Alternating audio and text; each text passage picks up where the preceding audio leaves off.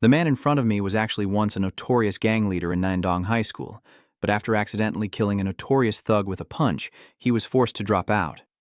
After graduating, he decided to hang up his gloves and work at a small supermarket. But today, an unexpected event gave this demon a chance to return to school, and the school he stepped into is the one with the most gang members enrolled in Korea. His only mission now is to punch out all the troublemakers and restore order to this school. But first, let's talk about his past. When he was a child, D-Gun was just a weak elementary school kid with the hope of becoming stronger, and he started practicing martial arts based on Bruce Lee's books. He studied both Muay Thai and boxing on YouTube without a break. All because today, Dagoon just transferred to a new class and was bothered by some kids throwing paper at him. They seem friendly, but as soon as they speak, the brown-haired kid rushes forward and punches him in the face. Dagoon is terrified, quickly apologizing, but the bastard doesn't let go. The loud bang echoed through the classroom, making even the nearby students tremble, until the teacher entered and he finally stopped. Surprisingly, the teacher, seeing Dagon's swollen face and tears, only gently scolded him and moved on, because in the end, no one here could help him. Luckily, during break time, a school boss entered, saw the paper saying Dagon was an orphan, and immediately went berserk, fighting the brown-haired guy fiercely. It turns out he also lost his parents and didn't like this joke. In the end, only the strong have the right here. Knowing that, Dagon trained obsessively for many years. Before long, he had bulging muscles and became the strongest high school student no one dared to mess with. He looked handsome, but after graduation, Dagon turned into a grumpy, bearded shopkeeper. I really can't focus today. He puts down the book with a look of frustration and shakes his head. I also don't know if the shop owner saw him like that and felt worried. Oh my. He frowned, pointing at himself with his eyes closed and complaining. Young people these days have no passion at all. My time, whether I sit or stand, even in the bathroom. He remains silent, lost in thought. I just want to escape from professional exams and part-time jobs. I shouldn't have dropped out of school. Is there a place for me to relieve my stress?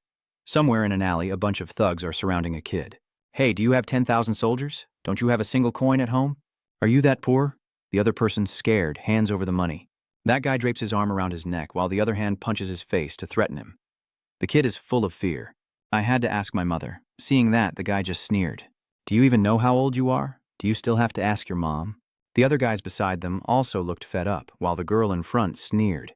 Ha ha ha, you're so pathetic. Is he about to cry? That guy is warning him. Don't cry. If you do, you'll get beaten. Someone called from behind. Hey, hey! The bully also glances over at the tattooed guy. So, what's up? The muscular guy puts his hand over his mouth, frowning as he warns them to stop bullying him and buy me some cigarettes. That guy's being playful, yeah. Should I? Haha. The tattooed guy quickly walks away. Actually, I also want to go shopping. Haha. The girl next to him also clings to his arm, acting cute. I also want to go. Then they went to the convenience store. The girl draped her arm around the guy and looked around the store, while he put his hands in his pockets and puffed up his chest. The owner, seeing this, awkwardly waved his hand to signal to him. Dagon, I will go check the staff room to review the calculations. Dagon remained calm upon seeing this. All right, go ahead. He looked up at the guy with the tattooed spot who just arrived. Welcome. But he interrupted him. 2 Mobius packs, stay calm. All right then. His face was full of confusion as he sank into thought. What is this? He looks like a high school student. He wondered as he looked at them. Aren't they aware that they can't do this? The man and woman stare at him intently.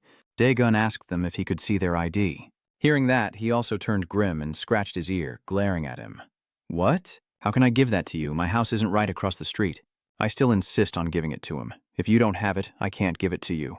Go away. The girl next to him frowns and loses patience. Wow, are you serious? The part-timer, you're so mean. Then that guy threatens you, you know it.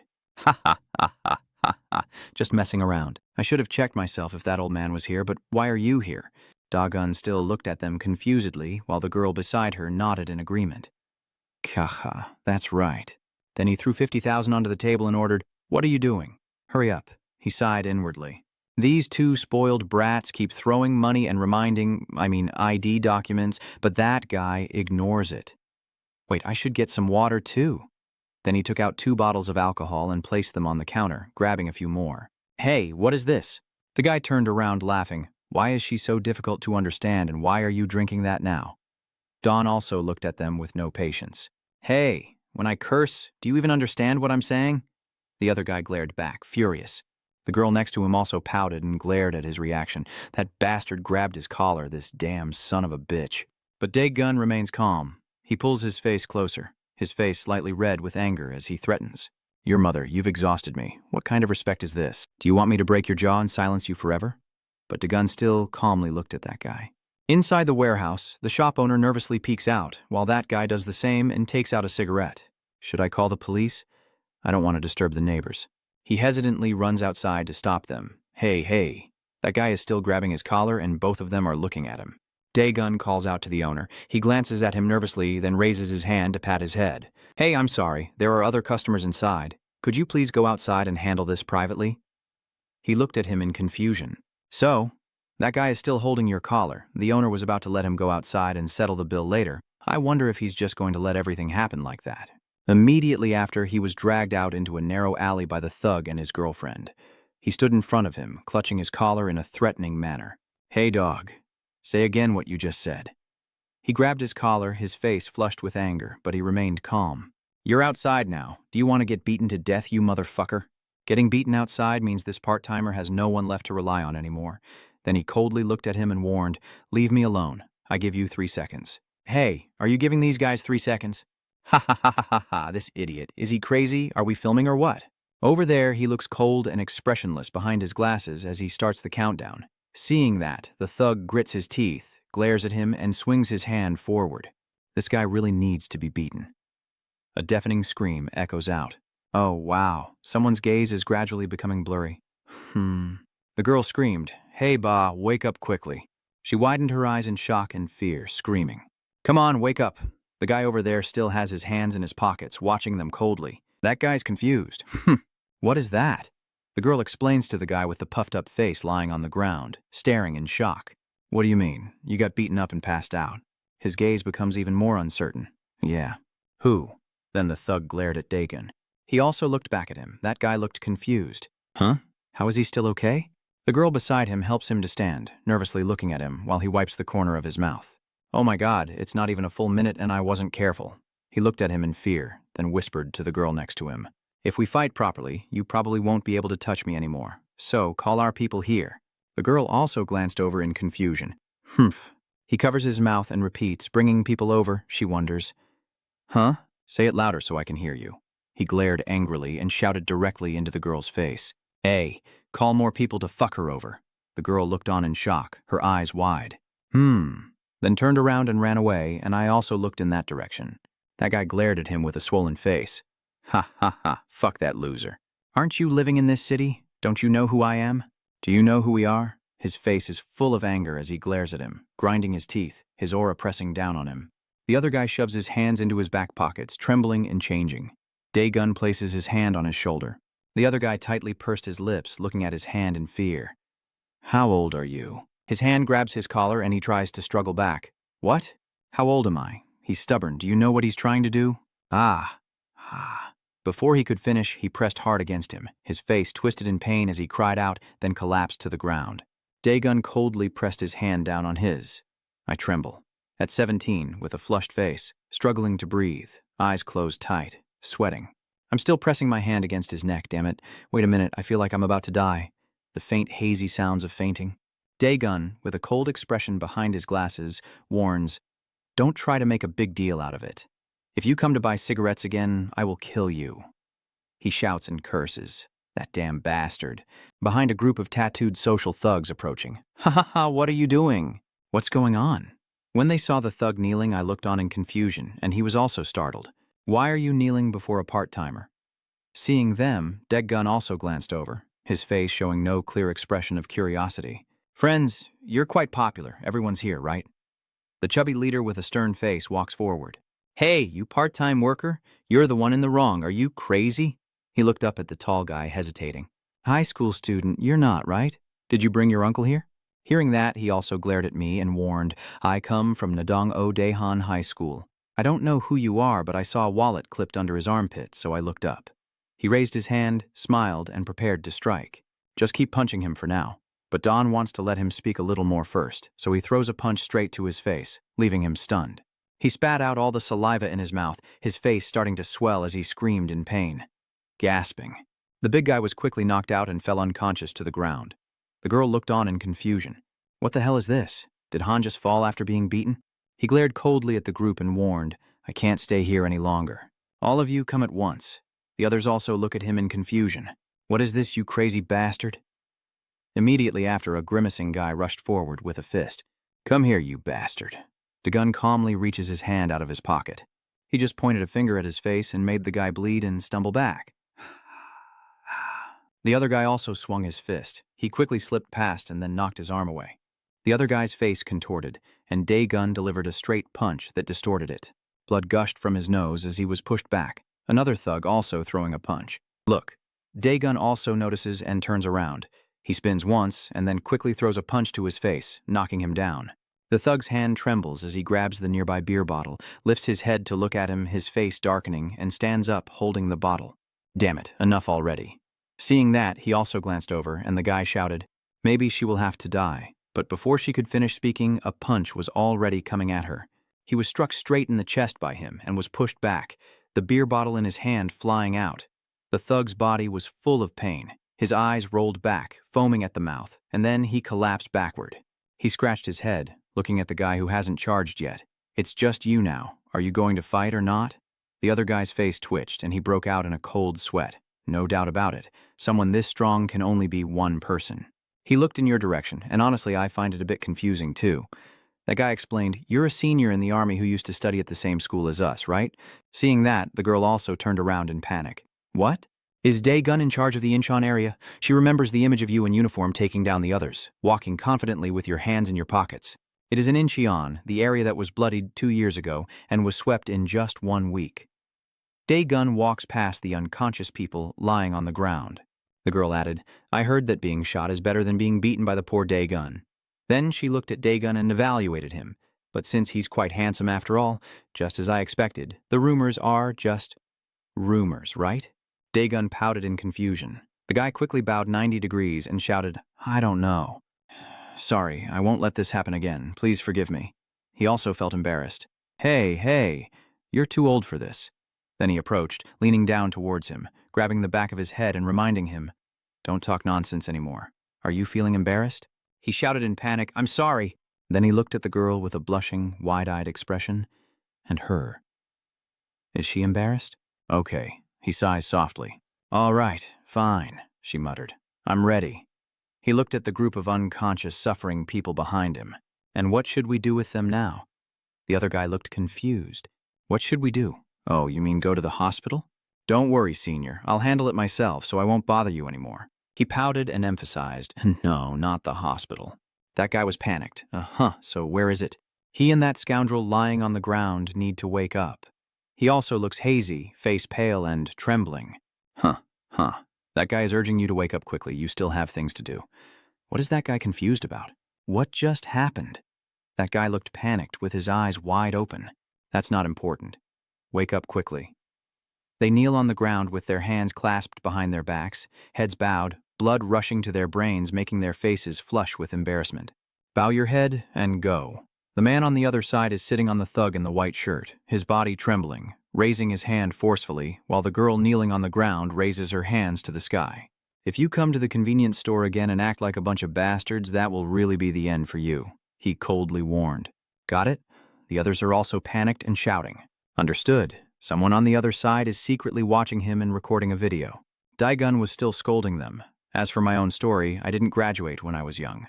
That afternoon, the sky was tinged with sunset colors on the familiar street, and as he walked with his hands in his pockets, he thought to himself that because of those bullies he never had time to study, but he felt like he had regained his strength after such a long time. Suddenly, beside Secretary Lai, a stranger appeared, crossing his arms and looking at Dae-gun. Then he stepped in front of him, adjusting his glasses and saying, Hey, can I talk to you for a moment? He looked over in confusion. No, I don't have time. She calmly hands him a business card.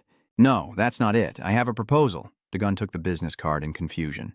What is this? Education should be about self-control. So you actually got in touch. So did he agree to that proposal? Secretary Lai's eyes were full of determination. Then during a blank moment at school, Dawn stood in front of the gate holding her bag, looking inside and sighing. I'm really here. Then he just walked in, loosening his tie, wearing a school uniform, shaving, cutting his hair and taking off his glasses. Dae-gun marveled that he couldn't believe he was starting high school at age 20. He recalled his conversation as Secretary Lee Dae-gun twirled his ear with a confused expression. Does Eugen, the leader of Eugen, mean that one Eugen will take over the other Eugenes? She adjusted her glasses seriously and explained, yes, just like the project name. Eugen commands Eugen. I think it will be feasible after seeing Dae-gun's abilities from before. He was drinking coffee and staring blankly, thinking to himself. Could it be that she carried out such foolish things under the guise of managing the education system? She stood up seriously. Of course, we have already investigated information about you. Dae-gun, you look at her in confusion. Huh? Who are you? She moved closer to him, her hand on his shoulder, her eyes full of understanding as she whispered, You are more useless than anyone else. So don't try to act strong anymore. Even if you think it's unreasonable, I know you don't have the ability to refuse. She added, This is not the time for you to dwell on the past. Dae-gun glared in response, unable to refute. She asked him, Isn't this the chance to make up for all the mistakes of the past? His face was calm. All right, what should I do first then? Then Dae-gun calmly walks through the hallway at school. His tall figure makes the female student swoon. The transfer student is handsome and talented. The homeroom teacher stands in front of him, pointing at the mesmerized students and reminding them what they've been doing all this time. Hurry back to the classroom. Inside, Min is being carried on someone's back as they walk around, and the person underneath looks quite embarrassed. He called the people around him. Come on, let's go eat some bread. He also turned around. Min, you're here. Today, forget about the bread rotation game. His face looks as calm as an uncle, reminding you that today isn't the day a new student transferred in. The 11th grade student, the leader of Jurian High School, is making a fuss. Min steps down from the other student and stands in front of Min. First of all, that giant elephant has dropped out. I don't care what it is, but that's a damn sick game. He shows a face full of regret and pouts. Why did he drop out? I like that. Wasn't it because Buri took off her underwear earlier? The girl next to her angrily punched her. Be quiet, it was just an accident. Seeing that, Min also frowns and reminds him, Why are you insisting on the bread delivery to do something else? You need to be careful so he can focus on buying the bread for me. Suddenly, the homeroom teacher opened the door, looked outside, and urged them to come in. Hey, stop gathering around and go inside. Inside, there's cheering and applause. The transferred students should be here already. Then the homeroom teacher opened the door, holding a ruler, glaring and reminding everyone. Stop talking and sit down quickly. Dae-gun is behind him. They are standing in front of the podium. The homeroom teacher introduced, saying that a new student has transferred in today, so please introduce yourself. Hearing that, he also put his hands in his pockets and looked at the students. My name is Daden Kwan, and I come from Incheon. Nice to meet you all. Below, the girls' exclamations of ghost, ghost, their eyes wide open without blinking. The girl next to her turns to the brown-haired girl, asking if she can borrow her lipstick, but there's no response from the other side. The boys also stared in shock, lifting their heads to look. Seeing that, Jongmin also looked down at Jongmin and smiled. Hey, Ho Dong, Juri is putting on makeup again. You might like the new student. Over there, Juri is reapplying powder on her face excitedly. Dongmin looks angry, muttering to himself, nonsense. She should expect a lesson from me on her first day. The teacher looks at the empty seat below the class. That's right, a student dropped out, so that seat is empty. Go sit there. You can ask the person next to you about the beginning, Korean. All right, let's get started. Then he also sat down, smiling kindly and waving to greet the student next to him. Hi, what's your name? He also greeted back with a smile. Hi, I'm Minsu, Kim Minsu. Minsu was focused on writing, while reminding him that this class might be different from the previous one. He also put on glasses to look at him. Wait, I need to wear glasses to learn. Over there, Jongmin stretches and smiles brightly. Are we starting now? Others think you look really old, he quickly snaps back. Shut up and look at me when I'm talking. Dae-gun is attentively listening to Mitsu's lecture. As I suspected, I felt a bit dizzy without my glasses. He asked, How nearsighted are you? He told me both eyes are 1.5. Min is walking behind towards the two people. He raises his hand to ask, Why are you wearing glasses? No matter who is good at studying, they all wear glasses. Minsu's face also looks stunned.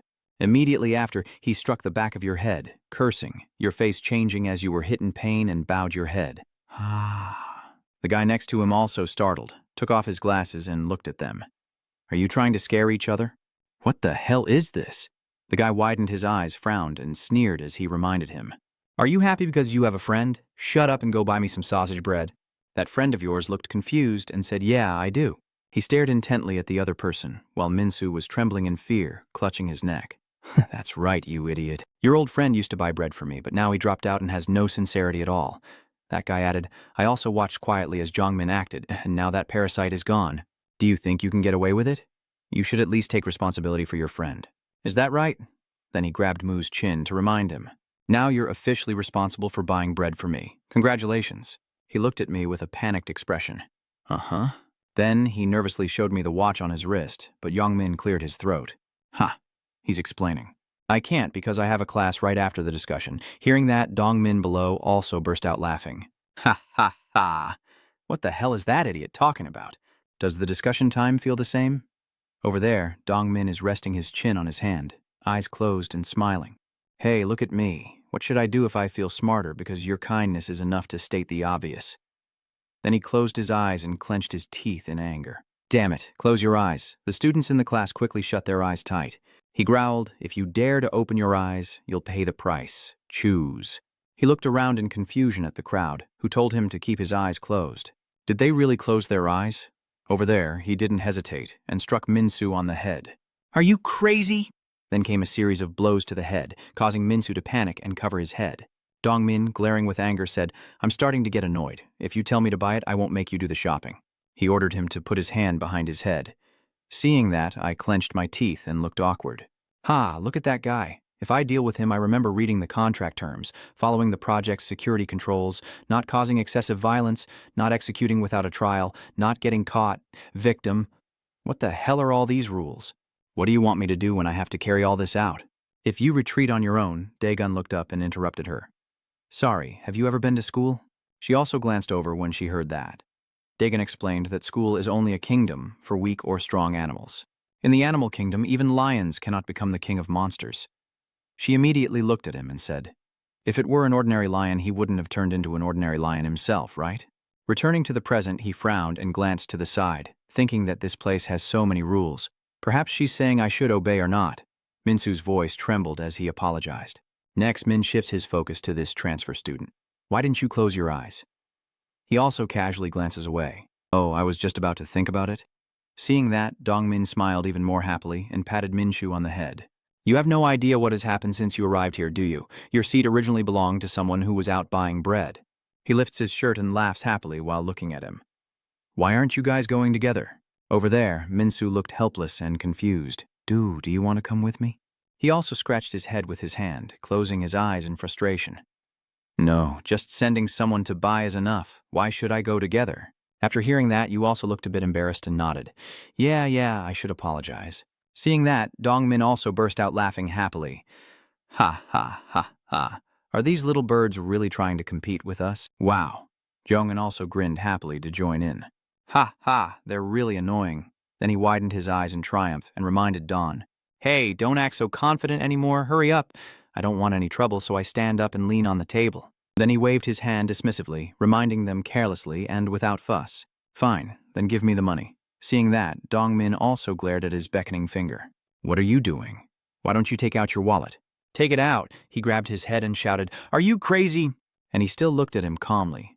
Immediately after he got close to his face, angry, Don't point your finger at my face like that. Of course the money will be yours. Do you think I'm that kind? That other hand pushes him back, causing him to lean away. The guy's curse makes him sigh in helplessness. Don't you have money to buy bread? Don't your parents give you an allowance? Oh, so you don't have parents? Daegun's cold eyes glanced up, while that arm still holding his head. Tch, my mouth and hands are starting to itch. You were the one who started it first. Immediately after, he punched Dongmin in the ribs, causing him pain. Blood gushed from his mouth as his eyes widened in shock. Then, he delivered a straight punch to his face. His face was beaten so badly, it tilted backward.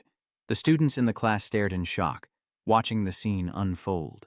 Over there, he still calmly swung his fist with a smile. Who cares about those ridiculous rules? The fist is the true law of the school. Immediately after, a decisive punch sent him crashing down. Dongmin's body was knocked back and shattered from the blow. Over there, Juri saw this and also widened her eyes in shock. You're crazy. The others in the class also stared in shock, wide-eyed. What is that? What is that? Are you okay? He brushed his hair back, glancing at him and thinking to himself that you've crossed the line, you damn dog. Hey, you bastard, you just spat out that worthless thing too. Come here, the other students are helping In Min, who is unconscious. When In Min saw him aiming at her, she also widened her eyes and broke out in a sweat. So, what do you mean? Come here. He turned his head to glance at him amid the panic of the crowd. Fine. I'll go over there. Clenching his teeth, he also stood up from the table and stepped back. Clack! And he quickly stepped forward. That guy swung his leg to kick, don't mess around. Daegun easily dodged. He punched again, and even he dodged to the side. In the end, Min turned around, gritting his teeth and punching, while he leaned back to dodge. He secretly cursed that dog really missed his chance. Then he punched back into the stomach. He grimaced in pain, biting his lip hard, tears streaming down, blood dripping from his mouth. He sneered, frowned, and swung his fist back as a warning. I told you to bite down hard, one more time. Young Min, in pain, clutching his stomach, sweaty face, reaching out to stop him. Wait, my stomach, it's really dangerous. I might die. Over there, Dong Min was shouting, making both of them turn. Hey, you damn dog, I'm just confused. He lifts a table straight above his head, his face full of anger, glaring at him. Hey, I will kill you. Hearing that, I also smile calmly as I loosen my tie and approach. That's great. It's been a while since I felt this happy. But Jongmin throws a chair right now, then he quickly punches him in the face. Shut up. In 11th grade, after the fight, he looked at Yongmin's swollen face and sighed. Oh, I feel better now. He crossed his arms and stood in front of them, while they sat at the back of the class by the lockers. Daegun silently thought, that's right, after all, things are going to turn out like this. Yin, the leader of Yin, is probably similar too, right? He grabs Dongmin's hair and glares. Do the sandwiches at the snack bar taste good? Is that why you're so clueless? He glared with a teasing look. I'm curious. How good does it have to be to make you cause this chaos? Get me a few suggestions. Still, he kept stubbornly struggling. You bastard, are you really asking me that? Do you think being able to handle the two of us means you can control everything? Dongmin also nervously sweats and looks up at him while Daegun frowns at that. What are you talking about? Dongmin is swearing. I'm not the one in charge of this class, you dog. The sound of the door opening was followed by his curse. Why are you proud to wear something that covers you up? It will come back soon. You're dead, you bastard. Someone is outside the door. Inside, Min's face is swollen, blood still dripping from his nose as he peeks out. Huh? Manhwa. Manhwa enters the door carrying a bag with a displeased look on his face. Who are you? This class feels like a hangout spot, huh? He's an 11th grader and the leader of the troublemakers who fight. No Manhwa. Hearing that, Daegun also glanced coldly through the door. Is that the one backing you up? Is he the boss? Manhwa just walked in, seeing the chaotic scene and his battered subordinate, feeling more and more down. Is this how bloodshed starts on your first day at a new school? Seeing his two underlings battered and bruised, he growled so fiercely that they could only dodge, sweat pouring down their faces. Can he really beat both of you alone? Then Manhwa shifted his attention to Dawn, who was dressed neatly and scratching his head with an increasingly displeased look. Why does he look so unharmed? I can't land a single hit anymore. I swear I haven't been able to hit him at all. Being questioned constantly like that, even if Dongmin was scared, he hurriedly bandaged his wound and replied curtly, It has nothing to do with you. His dismissive attitude didn't make Manhwa upset at all, and he even tried to remind him kindly. It's the first day. Bei's group should get along better. So how did it come to this? At this moment, Pargiguri approaches to check on his friend's condition. Are you okay? Contrary to that worried attitude, Min responded with a very annoyed expression. Doesn't it look okay? Bang Hung didn't care about that conversation and looked at the two in front, guessing about something else. Hey, do you think Manhwa can win? Suddenly a student approached the two people and Manhwa turned around to order the panicked students. Hey, whoever comes up here, I won't fight. Just look at how scared shitless you all are. These words make Dawn across from me narrow her eyes in suspicion. She doesn't fight, does she? Although he said that, your attention shifted to how he placed his feet and Manhwa's stance. Then you started to evaluate. His feet are spread at the center of gravity, with each foot pointing towards himself, shoulders relaxed, ready to strike at any moment. Manhwa saw him staring and quickly covered his mouth with his hand, then made a brief conclusion. He looked calm, but in reality he was ready to strike with a sloppy boxing punch to finish him off. Daegun isn't just judging others, he's also being watched by the gang. This newcomer is no ordinary guy. But if it still doesn't know anything about Manhwa, don't even think about beating him. Manhwa's level is completely different from ours. He signals a nearby student with his finger and says, Hey, go find Bap Jiang and bring him here. Is the student who was asked to do that just frozen in place? After a moment of shock, he finally snapped out of it and asked confusedly, Why should I do that? The indifferent attitude and unwillingness of that student triggered the gang's violent instincts. What? Are you eating tiger liver today? He didn't even get to finish speaking before Dae-gun shot him a death stare. Seeing that, the gang members had no choice but to abandon their plan. Get lost. Today's lunch has beef. I'll save my appetite for then. That nervous reaction was all seen through by Manhwa. So this millet guy isn't afraid of Ho anymore? Breaking free from his thoughts, he scratched his head and asked in a casual manner, "Hey, what's your name? Show some manners." "My name is Nominho, and yours?" Dae-gun responded calmly after being asked. "Oh, I forgot my name is Kunde." But before he could finish speaking, Manhwa reached out his hand, ready to attack. Seeing the hand approaching, he remained calm and assessed the situation. An unexpected attack? Damn it. He looked down at Manhwa's raised foot and started to make a guess. He was about to attack. Seeing the foot he raised, Dae-gun quickly guessed where he was aiming and started to fear, even staring intently at the foot, slowly uttering the word groin. Even in a situation as tense as this, Dae-gun couldn't help but analyze clearly. This attack targets the sensitive area between the opponent's legs, leaving them in agony and unable to fight back after being hit. However, this kind of attack is a bit dirty, so the villain is often criticized by others. So if you're working together, don't do it that way. Knowing Manhwa's intention, at first Dae-gun was scared and his face grimaced. "Please, seriously? Is that really true?" Even if Minho doesn't want to, a man's instinct to defend himself will automatically react. Breaking free from his thoughts, Dae-gun instinctively covered himself, but instead of kicking as he expected, Manhwa stopped and then threw all his strength into a punch aimed straight at him. Unexpectedly, it was not L. That misjudgment caused Don to take a punch to the right cheek, twisting his face to one side. Witnessing this, Bang Hodong and Dong Min cheered enthusiastically like passionate fans. Sure enough, it's Manhwa. Everyone here knows this move, but with the newcomer, he's definitely going to get hit. Back in the fight, Manhwa grits his teeth, ready to throw another punch. Dae-gun simply raises his hand to block and quickly assesses the current situation. This guy's attacking and deceiving me at the same time. But he didn't let this go on for long. Dae-gun kicked straight into his opponent's calf. After being kicked, Manhwa could only grit his teeth, sway unsteadily, but he didn't let him fall completely. Instead, he grabbed Manhwa's collar and forcefully threw him toward the wall, causing dust and smoke to fill the air. Manhwa was thrown so hard that a slipper flew off. Seeing his disheveled appearance, Don hesitated for a moment, but still couldn't resist teasing him. "Ha! Look at you. Not everyone can pull off that move." Hearing those words, Manhwa, standing to the side, gets up and smirks. It's not like that. Outside, Dong Min started to hesitate, and his usual confident, excited demeanor completely disappeared. Normally, you'd need a new technique to counter that move, which isn't very dangerous, right? Bang Ho saw his friend worried and reassured him with a firm voice. "No worries. After I gave him a few lessons, he went to learn kickboxing, and now he's a kickboxing fighter." After getting up, Manhwa quickly steadied himself into an attack stance and charged forward. The rough draft is over now. Seeing his eager fighting spirit, Dae-gun hesitantly ruffles his hair and suggests, "Yeah, forget about what happened earlier." Manhwa silently glanced at something on the shelf, then without thinking, threw it straight at where Dae-gun was standing. Facing the suddenly flying hallway, he quickly leaned back to dodge. What the hell? Just after dodging the incoming attack, I had to face a fiercely aggressive Manhwa. What happened to him? He didn't bother to answer and kept throwing punches with all his might, but each one was easily dodged by him.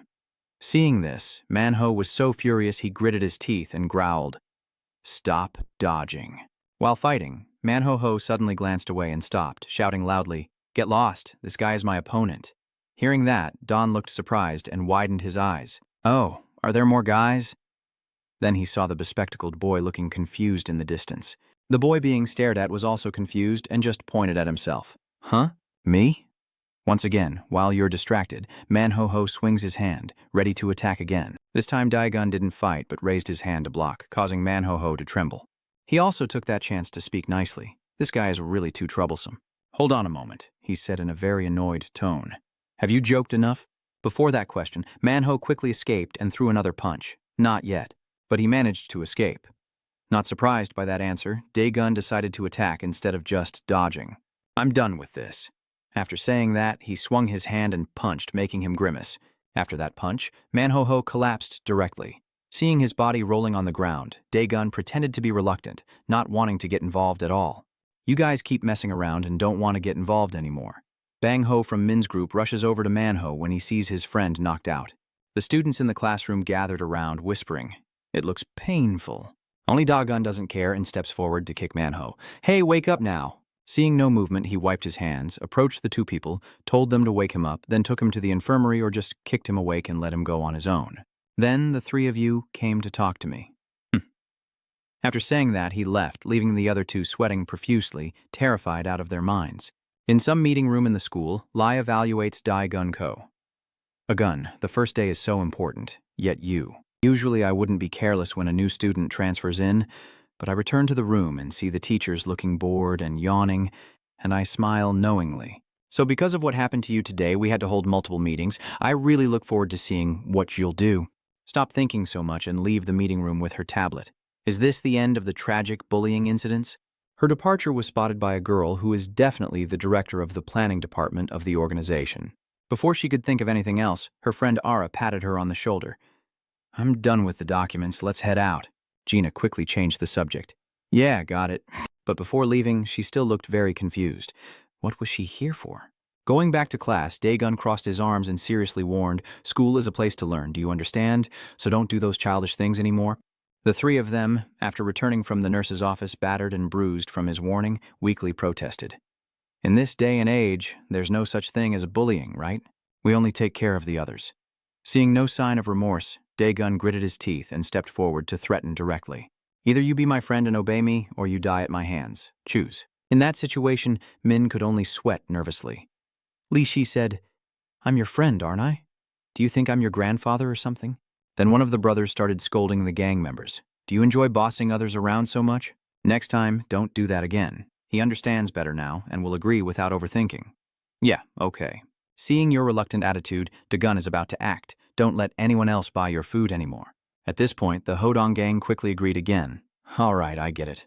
After giving instructions, he turned to remind the other students that if they bullied or disturbed others, he would crush them and reshape them into a new person.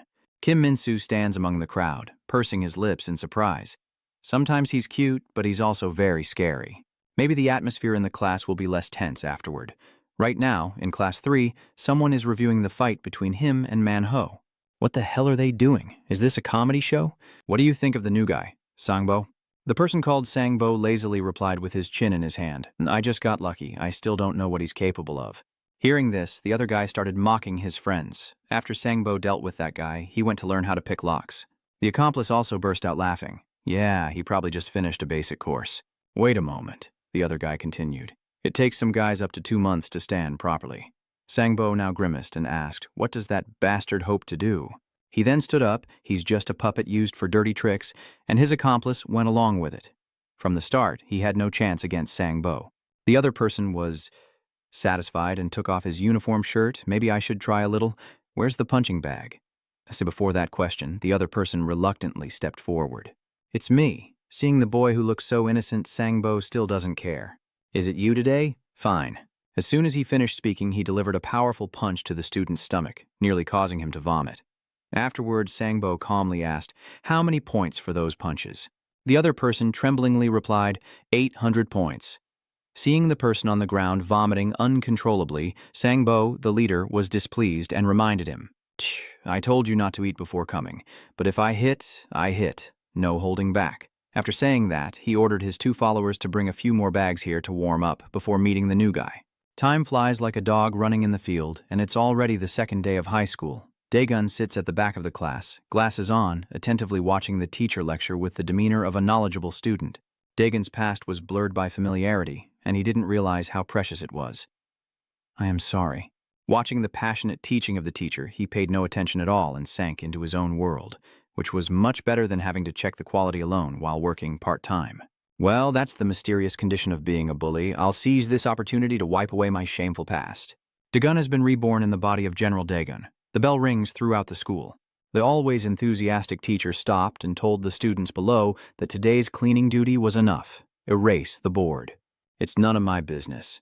Daegun turned to talk to his deskmate. Min-soo, can I rewrite the beginning during the break? Min-soo is also very enthusiastic and friendly and managed to push my notebook over. This is my copy. I couldn't help but feel happy when I received your permission. Thanks. Bang Ho, after a class with no studying, just stretches and yawns. I'm so hungry. After complaining for a while, he suddenly thought of something, and there was no one to send on errands. Before he could finish speaking, Daegun made him flinch. Jaemin saw his comrade in danger and quickly ran over to urge him on. "Hey, you pig, move your ass." After being scolded like that, Bang Hodong angrily shouted right in his face. "Mind your own business, you crazy guy." Dong Min, riding on a student who was suddenly scolded, looked bewildered. How would I know? After saying that, he also got off the unlucky student's back to ask how he was doing. "Hey, what's your name?" "My name is Su Dung-tae." Knowing the other person's name, Dong Min pats his shoulder to comfort him. "Yeah, Tu, I didn't mean to ride you. Why did you do that?" That made me act unconsciously.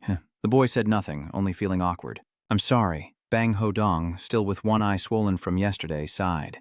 "God doesn't punish unjustly. What's wrong with this school?" It couldn't do anything because it was too alert. Jaemin also agreed with that and urged Manho. "Manho is not doing well. Go outside and redo it." But Buri poured cold water on that idea. "Do you think things would be different with him?" Bang Hodong doesn't care but still persists until his last breath. "Manho, can you win out there?" The main character of the question remains silent. Bakjuri doesn't continue the conversation and leaves, not forgetting to throw in a snide remark before going. That's really pitiful. Youngmin didn't care much but sincerely pondered. "Do you think I match with Tulo now?" Ignoring that comment, she cheerfully flattered her way over to where he was sitting. "Daegun, you're really good at fighting, but suddenly you're just confused when disturbed." When Bakjuri saw the indifferent reaction from the other person, he ignored it and flirted with his most charming and coquettish look to make a proposal. "If you don't mind, come with me. Do you want to learn new Thuat?" The three guys behind watching their friend like that, their eyes flickering with lively evaluation. She always uses that tone when trying to trick that clever guy. When he asked me to do that to him, I messed it up. Illusion magic isn't a skill. Returning to Daegun's seat, he looked confused at the suggestion and asked, "Illusion magic? Is there a studio nearby?" Hearing that question, Juri's eyes lit up as she saw an excited opportunity to introduce herself. "I do have a studio, or I can teach you too." This question was just asked, and Daegun tilted his head with a question mark. Then Juri, after Daegun tilted to one side, immediately followed. "What do you mean by that?" After joking around for a while, Juri pursed her lips and looked suspiciously at the blackboard full of knowledge. She looked at the board for a moment, uncertain, observing Dawn. "Are you looking at the words on the board? Is Min blocking the whole board?" Not wanting her to overthink, he gently adjusts his glasses and delivers a remark colder than ice. "Sorry, I didn't catch that. What are you trying to say?" As he spoke, he was writing rapidly, watching his actions. She screamed. "Aren't you curious? Stop writing and ask me instead." He still hasn't shown any sign of action. She disappointedly walks away. "It's nothing. Just study hard and become a useful person, okay?" Looking back at the three Vo-Chi Paran friends, he said sadly, "Don't think about revenge, you guys." Hearing that, Manho suddenly became serious while joking, and this change made Bang Hyu raise his eyebrows. "So you're talking about revenge because you remember the transfer student who beat you to become the class president, right?" So the images of the class 2, 3, and 7 gang leaders come to Manho's mind. He pauses for a moment, then begins to explain. Kim Mi-dong from class 2 and Sim Sang-bo from class 3 will both try to fight him. I can regain my position as boss without fighting them anymore. You know, they're strong. Of course I can beat them, but they won't understand that. Hearing these arguments, Puri sighed heavily, feeling hopeless. Foolish. Manho's not winning because of skills. That's the real issue. Even though he was criticized, Manho still cheerfully and seriously discussed the plan. After all, if one of them wins and the transfer student takes over, we will be under his command. As soon as he finished speaking, Bang Hodong vigorously shook Manho's hand in protest. No, they are terrible." At that moment, a burly person clenched his teeth and barged into the scene, catching Manho's attention. The person was Kim Mi, the second-year big brother, leaning against the door and asking around while teasing. "Manho, are you okay? Are you still alive? I heard you're looking for me." Seeing Kim Myung-jong's appearance, the group in front of me grimaced, probably just heard that and knew he was coming. "Look at it smugly teasing. I really want to hit it." Seeing no response, that guy with his hands in his pockets swaggered in. "Manho, did you sleep well last night?" He probably got beaten up and went straight to sleep. Hearing those provocative words, Bang Hodong couldn't stand it and wanted to fight, but was stopped. "So what? Are you here to pick a fight with us? That's enough." Hodong, after helping his friend settle things, he grades the papers and stands up. "If you're here to fight, just say so." Holding the pen like a weapon, Manho rolled up his sleeves, ready to fight. "I'll make you bedridden again." Seeing that aggressive look, Kim Myung-jong was a bit scared. This bastard still has a weapon in hand. "You probably want to get beaten up. And also, your hand still isn't healed from the last time." These taunts made Manho's veins bulge as he stepped forward to face the guy. Shut up. Or if you don't want me to carve your head open, I will definitely remember to stab this pen into your head. The other guy wasn't scared and kept provoking. Go ahead. This time when you're about to fight, a annoyed voice suddenly rang out. Calm down, causing both of them to spray glue on the spot. The owner of the annoyed voice, Day Gun, pushes up his glasses. I can't study because it's too noisy. After being scolded like that, Manho, full of fighting spirit, sheepishly returned to Hodong's group, who also tried to protest weakly. Oh, but it's break time now. Studying, huh? Maybe I should start studying too.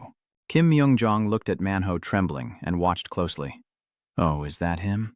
That bastard from the transfer class fought no Manho. When Kim Myung-jong found out who he was, he laughed maniacally. He's definitely dead. We'll deal with him later. Take a deep breath. First, Bang Hodong, hearing that, annoyed, grumbles. Hey, I really hate you. I'm rooting for the transfer student. I think so too. The two of them quickly approached where he was sitting. Is it him? I wasn't sure when I approached Kim Myung-jong's table, but his assistant doesn't look much different. I think so. Looks a bit different in the video. After finishing, Kim Myung-jong couldn't hide his contempt. What is this? He looks like a bookworm, like a dog wearing glasses. After teasing him for a while, he suddenly looked down at him and challenged him. Hey, say something. Can you stand hearing that? Surprisingly, Don still says nothing. Receiving no response, Kim Mi grimaced in frustration. Just act like a damn fool. You used to be brave before. Are you deaf now? Still not seeing your brother? What? He smugly talks to his underling. See that? The little boy is so scared he doesn't dare say a word. Are you scared? Does it think it's the king or something? Teased by friends, Kim Myung-jong reached out to stop Daegun, watching him work diligently this afternoon. When someone speaks, you have to listen. Before he could even touch him, Don stopped him, and then gently broke his finger, making the other guy cry out, Wait, please don't.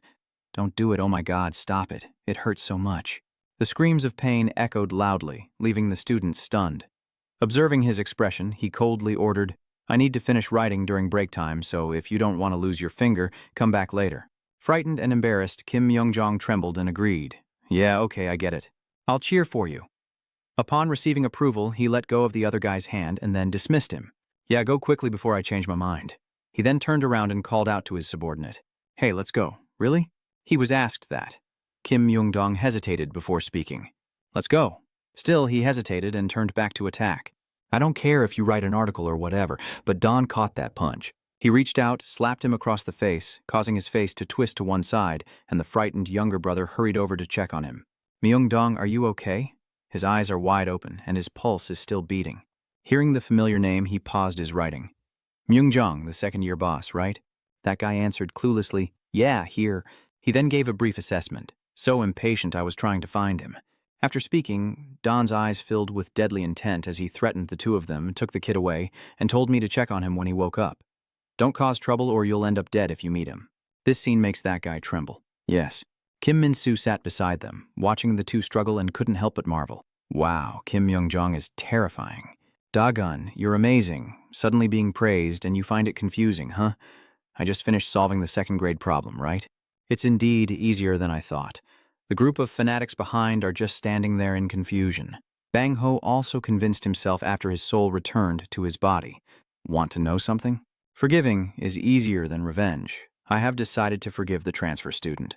Jongmin also agrees with that. Maybe I'll stop bullying and focus on studying now. At the same time, Sim Sang-bo's group approached and he crossed his arms, calling Man-ho like a slave. Hey Man-ho, did I hear that right? Do you know who's coming? Bang-ho suddenly stands up. What are you doing? Why are you all just standing in line? What do you guys plan to do? But once again, Man-ho stepped in. I have to pick up the pen again. Hearing those words, Jim looked down on Bo with contempt. What? I don't care if you sit down here. You guys are just fools and have nothing to do with the group. Bang Hodong felt annoyed by the provocation. What? Here we go. Fight. Dongmin looked on in boredom. Hodong. Come on. The others then surrounded Daegun, forcing him to accept the truth. Well, next time just take notes again. Sim Sang-bo's group quickly surrounds Don's table. Sim Sang-bo was the one who stepped forward and grabbed the unlucky Min-soo's head, asking, Hey classmate, I need to talk to that guy for a moment. Can you step aside?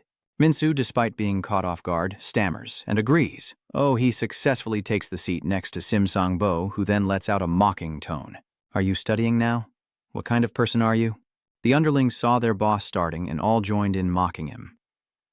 Look at him. Does he want to be called a handsome guy or a bad boy? Hey, don't praise that guy. Not upset about not getting a response, Sim Sang-bo keeps teasing. Hey, new student, I'm Sim Sang-bo from Class 3. I heard you defeated No Man Ho. I'm just afraid you'll think you're the boss after beating that idiot. Dae-gun, annoyed by the constant teasing, put down his pen. This time he took off his glasses and looked at the crowd as if they were trash. You're really talkative. Just say what you have to say. I'm busy. That strong reaction surprised Sim Sang-bo. Oh, you talk big. Dae-gun can be even more boastful than that. I've never seen big guys hang out with useless kids before, but you look really worn out. This made the guys next to him get all riled up. However, Sim Sang-bo was not angry at all, but more excited than ever. Well done, this is interesting. So that means you're not a fool, right? Saying that, he stood up, leaned in close to him, and made a date for a lucky exam now. At this point, Sim Sang-bo's eyes are filled with murderous intent mixed with madness. You'd better prepare carefully, because I'm not as stupid as those fools. The initial attack is over. He hands in his pockets and coolly leads his followers away. Let's go. Watching those people walk away, Don couldn't help but feel confused, rubbing his head, thinking how strange their greetings are every day. Looks like I won't have a normal school life after all. Unlike his confusion, Park Jury behind him was enthusiastically assessing the situation. Damn, Sang-bo is really strong. That new student is doomed. Min couldn't believe those words. Hey, are you still worried about him now? Facing that scolding, Park Guri pouted in displeasure. But the truth is, I didn't like Sim Sang-bo. Honestly, the new student is much better. Do you want to become a punching bag for Sim Sang-bo? This question made Min freeze on the spot. That thing. Manhwa, who had been silent the whole time, suddenly stood up. I don't agree with that. After saying that, he walked straight ahead, leaving Min stunned. Hey, Manhwa, where are you going? Park Jury wouldn't do that. She quickly understood his intention and shyly tucking her hair behind her ear to follow. But does that mean siding with the students? Do you want me to side with you and talk to her? Manhwa comes over and asks for his opinion. Can I sit here for a while? Dae-gun didn't think much and straightforwardly refused. Ignoring the rejection, he kept pushing the chair and kept talking. I hated what Sim Sang-bo said earlier, but I have to admit, his actions look incredibly natural. He's annoyed that I told him not to sit, but he keeps talking non-stop. Sim Sang-bo, that guy is not like the second graders before. He studies martial arts, so he's pretty good at fighting. Hearing this useful information, Dae-gun casually puts his glasses back on without a second thought. However, Manhwa still doesn't care and continues talking. You should know, I want to help you. These words made the two accomplices behind doubt the person next to them, also surprised beyond words. By this point, Dae-gun was feeling less uncomfortable. You want to help, so what are you planning to do by letting him sit together and ask about him? I will analyze Sim Sang-bo's attack method for you. I don't need it again. Manhwa paid no mind and focused on thinking. Sim Sang-bo is the one who cut in without needing to say anything. But he kept talking. He has been familiar with boxing since middle school, and now Dae-gun is officially helpless with this guy. But he's not very interested in boxing matches. Manhwa pauses but continues to provide information about why he trains in boxing. It's to return to Sim Sang-bo's class. He takes off his shirt, looks around the class, where is Tao's punching bag, and sees 3 students standing nervously together. He sighs and approaches. What, only these 3 this time? Where is punching bag number 4? Before that question, those people hesitated and answered anxiously. Bag number 4 is now in the hospital and gone. Sim Sang-bo can't believe it. Huh? Why is he in the hospital now? He then tilted his head with a threatening look. Is it because of me? The students hesitated again. That didn't happen. He just fell somewhere. Sim Sang-bo still keeps asking, right? I was just helping him train to improve his health, so it's not my fault. He's just too weak. Only then did he finally give up and scratch his head. Well, if the 3 of you try your best, maybe you'll start to improve. Now get ready. You know full well that if you don't fight properly, there will be consequences, right? If you guys die, there won't be anything interesting left, understand? Go on. A frontline student was punched and thrown far away. Watching that scene, a student closed his eyes in fear, but still tried to swing his fist. Another unfortunate victim was punched straight in the ribs by Sim Sang-bo. This bastard also delivered a blow to the other boy's mouth. Why do you never fight properly? The other boy then backs into the cabinet. Now only the skinny, trembling boy remains. Sim Sang-bo looks at him and asks, "What are you still standing there for? Didn't I tell you to go up already?" Faced with that aggression, their eyes flickered, but they had to close them and throw punches. This time he got hit directly in the face, too slow, then a few more hits all over his body. Increasing his vigilance, it seemed like everything would stop, but Simbo kept punching while analyzing, yet even being cautious was beyond his reach. You better dodge my punch, idiot, otherwise your hand will break. Move. The students in the classroom could only watch and couldn't intervene. After finishing the fight, he looked around the classroom with dissatisfaction. "See these cowards, do you still dare to sit down?" Seeing the two people in front of me standing up with wounds, Zim Sangbo is furious, thinking, "Where am I? Get up, you bastards, I fight to help you build resilience, but you sit down pretending you've been defeated. You're so adorable, I told you to behave properly, and every word made everyone confused. Then I declared today I will send all of you to the hospital." It's noon at the cafeteria, and whispers of gossip spread. "Is that him? That new student, what? He's so handsome." Minshu walks behind, anxious under everyone's watchful eyes. I still feel really pressured. After walking for a while, he found a spot to watch a plate of rice overflowing with juice flowing down. It's been a long time since I last ate cafeteria food. I miss it so much. Lately, I've just been eating near expiry items from the convenience store. Talking about this, he can't help but remember the convenience store owner who should have thrown it away, but I gave it to you because you're a good person. You understand, right? I understand. It's okay, but every time you leave because he keeps begging, I feel really uncomfortable. At a nearby table, Ara was chatting with her friend Gina. Gina, looking at this new student, he's so handsome. What? Is that the new student? He just arrived today. Hearing the keywords, Gina falls into thought. Today, not only the girls, but also the boys are paying attention to his appearance. Could it be him? The one who defeated Noah Ho and Kim Mi? Since coming here, he's started to think he's the school boss, but I heard he only used one move. Don't exaggerate it. Who would believe that? I think he's just lucky. I heard they're going to fight Sim Sangbo again later. Is that true? Big brother in 7th grade kept pondering whether it was luck or ability. We'll find out later. After Baku finishes getting his rice, he will come over. Dagon, why are you eating alone? Hearing this, Minsu nearby couldn't help but laugh. You're not alone, right? Bigu then suggested. Let's eat together. Hey, can you move over a bit? Then everyone sat down casually. Today's meal looks really delicious. Oh, so I also see this naturalness. Dagon is speechless. What are you guys doing? Beak Jury mischievously asks, do you know my name? This lively scene caught the attention of a few troublemakers. Got it. That's the guy. The handsome one is the new student, and he's already hanging out with the No Man Ho gang. The person next to me finally spoke up, but judging by his face, I still look better. Of course, this person is the boss of Class 8K Dwyak Duis. He returned to the Manho table to urge him, but was brushed off, as he ate so much himself that he didn't need to worry because the guy from Sangbo isn't as easy to chew as me or Kim Myung in my head, who was chewing and asking if I ever beat that guy, so why am I so worried, and if I want me to help with something, it would be exposed. Manho hesitated about that while the battle between me and Sangbo was happening or something like that. Back to the past, the two were fighting, Manho was battered while Sangbo was very satisfied, right? You're about to pass out. Now you're just hoping I finish quickly, right? To satisfy you, I will fight until your face is bruised and blood turns into a stream. That comment successfully provoked the Manhwa into attacking. Shut up, you bastard. This fight was clearly in favor of one side. You were beaten so badly that you were battered and bruised. He is a boxer. Of course, he's in a completely different league from me. It could dodge every attack and counterattack me at the same time. I always thought I couldn't win that time. I managed to corner that guy again. I feel like if not now, then there won't be any other chance with the skills I didn't plan to use. Back in the present, Dagon hesitated, disbelief in his voice as he asked again. Not true, right? It's not him, right? It's not the truth. However, Manho-ho poured cold water on it. Yes, it is. Shim Sangbo shouted in pain from that blow. I give up. I give up. I give up now.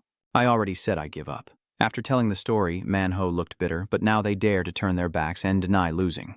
I swear to God I've never felt ashamed about that, but like everyone else, no one admits it happened. After hearing Dagon's whole story, I don't know how to judge it. There's no one who would admit except him. After rambling on for a while, it finally comes to an end. In short, he's a boxer with quite a few skills. His punches aren't powerful, but they target weaknesses. After losing to me, he didn't dare to challenge again. Jongmin beside him also felt helpless for his friend. I think he's afraid of getting played again. That's the reason. Manho then crossed his arms and demanded, making Min La whimper. He wants to beat you and take down the whole gang at once. That bastard can't do that. I want you to beat that dirty guy. Isn't it you who threw the first punch? Right at this moment, two sneaky students with mischievous faces approached carrying lunch trays. Today, he seemed strong, probably worried about facing the new student. Never. Sangbo will win anyway. As he walked past where I was sitting, something was thrown into the lunchbox, but those two guys didn't bother to catch it, even though it was intentional. Sorry. I just accidentally did it. Dagon asked directly, what do you guys want? The two of them kept teasing, but do you really want to eat it? Actually, I don't really like eating squid either. This makes Buri angry. Hey, are you guys crazy? What are you doing? Those guys still don't seem sorry at all. I already apologized, so stop being upset. Whether I eat your apology or not is up to you. After saying that, the two of them left. That's really interesting. Let's go. Just a few steps in, Daegun grabbed her hand to stop her. Where do you think you're going? This isn't ink, it's honey trap. Daegun's intervention catches everyone's attention in the cafeteria, including Ara. Oh my, what's going on? Look over there, Gina. I think the transfer student and the bullies are arguing. Suddenly, an idea comes to mind. She nervously tugs Gina's sleeve and whispers, looking at the kids sitting with him. I think he's also a bully. Look at his face. He might be a bully too. Not only the two girls, but the 7th graders are also excitedly talking about it. Oh, are they fighting? Nice. Let me see what you're really capable of. But unlike what everyone thinks, he only gruffly asked, where's the dried squid? Hearing that, the two guys hesitated and waited. What the hell? It's still a kid. And I'm sorry too, you bastard. Hearing those words, Daegun clenched his fist even tighter, his tone extremely annoyed. Sorry, but this attitude makes that guy break out in cold sweat. Daegun said flatly, whether I accept or not isn't up to you, right? Just then, the ringing of the phone made him stop. Wait a moment. Stay still. After finishing, he looked at his phone and saw a message from the manager. The manager read the messages. He hesitated and said nothing.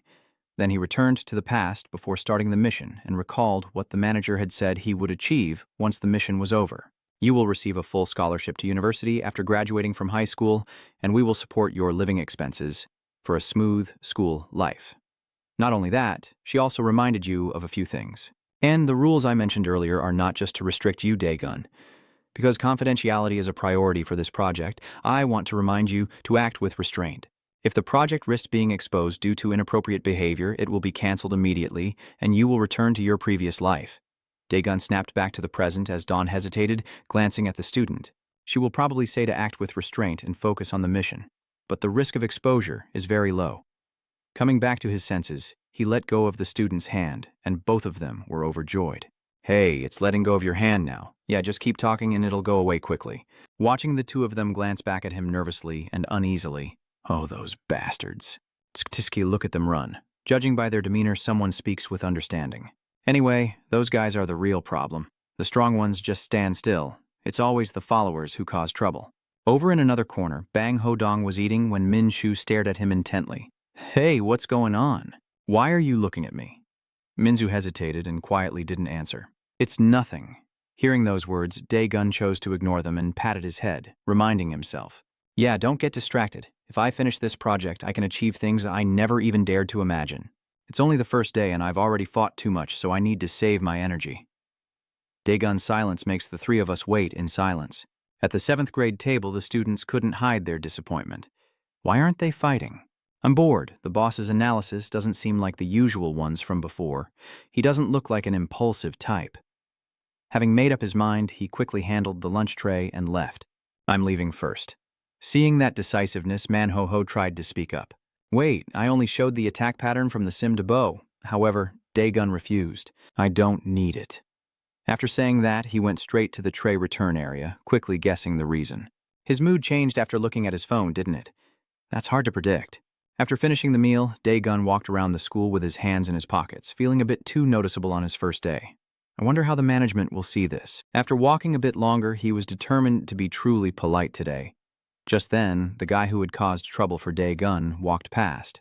He ran into him without thinking much and turned away, but this time Daegun stepped in to confront the other guy. Where do you think you're going? Wait a minute. You're mistaken. What you did earlier was the real mistake. Seeing that Dawn wasn't shaken at all, that guy played his final trump card. Because you're a new student, you probably don't know. There are rules. You can't touch students from other classes. You can only hit me if you win the next round. Hearing this, he couldn't help but laugh mockingly. What kind of school rules are those? That guy quickly explained as you stopped your actions, saying it's an old tradition. And if you don't follow it, you'll become the target of the whole school. At this moment, more students are gathering around the schoolyard, and that guy is leaning on something to threaten.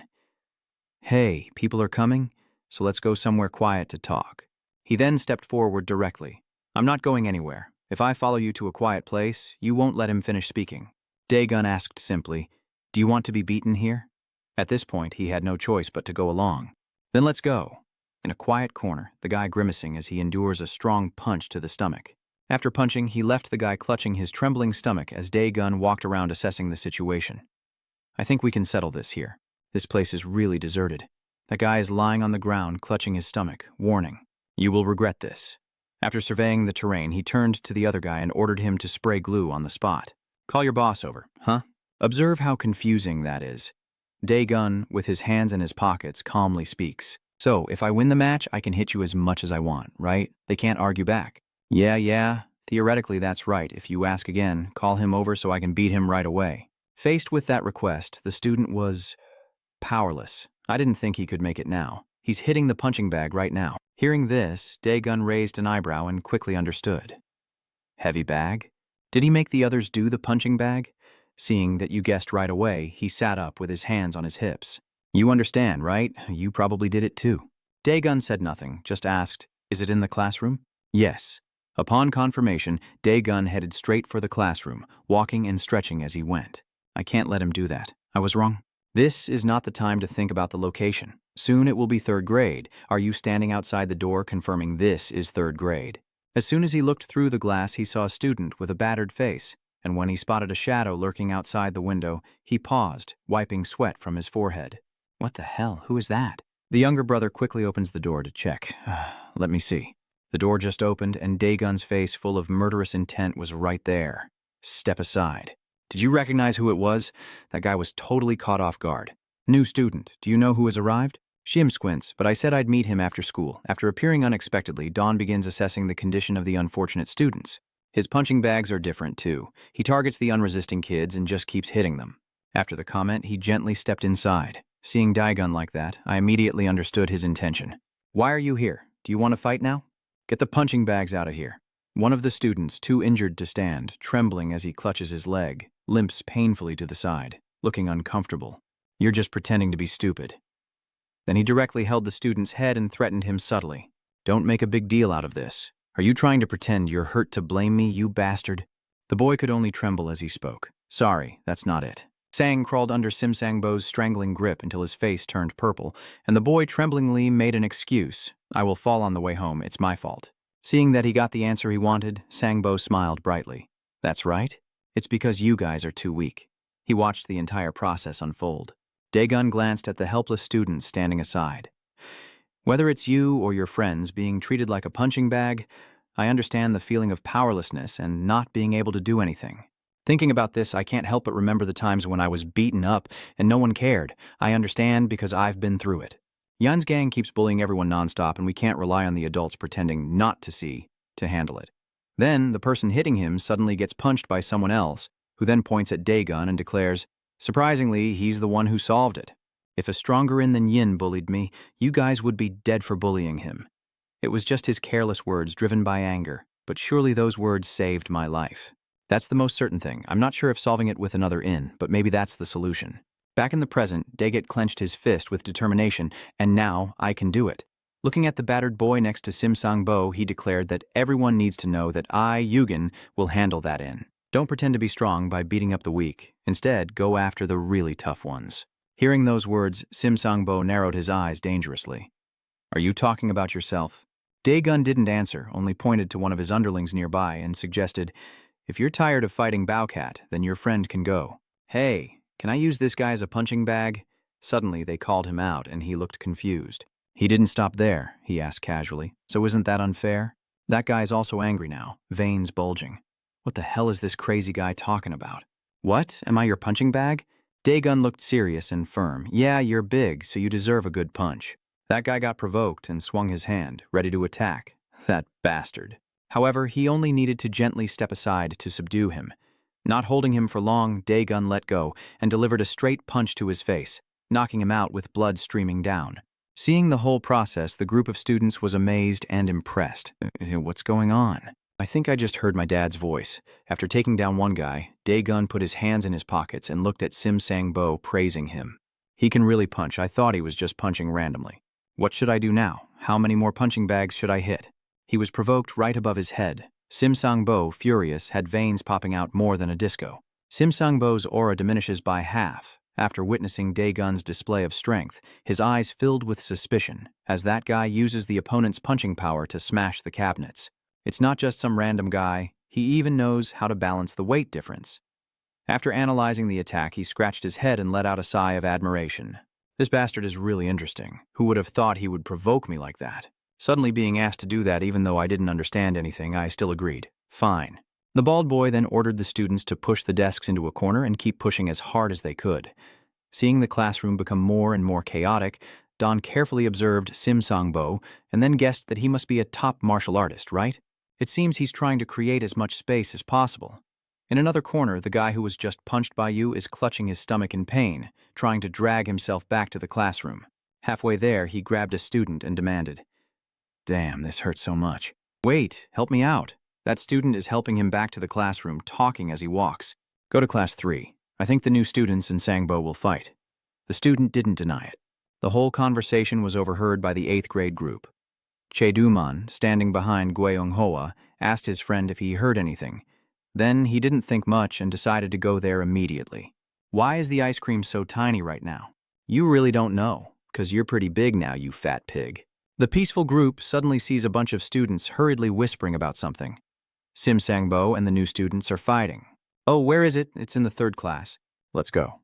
Hearing that information, the other 3 people eating also had to stop in shock. No way. Manhwa quickly went to check, and just as he finished speaking, the 3 hurriedly ran to class 3, holding the door shut. The 3 of them are stunned by what they see inside. "What is this?" He said he would fight after class. "Is it starting?" Seeing Sim Sangbo already in an attacking stance while he still stands still with Dong Min, I can't help but feel regret. Probably just starting.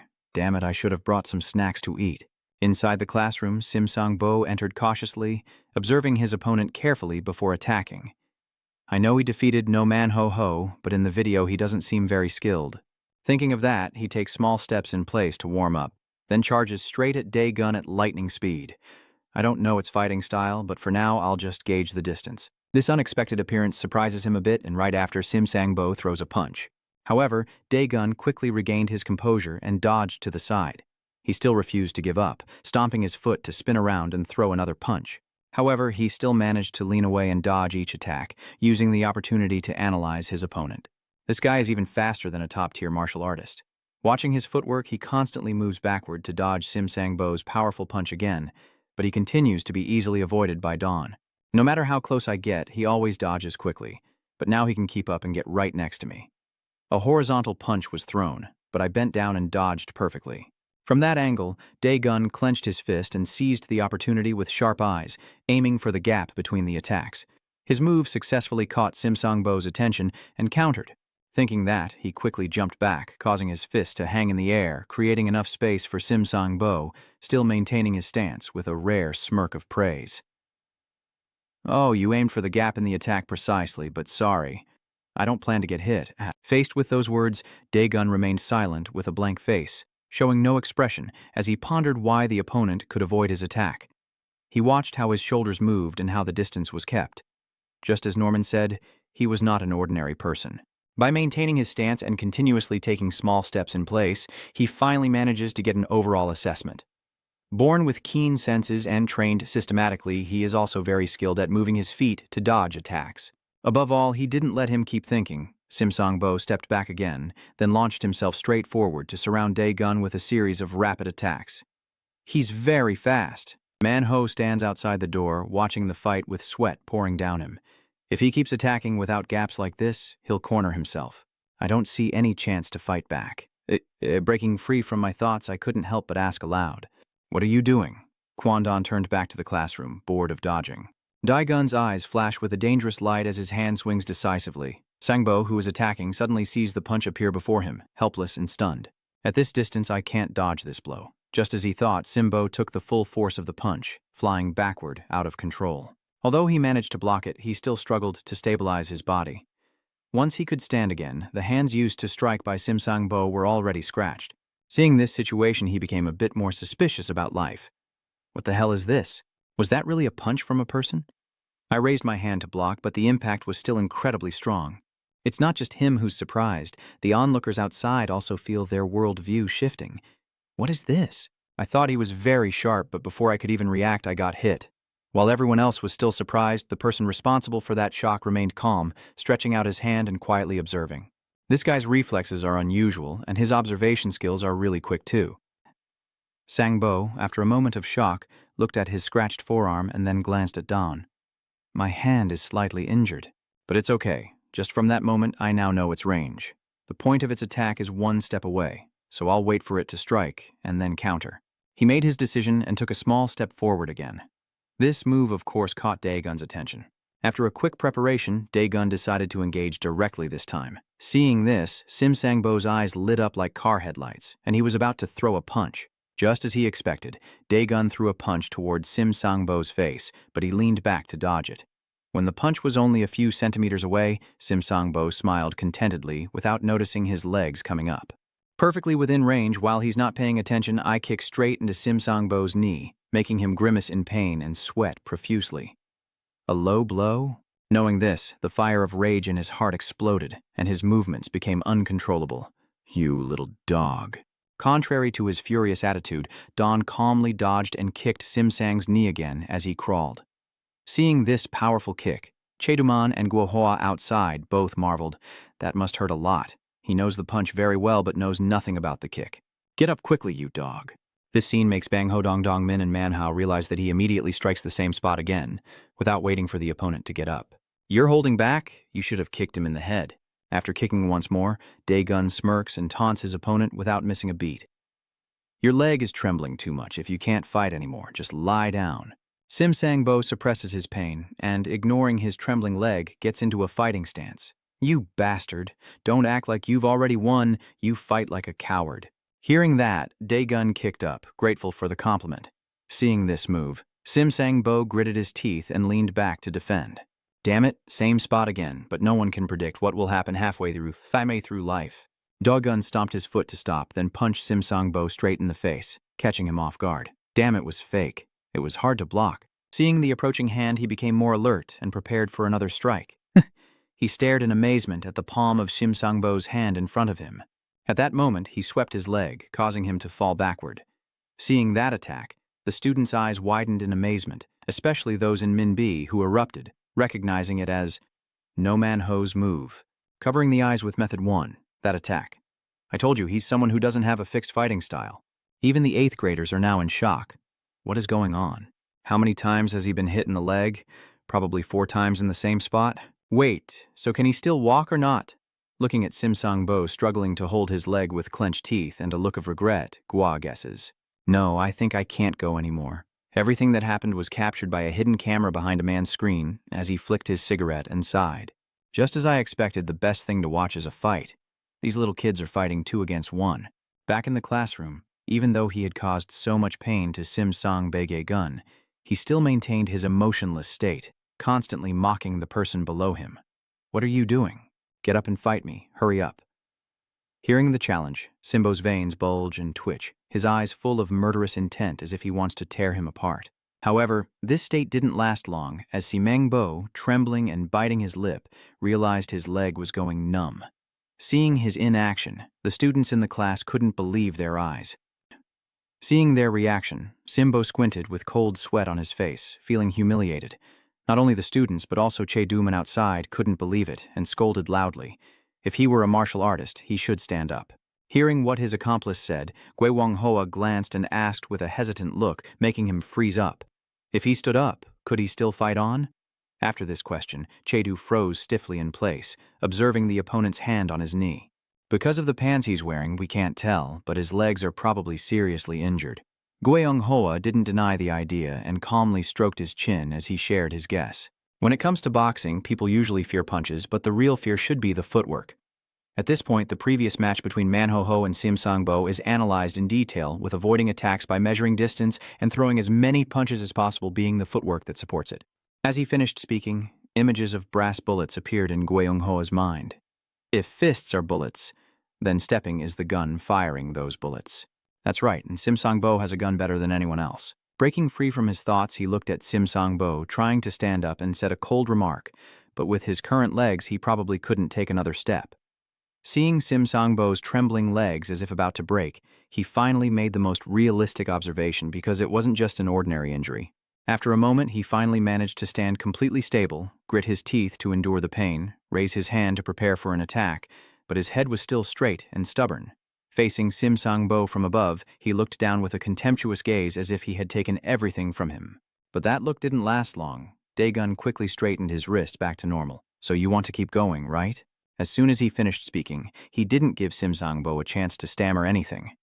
Dae-gun had already moved away and disappeared, then reappeared in front of Sim Sang-bo, delivering a powerful kick right into his chest. Instead of a knee like last time, aiming for that kick, Sim Sang-bo struggled to stop his body. Damn it. After a few minutes of struggle, he finally managed to stop, still holding his guard and gritting his teeth as he looked at Dae-gun. Even if he counterattacked, the damage would still be severe, but he couldn't avoid using his legs. After catching his breath for a moment, Sim Sang-bo decided he had to fight back and restore the balance. However, all these thoughts were cut short when Dae-gun appeared, jumping up to deliver a straight kick to his face. Facing the full force of that blow, Sim Sang-bo's face showed clear shock, with his eyes white and on the verge of losing consciousness. Observing that expression, Chae-do frowned and expressed his confusion. He's about to counterattack. Is he planning to kick after keeping his distance like that? Gung Hoa doesn't deny that idea because then there's no need to get close to Sim Sang-bo in the classroom. After taking that kick, Sim Sang-bo was thrown backward and hit the wall. Sim Sang-bo leans against the wall, gritting his teeth and trying to think of a quick counterattack. Just as I thought. Before he could come up with a plan, Dae-gun's body appeared in an attacking stance. Seeing this, he didn't defend himself and knew he had to stay away from it. Dae-gun then threw a punch but was immediately blocked by Sim Sang-bo, who then countered with a punch, taking advantage of his opponent's moment of distraction to land a blow on his ribs. This punch made Sim Sang-bo gasp for breath, but losing focus, Dae-gun threw another punch at the other side, and neither could block it, so Dae-gun delivered one more right to the center. Immediately after, countless punches rained down continuously, leaving Sim Sang-bo only able to defend himself without any chance to fight back. Manhwa watched the entire fight from outside, looking a bit stiff. Realizing it was over, he was trapped against the wall and couldn't escape. That direct punch to the body was a fatal blow. You have no strength left to fight back. Dongmin couldn't hold back and voiced his question. So, what could he do? Inside, Sim Sang-bo could only grit his teeth and endure attacks like Vu Bao. Seeing that, Manho-ho pondered for a moment before saying, raising his guard and curling into a ball. He has no choice but to keep blocking the attacks, or he will be defeated. Hearing what might happen next, Bang Hung and Dongmin are stunned and can't believe it. Keep going like that, then he'll just be a punching bag. Going back to the past, the people in the gym watched Sim Sang-bo's powerful punches on the punching bag and couldn't help but marvel. He's really hitting the bag hard. Are you really a high school student? I think he'll probably beat the other guy to a pulp during the match. At this moment, an older coach comes over to join in and says he's not interested in fighting. That surprised the boy drinking water. What? Really? With skills at that level, how could you not be interested? The coach also has no choice. That's why he's saying he's been doing 100 presses like that. A little while later, another student appears. Hello, I am Sang-bo's friend. The coach also managed to greet. The other person approached and called out to the guy punching. Sang-bo, let's go. Who is that person approaching? Sim Sang-bo stops what he's doing. You're here? Go to the locker and he excitedly asks his friend. Hey, how does this tattoo look? Oh, it looks cool. Hearing that, he was satisfied, right? Then, I will choose it. After saying that, Sim Sang-bo approached the counter and bowed to the coach. Sir, I will go home now. Hey Sang-bo, yeah, you don't bully the kids at school, right? Without waiting for his answer, he advised him to use only 5 punches in the ring. Do you understand what is most important for a fighter? Of course. But life is just lies in the classroom. Sim Sang-bo fights strong students while punching sandbags. After each punch, he smiles with satisfaction. That's right. This feeling is much better than hitting a sandbag in the gym. After knocking out a student, he called out to the front where a long line was waiting for his turn. Next, I don't need to go into the ring because there are plenty of toys here to punch freely. His friend also steps in to add fuel to the fire. Sang-bo, your endurance is really strong, so you can hit it hard. It's great when the loud slaps echo, and that guy's mocking smile must be hurting a lot. Poor sandbag Sim Sang-bo is taking punch after punch without a chance to atone for what he did to those unfortunate students. At some point, he couldn't take it anymore and started to vomit violently, making his companion feel like the world was collapsing. Sang-bo, why did you turn into a punching bag? But no one answers that question, as Dae-gun keeps punching and kicking, treating Sim Sang-bo like a sandbag. Being pulled back and forth, the broken sandbag chain was the moment Sim Sang-bo finally collapsed, his battered face kneeling on the ground, bitterly accepting that he couldn't win. There's no way to beat him. Seeing Dae-gun approach, his eyes suddenly clouded over. There's no way. Stop right there. Walking up to him, Don, with a ruthless look and an emotionless voice, demands, "I will give you 10 seconds to return to your original sandbag position." Faced with that demand, Sim Sang-bo froze in place. In the third grade, after enduring powerful punches and shocking kicks from Don, Sim Sang-bo's eyes were wide with shock, his face covered in cold sweat, struggling to breathe.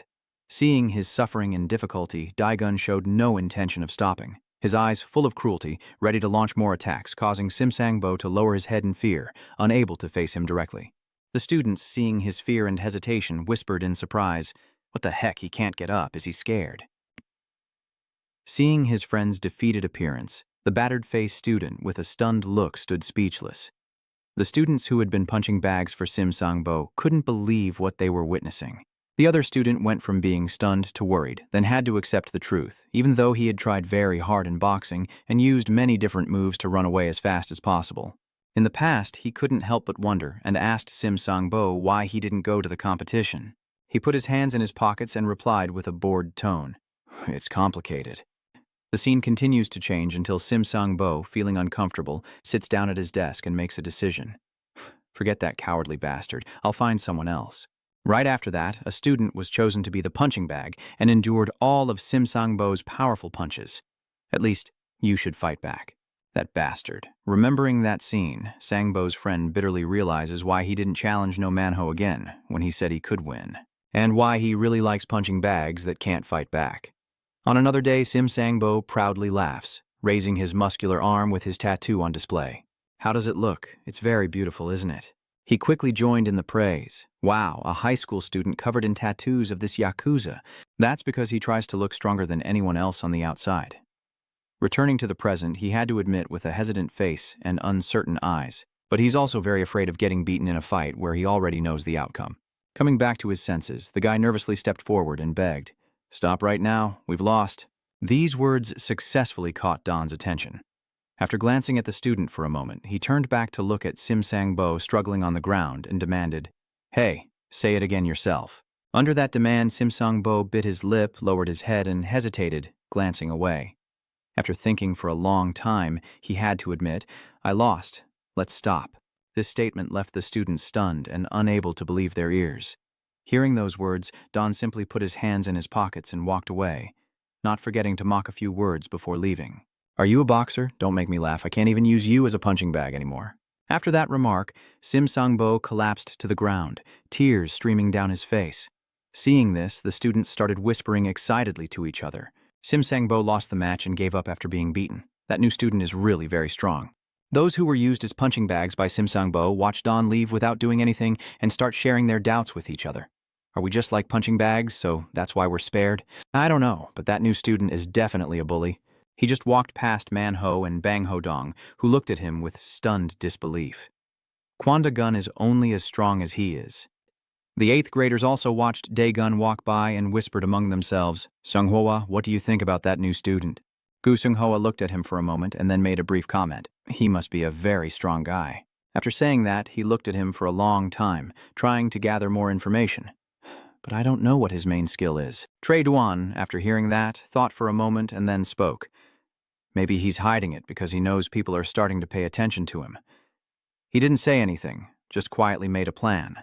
"I think we need to investigate further."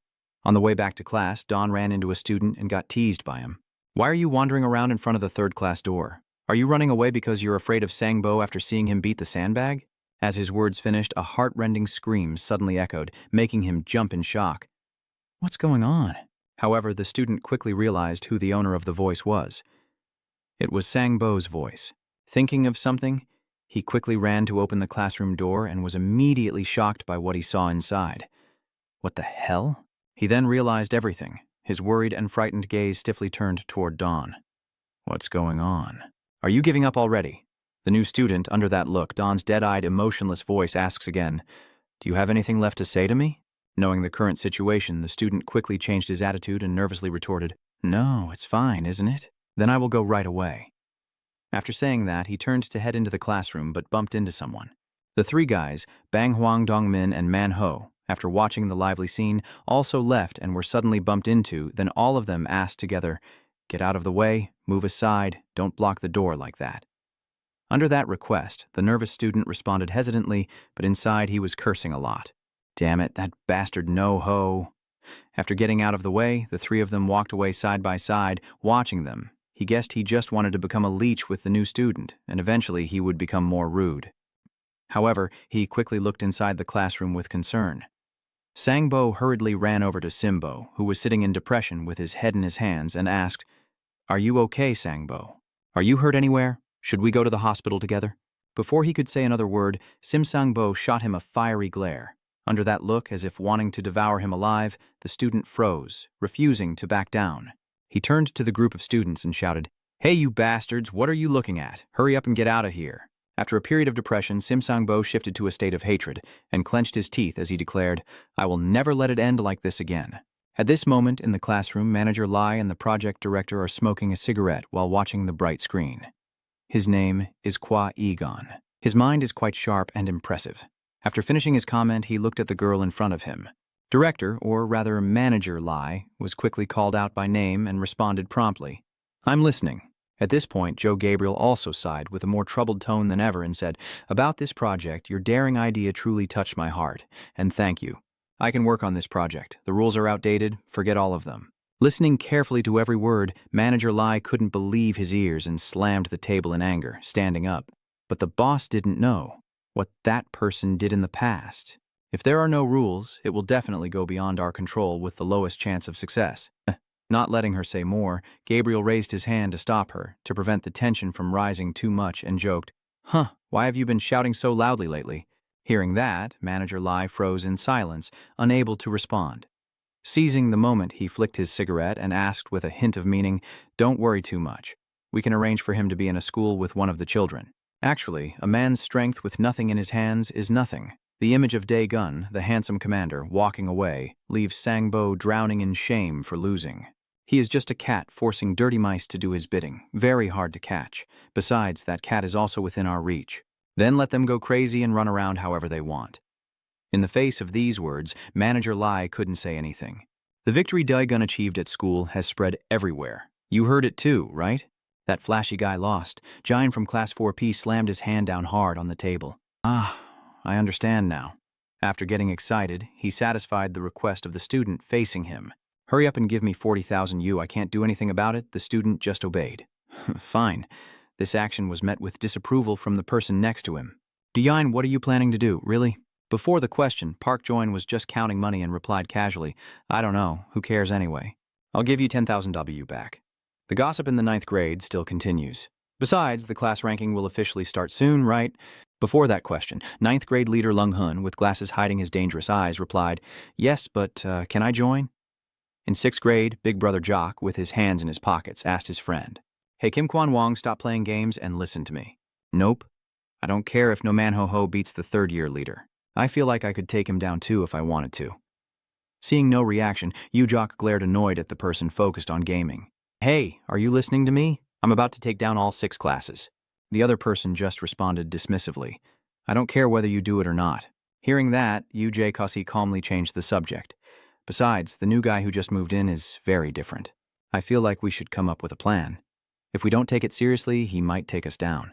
Hearing these words, the self-proclaimed beauty queen of Class 6 shows her disapproval. "I'm so tired and fed up with boys becoming gang leaders. I'll let you know if you and everyone else get caught." "I can't do that. I can't bring a big shot from Class 53 to fight a first-year student." After delivering the message, he left. But Wong, just keep thinking about it. The end of school is quickly approaching, and Min and Bang are chattering excitedly behind Dawn. I bet the other class members are feeling nervous right now. Do you think so? I can't believe he quickly chose 3 classes just after transferring here. The constant whispering in my ears is getting annoying. "Why do you keep following me all the time?" Those two shamelessly replied, "Of course. Now we have to go together. We are a family from the 1st class now." Manho-ho walking ahead has a similar idea. Until now, they are being very cautious with each other and have already tested the waters. But since you were the one to volunteer to start the fire, I bet they are beginning to make moves. If you're worried that he won't listen to you and you keep analyzing, whether you want to or not, you'll just get involved in a fight. So it's better for you to prepare yourself. I don't know if other schools are the same, but here it's not easy. Hearing those words, Dae-gun pursed his lips and said nothing. Go to the Hodong school gate and suggest that when it arrives, it should take some time to think. But for now, let's go to the internet cafe because I just got paid yesterday. Jongmin was mocked once again. Crazy. It took you years to earn that money. He ignores it and focuses on Daegun. Daegun, you're coming with me, right? He didn't answer, only stared intently at the white car in front of him. That car, it's the director's. I recognized it and politely declined. I'm sorry, but I have an appointment, so I have to go now. And about the game, you can sort it out yourselves. I'll tell you straight away, even if I didn't have a meeting, I wouldn't play games with you. I don't do gold or silver. Hearing this, the two are stunned. Watching the disappearing figure, Bang Ho looks visibly dissatisfied. Damn it, just as I expected, we have to take revenge on that bastard. Manho, what kind of brick do you like? In another corner, Gina watches the strange white car that catches Ara's attention. Gina, what's wrong? Gina said nothing, only staring at the car in deep thought. I'm sure that car belongs to the manager. It's her vehicle. But why is she with the new student? I have a feeling she's planning something else again. After Dawn gets in the car, the white car speeds through the city streets with the manager in the driver's seat, wearing glasses that hide her expression as she sighs indifferently. So on your first day, you've already caused quite a commotion, huh? Being caught for what he did made Daegun break out in a sweat, stammering and not knowing what to say. Manager Lai still didn't say anything further. After saying that, Dawn hesitated for a moment, then nervously tried to justify what she did. I was just greeting the new students. Then suddenly everyone started fighting for no reason. I was just defending myself. Hearing those words, she remained silent, her silence making Dawn worry like sitting on the hot coals. I've waited, but the girl beside me didn't say anything. So Daegun accepted his fate, ruffling his hair and asking straightforwardly, "So, fine. You're going to punish me." "Right. What for?" "Go ahead." As soon as he finished speaking, Manager Lai finally spoke up. "So how could they punish you?" "You did very well today. We have noted what happened today and decided to make a slight change to our plans." These words made Dawn tilt his head in question, and Manager Lai understood and continued what he had just proposed. "From now on, we plan to relax the regulations regarding your dismissal." So hearing this, Daegun couldn't hold back any longer and asked aloud so that Manager Lai would understand. "Does this mean from now on he will just focus on the road and give brief summaries, just like today?" As soon as this phrase was spoken, Daegun doubted and questioned himself again, just like today, with each battle replaying like a rewind in his memory. Breaking free from his thoughts, Daegun couldn't help but smile with satisfaction. Good. That means I won't have to try to hold back anymore. Hearing this, Manager Lai, who was driving next to Tho Tao, has he ever been patient? Lost in her carefree happiness and ignoring the sharp question, she suddenly sensed something unusual and turned to look at Manager Lai with a disbelief. Wait a minute. How does she know what happened today? You all followed me before that question. Manager Lai pushed up her glasses, looked away, and avoided answering. I can't tell you about this. Even though she refused to answer, Dawn wasn't too annoyed and instead guessed various possibilities. A supervisor? But how could it be a school? Unless Minsu is a spy, he immediately dismissed that thought and pushed it aside. After thinking for a while, he decided to give up and leaned back into the soft cushion. That's so ridiculous. If that were the case, there would definitely be rumors in the school. The car kept going for a while before finally stopping in front of a newly built, beautiful apartment complex. Let's go. Seeing that building, Daegun was surprised. A house? Then the two of them went to a management office where Lai Thuan Thuk entered a password, and the door opened to reveal a beautiful studio apartment. Pointing at it, she announced, "From now on, you'll be staying here." Daegun couldn't believe his eyes as he looked at the bright, elegant house. Really? Not long after, Daegun casually tossed his bag aside, leaned back on the sofa, and spoke casually. I can't believe I actually live in a house with a sofa. It's amazing. Maybe I really am a secret agent, but the way you all treat me is actually pretty good. After relaxing for a bit, Dawn suddenly became serious, squinting and suspiciously observing his surroundings. But is there something? It feels like someone has been here before. Before she could finish, Manager Lai calmly pushed up her glasses and revealed a shocking piece of information. This is the place I used to live. But as soon as she heard this, before she could finish speaking, Dawn shouted out as if he had never been silenced before. What? So, I ended up living with you in the same house? I guess I have no choice. How can that be? Aren't 7-year-old kids supposed to share a bed? Hearing this thought of yours, Manager Lai's eyes are full of murderous intent, ready to slap you at any moment. What are you talking about? What do I and you have in common living together? Daegun nervously replied, fearing the look that seemed ready to devour him. All right, I won't keep you guessing about the cases anymore. Manager Lai took out a tablet, swiped through it, and calmly explained. The center is very pleased with your performance, so we decided to relax the rules and fully trust your judgment. Daeg didn't let me celebrate for long before she immediately warned me afterward. But of course, using violence outside school can't be controlled by the school. Besides, even teachers at the school don't know about this project. The center will really help. But you also can't go too far. No matter how long she talks, for Daeun only a short sentence remains. Basically, she told me I had to be reasonable. I've said everything I needed to say. Manager Lai placed a black card on the table and added, "You will stay alone in this house and can use this card to cover your daily expenses. Everything is settled." Manager Lai picked up the tablet and left. Anyway, you have to get used to the new environment, so you must be pretty nervous. I should get going too. Good luck tomorrow. All right, I don't really know anymore. I just do what I'm told. Leaving Daegun's apartment, Manager Lai slowly went down to another room in the same building and entered. However, there was another room inside. Inside that room, the cluttered belongings are surrounded by numerous large and small screens displaying Daegun's daily life. On the second day at school, Daegun arrived with his eyes half closed and exhausted. I only get to sleep on the floor. Now lying in bed, I feel so sore and exhausted. As I was dozing off, suddenly a scream rang out, startling me awake. Yes, sir. Seeing your expression just now made you even angrier. This kid, when the teacher is talking, you dare to keep your eyes closed. Hold on a moment, the teacher starts scolding nonstop. Is it true that you already got into a fight on your first day? This naughty kid, I have to call your parents. Suddenly, he remembered something. Oh, you said you don't have any family, right? Daegun glanced away without denying it. Yes, by this point the teacher could only give up on this kid, but then he started talking again with a clearly smug tone, as expected. Do you think your parents down there will rest easy seeing their son fight like that? These words made the veins on Daegun's forehead twitch. After mocking him, the teacher continued to scold him endlessly. My old teacher used to scold me even more than this, you know. You responded weakly, didn't you? Seeing that, the teacher takes the opportunity to push further at this age. No matter how strong you are, you have to be persistent and patient. Just a few more minutes and the teacher will let you go. It's over now. Did you say you're the top student in the school? You're the class president, right? Gina quickly replied. Yes, sir. The teacher is satisfied. All right, you can go back to your class now, Gina replied with a bright smile. Yes, sir, it seemed like everything was over, but that teacher kept talking on and on. I'm just saying this because I care about you. It reminds me of when I was in school. No matter what, it doesn't matter. Walking to the door, Gina reflected and observed Daegun. She overheard that he had just transferred schools and probably got into a fight. Stepping outside, she felt a bit worried and wondered if he really only intended to be a troublemaker. Turning back to Class 6, Bisuji covers her face while posing and asks, "Hey, do I look pretty or not?" UJC, the person holding the phone, complimented her. "You're pretty, but why are you covering your face with your hand?" "No, I was just taking pictures of people." While taking photos, suddenly a voice called out behind Jung. "Hey, Jock, look at the two students," Yu-Jock asked doubtfully. "You guys came to see me, but I'm not in this class. Have you heard about Sangbo yet?" Yu-Jock replied honestly, "Yes, I've heard about it." The two of them hurriedly spoke up. "I haven't been able to contact him at all." He sighed and advised just to let that idiot be.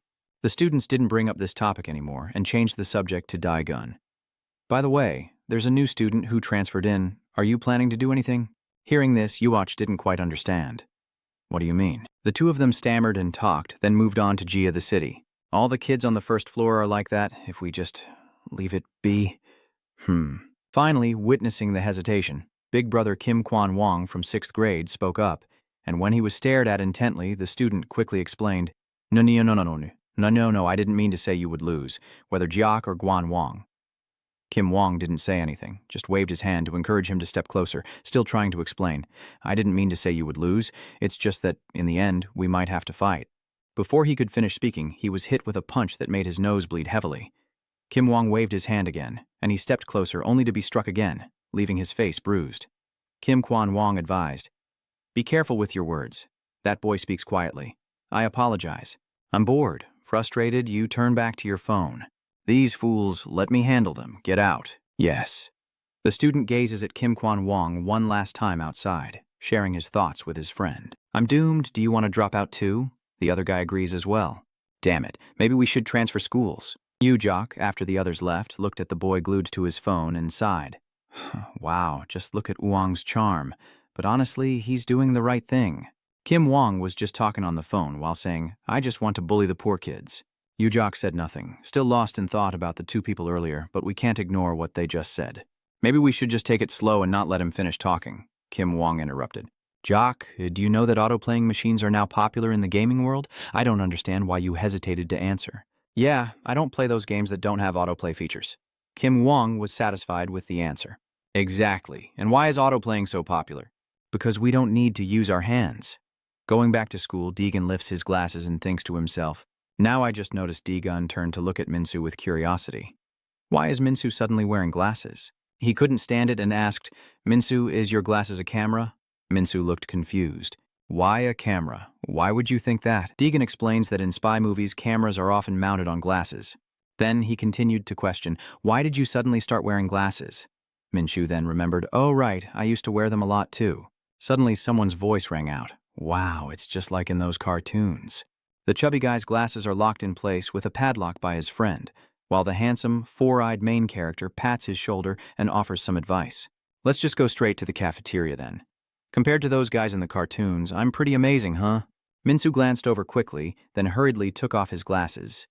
Worried and thinking to himself, I was also afraid of being bullied, so I took off my glasses and started using contact lenses.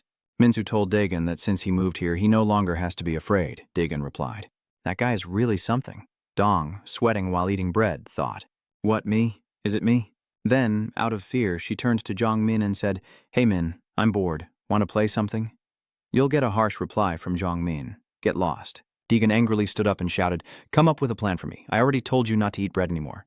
Ho suddenly bent down, clasping his hands behind his back. This was a common punishment stance in the military until the 2000s. Ho Jong loudly shouts Gosan Pokajiok ready. Jong Min, seeing this, nervously asks, What's wrong with you? Are you high?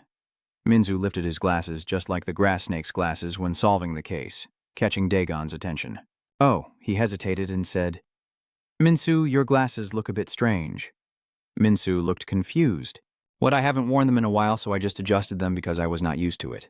Deegan just realized. Really? Lately I've been a bit sensitive. Sorry about that.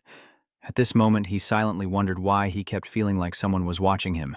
Some guy wandering outside the hallway suddenly looks into the classroom to find someone, then stares intently at Deegan, wondering if he's Dayan's man. They also came from behind Ina, curious about the new student Deegan. Unlike what I imagined, both of them are just quietly watching. Too normal. Na was so focused on looking that she didn't notice what was ahead. Suddenly, she bumped into the guy watching Deegan and quickly apologized. Hey, sorry, what did that guy turn back for? Stay out of my way. Go away. Na has no choice but to step back. Na is both angry and thinking, what kind of thug is this? Suddenly, he and Deegan lock eyes, and he panics. Then he quickly turns around and runs away. Damn it. It's been looking at me for a while now. At this moment, Ara walks over, places a hand on my shoulder and says, I heard you came to class earlier. Hearing that, Ina asked in surprise. How do you know? Ara said, It's not just you. All the girls here go there just to admire how handsome you are. You're the same. I thought you only liked studying. Anyone would like handsome guys, right? Hearing that, Ina broke out in a sweat and said, What? Huh. No need to explain. Ara smiled and said, It's okay, I understand. He's really handsome. I was surprised, too. Na could only force a nervous smile and say, Yes, I do, she thought to herself. I have a reason to follow that new student. That afternoon, Ina was hiding behind a wall, watching someone she was thinking about. His name is Kwegan, who moved here from Incheon. Ara said so. She remembered asking for the reason at that time. How do you know? Because Ara already told me. Not yet. His address is in District 20, Ward 20, DJ Wrong. He lives at 44 Ha Street. Every day when he goes home from school, he passes by the food street inside the station. Hee, anyone would like being glared at by you. So even if you like him, it's okay. Ha ha ha. Hearing that, Ina responded then, meaning I should be careful not to get too close to him. Back in the present, Ina was still watching Deegan and feeling bored. I'm no different from a tailor now.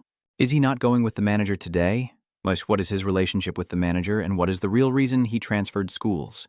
At this moment, a group of students at a cafe are puzzled. Why is that? He gestures with the device in hand to monitor and then gives the order. Just do as he says. Are we four not going to catch him? The two hired thugs are just sitting there lazily. Dad falsely claimed that the council was okay, but now without No Man Ho, we're not the leaders. Attacking the 13th class from behind now would be impossible. Then what? Back in middle school, you weren't bad. It was only because of me and Jock that you couldn't fully show your abilities in that 6th grade class. Wang continued, You'd probably have killed half the class if you had moved to another one. Why do you care about the rules that guy set? Jock and I will just take the lead later. Why do you still care? In the end, Wang decided I would stay in the back and observe. You guys need to settle this quickly. After saying that, Guan Wang stood up and then called me. The others replied, okay. After Wang left, they started gossiping excitedly. W is the coolest. When I saw him in 6th grade, I knew he was pretty good and all, and he was handsome too. Now's the chance to get his number. Suddenly Deegan walks over, and they tease him. Hey, look, isn't that him? That guy replied, that's right. Deegan walks past a guy smoking coca and seems to have caught his attention, so he quickly gets up, throws away the coca bottle, and orders his men to follow Deegan closely. After following for a while, Deegan realized he was being watched and quickly changed direction. Entering an alley, they continued to follow silently. Deegan kept turning another way, and they still followed him relentlessly like a troop of monkeys. Ina, hiding behind the wall, was stunned, thinking, what the hell, are they from the same school as me? Why are they following him? Ina hurried over. Are they tailing him? The guy heard the footsteps approaching and turned around to check the situation. Ina then slowed down, pretending nothing had happened.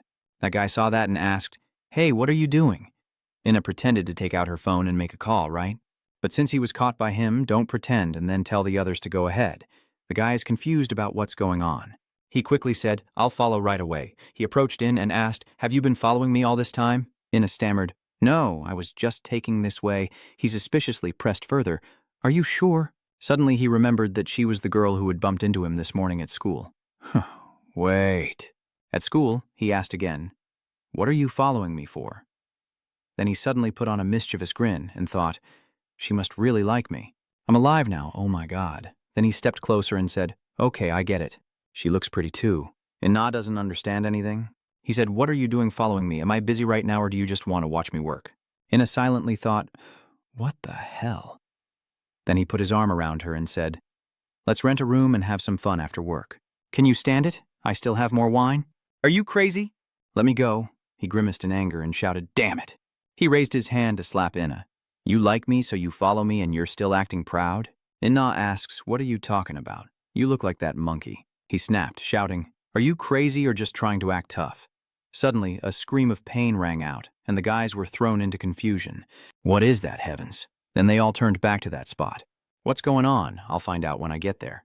So Dagoon also turned back because of the scream. At that moment, the guy kept covering his face and shouting, what are you doing, you demon? And Nate shouted in panic, it's because you forced me. The guys approached and asked, who's this? What's going on? That guy said while pointing directly at Ina, she's gone crazy.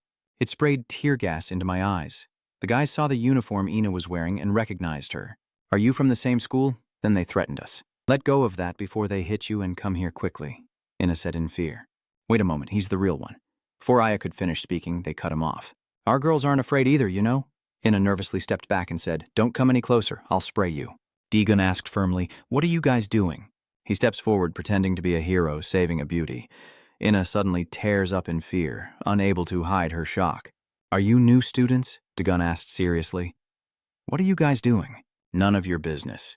Get lost. There's nothing for you to do here. Damn it, what the hell is going on? Why? Why? Why is that? Huh. What is going on? What's happening now? The young man with two-tone hair suddenly said, Dagun is talking to us. Jin was just as surprised. What do you mean? Luckily, I brought this guy here. Dagun then started to question him seriously. So, you've been following me for a while now, huh? The guy nervously replied. No, it's not like that. Well, Dagun just pointed somewhere else. I also have something to do. Shall we go somewhere else? What do you think? The guy seems curious about that. What's wrong with this guy? Gino quickly agreed right away. All right, let's go. Follow us. Ina worries and wonders what you are planning to do. Are the transfer students only here to save me? There are a few young men smoking on the other side of the alley, and they've already arrived. Jinmo, someone has already arrived. Who is the other person asking about? Jinmo replied, it's the uniform of Bonggun School. The other person suspects those two. The young man with the shaved head holding a cigarette is a first-year student at Bonggun Public High School. Who's using the screen? The other accomplice saw them and immediately wondered if they were from Jurion High School. It's been a long time since I saw them. He's Cha Jingu, a first-year student at Bonggun Public High School. Yin Man sneered and said, looks like just a bunch of bookworms. This spot is taken. Get lost. The Jurian group looked a bit nervous. Gino scratched his head, confused. Do you guys know Wong? I'm just helping Yu Wong with something. Idung Man, upon hearing that, finally realized, is Kim Wong really that strong? Deegan wondered to himself. Kim Yu Wong, huh? Dungman continues. After all, these guys are really just working for others. Then Dungman waved goodbye. See you all later. If you dare to use the name Yu Wong randomly, then you probably know you're looking for a fight, right? Well, have a good day. Jinmo silently seethed, thinking, damn it, why is it my luck that I run into them here? Father Jingu turned around and looked, suddenly deep in thought. He asked Jinmo about this. What did he say? Father Jingu continued to ask. Is that girl also working like the others? Jinmo replied, no, she doesn't. Jingu looks disappointed. That's too bad. All right, see you. D-Gun looked somewhat suspiciously at Jingu's back in a stylish building on the 4th floor and asked while playing a game, what do you mean you went to deal with that transfer student here? Yu Wong replied, about that, I asked Jin's guys to handle it. Jock was surprised. Jinmo, can you really trust that guy? See, it's not easy to deal with that transfer student. Yu Wong answers him confidently. Then he smiled and replied, even if he's not strong anymore, if those second-year students catch him, that new demon won't be able to come to school anymore. The second-year students fighting like they're seniors, he continued. And moreover, if Jin's group does a good job, the new ghost will realize it's better not to get involved with us. Otherwise, it's prepared to meet its end. Let's go back to Dun, and 2 students spoke up. Well, I guess it's time to start. Ina felt uneasy and spoke up. It's not related to me, right? Can I go now? Gino suddenly got angry and turned to scold her. You damn fool, just open your mouth and see what I have to say. Ina was startled and nodded in agreement. Deegan looked at Ina worriedly, wondering why he had been following him since school. Did that guy make him follow me? Should I tell him to go away? Dagun looked at Jinmo. Let him go, he's not really involved with me anyway. Jinmo, the reckless kid, threatens again. Who do you think you are? Ina quietly rubbed her chin and thought to herself, wait a moment.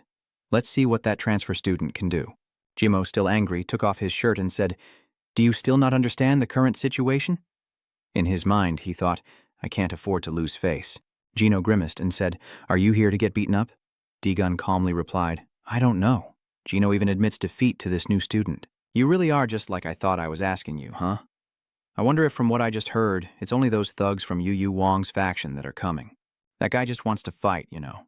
Seeing Jimmo puffing on his cigarette, Dagu stepped closer and said, just so you know, if you spit on me. I paused for a few seconds and told you not to spit in my face just to look tough. Since the other guy is a brainless punk, Jin still deliberately blows smoke into my face when he hears Desung's so-called threats. As a result, he was met with a strong hand gripping his mouth tightly. Jinmo couldn't react in time and was hit, whimpering in his throat while trying to strike back, but failing. His accomplices just stood there, staring with their mouths open, truly as stupid as cattle. D-Gun let go and kicked Jin's leg, causing him to lose balance and fall flat on his face. He reached his hand back to strike Jinmo. Jin fell to the ground, staring blankly at the punch coming straight for his face. D-Gun punches him hard in the face, the pain so intense that Jin's eyes roll back and his massive body is knocked to the ground. Even Jin, standing outside, couldn't help but be surprised by this scene. Jimmo's gang members were terrified. Oh my god, did I see that right? Damn, he's too strong. I didn't realize it would be this. Terrifying. D-Gun kindly responded to lighten the gloomy atmosphere. It's because he didn't listen to me. You guys know you're about to end up like this too, right? Hearing that, they couldn't help but get furious and said, no matter what happens, if we can't beat him, Wong will beat us too. I don't know anything. Just go ahead. They run quickly to De Zhong's place, each one taking a turn. Fight him all at once. The 3 cowards are too scared to start the fight. Now they're talking trash. Why don't you go first? You go first. Deegan doesn't understand anything either. What are you guys up to? You called me out here to fight, right? Dahan glances at them and says coldly, well then, let me go first. As he finished speaking, Jiang's foot shifted to the side, ready for battle. Although his body was facing a student, Dagun suddenly turned and punched the student next to him, in a move reminiscent of a fight scene from a comic. Some kid mutters to himself, East strikes West, while another student screams loudly. That guy charged at D-Gun and threw a punch at him. D-Gun calmly dodged the punch. He stared at the confused red-haired boy, preparing to strike, then swung his fist forcefully into his face, causing the red-haired student to crash into the wall. A deep dent appears. The red-haired boy has fallen to the ground while the other 2 students are still standing. They haven't given up. One guy clenched his fist in anger. Damn it, he's knocked out. You could still fight on, right? It's still 2 against 1 after all. This time, before the other person could finish speaking, Dagun raised his leg and kicked hard at his opponent's neck. Then the student was slammed against the wall. The guy fainted, leaning against the wall. The other guy doesn't dare to fight, he's too scared and has to rely on words. This crazy bastard. He raised his fist and shouted, "Come on, Mom! Bring it on, your mom!" Daegun grabs his opponent's arm and asks in a deep voice, "Whose mother?" Holding one arm, he punches hard into the other's side, causing him to cry out in pain. "If you're asking me for something, you should be polite." Daegun keeps holding his opponent's arm, causing him to lose his balance, and seizes the opportunity to raise his knee. But as he approached him, he stopped suddenly. The other guy looked stunned and scared as he stared at Daesung's knee in front of him. Daegun muttered in surprise, "It's really dangerous. I almost killed him by mistake." At a game shop somewhere, someone's phone screen displayed a message. "Yu Wang is furious, damn it. Yu Wang put the phone on silent mode and then I was doomed." JC sitting beside leaning over to advise, "Don't go to the internet cafe to play games on your phone." He smiles. "Me even hanging up has its limits. It's not as good as you fighting on your own." Yu Wang's phone shows a call from Bung Uxe Kan. He answers. It's been a while, but he hears something terrible. Yu Wang is completely stunned. Jinmo's worried eyes look back, but his legs keep running without daring to stop. Jinmo, running while glancing back, saw something behind him, and a hand suddenly lunged forward, making Jinmo scream in fear. The hand behind him reached closer. Gino desperately ran, crying out in fear. "Go away, don't come here." A light appeared ahead like an escape route. Jinmo cheered happily. "If I can get out of here, I can survive." Jinmo chuckled smugly, glancing back. "Ha ha, once I get out of here, you're definitely dead." Gino is talking to Jiang. "Your friend, no, the hand behind has caught up with Jinmo." That strong hand suddenly covered Jin's mouth. He was silenced but still tried to escape. In my mind, I couldn't accept it. Just a little more. The light ahead seemed to bring hope, Jinmo thought. Almost there, it's over there. Jinmo escaped from that hand and ran toward the light. Jinmo happily smiled, thinking he had survived the ordeal. "It's here. I made it out." Jinmo praised himself with a smile. "Hee-hee, I'm lucky." Before I could finish speaking, Daegun appeared right behind Jinmo. A fierce glare and clenched fist aimed at Jinmo. Jin is terrified as he looks up. "You're a transfer student." Daegun's fist is full of power as it heads toward Jinmo. Jinmo was punched so hard he collapsed on the ground, his mind unable to stay alert. Is this a dream? A moment later, when Jinmo woke up, he saw Daegun looking down and asking, "Are you awake?" Transfer students. "Those guys don't look well, huh?" Daegun kicked Jin's butt and ordered him to stand up quickly and line up straight over there. Then the four of them lined up one after another. Daegun kicked the red-haired guy's leg and sneered. "Are these cowards playing together?" Dungman, hiding and observing, is reporting the situation to the person on the other end of the phone. He's handling 4 people at once. Jinu nearby asks if anyone here looks like they're from Kimlong. Dungman kept his eyes on the scene, still holding his phone and answering without needing to ask. He's a transfer student from the countryside. Wan Wang on the other end was also cautious and asked in disbelief, "I know he's strong, but is it really possible to handle 4 guys at once?" "All right, thank you for letting me know." "Tell me who gave the order," Jin stubbornly replied. "Who gave the order? That's not possible." Daegun continues, "I remember you said earlier that Kim Kwan Wong was him, right?" Jinmo's face turned pale with fear, thinking, "Damn it, I shouldn't have spoken. I'll die at Yu Wang's hands." Gino, despite being dead, stubbornly tries to defend himself. "You're mistaken. It's not Gun Wang." Before he could finish denying, Jin was pushed hard by Daegun on the shoulder. Jinmo's face contorted in pain. Daegun remains cold. "Not really? Do you think I'm stupid?" Daegun's warning just now made Jin scared. Jin thought to himself, "Damn it, Ji Wang is scary too, but this bastard is much scarier." After weighing the pros and cons, Jinmo made the wise decision to honestly confess. "That's right, please don't say I told you so." Aina here watches Daegun and wonders, a new student transferred in? Is that really him? One of the 4 people in line finally noticed Ina's presence and asked, "By the way, why is this person here?" Jimmo looked and replied smugly, "Oh, she keeps saying she likes me and won't leave me alone." The person asking is confused and doesn't believe it. Ina, falsely accused, shouted loudly, "I don't like you. I always say it's not true, so why do you keep doing this? Are you crazy?" Ina's next words felt like sharp spikes stabbing into Jinmo. "I hate you. Do you ever look in the mirror? You look like a gorilla." "Is this a human body?" Holding it makes me more scared, and it smells worse than anything not washed for a week. Gino's face darkened with hurt. "I understand now. So please stop, I'm sorry. But I really feel like you're secretly following me." Daegun also looked at Ina. Ina stammered in panic, unable to look directly, and explained, "So you think I've been watching movies for over 180 minutes? It's just a misunderstanding. Nothing's wrong." "It's true." After saying that, Ina turned around and left, leaving a remark behind. "By the way, I don't like getting involved in such violent incidents." So I'm leaving now. Daegun just stood there watching Ina's back as she walked away. Ina walks out and encounters Dungman. They exchange glances, but Ina simply passes by, leaving Dungman and Jingu standing there. Ina silently thought that everyone here is just like a gangster. Jinginu and Dungman watched Ina's back as she left. Jinginu chuckled softly and asked Dungman, "How is she? Beautiful, right?" Dungman replied, "She's beautiful." Jin's opinion is quite different from the girls at school. Dungman didn't continue this conversation. Let's go. Daegun took out his phone to get Jin Mo's number. Now that we've exchanged phone numbers, when you arrive at school tomorrow, Daegun will look at Jin with a terrifying expression and threaten him. "Bring that bastard Kim Kwan Wong to see me, got it?" Jin replied meekly. "Yes, I understand."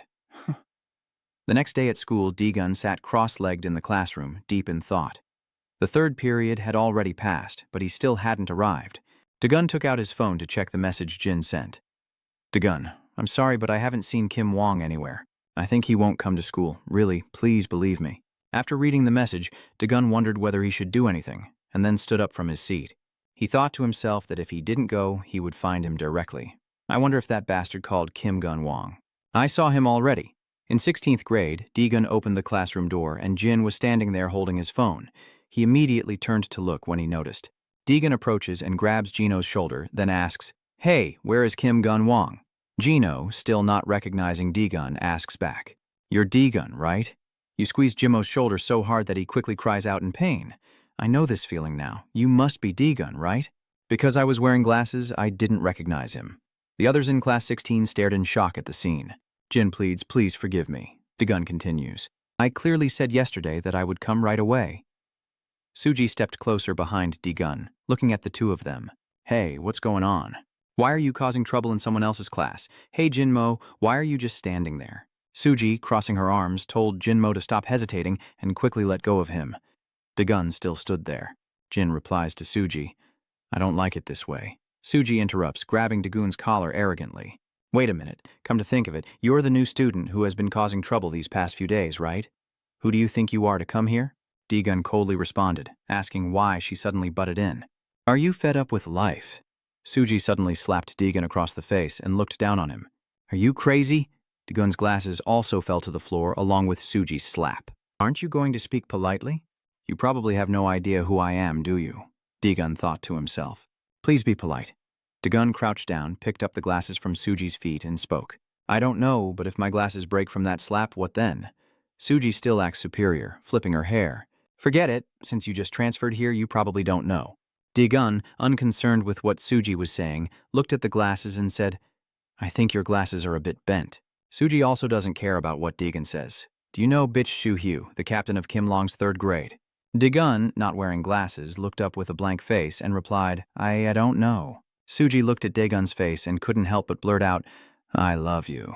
Daegun, confused, repeats Suji's words, "I love you." Suji blushed shyly and stammered, continuing, "He's not my boyfriend.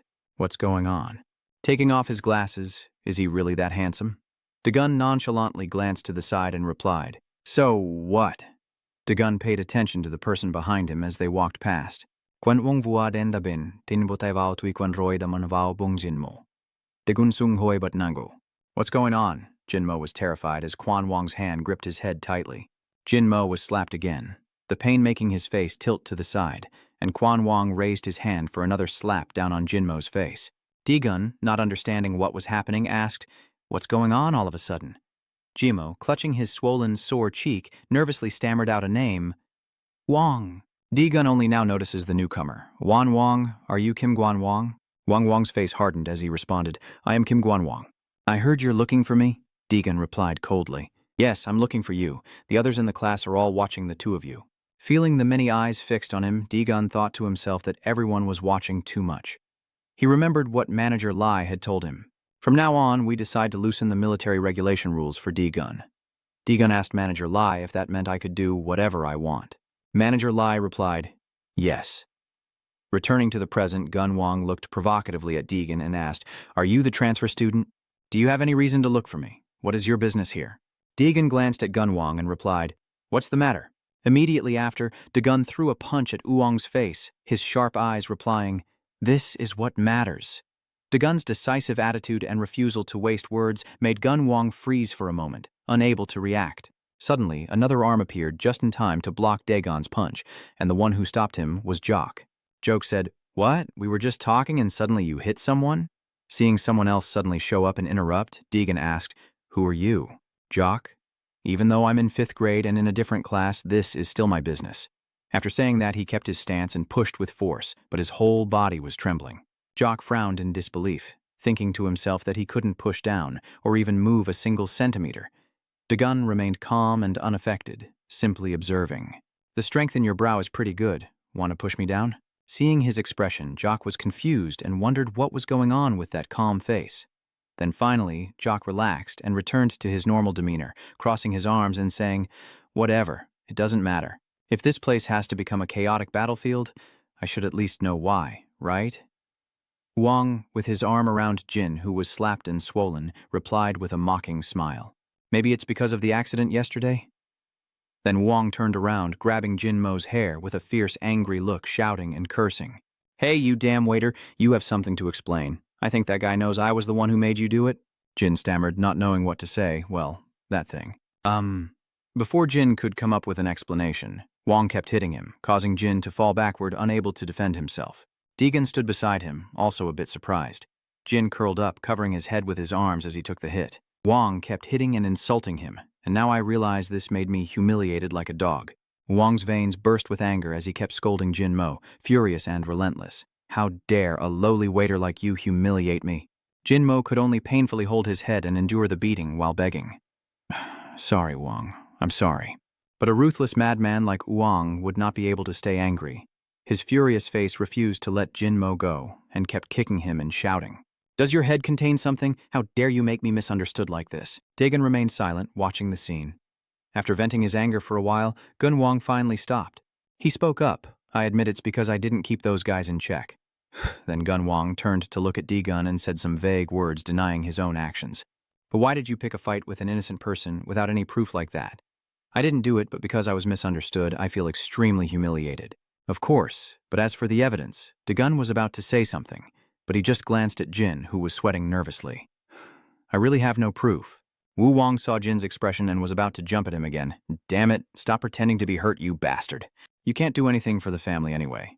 But Jay quickly stopped Wang and spoke to intervene. "Calm down, I know you're not satisfied. Keep going. But anyway, you misunderstood. We don't care about the rankings, so it's better if you don't care either." Suddenly, the school loudspeaker caught Dagon's attention. "All right, I'm leaving." When he saw Dagon had left, Gun Wang praised Jock. "Diok, well handled."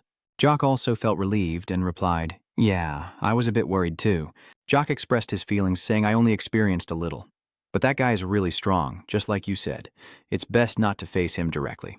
Wang then took out his phone to check the contacts and replied, "So there's only one way left. This time, we have to do it properly. Right now, in 11th grade. Although the teacher is teaching at the blackboard during class, Dagon can't concentrate.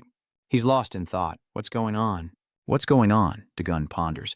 "I'm sure that the one behind everything is really Kim Kwan Wong, but they're manipulating things in a way I just can't say anything anymore."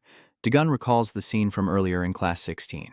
Ever since Wang started beating Yinmo and that bastard Yuok jumped in afterward, he kept denying he was the culprit. Dagon analyzed in his mind that even if he managed to hit that indifferent guy, it would only make him look like the villain. Yang Jinmo is the only one who was beaten by that guy. Since the victim is hard to identify in this case, requesting an internal investigation with the boss as the leader is also difficult. Right now, the teacher is focused on teaching, so in war, having a reason is extremely important. Of course, competing for benefits is natural, but there still needs to be a justification. Hearing that, Dagon pushed up his glasses and muttered to himself, "A pretext." The teacher on the podium continued teaching. "All right, now let's also learn about the pretext used to start wars." Hearing that, Dagon silently wondered if that person was helping him come up with a plan.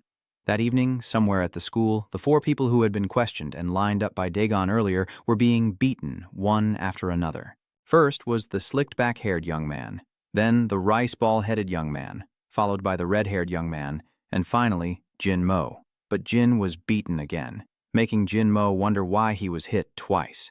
After finishing the beating, Guan Wang took out his phone and started insulting these 4 guys. "Stupid fools, 4 of you couldn't even take down one guy." Hearing Wo Wang say that, Jin Mo secretly cursed in his heart. "Damn it, you wouldn't dare do it yourself either." Although he was thinking that way inside, Jin still pretended to be obedient and admit his mistake, while looking for reasons for his failure. I'm sorry, Uwang, but that transfer student isn't someone I can handle. Before Jinmo could finish speaking, Guan Wang had already shouted for him to be quiet. Jinmo obediently kept silent. Yes, then Wang continued talking on the phone. Yeah, Dungman? The person on the other end is Dungman, who is now sitting on top of another student and answering casually. Yeah, hello, I'm just playing right now. Gan Wang, wait a moment. Then Dungman turned to his followers and asked if all these guys had paid up already, right? They are on the rooftop of Bonggun High School. The gang quickly responded to Dungman's question. Yes. Then Dungman walks to the railing and orders his gang to continue. All right, keep going. I'll take a call for a bit. Back on the call with Wang, Dungman asks about yesterday. Hey, I'm really curious too. What happened yesterday? Wang just revealed his plan. I think we need to gather Jinu's group too. I was planning to handle this internally, but it didn't work. None of them are capable. Wow, Wang Bintin said cold-blooded words. Just beat that guy almost to death. I'll handle the rest. Hearing that, Dungman replied, Huh, he's really strong, but there are more of us. We just bully the weak with our numbers. At this moment, Jinu also came over and stood beside Dungman. Jingu tried to say something, but Dungman saw that and immediately told Wang that Jinu wanted to say something. Guan Wang heard Jinu say something, then replied, So Jinu, who is it? Guan Wang asked again, the girl from yesterday. Wang, not knowing who Jinu is referring to, turned to Jinmo beside him and asked, What girl is he talking about? Jinmo immediately realizes that the girl being mentioned is Inanna and wonders in confusion, what does she have to do with this? Why? Jinmo asked suspiciously, But what about her? Kun Wang replied casually, What do you mean? Beat him up, of course. Then Uong continued to ask Jinu over the phone.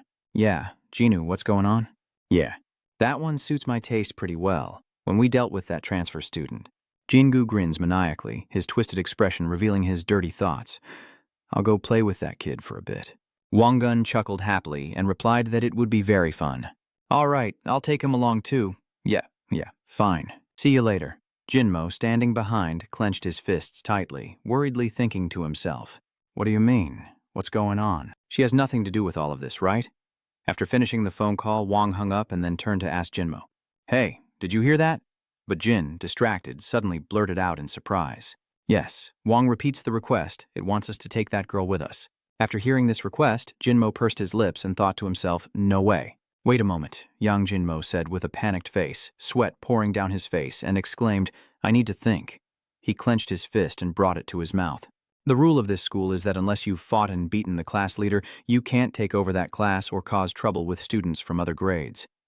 Hearing this, Jinmo looked at Uong standing nearby and also felt worried, showing how serious the situation was, and then spoke up. Well, Guan, since that girl is in 9th grade and Lai Seung-hoon is the boss of that class, he probably won't ignore this. Mentioning Lai Seung-hoon's name surprised Go Wang. It's not a big deal since he didn't pay protection money anyway. Yang Jinmo scratched his head in confusion and said, Oh, is that so? Yujok stands with Lai Seung-hoon and Ji Wang, discussing the rumor that he is the leader of the 9th grade. Seung-hoon replies, Nice to meet you. I've heard a lot about you. Then Uong showed contempt. Even though he's now the boss of those bugs, only able to get into the inner class during the entrance exam, after this I'll just swallow the 9th grade easily, so don't worry about nonsense. Remember to bring those two here. Gino nervously scratched his head and replied yes. But in his mind he was thinking, damn it, how can I bring those two here at the same time? He moved to the 11th grade. Deegan was sitting in class when someone suddenly approached and bowed to apologize to him. I truly and deeply apologize for what happened yesterday. This kind of thing will never happen again. Deegan, confused, watches his friends gather around to see what's happening. Hey, what are you doing? You're embarrassing me. Dongmin and Ho, the three friends, are also eager to hear and comment on what happened. Jongmin said, I heard that yesterday, Deegan single-handedly defeated Yang Jimo and his 4 henchmen. Manhoho asked further, did he do it without weapons? This shocked Hung, it's truly legendary, Dongmin continues. Wow, I really want to get close to him. Is there any way? Hodong agrees, but we don't have many chances to talk to him. Deegun suddenly stood up and kicked Jinmo down. Luckily, don't you see this is your fault? Jin hurriedly apologized. I'm sorry. I'm really sorry. Deegan's thoughts flashed through his mind. Looking closely, this bastard actually seemed quite pitiful. Finally, he shouted loudly and seriously. Yang Jin Moho thought Deegan was declaring loudly, I'm fine, but you have to go apologize to the girl from yesterday. Gino nervously scratched his head. Of course, Dagon. Can I invite you to a really delicious meal to apologize? This surprised D-Gun like it was the first time being invited out to eat. Take me with you. Jin hesitated, worried he might get punched in the face. Oh, I can't, right? Hearing your words, D-Gun starts to think again. Why do I keep feeling sorry for him? Then D-Gun put his arm around Jinmo's shoulder. All right, then let's go eat. Jin was surprised, thinking he might really be rejected. Thanks, buddy. If D-Gon keeps telling you to invite me, I should be the one saying thank you. You've also been through a lot. Moving to room 19, J.I. Inna was in disbelief talking to Jinmo. You want to invite me to a quick meal as an apology. Jin hurriedly agrees, but J.I. Inna firmly refuses. Why should I go? Jinmo raised both hands to appear friendly. No, I know you don't like me either. I don't mean anything else by it. It's true. I only feel guilty. You told me not to tell Deegan about the transfer students anymore. While they were talking, Ara suddenly leaned in and asked about the transfer student. Inna was startled and looked at Ara. Ara's eyes sparkled with excitement. Let's do it, Jin quickly said, ruining Ara's mood, but I didn't invite you. Immediately, Inna replied, no, Ara would feel awkward. Let's go grab a quick bite, just the two of us. Ara looked at us with a pitiful, shining gaze. Inna, that's my wish after all. Besides, there won't be another chance to hang out with the new student again. Gino shyly scratches his head. I'll invite your friend too. Let's go, we're on a date together. Oh, what did I just say? Inna lowered her face as if refusing. Ha, this really isn't a good idea, but I guess it's okay. Let's go, Ara immediately shouted excitedly. Inna really is the best, Jimo shyly replied. Okay, I'll come again after school. Whatever you two girls say is fine. Suddenly Jin had a flash of insight. Wait a minute, I better rethink this stupid idea. Over there, Ara was about to ask Inna if she should take off her glasses. She immediately asked if he brought a scarf. Meanwhile, Jinmo was tearing his hair out over his wrong decision. What do I do now? Suddenly thinking we went to eat at a fast food place? This is a disaster. I can't believe I even invited a girl who has nothing to do with this. And just as Jin is unsure what to do, he passes by Lee Sung-hun. You keep staring at Sung-hun, lost in thought. Who is he? Kwon De-gun's classmate? Jin wondered if they were close, as the scene shifts outside the school.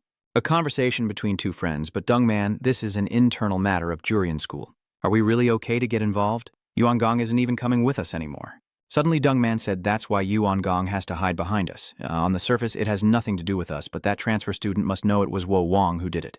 Everyone wondered, but what could he possibly do? If we wear him down, his position will be gone.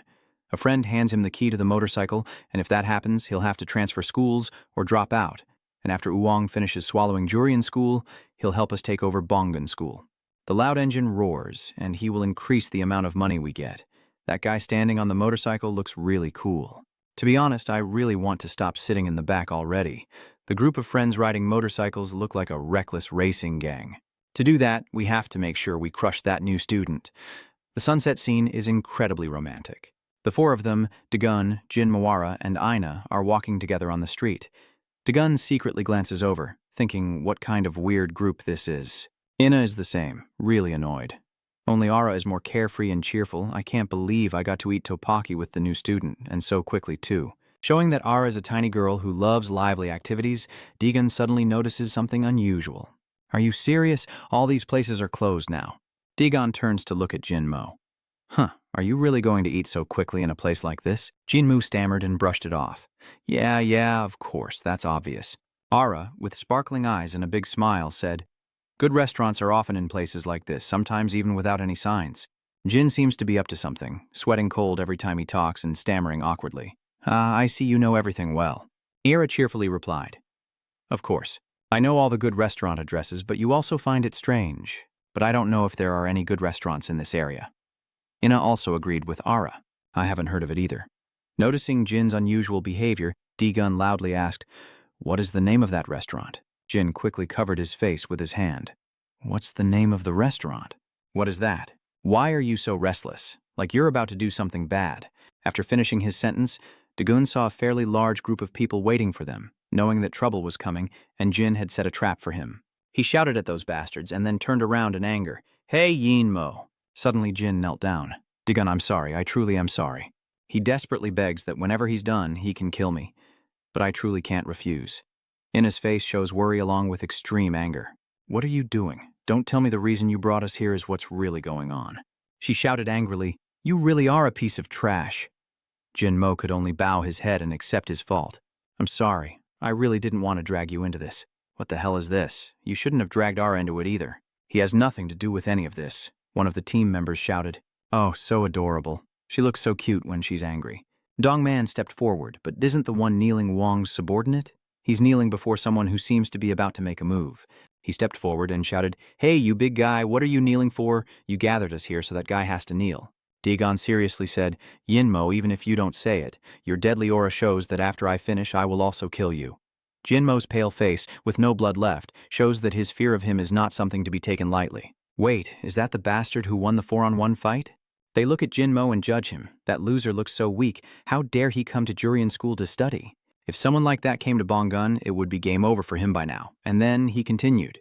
It really brings down the reputation of Jurong. But don't let your guard down. Dongman and I have seen him before. Is he really that strong? Dagun starts to get ready as he takes off his backpack, and high school student Min Wingen from Bonggun School steps forward to face him. Of course. But can I go first before we all head up? Dagun loosened his tie and looked at his opponent with a bullet-like gaze, as if he wanted to crush this gang. The members of that team, eager to win, want to challenge Dagon even though they don't know what kind of guy he is. There's an old saying that knowing your enemy and yourself guarantees victory in every battle, but this team might be overconfident in themselves. How strong is the high school boss Ron? Let me see for myself. Minion Wonin clapped his hand. I want to see the skills of a top-tier guy from Jurian and tell you that I am in the top 10 in my first year at Bonggun Technical School. Even if you're a student from Jum School, I wouldn't be disappointed because at least your skills are at a boss level. D-Gun didn't care about what that arrogant bastard said. He turns around and around as if searching for something. Damn it. He keeps looking somewhere else while we're talking, huh? Min Bingan said angrily. Poor little troublemaker. He pointed straight at D-Gun's face. You don't know where I'm looking, but I'm staring straight at you. Well, I don't know if you're really looking at me, but if you're planning to fight, just come at me. Manon squints and unleashes his ultimate move. Ha! With my special skill, a skill no one else knows about, I have created a vision far beyond normal people. Min Bingen rushes in. Sooner or later, you will taste the bitterness when looking into my eyes. Stop shouting, because in the end, no one will survive anyway. You little brat, Idung Man appears. He almost turned me into a cripple. Idung Man also looks quite like a con artist, but you have to be careful with what he says. In the past, when I fought him, Idung Man showed his fighting skills. It was very difficult for me to look into those eyes. The guy dodges attacks by focusing on the opponent's eyes to counter, but his own eyes are terrifying and make it very hard to dodge. Even if I can win with my wrestling skills, I don't know what he will do in this situation. But one thing is certain. It won't be easy at all. At this moment, Dagon wrapped his arm around Minan's neck, causing Kua Daoshok to scream in an alien sound.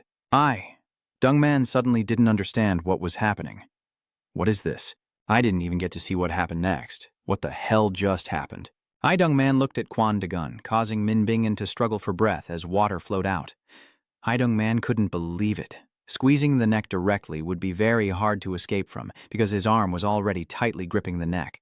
But he's still conscious. He rolled his eyes and the veins on his forehead became prominent. Is that what Idung Man is commenting on? He just comments that his eyes usually look like that, so I don't know if he's really conscious or not. Then Idung Man loudly calls out to Min Bingen to end it and give up. On this side, Dagon is tightening his grip on his neck, his face growing colder and colder. Idung Man snapped his fingers, and Min Bingen seemed to have no strength left to hang his arms down. Bingan's subordinates stared in surprise as Dagon and Min Bingan collapsed to the floor. Suddenly Dagon coldly said, "Why do you think I would forgive you if you surrender? Never. You're here to kill me, right? Even innocent people will be dragged into this." With a cold expression he warned, "If you keep crossing the line, I will fight you with the determination to kill you." Minan's subordinate still naively asks, "Is this bastard trying to act cool?" Another guy replied, "I don't think you understand what's happening right now. Taking one down doesn't mean it's over, you bastard. Are you still not seeing? 9 people are standing right in front of you. You think you're the last one alive? Wake up, you're so stupid." Dagon turned to Ara, who was standing there wearing glasses, and told her that he would handle everything himself now, so she could hold on to his bag, and it was very dangerous, so she should leave here. The girl agreed, and Ara blushed at Dagon's coolness. Ina's friend reminds her this is not the time for romance, as Dagon casually breaks a man's arm and speaks confidently to everyone in front of him. "All of you fight me now. One of you on the other side has a plan. First surround him, and then what should we do next?" One of them responds, "Just attack him the way the 5 of you did before, so our formation won't be broken. If he takes them all down, we'll put him in the hospital for a few months." Everyone started planning their tactics and ran as fast as they could. They have successfully surrounded Dagon. He thought to himself that if they encircle him and step over the wall, maybe D-Gun will look around and realize he can take advantage of that. Suddenly, he rushed forward and pushed one of them, causing him to crash painfully into the wall. Then, D-Gun struck him with a powerful punch. He keeps punching the target in front of him, while two more are coming up behind D-Gun. The two behind shout out, "You bastard!" D-Gun grabbed some dirt from the plant pot and threw it at the thug behind him, making him cry out in pain. Then he raised his leg to kick him, but unfortunately for him, D-Gun easily blocked the kick, leaving him stunned. He quickly lifted him up and defeated him easily. Then another guy swung a punch at D-Gun, but he dodged it. Immediately, he delivered an uppercut to his chin with painful force. The blonde-haired guy was struggling to get up, but D-Gun followed up with a kick to his head. One of the onlookers outside couldn't help but break out in a cold sweat. I know he's strong, but I don't know just how powerful he is. Watching D-Gun fight, he guesses that he might defeat Kim Guan-Wong and Yu-Jok. It seems he might even become the leader of the first year. He confidently declared, "No, I am sure of it." Jinu's father turned to his companions and asked nervously, "What are you guys doing?" "We should also move forward now," so they all charged towards D-Gun. Suddenly, he rushes quickly toward the man with the blonde mane. He smoothly slips past his side, and then gently delivers a powerful punch to his side. D-Gun delivers another blow to the head, causing him to fall unconscious. His blonde-haired accomplice is about to throw a punch, but Sagun notices and immediately kicks him in the face. This kick made him spew out his most vital essence from his mouth. Without giving him time to recover, he spun around and delivered a punch to his neck. It's no surprise that he immediately collapsed to the ground, his accomplices now lying face down, with only two others standing at a distance, too afraid to come closer. At this moment, D-Gun was also sweating profusely. He wiped his face with his hand and muttered to himself. 7 people at once was a bit difficult, so now only 2 remain? Jingu's father couldn't hide the fear on his face, but everyone else just forced a stiff smile. This is all you can do now. Even though you're a monster, Dungman suddenly cut in and said, "I think that guy has taken down many people at once," when the two of us ran straight at him. He has identified the key point in D-Gun's strategy. He stands where he can force them into a straight line. Dungman analyzes that this way they can't corner him anywhere, then the person behind gets blocked by the one in front and can't attack him, which is how he takes down each person one by one. He continues to deduce that the first time they surrounded him, he had his back against the wall. He is very experienced, knowing how to fight multiple people and manipulate them to his advantage. Then, Dungman and Cha Jinu moved forward together. I admit he's very strong, but that's all there is to it. Seeing their actions, D-Gun was a bit confused about what the hell was going on. Suddenly, a group of thugs from earlier on the motorcycles appeared, the leader holding a baseball bat and saying, "Hurry up and go buy a motorcycle, it's hard to walk around here." The appearance of that punk made Cha-Jin ask in surprise, "Are you staying here? Wait a minute, but have those idiots already been defeated? How strong is that guy?" Then he laughed joyfully, saying, "I'm glad this baseball bat finally has a use. My dream was to hit guys like you with it." Idungman also chimed in, "You're pretty good at that. But who said there are only 10 people here? Even if you've taken down those fools today, you're definitely going to die. Don't waste your breath on this one. Just send him to the hospital." "You think you can take us all down alone?" D-Gun asked as he watched them keep rambling. "How many of them are there?" Suddenly a voice sounded that drew everyone's attention. "Who said he's alone?" Everyone turned to see who was speaking. Seeing that person, D-Gun couldn't help but be amazed and exclaimed, "Minsu, why are you here?" Minsu looked very confused and replied, "Well, there are many footsteps approaching from behind." D-Gun was even more surprised, saying, "You guys, right now Minsu also said that his older brother smells bad. When Dong Min-hung and Manho appeared looking so cool, how could we just sit here?" Manho-ho, with a very confident face, said, "I am here to help you." Manho, carrying a bag on his shoulder, clearly said, "We saw that you seem about to be doomed, so we came here to help. I don't like this matter taking away my leadership, but I also can't just stand by and watch him die." Hearing that, Qui-Gon asked, "But how do you know where this place is?" Minsu said it was Yang Jin-mo. Seeing that, Jin-mo suddenly put his finger to his lips to shush. Seeing him turn hostile like that, who would be surprised? Weren't you the one saying D-Gun was in danger? Jin was sweating all over and just scratching his head, but anyway, I already told everyone to come here for the manhwa, right? Are you justifying yourself? I was just muttering to myself as I walked. Wow, he's really sharp. How did he hear everything? Hearing that, Dungman was furious and shouted, "You bastard, are you mocking me? Hey, this whole mess is your fault. Ha, I really can't stand it anymore. All right, Wong will just kill you anyway. Let's see how I deal with both you and that guy." "Qui-Gon, you're doomed." Hearing this, Jin behind is also very worried. "But you decided to face these thugs."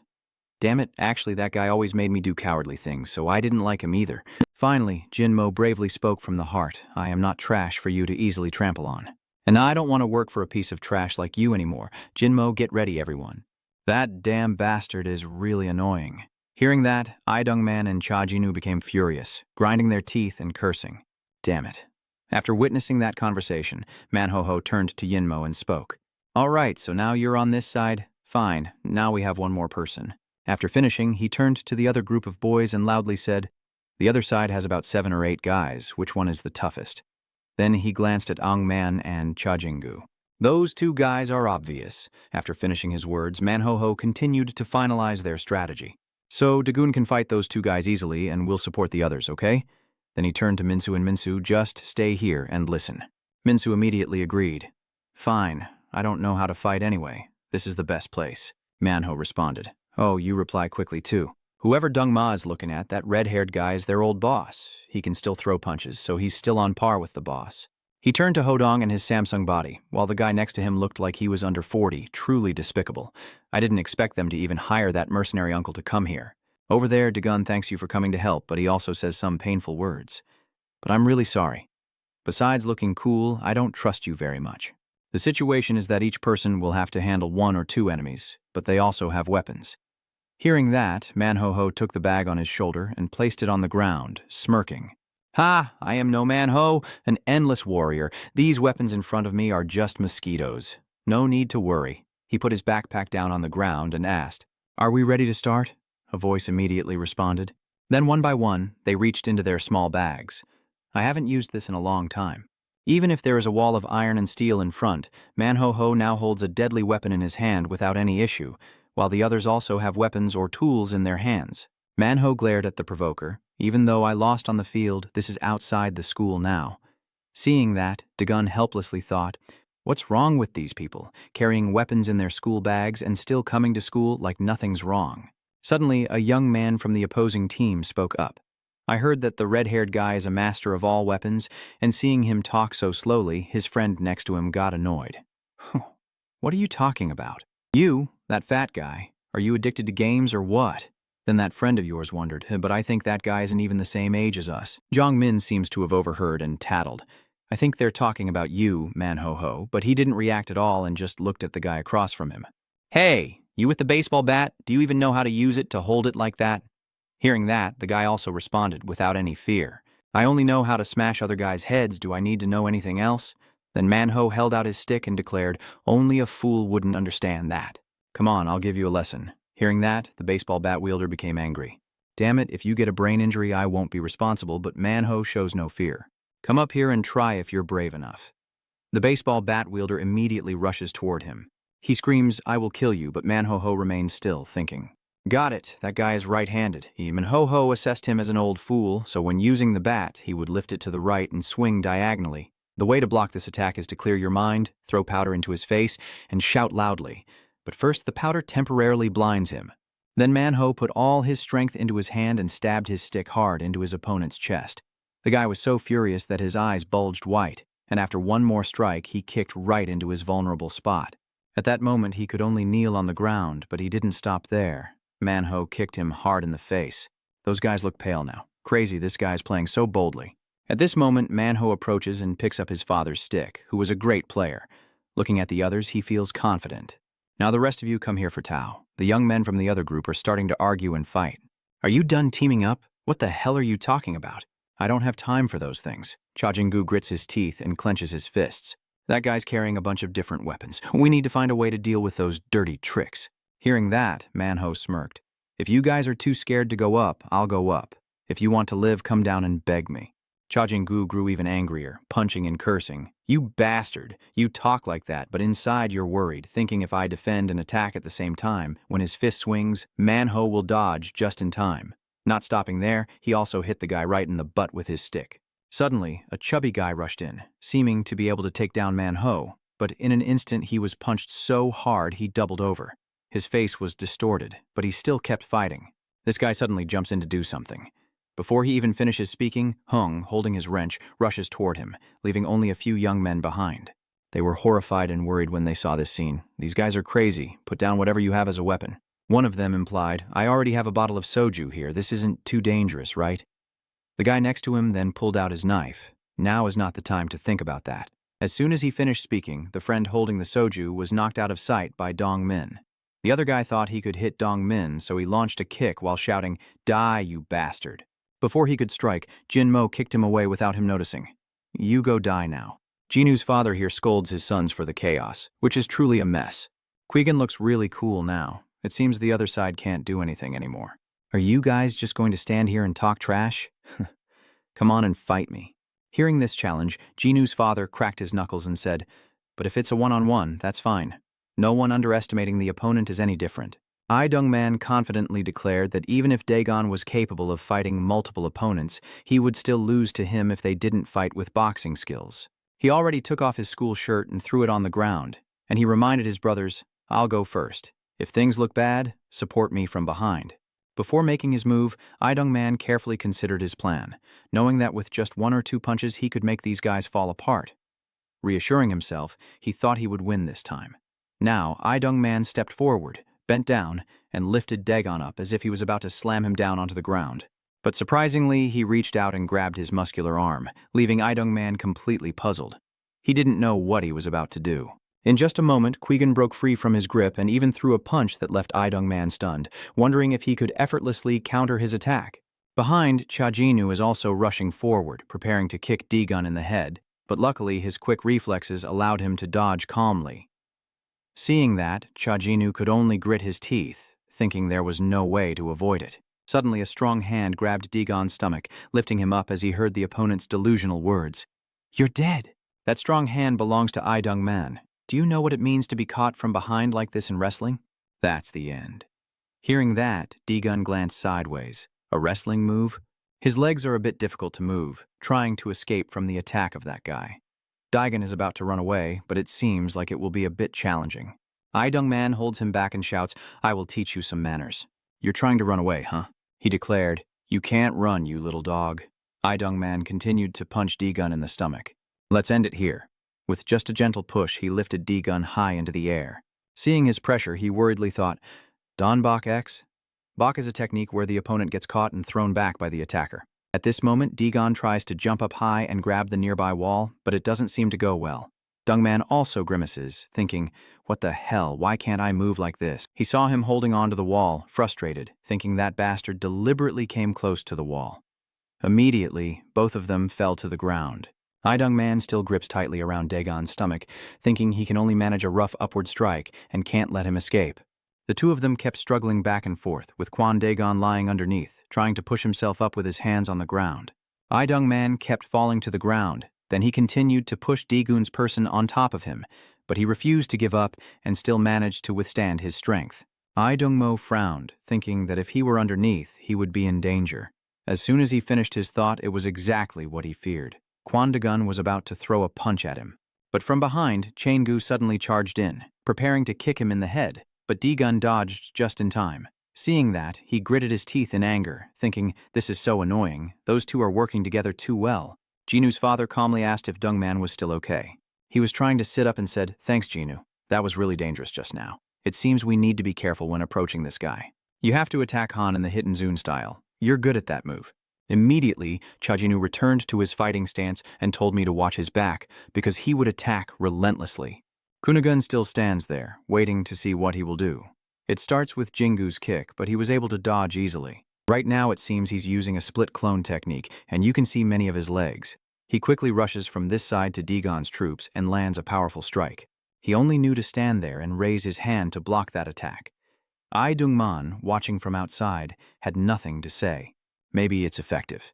Thinking about it, Jingu's attack method isn't simple at all. Maybe these two are quite evenly matched. Over here, the battle is still intense. Father Jingu is putting all his strength into his leg. After a moment, his kick is delivered straight at Dagon's face. He immediately realized and wondered, is his specialty kicking? Then I should close the distance between us. Thinking quickly, he charged straight at him. Jinu's father seemed to sense his intention.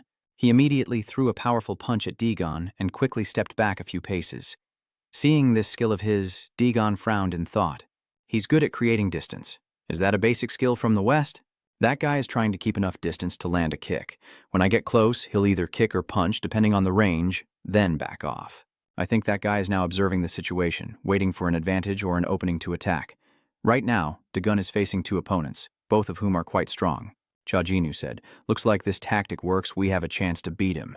Hearing that, Qui-gon coldly thought, "Tch, Min has roughly figured it out, now let's deal with this bastard."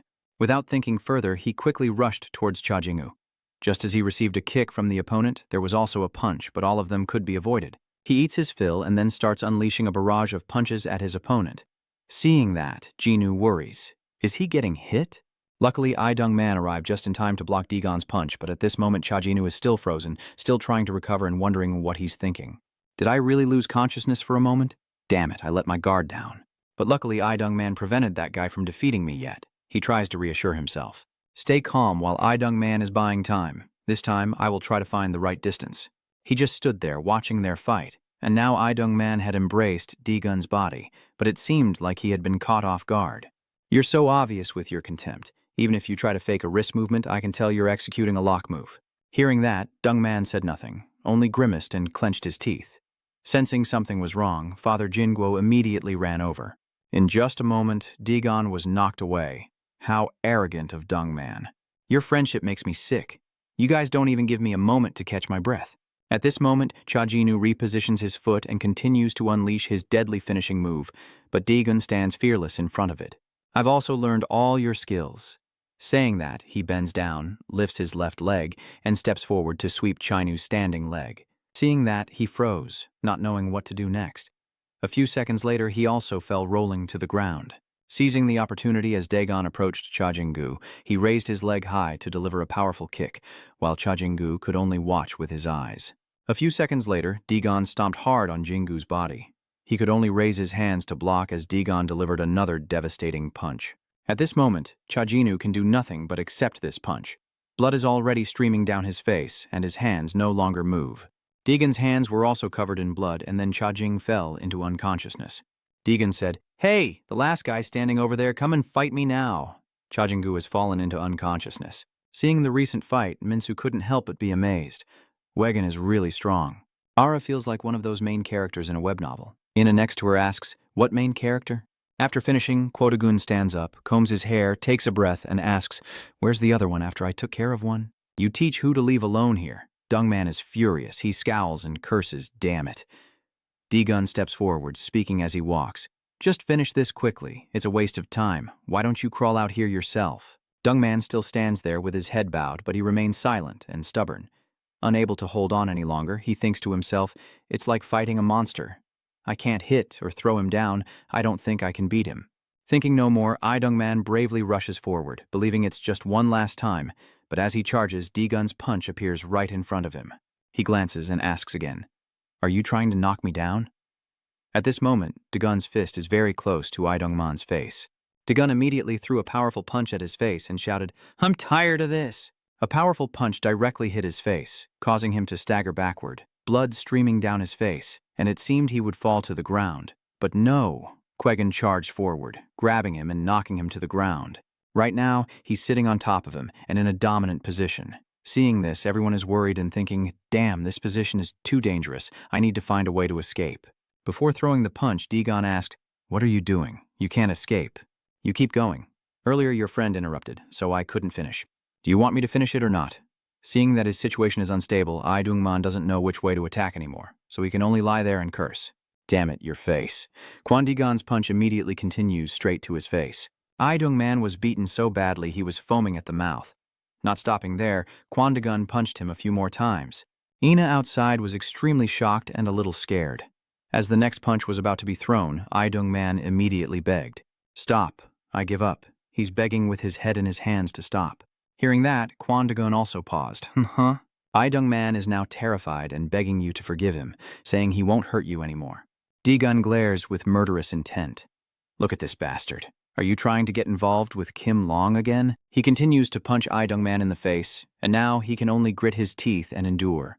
Qui-Gon is squeezing his neck with enough force that he can only beg for him to stop, but he can't easily let this kind of person go. "Stop being stubborn and bend down. Today you will die chasing a man named Kim Kwan Wong." "Keep going. What did that bastard do to you?" "Is there anything he can do?" Dagon asked.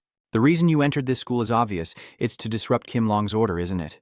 Now who do you think can stabilize Kim Long? I just squeezed his neck and said, this is Kim Kwan Wong or the one choking you. Over here, Jin Mo is throwing punches at those who used to bully him. Now they are the ones lying beneath his feet. Done. It's all settled now. I think Deegan is finished too. I'll stop talking now. Think carefully and don't repeat this mistake. Take your friend and quietly leave. At this moment, whoever is Dung Man must accept the shame. I get it now. It's over. He has to reflect on himself. What's going on here? Is this really happening? Even if we're better than them, that guy is on a completely different level. Manhwa approached and asked Dagun, "Are you done?" Dagun, adjusting his tie, replied, "Yeah, let's go." But Manho-ho, a bit confused, asked, "Do you really let that bastard go?" Deegan shared his thoughts. "I won't let them touch Kim Long anymore." As he said that, he stepped on Cha Jinu's hand. Hearing my friend speak like that, Manho-ho responded, "All right, I won't get anything out of those guys." Manho-ho suddenly remembered something. Oh, and that bastard Kim Gun Wong is attracting students from other schools. That coward just hit him with a stick and ended it. Hearing that, D-Gun, feeling discouraged, scratched his head and replied, "I can't do this anymore. I'm exhausted too. There has to be another way." Moreover, suddenly he became serious. "Thank you. Thanks to you guys, I was able to get through it. Thank you for risking everything. Hearing you open up like that, your friends all felt their hearts warm up." "It's nothing. Well, everyone would do the same." "Yeah, that's right. We're classmates." Dagan also didn't forget Minsu. He called Minsu and thanked him. Minsu, feeling shy, scratched his head and replied, "I didn't do anything." Dagan immediately said, "Don't say that." He turned to Yinmo and asked, "Do you have something else to do?" "Huh? Doing what?" Suddenly, he remembered his deadly gaze, broke out in sweat, and stammered, "So I have to die for that?" Then he burst into tears and exclaimed, "I haven't even dated anyone." Seeing that, Dagon reassured them, "I thought you were really about to die." Feeling grateful to his brothers, he turned to ask the two girls, "Are you hurt?" Ara, not knowing what to say when she sees him, asked, "Did you finish fighting?" Dagon nodded. "Yes, it's safe now." It seems that standing in the sun too long and the stress made Ara faint, but luckily, Dagon caught her just in time. He gently asked, "Are you okay?" Suddenly having this situation. Ara blushed, her heart pounding, thinking, is Dagon holding her waist? She clutching her chest, thinking wildly, so having weak legs is really a good thing? So what if I never have legs? It's okay, people can't separate their legs from their bodies anyway. But what if my legs disappear and Dagon carries me? I think I would die of a heart attack, but it was worth it. Later, he helped her up and advised her, "You have to stand firm. Ara's mind is racing." Min automatically stood firm. Seeing her look strange, Dagun asked in surprise, "What's with your red face? Are you okay?" Ara hurriedly stammered in response, "Oh yeah, I'm fine." Hearing that, Dagun hugged his head and said, "He's glad you're okay. Sorry for involving you. It's not your fault. It's because of me." Ara immediately denied, "No, no, no. Actually, it's because of your friend Jin. Dagun isn't your fault." Ina spoke up beside him, "That's so wrong." Ara, confused, turned to ask, "Huh?" Ina immediately expressed her feelings. "Your existence is very wrong. Seeing you and her friends, you hang out with bullies and fight them. You also bother everyone around you and cause trouble for others." She continued to express her thoughts. "Do you think they are evil? And you are good? To me, you're all the same, just a bunch of girls." Ina was upset with him. "The way you use violence to solve problems is really childish and cheap. Stop bothering the normal students and go somewhere quiet and disappear." Seeing her upset like that, Ara nearby worriedly called Ina. Before she could let her continue, Ina pulled her away and said, "Ara, let's go." After that comment, the gang in the group exclaimed, "That's really surprising." He seems to think so too, but I guess I'm a bit hurt. Young Min hesitated and added, "I really can't argue back." Dagon remained silent and slung his backpack over his shoulder. Jin Mo also looked guilty. Over there, Ara also remained silent, watching everyone. After a while, she finally spoke up. "Ina, are you okay?" Ina sighed. "I'm sorry, Ara, I was a bit over the top. You know I really hate that. They really saved me, but I still can't see it in a positive light." After thinking it over, he told himself he didn't care about transfer students anymore, as long as they didn't interfere with his plans. After thinking, Ina asked, "Ara, do you want to go home first?" "I'm leaving now." At that moment, Ara realized, "Oh, you went to see Jun." Ina forced a smile. "Yeah, I miss him so much today. See you later at the house." The green light just turned on, and Ina left immediately. Ara waved from behind, saying, "See you later?" Then she worriedly pondered, "Maybe he's more sensitive today because of his younger brother. I don't understand why this is happening to someone who is struggling because of their younger brother." On the way, Ara kept pondering. Although we couldn't eat the whole bun earlier, we saw that happen. Jin looked genuinely remorseful, but I don't know what's going on. Dagon drapes an arm around Jinmo and asks, "Do you want to die? Should I give you a special treatment for drowning? Or would you rather die from suffocation? I would fight with 10,000 troops." Jinmo nervously replied, "I don't blame anyone, it's all my fault, but even if I die, I want to apologize to those kids." Emperor Huang heard this, and Dagon teased, "That's right, they must be really scared. You're so cruel, you know that?" Then Dagon said, "But there are worse people out there responsible for this." The scene shifts to a hospital in front of a patient room, with Ina and another patient inside. Maybe that's her younger brother, Jun. Ina looked at her brother with worry. Do they not realize how much they will hurt others? I don't care what they think anymore. You can't hide the exhaustion in your eyes. That is the worst thing in the world. What are they thinking? They are tearing each other apart as if they're having a great time. They think this is just a game. Kim Woo is playing a game, but keeps losing. He's furious and curses this damn game.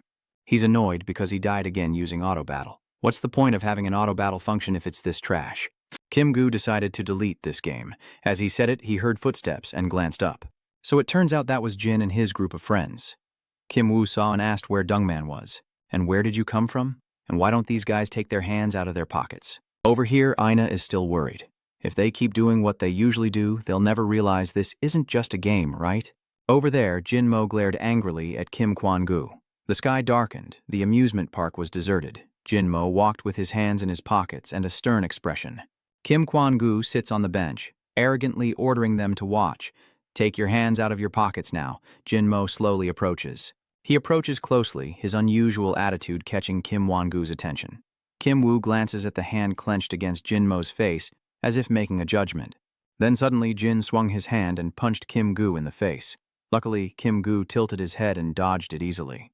Kim Kwan-gu's quick reflexes surprised Jin. Without waiting, Kim Gu counterattacks immediately, his sharp eyes flashing as he snipes. This bastard! A powerful punch straight into the ribs makes Jinmo cry out in pain.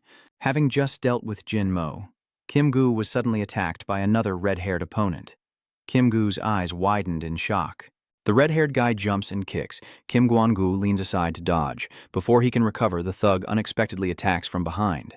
Kim Kwan-gu couldn't dodge in time and took a straight punch to the face. Then another guy charged at him, kicking him in the chin and causing him to fall flat on his back. Jim takes the opportunity to land another punch on Kim Kwan-gu's right cheek. Kim Kwan-gu is stunned. He looks at the group of former subordinates he once dominated now rallying against him, his murderous gaze rushing forward as he secretly curses these bastards, while time continues to flow, blending into Ina's thoughts as she puts herself in others' shoes and experiences exactly what she has caused. At the hospital, Ina gently holds Jun's hand. "Do you regret it and promise not to make those mistakes again?" Ina lowers her head, her eyes filled with sadness. Blood debts must be paid with blood. With anyone, it will be the same. The shot shifts back to Deegan and his friends, his thoughts still racing. Should I seek revenge? Returning to Kim Woo's miserable situation, he is panting heavily, his face full of tension as he runs away. His legs never stop, and behind him are other legs also desperately chasing. The group continued to chase each other through the deserted streets. Kim Kwan-gu glanced back behind him. In his reckless state, he accidentally hits a water pipe. Seeing this, Jinmo seizes the opportunity and throws a punch. Kim Kwan-gu spun around and threw a punch back at him, but he also got kicked and was sent flying backwards. The punk who just delivered the kick speaks, "We'll go easy on you, you bastard." Jinmo rubs his cheek where he was punched and walks away with a big smile. "Why did you run away so shamefully? You reap what you sow." Kim Gu grits his teeth as he listens to Jinmo's taunts. "Have you enjoyed oppressing us all this time? Look at that bastard's face. He's so scared he looks adorable." Jinmo sneers disdainfully at Kim Woo's pathetic appearance. "You won't be able to do anything on your own anymore. I can't believe you could lose like that. I realize I was really stupid before. Kim Gu, I swear I will never meet that bastard again." Ina sadly places her hand on Jay's forehead, but this world isn't as rational as that. Ina looks at Juan still unconscious in bed, so I won't let them win that easily. Thinking of that, she clenched her teeth. "Those who caused you to end up like this, I will make them pay." Ina quietly bowed her head, her heart pleading, "Juan, can you please wake up? Right now at school, rumors about the new boss of Class 1 to S are starting to spread. Hey, you know?" A square-faced student spoke up. "What do you know?" The crazy-eyed guy lifts his phone and says, "I heard Kim Woo got beaten up badly by Jin last night." That guy then looked at the phone screen with a picture of Jin Mo, grabbed Kim Gu's hair and exclaimed, "Wow, Kim Gu really is just like me. He always tries to act tough." "What's going on here?" Suddenly a hand pushed the door open, and Jin Mo and his arrogant followers swaggered in. their faces radiating two words: nobility. The square-faced guy keeps eavesdropping. What happened next? Has the class leader changed or something? Jinmo sat down, and Oi Fong placed his feet, still wearing his black and white striped slippers, on the table. He scoffs. Has that dog Kim Woo not arrived yet? So, I guess there's no way it would dare to come here. Right? The two students, who look a bit foolish and seem to be twins, hesitantly ask, Jinmo, what about the errands? Do we need to do it like usual? Jinmo smirked at his junior. What should I do now? The young subordinate in a black hoodie smiled brightly and crouched down, saying that the two organizations had a race and chose the winner to be the new errand boy, when suddenly a tall figure entered the classroom. Hearing the footsteps, Gino slowly turned his head and was quickly stunned when he saw the face of the person who'd just entered the ADN classroom. Jimo quickly pulled his hand out of his pocket. A small gesture, but enough to show that his pride and triumph were crushed when he saw Kwon Dagun. What are you here for? Congratulations on becoming the new boss. You seem to be very happy. Jimo glanced away and scratched his head. Well, I've never experienced this feeling before. But thanks, Dagun, it's because of you that I'm in this mess. Before I could finish my sentence, Dagun's face darkened. He coldly said, Make your decision. Do you want to fight me as the boss or just take the beating and forget it? No need to say it, I guess everyone can guess Jinmo's decision. He timidly stands in the corner, nervously bows his head. Please just go easy on me. Is that gentle? All right. Dagun frowned, smiled a little, and said, I will go easy. All Jin could see was Dagun's punch making his eyes explode. In that moment, Jin silently thought, yeah, it's better now. He closed his eyes, feeling his body slowly lift off. Now that he has hit me, I feel much more at ease. Or maybe he already hit me lightly. A blinding light from the sky shines directly on Jinmo as he ascends like a cleansing, making it feel as if his whole body has become lighter, flying like this. Suddenly, Jinmo is startled. What the hell is that? How far do I have to fly? Don't go, there's no way I can just fly away because of a punch. What the hell is this? Why am I out here? Dagun calmly stands still, sighs, and suddenly feels overwhelmed with emotion. After a moment, Dagun turns to look at Jinmo's two underlings. Since you all belong to the same group, you should also be punished, right? The two guys panicked, hurriedly waving their hands. No, we're not in the same group. We disbanded this group 3 seconds ago. Qui-Gun suddenly placed his hand on the shoulder of the guy in the black hoodie, and the overwhelming pressure made him break out in a cold sweat. Fine. Dagun looked at him with a piercing gaze that seemed to delve into the depths of his fear, his voice cold and threatening, but don't go around bullying others and making a fuss about it. From now on, live quietly and peacefully. Understand? Seeing Jin's underlings standing frozen in place, with their mouths stiff and unresponsive, Dagun gritted his teeth and said, Answer me. The three of them quickly stood up straight and replied clearly, Yes. The red-haired guy saw Dagun pass by, scratched his head, and told the troublemaker, From now on, my dream is to become a crushed can. The headbanger also immediately agreed. Do you want to compete to see who gets crushed more? I'm confident I will win. Damn it, we're doomed. Everyone watched as Kwon Dagun's figure disappeared into the distance. The smartass continued to marvel. But that line was pretty cool too, huh? He's really the strongest person I've ever met, he said, then slapped Jin, who was still unconscious. Gino, wake up, you bastard. The speech bubbles from 1 to 6 are just Jin signaling the premature end of his boss career. Over here, Dagun Oi Fong walks down the hallway, and the speech bubbles reappear, showcasing his glorious achievements. Jury in high school, 112, 13, 14, Dagun's boss. A white chalk mark appears on the green board. A week after transferring, 4 classes have been conquered. While Dagun is focused on studying, Man Ho Jong Min and Ho Dong keep making noise, causing Dagon to sigh. I can't believe you've taken over 4 classes already. You're as cool as a gourd. Dagun is the best of the best. In this first grade, you're truly the greatest treasure. I'm really proud of you. Dagun is truly the best of the best. Dagun slammed the notebook into the faces of the 3 troublemakers. Stop messing around. Ho Dong covers one side of his face, quietly admiring. Compared to the first time he was beaten, this really was just a light slap. When will you finally agree to hang out with these guys? I just got the Ant Gold hour. Dagun, tired, sighs and pushes up his glasses. You guys are really annoying. In the end, Dagun still softened. But oh well, let's go together. The Manho group was so excited they shed tears. Dongmin clasped his hands in prayer. Oh, divine beings, it seems my prayers have reached you. Don't worry, Dagon. If they drag my rank down, I'll eliminate them all. Manho scratches his head. But I am still a fellow rank. Hodong grabbed Manho's shirt and dragged him away. In the midst of his friend's noise, Qui-Gon only needed a magic word. If they kept pushing it, I wouldn't go. Suddenly, a slender hand grabbed Jongmin's sleeve, and a clear voice spoke up. I want to go too. Jongmin, confused, turns to look at Puri standing beside him. But Puri, you don't play League of Legends, do you? Bakjuri retorted. Yes, I do. Hearing that, Jongmin immediately questioned. Which RK are you?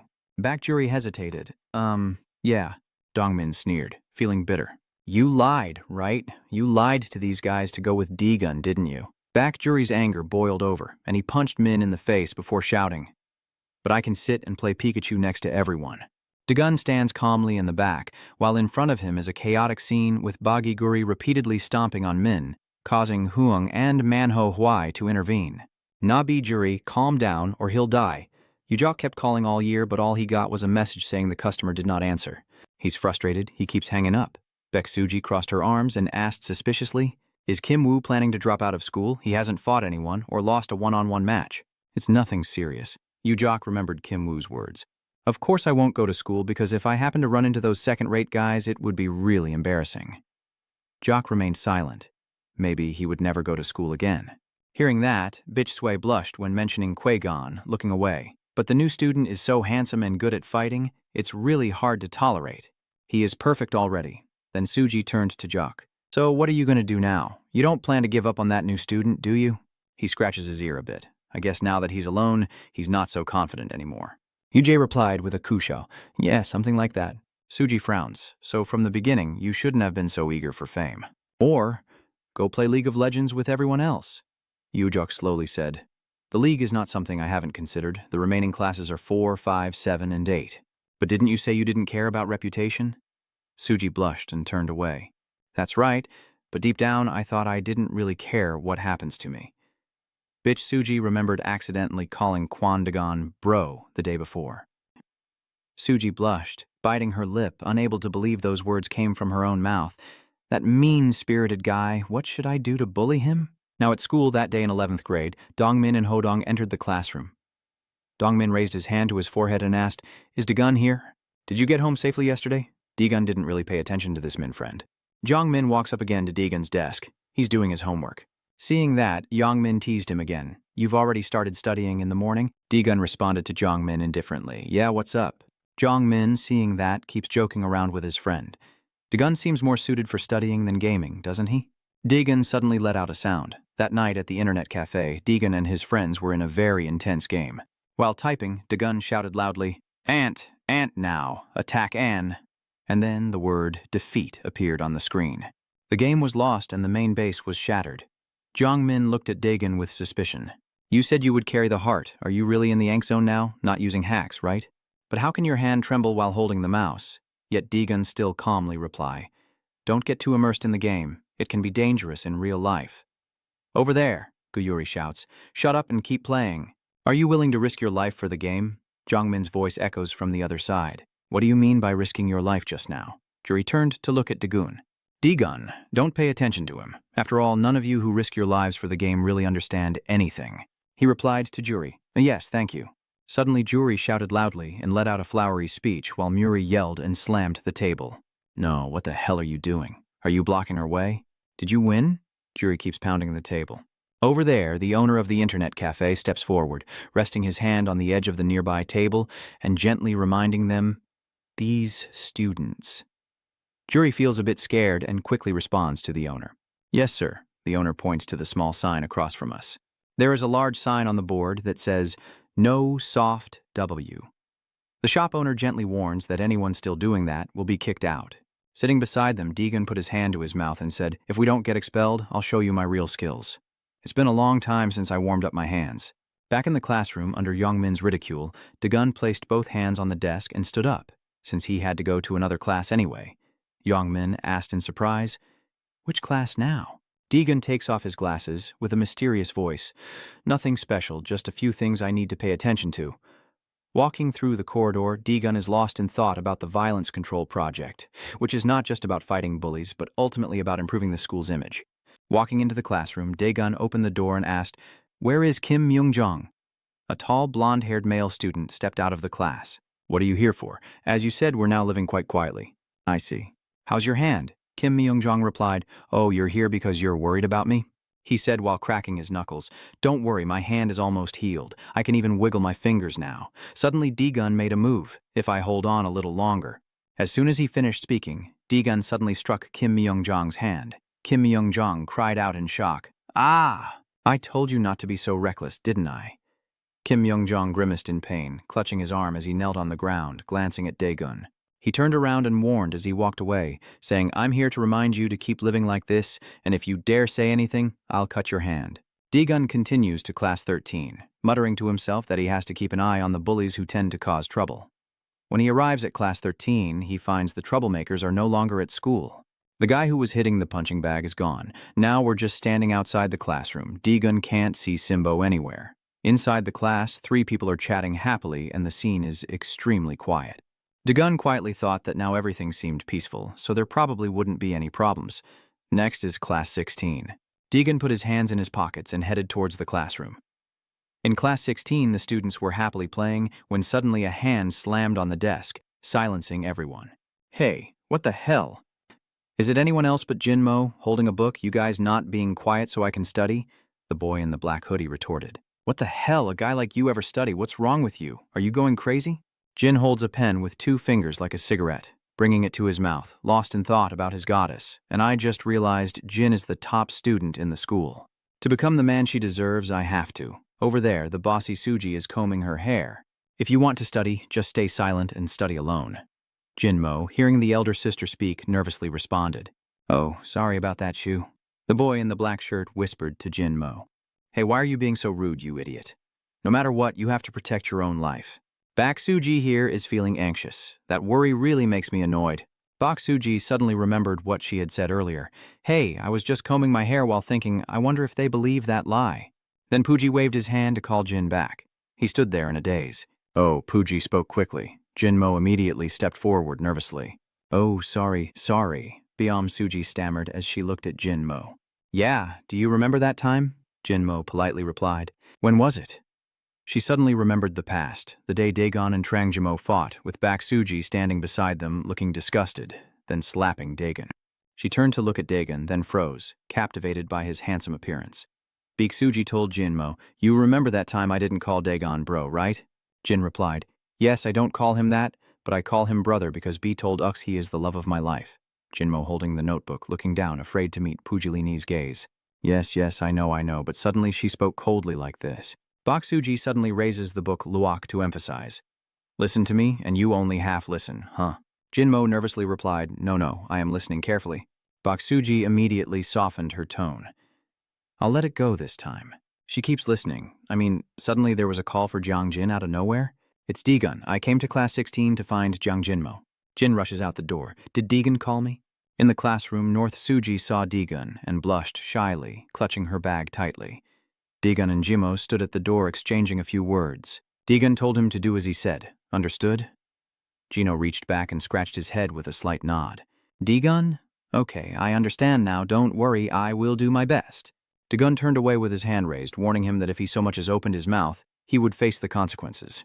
I'm leaving now. Gino quickly bowed to say goodbye to D-gun and responded. Be careful, I will do my best. Then Jin hurriedly ran to Park Suji, scratching his head and forcing a smile. Oh, sorry, he. Because I was following Daegon, but what did you say just now? Bak Suji, feeling irritated, demands Jinmo to take off her glasses. Jin, scared and confused, starts to remove them, but Bak Suji suddenly strikes her with the stick she's holding, scolding her as she hits. How dare you leave when I'm talking? Jin, scared, puts his hands behind his head to block Puji's attack, feeling both pain and helplessness. I'm sorry, it's my fault. Please forgive me this time. After hitting Jinmo until she was sweating all over, Bak Suji yelled, Ah, I'm all sweaty now. It's because of you that my makeup has smudged. I'm really annoyed. I can't hit you anymore. Jimo, holding his head in pain after Puji's blows, nervously asks, So you're letting me go? Then Puji stretched out her arms, and her followers immediately stood up, one of them speaking, Chisuji called us. Bak Suji stood up, crossing her arms in a threatening manner. Yeah, kick. Before that command, 4 or 5 hands pulled his mouth, grabbed his hair, kicked his legs, and punched Jin non-stop. But everyone's mouth keeps apologizing. Am I supposed to apologize to Jinmo? On this side, Biksuji sat down, took out a powder box, looked in the mirror, and reapplied her makeup, muttering, "What should I do with Dagon? How can he pretend in front of me? Stop it now. Bring Ji here to me in the 5th class." Ji asked, "Suji, why did you call my brother and scare me?" "Because it made me so angry." Then she asked, "Do you remember what I said last time?" "Diok, what are you asking again?" Baksuji mentioned that alliance. "I'm thinking about it." Jock sat down next to Puji and wondered why you wanted to do that. Suji replied vaguely, "What moon are you talking about?" "I want to bully that guy." Dejok continued, "If that's your intention, you've already told your beloved." Baksuji clenched her fists. I couldn't say anything. Then she turned away shyly. "If I say it, that guy is definitely dead. It's too difficult." Jock continued, saying, "So Suji just told me I only want to..." Then she suddenly imagined herself sitting on a throne, with a male student kneeling at her feet, offering her a footrest. "Baksuji, thank you for using me to support your feet. Are you crazy? You must call her lady, understand?" Dagon answered in fear, "Lady Pui.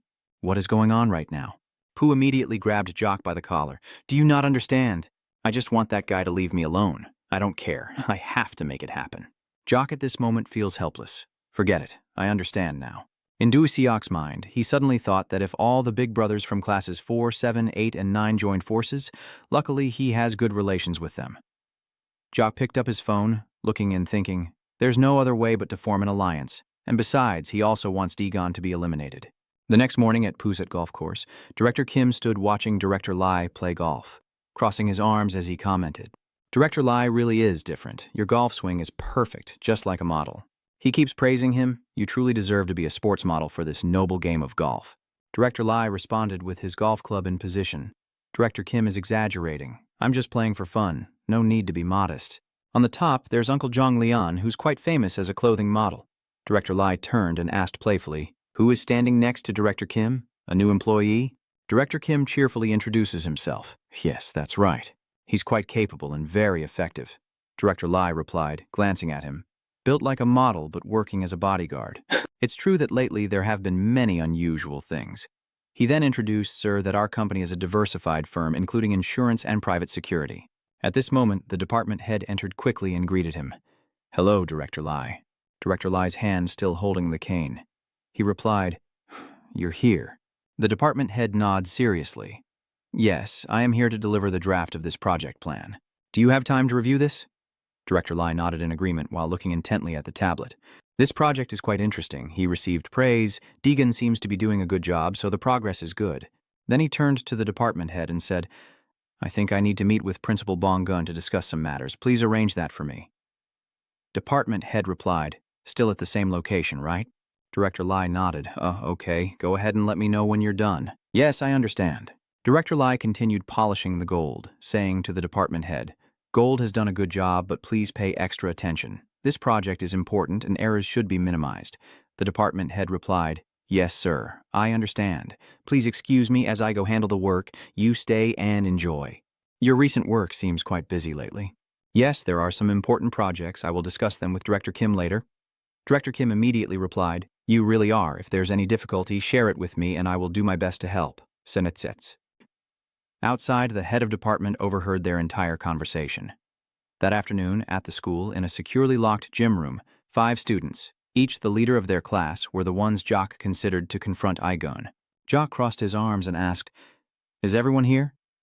The tall, handsome senior dweech with moss-green hair replied, "Only 5 people? Tell me what you have to say."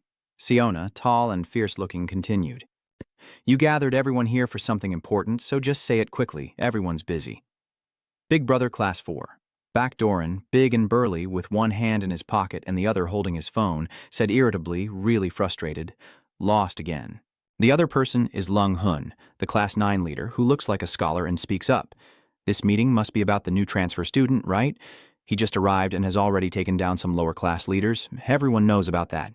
Jock confirms, "That's right. There are other matters besides that. Given the current situation, we need to discuss the alliance between our classes." Seunga objects. "I personally disagree." Jock crosses his arms. "Do you have any opinion?" Seunga thinks that the ranking of leaders after forming the alliance doesn't concern me. "But I want to be free, not restricted, and I don't want anyone controlling me. That's all." Du Sich interjected. "Not a bad idea. Our ma may not clash often, but we're not close either. I feel I need to reconsider, but there's no need to form an alliance. Du Shich tauntingly said, "Don't tell me you're tired of the new guy. Is it because he beat up Kim Kwon-gun's gang so badly that you're scared?" Jock's face angrily snapped back, "Shut up. You only have a mouth for eating rice." "Be careful with that." Du Shich is still teasing and raising his hands. "Whatever you want, I'm always ready. The fancy car beside us also got annoyed. Just talk like a bunch of women. If you like, make your move. It's been a while since you two last faced off, hasn't it? Last time you two couldn't decide a winner, so why not take this opportunity?" Back to Duin said excitedly. "Why should I pay 50 gold just to let Doozy play with you? If Sunga likes it, I'll go along with it." Jock felt a headache coming on, rubbing his temples in frustration. They're all different. No one agrees with anyone. "This meeting is going nowhere. Let's stop here." At that moment, Shung-hun, with an innocent look, raised his hand and gave a slight smile. "And I totally agree with that." Everyone looked at him all at once. Du Shich spoke up. "What's the point of forming an alliance? Gathering these guys together, everyone has their own opinion. He already said it, no one listens, and everything gets chaotic. But Jock has already called for this. Try presenting your idea and see how it goes." This statement makes Jock fall into deep thought. Sun's attempt to smooth things over was truly unexpected. "I used to think he was a difficult person who didn't listen to anyone, but it doesn't seem to be the case." He looks at the innocent-looking young man in front of him, and it seems he's a diligent and knowledgeable student. Still, it remains a prominent figure in the school. With that appearance, it's always been oppressed. This alliance seems beneficial to it, which is why it appears to be conciliatory. "So, what do you mean by that?" Jock immediately replied. "I just think simply I still don't know who is better between me and him. He thinks he's pretty impressive too, having already taken down half of the gangsters since he arrived. That has disrupted the existing order at this school.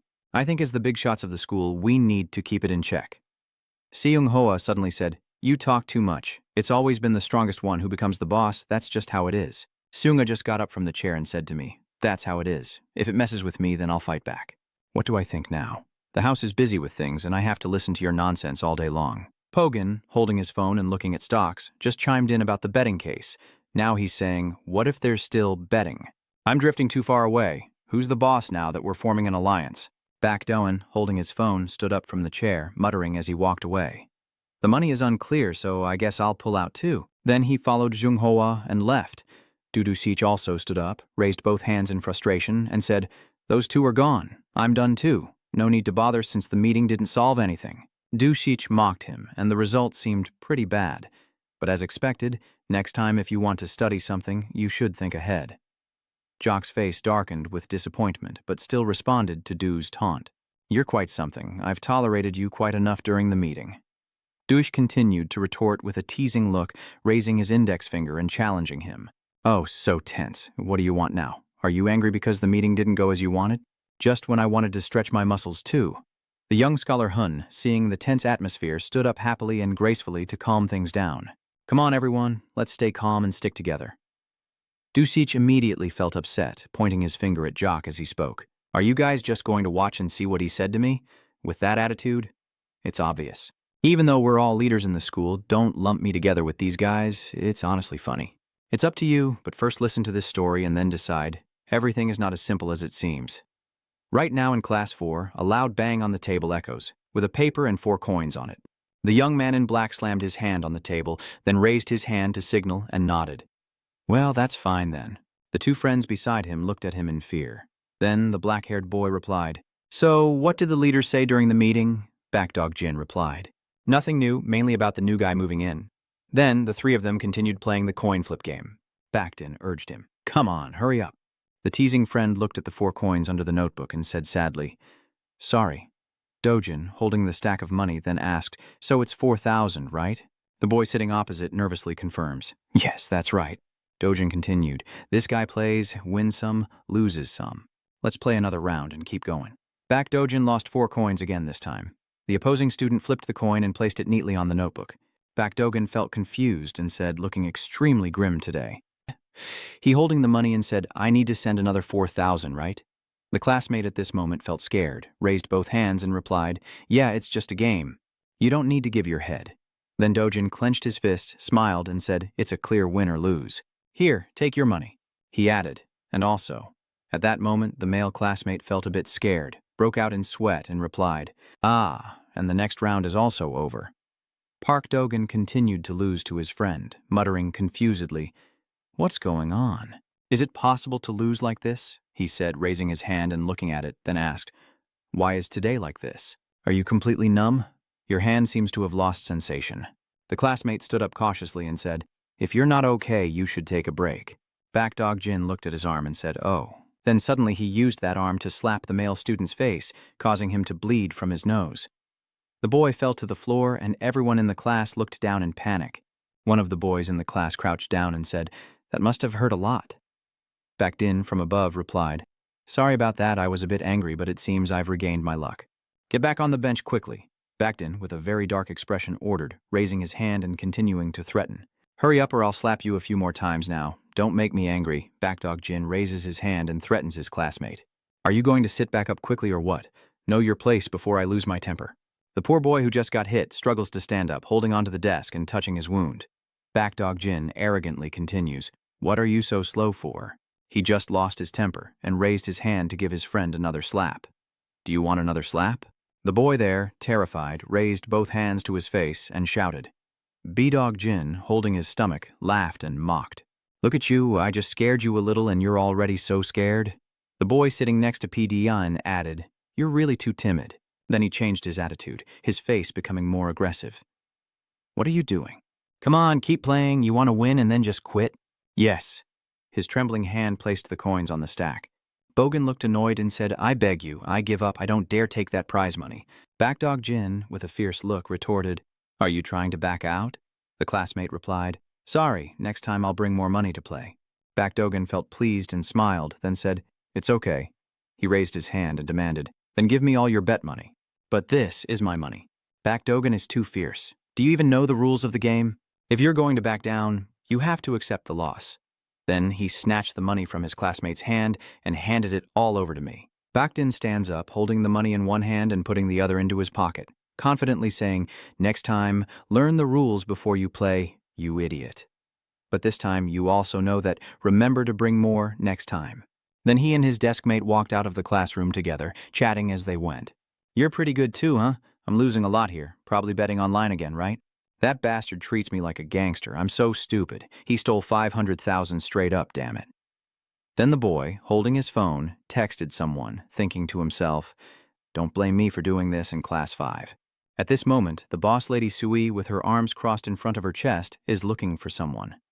Jock was present at the leaders' meeting yesterday. Jock is now standing with a short-haired girl and turns to say, So you're here, Sui. The short-haired girl waves and greets softly, Hello, Suji. Suji responds, Sorry to bother you for a moment. I want to talk to Jock privately for a moment. However, her gaze didn't seem very friendly towards X. As she walked away, she muttered irritably, Who does that bastard think he is to make others do this and that? Are you just sitting around flirting now? You two seem to be having a good time. It's nothing, just free time. The meeting went nowhere. The leaders didn't listen to each other, so they disbanded. Suji tilted her head in confusion and asked why that could be. Jock recalled yesterday afternoon's meeting and lowered his voice, saying everyone knew that the end of the month was also the time for collecting protection money. So choosing the right allies among the leaders now is crucial. Who will be the boss and who will manage the money? Seunghun continued. Wimrango has many debts to collect. This is a gold mine for the leaders. He said that you two haven't fully grasped the importance of money, but Dojin and Sunga see it as their very lives. Jock and Suji listen carefully as Seunghun analyzes the situation, especially that Doin guy. For him, anyone who touches his money has to go through his dead body. They look a bit slow, with a simple mind and a developing IQ, but in reality, as soon as there's money, they act quickly. Seunghun thinks that another guy is the new transfer student who also manages an entire area. There will be many interesting things during the collection day. At that moment, when the groups fought for their interests, a decisive battle was inevitable. Jock suddenly thought that given the situation, it would be better to wait until the collection period ended before taking the next steps. Jock sat in silence. Truly, Lai Seung-hoon is smart. No wonder he's the brain among the big shots. I need to keep an eye on this guy, in case he does something unexpected one day. While Jay was sitting in thought, Suji suddenly said, So the meeting just ended like that? Boring to death. She put her thumb in her mouth and bit her nail, muttering, You're really useless, so I guess I have to do it myself now. At the park, it was already getting dark, and a white-haired delivery driver arrived on his bike. Are we here? Hey, Dojin, that thing you introduced to me seems like a scam. I have my doubts, Dojin asked again. So what about yours? The white-haired guy continued. I sold everything as soon as I hit the top. Doje glances at his phone, frustrated. Why didn't you tell me earlier? So I'm just going to be left on my own then. Damn, why is luck so bad for me? The white-haired guy crossing his legs and holding his phone casually said, "Forget it. You're being led astray by them. Follow me this time." Dojin still doubts. "You think so?" The other side replied confidently. "Don't worry, I just spotted that Luna coin. It looks stable now. Let's lock it in together." After hearing that, Dojin sighed. "I don't have a single coin left to follow you." "Fine, I'll accept getting hemorrhoids then. Can I go deliver the package with you?" The guy in the black vest sitting next to Dojin with his legs crossed and hands clasped in. "Is it not almost the day to collect protection money?" Dojin suddenly remembered. It just then clicked. The guy continued, "I'll give you a share of mine." Dojin asked back, "So how much is this?" Jiaoheng, the white-haired guy, stands up, waves goodbye to Dojin and the others and says, "So long, it's up to you. I'm leaving first, call me if anything comes up. Try to gather the money."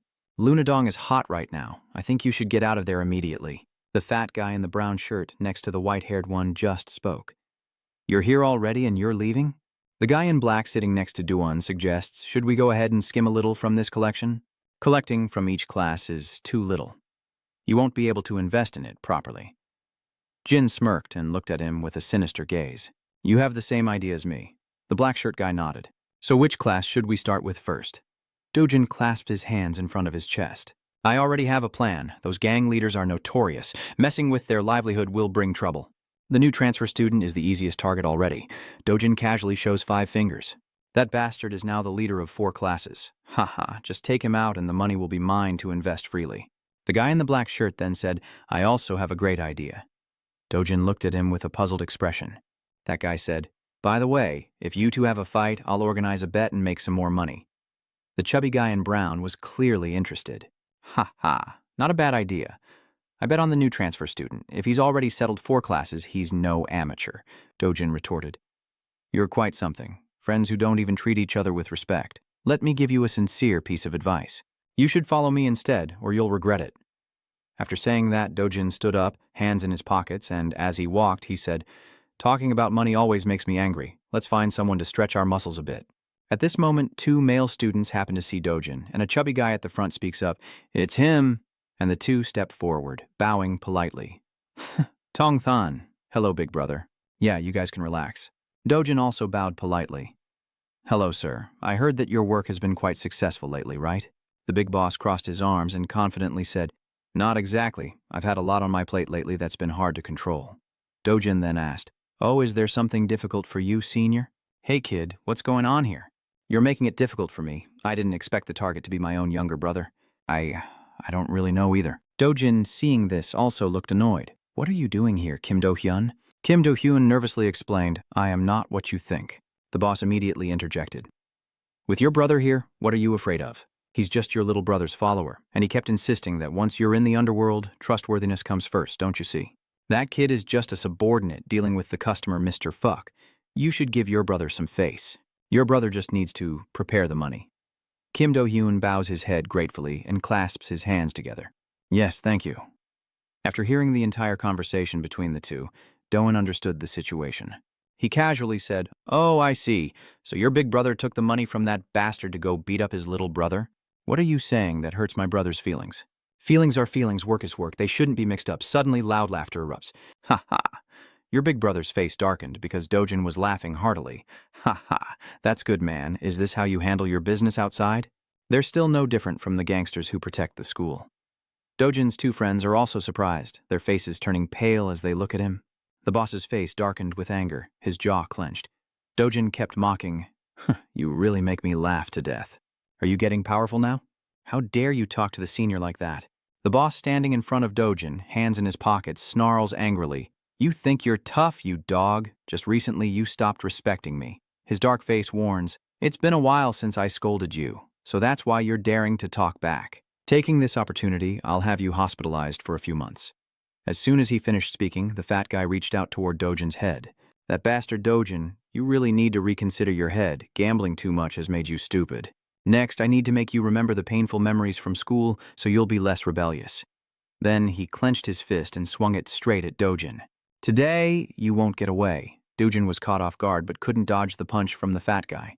He punched Dojin directly in the face and thought to himself, "This bastard takes a punch like that and is fine?" Even after being hit, Dojin shows no signs of harm and still has that sarcastic attitude, huh? Since graduating, your punches don't seem as strong as before. With moves like that, you're just scratching my itch. Maybe I should show you what a real punch looks like. Then he charged at the fat guy, shouting, "You damn idiot!" The fat guy couldn't react in time and took a hit, crying out in pain. Doan excitedly laughed. "So what now? You're too fat for this pig, so you can't react quickly anymore." Then he punches the fat guy in the stomach. "Here's another one to make your stomach burst open." The fat guy, in pain, gapes and hunched over, clutching his belly. "How's the senior?" Then he sat down, pressed the fat guy's head down, and said with a cruel tone, "I think you should start exercising more because being this fat like a pig just makes you a punching bag for others to hit." Then Dojin delivers a final blow to his face. The fat guy fell to the ground, blood streaming from his nose all over his face. His two followers, seeing that, were also terrified. Right now, the male student is sweating bullets. Dojin speaks, his voice threatening. "Your nose is full of betel nut juice, so now stop acting tough, senior." At that moment, Dojin's two friends also gaped in surprise. Dojin was both excited and laughing. "And those guys over there, do you need me to give them a little lesson? My brother hasn't even warmed up yet." "Damn, you're a bit too rough." "Nep Dojin, what's wrong with you?" Dojin replied strangely. "How so?" "They said they would take money to kill me, having enough to feed 3 pigs, which means they must have a lot of money, right?" At this point, the classmate listening was terrified, clenching his fists.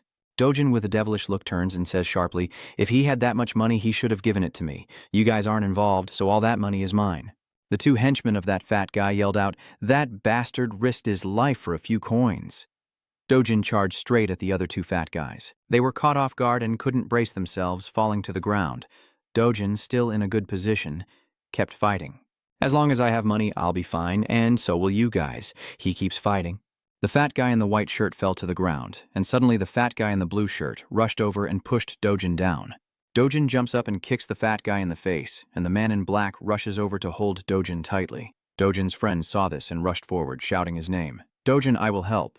As soon as he finished speaking, Dojin shouted loudly, "No need." Dojin suddenly jumped up, shoved the fat guy in the black shirt away, then jabbed him under the chin, spun around, and punched him again. The black-shirted guy immediately fell to the ground. At this moment, the student is extremely panicked, sweat pouring down his face as Dojin turns with a dark expression, threatening him. "Hand over the money or you'll die." The student immediately, terrified, turned and ran away. Dojin burst out laughing. "Ha ha, what are you doing?" Then Dojin immediately chased after him, running and shouting, "Do you think you can escape from me?"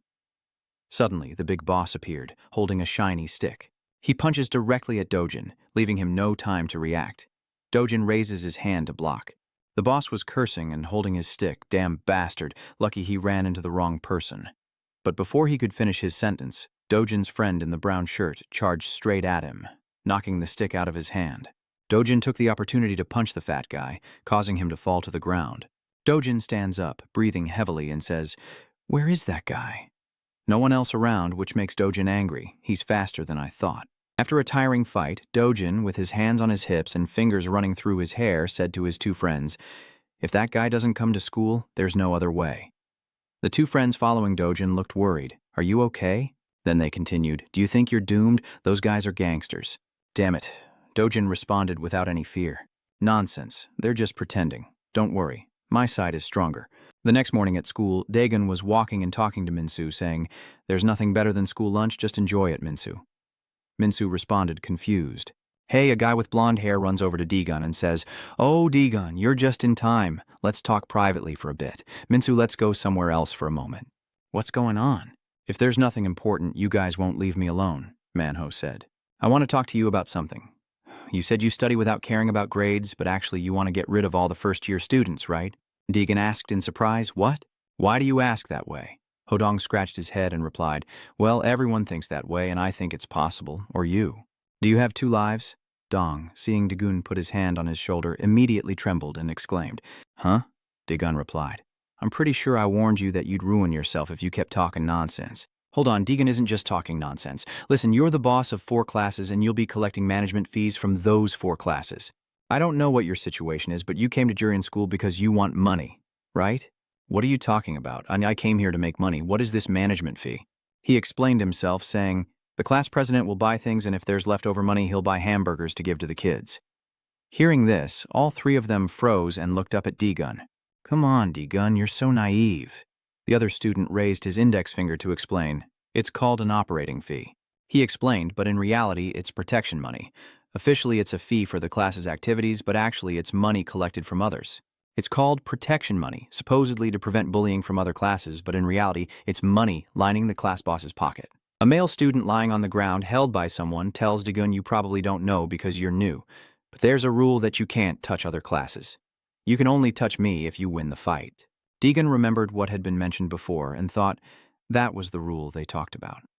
The blonde-haired boy explained further, the leader of each class would fight each other to determine rankings and hierarchy. If he becomes the boss, the money they receive will double, so they can't resist the desire to become Jurion's boss. Dagun listens seriously. Now you're getting 4 times what the others do, so they'll definitely follow and cling to you, Manhwa added. I appreciate your explanation. But why are you here? The blonde student replied, Oh, I forgot to mention, from now on, other classes will target you, so I will be your strong arm.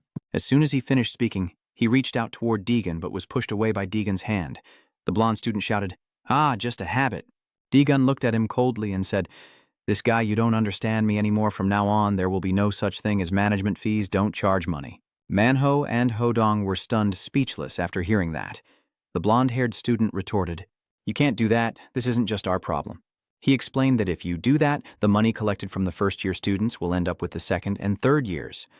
Manho added, That will make the whole school turn against you, and no matter how strong you are, you won't be able to withstand it. Deegan thinks that on a school-wide scale, the risk is quite high, but his mission is to come here and put an end to this. He remembers the head of the department and tells himself he cannot ignore the bad behavior happening right in front of him. Then Deegan turned and walked away. I'll go ahead. At that moment, Jimmo chased after him, saying, Deegan, can you come with me for a bit? Someone wants to see you. Deegan put his hand behind his neck, ruffled his hair, and said, Why does everyone keep looking for me? I'm so tired. Then Deegan leaned close to Jinmo's face and warned him, Jinmo, you're going to get into trouble if you keep talking nonsense. All right, fine. Deegan follows Jinmo onto the schoolyard. Deegan said, You're not planning to gather people to deal with me like last time, are you? Jin rubbed his head and replied, No way. Even the students of Bonggoon can't do anything to you, at least 100 of them.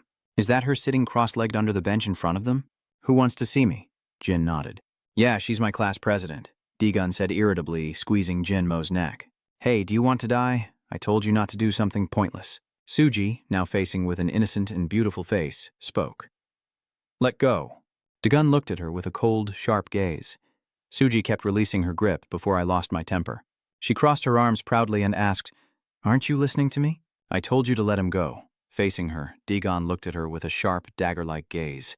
His hand clenched around Yinmo's neck. He gently called out Suji. She still paid no attention to his feelings and only pointed at herself, declaring that even if he deserved to be beaten, only she had the right to do so. I'm not the obedient type either, he replies emotionlessly. I don't understand what you mean, but according to your rules, since this 6th grader is under my authority, I can do whatever I want to this guy. Your slender legs gently step forward as the teasing voice asks, Do you not know? I am the one. She glanced at him without changing her expression, pulled the boy's hand toward herself, and proposed again, setting the rules.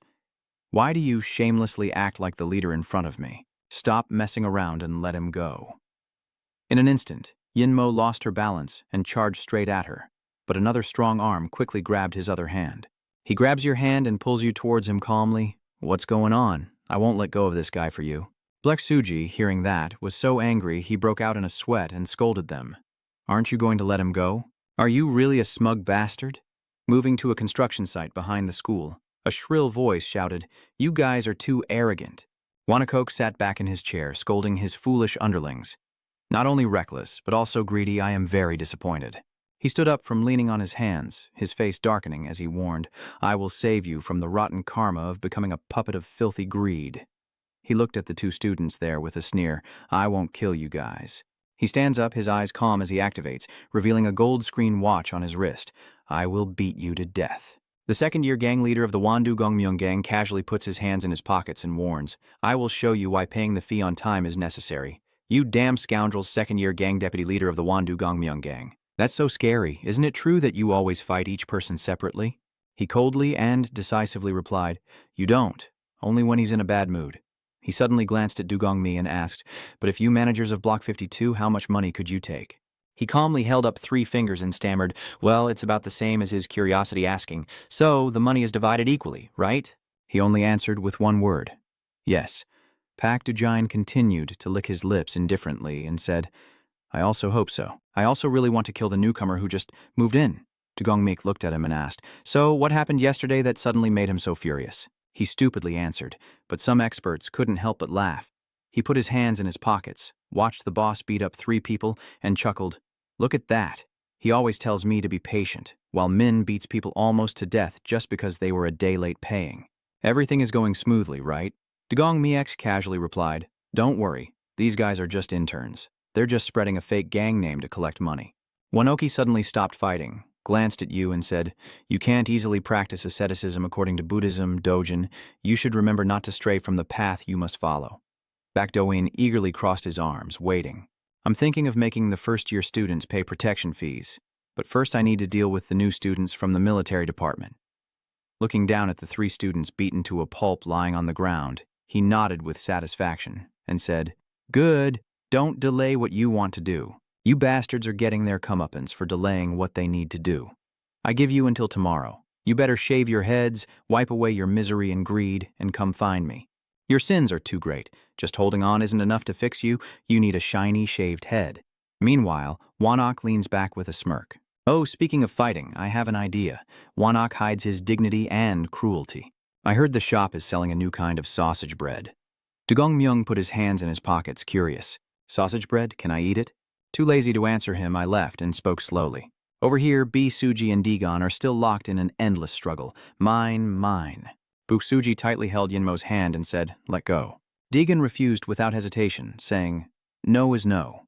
Meanwhile, Yinmo was being shaken back and forth uncontrollably, feeling confused and wondering what was happening. Am I really that important? Being treated like this doesn't feel so bad. Suddenly your hand was pulled strongly, and she tightly embraced your hand to her chest, asking in disbelief, "Is it really true? Why are you so stubborn?" Feeling the softness of your hand, I shyly glance away, pleased and thinking it's not just okay but wonderful. I want to die. This expression of yours has caught his attention. He peeked over and asked, "What's wrong with you? Why do you look like that?" He was startled by his voice and asked, "What?"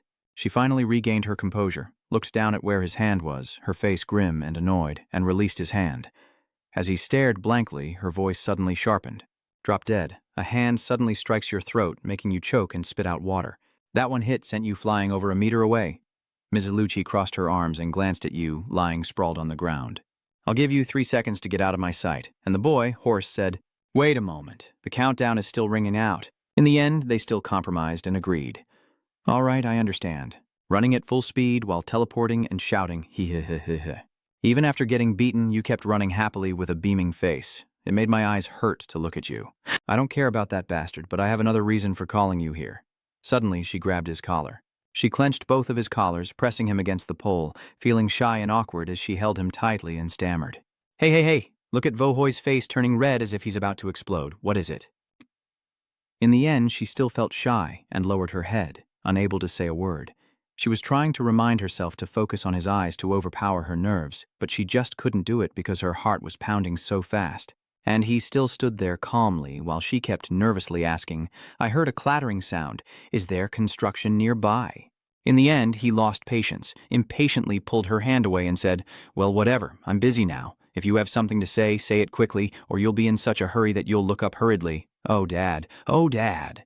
She really wanted to slap herself, wondering what she was saying, and finally forced herself to deny it, saying no that time when I said, "Oh, Ba, I wasn't calling you." He looked at her shy and hesitant expression calmly. "Yeah, I know. You called Beck Shuiuk or something like that and you just brought me out here to say that?" She pulled him back and shouted, "Be quiet. That's very important to me." He listened silently and sank deep into his thoughts and guesses. Is it so important that he had to come explain? Could it be that he called me out because he knows my real age? She tightly grips your collar and reminds you, "You're so arrogant, you probably don't even know this news has just been passed on. Just one word from my brother can move this school elsewhere, understand?" she says with a flushed face. "It seems you don't know anything, so I'll go easy on you because you're quite cute. But I won't do that anymore." She still stands there threatening, and just one word from me could kill you. But your patience is almost at its limit, so you grab both of her hands holding your collar tightly. I pulled her hand away and complained, wrinkling her clothes. She looked confused and asked, "What are you doing?" "You just treat it as a given and answer, then handcuff him," she said, annoyed, struggling to break free. "This is nonsense. Why can't I break free? You're so calm you can't do it." Bitch Suji, unwilling, continues to struggle to escape from your grip and warns you, "Let me go, you're mistaken. If I mention my brother, you'll definitely die." Suddenly, he said to call bitch Shui Uk out, and hearing that she was stunned. "What?" Dagon coldly looked down at her. "Just keep mentioning him over and over again. I hear you loud and clear. Call him out here. I want to see that person anyway." Hearing him speak, she was stunned and glared at him like a fool. "What the hell are you talking about? Are you crazy?" "Never. You are not allowed to meet him. That's the end." "Idiot." He raised an eyebrow and reminded me, "Weren't you just threatening me with him?" She was a bit speechless, but ultimately didn't care. "That's right, but no, you can't see him." He looked at her coldly and threatened, "That's enough. If you don't call him out here, don't expect to be released, but I don't care. Am I going to be handcuffed for life? Fine, look at him, Kienni, and let me go first." My wrists hurt too much. Let go of my hand. Wanok's group is coming closer from afar. Dugong Myung looked at the situation ahead and was immediately surprised. "Oh, is that the new transfer? Are you there?" Wanakoki squinted and looked. Is that him?" "That's BCUC's younger sibling." He stepped forward and asked the two people who were arguing, "It's really annoying to see such scenes in this school. What are you two doing in this respectable place?" He continued his preachy attitude, saying that school is a place to learn knowledge. Why would a boy and girl be together? I don't have the patience to listen to this. They were just saying something about going bald. The two behind him covered their mouths and laughed when they heard the big brother being scolded. "Huh." After hearing what you said, his face turned serious and asked, "What did you just say?" In a lonely corner of the schoolyard, Wanok anxiously asks again, "What did you say?" Dagon hesitated and looked away. A related memory, flickering briefly, back when he was working extra shifts at the shop as usual. Because of his tall stature and close proximity, he accidentally touched the owner's pane. "Oh, you have white hair, let me pluck it for you." Mr. Tone reached out to help, but perhaps the boss didn't need this kindness. "Stop messing around, everything has its value, this hair strand is no exception. Are you the type to pluck your dad's hair?" That was just a little remark added to the conversation, nothing shocking. You still answered honestly and naively. "I don't have it because I don't even know who he is." The boss angrily ordered all expired items in the store to be thrown out today, understood? Are you confused? But the uncle said he would give it to you. So he was scolded harshly by the boss. There was nothing, so just take everything and get rid of it immediately. Maybe at that time it was also for a similar reason to avoid unnecessary trouble. I waved my hand and told him to apologize if anything happened. My friend didn't mean to call you bald. Just out of habit. This casual remark somehow hit a nerve in Din and made him burst into laughter. "Ha ha, I like this funny guy. But Dio-C isn't bald, he shaved his head on purpose. It's really not because he's bald. Ha ha ha. Although I appreciate your good intentions to help clarify, if it's wrong, it needs to be corrected." Dugong Myung gently explained that Dogan has a hair loss condition, which is why he shaved his head himself. He shouted out loud like that? Sorry about that. You guessed right this time. It's baldness, not because of shaving or scratching. Being exposed so blatantly and by your own teammate, Wanok clenched his fists and muttered curses under his breath. Among them, only Dugong Myung seems okay. He waved his hand at us and said, "First-year students, none of this is your problem. Go away." He asked quietly, "Who is he?" And she gave a brief introduction. Dugong Myung and that guy are friends. The troublemaker is a second-year big brother named Jia As. Seeing them whispering quietly and recalling Dagun's earlier slip of the tongue, Wanok growled in annoyance and threatened. "The new student, you better behave and get out of my sight. But he's always lived by principles, knows how to be decent but not necessarily kind, so it's hard to understand." "Oh, why is that? I don't understand." "I was here first. If you don't like it, you're the one who should leave. Betch Suji isn't as arrogant as him when she's by your side." "What are you saying? Why are you teasing her?" Wanakok asked sharply, clearly with no good intentions. "Huh? Did I hear that wrong?"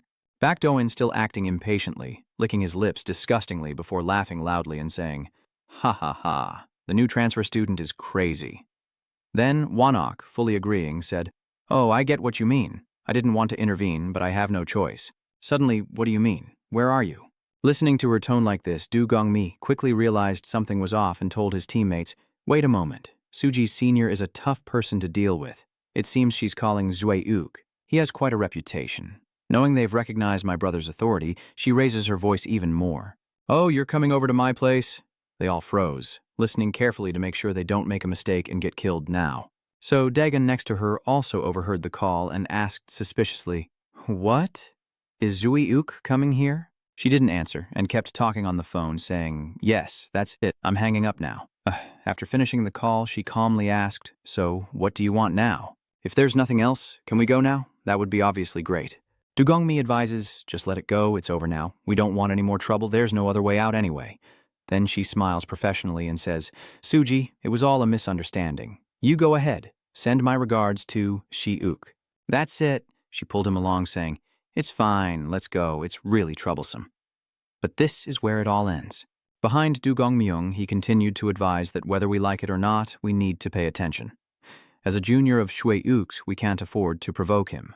Everything will be fine and go according to our plan. Just handle the two carefully and it will be okay. Are you okay? Since he's already brought it up, he can't just squirm and refuse anymore.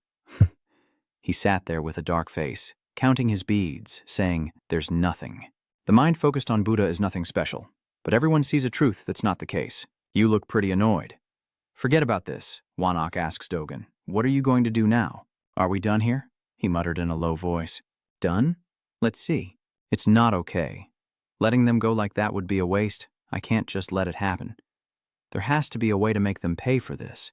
Noticing his unusual behavior, he worriedly said, "Doin, what are you trying to do? Don't be reckless. Let's stop." But he's not a well-behaved kid who listens to orders. He licked his lips and said, "I need to see if he's as rumored," then shot forward like a flying arrow. Seeing the two of you casually walking away, they quickly sensed the danger. He reached around her waist and pulled her close to avoid his surprise attack. Next, to avoid danger and entanglement, Deegan ordered a retreat. He continued to charge forward like a madman, laughing maniacally and attacking, but he easily dodged. The subsequent attacks were the same, even swinging his arm back with his face twisted to one side. He was momentarily stunned, then suddenly laughed maniacally with excitement and kept attacking. For the nth time escaping, I can't help but marvel at how this monster takes those hits as if nothing, and I still have Suji. It's time to fall back and keep my distance. At this point, Du Gongmyung also realized something was wrong. Lambam cursed, "That bastard Du Jin, so troublesome. Hitting Suji is exhausting." Beidojin attacked again. This time he didn't dodge and easily deflected the strike. He was momentarily surprised, then sneered wickedly and suddenly kicked out with his leg. But of course it didn't trouble him either. He slid along the ground for a while, and the forest praised both of them. But he also managed to hold on. Meanwhile, his focus was on a different point. Thinking it's safe now, she's escaped from here. She struggled and shouted, "What are you doing? Let me go." He quietly calculated that with this distance, the two of them could act more freely. He taunts, "What are you just standing there for? Are you never tired of avoiding me?" He is still lost in his own thoughts. In that case, I might as well warm up a bit before bringing Uck over. After provoking him, he moved his muscles, preparing for the relentless next attack. "Let's see if you live up to the rumors, rookie. You're making me curious." But this time, it's not as easy as before because he has started to fight back. Of course he can dodge it. Are you praising me? Nice. It seems you're no longer avoiding. Suddenly, he gathers strength for the next attack, but he dodges again, frowning and praising, "You really have strength." Despite his endless chatter, he then kicked out with his leg, and although he tried to block, he couldn't stop himself from falling to the ground, crawling back up in frustration. He angrily shouted, "This move is powerful, you're really pissing me off." Now he finally speaks, "So, your hand is still okay?" He looks at his hand in confusion. "Oh, my hand is still fine, nothing's wrong, but then I felt a sharp pain, and when I peeled off the bandage, I saw a large bruise spreading all over it. What is this?" Now he also remembers the reason. "Yeah, it doesn't seem to be going well either, that damn fatso. But that's not something I care about. That seems to be your business. Anyway, you better get ready now because I'm about to go all out and take off my coat for the upcoming fun fight." Seeing his rude behavior, she quickly covered her eyes with her hand and peeked through her fingers, asking in surprise, "Why are you taking your clothes off, Dagon?" What is he supposed to say in response? "I just took off my jacket. She says it's the same. You can't take your clothes off in a place with so many people around." At first, this place was empty, so those guys dared to act up like that. But what she said was completely opposite to the reality. He doubted it again in the crowded place. It wasn't until then that he realized the surrounding area was filled with curious male and female students. He silently thought, "Wow, when did everyone gather around?" The female student or bystander says, "He's so handsome," or maybe just agreeing and pointing. And that's right, he does have a really good figure. One girl even took out her phone to record and gossip, asking, "So is that thug going to fight or not?" He assesses that he wants to end this situation as soon as possible. With this pace, he's planning carefully, but somehow he wonders why he's giving up. "Bao, I finally understand. It's a pity, but today we have to end it here. Next time, I will definitely make you regret it. And just wait, I will see you again." And he walked away, confidently, annoyed by the girls who somehow appeared out of nowhere just to gossip. Stop gossiping, step aside, and don't make me angry. When he pushed them, they all squealed, and some couldn't hold back behind their backs, just walking by and getting pushed so hard for what? There are even female students who like to be dominated, shyly saying, "He's too strong. I like it. I can't stand being his friend. Please be sensible." After the crowd thinned out, he pretended to understand and said, "You're also regretful, right? Don't worry, we'll meet again soon." Putting on his clothes, he straightforwardly replied, "Why are you rambling so much? You've got him hooked now. I don't want to fight you alone." So he took off his fake mask and angrily said, "You little brat, how dare you?" when suddenly a hand was placed on his shoulder. He whispered soothingly, "Gongmyung, calm down. Didn't you say not to let yourself get bloodthirsty over a first-grade student? We need to leave now." Then he realized he had acted impulsively for no reason and scratched his head, saying, "Thank you for stopping him. I almost lost control. Actually, my way home is still shorter than yours." After reciting the prayer beads, he calmly replied, "I suddenly realized I might have trained a bit too little. I was very proud, thinking I had no compassion. Once, a messenger from heaven came and showed me my flaws, leaving the others behind completely confused. What are they talking about? Are you crazy or what?" When not being scolded, he suspiciously asks what's going on. She questions if he didn't hear what I just said. "They are the second-year big shots. He's a danger. You're deliberately not understanding, asking if they're in danger." She retorted, "It's not you." He doubted. "I'm not. I'm still normal." Knowing that he's confident has some basis, but she still can't help but worry. Dear God, I really don't know if you're reckless, overly confident, or just very strong. You're very strong. But listen, the second and third graders are beyond your imagination anyway. Thank you for that, but how could you hold a girl's hand like that? "I think I held you too tightly. I'm sorry." "What do you mean hugging? That doesn't count." He reluctantly agreed. "All right then, I truly apologize." Suddenly he remembered something and asked, "Oh, Beach Sui Uk said he would come here." She calmly replied that it was just a lie.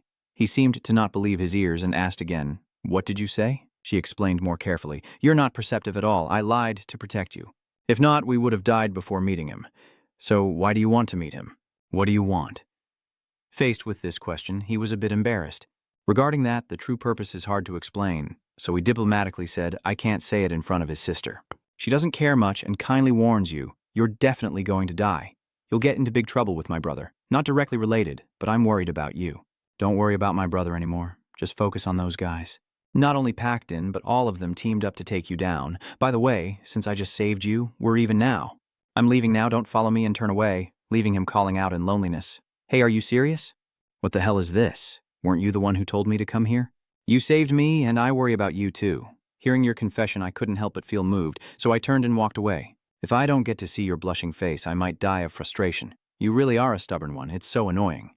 He's just making me more worried. Wait, why am I even caring about someone like him?" First grade B. As soon as he entered the class, he asked, "Kim Do-hyun still hasn't arrived?" The guy casually replied, "If he hasn't come, maybe he's gone looking for him." "Hey, what's wrong with your arm? Something's not right." The guy notices his bruised arm and responds casually, seeming not to care much. "Well, maybe it just needs more time to heal completely. Mostly he's most concerned about Dagun," he said with interest, "but I just met that bastard, so I have to beat him anyway." He asked curiously, "Why are you suddenly saying that?" He explained, "I need to observe as much as possible, but the problem is I have no money, and that bastard Kim Do-hoo too. I have to find him immediately and kick him out."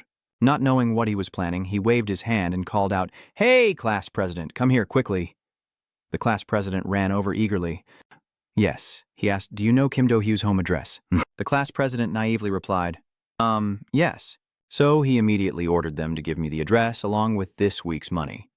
The class president hesitated and asked again, "Huh, this week?"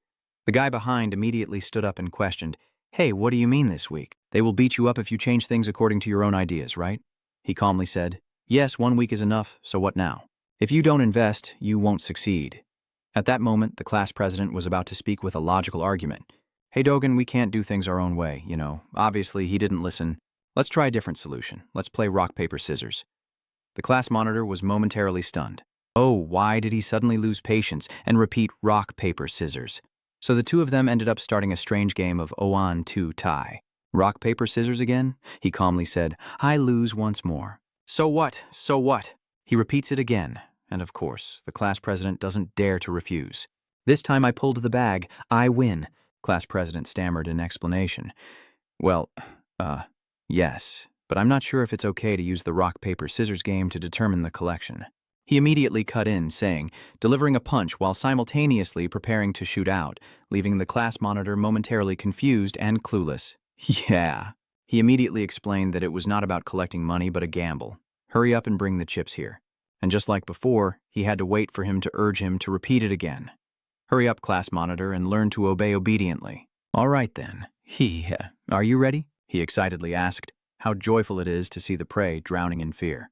What are you doing with those fingers? They look so disgusting, so flexible. And with a forceful flick, the class monitor's body was thrown back in pain. The classmates froze in shock, and the class president clutched his forehead in agony. Suddenly, he made a scissors gesture with his fingers and said, let's choose scissors again. Meanwhile, I wandered down the hallway, muttering, and in the end, I still couldn't meet Boyak. It would have been easier if I had met that bastard at the same time as the one in class 2, but bitch Suyak has already stopped collecting money. By the way, that Pogjin guy drives me crazy. He's not like the ones I've fought before. His strength is truly formidable. I don't expect I can handle it. Sometimes it doesn't even get much attention. I haven't had a proper rest lately. I think I can do it now. Just take my hits as long as you can endure them. That's my way of attacking. You smile wickedly, finding a new thrill after so many boring days. Even at night, the houses are still lit. Kim Do-hun anxiously walks back and forth making phone calls, but the only response is that the number is out of coverage. He can't hold back his curse. This damn thing, why aren't you answering? Damn it, you scammer. Boss, you said you would kneel before everyone, you bastard. So why can't I go to school? Is there anyone else who can do it, I wonder? Everything stems from the opinions of the classmates. The new guy there is pretty intimidating. I think now I can live peacefully. Our class is also better. So the bully from my class stopped coming to school, but the bully from my class still goes to school. But he's no different from a dead rat. You can't help but overthink. Is he really that strong? The class is more stable because of the transfer student in all 4 classes. As a result, you're here now. Hey, I think I'll pay the transfer student. What do you think will happen if I tell him to beat that damn dog into death? It'll be fine. Hee. You bastard badog, and wait and see. Here comes Cao Tao. Cao Cao is coming. He excitedly asked Tao. Seeing his face right in front of him, he nervously asked Lo Do-chin, why are you here? Suddenly, I was hit. It didn't stop there. He kept coming, and I told you to send you back to your motherland. The boy begged Allah to plead with Dojin. Wait a moment, and surprisingly, he agreed. I've stopped now, please, forgive me. Dojin, it's my fault. He sneered maliciously and said mockingly, it's really funny. I feel like I'm the main focus of everything. Because you stammered and called out, tears streaming down your face, that only made him more excited. Why are you crying like that? Isn't this really interesting? Let's do it again. Then he licked his lips, ready to devour the prey. A beautiful day at high school. Wow, this is really tough. The students quickly agree. In grade 11, the top students explain that this problem is the result of research by mathematicians. The formula on the notebook is simple geometry, but besides the top students, few in this class can really grasp it. I'm not good at math. Explain it to me again, please, with the simplest explanation and related comparisons. Anything has its own rules, so pay attention to how to calculate volume and distance in the problem. Manhwa nonchalantly replied, if you don't know the formula, just start with your fingers. Suddenly, I win. This English test is a decisive victory. Yang Jinmo cheers excitedly. Kim Min-shu laughed along. Ha, Jinmo has won. Overwhelmed by a jumble of chaotic noises, he angrily cursed, and suddenly among the diligent boys studying appeared a figure of a woman.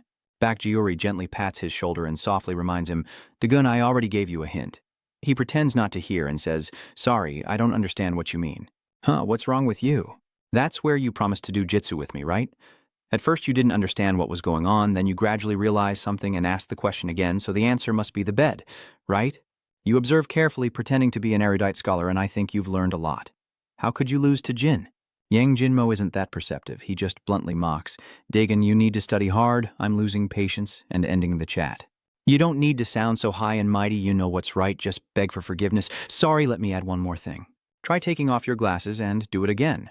Meanwhile, Kim Min-soo is still lost in thought, confidently giving his opinion that if there's an advantage in status, Daegun would definitely be the boss. On the other side, Man-ho-ho wondered, why did Jin come all the way here to study with Daegun? Aren't they too close already? Are you jealous? Just one person is enough, but now another uninvited guest has arrived, leaving him quite amazed. Huh? You're coming to study here too? And Bang-ho's emotions are even more intense. Are you back to Jin in 4th grade? He strolled over casually, holding a book carelessly, while Man-ho and Bang-ho-dong both questioned him at the same time, all suspecting and accusing him. What are you doing here? Are you trying to start a fight? Even she couldn't help but think. Back Dogen, he looks very strange. When we arrive, he orders us to step aside. I want to talk to the new guy who just transferred here. It won't take long. Hey, get out of my way, Yinmo asked in confusion. Huh, me? He replied confidently. Who else would come in here? Don't make me angry. Get out of here now. The boy was furious, damn it. This is a bit risky. Of course he only dared to think that. He slightly turned his head to look back. I have to admit that I know I can't beat him, but if I leave, then I really am a coward. I've tried so hard to get to where I am now. Unconsciously, I let out a and finally decided I can't run away anymore. So he immediately called out. He responded with a monotone sound, clearly interested.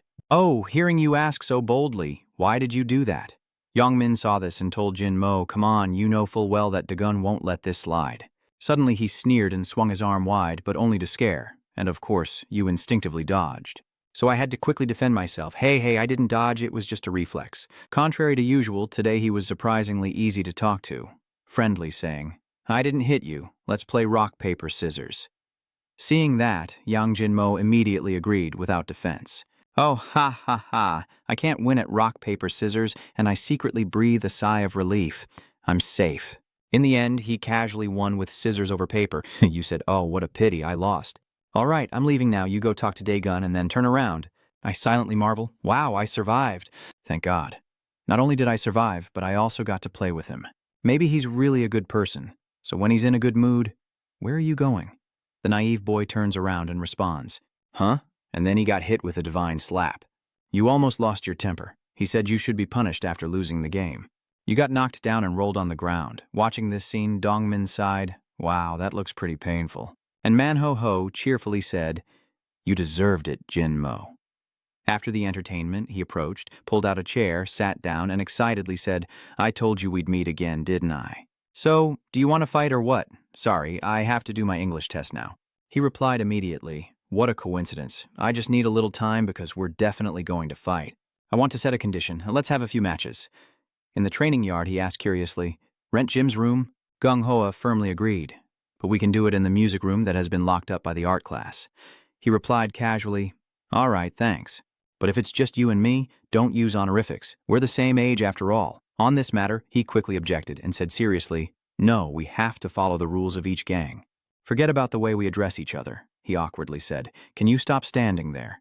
If someone sees, they'll think I'm bullying you.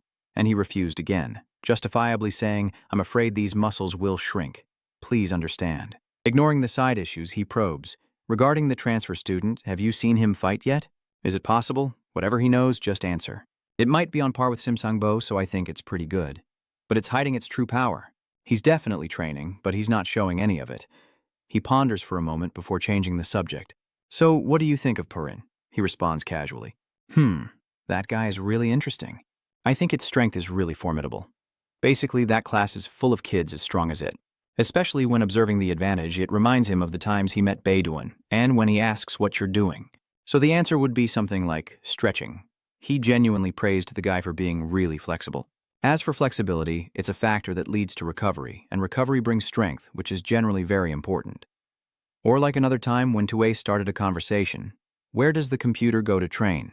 He was about to jump out the window and casually said, let's go. The guy nervously reminded him this is the 2nd floor. Reflecting on these experiences, Gung-hoa honestly observed that instinctively he used all his strength to strike. So our technique is indeed lacking because it depends on physique, and moreover, his reckless personality makes it hard to control emotions. Sometimes there are changes depending on the situation, and he struggles with that. Baekdoan likes betting. Should I trust him or not? What do you think? He immediately replied. I don't know, but you can imagine that guy started practicing dim sum when we didn't know anything, but he was already able to defeat all the guys in the gym just with his physique. How could he possibly beat Parjine? Hey, I lost. It seems I haven't had much luck lately. How are you so good at this game? He irritably asked, Are you kidding me? Why don't you go back to class? Thinking to myself, even though some time has passed, my body still acts out of habit, but winning like this isn't good. Does he think I will play fair with him? A surge of pride rises in him, and he stubbornly says, Let's have one more round. He immediately interrupted, saying, No matter how many rounds we play, you've already won. He asked in surprise, What? I still proceed with the condition we agreed on earlier. I accept. What does it mean that I won? Who do you think you are? Suddenly thinking of something, wait, this is not the time to argue. He turned back and compromised. Okay, you have nothing more to say, right? Fine, come to the place I told you this Wednesday. Narcissistic guy adds, All right, take care of your hand, I don't want to see you cry. At this moment, wait a moment. Manhwa stood up and said, I don't know what winning or losing means to him, but is it okay for you to accept his challenge? He says one thing, but you respond with another. I would appreciate it if you prepared the rings for our match. Manhwa had to explain again. That's not how it is. Instead, I have some doubts about the match with someone experienced. And that second-year guy you still don't understand. Asking about it is suspicious. Jim's rules. Remember when he even dared to suggest that the second-year students would come watch our match? What do you think? You don't need to worry, I won't cheat like the others. At that time, he was still wondering who he was referring to. But like him, he also didn't know anything. I don't know, I replied without any suspicion. I don't know what you're planning by bringing those two bald guys, but more people means more fun except for that. And he smiled contentedly and said, I like your craziness. All right, deal. I think to myself that after dealing with Pin, it's best to clean up the second-year students first, then handle the fundraising issue of the first year, and then call this one. Jinmo, are you okay? If you are, get up and sit here. Check this out. Yinmo is on the floor, clutching his head and crying, thinking that Minwok has lost the entire world. He watched him closely. Seeing him leave, Kim Do-hyun finally dared to ask. There is a transfer student named Kim Dae-kwon. Excuse me, are you Kim Dae-kwon? He hesitantly asked. Who is that? Bakugu irritably corrects himself. What the hell is this? His name is Kwon Dae-gun, not Kim Dae-kwon. He awkwardly said, Sorry for asking this even though we just met for the first time. Then he took a deep breath and said, Park Do-in is about to bet that a second-year student will fight with Dojin, and more importantly, that you have to lose. For a moment, the scene fell into silence among the 11th graders. He asked suspiciously, Why should I lose? I have no reason to lose. So, what happened next? You started telling the story. That evening, after having fun, he slyly asked, You really are a fool. You must have been moved to tears, thinking I would kneel and apologize, right? How much did you pay those guys? The boy replied with difficulty. 50. Uh-huh, he said slyly. So your account balance still has to be there, right? Give it to me immediately. I only have 50 in total to exchange for those guys, but when I got there, the door was closed and he couldn't hold back his anger. Damn it. My 500 gold, you coward, you changed it in your heart, that's my money. Idiot then grabbed an advertisement banner above and confidently said, Do-hyun, I need some money, but use your name. The boy hesitated and asked, A personal loan? He casually admits, Yeah, but I'll pay it back quickly. I will take down that new transfer student. If I win, you'll make a lot of money. Because I, Baek-doin, am the one who wins. You know that too, right? I'll give it back to you, so you don't have to worry anymore. Contact him quickly. That's how the story goes. You say it like it's true. So if you win, I won't get that money back. Bakajuri suddenly asked, So you don't want to get beaten up by Park Do-in because he's too strong, right? You haven't understood yet, you say vaguely. No. She immediately replied.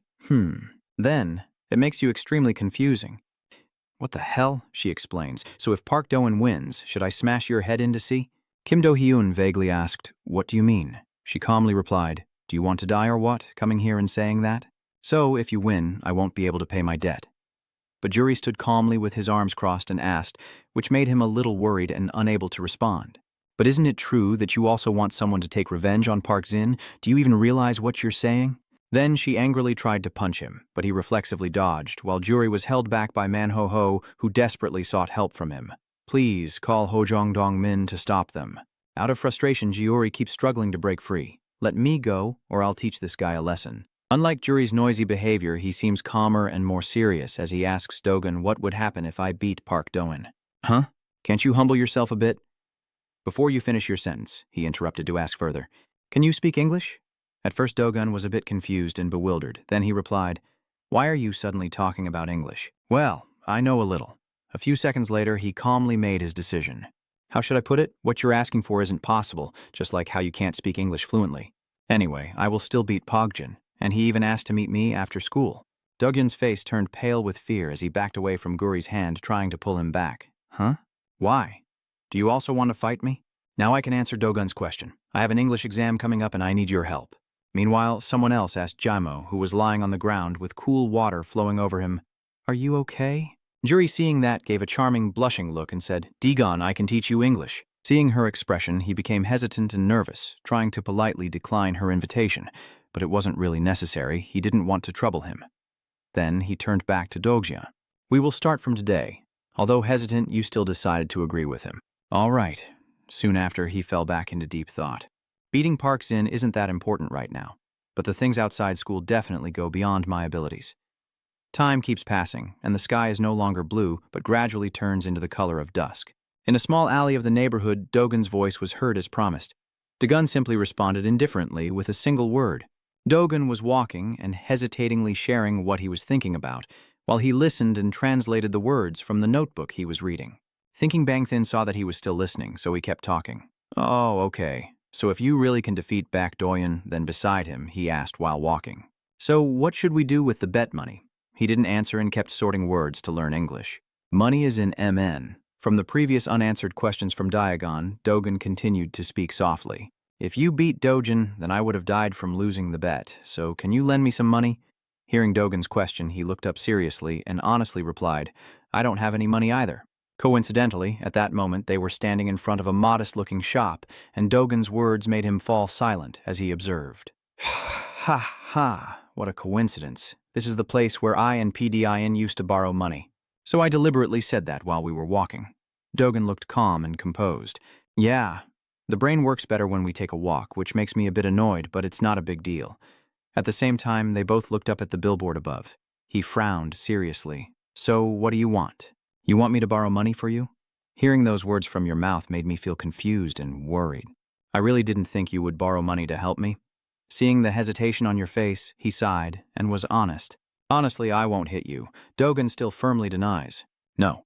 Daegon holds the business card in his hand, looking serious, and says, I think they are members of a black gang. My expression gradually darkens with a determined tone. Let me go in and see how they are doing.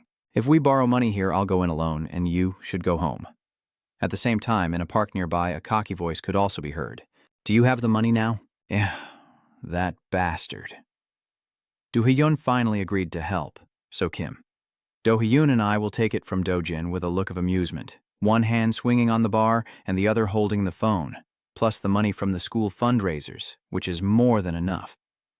Oh my God, what am I going to do with the money I earned? I think I'll start by investing a little to see if I can hang on. Wait, what about the fundraising money from those classes? Don't think beating the new transfer student in the match will be easy. Thanks to that comment, he was intrigued and turned his head to look back, still hanging from the horizontal bar. Is that so? His friend calmly and smoothly continued at this moment. Until the day you collect the funds, don't think you'll be able to take all the money.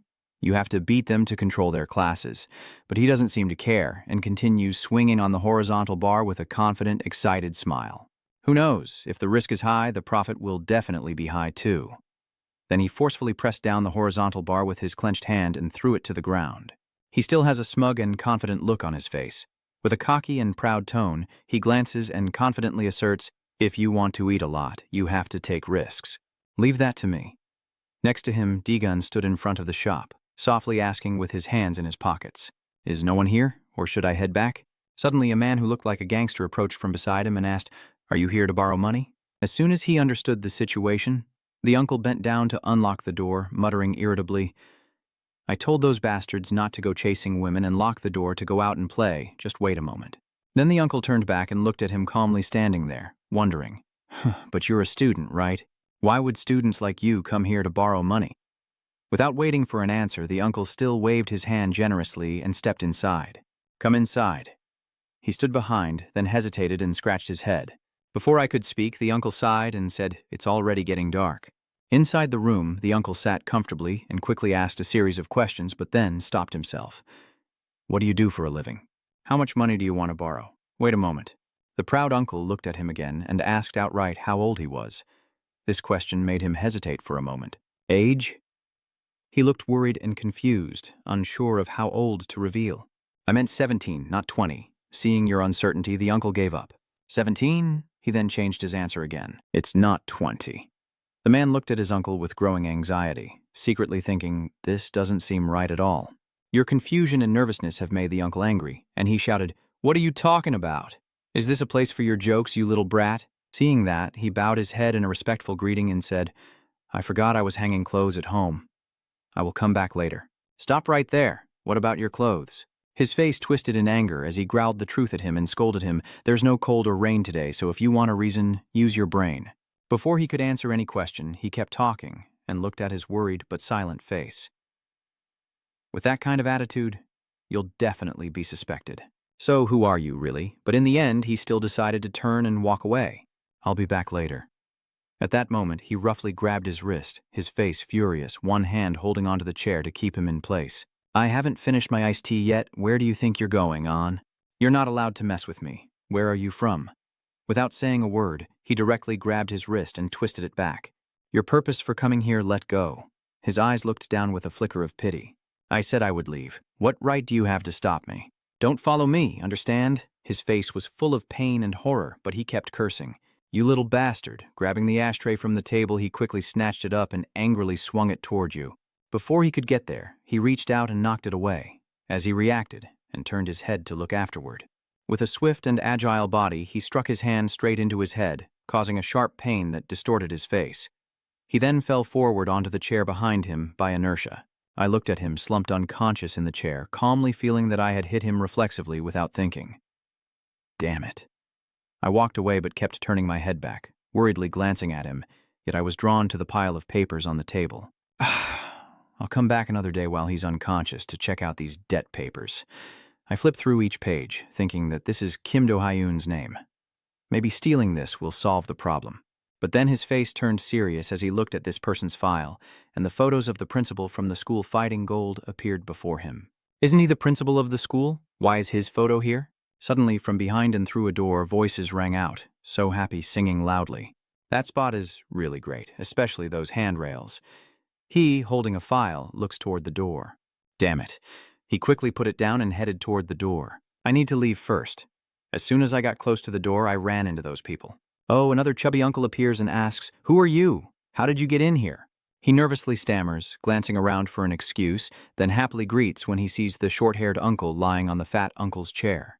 Oh, you're here too? I thought he was sleeping.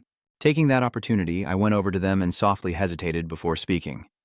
Since I've finished my work, His face darkened as he hurried out of the shop. Yesterday, a group of middle school students also came here to borrow money. Hey, are you asleep? The crowd started to panic, but he just hesitated and walked away without looking back. Come on, I'm so tired. Open your eyes. As soon as he jumped out of the store, he saw the fat uncle desperately chasing after him, shouting, Hey, you damn kid, catch him. It's already nighttime in the residential area, and he sits on a long bench lamenting that he shouldn't have run away.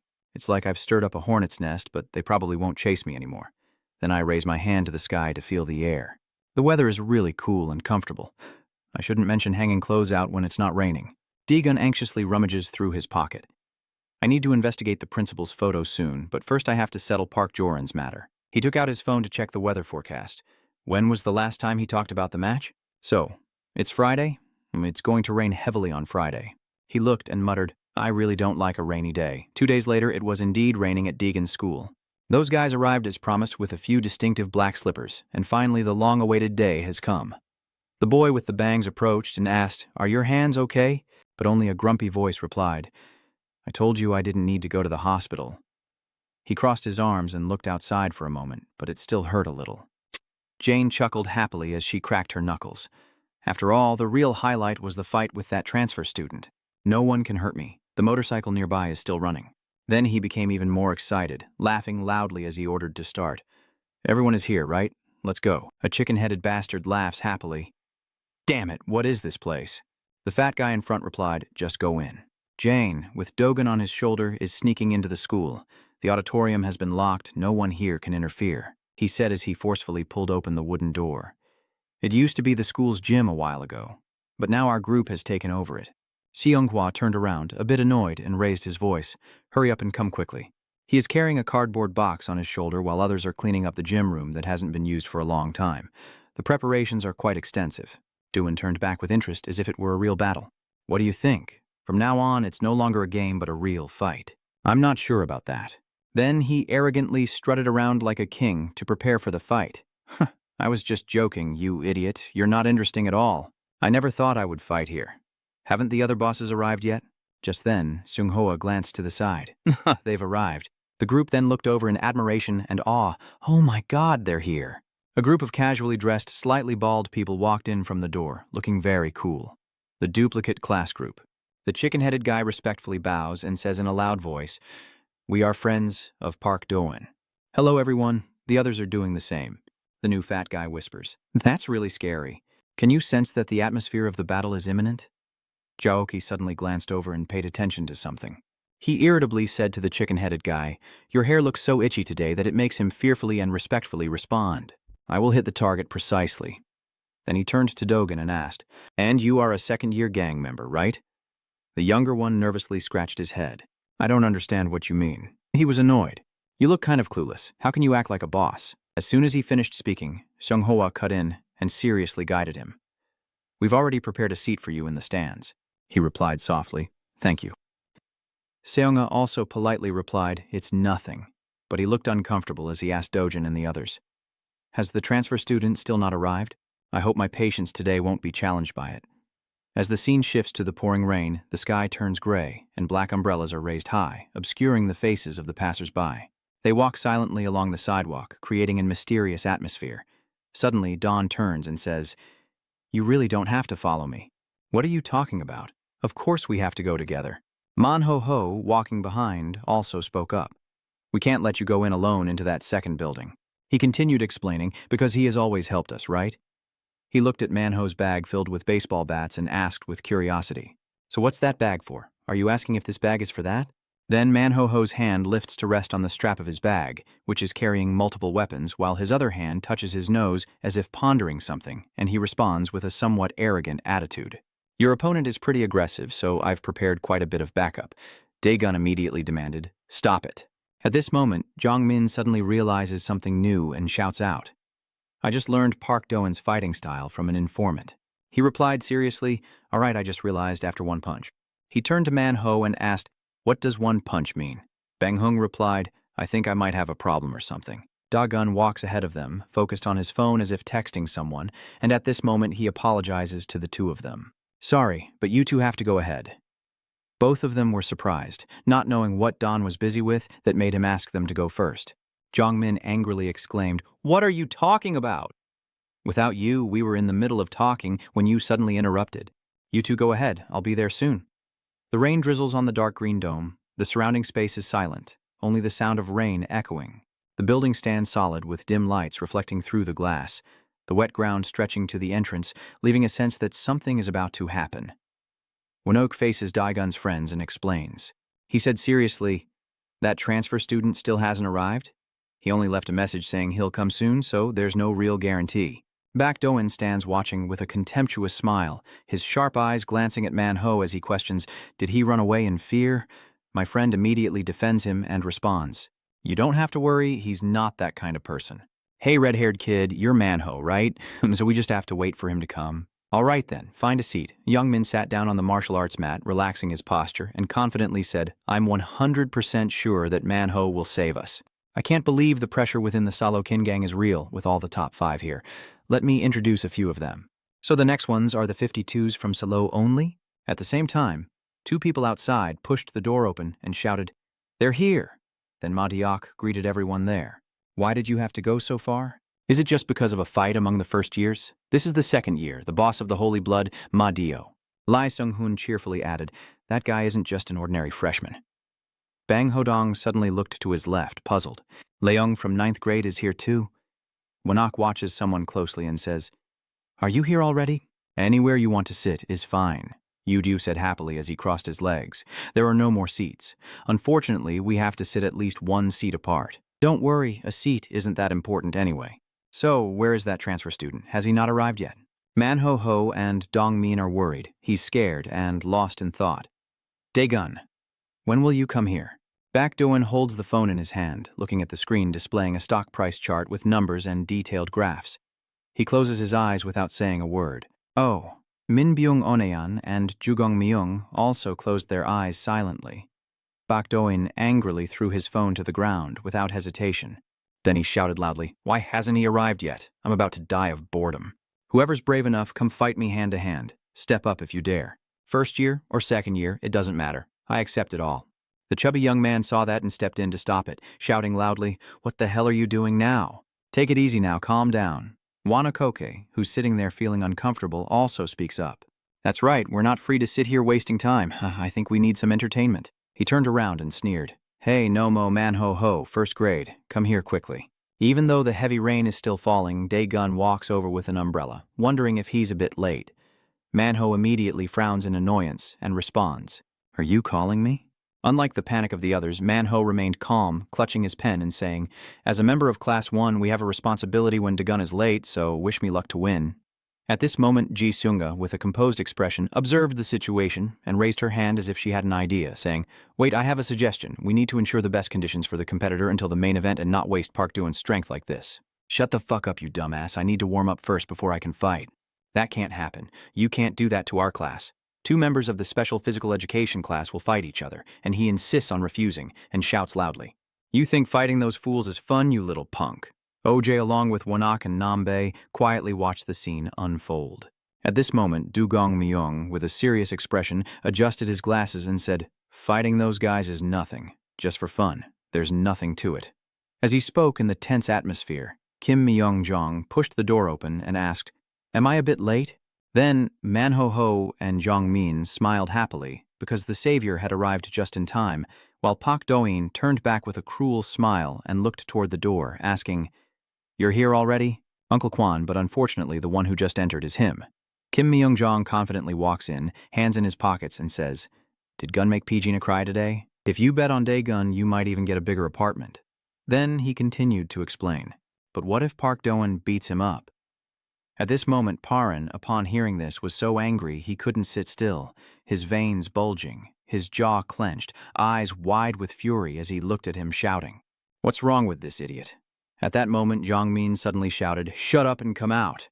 He still acts like nothing happened and ignores Jong-min's words, then asks, "Dung-min, how is our leader, Dae-gun?" At this point, he angrily says, "Damn this hopeless idiot, come out quickly." Kim Myung turned to look at Parin with a challenge and continued, "So who should I bet on? We're not playing the game of cheating here, right?" "I have to go withdraw money for this big bet," Bak Do-in said irritably, his face suddenly darkening, and he coldly interrupted, "Kim Mi-dung, you used to be the second-year boss, right?" Kim Myung-jong didn't notice Park Do-in's expression and continued, "I wonder if you've ever had a blackout. Right now, I have sworn loyalty to Da-egon." Before he could finish speaking, he charged forward at lightning speed, punching Kim Mi directly in the face, causing it to cave in and blood to pour out like rain. After the punch, Bak Do-in let out a strange smile. "It's not over yet." A flash of light appeared in his eyes. Park Do-in twisted his hand and grabbed the back of Kim Myung-dong's head, pulling him in. He threw him back without understanding what was happening, and before anyone around could react, Kim Myung-jong staggered to his feet and suddenly saw Park Do-in rushing straight toward him. He just managed to sit up, hand covering his mouth, trembling in panic, and said, "Wait." At that moment, a kick flew straight toward Kim Myung's face. He was thrown out with such pain that blood gushed from his nose. Manho wondered why he'd just let it happen without doing anything. Lee Seung-hun sat there, smiling back at him. "At least I think the big brothers are pretty comfortable, right?" Wanak crosses his arms and approaches, looking intrigued by what's happening, saying, "You always need an appetizer before the main course, like eating eggs before steak." Ignoring everyone around her, Bae Do-jane looked like a demon, one hand grabbing his hair, the other repeatedly punching Kim Myung in the face without stopping, the sound of the blows echoing endlessly. Right now, somewhere in a house, the sound of fighting echoes through the space as someone holds 2 photos of Joe Gabriel and Yang Jinmo. They stood watching for a while. The mysterious person took 2 photos and walked away. Around that room, the people who were beaten by the mysterious person lay scattered everywhere. Outside the gym, it was still drizzling, but inside, a fierce fight was underway. Inside the gymnasium, Bak Do-in, after tormenting Kim Myung-jong with bloodied hands, said, "This is not even the warm-up yet, you fool." He lies motionless. Bak Do-in stands up with a satisfied look and says, "It'll still take a while for me to finish warming up." Then No Man Ho-don quietly approaches without making a sound. What is this? Isn't your opponent supposed to be me? Wanok was stunned after hearing that. Daegun walked in confidently, hands in his pockets, with a calm face but a tone full of anger, saying, "You couldn't wait until then?" When he saw him approaching, Park Do-eun, with an interested expression, said, "Are you here?" Don Man-ho-ho, Jong-min, and Bang-hung all shouted Daeun's name at once. At the same time, Lee Sung-hun smiled and said, "You finally arrived. Are you transferring schools?" Gon calmly said, "Sorry everyone for being late and making you wait." Pak Do-eun impatiently replied, "It's very late, and because you're late, I was planning to beat up your friends to relax a bit." After hearing such words, Yang Jin-mo looked worried and asked, "Who said that?" Lee Sung-hun, standing nearby, was also a bit concerned. "If you're a bit late, your friends will be gone already," Pak Do-eun dismissively continued. "Kim Mi-dung isn't your friend, right?" His face was sunken on one side, one purple-tinged eye trembling, blood spattering all over his face, desperately calling out Dag Egon. His expression was emotionless and lacked any pity for Kim Mi-dung, silent and speechless. Then Don started to take off his jacket, and as he did, he said, "Is that right? Fighting one person must have warmed you up already." "That's right, but one person isn't enough." As he finished speaking, Daegun's coat flew straight onto his head. He charged at him, and Park Jazin's two henchmen threw punches at lightning speed. His two henchmen are both injured, one with a bloody nose and the other with a deformed face. Manho and Jong-min stand frozen, stunned, not understanding what just happened before their eyes. Daegun's shirt falls to the ground as he calmly says, "I'm just warming up with you." Baekdoin stares in shock for a few seconds, his henchmen lying on the ground, blood streaming from their faces. It's unclear whether they lived or died. Then Daegun took off his tie and said, "Too bad we only exchanged a few words last time. Today I look steadily at Perrin with a calm face, but my overwhelming aura is clear through my expression." And Daegun rolls up his sleeves confidently, saying, "I won't stop until I take you down." A mushroom-headed guy is immediately knocked away with a punch.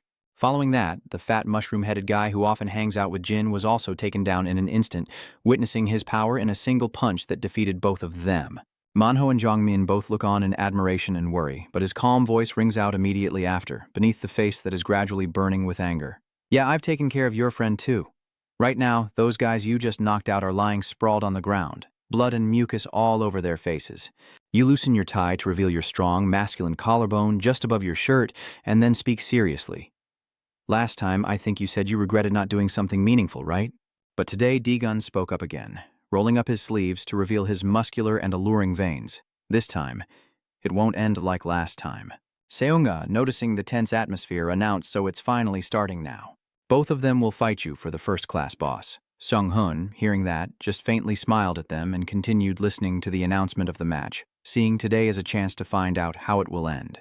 As soon as he finished speaking, Jockey spoke up in a dismissive tone, ignoring Dojin's darkening expression. "The ones lying on the floor, get them out of here." He tried to speak calmly while the two guys were taken away by someone else. Just as I thought, he's really enjoying this. Daegun. His mouth curled into an excited smile mixed with a hint of anger. "You're the kind of guy I always want to fight with all my might, so that's why I felt regretful after the last fight." He stood there, looking at him with an indifferent expression, continuing to listen, but showing no emotion. "The ones I like you, I've taken them all down." Dojin's expression now is no different from a beast excitedly staring at its soft, vulnerable prey, from being unscathed to being completely torn apart. "Well, I still feel too regretful for them when I think back to how I tore them apart." His excited and thrilled tone still echoes as an innocent young man carries a collapsed body past. Duok still feels truly exhilarated. He swings the young man away with one hand and rushes forward, laughing wildly with excitement. "Now I can't hold myself back anymore." He charges straight at the handsome but emotionless face. He wildly swung a powerful punch at his right arm but was easily dodged by him. In the next instant, he circled around behind him, causing him to be alert and glance back. He reacted again, continuing to swing his dominant hand toward his face from behind, but he still managed to dodge it. Without stopping, he swung a hook in a natural motion downward toward him, but 3 times in a row he quickly retreated and avoided it. Based on instinct and momentum, he straightened his left arm and turned around. He, with a flexible body, slid underneath his arm. This time he looks angrier, throwing a punch down where I just slid too, but I jump back to avoid it, and he glances up annoyed, cursing. "This bastard." Just as another punch was thrown toward his head, he quickly tilted his body to dodge it again. "What are you doing?" Even though he still easily dodges without losing any strength, stopped dodging already. Just as his fist was about to strike down, he swung it back again, but he still missed, and he roared in frustration, continuing to throw punches at him. He simply calmly stepped back, watching him swing in frustration. Fight back against me. Ho sitting outside also looked surprised and asked, "What's going on? Why does P. Jin keep missing his hits?" Dong Min, standing beside him, looked on and said immediately, hands supporting his chin, "Their strength must be vastly different, but why does D-Gun keep dodging all the attacks?" Seung-hoon watched intently and finally spoke uncertainly, perhaps analyzing his opponent. He recalled previous matches and made his own guess. "Based on what I see, in all the fights in your memory, your brother always spends time dodging attacks aimed at him. When D-Gun fights one-on-one like this, if he can't dodge, he just uses his hands to block without attacking, regardless of who his opponent is. Even when he gets kicked square in the chin, he just dodges. He will keep dodging first and then counterattack later." Although his agile body dodges the attacks, his eyes remain focused on the opponent. But after a few evasions, Seung-hoon seriously analyzes his actions. Once he had analyzed his opponent's moves to some extent, they continued to watch the beginning of the fight, constantly dodging Dojin's strikes. Then, at the moment, Dojin threw a punch that he dodged, a gap appeared in his ribs. Immediately, a fast and powerful punch from him hit straight, causing him pain and preventing him from dodging. He will start to fight back. He clenched his teeth and tried to suppress the pain, even though the veins on his face were clearly bulging from the strain. He tensed up and kept throwing punches despite still being easily dodged by him. His face remained calm and observant as he leaned back slightly, then he quickly spun around and kicked him in the knee from behind, throwing him off balance. Following his instinct to fall and spring back, he quickly threw a left hook straight into Doi's face. He collapsed onto the floor immediately after taking his left hook. His eyes rolled back and he almost lost consciousness. Suddenly, his dark heart turned again, and he angrily looked downward. He swung one leg up to perform a stylish flip, then safely landed on the ground with his hand before crazily throwing his body up to punch you. He spat bitter curses. "You bastard." He waits for him, then a quick sidekick hits the back of his leg. He keeps waiting, then another punch straight into his head. His slicked back hair was now disheveled and his face battered and bruised. Despite being nearly unconscious from the punches, his pupils still struggled to stay open.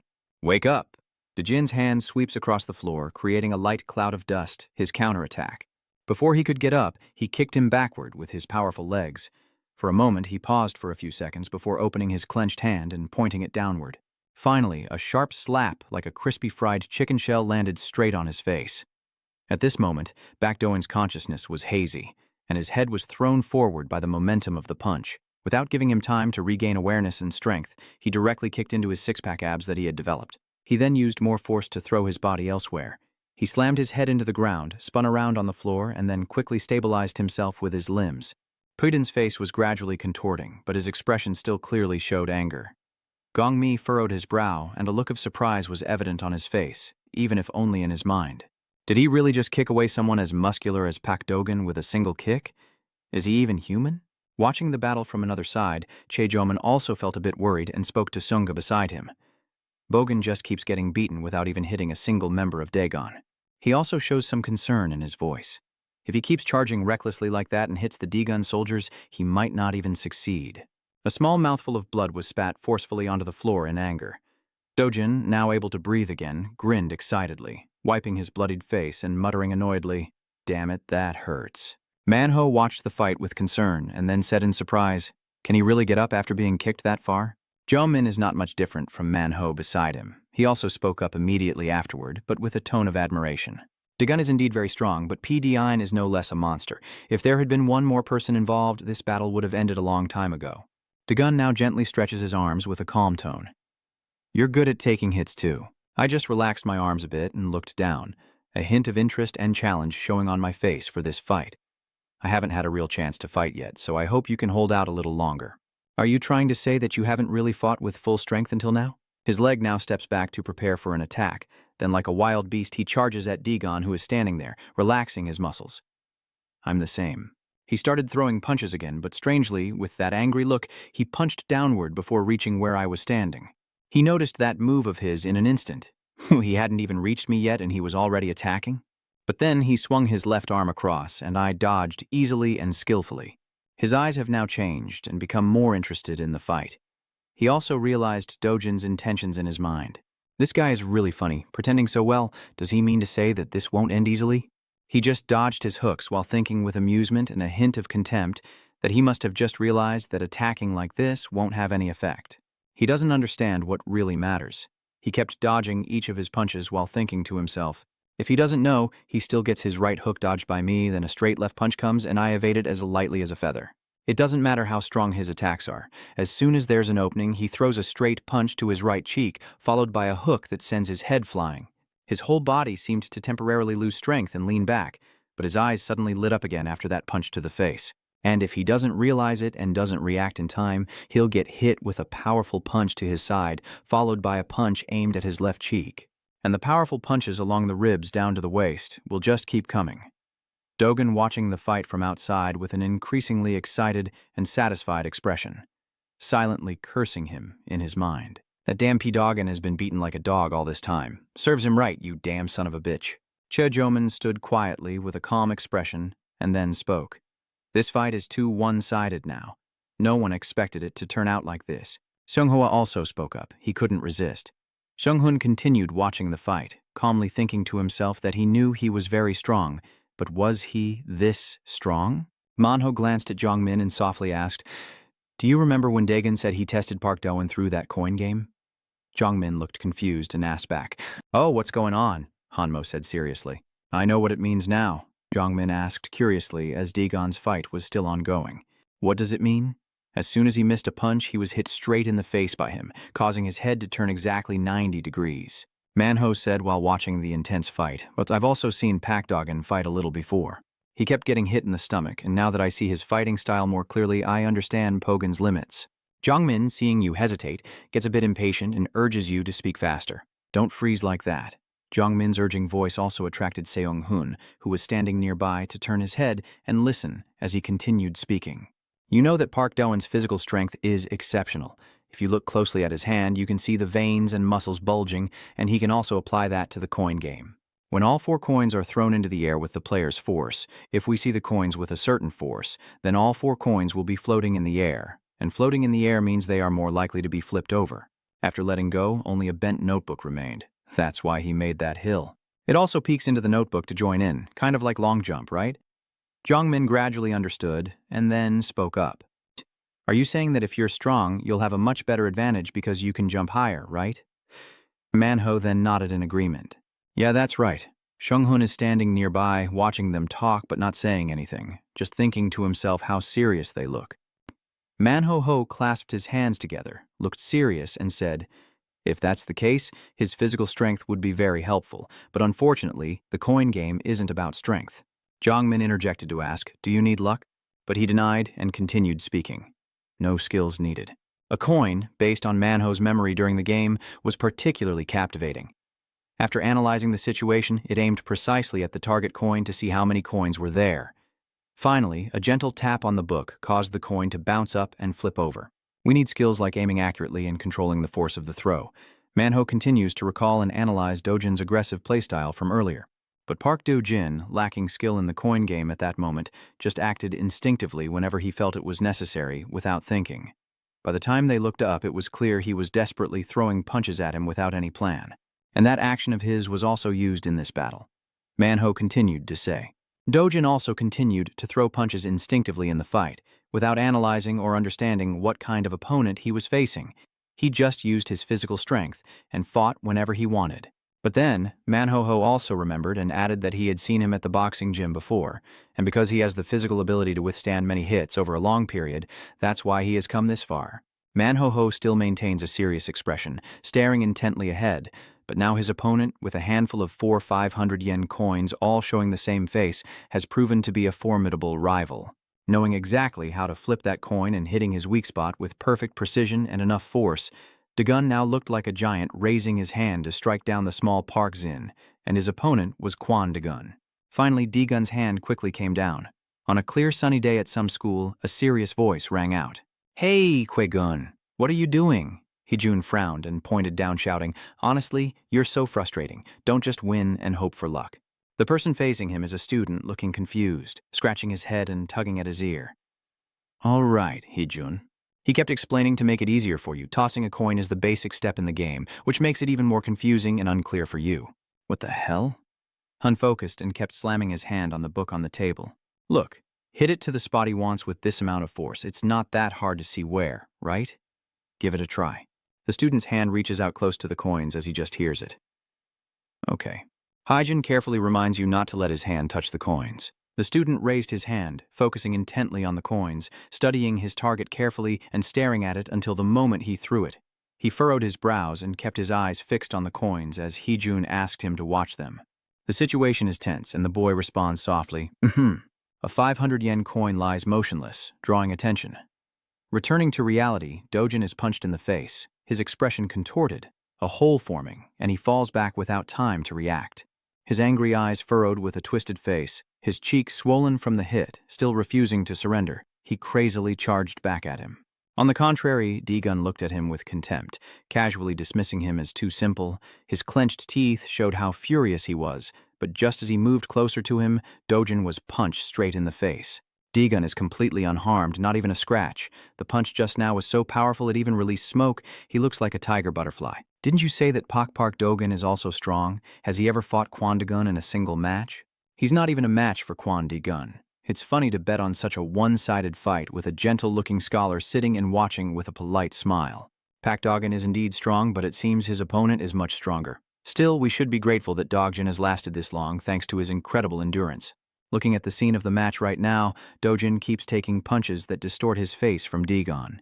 He's just thinking to himself, but the data still isn't enough to clearly understand how strong D-Gun really is since he's using toys. At this moment, Dojin on the field is hit so painfully that he transforms into anger, his eyes filled with murderous intent. North Dogan, if you try a little harder, you'll get it, he said, holding his hand to his mouth, eyes bitter, cheeks swollen from the hits. Why can't I fight back against that guy? D-Gun stands calmly, unshaken, one hand adjusting his cuff. Try a little more. It's getting more and more boring. Weren't you just saying you wanted to beat me up to your heart's content? D-Gun's face is cold as ice, his voice deep and steady. So it seems you hate me, huh? Otherwise, do you want to keep the things your friends like? As the scene shifts to another side, Suji is startled and turns around quickly. What? Why are you saying that now? The guy talking to her is looking down with a smug expression, speaking ambiguously. Why are you so surprised to keep it that way? I only heard from Lai Seung-hoon. It seems like all the second-year students are also there. Suji immediately stood up, patted him on the chest, and thought to herself, I really shouldn't have added more. I should just leave. Making him curious and surprised, wondering why she wants to meet the new student, a game addict keeps staring at the screen with interest. Why is that? Probably because the girl likes the new student. Apper is really good at cutting, not a rival. The girl with the high bun sitting nearby also adds her voice. So, I might actually win. No way. Yeah, when she stood up and looked at the next table, she saw smoke rising from a student slumped over the keyboard. Hey man, what's going on? Why is he knocked out like that? A voice suddenly speaks out. Huh? Suji has left, that student suddenly answered. Yeah, she's gone. Suji, with her slender figure, gently tucking her hair behind her ear as she gracefully walks away from their place. Why is it like this? I've said everything I could, so why is Ko acting like that? At this moment, she's feeling extremely anxious and uneasy. She walked away while holding her umbrella and biting her nails in frustration. That crazy D-Gun. Why did he go there? Her anxiety kept growing. What would happen if he acted so recklessly in front of second graders? Yeah, but it was also her who remembered his words from before. If they went earlier, I should go too, right? Suji threw away the umbrella and ran back into the fight, ignoring the rain. At this moment, Doin was continuously punched to the point of exhaustion, unable to block even once. From this side to the other, he was punched as if his cheeks were kneaded like bread, but he had to slap his own face hard to stay calm. One of the guys up top looked at the match with disdain, unable to believe that he was suffering this kind of self-inflicted hardship. The blonde-haired guy was furious, glaring at him with contempt and anger during the fight. Why did that idiot end up like this? It made the student above hesitate.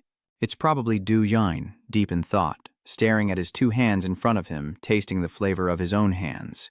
The student sitting there pouted and analyzed with a skeptical look. After losing the coin toss, he even slapped himself to check. But when he raised his finger, he didn't even have a chance to touch D-Gun's body. While he was deep in thought watching the match, I was sure he wouldn't notice. Whether he could sense the taste of his own hand or not, D-Gun stood there scratching his head boredly, speaking in a straightforward and condescending tone. Has Hai finished yet? The student's eyes grew darker and his face became more sinister. Well done, Park Dojin, money no longer matters? Looking at him, Dojin is overwhelmed and battered from head to toe, but he is exhilarated. Keep fighting, you gambling addict bastard. And what about him? He is full of hatred and fury towards D-Gun. Damn it, I don't know what's going on, but it's strange that I only managed one punch. Even when the coins fall, they will eventually go back up. Then he charged forward like a wild beast with no hesitation, throwing a quick punch from behind, gritting his teeth, aiming at the imposing statue of D-Gun. Now it was his turn to strike. But before the punch could land on his face, he dodged just in time, then forcefully kicked him hard in the chest, sending him flying backward away from him. He just landed and rolled forward, aggressively moving in to strike back. His foot stopped firmly, delivering a punch. He kicked straight with one leg very powerfully at him, but Dagon reacted quickly to dodge it, causing him to be pushed back behind him without any stability. Jane fell heavily, causing a loud crash, but he quickly turned his face back, refusing to give up, and he was then attacked with a flurry of powerful punches and kicks. He missed his counterattack but was hit by him and staggered back. His face tensed up with veins bulging, and his fierce eyes kept flashing with anger. He viciously rushes forward to throw a few more punches, his rotten mouth spitting out words. Die. But without hesitation, D-Gun landed a punch that made Dojin fall backward, his teeth clenched tightly to hold back the pain. No matter how many times he hits me, it doesn't matter. Duin struggles to get up, his large arm flailing, his foot grinding into the ground to push off, as if preparing to move again. His leg quickly escaped, and he continued to fight recklessly. His large arm kept swinging past his face without hitting. Just one punch. But instead, D-Gun, without a word or hesitation, punched him hard in the face, causing it to swell and turn black and blue. His cheek was swollen, his mouth was bleeding, but he kept trying to look despite the pain, enduring it all. Then Dojin seized the opportunity, thinking it was coming, and lunged back, throwing a punch. Now D-Gun stood unmoved, eyes focused on the approaching fist. His hand also delivered another punch in response. Why? But a punch already hit each of his fists. Blood mixed with blood and bloodshot saliva, making it impossible to fight him. Dojin's legs buckled and hit the floor, making a noise that drew attention. He lowered his face to look at the floor, blood pouring out continuously. Dagon reached out and grabbed his head, feeling humiliated. He was the only one. Previously, every time Doran dismissedly slammed his hand down, the book would shift aside. In this fight, it confused and annoyed him, so he was ready to try again. When his large hand struck down, it only hit the table surface, and his hand veered to one side of the book, his eyes closing, anger boiling over in his frustration. Dojin hits the table again, and the result is the same, still missing. He tries again. Again, but his hand hits the book on the side. From one side to the other, he keeps hitting, but never lands. His hand strikes faster and faster, but only hits the table. He kept hitting faster and harder in his anger. What the hell is going on? His face was filled with rage, his eyes sharp, teeth clenched tightly, utterly ridiculous, when suddenly another pale hand reached out to hold his massive arm back. That's D-Gun, he said seriously, pointing at him. It's not the way you threw him. Join Furious looks up with his mouth moving as if he's about to curse. Then he forcefully slammed his head down onto the book, smashing the table, and turned back to the fight. At this moment, D-Gun slammed his head down again and quietly said, "Thanks to you, everyone got fired up." The other big brothers fell silent, watching with surprised and frightened expressions, while your friends were sweating with fear, and the bespectacled scholar remained completely silent, as Dojin's bloodied face was pressed firmly against the ground. In a room fully equipped for training, two people are practicing while Park Do-in sits quietly in a corner, holding his phone and watching something. He was intensely focused, scrolling through something on his phone and couldn't put it down. Suddenly, the coach approached, looked at Perrin, and said, "Hey, buddy, hands in your pockets," calmly walking over and asking, "Why aren't you training and just staring at your phone? Even if the coach wants to take care of you because he says you have special talent, if you keep doing this, it's all pointless." He sat silently listening, then looked at the two people training in front of him and continued, "Why don't you look at those guys over there? They train very hard. Don't you feel anything watching them?" When they heard that, the two people in front of them suddenly froze in place, their faces showing smugness as they said. The young man in black whispered happily, "Look at us, coach." Right now, Baeduin spoke up and said, "So what?" Still glancing at his phone, he added, "I will beat them anyway." They were standing face to face, talking, then looked at each other in sweat and fear. Seeing the awkward situation, Coach Tan asked, "So what are you looking at anyway?" Baek Do-in asked, while sighing and looking at his phone. Trang is watching the fish market. Hearing that, the coach immediately asked with curiosity, "Do you have something you want to analyze and spend money on?" After hearing that, he smiled but kept his eyes on the phone screen and replied, "Analyze? I just go with my intuition. I don't understand how to analyze." The coach calmly continued, "This kid is just like during training." After thinking for a moment, the coach added, "You only train by instinct, so that's why you haven't improved." The coach, unconcerned with Park Join's expression, continued, "If you play like that, if you train by instinct." Before he could finish, his face turned fierce, the veins in his neck bulging, and he angrily said, "Damn it, what do you know? It's too noisy. Be quiet now." The coach was surprised by what he said, asking in disbelief, "What do you mean? What did you just say?" Park Do-in stood in front of the coach with an interested look and said, "Coach, you said you used to be a new king, right?" The coach, after hearing this, didn't understand what he was saying, and seeing that the coach didn't react in time, he sneered and continued, "Do you want to fight me seriously?" "What do you mean?" "I don't know how long it has been, but the coach is now lying on the ground." He looks at the coach and asks curiously, "Why does he say such things when he's so weak?" The two have been watching the match silently, sweat pouring down their faces as they stare in fear at Park Do-in. He licks his lips with a satisfied expression and says, "I can still win, even with intuition. Only weaklings rely on technique." Then Park Do-in slammed his hand on the table, the sound echoing loudly. Park Do-in silently wondered, does it not work? He glared angrily, raising both hands high, and continued thinking, "Damn it." At this moment, Park Do-in slammed his hands down on the table so hard that it shattered into pieces, dust billowing everywhere. He continued to ponder such matters, his face turning terrifying as he thought it would all end if he destroyed it. Suddenly, a figure approaches, P-Giant's face darkening as he says, "Go on." Dae-gun, unfazed, asks back, "What do you mean by continuing?" His eyes lit up, a fierce expression revealing his interest. With blood still on his lips, he said, "I've only just begun." The scene shifts to Manhwa watching what's happening. Puzzled, can he really get up after being beaten like that? Yang Minu asked. Gucci Eunghwa and Chejoman are watching when he asks, "Are you sure everything's okay? Shouldn't we stop them?" The man calmly replied, "I'm sure that hit hurt a lot," but as they were talking, Don suddenly looked at Park Join and said, "That's disgusting. At least try to stop your bleeding. Now I understand why my attacks couldn't hurt you. It's because you figured out my fighting style, right?" he said while wiping. "It's so wet." After wiping his face, he took off his shirt and threw it on the ground, wondering, "That's why you dodge all the attacks like a bug. You're just trying to slip through the gaps I cleverly create, right?" Baek Do-in smiles cunningly and says, "But what if your body can't keep up with your head? Even if a bug tries its best, it will still explode in your hand and die. That's also a matter of physical difference." Right now, Kim Do-hyun watched what was happening and cursed silently. "You're the real bug. Damn bastard, die already, Parin." The young man with blonde hair watches in surprise, while Gung Hwan and Chaeroman stand calmly observing and talking.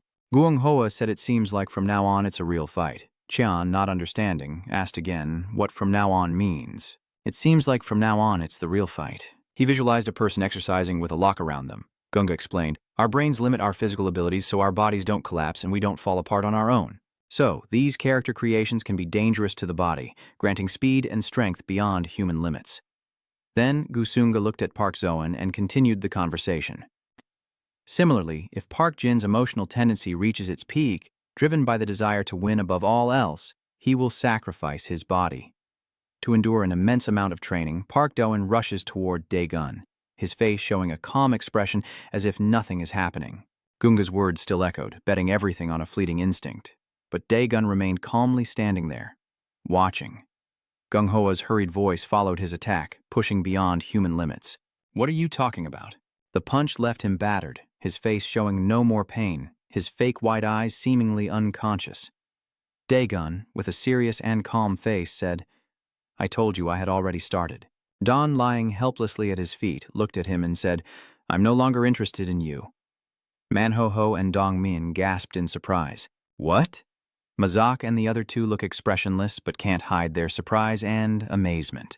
Mahdi X frowns in annoyance, unable to believe his eyes. Wanak observes the situation seriously. Keoma looked at the situation in front of him and asked the man about it. Gunga, unsure of what was happening, awkwardly raised his hand to his chin and said, "Character traits can be created." But Park Do-in is just a human. I've heard everything, so you're extorting protection money or something, right? You're not even part of the underworld, so why are you doing this? Da-gun continued talking. You're still a student, right? Hearing this, Maji Coke suddenly trembled in fear. But Dagon did nothing. He spoke softly, but with the authority of a command. From now on, there will be no more protection money. Anyone who defies me will become the second Park Yogan. That means I will smash your head in. Wanjok lowered his head and looked up at him before continuing. You only see one side of the story. Money is just a form. Only after gaining mental stability through protection money can they feel comfortable and walk confidently on the street. Hearing such words, Dagon still coldly replied, Oh, then you're a crazy master. Come down here and I'll smash your head. He glanced down at him with an angry look and said, Do things always have to be in order? Dagung looked upset and shouted angrily. After hearing what he said, he probably thinks he's become something. Who do you think you are, you bastard? At least I've taken down all the first-year students, he said. Mahdi XC looked at this scene, shook his head, and sighed before speaking. It's true. Kids these days don't know any manners. He looked at Dagon and confidently said, You're just a new student, transferred here. But you're trying to abolish the extortion rules of this school. Why are you so stupid when we're only a year apart? Madiak put his hand on his forehead, closing his eyes as if pondering something. Suddenly he spoke up. It's not that simple, kid, and it's hard to explain everything clearly with words. Then Ma Seok opened his eyes, a bright light shining in them as if he had just come up with a brilliant idea, excitedly shouting, So let's use the body to experience it. Then Ma Diak seriously asked him to teach him. Dagon stands calmly in front of the second-year Holy Blood Gang, hands in his pockets, watching them as if nothing is happening. At this moment, the second-year Holy Blood Gang begins to approach him, their faces focused and staring at Dagon as if they've been waiting for a fight for a long time. He calmly looked at the second-year Holy Blood Gang without reacting at all. Mazak continued to speak grandly. Then they gradually moved closer, and a few of them angrily rushed forward. Manho shouted in fear, Dagon, second-year students fight so cowardly, we will help you. Before he could do anything, Dagon charged forward aggressively. You just watched him, and suddenly froze. The people in front of Don had been pushed down hard by him and fell to the ground, motionless. After attacking, Don quickly replied to Manho, I don't need help, I can handle it myself. What are you doing? Hurry up and surround him. The young man with shoulder-length hair is quietly observing the situation, his bullet-like eyes fixed intently without blinking. Suddenly, one of them was about to secretly throw a punch at him. Dagon glanced at his action to prepare for an attack. At this moment, he forcefully pushes his hand into the young man's face, causing him to fall backward, then calmly says, Really annoying, before turning and slapping him hard in the face, making him tumble to the ground. After finishing his attack, Don seriously said, I don't need to warm up anymore. As he finished speaking, he coldly launched an attack, striking swiftly and fiercely at the headband of the Holy Blood 52 gang leader. Some are being choked by Dagon. Others are thrown back, and then he delivers a powerful punch to the young man's face, leaving him no time to defend and sent flying. Ma, sitting on the bench, watches his actions in disbelief and immediately exclaims, What the hell is going on? Dooji Mi watched the fight in shock, fearfully asking, Is he fighting all of them alone? Dagon was still focused on taking down each person, some of whom had fallen to the ground from his fierce attacks, leaving them scattered all over. In the tense atmosphere, the bespectacled young man with spiky hair raises the chair beside him, preparing to attack. He lifts the chair high and charges forward like lightning, with a whooshing sound echoing. Manho watched from the beginning until Dagon was about to be ambushed, then shouted in fear, Look behind you, they're armed with cowardly weapons? Jongmin anxiously called out his name. The bespectacled young man was slapped hard by Dagon, his hand covering most of his face, causing his glasses to fall off and his face to distort from the impact. He was knocked back immediately. With his back bent and legs flung into the air in a loss of control, he was about to land forcefully on the wooden floor of the gym room.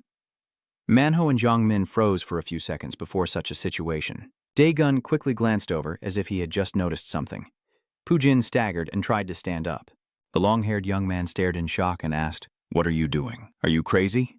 Then he clenched his fist to prepare for an attack on Park Do-in. The long-haired young man shouted, What the hell are you doing? But unfortunately, he dodged the attack, causing him to fall down. The long-haired young man's head hit the ground, and he lay motionless on the floor. Mahdi XC looked on in shock. What the hell is going on?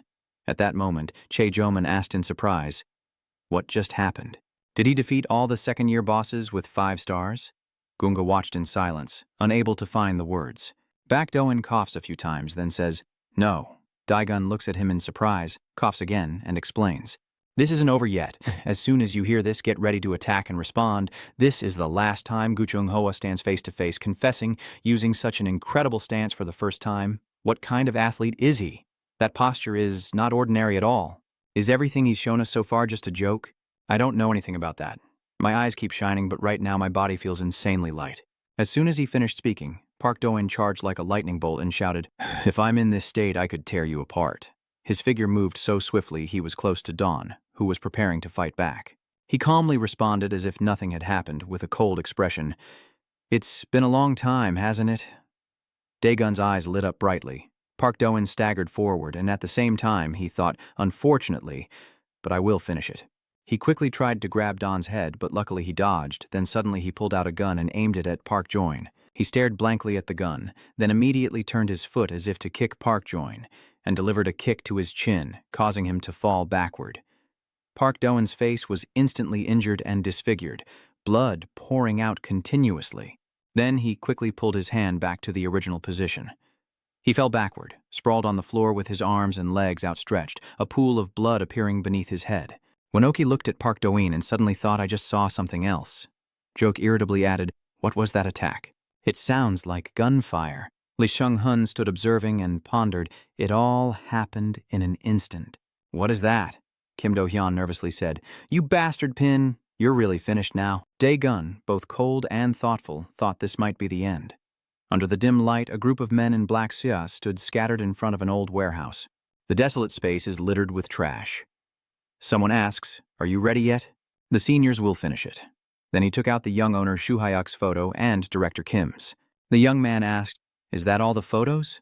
The other replied, "Yes, I just need to burn this and toss those pictures into the trash to burn them." Then he looked at Daegun's photo for a while, and the young man praised repeatedly, "Very well done. Keep it up." Then he put the photo into his pocket and replied, "Yes, thanks to your hard work." Do-in's body is now sprawled on the ground. These bruises and fresh blood splattered all over the body and the floor. Jaoki witnessed the entire battle, now looking very pale and full of worry. Just now, in that brief moment, I must have seen something. Jaoki also stared in amazement at them, hesitating slightly in his voice. "What's that? The gunshot from the attack earlier?" Although Eung-hoon was also surprised by that sudden moment, he only thought to himself, what could that fleeting moment have been? Seeing Hyun with a face full of amazement, he hesitated to speak. "Baek Do-in, it's finally over, isn't it?" Daegun remains unmoved, standing there with a cold expression. "This is the last time." As soon as I finish speaking, Ho-dong and Dong-min nervously hesitate and speak to him. "Daegun, if you say so," Seonga and Chejo immediately understood and were surprised. They stare at Do-in with wide eyes, his mouth hanging open unconscious and blood dripping everywhere. The old physical room is now completely silent, focusing on his figure and the unconscious body. He calmly lifted his face and looked up with an still indifferent tone. "So this is how it ends." Then his attention returned to the unconscious figure lying there, thinking to himself. After all, the previous hits had been enough, and honestly, he could only take one more. Not paying much attention, he approached the blonde-haired guy who had been with him earlier. "Are you Doggin's friend?" He answered nervously and fearfully, "Yes." He glanced at him indifferently and took your friend away, immediately after he had to step forward to support his unconscious body. Watching that scene, Yaki's leg trembled violently and uncontrollably. His action at that moment caught Gong Myung's attention. He softly called out to the person sitting beside him, "Jaoki?" But at this moment he was terrified and trembling, muttering, "Aura." His lips kept moving as he tried to speak, but his voice was unsteady and disjointed, somehow eerily similar to that person. A growing sense of unease filled Gong Myung. That person, is their memory gradually drifting back to the earlier moments, a deep voice echoing, only the muscular upper body of the boy is visible. He said while drinking a muscle-building milk carton in his hand, but he just stood there looking indifferent. "Later, the second-year students relied on you." Seeing him so absent-minded, he stepped forward and patted his shoulder, speaking in a confusing tone, but Jock didn't know how to respond. "Where are you looking?" he kept asking until he saw the faint figure above. "Why aren't you looking at big brother Shu Hyuk but looking up there?" He still muttered absent-mindedly, staring up at Asura. In his eyes, a three-headed demon's figure flickered. "I saw Azura." Gong Myung's call still echoed loudly. Hey Wanoki. Your face still frozen like that, muttering softly in your throat." Asura, losing patience as he tried to mutter more words, Gongmi quickly slapped a handprint on his face. That crazy guy. At this moment, he finally looked confused, covering his face with his hand. Gongmi, his older brother, helplessly asked, "Hey, calm down." Then he suggested dealing with the transfer student like this, or you could confront him directly, but Zhaoqi immediately interrupted and refused. It won't work. His extraordinary spirit makes it impossible to see through the lack of enlightenment in my eyes. As he speaks, he looks toward Dagon standing not far away, where the shadow of a demon appears. No one here can beat that person.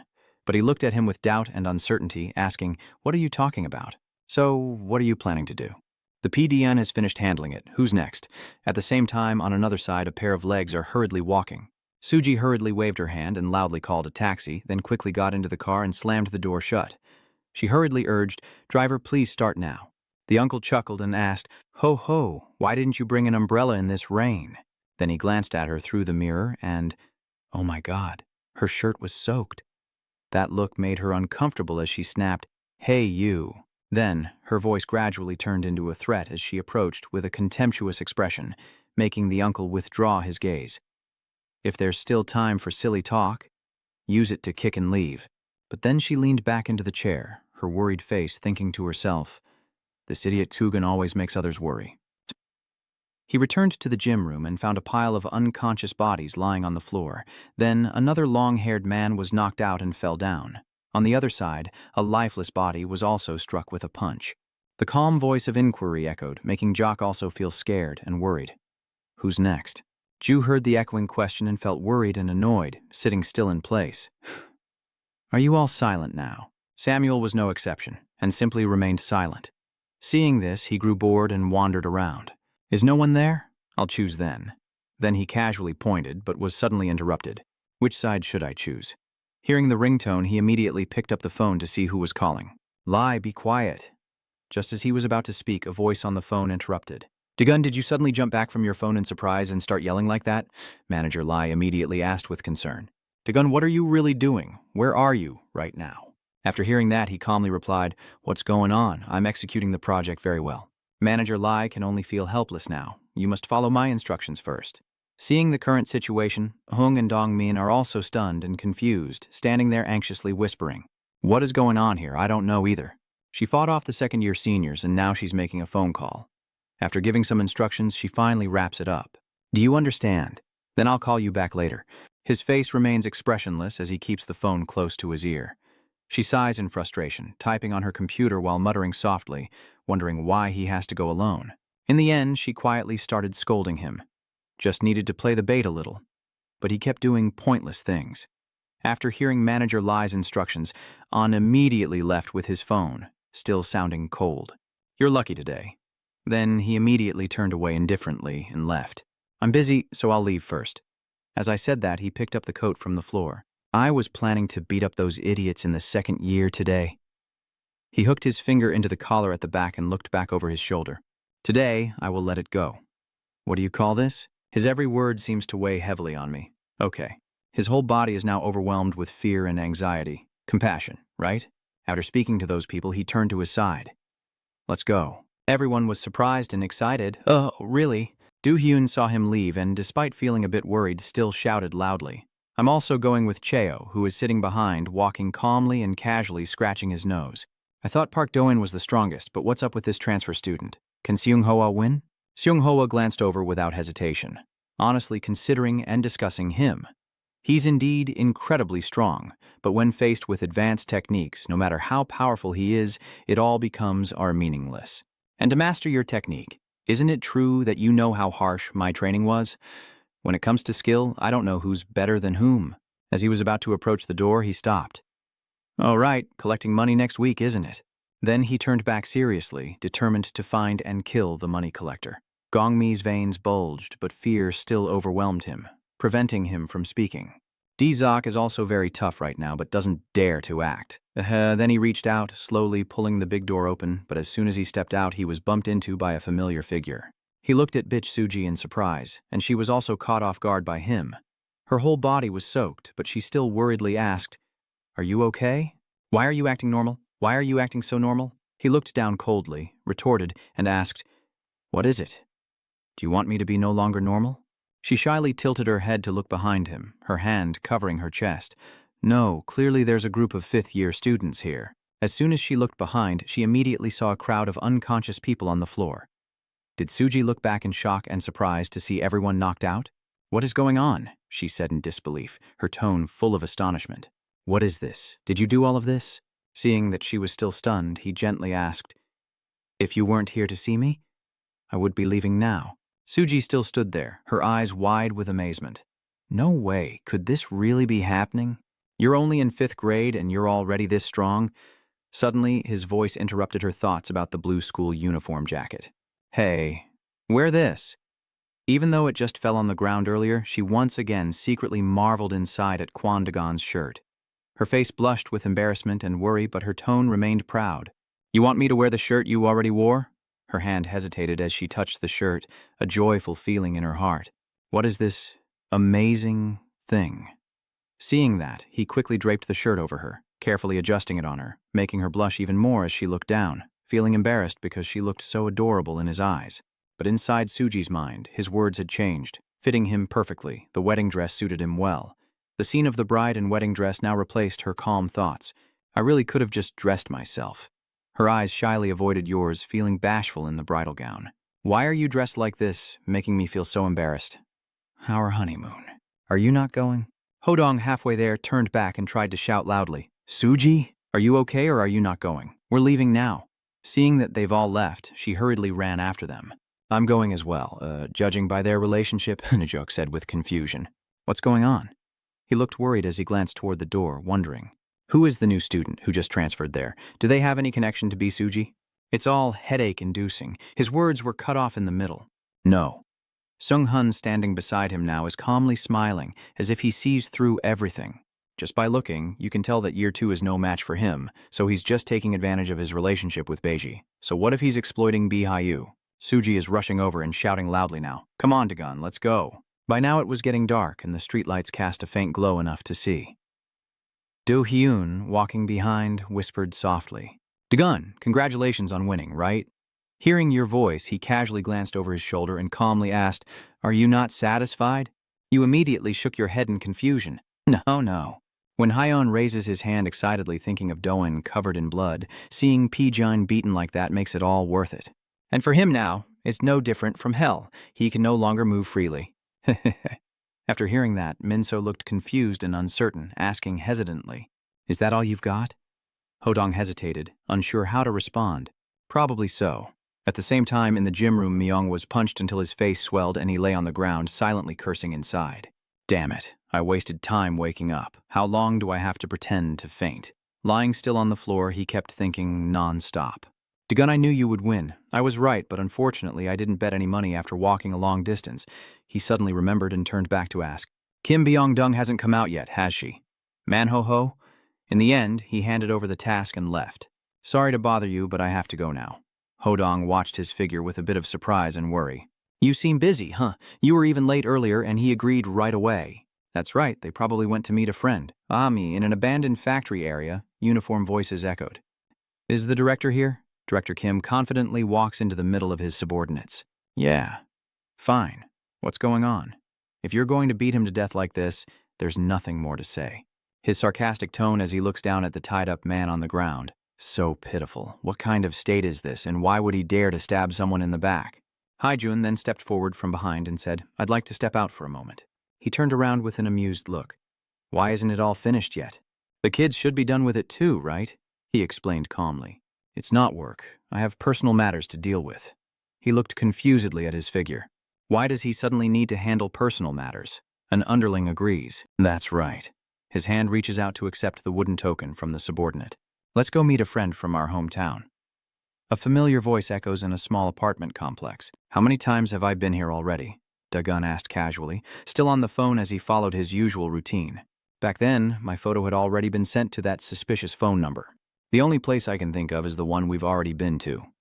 As I talk on the phone, he casually walks up with his hand in his pocket. They hadn't found out who I was back then. He immediately arrived and reported, probably to double-check everything. Sure enough, they cleaned up thoroughly, but then he saw the group searching the room, his expression slightly surprised, raising an eyebrow, still holding his phone, and hanging up. Who are you? Why did you come here? Get out of here. His eyes quickly turned cold as he glared at them without saying a word, and seeing that he showed no reaction or movement, they became even more arrogant. Hey, you! I'm asking you, are you deaf or what, and what are you looking at? I see you getting more and more annoyed, but I stay calm and glance at you, even though you're about to make a move, you little punk. In a flash, he slammed the back of his hand into the bastard's head, smashing it against the wall beside him. The body immediately collapsed to the ground. The other underlings behind him were panicking now. He frowned in frustration and said, I told you to wait a moment.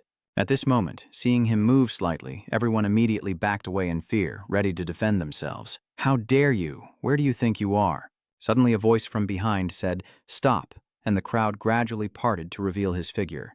He coldly warned, This guy is dangerous. Better not to touch him.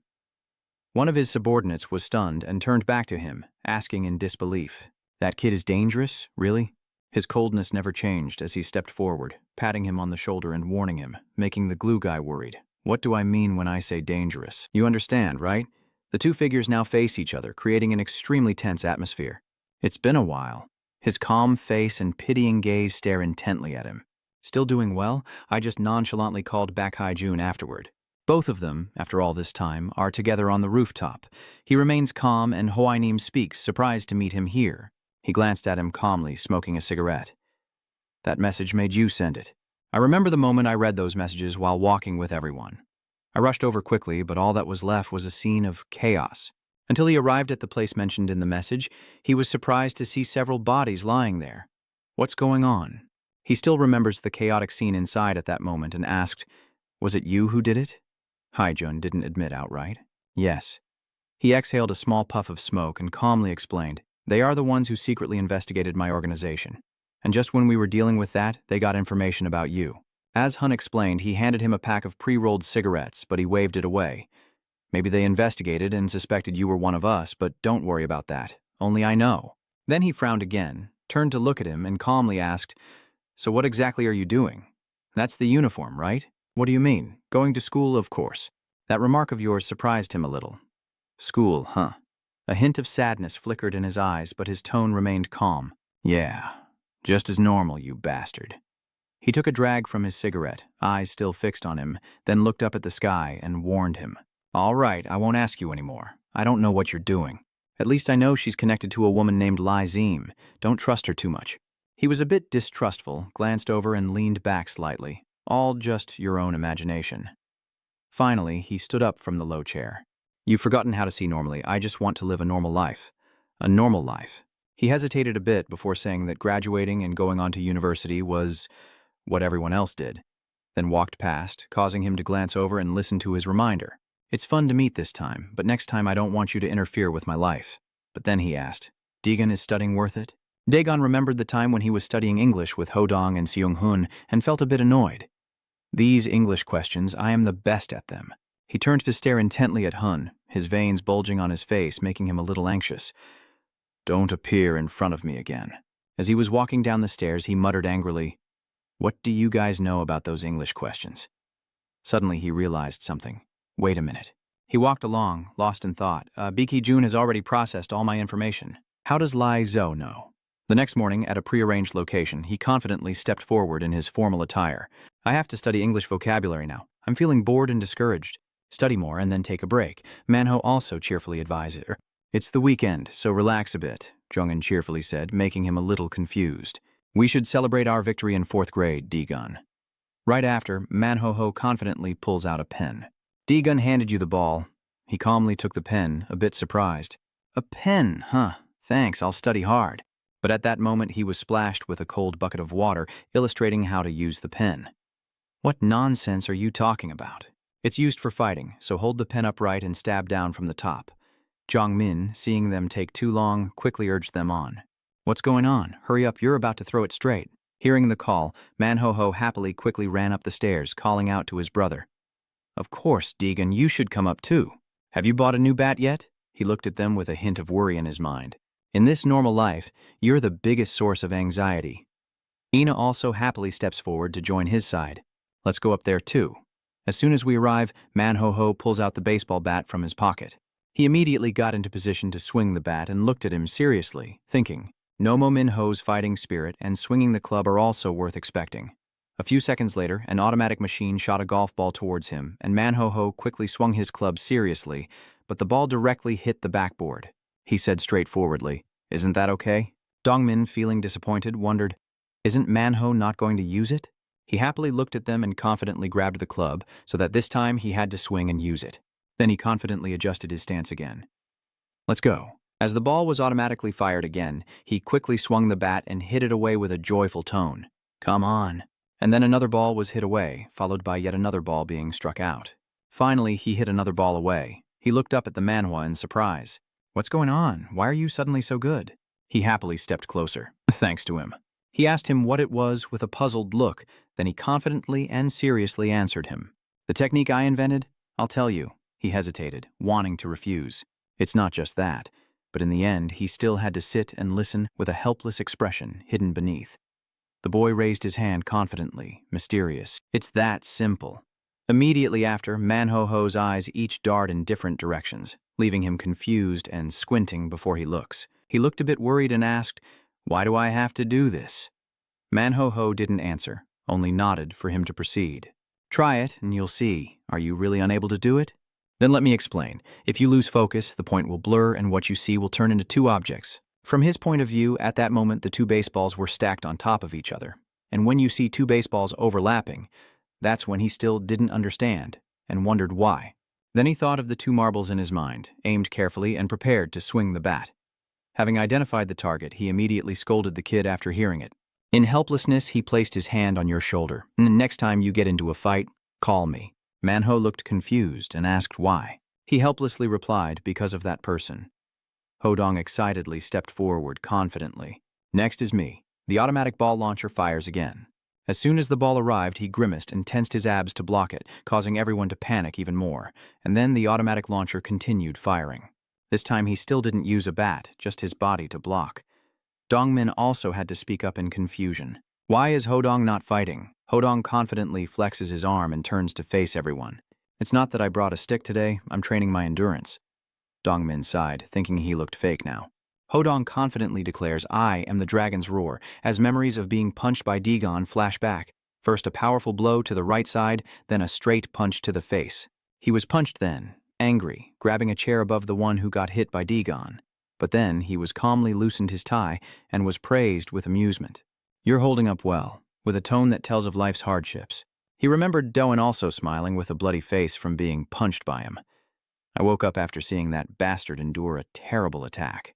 From now on, my path will be one of endurance." Hearing that, he quickly grabbed the stick and smiled mischievously. "Just leave the words to me. I'll handle it." Seeing that, he quickly stepped back in fear. "No, no." His expression returned to normal afterward, but his sleeves were rolled up and he was holding a stick. "Step out and I'll fight you." Hong tries to calm him down. Dagon relaxed and said no, even though he was cold and distant. Juri suddenly found himself drawn to the excited, joyful voices. "Wow, he's so insanely handsome. That girl Quan Lo is admiring that stick in her hand. I want to get hit too."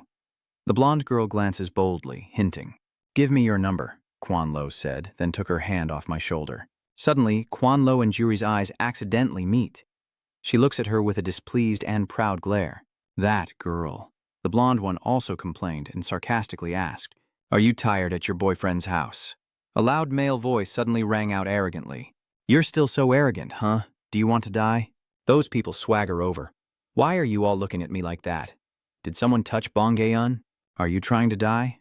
Juri just stood there staring at them and muttered softly. And Manho just kept cleaning his bat. "Are they coming again?" A fat, annoying bully steps forward. "Do you know which school you're from and who we are?" Manho heard the voice and casually turned around. Huh. An instinctive feeling and voice echoing unconsciously. Thamthala from the fat guy. An innate instinct tells him to be careful. He unconsciously crosses his legs, eyes filled with worry and fear, and his next move is almost instinctive. "Those guys don't understand anything." And irritably asked the fat guy, "What's with that stammering pose?" He still had his hand in the wiping position, looking confused and turning to look. "What? Have we met before? What do you want to say?" "What do you want to say?" "Are you crazy?" But the fat guy, scared and worried, raised his hand to stop him. "Hey, stop, don't go yet. Why are you acting like that?" Then the guy in the blue shirt suddenly charged forward wildly because of the blonde girl. They're teasing my mini. The chubby guy, full of worry and fear, tried to hold him back and praise them for having good eyes, but the blue shirt guy still refused to listen. Let go. Seeing that, the chubby guy shouted sternly, making him confused and worried as he asked, "What? Are you okay?"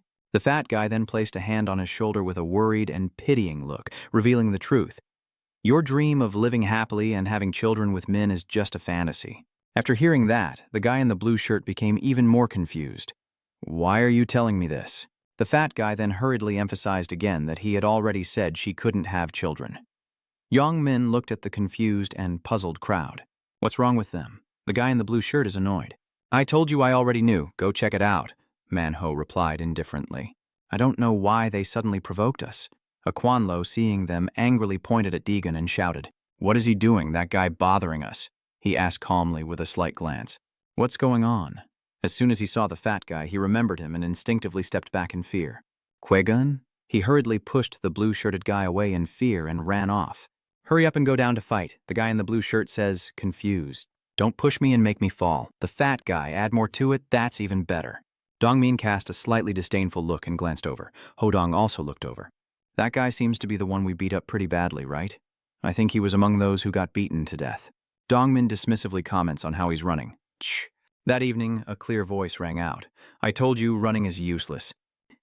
Someone hurriedly runs down the street in black sandals, chased by a group of people in shoes from behind. Hey! Jine ran while looking back over his shoulder. As soon as he turned his head, there was no more way forward. It was a dead end. He stopped in panic and shouted, "What do you guys want to do?" "Why are you chasing me?" the guy on top said. He's still so relaxed, he's panicking and shouting in anger. I said I would pay. I just need some time. But the guy at the front gave an order to another to grab him.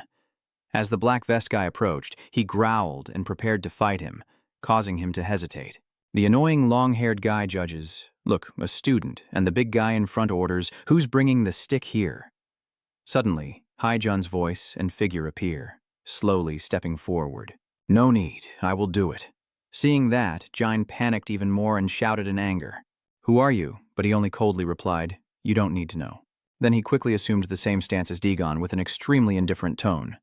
"I think you can resist, but I will end it quickly." Seeing Hun's figure and stance only made him more confused and terrified, stammering, speechless.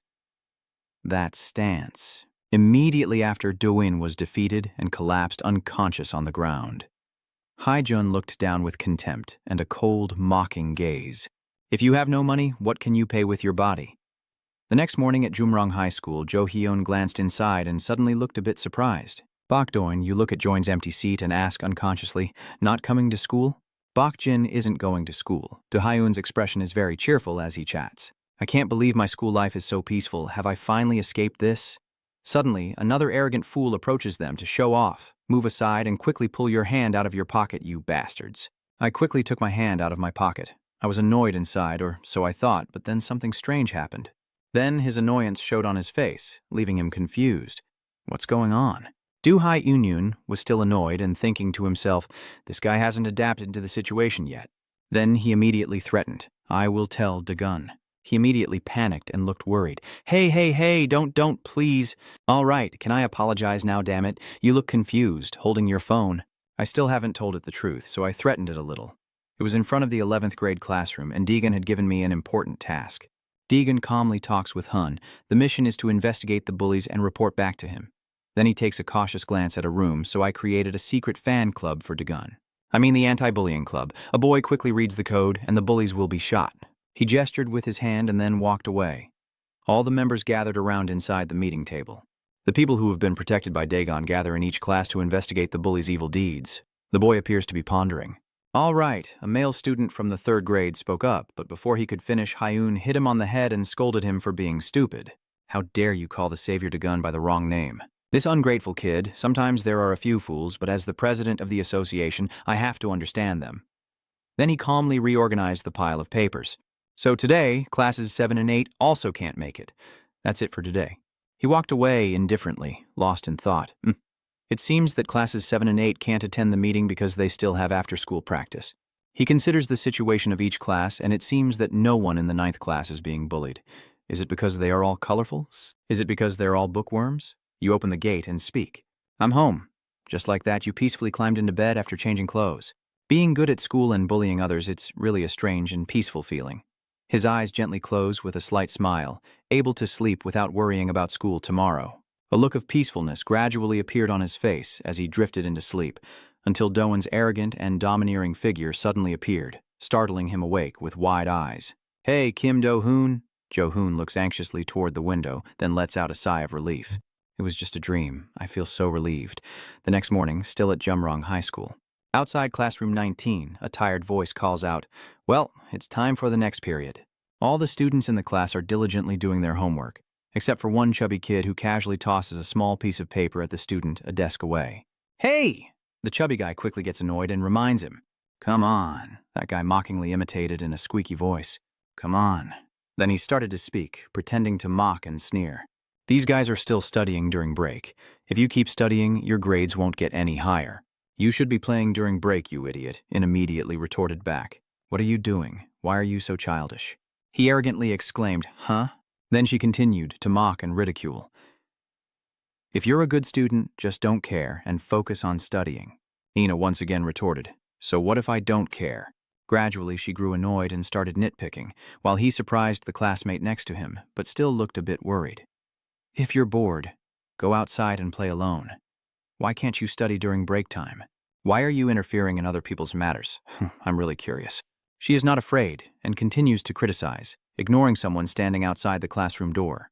As for her studies, isn't it true that you have no right to talk about grades? Being challenged made him furious, standing up with veins bulging. "This damn brat is so noisy. I'm just giving way because you're a girl." But before he could do anything, Jung-hoon appeared with a cheerful expression. "Oh, you're here? Can you help me with this?" He immediately calmed down and responded, "Oh, what's going on? But you just secretly tried to get him to follow you outside." "I'll explain once we leave the classroom." As they reached a hidden corner of the school, Jung-hoon angrily punched him a few times. "Why are you causing trouble and messing around?" Making that arrogant bastard scared and cowering in fear, he curled up, covering his head with his hands to endure Jung-hoon's anger. "You're just stupid on your own. I look down on you and scold. What are you pretending to bully for?" In the end, he spat on him. "Foolish guys like you are just pretending to be the image of the school." Even though he's still annoyed, he reminds him to be careful and adjusts his tie, telling him to behave properly and enjoy school from now on, not act like that. Then he looks at his battered face and criticizes him. "Come home early today, okay? Your face looks terrible," and after hearing that, he could only quickly reply. After satisfying himself, he took out his phone and dialed with a cold tone. "You're free to go now." Jung-hoon immediately lifts the phone to his ear and starts talking once connected. "We only have 3 of us, so we need to meet often." In the school equipment room of Jumrong High School, a voice suddenly appeared. "That's all?"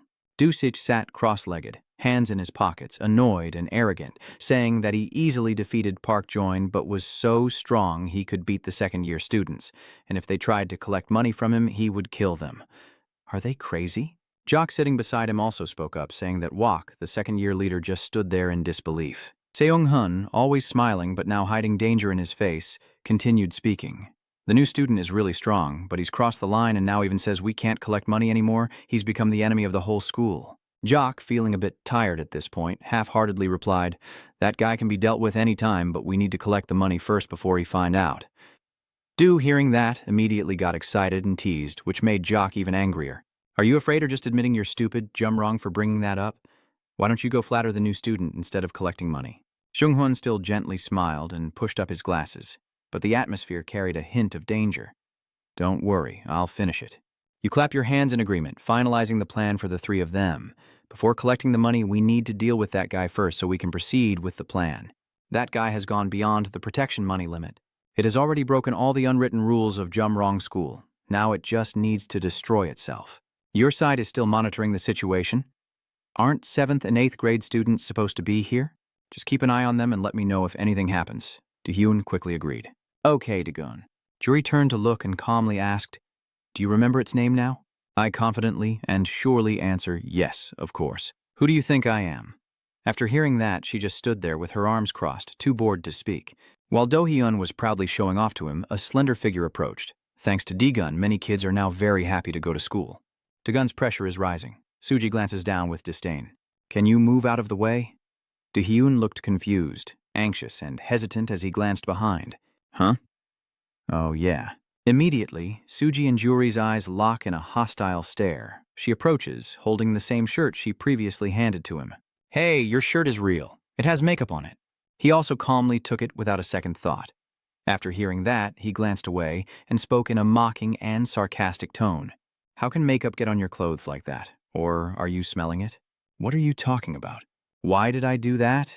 Her face was now blushing with embarrassment, trying to deny it in her mind. Why would it think about that? Then Suji started to mock and sneer at Guri. Oh right, Guyu, you're still practicing Jew, huh? I'll pass along a message to my brother for you. You like him, don't you? Juri irritably but firmly responds. That was a long time ago. I don't remember anything. After hearing that, Suji still looked her in the eye with a mocking smile. You forgot last year? Oh right, probably because you're not very smart since all you do is fight. Juri was completely angry now, but still forced a smile. It's been a while since you last fought, huh? Do you want to fight me? Suji still speaks sarcastically in a light tone. Yeah, I'll tell him. Juri irritably cracks his knuckles. Don't bring up BHU anymore. I don't care about Suji and Juri. Manhwa turned to look at him and asked, So, Dagun, are you really planning to go fight all those money collectors? Even the third-year students are collecting money, and you haven't finished dealing with the first-year students yet. It's better because I have to do this before living a normal school life. Then I think of Gabriel, him and Manager lie with determined eyes, and I say, what you want, I will do my best to accomplish. At Class 18, the announcement finally came that this week's collection was over. Jonggu looked at his face on his phone. Once I have money, I will go get a nose job. He confidently looks at himself on his phone with full confidence. Hey, Futter, you're so pretty I could become an idol too, but why isn't my followers count going up? Then he turned to ask, Hey, class president, do you know why? That guy, hearing that, nervously turned around and shyly complimented you. Yeah, you really look like the group's center. Hee. Maybe it's because you're not promoting yourself? Then he turned to the female students dancing and said, What are you guys doing rushing like that? You look so ugly. She sneered indifferently. Yeah, I have more followers than you.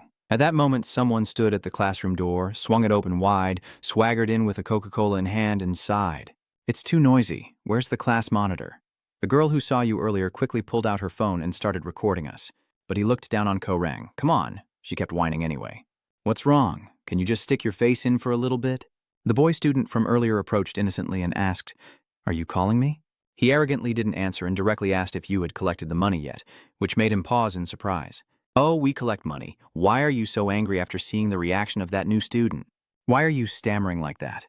But then Dewey's tone suddenly turned sarcastic. You heard that the new student didn't have to pay, right? You keep looking down, making him confused. But that has nothing to do with our class, so why don't you want to collect the money? With an arrogant and annoyed expression, he asked directly, Do you think I will lose to him? You want me to lose, huh? Ju said in a flattering tone from behind. You did this because Duch isn't the boss, right? No way, why would I do that? Dushish, handsome and very similar to the boss, arrogantly pours a can of Coca-Cola over the student's head and mocks him outright. Wow, it's so sweet I can't drink it. It's too sweet. He didn't say a word either. His scared eyes didn't dare look up. I don't like her scolding without reason, just like how you flatter her. His hand squeezed the can until the last drops of Coke fell out sweet, but full of poison. The brown-haired girl with the pink phone comments loudly, Oh my God, poor thing. I'll record this and post it to defend her. And the girl next to her with the black phone also chimed in. You're probably really stuck, huh? Then Dudu Sheech turned to face away, preparing to leave, still acting bossy and giving orders despite the other student being soaked in coca. Clean up and make sure Mai has collected the money for me. Then, as he was leaving, he suddenly froze when he saw himself scrolling through his phone. A short message from PUBG Ho appears on his phone screen saying Mai needs to transfer the money. He raised his eyebrows and started to complain in a nagging tone, looking very annoyed. This guy talks too much. Outside the classroom, there is a sign that says, First year. Joe is now looking around suspiciously, appearing to be worried. Thinking and thinking. Kwakdu met Kwegun, so he didn't know that no one in this group could defeat Kwan Dagun. He started to fall into silence, carefully weighing his options. What if Dagon really shows up? But if I don't collect the money, it'll look like I'm scared, and that would ruin me. Suddenly, the female student approached him, looking cheerful and holding up her phone screen showing a person wearing a coat. Jocknin this. He looked and then paid attention. A jacket, she cheerfully complimented. Are you looking at it with envy? Jock also seems to find it interesting, his eyes very focused on the photo. Oh, that's right, it's really beautiful, but insanely expensive. That female student is pretending to be innocent, isn't she about to collect the money? This time he answered hesitantly. Yeah, that's right. Then Jock casually told the girl, "Send me the link, I'm convinced already, just collect the money first." "Come on, Lee Zung-hun will handle this." At this moment, in front of classroom 1C, the class monitor cautiously approaches and talks to the class leader, Seung-hun, who responds with a cheerful face. "Seung-hun, I didn't know you were collecting money." He hesitated but was obedient, speaking carefully and politely. "Even though he's vice class president, sorry I couldn't help you. If you're busy, I'll collect it for you." But Seung-hun declined with a very friendly look. He even adjusts his glasses with one hand. "No, that's the class president's duty, thank you, and as for collecting protection money." Then he cheerfully looked up with a warm smile, as if it were just a dream. But he spoke with love. "Our class won't collect anymore." At Jumrong High School, the library was empty and silent. The class president of Class 18 walked in absent-mindedly, softly muttering, "This is the place." Suddenly a voice rang out. "Are you still planning to collect money after that guy shows up?" Do-hyun sat upright and serious, turning to look. "I'm glad you came and accepted my offer. You'll have a bright future." But after hearing that, he completely didn't understand and wondered what was going on with this Lin guy. Do-hyun continued seriously, with the next target being Kwak-do from 8th grade. He immediately looked happy and asked if it were him, would he also deal with his friend and father Jong-gu? "Because," Hyun responded without hesitation, "it depends on that person. Somewhere on the Jumrong schoolyard. I just paid the money I earned." Sheik was standing under the eaves listening to the phone with a bit of annoyance about him. But there's also the problem of that new student causing a headache. Then he looked back seriously with a determined gaze, clearly committed to the person on the phone. "But you don't need to show up. You're very busy, so I'll find a way." But now suddenly Seung-hun's voice came from behind and asked, "Who are you talking to?" "Oh no, I'm not saying you should hang up." As soon as the call ended, he turned around, raised an eyebrow, and asked what's going on. Seung-hun softly said, "Oh, nothing. I just wanted to ask who you were talking to." Du-sich, annoyed after hearing that, cursed, "You're my roof. Teach LZ to know more." "I see you're angry." So Seung-hun shyly smiles and raises both hands to his chest. Sorry man, I thought we were close since we're on the same side. By the way, did you manage to collect the money smoothly?" "You can give a vague answer if you want, and you." Seung-hun quickly replied, "Of course, it's fine." Then, Du-sich asked, "Do you have a plan to handle Kwandagon yet?" With a trustworthy look, Seung-hun confidently assured him that he has a clear plan and that he will still live normally. Dagon now can't do anything. And turning to Dagon's Class 11, whose name is Kwak Du-sich, Hun, who was worried, reported that he is the boss of Class 8 and hopes to become famous. "I heard he went to collect money today." He glanced calmly and then straightforwardly said he still goes to collect money, and I don't think he can become a celebrity either. With a slightly pitying look, he put his hand in his pocket and walked away slowly. "All right, since he's still collecting money, I'll go ask him for some tips, as I said before." Back with Class 1A, John Yu is still bragging about his future plans and arrogance, making the class president just force a smile. "If I become an idol VIP, I will aim for Billbot. I think I will become famous throughout the universe." His face still smiled, but inside he was thinking, "I really want to punch that guy's mouth, but I'm pretending to praise him." "I feel the same way. Not only are you handsome, but you also have good qualities." Jong-gu's face looked a bit distrustful, so he continued to praise. "Not only that, you're also the most unique person ever." The class president kept praising without blinking. "Not only that, you're as handsome as a mountain peak." Immediately after, his face suddenly became confident and he smiled. "Exactly right." He happily laughs and jokes. "This bastard is ugly but has a good eye for people." The class monitor still forces a smile and praises him. "I didn't actually let you hit a guy, but in my mind I was thinking it would be better if I let you punch me instead." Then he looked over at the girls still recording and sighed. "Why don't they praise me for being handsome or having a strong spirit? They must be really good at holding back." After hearing that, the class president could only curse silently in his mind. "Do you think they're really holding back just to praise you?" His expression remained unchanged. Ko continued to smile, despite feeling helpless, still flattering him. "They're just joking because you're too handsome," he said with a smug smile. "Ah, kids these days, they get more honest inside. They still secretly curse you. So why do you think they praise Kwak-dush for being handsome, but not you?" The brown-haired girl quietly whispers to the girl beside her, looking at him with disdain. "That idiot really thinks he's handsome. If it were me, I'd rather be scolded or beaten than that." The girl with black hair looked at him with sympathy and softly said, "I feel sorry for whoever is the class president. He's tough." Still not letting go, he asked which part of my face the class president thought was the most handsome. After a second of looking, he straightforwardly criticized it. "Everyone in the house is ugly as hell." The very next moment, he quickly jerked his hand up to cover his mouth. "Damn it, your mouth is faster than your brain, damn it." But Jeongu still looks very narcissistic, staring at him. Turn your ear up, I'm not talking to you. It makes the class monitor helpless, thinking to himself, damn, you never knew I was talking about you, huh? The very next second, he saw a figure approaching the door. But how the hell did the new student get here? The girl with brown hair immediately noticed and looked at him indifferently, leaning against the classroom door and asking who was bothering him, giving an annoyed glance at the new kid's attitude, wondering what he was doing here without paying attention to the class, President happily waiting and looking at him, until the girl with black hair shyly spoke first, asking if something was wrong with Shish. Then the girl with brown hair quickly responded that Dusish wasn't here right now, which surprised him and asked when he would return. But the girl with brown hair shyly replied, I don't know, and seeing no target, he glanced away. So, I'll come back later then? He had no idea that the class president of Class 18 was now panicking, silently praying in his heart that he couldn't just punch this Elzonu guy and then leave. Just as he was about to leave, the brown-haired girl gazed at him with admiration and shyly said, "You're the new student from Dagon Army, right? You really beat up some guy. You've been praised like that a lot, haven't you? But I don't really care. Thank you." She kept asking him, "Maybe you're planning to become an idol?" He simply replied briefly, "No," she kept asking further. "So what about TikTok?" He also hesitated before giving a brief answer. "No way." But she still tried to hold on to his shirt. "Can you help me film a TikTok video? You're tall, so you can get a good angle." "Perfect." Ju saw that and got annoyed, muttering under his breath, "I really don't like this guy anymore." Immediately, a joyful smile appeared on her face, waiting for Kwak-do to arrive. Feeling annoyed, he decisively pushed her away. "Sorry, but I'm not free to make her panic again. Are you really refusing a beauty?" "Fine, I'll just pull him back and make up my mind." Since it reached this point, he immediately spoke loudly to attract his attention. "Damn ugly VCLDM." He pointed his finger at Junggu and kept cursing. "I know my place, but Junggu, you're ugly as hell, but you're the only one who doesn't know how to push back." The brown-haired girl looked confused and puzzled. "What's wrong with the class president?" "Ha ha ha, you crazy bastard," the dark-haired one then also said sympathetically. "It's the same when you meet me." His eyebrows immediately nearly touched each other. Immediately after, he burst out laughing loudly, and he's laughing his ass off. He then kept holding his stomach and laughing. "This bastard is so funny I can't stop laughing." Even the class monitor is now confused and worried. What the hell is wrong with this guy? I said that and nothing happened, so seeing his reaction, I wanted to keep talking more. If he keeps insulting me, I'll vent all my frustration. His face shows worry, but he still clenches his fists and keeps cursing. "Am I your neighborhood or something? Why do you keep coming to my place just to show off?"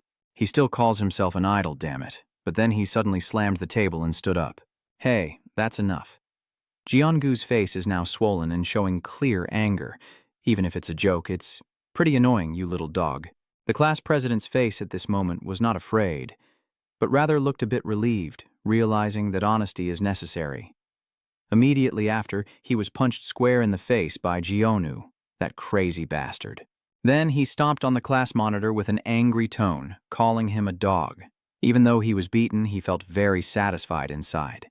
"You're finished." He still endures the pain and looks toward the man standing at the door, hurting a bit, but the new demon will save him. But he didn't do anything, which left him completely stunned.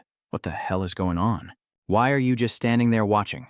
While enduring the pain from his strike, you silently curse Do-hyun in your mind. "Kim-do Hyunun, that bastard is clearly a new ghost who will deal with all the bullies," the shy black-haired girl asked hesitantly. "Should we go stop them?" But the brown-haired girl still stood there holding the camera to intervene. "Wait a moment. Let the camera finish filming first." He stares steadily at her camera from behind, thinking to himself, "Are we really filming her right now?" So it seems hard to intervene now. Your hand is still in your pocket lost in thought, but I can't just leave it like this. I need to make him stop first. Seeing him approach, the girl with black hair looked surprised, while the girl with brown hair calmly suggested zooming in. The brown-haired girl nodded in agreement, then approached and gently placed her hand on John Yu's shoulder, causing him to stop and look up at him. "Stop it," he softly advises. "I know he's exaggerating, but you don't need to do this." But he was annoyed, so he angrily cursed, "Why do you care? Get lost." The brown-haired guy standing near the door mocked and sneered at him, adding fuel to the fire. Jonggu looks like a squid when he's near you, doesn't he? And his class monitor buddy also looks exactly the same. The two of them are whispering and gossiping without noticing that Jonggu's face is turning furious with irritation, and he's mistaking his classmate for someone else. It's fun, but they're tense right now, so maybe just leave it? What's going on? He probably didn't hear anything. He's just having a fit. After hearing that, he became even more furious and pushed him away from his shoulder. "Let me go, you son of a bitch. Who do you think you are to interfere?" Jonggu grabbed him by the collar and questioned him with jealousy. Who are you? How many followers do you have? You're not even good looking. Seeing that, the brown-haired guy quietly looked on and then spoke softly. He's too reckless. He sneered coldly, grabbing his wrist and waiting for him to show his true colors. Hey, buddy, don't you know how to control your emotions? Mocking him, she held both of his hands tightly. Maybe it's because of a girl that he's acting so cheap. He suddenly looked down. What is this? Then the girl desperately tried to break free from his grip. Hey, let me go. Why won't you let me go? I'll give you a chance while I'm still being nice. Sit still and get ready for the next lesson. His face now looks like he's been constipated for years, listening to every word you say. If you don't want to embarrass yourself in front of the female students. Those two girls are still standing there whispering to each other. What is he doing? He must be helpless because his hand is really hurt. One of them exclaimed in amazement, Wow, he really can't get out, huh? He struggles in fear. Damn it all to hell. Then Jeongu pouted and moved forward. If he couldn't use his hands, then use his mouth. He flinched involuntarily. Okay, don't tell me it's... Then he used his other hand to push his face away. You're really pushing your luck. He glanced over with his usual calm expression, and just as he was about to drop the phone onto the ground, the wet-haired guy exclaimed, Gross, so dirty, really. That crazy Jeongu with black hair quickly ran away upon seeing this, saying, Let me go get a wet towel. He glances back at him, his face still frothing, but with a look of panic, then delivers a punch straight to his cheek, causing his face to jerk painfully before he collapses unconscious. The class monitor, Little Ant, was so surprised that just a gentle punch knocked him out. The black-haired one looked a bit regretful and asked, What happened? I didn't see anything at all. What just happened? The brown-haired person just wiped their shirt while looking at the car in front of him. Suga looks really good in this scene, but hasn't turned back yet. At that moment, the door swung open, and someone asked what was going on. He stared intently and asked, What's going on inside, and why is it such a mess? Brown-haired one calls, pulls you back now. You immediately look a bit surprised and ask what the ghost is doing here. He glances coldly at Dui. Are you Kwak Dui? It seems you weren't in the audience last week. You didn't answer but asked back what you're standing there for. What are Young and the class president doing with them? He didn't say much, just simply replied, Fine, let's say so. Still at Namnat's 8th grade class, the sign outside the door makes it clear. Daegun, standing among the wreckage of the proud class, asked Duish as he returned to the classroom, Are you Kwak Duish? He's not afraid of anything. Yes, it's me, but why are you here causing trouble like this? The short-haired, brown-haired female student holding her phone in her hand is defending him. It was Jonggu and the class president who did it. I'm coming back too. Don't blame me, the new student next to you can also testify. That's right. Shusich stared at him without being rude, understanding the situation. Oh well, then why did you come here? Daegun hasn't even started speaking to open the conversation. I have a suggestion for you. Why don't we go somewhere quiet and talk? Disish thought of Sung-hoon as if awakening, his eyes sharp again. What kind of proposal is this? Lee Sung-hoon said he had already dealt with this guy, but if he's here, it means he's lying. That sneaky Lee Sung-hun, what is he planning to do? In another place, where books are stacked on shelves, Do-hyun unexpectedly encounters someone and greets them. Hello. He quickly responded in surprise. Oh, hello. His face started to break out in cold sweat. Is the boss of the ink class Sung-hun? Why are you here? But Sung-hun was smiling very broadly, eyes closed as if very friendly. Do you know me? He's very gentle, almost not scary at all. I heard that the fans of Daegun are gathering here, is that right? I want to join you guys, which made Do-hyun jump in surprise. Huh? Ju unfamiliar and surprised. He hesitates with a shy look in his eyes. But you're the 9th grade boss, so why is someone like you here? The atmosphere around Sung-hun turns tense, a dark aura making people's spines tingle. I still look calm and smiling like that. Do you really understand me that well? Do-hoon's face was covered in sweat, his eyes hesitant and scared. I didn't mean to go back to the scene of Class 8. Daegun was still seriously talking. You're not there, so I'll give you a chance. If you return the money, I'll let you go. In front of the camera and the amusement of the female students, I also need to be cautious and use that to mock you. I don't really want to fight you either. I heard you're about to become famous, so you better protect your face carefully. Duish started feeling uncomfortable and displeased with what the man said. This bastard, you're really good at provoking others. Daegun looked at him with a sharp gaze, while he just spoke indifferently. Sorry, but even if I wanted to, I can't give you the money. Jonggu looked startled, his eyes shining brightly as he heard Dusich explain the reason. I'm completely broke. He immediately jumped up, slammed his hand on the floor, and shouted, You're broke, but I still have a shot to get an injection. Dusich didn't care much about him, turned his eyes elsewhere, and calmly said, "Whatever. I don't have money to thank you now," but he didn't need to know what happened afterward, looked down on him and wanted to send him away. "Get out of here." Hearing those words of love, Dagun closed his eyes and chuckled lightly. Okay, I'll leave first today." Dagun put his hands in his pockets, lifted his foot to leave, and said casually, "I'll give you until tomorrow to think it over." Passing by Duich, he even teased him, saying, "Your scarred face isn't very famous, huh? There's more to it." While he remained silent, the girl in the yellow sweater let out a relieved sigh. "Phew, I thought you two were about to fight." The brown-haired girl standing beside also added, "Lucky, huh? Why do handsome guys always like to fight?" Dusich closed his eyes with a sneer, let out a light breath, and his foot started moving as he softly recited. In a flash of reflex, Dagun realized something was coming. Duich spun around and kicked directly in front of him. He pulled his foot back, smoke appeared in the air, and without a word, he prepared for a straight-on kick. But then he blocked it with both hands. Dagun dodged the sudden and relentless attacks, then turned to look inside the classroom. Dusich was furious, upset that everyone thought he would lose. The students outside, seeing what's happening, kept coming one after another, and Dagun listened to all that with a cold and calm demeanor. "They're pretty clever, huh? Even knowing what's obvious." Jonggu stands up, takes out a sleeve to wipe his mouth, and watches the situation carefully. They are really fighting, but Sich-D doesn't actually have a scar on his face. The short-haired girl smiled happily, already holding her phone in her hand. "Why are two handsome guys fighting? But I have to film a TikTok now." The girl in the yellow sweater looks worried about posting it, but the short-haired brunette girl seems very excited and just winging it without planning. His leg quickly propels him forward along the corridor floor. Dushi charges wildly at him, throwing a few punches with his hands, then steps back with his legs to steady himself, before spinning around and kicking toward him. Dagun hasn't done anything yet, just blocking and dodging. His hair, lifted by the wind, is tossed up by the kid.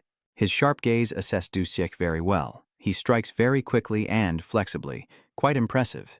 Immediately after, he launched a powerful kick aimed at his face. Duish's leg kept rushing forward, while Dagun dodged and watched him carefully. He's pretty easy to fight, but seeing the girl student holding up her phone to record, he thought carefully, "Yeah, it's really troublesome." He is still continuously throwing kicks while I focus on dodging to avoid being caught in the frame, so I have to move out of this corner. When I see him glance away to dodge his punch and step out of the shot, that girl realizes something. She grimaced and threw her phone to different angles to capture every moment. I can get them all from any angle. Then he was pushed back by Dusich's hand, startling her in fear. And then he kept kicking towards Dagun, using his back to shield himself and stay in the frame of the female student. Why does it only seem like Dusich's back? He starts to feel annoyed and uncomfortable, as no matter how much he rushes, he keeps dodging. How is this bastard avoiding everything? He grits his teeth, his face showing clear anger, then kicks toward me. Am I fast or what? Jonggu, outside watching, also cheers enthusiastically. On top of that, he even called for class monitor Dusich to cheer him on, making him nod and follow along. In a flash, his eyes narrowed and his eyebrows furrowed as he stared intently. He dodged Deutsch's high kick and charged past, brushing past Jonggu's face, then grabbed his cheek with his large, pale hand and shoved him onto the girl recording with her phone. "What are you doing, Jonggu?" That crazy guy from behind Dusich also saw the opportunity. He's biting down hard as he swings a fist from behind at you. "Do you still have time to be so careless?" He stomped his foot forcefully and turned around. Sure enough, Tae's punch missed, and Dagun had bent down to dodge. "I will dodge." Then I glared sharply at him and quickly, like lightning, prevented Dusich from getting a chance to see. Dagun delivered a powerful physical strike from behind and hit him squarely, causing him to convulse in pain, teeth clenched tightly, his eyes clouded, and veins bulging on his face. He didn't stop. He delivered another blow to the stomach. It was incredibly painful. Dagun cast a sharp glance downward without turning his head, speaking in a low voice and delivering another blow. "This angle is deadly," he grimaced, with his eyes rolled back and constantly spitting out a stream of saliva. Dagun, tall and broad, stands with his back to the slumped figure of the student, both Jonggu and the girl staring at each other in shock. He coldly left a final word before leaving. "Remember to bring the money tomorrow." His face is as cold as ice, his murderous gaze fixed firmly on him. This time, it's not a request anymore. If you don't obey tomorrow, he just woke up angry, his face covered in cold sweat, and his eyes froze in place when he heard his threat. "I will smash your face to pieces." All the students watching there were stunned, but no one made a move. That class president looks like he's found his ideal civilization, gazing at him with admiration. Kwandagun is really cool. Seeing him standing so cool and handsome with his hands in his pockets, he had to praise him even more. Truly a living legend. And you remain cold? Next up is fifth period. At the door, outside another classroom with a sign indicating first year, a girl with brown hair holding her phone looks up and asks a student, "Yuk, I'm going out with them later. Are you coming too?" That person replied casually, "Is it just girls?" "I'm not going anywhere." The girl kept pleading desperately after hearing that answer. "Why is that they really want to go with you?" She crossed her arms and looked at the jacket she's wearing. "Is the jacket nice?" The girl's mother blushed. She spoke softly and convincingly. "Very beautiful. My sense of style is really on point. Go ahead so I can show off my jacket. They'll definitely praise you for being handsome." He picks up his phone to check himself out and even adjusts his hair. "Fine, I'll stop by for a bit too." That girl looked at her phone screen and shouted in panic, "Oh my God, JC." She urgently relayed the information she just saw to Jock.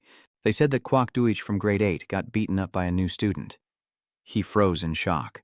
Huh? Now? Is she still talking? Yeah, she is. Her voice starts to waver and her face shows concern as she begins to guess and speculate.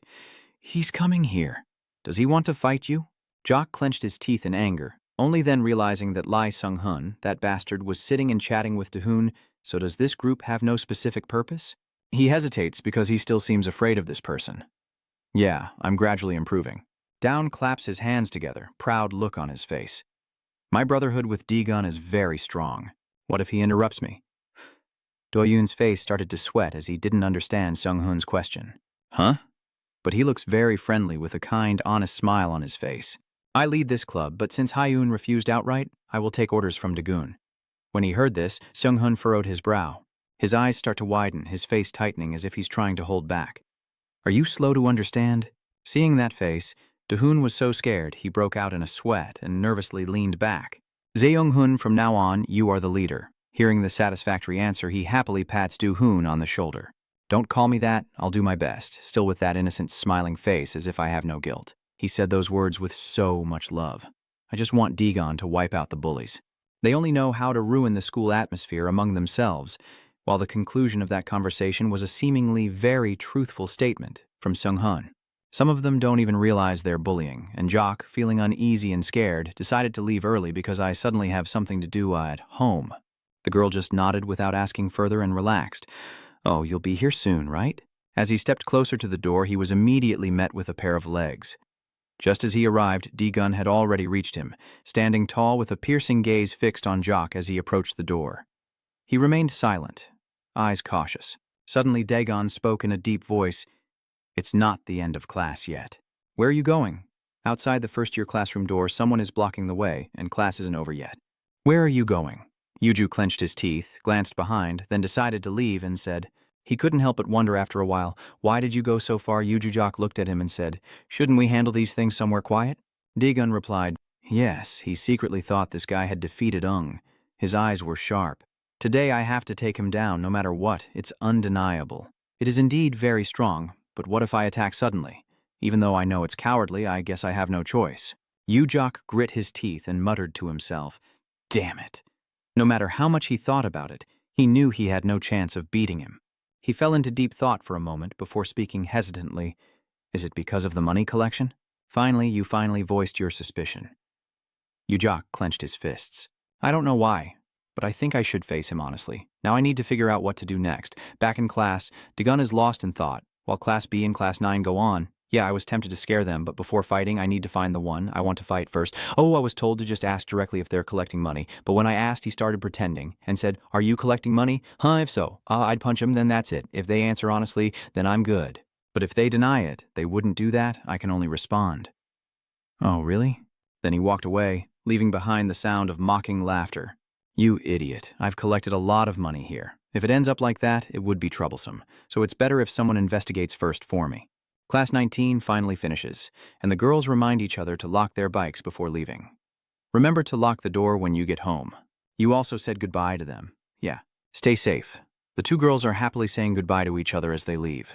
"See you again later. Yeah, goodbye." Then Kududich pushed both of them aside. "Get out of the way." "Lee Hun, you bastard, what kind of business are you running?" Before Dyke's whisper, there was his calm face. He dismisses him outright.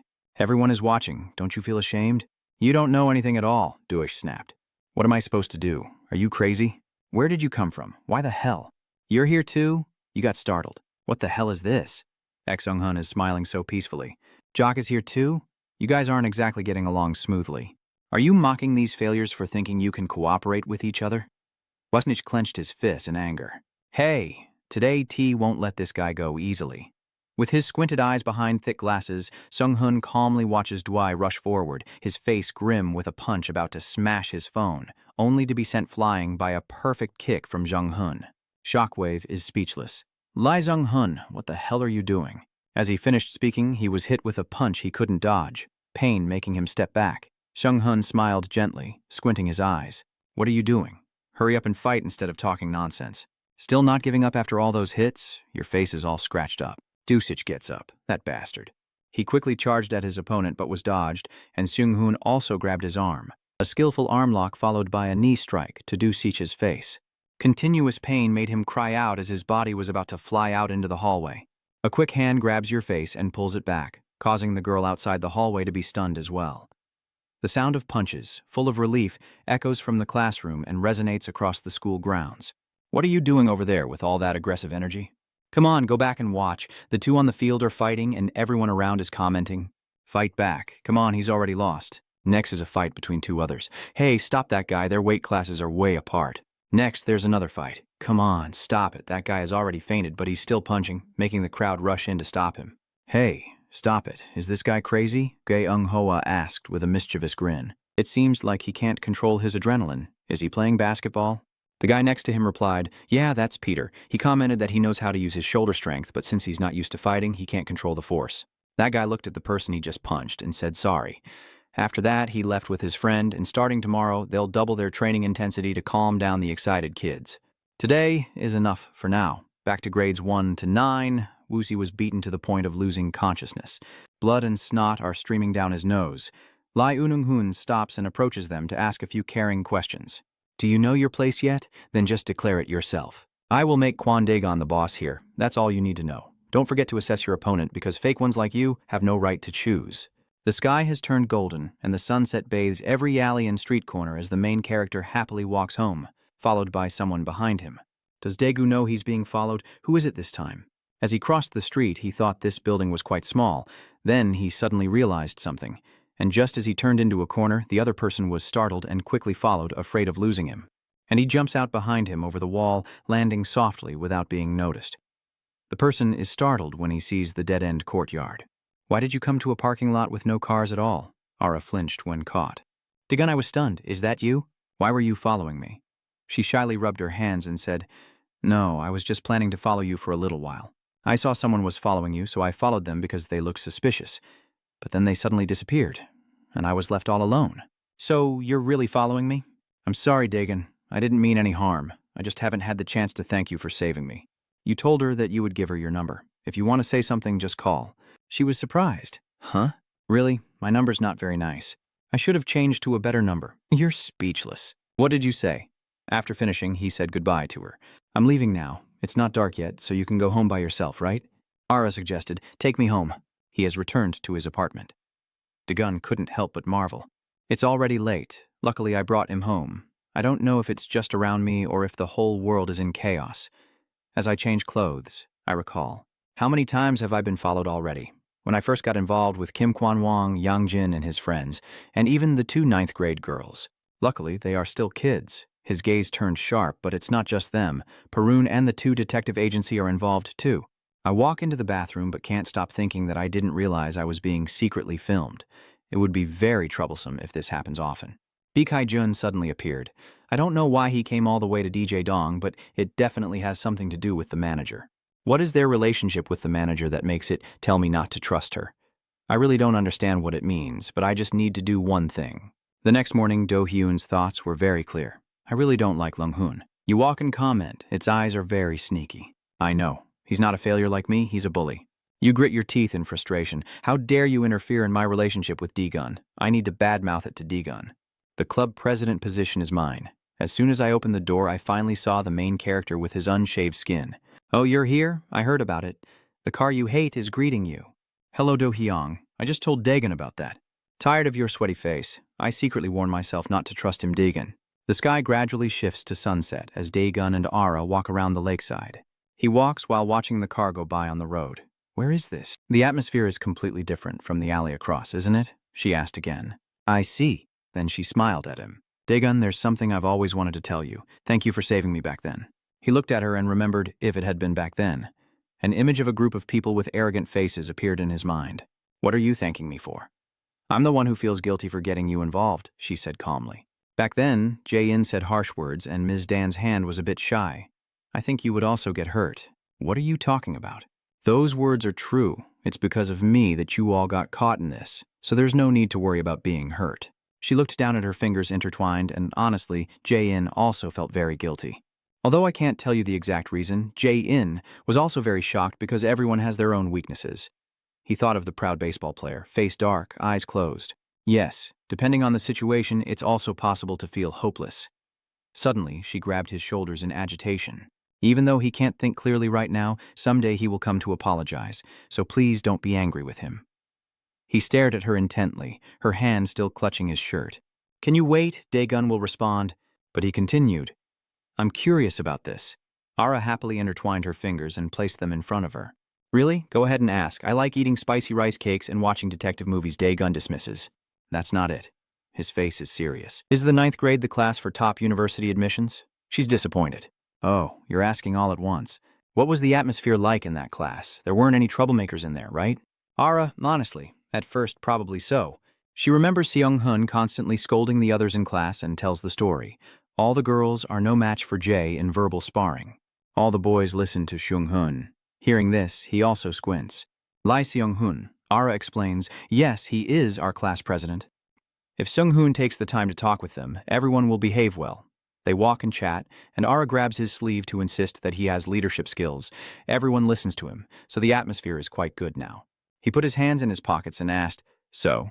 She continued to ask, are you curious about that? Is there anything else? Daegun nonchalantly, maybe so. The next day at school, Lee Young-hun sat in the classroom, wearing glasses with an unreadable expression, lost in thought.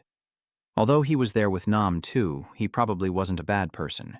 He placed his hand on the desk and stood up, then heard his own announcement about collecting money. Sooner or later, he had to find out who was watching him at the classroom door. When Egon heard the call, he also took off his glasses to look over. The boy smiled and introduced himself. I'm Lee Seung-hun from grade 9. Let's talk for a bit. They stood in front of the 11th grade class.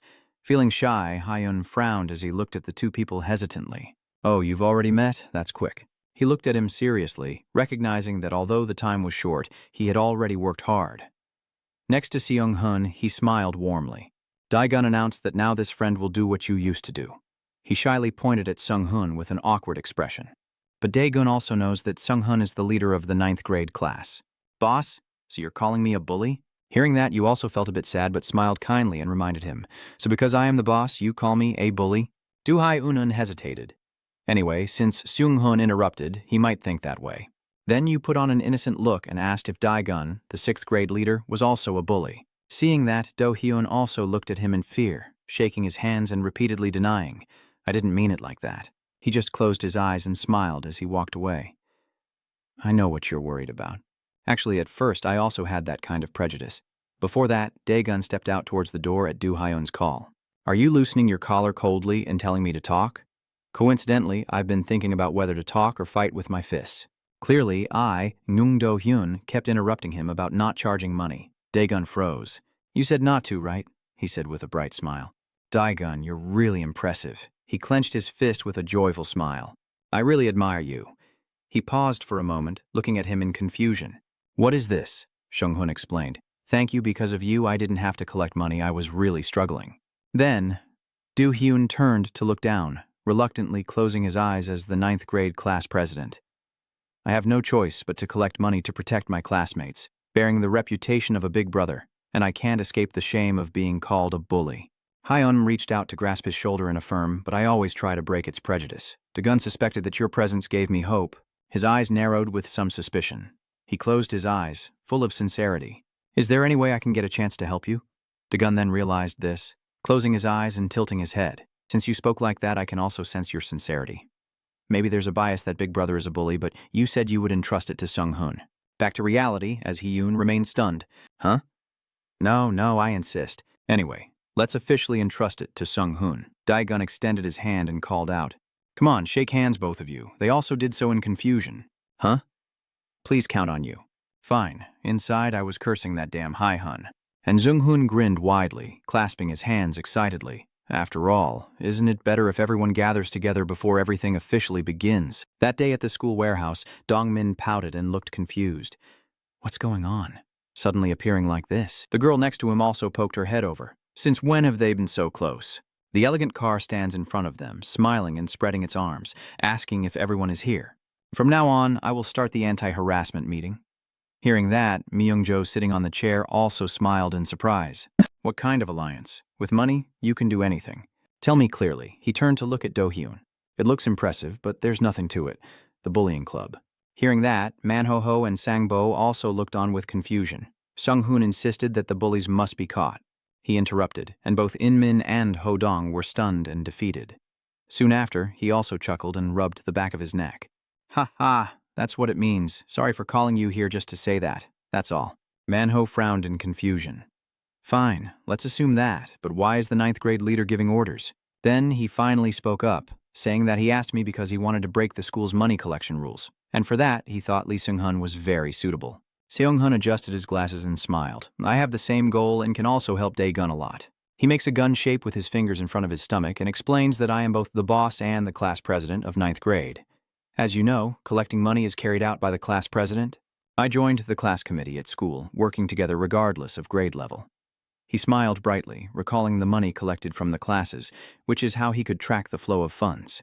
The collection of money takes place in which class and year, and who is targeted.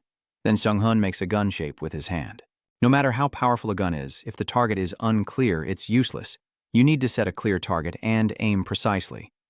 He adjusts his glasses, makes a gun with his hand pointing forward, and affirms, if Dae-gun is the gun, then I am the scope that aims precisely at the target. Hoong squints and says, that's so annoying. Dong-min pouts and crosses his arms. Wait a minute, what was your relationship with Nam-hai before? Why are you going with those guys? Sung-hun reached out forward, still friendly, and explained, things might have been misunderstood at that time. But don't worry, after attending the student council meeting with the teachers, we just went together. Dae-gun sat impatiently with his arms crossed. I'm in a hurry, I don't have much time, I need to study my English vocabulary. What exactly is the plan? Jung-hoon also looked at him, and he listened. If we want to stop the collection of money, there is only one way. Big Brother 53. Bia-soo, shirtless, with his hand in his muscular pocket, is absent along with the 53 class officers, including Bi-soo-ki, for reasons unknown. He remembers the other enforcers, so we will attack the 5th year. If we stop the 2nd-year students from collecting money linked to the 3rd year, Sung-hun's face will smile seriously, pointing 2 fingers downwards, indicating the pests hiding below. Oh no, because it might involve bringing in the 3rd year as well, he added, raising his hand to suggest. Besides collecting money, we need to clean up properly first. Haven't we finished with all of the 1st year yet? He sits with his arms crossed on the chair, listening. He thinks about Sunga. Even though the collection has started, it's still a mess that we must clean up. Really? I haven't heard anything special so far. Next to Do-hyun, he also scratched his head nervously. After school, I only did sports, so I didn't bother them. You really don't know anything, Sung-hun interrupted. Pure evil is evil without malice. He squinted behind his glasses, haunted by his obsession with technique, which turned him into a demon. I need to explain what he does after school. Meanwhile, Sunga is standing in the wooden training room. Seung-hoon confirmed that because it is a special physical education class, many sports are combined in one class. Gusonghwa took advantage of that to fulfill his wish. There are countless sports in the class, from kicking, ball games, baseball to martial arts. Someone is wondering what the purpose is. Seung-hoon also replied, you have to fight others. On the other side, 2 students were struggling on the fighting ring. The confusion gradually becomes clearer. Doesn't each martial art have its own characteristics? They think that dribbling and kicking are hard to compare in terms of skill. Sung-hun explains that data analysis is needed to figure out how to take advantage of it. Why is Do-hun squinting? Why is he doing this? It's exactly about the information. Seung-ha sat down seriously, taking notes on what was happening in the battle. He didn't feel satisfied just training his skills on his own. Over there, the 2 classmates fought so fiercely they were almost dead. using the information they gained, even if it meant spilling blood to train their skills. Then Seung-hun reached out to him, asserting that he would probably go to Daegun first. Daegun crosses his arms in confusion. Why? He clearly confirmed it. The last time in the lecture hall with Park Do-won, I still don't understand. They recall the day he fought seriously, and he saw that technique. On the other side, Sunga was still quietly watching the battle. Jung-hun insisted that it was a technique, and when someone who was obsessed with it first spoke up to stop him, did he just let it go? Maybe now he's grabbing the shoulder of the person fighting in front of him to remind him. What are you doing? Maybe it's time to stop. The person below is battered and bruised. A. The person being beaten looks up and cries tears, but he hasn't given up yet. Sung-ho flicks his finger, pouts, then grabs the other guy's neck and lifts him up as he struggles. It seems you need to experience what a limit really is. The others behind are panicking. Why is Seong-hwa in front of him, clenching his fist so tightly that he can't escape the limit? With that half-hearted attitude, the image of his bloodied face and teeth, bared, appears in his mind. Seonga urged him to overcome it to reach something at the highest level, his face full of determination, to surpass the limit. That afternoon after school, Youngmin turned around and said to the group, I don't like Lee Sung-hun. Manho wondered why you were explaining yourself, seeing how that guy was bossing around and telling us to do this and that. Manho sincerely defends, but he's right, the truth can help Daegun. Still, he also turns away and looks aside. I know, but that's not the point. I just saw that, and anyway, I don't like that glasses guy. Next to Minsu, who was dissatisfied and turning away, Min was confused. Hey Minsu, I wasn't talking about you. They stand on the road marking, Dion Min keeps talking. If Daegun is already like that, then forget it, and let's go play video games to blow off steam. Manho asked again if it was really a release. Hodong also laughed, or maybe even more, ha ha ha ha, shut up. That night, under a starry sky, somewhere in a building, a door opened. Inside, Dai O.C. sat on a chair, hands clasped, looking towards the person who just entered. You're here? Calmly put your hands in your pockets, walk over, and place your hand on the chair opposite, smiling. Are you praying or coming to see Buck? So you've met and come here, huh? Dai O.C. lay back on the chair with his eyes closed. Yeah, I haven't met him yet. He also smiles. I told you I don't have it. It's been a long time since I let go of the school issue. Dai O.C. looked up at him and asked, What are you doing here? So then what? Tell me your plan. Daegun calmly smiled and said, Don't worry, everything will go according to my plan. The signal will come soon, so be ready by then. We have to prepare for the upcoming storm. At the same time, in an apartment building, hey, answer me on the other end. Is it done? The rice is cooked? Suji opens the rice cooker in frustration. Crazy. She just finished her shower, wrapped in a towel, holding a rice paddle angrily as she yelled into the phone. This crazy guy, I told you not to put protein in the rice. I don't like it. Eat with a better tone. Suji looked confused. The heaven on the dining table? Then she relaxed when she saw the money envelope. I should have said earlier. Got it. I'm hanging up now. She walks out holding the money, counting it with a puzzled look. What is this? What's wrong with that bitch Shuhai lately? Where did all this money come from? In the training hall, XHO is attacking fiercely. Seeing this, Ma said, Kung Hoa, since you choked him unconscious, it seems XHO is better at fighting now. I thought he suddenly went crazy because of that unusual move he made. So from now on, should I tighten his neck before fighting?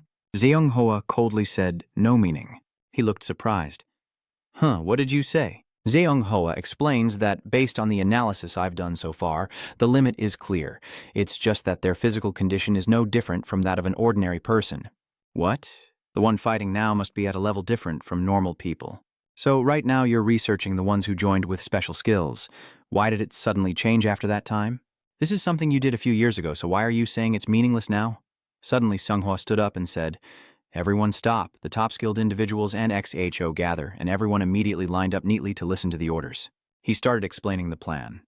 I need you guys to help me with a special research. Shu, when I made you faint, did you feel any pain or suffering? Or did you sense a limit or feel something beyond? Seeing him silent, Zeong Hoa continued. Not always, so you might not be able to feel anything, but it's okay because you have a special role. Immediately after, the team was taken to an old factory and everyone started discussing. I also don't know what Zeong Hoa is thinking anymore. That's why Joman, who just arrived and heard this, snapped.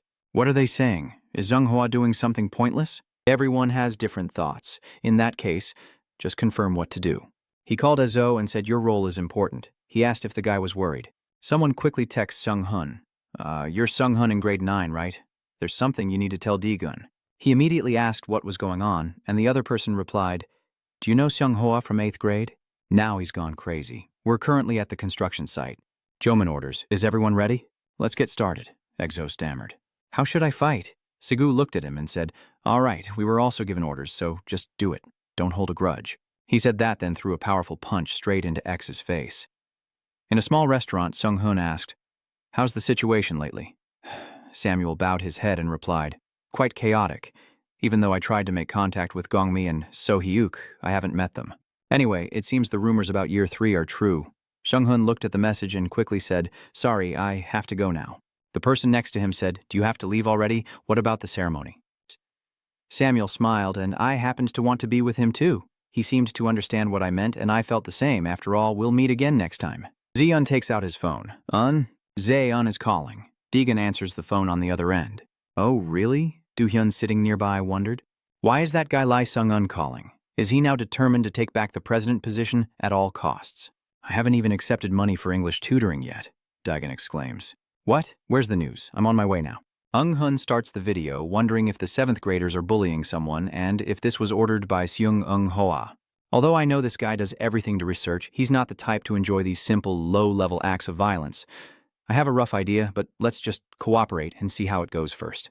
Sung-hun just left. Do-hyun called Man-ho to report, and as I suspected, he looked very serious. I already know that Seung-hun is suspicious. He might be hiding something. If I call Seung-hun directly, it might be even more frightening. Anyway, it's better that you contact him than I do. Man-ho replied, I got it. I'll call Seung-hun. Jong-min, sitting nearby, suddenly asked, Seung-hun, what's going on? Man-ho replied. Do-hyun called. It seems Seung-hun called Deegan. The general gist of the conversation is about some sort of fight happening at the construction site. He exclaimed in surprise, what? You could have just called Sung-hoon directly. That seems pretty suspicious. Jong-min stopped Hodong from coughing. Stop eating and get up quickly. He casually knows where he's going. Yang-min deduces, I heard they hired a bus to go training there, right? The construction site is within walking distance, just one spot. Eung-hun followed the GPS to the site, thinking to himself, okay, this is the location the guy sent. Nothing better than arriving early. I still have some time before I get there, so I'll observe for now. Seung-hoon looked around. This building offered a clear view of the construction site, so he headed up, thinking to himself that Seung-hoa was more interesting than he had thought. At that moment, the fight at the construction site was still ongoing. So endured all kinds of attacks. The other person asked, how long do we have to fight? I don't know, just keep fighting. The chatter grows loud. When will Seung-hoa arrive? I have no idea, maybe they've already arrived or are somewhere doing something. Seung-hoa was watching the match when Do-man suddenly approached and asked, how's the research going? Any progress? He focused on the binoculars and replied, still not yet. Joman said, I just told that guy to pretend to ask for help. He already called Sung-hoon. Both Sung-hoon and Daegan will be here soon, probably arriving shortly. Suddenly, he saw someone entering inside. Seung-hoa looking over there? That guy is Daegan, right? Did he come alone? When Daegan entered and saw the place was empty, he called Sung-hoon. I'm here. Where are you? He replied, has Daegan arrived? Sorry, I suddenly have something to do, so I might be late. He said it's the top floor, or you go up first. Daegan, forget it. You don't need to come right away. Seung-hoon replied, no, it's dangerous alone. I'm coming now. He said, whatever you decide. At this moment, Sung-hoon has reached the top floor of the building.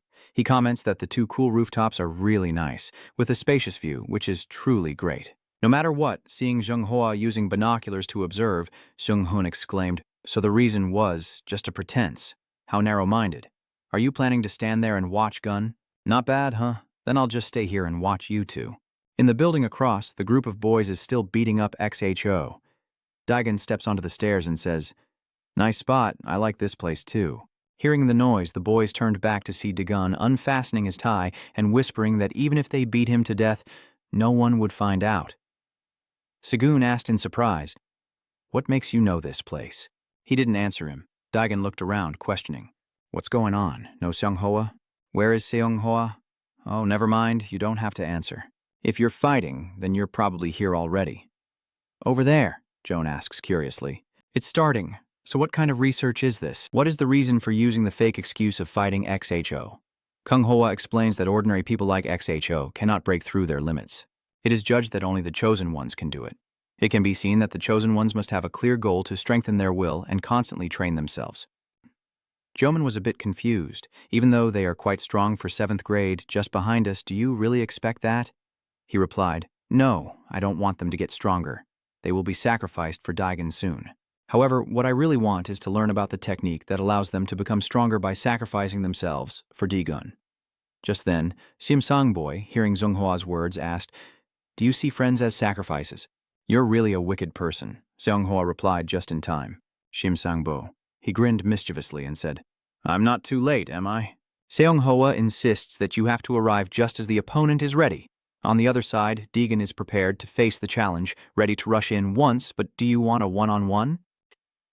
Sig gritted his teeth and replied, "Just causing trouble is enough because I am an outboxer like you." Seonghwa explains, "What do you need to be good at fighting?" The usual answer is two things. The first thing is physical strength. Muscle power is developed through exercise and physical training. If you train a lot, you'll develop muscle strength. Talent isn't necessarily required. So, Boto, are you curious now? He kept talking, non-stop. The first thing is that in boxing, the technique you are practicing involves strikes that can cause damage to your opponent. Using techniques to control the opponent or break their bones to incapacitate them or techniques to make them faint.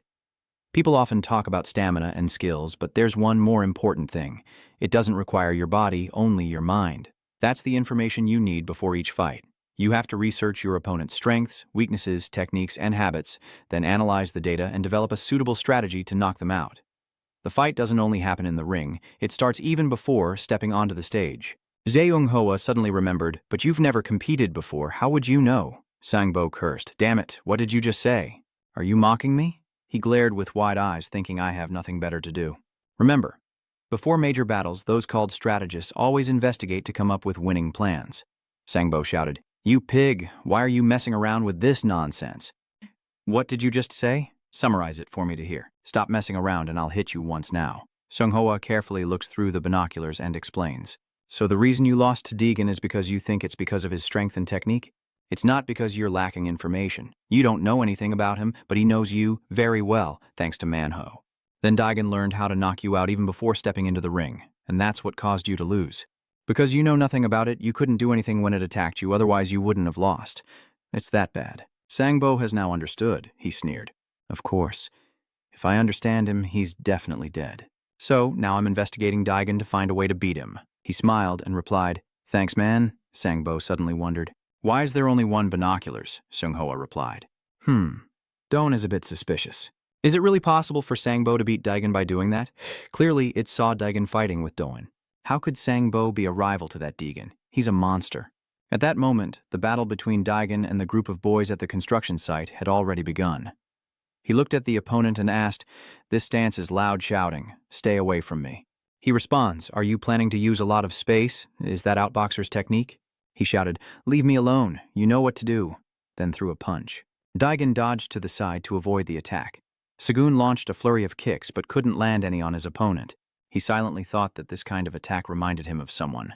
Seizing the opportunity as he revealed a weakness in his leg, Daegun kicked him hard at the knee joint. C staggered and lost his balance, then quickly delivered a swift kick to finish off his opponent. So was incredibly amazed, just like when he fought him. If this were a sports class, each of you would be doing a different sport. That's really interesting. "Come on, hurry up, I don't have time." He charged in to join the melee. The group of boys cheered each other on, saying, "Go all out and see how long the fight lasts." Gun charged into the crowd, combining punches and kicks, taking down each opponent one by one. Most of the students in the sports class are no match for him. Daegun grabbed one and threw him hard at the approaching guy, then delivered a punch to his face, knocking him to the ground. "XO couldn't say a word," Tang exclaimed in surprise. Daegun looked at him and said, "Do you have a similar trait to them?" "I have high hopes for you." "Those guys still don't satisfy me," Sang-bo muttered under his breath when he saw this situation. "Wow, is it really that strong, or are the others just weak?" Seonghwa said, "You saw it too. There's one more guy. You probably know him, right?" He replied, "Yeah, I've heard rumors about him." "A pretty skilled guy," Seonghwa agreed. "Well, aside from me, he's the strongest in the gym class ranking." Climbing the ladder, he threw his coat aside and coldly shouted, "Go up and see if I'm like the others." Daegun silently thought he would use a technique called the King of Speed to quickly approach and defeat his opponent. He rushed forward and delivered a lightning-fast punch right to the opponent's face. Tang fell to the ground unconscious. Sho only let out a sigh when he saw his nose with beetle leaves, and Daegun said coldly, "They're the same. You and those guys?" At this moment, the Manhwa guys rushed desperately to the construction site to stop that guy. "I can't take the pain anymore." Kwang-min shouted, "You pig, then eat as much as you want." "Manhwa ho, why are you so tense, Jong-min?" He replied just like Sung-hoon. He already gathered those guys, pretended to be the leader, and called Daegun over without calling us. Do you think he has any ulterior motives? What if he's trying to lure Daegun into a trap? Yeah, okay. Suddenly Dong-ho exclaimed, "Hey, is that the place over there?" Dong-min suddenly said, "Wait a moment over here. Ung-hoa's car is over here." Man-ho agrees. "Yeah, let's go up." At this moment, Ung-hoa's car is still explaining how to beat him, then pushes it aside. "All right, I get it. Damn it, you guys just stand there watching, I'll give him a good beating. It's just that those guys are too weak." He turned and walked away, already planning to be different. I've observed and understood a bit about that guy. He still doesn't have any clear technique. Fortunately, he uses his senses well. Min thinks he's not trained in a formal school. After walking a short distance, Sangbo suddenly encounters a gang of thugs. He asked bluntly, "What are you doing here, Sangbo?" He shouted loudly, "What's going on?" "These guys are over at the construction site." Daegun grabbed their heads and asked where Ung-ho is now. He answered firmly, "I don't know." He asked sharply, "You don't know? I don't need an answer like that. If you don't know, go find out quickly." That evening at a construction site, Daegun pinned Chae-joman to the ground and asked where Sung-hoa was. The person underneath struggles to answer, "I don't know." This answer doesn't satisfy him at all. He grabs his head and slams it hard into the ground, then presses Daegun close to Joman's face and demands, "You don't know." "That's not the answer I want to hear. If you don't know, go find out and bring it back quickly." In another corner, Man Hoong-min and Bang Ho-dong confidently approach somewhere, and the other person is none other than Sim Sang-bo, with a dead-eyed stare watching the three of them walk over to Vo-cam to talk. "Tell me what you want quickly. I'm not free." But Man-ho doesn't care, and with a murderous look ready to attack, he speaks. "You're heading to Daegun, right?" Hearing that name, he laughed like he'd never laughed before. Daegun chuckled tiredly and lazily, then returned to his normal state, eyes mockingly looking at the three of them. "You call its name so affectionately, like parents calling their child. Look at yourself. Do you still have any worth left? But that's not all." His mouth started to get more aggressive. "Do you think there's anything worth following like a dog?" These words made Bang Ho-dong and Min grit their teeth in frustration, wanting to step forward. But Man-ho remained very calm. After provoking him, Sim Sang-bo didn't hesitate to admit his purpose. "That's right, as you thought. I am going to meet Daegun." After revealing his intention, he grinned maliciously, his eyes like he wanted to devour, then declared, "I will take him down with a boxing move." Hearing that, Man-ho-ho sneered. "You're so confident, huh?" Man-ho-ho tilted his head and looked at Sim Sang-bo like a clown dancing around, then said straightforwardly, "But unfortunately, that will never happen, because if you want to beat Daegun, you have to go through my corpse first." It seemed like just an ordinary conversation, but you brought up Sim Sang-bo's embarrassing past. Better than you, so I suggest you ask me for mercy before it's too late. Hearing that, he immediately remembered that day's past, clenched his teeth, and his momentum diminished by half. "You bastard! If you dare to fight Man-ho, then you know yourself. No more beating around the bush." Man-ho stands in an attacking stance, his serious eyes speaking. "I'm not the same outside of school as I am inside." Hearing that, Sim Sang-bo excitedly straightened his collar, ready to attack at any moment. "Oh, really? Then get ready to take my hit." After saying that, he successfully took off his jacket and threw it aside, with his other hand in his pocket, as he calmly approached Man-ho to warn him. "If you keep that attitude, don't blame me for giving you a beating." Dong-min watched the two fight and felt anxious like sitting on hot coals. "Man-ho, you forgot your bag at home." Man-ho remains very calm and composed, unlike his friend. Because I didn't want bloodshed back then, now that I have this confirmation, he's even more panicked. Do you have no weapons now?" Before your friend could answer, Dong-min took the initiative to suggest that the three of us would be fine. However, Man-ho-ho interrupted without saying a word, then took out a pen and was ready. "Man-ho is ready to fight at any moment. I'll go one-on-one fairly, that's all I need." Before heading into the main fight, he told his two friends behind him, causing them to grumble in frustration. "You guys go up there first. I'll fight him." But is that okay? In the end, they had no choice but to accept and remind each other. "Man-ho, you have to win no matter what. We will never abandon you." On a rooftop somewhere, Li-zung watches with his hands in his pockets as Sim Sang-bo watches the others leave, smirking arrogantly and saying, "You don't stand a chance, dog, because I am the one who defeated you." After saying that, he shook himself and disappeared, rushing straight in front of him. "You really surprised me." Suddenly someone appeared, and he was a bit scared because he was too fast. However, he quickly stabbed his pen down. Seizing the opportunity, Sim Sang-bo delivered a powerful punch to Man-ho's ribs. Ouch, he could only grimace as he took another hit, but luckily, Man-ho-ho managed to block it. However, Sim Sang-bo kept advancing, pushing Man-ho-ho back. No longer willing to hold back, Man-ho-ho swung his pen at Sim Sang-bo, then stepped forward to deliver a straight punch to his chin. Man-ho-ho quickly responded, but was dodged, then received another punch to the ribs while asking, "What's wrong with you? Why do you keep punching the air? Is that all you can do? You'll never beat me if you keep just defending." The way Man-ho endures each powerful punch while biting his lip, Lee Seung-hun watches with confusion. What is he doing? Is Man-ho-ho really that weak? It's pointless to keep defending like this. Then you start analyzing their fighting styles. The curves are made by the pen, while Sang-bo throws straight punches. Because the distance between Man-ho-ho and Sang-bo was too close, Sang-bo threw a boxing punch before Man-ho could stab with his pen, and Man-ho's attempt to stab was in vain as he watched his futile effort. Sang-bo, rarely kind, points out that you're holding a pen so you can't do anything to me. As he finishes speaking, Man-ho kicks his calf, making him grimace in pain. "Damn it, I knew you would use your foot." He then continued to speculate. "You're not planning to stab me with that pen. I already anticipated this. On the contrary, my fist will hurt much more than your pen." As soon as he finished speaking, Sim Sang-bo looked at his scratched hands in surprise. "What is this? What's wrong with my hand?" Man-ho then raised his hand, full of watches, realizing it might be because of my weapon. "I am someone who respects time. This is my true weapon." Understanding everything, Sim Sang-bo, filled with rage, lunged forward like a beast. "You bastard son of a bitch." As soon as he arrived, Man-ho-ho raised his leg to witness that action. He grinned maliciously. As he approached you, he suddenly stopped and turned around. "Did you think I wasn't prepared when you kicked me earlier?" Then he extended his leg behind him and bent down. This move surprises Man-ho, who seizes the opportunity to throw a hook punch and then follow up with a few more hits to the face, all while saying with utter satisfaction, "Even with weapons, you're still the same. Taking you down is as easy as playing." In another corner, Dong-min and Bang Ho-dong, who just reached the rooftop, encountered two familiar shirts and looked at the two confused guys. "Are there only two guys over there? Where is Daegun? Why are there only two of them?" Gyeong-hoa couldn't help but wonder upon seeing the two people appear. "Huh, how do you guys know about this place and come here?" He then kindly provided the information. "If you're looking for Daegun, he's at the construction site."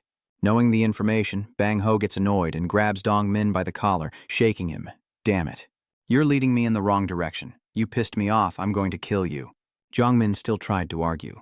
"So do you really believe what he said? I will kill you."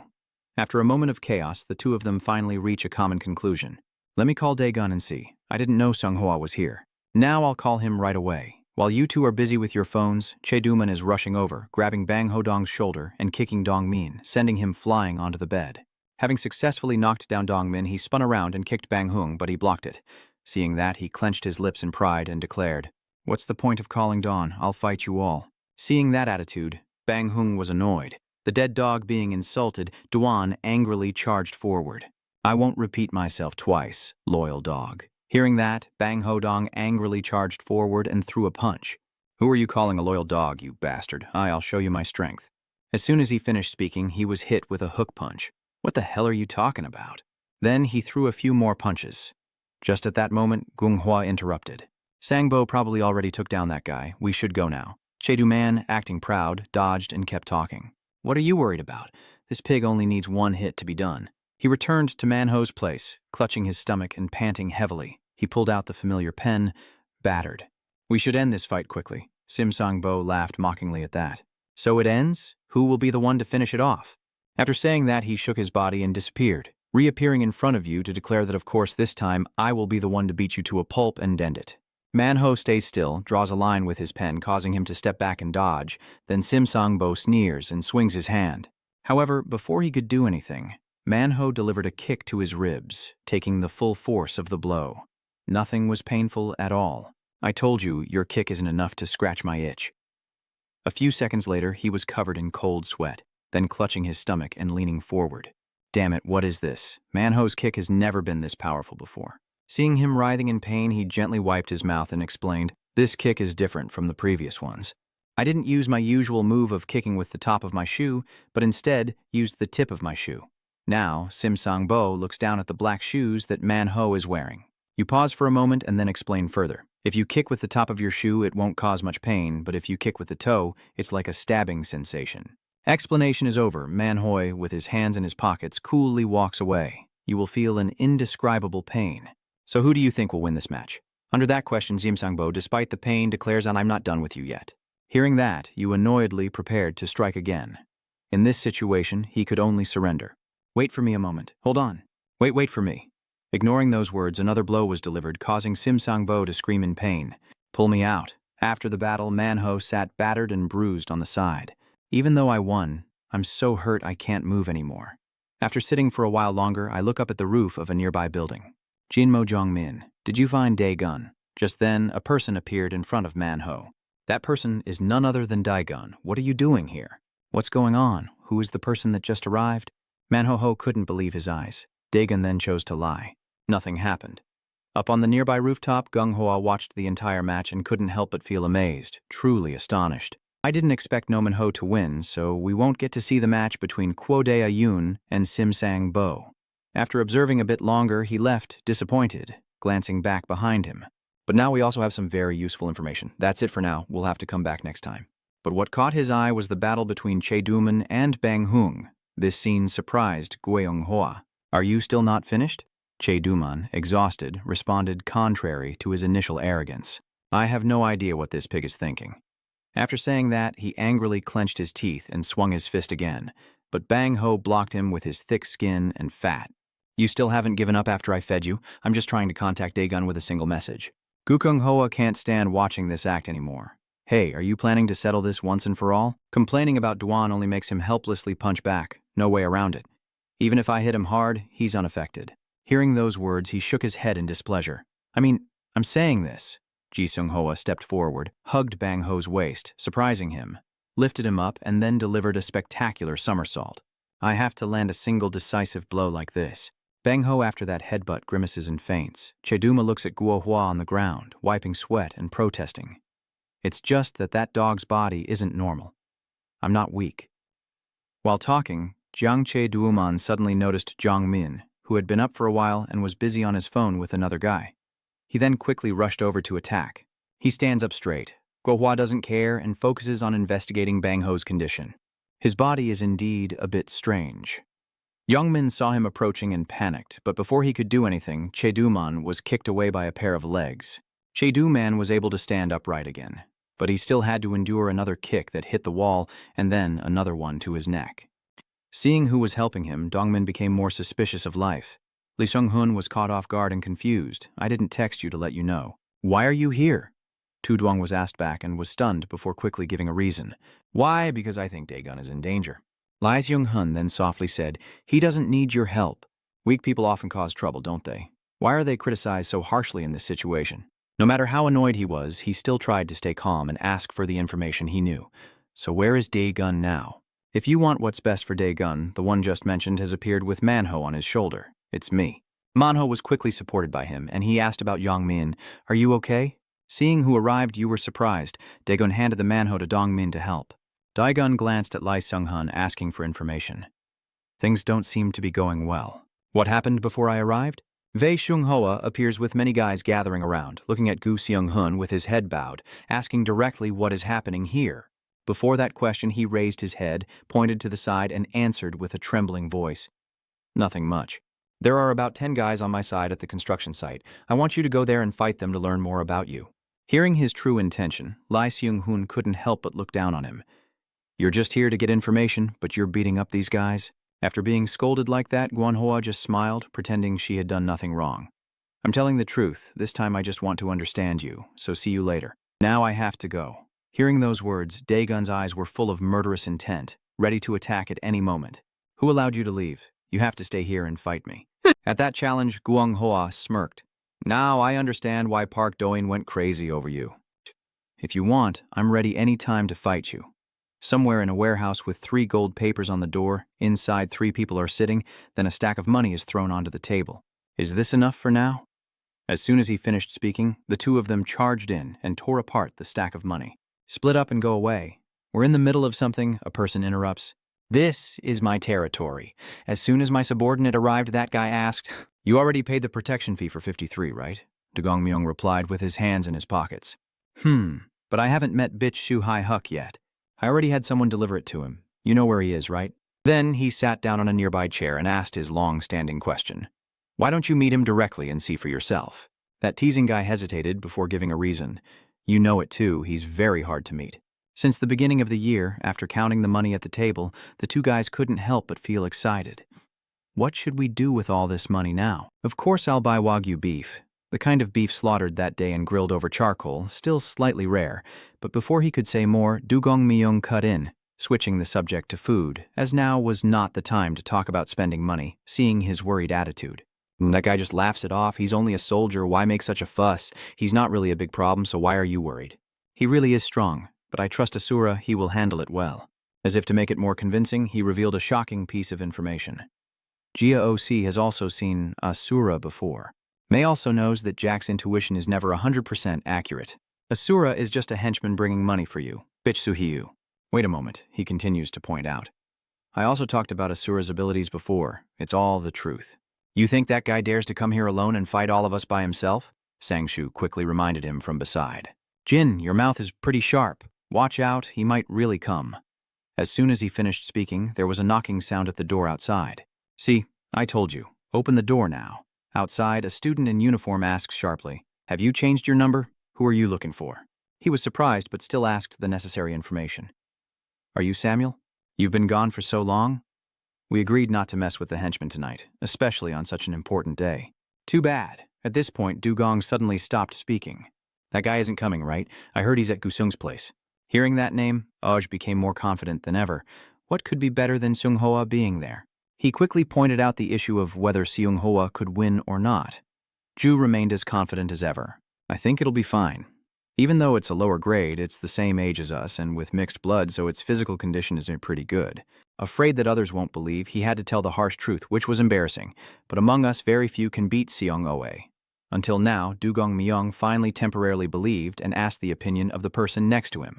What do you think? Who will win, Gung or the Egon gang? Facing this question, he just stayed silent, not knowing either. Turning back to the roof of the building near the gun factory with a dead fish eye, he tilted his head slightly in boredom, as if pouring oil on the flames of Gweung Hoa's anger.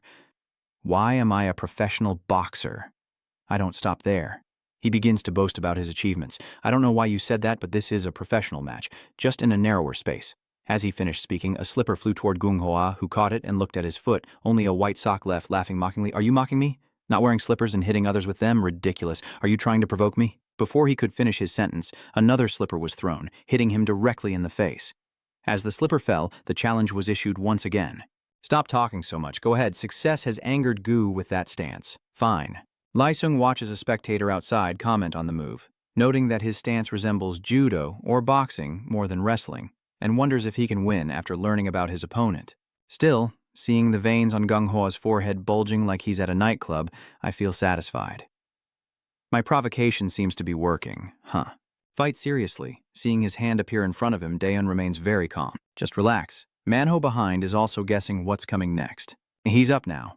Does he want to use the Tako technique early? Gweung Hoa stepped back for a moment, then paused to gather speed and swung a strike near his and Daegun's heads, but they dodged just in time. He attacked from the left. No, that was a fire move, so what was it really? He stomped to gain momentum again and threw another punch, this time forcing him to dodge at the last moment. This is my move. Lee Seung-hoon immediately understood by observing all the small movements. He uses Tu's stance to trick his opponent into lowering his head and focusing on protecting his lower body, then employs a hooking punch to the face. Seeing that he is dodged, Gung Hoa becomes angry and attacks several more times, but Daegun easily evades each one. Daegun is just trying to analyze each move. At first I thought it was wrestling techniques, but it turns out to be boxing skills. Before I could think further, a kick was thrown, followed by a punch, creating a scene like an action movie, analyzed like a professional editor. With his height and long reach, that's a perfect attack from a heavyweight boxer, and he also uses kicks that can't be underestimated. At this moment, a loud laugh echoed as Duan hugged his head, mocking. Do you think a wrestler's strength means he's weak in fighting? So you don't understand yet. Hearing this, Manhwa was surprised. Are you serious? He's not hiding anything either. In fact, Sunga is a wrestler, but he also participates in MMA, so he skillfully and flexibly applies both boxing and wrestling techniques. After speaking, Che Duan tries to stand up. The fighting ring isn't a place to showcase strength, so lacking technical skills will lead to failure. Unfortunately, Quagan is just an amateur. She needs to try much harder. As soon as she finished speaking, Gung Hoa was hit squarely in the face. After that punch, Gung Hoa, like everyone else, had her eyes go blank and she was sent flying backward. Seeing this scene, Duman's face turned pale. In an apartment somewhere, Buji was blow-drying her hair when her phone rang. Reading the message, she relaxed and reached out, causing the towel to fall. Free at last. Oh, am I really alone again? Thinking about this, she went to the wardrobe to get a simple outfit and fell into contemplation. Should I make a date with someone then? No, that's not it. After searching for a while, bitch Suji notices a name, K.A. Yoon. What are you doing? Return to the rooftop near the construction site, where Chu Manu-seung is in shock and disbelief as Dagon punches him. However, he didn't stay surprised for long and quickly regained his composure, stabilizing his body again. Seeing his companion struggling, he called for Du's help. Gung Hoa, are you okay? However, he refused. Yeah, no problem. After Gung Hoa regained control of his body, he wiped his mouth with his hand. Finally, I fought it.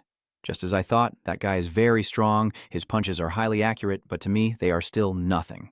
Hearing those words, Chaedwan wiped his forehead sweat and sighed in relief. You surprised me. Are you still testing it with punches? After a few final minutes, Gung Hoa can also stabilize and seriously consider the next strategy. I know that I can't beat you just with punches. Let me tell you, my skills include more than just strength or endurance. At this point, he reaches out and takes a brick, continuing his relentless speech. This is a technique that takes time to develop, step by step. The first time I learned this was when I was 9, and I've been practicing it for 9 years. Lee Seung-han watched Gung Hoa from outside, observing every move he made. He miscalculated the timing and concluded after a boring and unimpressive introduction. Over the years, I overcame many difficulties to train it. These surprising details make Min feel amazed, but on the contrary, he remains much calmer. Oh, he's a year older than us. That's why he has a connection with the second-year group. The Hodong gang, on the other hand, goes against the majority. No wonder Tao thought he looked older. It turns out he's physically a year older than us. Hearing each exclamation from the Gue Wang Hoa group, the gap quickly became clear. Why compare me to you guys? Manho Ho calmly analyzes. I believe what you said is true, but physically Kwandagun looks much more mature. Jongmin nodded in agreement, saying, yeah, that's right. In this aspect, Dagun does look like that, right? I also think he seems more mature than my older brother. I understand your technique. Is it the kind that deals more damage at close range? Even so, I will still accept it. Knowing that my hand has been exposed, Gung Hoa's eyes became more alert than ever. Are you planning to do something? Daegun answered directly, without hiding his intention before that question. I don't know why, but I want to beat you. Seeing that confidence, Gung Hoa stepped closer again, adopting an attacking stance. Are you ready to fight at a distance that favors me? I'm impressed by your confidence. I won't pass up this opportunity. Watching the stance of the person in front of Daegun, I can immediately identify who it is. The techniques that can directly knock the opponent to the ground are called judo. Without thinking too long, he threw a punch straight at the face of the opponent, successfully stopping after one punch, and took the opportunity to throw Gung Hoa to the ground. If I don't, I'll fall. But for me, this is an opportunity. It doesn't matter who falls. Seeing that, he successfully pressed the flower to the ground. His foot quickly caught around my waist. Lai Sung-hun's tightly closed eyes had to open just a little. Huh? His leg is trapping Daegun. Daegun quickly raises his hand to block the kick. When he had a free hand, he delivered another punch that made him cough violently. Daegun then successfully escaped Gung Hoa's grasp and curled his knees up. Watching this move, he fears he has realized it.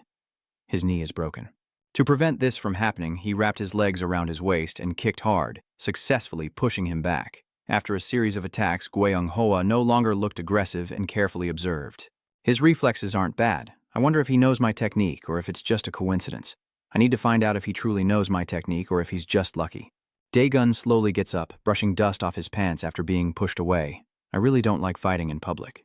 Ignoring those words, he just looked at him intently. This time, I will use that technique seriously to take him down immediately. Thinking quickly, Gung Hoa rushes over. Seeing that move, Daegun immediately becomes alert. Just a few seconds later, a powerful punch was thrown to counter that very blow. Daegun recognized it in time. It may look like an attack with a punch, but in reality, Gung Hoa threw the punch and took the opportunity to spin around behind him.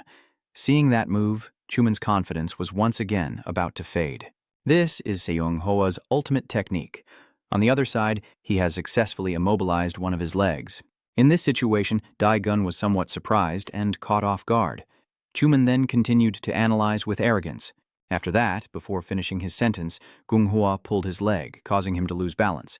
but Dae-gun was able to stand firm and kick Gung-hwa away several meters. That defeat by his accomplices made Chezuman doubt if Seung-hwa was really that strong. Could it be that he's actually over 100 centimeters tall? Contrary to everyone's surprise, Dawn remained completely calm. You suddenly wrapped around my leg, so you want to wipe the floor? Upon hearing that, Dongmin's group froze like statues, unable to believe their ears. Is it really possible that he's performing a magic trick? Next to El Seung-hoon, he remains completely calm, contemplating various scenarios. The technique Seunga used earlier is the ultimate move in Jujutsu, and I don't know how he managed to execute it. Thrown far away, Gung-hwa stubbornly staggered to his feet, glaring at Lao with a look that seemed ready to devour him. You've insulted me. So I see you don't know much about the techniques. You fought me with just your body reflexes, right? Then, I don't need to learn about your techniques anymore, and this battle is no longer between experts in the field. If you're not a professional at using techniques, then I will definitely win. After saying that, he once again assumed an attack stance, ready for action. Hearing those words, Dae-gun shook his body and disappeared, leaving no chance for him to attack, then delivered a straight kick to Gung-hwa's stomach. I don't understand a word you're saying. After finishing his attack, Dae-gun narrowed his eyes, analyzing what kind of strike he was preparing. Gung-hwa quickly steadied himself, swung his arm to punch, but Dae-gun dodged backward, slightly surprised by his move. He tilted his body to dodge the punch and took the opportunity to deliver a powerful blow to Gung-hwa's ribs, causing him to grit his teeth and endure the excruciating pain. However, he still clenched his pain and threw a punch, but once again Don bent down successfully to dodge. As he just lifted slightly, he delivered a powerful punch that left Gu Chung-hwa no chance to counterattack. Gung-hwa tries to use his free hand to attack but is pushed away. Then another powerful punch lands squarely on his face, making him tilt to one side. Watching the entire fight, Min couldn't help but sweat profusely. Gung-hwa pretended to use basic techniques but kept changing techniques one after another. After finishing his words, Lee Sung-hun stood beside him and continued with his analysis, always looking for ways to throw Dae-gun to confidently use his techniques. Back in the fight, Gung-hwa once again reached out to grab Dae-gun's collar but missed as he dodged. Not willing to stay passive for too long, Dae-gun took the initiative, grabbing his hand and punching him straight in the chest. After that punch, Gung-hwa also collapsed to the ground in pain as Lee Seung-hoon's steady voice rang out again, but Don was too resilient for him to easily succeed. Back in the fight, seeing Gung-hwa stubbornly refuse to get up, he didn't hesitate to deliver a powerful kick to his ribs. Thanks to that kick, he managed to grab Don's leg, but before he could do anything, he was punched in the face, breaking his nose and falling to the side. The more he tries, the more Dae-gun hits him fiercely. After punching, Dae-gun grabs Gung-hwa's shoulder and then drives his knee into his face. Seeing that kick, Dong-min looked at Man-ho-ho with surprise, so karma caught up with him. Man-ho-ho does not deny it. That's right. This statement leaves Dong-min in a fog. Seeing his friend confused and not understanding, Man-ho-ho carefully analyzes the intense punching of Gung-hwa but feels something is off. Even though he knew he would be punched, he kept clinging to Dae-gun, constantly trying despite being hit hundreds of times. After a while, Gung-hwa finally managed to wrap his arms around Dae-gun's neck, surprising him. He then also wrapped his leg around his opponent's waist, hanging completely in the air. When Dae-gun is suspended like that, he has to kneel down, but as long as he succeeds once, he always tries his best to grasp his opponent. Jin listened and became even more confused, and Lung-hoon also spoke up.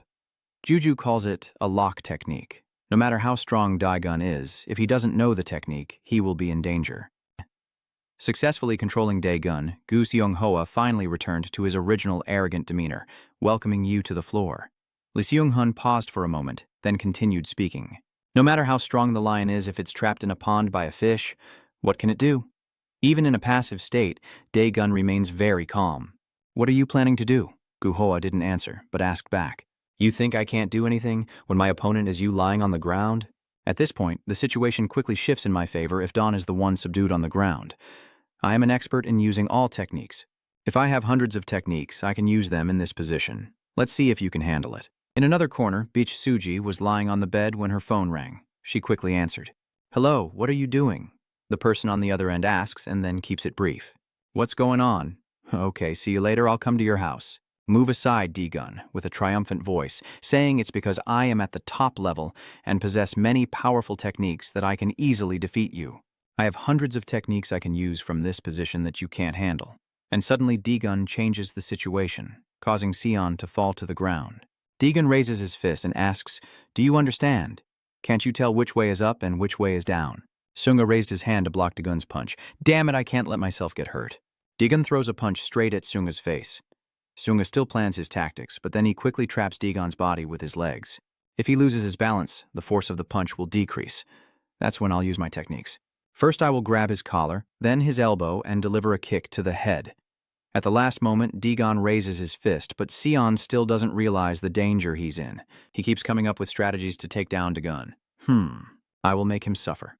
Dagon is gradually lowering his punch once. Seunga is trying to watch and catch the punch, just need to grab it once. Finally, Seunga caught Dagun's punch. All right. But Dagun realized Sunga had grabbed his hand, so he moved his punch in another direction, causing Sunga to slip and let go of Dagun's hand. Sunga realized she no longer had Dagun's hand. Huh? I let go. No way. If this keeps going, Seunga will quickly spring up as if to kick Dagun. Sunga silently thought she had no choice but to change her approach. Dagun noticed the shift in Sunga's stance and asked, "Do you want to knock me down?" "Don't even dream." Then he threw a punch straight at Seonhoa's face, causing blood and saliva to spray everywhere. Then he kept throwing punch after punch until Seonhoa lost consciousness. When Seonhoa regained awareness, he was stunned. What just happened? Seeing that scene, Dongmin was stunned and turned to ask Man-ho. He didn't use any techniques? Dagun is amazing, even though he doesn't know much about techniques. Seong-hun, standing beside him, said, "This match isn't between technical experts, but a battle of strength to overpower the specialists. Dagun doesn't need to use any techniques, just his raw physical power." While Seunga always tries to use his martial arts techniques with extremely fast and almost perfect movements, Dagun quickly realizes and immediately blocks his opponent's attacks. And Seunga's face is always exposed, like a rapidly moving ball in front of Dagun's eyes, so precise that it looks like a non-living object or lacking any strength. His excellent eyesight is like a waving toy in front of him to attract animals, as if in Seung-hun's imagination it's a feather fluttering, and suddenly caught by a cat playing with it. At this point, Seung-hun realizes something is off, adjusts his glasses and says, "Oh, and I shouldn't have apologized, that comparison wasn't quite right." Seung-hun then compares it to a cat paying attention to something flying toward it. Dagun. He is like a cat turning back towards the missile when he realizes the missile is heading straight for him. The missile crashes into the city wall, surprising the cat, and no wall can withstand it. Dagun's punch, like a missile crashing into the wall, was also when Dagun's fist aimed straight at Seunga's face. Dagun coldly asked Seunga, "Are you ready to stay still?" Seunga's face was now covered in blood and swelling, but Dagun still wasn't done and continued, "I'm not finished yet." His punch was still like a missile. And Seunga, now afraid, spoke with a trembling voice. Oh no, Monster Seunga recalls passing through a small street every day on his way to school. This street was always crowded with kids from the neighborhood, beating and teasing him. This death, you monster. At this moment, Seunga was only 9 years old, and Seunghoa was too weak to fight back against the children. Monster, my monster children are not even worth calling monsters. But the children still tease and call Seunga a monster. The childhood memories of Seunga are so sad. Always being bullied and beaten by the kids. Here, let me do it, but Seunga still weakly begs the kids to let him go. Don't do that. Another kid in the group asks, how can he not escape now? Another child spoke up, kick him in the leg. Seung-hoa was too helpless, and after a while, he was knocked down and pinned to the ground by another kid. Ha ha, you fell down. The boy kept punching Seung-hoa in the face as he spoke. Monster, look at this. Die, monster. Seunga helplessly and weakly raises her hand to block the boy's attacks. While the children were desperately hitting Seung-hoa, a girl saw her drop the bag of food she bought and shouted at those little kids. The boy attacking Seung-hoa turned to look at her, and Seung-hoa, seeing that, muttered, "Damn it." The boy, seeing the girl scold him so loudly, said, "What a bad luck. Let's run." As the children scattered after his loud shout, the girl continued shouting, "Cabo, if you have any sense, stand still now. You're so young but already acting like a thug." The girl quickly runs over to Seunga with a bread in her hand to protect her. He got up and said, "Are you both okay?" The girl asked Seunga why she didn't fight back. "If I fought back, I could win. Why do you just lie there taking the hits?" The girl asked Seunga irritably, "So this is Gonhwa?" Seunga's 18-year-old older sister. Seunga shyly scratches her head. Jonhwa comforts Seunga, saying, "It's okay. You didn't do anything wrong. The fault lies with those who abandoned us." Jonhwa calls Seunga, "Are you okay, Seunghwa?" and then hugs her to comfort her as Seunghwa tearfully says, "Yes, I'm fine." Seunga told Jeonhwa about the fight earlier. Because its hand was weak, it didn't hurt when it hit. I made it slow down and lose its balance. Jeonhwa was surprised to hear Seunghwa say that. She asked, "Who taught you that?" Seunga casually replied, "That's just how I think of it myself." Jeonhwa didn't believe it. so Sunghwa asked again to be sure. Really? Since then, I have been going to the gym that you often go to. Seunga diligently observes the pairs competing at Juju Gym, learning a lot from watching others and mimicking them. Since I was born with a naturally large physique, I've picked up most things easily. Seunga's teacher praised him in front of Theon Hoa. Ngo said, honestly, I can't believe it. Does your family have a special gene? Your brother's physique is truly impressive. The teacher said I have an amazing card, but when Seon competed against Jonhwa, she was defeated by her. She locked Seunga's arm and asked, do you have any special techniques left? Don't give up against her. Even though I'm your younger sister, I still undergo a harsh training. I have spent a lot of time practicing with others. I learned all the techniques, leaving nothing out. When I fight opponents who have learned their techniques and make them my own, I learn lessons and train relentlessly. Day by day, the bricks to build the fortress start to improve in quality. The large and solid wall that no one could break suddenly shattered into pieces as Seunga reached out to touch it, destroying her own fortress. Fragments from Seunga's wall are falling apart, startling Seunga. What just happened? Daegun clenched his fist. Who was that? Then Daegun punches through the wall Seunga has built for so long, and Seunga can't believe this truth. It can't be like this. I scream in despair as Daegun continues to punch through that wall. Stop! Stop quickly. Daegun's punch breaks through the wall and heads straight for Seunga's face. Kusunga, stay calm. This is my wall. I will never let you destroy it, Seunga said as he tried to grab Daegun's collar. But Seunga's weakness couldn't match Daegun's strength. He threw a punch and said, build something else. This one looks terrible. Then he punched, shattering everything. Man Hoin, and Seung Hun stood beside him, stunned by Daegun's strength. In a quiet neighborhood on the rooftop of an abandoned building, Seunga was completely defeated by Daegun. He exclaimed, does this mean I've been taken down? Even though he was badly beaten, Seunga still refused to accept that he had lost. The accomplice ran over to Seunga and asked, are you okay? In the end, Seunga accepted the outcome and admitted this was the greatest fight. Among all the battles he had participated in, he gained incredibly valuable information. The accomplice, after hearing Seunga say that, doubted him and said, I don't believe you're still gathering information. After Daegun's group defeated Seunga, Jongmin said Seunga was weak. Yet you said he was strong and resilient, so why was he defeated? Hodong replied, do I say he's just an ordinary guy or what? Seung-hun thought to himself, no, Sunghwa is clearly superior to normal people, but Daegun not only managed to beat him, I also have a feeling he's just messing around with him. Jongmin is eager. Daegun can finish him off with just a few hits. The wall he tried to build, Hodong replied. But he's still alive anyway. Manho speaks. Daegun is finished. The obstacles and issues Namnhat faced have been resolved. He also said that now you are his clone. Daegun, so you're the boss then. Jongmin interrupted Manho, so now we are officially representatives. Hodong is interrupting, saying Jongmino didn't say anything, so why call Daegun a representative? Jongmin still enthusiastically mentions Gun Sung-hun, reminding Daegun, Daegun, you know that being a first-year boss isn't the end, right? This is just the beginning. He keeps talking, continuing with the second-year group. Let's discuss it tomorrow. While the school security was checking the classroom, they saw a student walking down the hallway. The school security guard shouts, why aren't you home yet?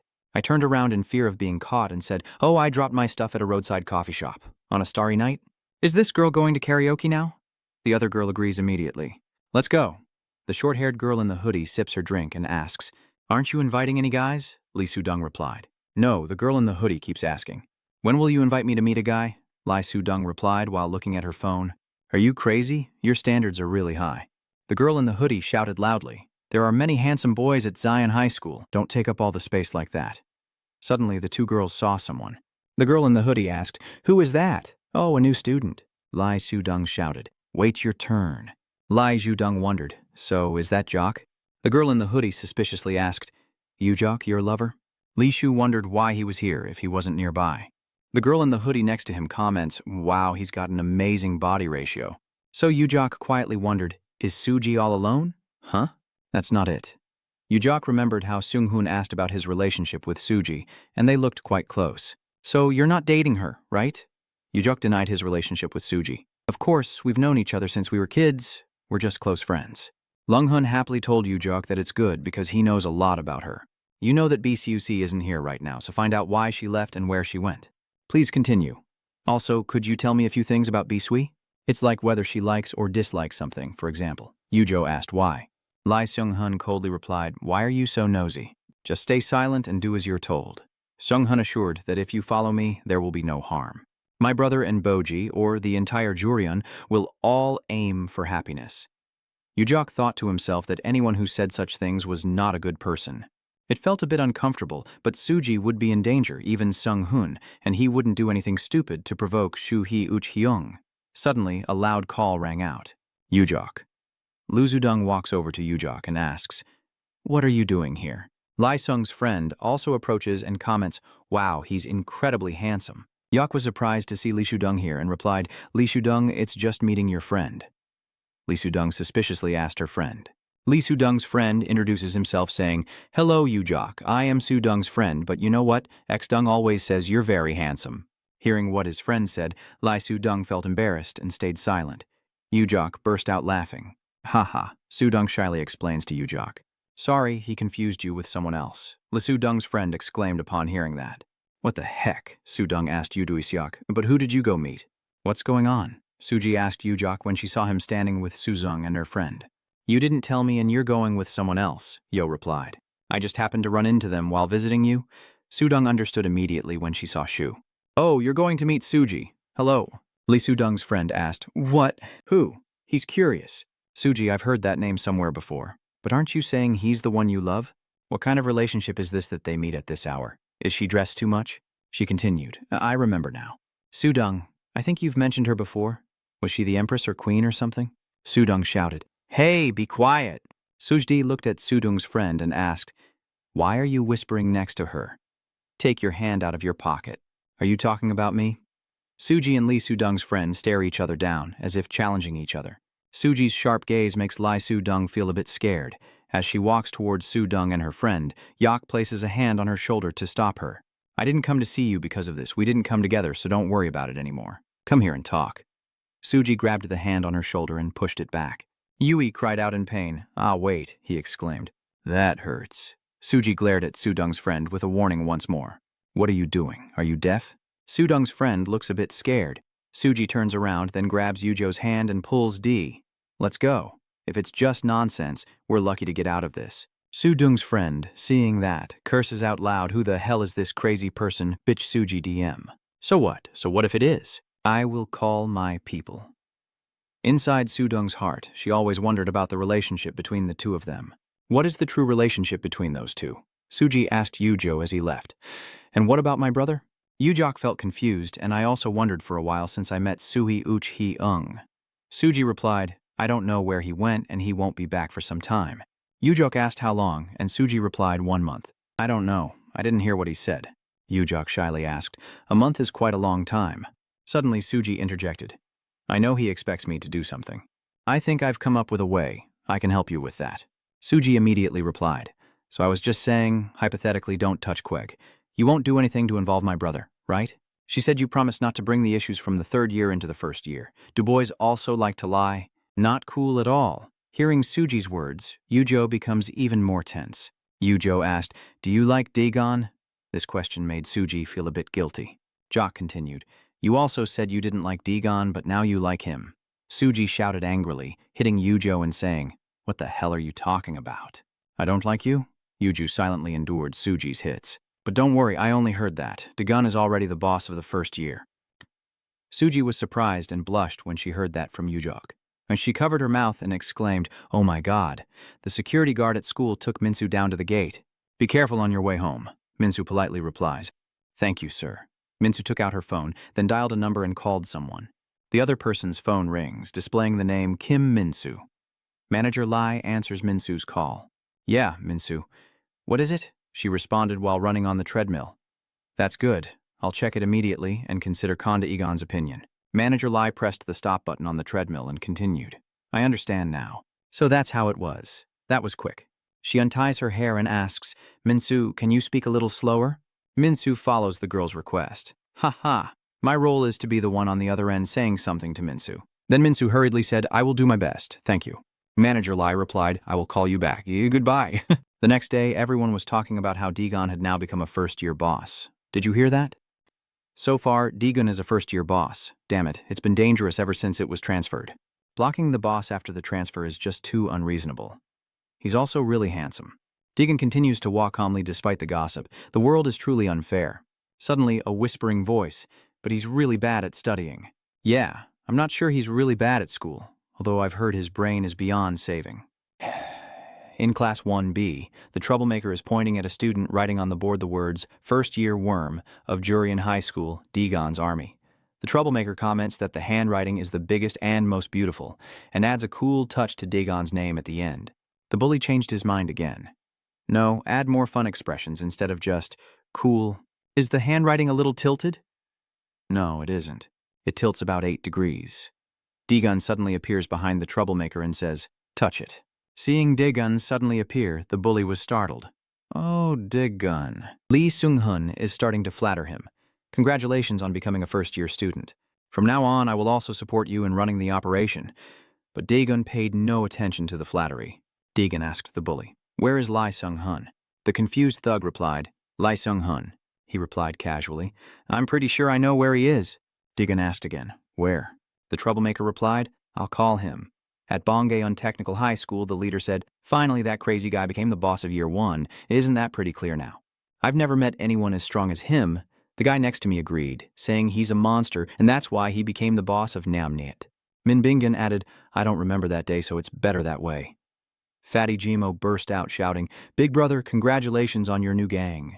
Dagon put his hand to his mouth to signal be quiet, realizing he was interrupting their conversation, and just sighing, he looked busy. Seung-hun is talking to Dagon. Seung-hun asks, "What about Manhwa?" Dagon ruffled his hair and replied, "I told you he was supposed to think about today, but for some reason he was taken away. But now he's also our shared problem, so today." Suddenly Suji stepped in and said, "Don't be too proud of yourself after becoming a first-year boss." She looked at Jin-mo with disdain and said, "Don't get in my way." The fat Jin-mo, after hearing Suji say that, responded in fear. "Oh, I see. I heard you've become a first-year boss now, so congratulations." Dagon was surprised by Suji's compliment, but he didn't seem very happy about it. Suji continued speaking, even though he's only the boss of Nam Not. He thought to himself that he needed to hold back his happiness if he was going to ignore the good things he had done. Dagon responded to the greeting and continued talking with Lee Seung-hun, going on about what I was saying. Suji was angry when she saw Dagon ignoring her. She thought to herself that he was making her angry. If Dagon's shirt says, "Hey, are you ignoring what I said?" Suji angrily pulls on Dagon's shirt, causing a button to come off. She blushed shyly when she saw Dagon's shirt with the button she had pulled off, and she thought to herself, "Oh my," Suji quickly explained, "I didn't mean anything by it. Dagon didn't mind and said it's okay. I can't fasten it anyway." Suji felt embarrassed and thought to herself, "Don't bother fixing it." Dagon asked Suji, "Do you have anything else to say?" "Of course you think I have plenty of free time." Suji confidently said, "You must already know I am the queen." Then she confidently declared that you should have come and greeted her before you became the first-year boss. Dagon repeated in surprise, "Greeting." Seung-hun happily explained to Dagon that usually when the first-year boss appears, they go to greet bosses 52 and 53. But I didn't think Buji would be involved. B nervously explained, "It's normal to not greet me if you are like the king of the first year, the queen of the first year." The chubby guy Jimo, standing nearby, spoke up. If Dagon is the king and Suji is the queen, what would their relationship be? The person next to him looked confused, so Suji immediately rushed over and punched the fat guy. "Are you crazy? How dare you?" Jin raised his hand to stop and said, "I'm sorry, Suji, it's my fault, please forgive me." Suji kept hitting the useless fat guy. After hitting the fat guy, Suji silently thought that this rumor was pretty good. Suddenly, Suji seriously spoke to Dagon. She held out her phone and asked for your number, don't misunderstand. I asked because I might need to call you if something happens. Suji shouted, "Hurry up and give it to me now." Dagon dodged and asked Suji. "What is it?" Suji replied. "Don't say anything more." Suji explains, "I need help if there's trouble. Give me your number now." Dagon scratches his head but still holds Suji's phone and asks, "Why should I be the one to help you?" Seung-hun quickly explained, "That's what first-year students are supposed to do." Dagon replied. Then after getting Dagon's number, Suji quickly left. "Ah," Seung-hun asked Dagon, "Are you okay now? Can I go?" As bitch Suji just said, you should greet the seniors. Like I said, I don't have much time. Seung-hun hesitated, but he told him this time, "I want you to be sincere. No more fighting like you're playing around." Dagon asked again, then said, "I will come back later." In the hallway, students saw Dagon and fell silent. Could that be him? The boss of the top male, Konda Dagon, his build looks really good. Everyone wondered why he appeared in the second-year corridor. He's probably just saying hello to the seniors. Yeah, he should do that. But he's really arrogant, putting his hands in his pockets while walking down the second-floor hallway. Standing in front of classroom 21, someone is grabbing a classmate by the collar. Hanta laughs and says, "Ha ha, look at how it's doing. It's on its way to heaven, isn't it?" The boss confidently said, "This is the Nirvana Express. Going to heaven is nothing." Seeing their friend being bullied and collapsing, they said, "Let him go, or it will be hell if something happens to him." "Ha ha, it's best to stop now. Hey, who are you? Are you the toughest guy around?" And before he finished, he got punched by Dagon. The boss just turned to look at Dagon and was immediately punched, falling to the ground like a rolling ball to the end of the class, causing all the second-year students to panic. Dagon asked, "You're 52 in from the highway gang, right? I just came to say hello." Another guy asked Don what he wanted, and Dagon turned around expressionless and asked, "Are you his friend? What kind of greeting is that? Are you crazy? How dare you?" Before he could finish his sentence, the bully was hit by a punch from Dagon. The punk was knocked to the floor face down by Dagon's attack. The guy standing next to him saw this, immediately got angry, swung his fist, and started shouting at Dagon, "You bastard!" But Dagon's move was much faster, and his fist shot straight into his stomach. That guy immediately collapsed unconscious. Dagon calmly warned him, "Shut up or I'll punch you out. Someone like you is too easy for me." "Let's see. Are you Dagon's team? Don't you know who I am?" Dagon looked down at his phone and replied, "OJ52 gambling with violence involved." "Oh, quite a record." Dagon's eyes turn cold as he continues to look at Ju. "A loser trying to bully others, even though I warned not to take the money." Ju, hearing Dagon say that, became even more angry. He clenched his fist, jumped forward to punch Dagon, and shouted, "Say whatever you want, I don't care. But Dagon is not someone Jill can mess with." Dagon quickly kicked Jill's knee, causing him to kneel down, then grabbed Jill's head. Dagon, holding his head, slammed it against the wall while speaking. "Why won't you listen?" Seeing Ju Dagon in such a pathetic state, she sneers, "You're as weak as a snail, so why are you so confident?" The bullied kid sitting on the ground hearing this was startled and thought to himself, "Huh, Jay is weak?" Dagon turned and asked the bullied kid, "Are you okay?" He was startled and wondered to himself, is he asking if he wants to help me? The bullied kid keeps thinking, should I be proud of myself now? Is this violence for justice? Sang-shu walks past class 21 to find Jill and cheerfully tells Ju to stand up. Then Sang-shu saw Jill and his friends lying on the ground, while Dawn, the only one standing and listening to Sang-shu's call, turned around. Seeing the scene, Sang-shu's expression changes. Sang-shu flicks open the utility knife in his hand and then charges at Dae-gun, a twisted smile on his face. "Why did you come without warning? Let me sharpen my knife a bit. Why should I have to tell you everything I do?" After hitting Sang-shu, he wavered for a moment, but Dae-gun didn't give him time to recover and continued to kick the fat guy in the stomach, mockingly saying, "Your place is the new cafeteria." Dae-gun's kick sent Sang flying out of the classroom door. Sang-shu coughed, then Dae-gun also stepped out of the classroom. Dae-gun stands in front of Sang-shu with his hands in his pockets, exuding the aura of someone in charge. The students around start to whisper. "Isn't that Trun from first year fighting?" another guy asked. "Why are they fighting?" That guy recognized him again. "Wait, there's also a third-year student." Dae-gun keeps kicking Sang-shu in the face. All the second-year students were stunned by Dae-gun's actions. Dae-gun glanced at them and warned, "I'm only here to say hello to the second years. You're bothering me. Get out of here." Downstairs, Seung-hun walks and reflects. Studying in a higher class doesn't mean having more power. Sometimes you will fail.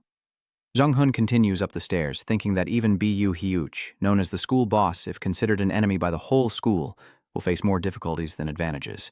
When he reaches Dae-gun's floor, Sung-hun is still thinking, but what if he actually shows up? I haven't even met him myself, so can Don's team do it? Seung-hun's thoughts have come to an end. If you want to see a peaceful school, do it in the most perfect way. Are you crazy? This is the second year. Dae-gun stood facing the two second-year students, but he paid no attention to their words. Inside, Dae-gun calmly thinks, "Do you really think you attract me?" The guy with the fist rushes toward Dae-gun and yells, "You should know your place." Dae-gun remains calmly standing there, observing and thinking, "I will make you realize you are just prey." Dae-gun quickly dodged the punch from the guy number 52 and then spoke. The more aggressive he gets, the more Dae-gun keeps going, the faster he'll die. Saying that, Dae-gun slapped the guy in the face. Dae-gun thinks that because his duty is to handle the other second year behind, seeing his comrades being beaten like that, immediately intends to ambush Dae-gun. But Don quickly spotted him, and Dae-gun turned around and punched the other second-year student in the face. He collapsed to the ground. "What are you doing?" "Who the hell is that crazy bastard? Damn it." Immediately after, a guy was kicked out of the classroom. The door slammed shut and loud shouts erupted. Kill him, surround him, what the hell? This guy doesn't stop. The classroom door opens again and another person is kicked out. Daegun stepped out, looked at his phone, and said to himself, "So the second class is done. Next is Kim Samuel from the third class, right?" Then he entered the next classroom and loudly asked, "Is there anyone here named Kim Samuel?" Daegun just stepped into the classroom when a guy was already holding up a chair, ready to attack him, but Daegun moved faster and countered.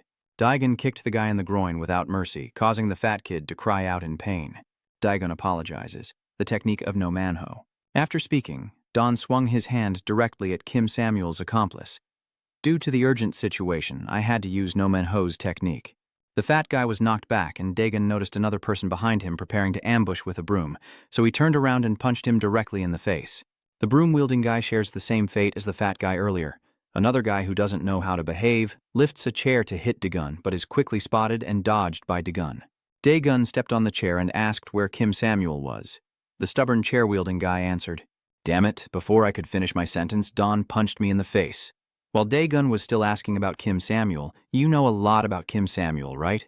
If he has long hair, another accomplice from behind will ambush him. The ambusher swings his fist, saying one word, but Don dodges his punch before it lands. Then Daegun turned around and slapped him so hard he flew out.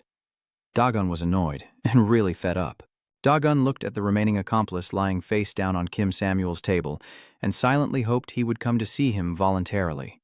Meanwhile, the fat man, frightened by Don's gaze, was trying to contact others on his phone. This fat guy is panicking and thinking to himself, crazy, crazy, crazy. What kind of person is he? I don't know where Gi Myung and the others have gone. On the phone, the fat guy is trying to contact the person saved as Do Gong Myung. The fat guy has messaged, "Where are you?" "There's a first year looking for you," Gong Mi replied. "Are you serious?" The fat guy keeps texting. "That Kwon Dae-gun guy, first year big brother." The fat guy was about to send the next message when he suddenly saw Daegun's face appear right in front of him. Daegun asked, "Who are you chatting with?" The chubby guy quickly trembled and denied. "No way. Of course Daegun doesn't believe it. You keep asking. Is it Dagong Mi?" The chubby guy hesitates before answering. Hearing the fat guy stammer and answer like that, Daegun is definitely right. Daegun drapes his arm around the fat guy's neck and nonchalantly praises him. "You should have done this from the start." Yeah. Daegun ordered the fat guy to call everyone over, and he could only tremble in fear, sweating profusely as he replied, "Yes." In first grade, Minsu was secretly listening to someone's phone call. "Hey, you shouldn't be calling while I'm at school, right? Is there something you need?" The person on the other end is Manager Lai. She replied, "I want to talk about Daegun. Are you responsible for the Yin group?" Minsu shouted. "Wait a moment." His shout drew Hung and Dong Min's attention. "Hey, Kim Minshu, who are you talking to?" Dong Min also speaks up. "A boyfriend?" I didn't think Minsu would deny it so quickly. No, it's not that, but Hung didn't believe Minsu's denial and listened to Min before speaking. Maybe so, let's go. Then they left, continuing their conversation. Hodong went ahead complaining. "The room smells terrible. We need to clean it better every time we go to school." Manho wondered, "Where is Daegun?" Dongmin heard that and replied, "If I were the first-year boss, I wouldn't be afraid of anyone anymore." Minsu watched them to make sure they had left before continuing his phone call with Manager Lai. Minsu said, "Yeah, the next target is the second year, but it might take more time because they're not like the first-year group." While watching the three people in the classroom, Minsu continued talking to Manager Lai. Most first years go solo rather than in group, so they're easier to handle. Whether it's fifth year or following a gang, Minsu continued their group merges into a giant body, helping each other to defeat a rival. Minsu continued, "Form a gang." Minsu shared his thoughts. "I don't think he can handle 5 of them." At the same time, Gongmi and her gang returned to the classroom and saw their friends lying defeated on the floor as soon as they opened the door. Daegun, being patted on the shoulder by the fat guy and waiting for them, looked up and said, "You're late. Is it because of that money?" Ji Myung asked angrily through clenched teeth. "Hey, what the hell are you doing? Daring to enter second year without fear? So what if I do?" Daegun takes the initiative to speak here. Daegun recalls what Sung-hoon told him. "Daegun, can we talk for a moment?" Sung-hoon said you'll be greeting the second-year students tomorrow. "You want to have influence over the entire school without causing any chaos?" Daegun pondered. Sung-hoon keeps doing that. Sung-hoon scratches his head in confusion. "Isn't that too strange? Daegun, don't do those things." Sung-hoon wondered if he knew. Sung-hoon remembered the image of a boy who looked like a troublemaker. That bully boy declared, "I will become the school boss." Sung-hoon heard. There will always be someone in the world who becomes stronger. The gang leader pushes open a classroom door and struts in. "Who's the boss? Come on out." That bully, after beating someone up, then shouts loudly, "Who's next? Anyone else?" After each greeting, the gang always tries to become the school boss in every fight. That bully keeps defeating his opponents. "I am the strongest to prove and show my strength." The tough guy stomps on his opponents, proudly laughing out loud. "I am the strongest." He boasts like a newly grown lion, always wanting to win every fight, confident and quick to become the leader. After the imagination ends, Seung-hoon comments on Don, but he finds him a bit strange, even though his goal is to become the boss. Seung-hoon wondered why you don't want to show your strength. There are many fights where you could step in, but you prefer to stay hidden, rather than stand out. So, I think your goal of becoming a boss isn't about showing off or flaunting your strength. If you want to defeat them because of something that happened in the past, you could choose Yujin to become yours because they like fighting, just like in those anime. But in this case, you might be on a mission. Dae-gun puts his hand on Seung-hoon's shoulder, and Don coldly reminds him to only say what he needs to say, keeping it brief and clear. Seung-hoon was a bit surprised by Dae-gun's reaction. Then he replied, "I really don't know what your purpose is, and I don't want to know either." Seung-hoon continued, "Defeating and controlling Inen. That's what you and I have in common. Can you read my notes for a bit? I made some notes to help you." Seung-hoon smiled and took out his phone to tap on it. "Just consider this as a version of the dead note list." Seung-hoon hands his phone to Dae-gun and says, "This is your to-do list for tomorrow. The time is 1 day." Dae-gun reached out to take the phone. After reading what's on it, "What is?" Dae-gun asking. Seung-hoon grinned and said, "At least tomorrow you have to compete against Yujin from Jumrong Bangsa Low School. This is your schedule." Returning to the present, Dae-gun asked Gong-mi what he was doing, and Gong-mi adjusted his glasses and replied, "Helping those in need also shows compassion. As a second-year student, this is something I must do." Gong-mi stands at the podium and declares, "I will teach those fools a lesson," and his accomplices lined up beside him, ready to fight. Gong-mi spoke again. "Poor kid, let him go." As Gong-mi finished speaking, his accomplices quickly charged at Dae-gun. Dae-gun puts his arm around the fat guy's shoulder, causing him to panic. "Come here for a moment." Immediately after, Dae-gun pushed the fat guy away to stand in front of him. The fat guy, trembling with fear, stammered and asked Dae-gun what he was doing. Dae-gun replies, "You first," and then he forcefully throws a punch into the chubby guy's side. The fat guy cried out in pain and collapsed, clutching his stomach. The group about to rush forward was surprised and stopped when they saw Dae-gun's actions. A bald man stepped forward aggressively. "Don't stop me. Get out of the way." "Why are you here and with that guy?" Before you could even shout, you were already physically attacked by Dae-gun. That troublemaker was punched into the desk. Another guy rushed over and seeing that was frightened and, unfortunately, now it's his turn, as Don grabs his collar and punches him in the face. Someone shouts loudly, "Bodo, why are you just standing there taking the hit? Why, if you're blocking the way, you could have climbed onto the table." Bodo follows the instructions and quickly climbs onto the table. Dae-gun glances at Bodo, catching him off guard. Dae-gun threw punches like a storm, taking down another guy who was sent flying and hitting someone else. So Dae-gun delivered a double kill. Seeing him effortlessly take down the others, Gung and the rest were all shocked. Gong-mi and the others who haven't fought yet know that escaping is the best strategy. They start running out of the classroom. Gong-mi shouted that this way is blocked.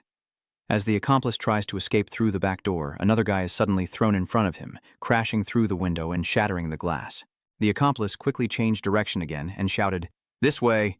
The accomplice ran out the back door of the classroom, suddenly froze with a look of shock, and was knocked over by another person who was thrown at him. Dae-gun reappears at the door, grabbing the collar of the nearby guy and pulling him into the classroom. He was forced to kneel by Dae-gun, while another guy facing him was raising a chair to hit him. The chair wielder was stunned, and the kneeling guy shouted in fear, "No, wait!" But everything happened too quickly, and the guy with the chair couldn't stop in time, so the chair hit the kneeling guy's head by inertia. Then, Dae-gun used his long model-like legs to kick straight into the face of the guy who just held the chair.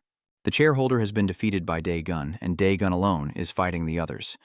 Dae-gun glances at Dae-gun's quick and agile movements, easily handling the enemies. Dae-gun punches the guy on the left, then turns to give the guy on the right a fair shot. Neither of them can hit Dae-gun. Dae-gun only needed one kick to take down 2 guys. He also didn't forget the others, giving them powerful slaps. Although they were many, they were gradually defeated by Dae-gun, who kept attacking them non-stop. Seeing his comrades defeated one after another in such a humiliating way, Gong-mi couldn't help but wonder, is he really that strong? He's not just strong. Gong-mi recalls the earlier situations and analyzes them. More importantly, he also knew how to block all the opponent's paths forward.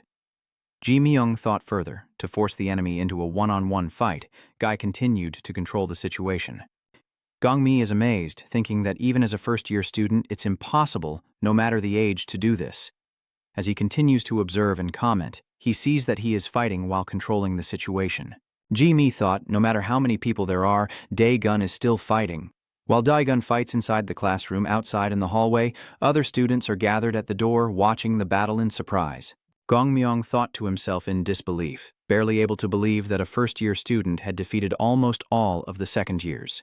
Gongmi continues, "If that's the case, I will have to step in." Gongmi puts his hand in his pocket as Gongmi gradually moves forward, pulls out a knife from his pocket, and quickly rushes toward Dae-gun, thinking this might not be the best way. In the first-year class, an amazed voice exclaimed, "What?" Manho-ho, standing up from his seat and holding his phone, told Ho-dong and Jong-min that he just heard Dae-gun is fighting all the second-year students alone right now. Jong-min was surprised and couldn't believe his ears, so he asked again, "What? Should we go help him out or not? I don't know if Ho-dong or Manho said it." "What? Are you serious?" The second-year students are strong. Minsu was also eager to hear more about Dae-gun from the three of them. One of the three replied, "We are best friends, right?" The three of them immediately rushed out of the classroom, running to the second-year students and shouted, "Let's go help him." Minsu saw the three of them rushing to help Dae-gun and quickly asked to join in. "Me too." In 6th grade, a voice said, "If that's true, that voice must be Suji." Suji was grabbing Jinmo's collar and asking, "So why are you still sitting here memorizing vocabulary?" "Huh? What?" "Suji, I don't want to get involved in that between first and second year," Jinmo said nervously. "I think he just wanted to say goodbye." Suji is still holding Jinmo's head. "Shut up, you pig." Suji was grabbing his hair and pulling Jinmo along, commanding him to lead the way so they could help Dae-gun. "Wait, let me send a message to my mom to deny her love first." In classroom 3-52, Gongmi's gang is all lying unconscious. Ji-mi, holding a paper knife, steps forward. Suddenly, Ji-myung dropped the knife and looked terrified beyond words. Gung, whether from fear or dizziness, saw a huge, muscular figure appear before him, but it was very strange. And not human. Gongmi is terrified. What is this? She takes off her glasses and rubs her eyes, muttering to herself. After opening her eyes, Gongmi saw Dawn appear in front of her, and she suddenly exclaimed in surprise. Kunagun, Gongmyung stepped back in surprise and asked, "What just happened? What are you? What's on you?" That image. Dae-gun, with a cold and stern face, raises his fist in response. "I don't understand what you're saying, but if you've taken off your glasses, it means it's time for you to get beaten up." Gongmyung, still unaware of the situation, let out a breathless sound. Immediately after, Dae-gun's fist swung straight into Gung's face, knocking him flying across the corridor. The bystanders outside the hallway stood in stunned silence. Dae-gun stands among the fallen people on the ground. The trio of Manho Minho Long just arrived, panting heavily from running here. Manho asked if you were done and left, then they saw Gung and the second-year students had been defeated. Manho was amazed and couldn't believe his eyes, exclaiming how Dae-gun single-handedly took down all the fifth-year students. Dae-gun, after the battle, remains completely unscathed and looks sharp as ever, one hand in his pocket exuding coolness while the other holds his phone, speaking casually. The discussion with Du Gongmyung is over, but Gunja is still here. "Okay." Dae-gun coldly asked, "I need to know where he is. I know you're close to him, so I can't wait any longer." Seung-hun looked at the three people and suddenly spoke in surprise. "Oh, Man-ho-ho and the others. I thought you guys wouldn't come today." Jong-min and Ho-dong, hearing Seung-hun call them "the two of you," felt annoyed and protested. "Where did two more people come from?" Seung-hun answers. Manho, Dong-min, and the other two are shouting loudly. Manho, Hung, and Dong-min, then Suji also arrived. Suji rudely pushed Manho aside and with an annoyed look asked where Gun is hiding. Seung-hun, seeing Suji also arrive, wondered why she was here, and suddenly realized something. "Ah, I just realized what she wants," Seung-hun thought. "Maybe I don't need to find out what she likes anymore." Suji stood in front of the second-year class door, surprised by what she saw inside, and exclaimed, "What? What happened here?" Manho-ho suddenly notices the absence and turns to ask Dong-min and Ho-dong, who then remember. "Wasn't M here with us?" Dong-min also remembered and replied, "That's right. Just now, when we were halfway, where did he go?" Suddenly at this moment, the three see the homeroom teacher appear and Moo, whom they were talking about, standing beside him. They shout in shock, "What? Homeroom teacher?" The homeroom teacher, seeing the chaos in third-year class 2, was stunned and couldn't believe it. "Miss Egan, what did he do?" In the teacher's lounge, the homeroom teacher is sitting on a chair, questioning Dae-gun.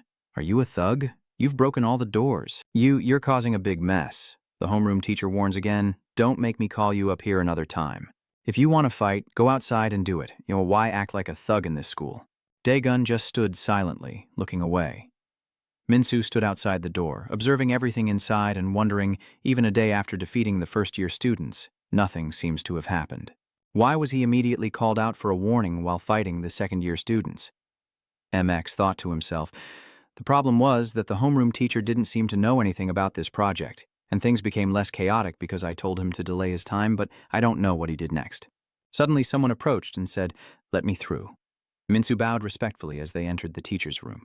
"Yes, hello, sir," Minsu thought to himself, just in time. In the teacher's office, the homeroom teacher kept lecturing Daegun nonstop. He's so naive. He needs money to beat others.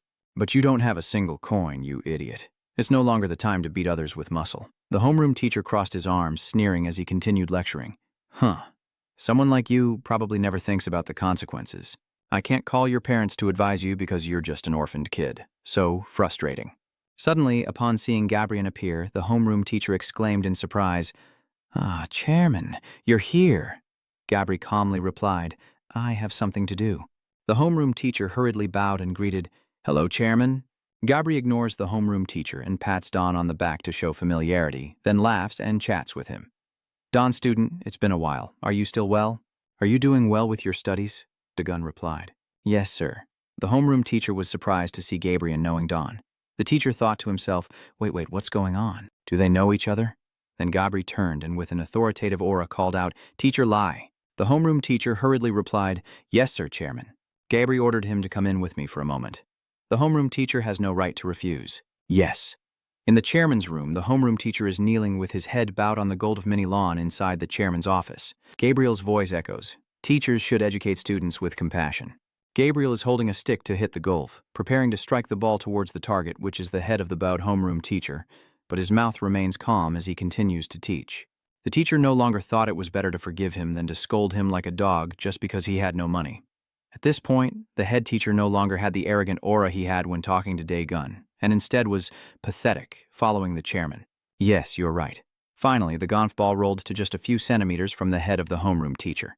Inside the homeroom teacher's heart, he was cursing himself in regret. Damn it, who is that Kwa Yoon?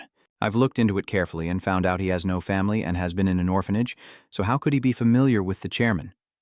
When Dawn entered the chairman's room, she saw Gabriel putting his arm around the teacher and gently saying, Be a little kinder to Daegun. You understand what I want to say, right? Only then can I consider you a real person. Yes, I have carefully remembered your instructions. And what about the request I made to you last time? The homeroom teacher replied, Oh yes, nothing has happened. Gabriel orders him to leave. All right, you can go now. Daegun, watching everything so far, was confused and wondering what was going on. He wasn't sure if what he was thinking was correct. Daegun observed Gabriel putting away the stick and thought that something was very strange, both the chairman and the homeroom teacher. Now Gabriel turns to look at Daegun and asks with a smile, The first time you saw me was in that meeting room about the project, right? Gabriel suggests we talk for a bit. In classroom 352, the 52s are still lying scattered on the ground after being beaten by Daegun. Gung's glasses rest quietly on the floor, and a voice echoes. Huh? My friend? Gongmi? When he saw Ji Myung also collapsed, he shouted out loud. My fellow brother in faith. Jug could only utter one word when he saw this scene. What is going on? How could this happen? Samuel calmly replied, standing with his arms crossed from behind. That first-year rookie caused it. Jaoki asked again, Samuel, why are you still unharmed? Oh, I went out for a bit. All right, this is my fault, but where were you? A headless snake is what causes trouble. Jaoki replies, I think you know. I came back after witnessing Bu Hayu's execution. Samuel wondered again, so he planned it because he knew you would be absent. Samuel coldly wondered who in our gang might have leaked that information to him. Seeing Jaok turn and walk away, Samuel asked curiously, Where are you going? Jaok left only a large figure and a philosophical remark. Put yourself in someone else's shoes to understand them. In the chairman's office, Gabriel is talking with Daegun about suppressing the Khan gang. That's Director Lai Zem's idea, right? Gabriel saw Vien Vong burst into loud laughter. Using Dukhan to eliminate school violence isn't a bit childish? Then Gabriel sneered. But I really find it interesting. I've had a few fun moments, thanks to this. Although Daegun didn't reply, Gabriel kept talking to himself. I almost forgot about this project since there was no special report. And lately I've been busy. Although I enjoy it, I am also a very ambitious person. Gabriel continues his monologue. A man who wants to achieve a lot in life must seize and crush others. Gabriel sits in his chair to elevate his own status. He can do it if he does it quietly. Gabriel asked with a smile. Someone like me would definitely understand what I'm saying, right? Then Gabriel pointed at Don and said, "Take them all down." But Daegun simply asked a question unrelated to the current situation. "Oh, so the door is broken? Don't worry, why are you even concerned about it?" Gabriel continued. "What do you think? This Jumrong school belongs to someone else. The person's name is written here. On the nameplate of President Gabri, everything is casually Gabri's." A certain bespectacled person silently bit their lip before relaxing back to normal. Jiaoqi was walking through the bustling corridor of first-year classes. "Damn pig." That's Dongmin shouting as he tries to push Hodong away from the snack pack. "I told you not to eat it, but Manho, sitting next to me, the most normal person, spoke up." "Stop causing trouble," Dongmin grumbled. "Honestly, I have to go buy it." Then I turn around to get some other snacks. Manho urged him to hurry. The class was about to start. Zhongmin headed to his classroom. Zhongmin was surprised to see a giant figure standing firmly in front of the classroom door as he opened it. Zhongmin looked at that face and uttered a name. Before he could finish saying it, he suddenly noticed something else and spoke in confusion. "That is smoke coming out from your body," Dongmin advised. "You shouldn't be so quick to anger." Dongmin hadn't finished speaking when he was suddenly punched forcefully in the stomach, causing him to cry out in pain. Manho and Hodong saw Dongmin being beaten and hurriedly ran over shouting. Dongminok grabbed Dongmin's blonde head and spoke. "If you sow good deeds, you will reap good results. Karma is real." Immediately after, Jiaoqi gently threw Dongmin aside and continued preaching about the principles. The consequences of one's actions are called karma. Hodong, not understanding what Jiaoqi is saying about morality, asked Manho what the hell he's talking about. Manho didn't answer but said, "Give me the weapon." Hodong, Manho and Hodong are holding weapons, ready to fight Joke, who stands in front of Manho and Hodong and continues to speak with religious overtones. "What I did today is due to karma," Guno Jiaoqi continued. "You miserable bastards, with you like that, how can you reach nirvana?" Hoong asked nervously, "Manho, am I really that scared? Can we win this?" Manho replied, "He's the second big brother. He's extremely strong." And then Manho continued, "But let's do what we can. Our plan A is to fight 2 against 1. Manho shouts to signal. Then both Manho and Hodong ran together to attack. And as they rushed towards the nearby target, Manho analyzed in his mind that a large body like that might focus more on strength than speed. So Manho quickly slips past Jiaoqi, but at this moment Manho is surprised because Daoki has caught Hoong. Gaoki is lifting Hoong up and then forcefully slams Hoong down onto the ground like dropping a sandbag. Manho shouted, "Ho wrong." Manho jumps up with a stick to attack Xiaoqi from behind and shouts, "Here it is." Manho's stick hits Xiaoqi's shoulder, but Xiaoqi still shows no reaction. Manho panicked and thought to himself, "Oh no, this is bad. It can't be. Don't tell me this is Gok standing up." He turned around to look at Manho and Fan and said, "You're really a fool. Have you ever heard of an iron body?" Manho was caught off guard and fell into the trap. Manho hesitated and replied, "Ah, that thing." Suddenly, Manho looked dangerous and whispered. Right now, Manho's seemingly harmless attitude is making Jiaoqi suspicious, and looked towards Hung, who is still lying motionless and unresponsive. Seizing this once-in-a-lifetime opportunity, Manho aimed his stick at Jiaoqi's groin and swung to strike, declaring that even a steel body has a soft spot. Jiaoqi quickly reacted, reflexively grabbing Manho's stick to protect his lineage. Jiaoqi says, "I will learn this knowledge from you, but I also understand you pretty well." Jiaoqi says, "You always focus on one spot that causes your opponent the greatest pain." Jiaoqi remains calm. "Unfortunately for you, I have no such intention." As he speaks, Jiaoqi suddenly punches Manho in the face and then finishes his sentence with a swift, lightning-fast move that sends Manho flying far away. At this moment, Hodong has regained his strength, sat up suddenly, and is about to attack Jia from behind while focusing on Manho. When Hodong rushed forward, he saw and turned his head back. Jiaoqi clenched his prayer beads into a fist and spoke. Remembering the times praying at the temple, my bead had already reached nirvana. As he finished speaking, Jia's punch collided directly with Hodong's fist. Jiaoqi continues, "Be tougher than steel." Hung's hand from Jiaoqi's punch hurts as if shattered and then loosens. Hodong's weapon was also knocked out of his hand by Xiaoqi.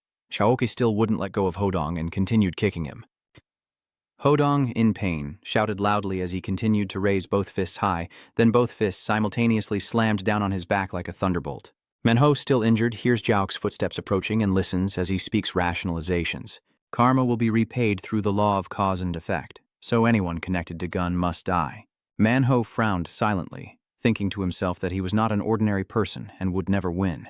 He reached out and grabbed his stick, but if he wasn't careful, he could step right in front of him and die. Manhwa closed his eyes and resigned himself, silently praying for himself.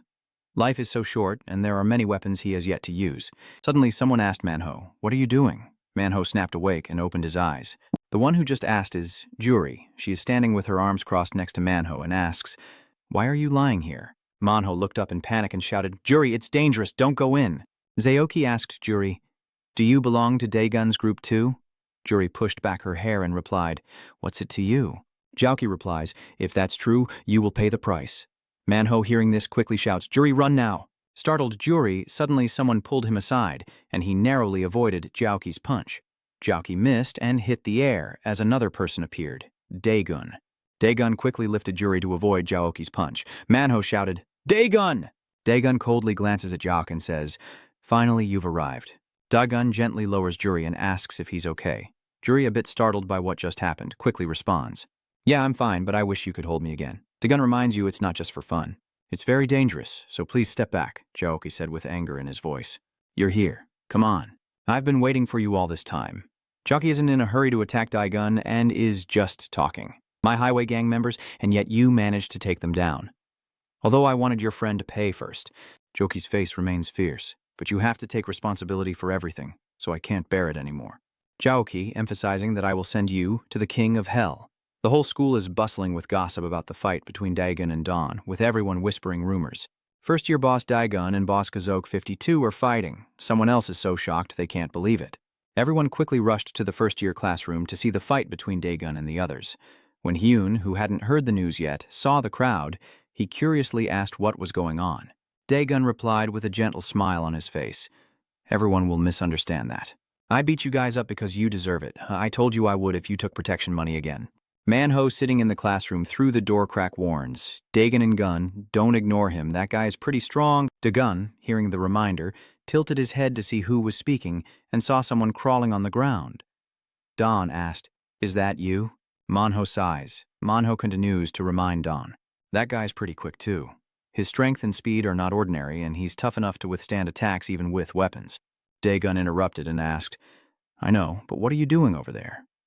Manhwa, hearing Daegun's question, immediately showed a strained expression. Then Manhwa replied, "I can't move, so don't ignore my advice." Manhwa continued to remind, "He's at a level unlike the first-year kids we've fought before." After hearing Manhwa's advice, Daegun also said that this time his energy was very different, possibly because he lacked the courage to fight me before, maybe due to that. Daegun looked at Jaoki in front of him and guessed that he was focusing intensely. "I admit that my ascetic practice is not enough. I know I need to forgive instead of harboring resentment towards ordinary people." Jaoki continues, "But this time I cannot forgive you. Those who dare to touch what they shouldn't will bear heavy karma, so for you, that burden will be Jaoki." His terrifying expression, as if he had lost all reason in his fury, continued to utter cruel words. "There is no forgiveness for your unforgivable sins." Daegun leans down and responds to see if you're just deluding yourself. Daegun rushes to Jaoki like a gust of wind in an instant. "I should check too." At this moment, Daegun pulled out his gun and aimed it directly at Jaoki's head. Then Jaoki suddenly was thrown off the beam. That made Manhwa, who was secretly observing the situation, suddenly gasp in shock. "What?" Juri also gasped and covered her mouth in amazement. After that hit, there's no way that guy could still be intact. "Ah!" In the 6th grade, a surprised voice rang out so loudly that even outside the classroom could hear it again. It was another familiar scene, like a déjà vu, with Suji grabbing Jinmo by the hair and asking annoyedly, who did he fight with this time, and where? Jinmo, holding the book, can only accept and reply to the second-year senior W. "Okay," Suji shouted upon hearing that. Jinmo, hearing that, immediately asked in wonder, "So what? Are you planning to go save him too?" Seeing the second-year guys defeated earlier, Daegun would be fine. Suji lowered his head, looking worried, and replied, "You don't understand. Gok is different." In that incident, Suji recounted how some members of the highway gang were attacked by the high school gang while collecting protection money, and then he went alone to Bun School and took down all the high-ranking members there. "He is truly a monster," Jinmo noted with a shifted focus in his observation. "It seems Jaoki really likes money." Suji propped her chin and wondered, "Do I always wonder if there's a way to stop him from fighting this battle?" Jinmo leaned down and asked Suji, "Do you want me to carry you?" "I can carry you around the school twice." Then Suji climbed onto Jinmo's back, riding like a general leading troops into battle. Jinmo complained as he ran with Suji on his back. "Too heavy," Suji shouted. "Shut up and run fast." "This pig." Going back to first-year class, Juri exclaimed in surprise. "What?" Even after being hit like that, he's still okay. Jiaoka was pushed back but remained standing firm. Jiaoki places his hand on his chest, wipes the corner of his mouth, and looks at Daegun to ask, "Is this the move that Park Do-in can't handle?" Jiaoki remains calm.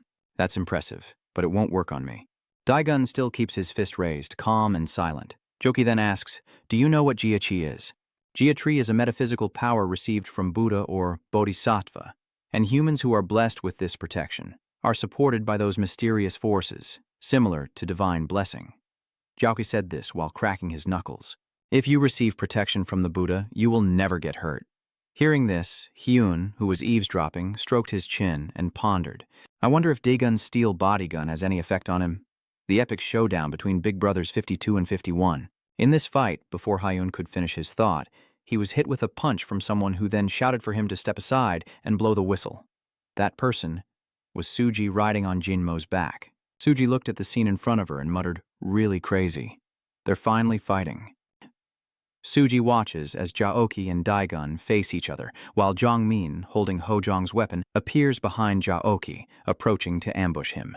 Jongmin charged forward, shouting, "Your mercy is impressive, but this is payback for the surprise attack earlier."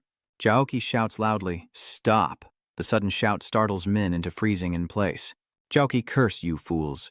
Jongmin hears Jaoki say, "I could have killed you just now. You're nothing but an ant to me." Jaoki scoffs and says, "I don't have time to kill something this insignificant," and lifts one leg. "Soon you'll realize that no matter what, you'll be swept away with this guy." Then he stomps hard on the ground and shouts, "Sixth sense!" Joki shouted again, quickening his steps and suddenly appearing right in front of Daegun, his fist ready to strike him.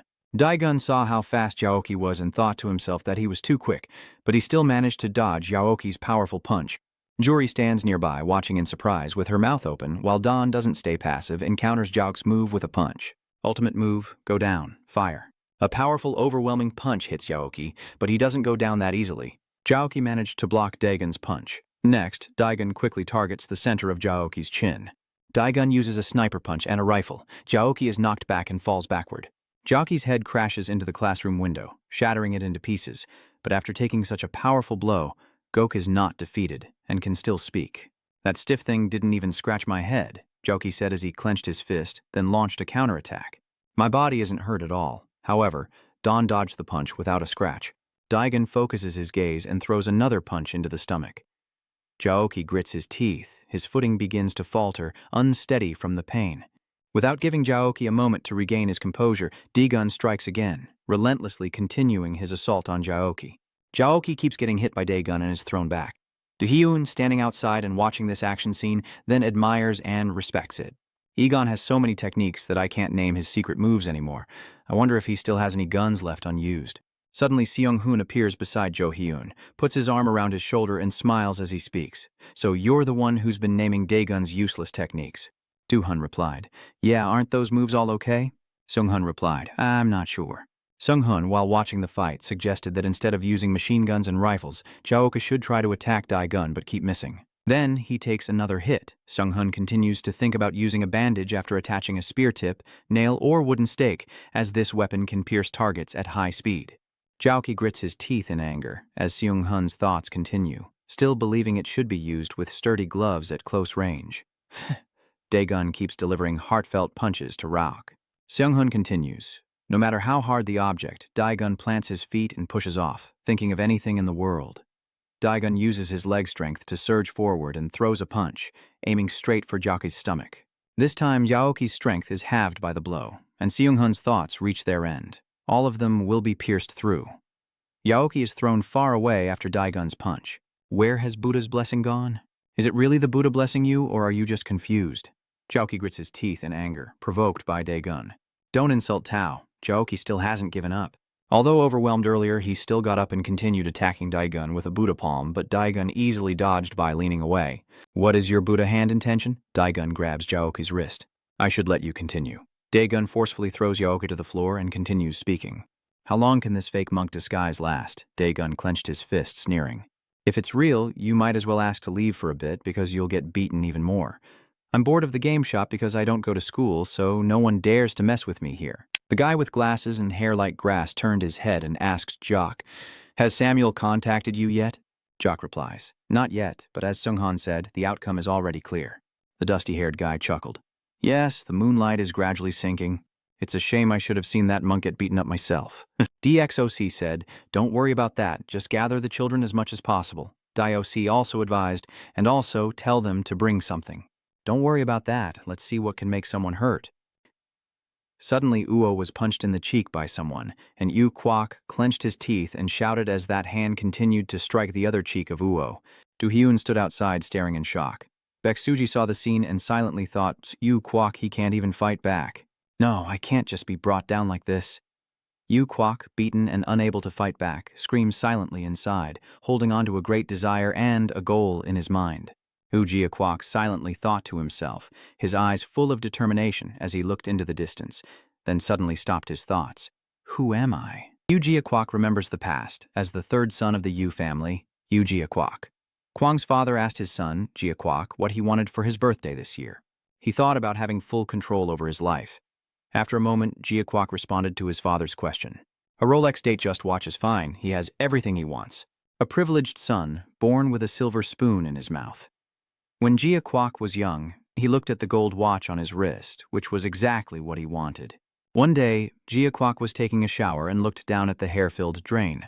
Why is there so much hair? The drain is clogged again. The maid is so unprofessional. Jia Kwok's hairdryer blows a few stray hairs into the air.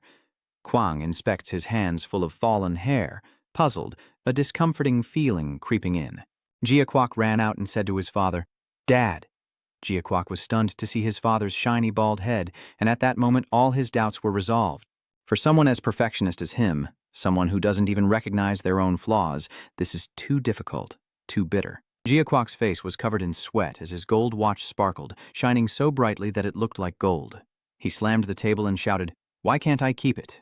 Jia Kwok's head was almost completely bald, with his scalp exposed, hair falling all over his shoulders. He was furious that he couldn't keep his hair. He looked down at the floor full of hair and shouted, "How could this be?" And then one day, just when it seemed like there was a glimmer of light in the darkness of despair, Jia Kwok was silent as he held a hair transplant referral letter. The hair transplant service was urgent, but the problem was that it required money. A lot of money. He mouthed words, but for Yu Jia Kwok, the third-generation heir, money is not an issue. Jia Kwok happily opened the door and called out to his father. Jia Kwok looked bewildered at the many people in black surrounding his house and saw his father kneeling on the ground. The house was covered with red papers. Jia Kwok's father saw this and asked, "You're back, Jia Kwok?" His father's voice was full of sadness and regret. "I'm sorry, my son." Jia Kwok, sweating and trembling with fear, felt that losing everything was like hell on earth. He looked toward the Buddha, seeking a spiritual refuge to lean on at that moment. Buddhism is the only thing that gave him strength. Jia Kwok, with his shiny head, kneels before Buddha. He has shaved his head no matter how painful it was for him, having deeply embraced the philosophy of emptiness. Jia Kwok clasped his hands together and closed his eyes, sincerely praying for strength. He still wears the gold watch his father gave him, and once again feels the peace within his mind.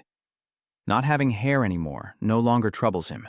Jia Kwok walks calmly under the shade of the trees on a clear day, with sunlight shining on his head. A flash of light, he looked up at the vast sky. Jia Kwok frowned, staring intently at the deathless thought. That dead thought. He wears a shining watch on his wrist, clenches his fist with veins bulging in anger, and shouts, "You are just a tree." Then Jia Kwok punches forcefully at the falling leaves fluttering in the wind, shouting loudly, "Don't be so rich. For me, my country, not owning everything I want in life is unthinkable. I can't help but be wealthy." Time passed in front of Jurian School Gate as he enrolled in Jurian High School, where you can make money if you're good at fighting.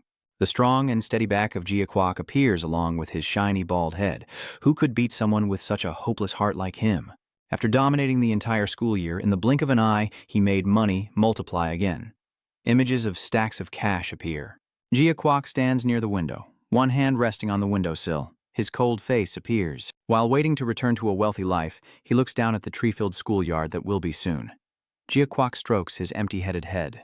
He had only been waiting for that day to come, but Jiaquok's thoughts shattered into pieces like broken glass. In front of Jiaquok, tiny shards of glass appear. It was Dagon who did this. He is punching Jiaquok so hard that his dreams shatter. Jiaquok's mind spins wildly, and in his fury he secretly thinks, until this guy appears, Jiaquok angrily runs over and tightly hugs Dagon's legs to stop him. Dagon stared in shock at Jiaquok, clutching his leg tightly. Dagon grimaced, about to strike him, then heard a faint whisper, "Just a little more." Dagon hesitated, unsure what he was talking about. Jiaquok's face dark with determination. "If I just need to get a little more." Jiaquok tightly hugs Dagon's leg, then pushes hard to knock him down. Jiaquok shouted firmly, "Everything will be over now." But Dagon didn't fall and used his foot to block Jiaquok's push. He leans forward to push Jiaquok away. Jiaquok is forcefully thrown back and crashes into the doorframe, making a loud sound. Dagon sneered and said, "You still have a little strength left to struggle." Jiaquok, in pain, supported himself with his hands and replied, "Not just a little." Jiaquok forced himself to stand up, his face full of gloom. "Now I am full of strength, like never before." Dagon glanced calmly and said, "There's no need to go to such extremes. If you pay back the money you stole and swear never to do it again, I will forgive you. After all, I am a forgiving person." "What nonsense are you talking about? Collecting money is necessary for everyone." Hodong, hiding behind the door and observing the situation outside, wondered what nonsense he was about to say next. Manhouse next to Hodong shot a quick glance and suddenly asked, "You're awake?" Two people are holding Gong Myung's arms as he painfully hugs his leg and approaches, shouting, "Damn it, move a little." Gong Myung was surprised to see Jiaquok arguing with Dagon. That Jiaquok. He looked behind the prince and saw Avalokiteshvara sitting on a lotus throne behind him, surrounded by many hands forming a circle and radiating a glow. Gong Myung was amazed. He had finally reached the state of nirvana enlightenment. Jiaquok frowned, holding a prayer bead in one hand and clenched his fist with the other, determined to make you understand the reason himself. The true blessing will now begin. The King of Nations takes a deep breath as the Buddha's light shines everywhere, illuminating the entire nirvana. Jiaquok shouted, "Heavenly Hand!" as countless fists suddenly appeared in front of Dagon, rushing forward to strike him. Dagon also quickly ducked to avoid the incoming punches and sidestepped to evade the attack. He frowned silently, thinking that although he didn't realize it, this was his immersed state. Gong Myung pushed up his glasses, smiled dangerously, and spoke. "Heavenly Hands of Avalokiteshvara, Bodhisattva of compassion, you have saved sentient beings with your divine hands." "Dagon? It doesn't matter how strong you are?" Gong Myung shouted joyfully, "How can you handle thousands of hands constantly reaching out? You're definitely going to die now." After saying that, he burst out laughing with joy. Beach Suji glanced at Gong Myung as if looking at something disgusting and horrible. She frowned in doubt, thinking that she had thought he was crazy before, but now it's really serious. Jiaquok kept punching Dagon repeatedly, and Suji thought to herself that he was just throwing his punches really quickly. She watched Dagon quickly dodge the incoming strikes and thought to herself that even so, their speed was incredibly fast. Dagon kept effortlessly avoiding Jiaquok's blows. The handsome face appears clearly and cool, with Jiaquok's muscular arms throwing punches forward. "You stupid mortal, why haven't you awakened yet?" Jiaquok kept punching Dagon, but Dagon still dodged his blows while scolding, "Don't stick your nose into this. Everyone has only been peaceful before my lesson." He angrily struck harder and said, "Do you not understand that you are ruining everyone's peaceful life?" Dagon listened calmly and dodged the attacks. Jiaquok angrily shouted, "If it weren't for you, they could have truly understood the concept of emptiness through my money collection." He gritted his teeth in anger, veins bulging on his forehead so they could get closer to enlightenment, or reach nirvana and help me afford a hair transplant. Suddenly, Jiaquok hesitated for a few seconds as if he had accidentally revealed his true intention, and Gong Mi, hearing this, wondered, hair transplantation? Gong Myung remembered Jiaquok once said, "You don't need hair, it's a symbol of suffering in the mortal world. You'd better cut it off." Gong Myung thought to herself, "Wasn't that what he said? So that's your true intention." Dagon raised his hand to block Ja's strikes. The sound of slashing echoed. "You are serious outwardly, pretending to care about others, but inside, you are just satisfying your own greed." Dagon sneered as he looked at Jiaquok's shining head. "I heard that greedy people are usually quick to lose their heads." Ji frowned in anger. Dagon remains calm despite Jiaquok's pale face, so it's true. Hoak couldn't hold back any longer and angrily rushed to him shouting, "Stop it. You don't know anything. A large golden hand clenched into a fist rushed forward quickly. Golden Chan Inable Begun also didn't back down, reaching out to block the punch with an outward stance, looking strong. Then D-Gun punched the big hand with all his strength. Cracks spread from the impact point across the entire hand, accompanied by a cracking sound. A deep dent appeared where D-Gun struck on that huge hand, but beneath the shell he summoned all his strength and struck the massive fist with a powerful punch. From the crack spreading everywhere, for a moment the entire arm shattered into pieces. D-Gun whispered emptily. Jiaquoc was thrown far away by the immense force, but still stood firm, his face full of determination as he shouted loudly, "I still have 999 more hands." Suddenly, D-Gun quickly rushed forward and grabbed Jiaquoc's wrist tightly. He reached back with his other hand to attack. Usually there are only 2 hands. Then D-Gun punched him hard in the face, distorting Jiaquoc's features. D-Gun struck with great force, sending Jiaquoc flying backward. D-Gun grimaced and woke up. Jiaquoc, battered but unyielding, silently thought that this couldn't end like this. D-Gun's hand still tightly grips Jia's wrist as Jia looks at his clenched hands in amazement. Speechless, Jiaquoc broke out in a cold sweat, his face full of tension. Suddenly, the scene in front of him changed to him standing on a steep slope, with something very large in front of him. Jiaquoc was stunned to see before him a gigantic muscular figure raising a fist high, with the face hidden in darkness, making Jiaquoc seem like a tiny ant next to this giant. Seeing the scene of the giant muscular figure, Jiaquoc was sweating profusely, trembling as he said, "What the hell is this?" But then Jiaquoc just ignored it, even though his face and the Buddha behind him were covered in sweat and a bit scared. Whatever happens, the Buddha is still watching over him. He hesitated for a moment before glancing away. Damn it. His face darkened, and the Buddha behind him gradually faded into the background, hard to see. Suddenly, that huge hand struck down with great force. Oh heavens, please let his soul be freed. That huge hand slammed into Jiaquoc's head, twisting his face. In reality, D-Gun punched him hard, causing him to collapse to the ground. The surrounding smoke still lingers, the sun shining to illuminate D-Gun's radiant glow. Gong Myung stared in shock, opening his mouth in amazement as he anxiously called out Jiaquoc's name. Jiaquoc. The 3 guys hiding behind the door are all stunned, staring in shock at the scene before them. Jiaquoc is lying face down on the ground, unconscious, with a mark on his head from D-Gun's recent strike, while someone holding a phone reads a message from a person named Samuel. "How is everything going?" The other person just replied, "He's handling the highway gang." Unhun quietly thought that once Jiaquoc was defeated, the second-year student's time was up. Samuel looked at the message on his phone and then spoke. "All right, 3rd year is absent. Dagon's handsome image appears. Currently, no one at Jurian High School is stronger than Dagon's team." Seung-hoon glanced at Suji, who was blushing, and placed a hand on his chest as he looked at Dagon's impressive figure. Seung-hoon quietly considered how he could use BI to lure Bok next. Suji blushed and looked at Dagon with admiration. She shyly clasped her hands in front of her chest, thinking to herself, "Dagon. I can't believe he beat Jiaquoc. How much stronger could he be?" The girls standing behind Suji held each other's hands, blushing shyly as they whispered their compliments to each other. "He looks so cool. His muscles are so fierce. His physique looks amazing, so captivating. He's just for me." Suji glared at those girls, secretly pouting in annoyance. Suji turned around and looked at them with a terrifying gaze. She raised her fist in a threatening gesture. "Hey, why aren't you leaving yet? Go back to your class quickly." The girls, seeing that, also got scared and obediently went back to their own class. Suji glanced back at Dagon's silhouette, her face a bit shy, secretly cursing how annoying those trashy girls were. On a peaceful, cloudy day, Seung-hoon approached Samuel and waved hello. You smile and say, "Hi Samuel, the 5th member of Bang Salo." Samuel, who is on his phone, turns his head when he hears this and glances at you, asking, "What are you here for?" Seung-hoon cheerfully asked about how things were going. "I bet you're really close to the Bang Salo." "Do you really not feel lonely now?" Samuel sneered in response. "Stop talking nonsense. You're making me sick," Seung-hoon asked again. "You've been spying there for a long time, haven't you?"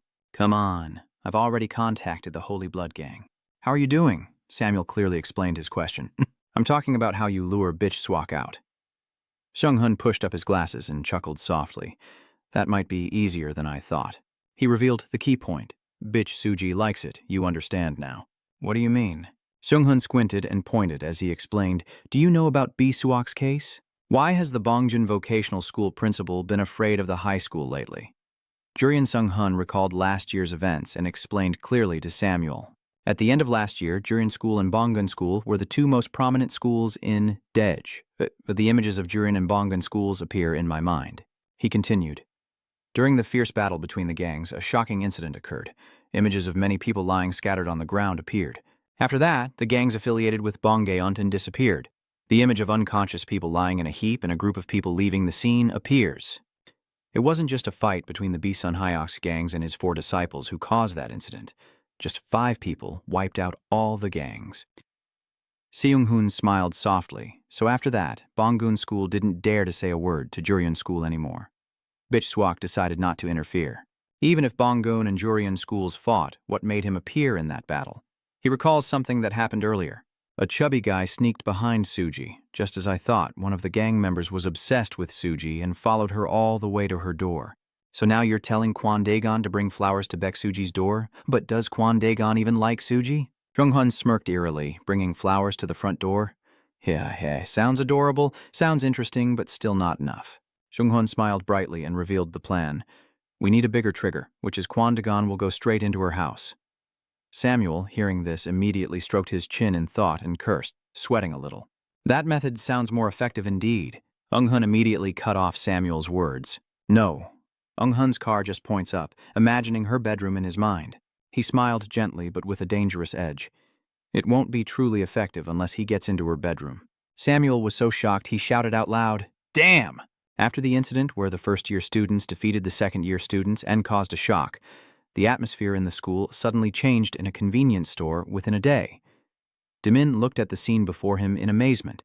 A long line of Hodong also looked just as surprised. What is this? The change is so big that everyone can notice it immediately. Hodong was immediately confused when he saw the scene. People lined up in 2 rows on either side, leaving a gap in the middle facing the cashier. Hodong asks why they are lining up. His influence has spread throughout the entire school area. Have you heard about the incident at Jurian School? First-year students beating the seniors again, huh? Another person replied. It's really chaotic. The Jurian guys are so tough. The other person chuckled. This school is really a joke. In 11th grade, someone loudly called out, "Man-ho." Why are you here? You said you were going to the store. Dongmin asked happily, do you know what's happening right now? Before Man-ho could reply, Hung raised his hand in admiration and said, all the first and second-year students in the school are extremely cautious around us. It's not just that, you know. It's thanks to Daegun. He cheerfully continued, we are now the most powerful people in the school. Before he could finish, he was suddenly surprised to see Daegun sitting relaxed on a chair. Ho-young hesitated and said, Daegun? Daegun pinched Hung's neck as he knelt on the ground and asked, why do you seem so pleased? Hung stammered in reply. Oh, it's not about that. Daegun continued to press for answers. So what? Hung bowed his head, speaking sincerely. Sorry, Daegun, I won't bother them anymore. Jongmin stepped forward and asked curiously. But Daegun, in the second year, there was not only the Salro gang, but also the Holy Blood gang. When did we stop seeing them? Hodong glanced at him and said, do you think they dare to come to school again? Maybe they're not coming to school anymore because they're afraid of Daegun. Daegun pushed up his glasses and replied, I don't have time for studying anymore. It's better if they leave on their own. Mancho approached and sat nearby Daegun and asked, are you really aiming for Bu Hyok 53? Jongmin crossed his arms and asked, but I heard that Vexu Hyok has been absent from school for many days, and no one knows where he is except Boozy. So should I make BI reveal it or not? Ho sneered and said, if it's you, you'll definitely fail. Man-ho also spoke up. That's right. Sung-hun looked down at Daegun and asked with a smile, what are you guys talking about? Daegun wondered where that came from. At the school, the atmosphere was very quiet. Sung-hun smiled and offered his opinion. Then it's too easy. You can approach bitch Suji and just get her to tell you everything, right? Jongmin irritably spoke up to oppose the idea. Why would he be able to approach someone who claims to be a queen like her? I'm sure she'll torment you when you try to approach her. Hung, standing nearby, also chimes in. That's right. Dongmin crossed his arms and glanced at Par to ask, isn't she close to Puri? Puri, sitting nearby, angrily clenched her fist and shouted, shut up, I won't do it. Seung-hoon clapped his hands to get everyone's attention. You smile and suggest, well, I just came up with a good idea. Why don't we organize an outdoor barbecue party to celebrate Daegon becoming the new leader? Both Dongmin and Hodong immediately imagined the scene of the fragrant grilled meat and happily supported the idea. Exactly. That's perfect. A great idea. Manho strokes his chin thoughtfully and nods in agreement. The barb you mentioned sounds good. We should practice too. Daegon, adjusting his uncomfortable glasses, said, I don't like this idea. It's too troublesome. But it seems no one cares about your opinion and interrupted. What about alcohol? Hodong exclaimed excitedly. Alcohol goes well with meat. Dongmin saw Daegon staring intensely at Hodong and nervously nudged him to warn him. Hey, Daegon is looking at you. It seems he hates that. Daegon remembers when he was 20, working part-time at a convenience store. Daegon is drinking and complaining about life. Alcohol is the only friend that helps him soothe the exhaustion in both his mind and body. Daegon, at 17, pretending to be a high school student. Konda Eigen drools, secretly thinking about alcohol and meat. But I really crave it so much. Seung-hun narrowed his eyes, watching every expression on Daegon's face carefully. Seung-hun stroked his chin and said, We're students, so we can't drink alcohol. Well, then just find a way not to let others see. Seung-hun looks at Daegon. Then everyone has to go. No one can be absent. Daegon pushed up his glasses and said, Okay, I think I also need some hearty meat. I should go, right? Jongmin glanced at Puri and asked, You can't go because you have to study, right? Baggy-gu hurriedly replied, I'm going too. Dongmin responded. You have a training session. Hoyoung slaps Dongmin on the shoulder and warns, Be careful, Gongmin. Don't get hurt. Dongmin is startled and panics. He changes the subject. So, what about the club committee? Seung-hun replied softly. Don't worry, I will call her. Night falls and thousands of shining stars light up the sky. Everyone cheers together. The barbecue party is still the best. Dongmin said, I can't believe there's a place like this. Lee Jung-hun chose a perfect spot. With the grill full of meat, Dongmin wondered why Min-shu hadn't arrived yet. Seung-hun replied, he said he had some work to do at school.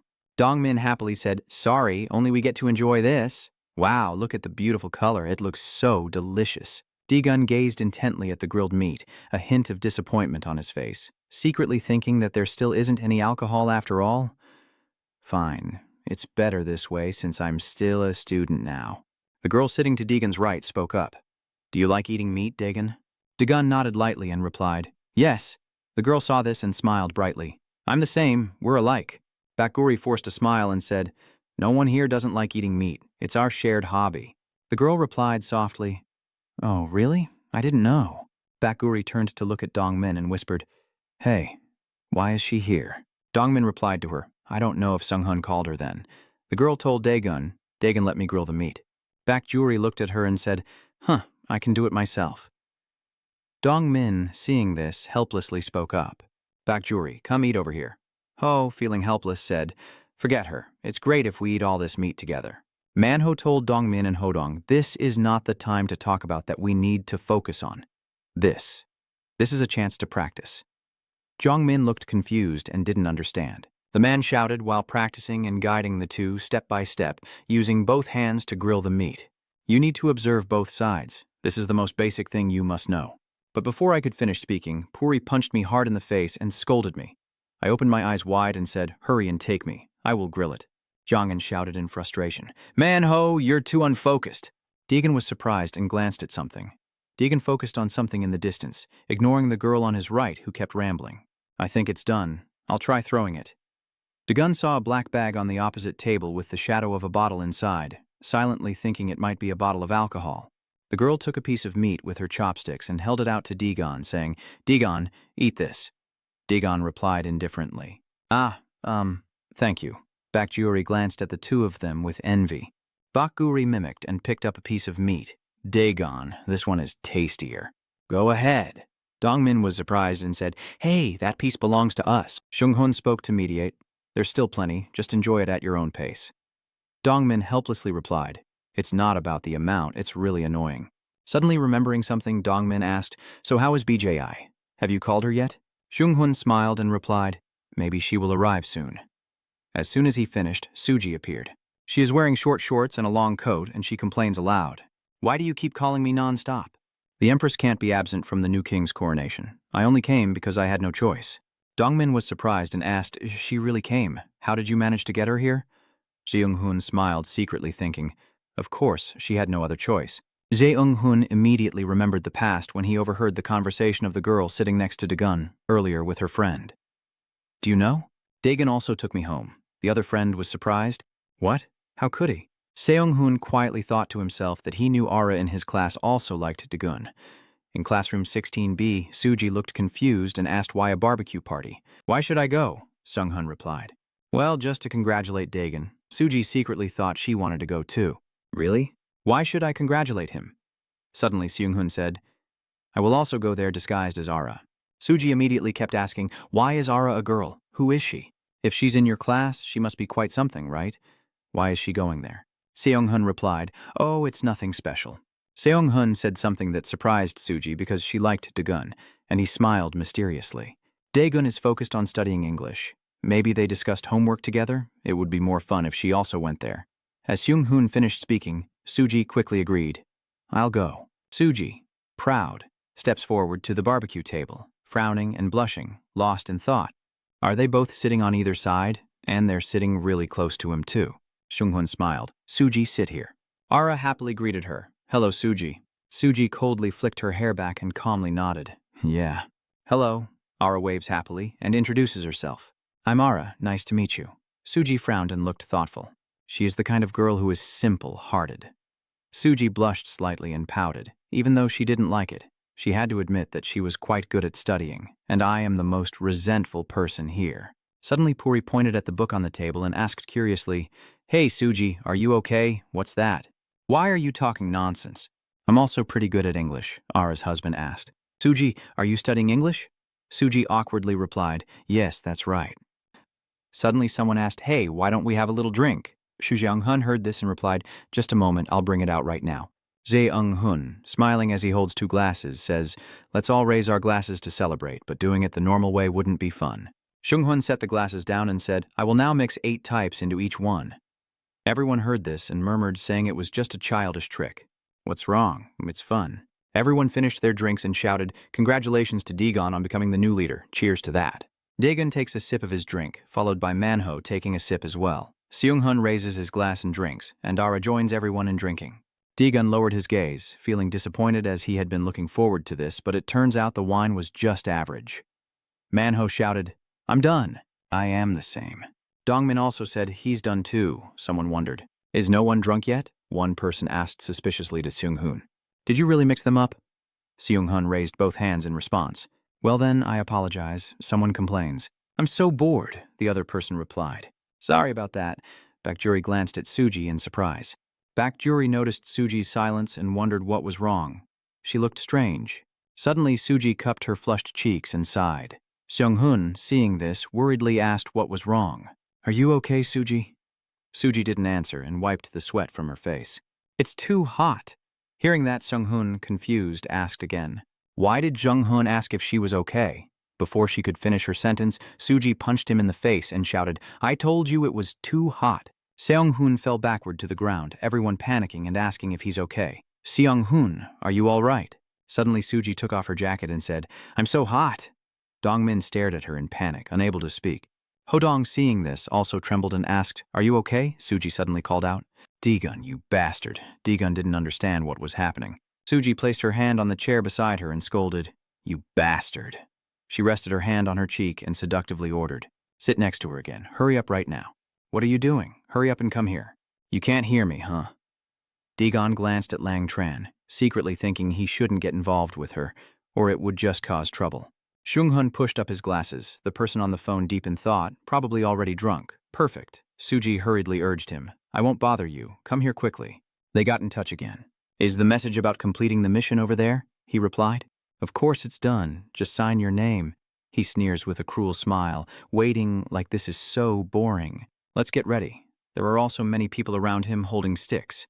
Bakjuri slams the table and stands up, shouting, Suji, are you crazy? Why are you suddenly flirting with him? Do you think you can flirt with anyone you want? Juri looked at the huge exposed chest in front of him and shouted, And also, pull up your shirt quickly. What nonsense are you talking about? I just felt hot, that's all. Then I turned to Daegun and pouted. Daegun, have a drink with me. Era then spoke up, wanting to help Daegun drink. Suji, let me drink. Hearing that, Suji sneered and cursed. Why do you keep sticking to Daegun? Step aside. Hey, Daegun, do you like this style? The smart student look? Then I pick up the book and pout. I'm good at English too. Try listening. Gilliton quickly, then angle. Amba writes down a sweep grip. Before she could finish speaking, Ara cut her off. Are you reading a book? She asked irritably. All of them are just names of Jai moves. Sujichu is acting cute. I'm good at jitsu too, Ara wonders. Aren't you supposed to be studying English? Suddenly, Suji raises her hands and smiles seductively. Digun, do you want to fight jitsu with me? The winner will become a slave to the loser. I will definitely beat you. Baku clenched her fists, her face beaming with a bright smile. I've had enough. Suji, you're definitely dead today. Stop joking around with those silly antics. Hoyong nervously asked if he should learn jitsu. Dongmin sweatfully asked, should I tell them now? An empty school at night with no one around. In the president's office, a girl holding a blackboard closes her eyes, thinking there's nothing new. She reads the phone notification, pondering that since yesterday she had added the chairman's movement route. She closes the door and looks around cautiously. A person wearing glasses is hiding behind the wall, surprised to see a girl. He wonders to himself, who is that girl? He scratched his head, thinking he heard a sound from the listening device, so he came here to check. But it turned out to be someone completely unexpected. Yeah. He watched the girl walk away, hesitating whether to tell her or not. For now, I should find out myself. There was no one at the store in the evening. Beguli saw Suji fainting on the table and nervously explained, it's not because of me. She just suddenly fainted.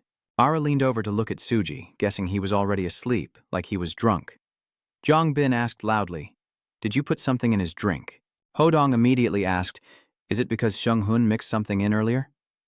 Manho hesitated before speaking, but Li Sung-hun has been here the whole time. Dongmin looked around, trying to find him.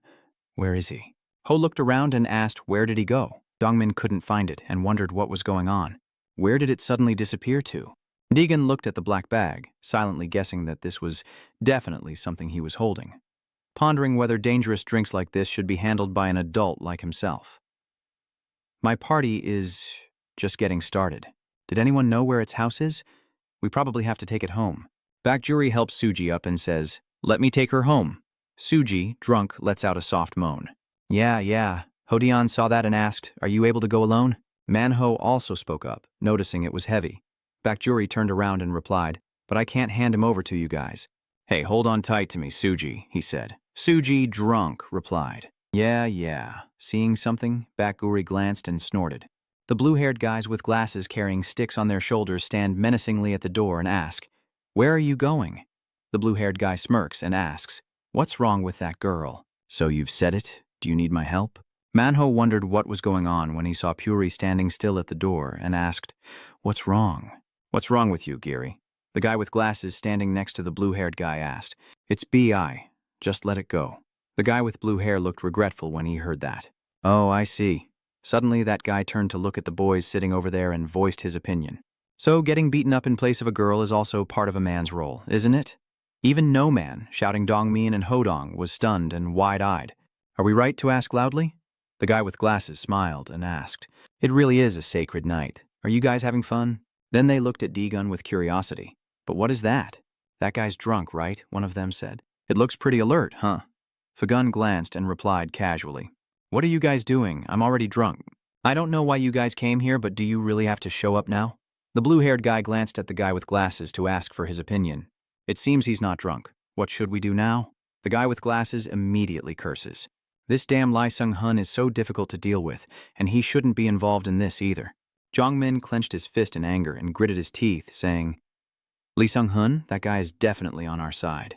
I told you that bastard Li Seung-hun is up to something suspicious, and the guy with glasses calmly tapped on his head and replied, don't they know? As humans, you have to use your brain. Fighting honestly and openly isn't romantic, it's just stupid. Are they each threatening to stab from behind with their sticks, or betraying, or ganging up, or using weapons? Manho daim lang tulao, dong debute vautwi kwan trongrat ngovanwerang vik sudung vukichin lahan dong kaukwe. Manho swung a small iron rod and said, but you also have to accept the risk. He raised the rod and used his other hand to touch every detail of the majestic iron rod, knowing it could also harm himself. Suddenly Manho called out, hey, that green-haired guy, does that green-haired kid answer whenever someone calls him? That stick of yours must be pretty expensive, huh? Where did you find it? What do you know? That's something I stole. Manho smirked, secretly pointing the iron stick at the piece of meat on the grill. Oh my, I welcome you even more now. Then I have to use that thing really well. The blue-haired guy, not understanding, immediately got angry and cursed. What the hell is this damn dog talking about all this time? Just as he finished speaking, a piece of raw meat suddenly flew and slapped the green-haired guy in the face. The green-haired guy angrily pursed his lips and cursed. Damn it, what's going on? Get in there now. Manhwa shouted a challenge, raising his weapon for a fight. Hodong, seeing this, nervously asked, Manhwa, are you serious? You told us to help Dagoni. What is this? Let me handle that damn dog so you can kill D-Gun. Did you hear me clearly? Even if you're alone, you can't be careless. They may be idiots, but they've already eliminated all middle ground. The guy with glasses said while looking at D-Gun bending down to pick something up. Don't think of them as humans. Just treat them like beasts and beat them up. D-Gun put the bottle down on the table and casually said, You think that sounds good? D-Gun turned around and warned them, Hung Dong-min, don't let Arajuri and Suji get caught up in this. But if they're not fools, they'll focus only on me. The guy with glasses warned, don't get too excited and rush in. He seriously advised to be cautious, to grip it precisely and firmly with full seriousness. D-Gun loosened his tie and calmly said, You guys are making a mistake bringing weapons and attacking together without any strategy. That's not smart at all. Then he took off his jacket and threw both his jacket and tie onto the table as a warning. But I told you, my punch power will change. D-Gun looked at the people in front of him and casually said, It depends on the opponent's tactics. Those guys are a bit scared, their voices trembling. Look at this arrogant bastard. Open your eyes and see. D-Gun stepped forward, ready to charge at them head-on. They were scared, but still shouted bravely. There are more than any of us holding weapons, I know. That's why I told you I wouldn't go easy on you. D-Gun aimed carefully at 2 of them, then moved to affect all of them at once, causing one to drool and sway, while D-Gun punched another in the cheek until it broke. D-Gun squinted and said, But if you keep sticking together like that, those guys will tremble in fear and use their sticks to protect themselves. When they swing their sticks, D-Gun blocks their attacks and knocks them all away. He shouted loudly, How can I swing my weapon then? D-Gun grabbed one guy by the head and drove his fist into his stomach, while another guy raised his stick high, aiming to hit D-Gun. He swung the stick forward, preparing to strike D-Gun, but D-Gun quickly grabbed his arm and struck him, causing him to drop the stick. Then D-Gun punched him. He suddenly stopped, then kicked the next guy hard, causing him to fall flat on his face. The bespectacled man glances nervously, biting his lip in shock as he thinks of a way to escape. Meanwhile, the blue-haired guy swings his stick fiercely at Manhwa and shouts, What are you doing, you damn dog? That green-haired guy swings his stick and shouts loudly, Do you think I'm filming a martial arts movie with you? You just plan to dodge like this? Manhwa glanced at the stick, easily blocking it. He calmly said, All right, I got it. I'll end this quickly. The blue-haired guy, confused and surprised, asked, What? You've figured out my move. Manhwa replies, So you've confirmed whether it's genuine or not. I glance at the stick calmly and say, That stick is definitely real. He calmly said each word, I am checking the goods. The blue-haired guy grits his teeth in surprise as Manhwa insults him. He swings his stick forcefully at Manhwa while shouting curses. This damn bastard. The blue-haired guy was surprised that Manhwa didn't react and wondered silently. It's lost its head. Manhwa quickly raises the stick high, ready to deliver the final blow. Then Manhwa swung his stick at the green-haired guy. The green-haired guy frowned and clenched his teeth in anger. The blue-haired guy again takes a stance with the stick behind his back. But surprisingly, he doesn't hit Manhwa. He wonders silently, Where is he now?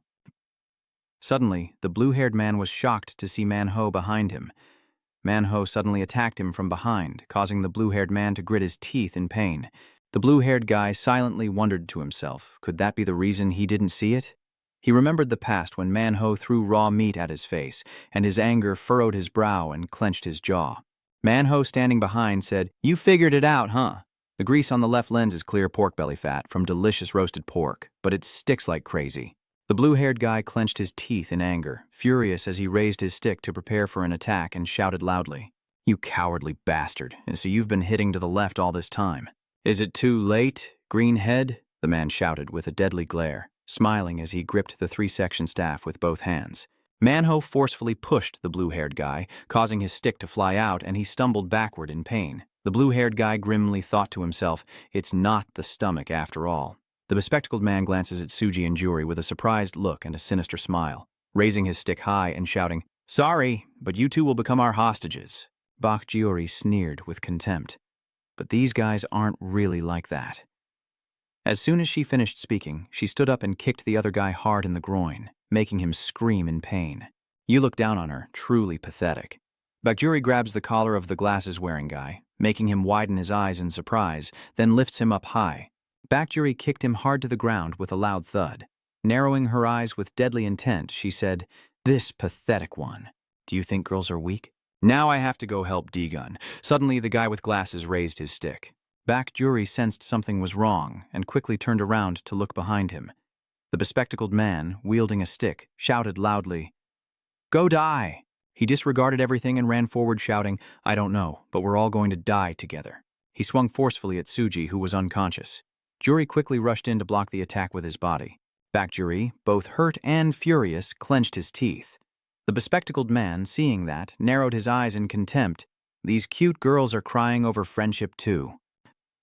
Suddenly, Ma-ek-sihi was lifted high by Puri, then Buri gently raised him and threw him down forcefully, causing a loud crash. As he hit the ground, she shot a glance and snarled, "Get out now!" Next, Buri looked up at Maji Dix with a condescending gaze.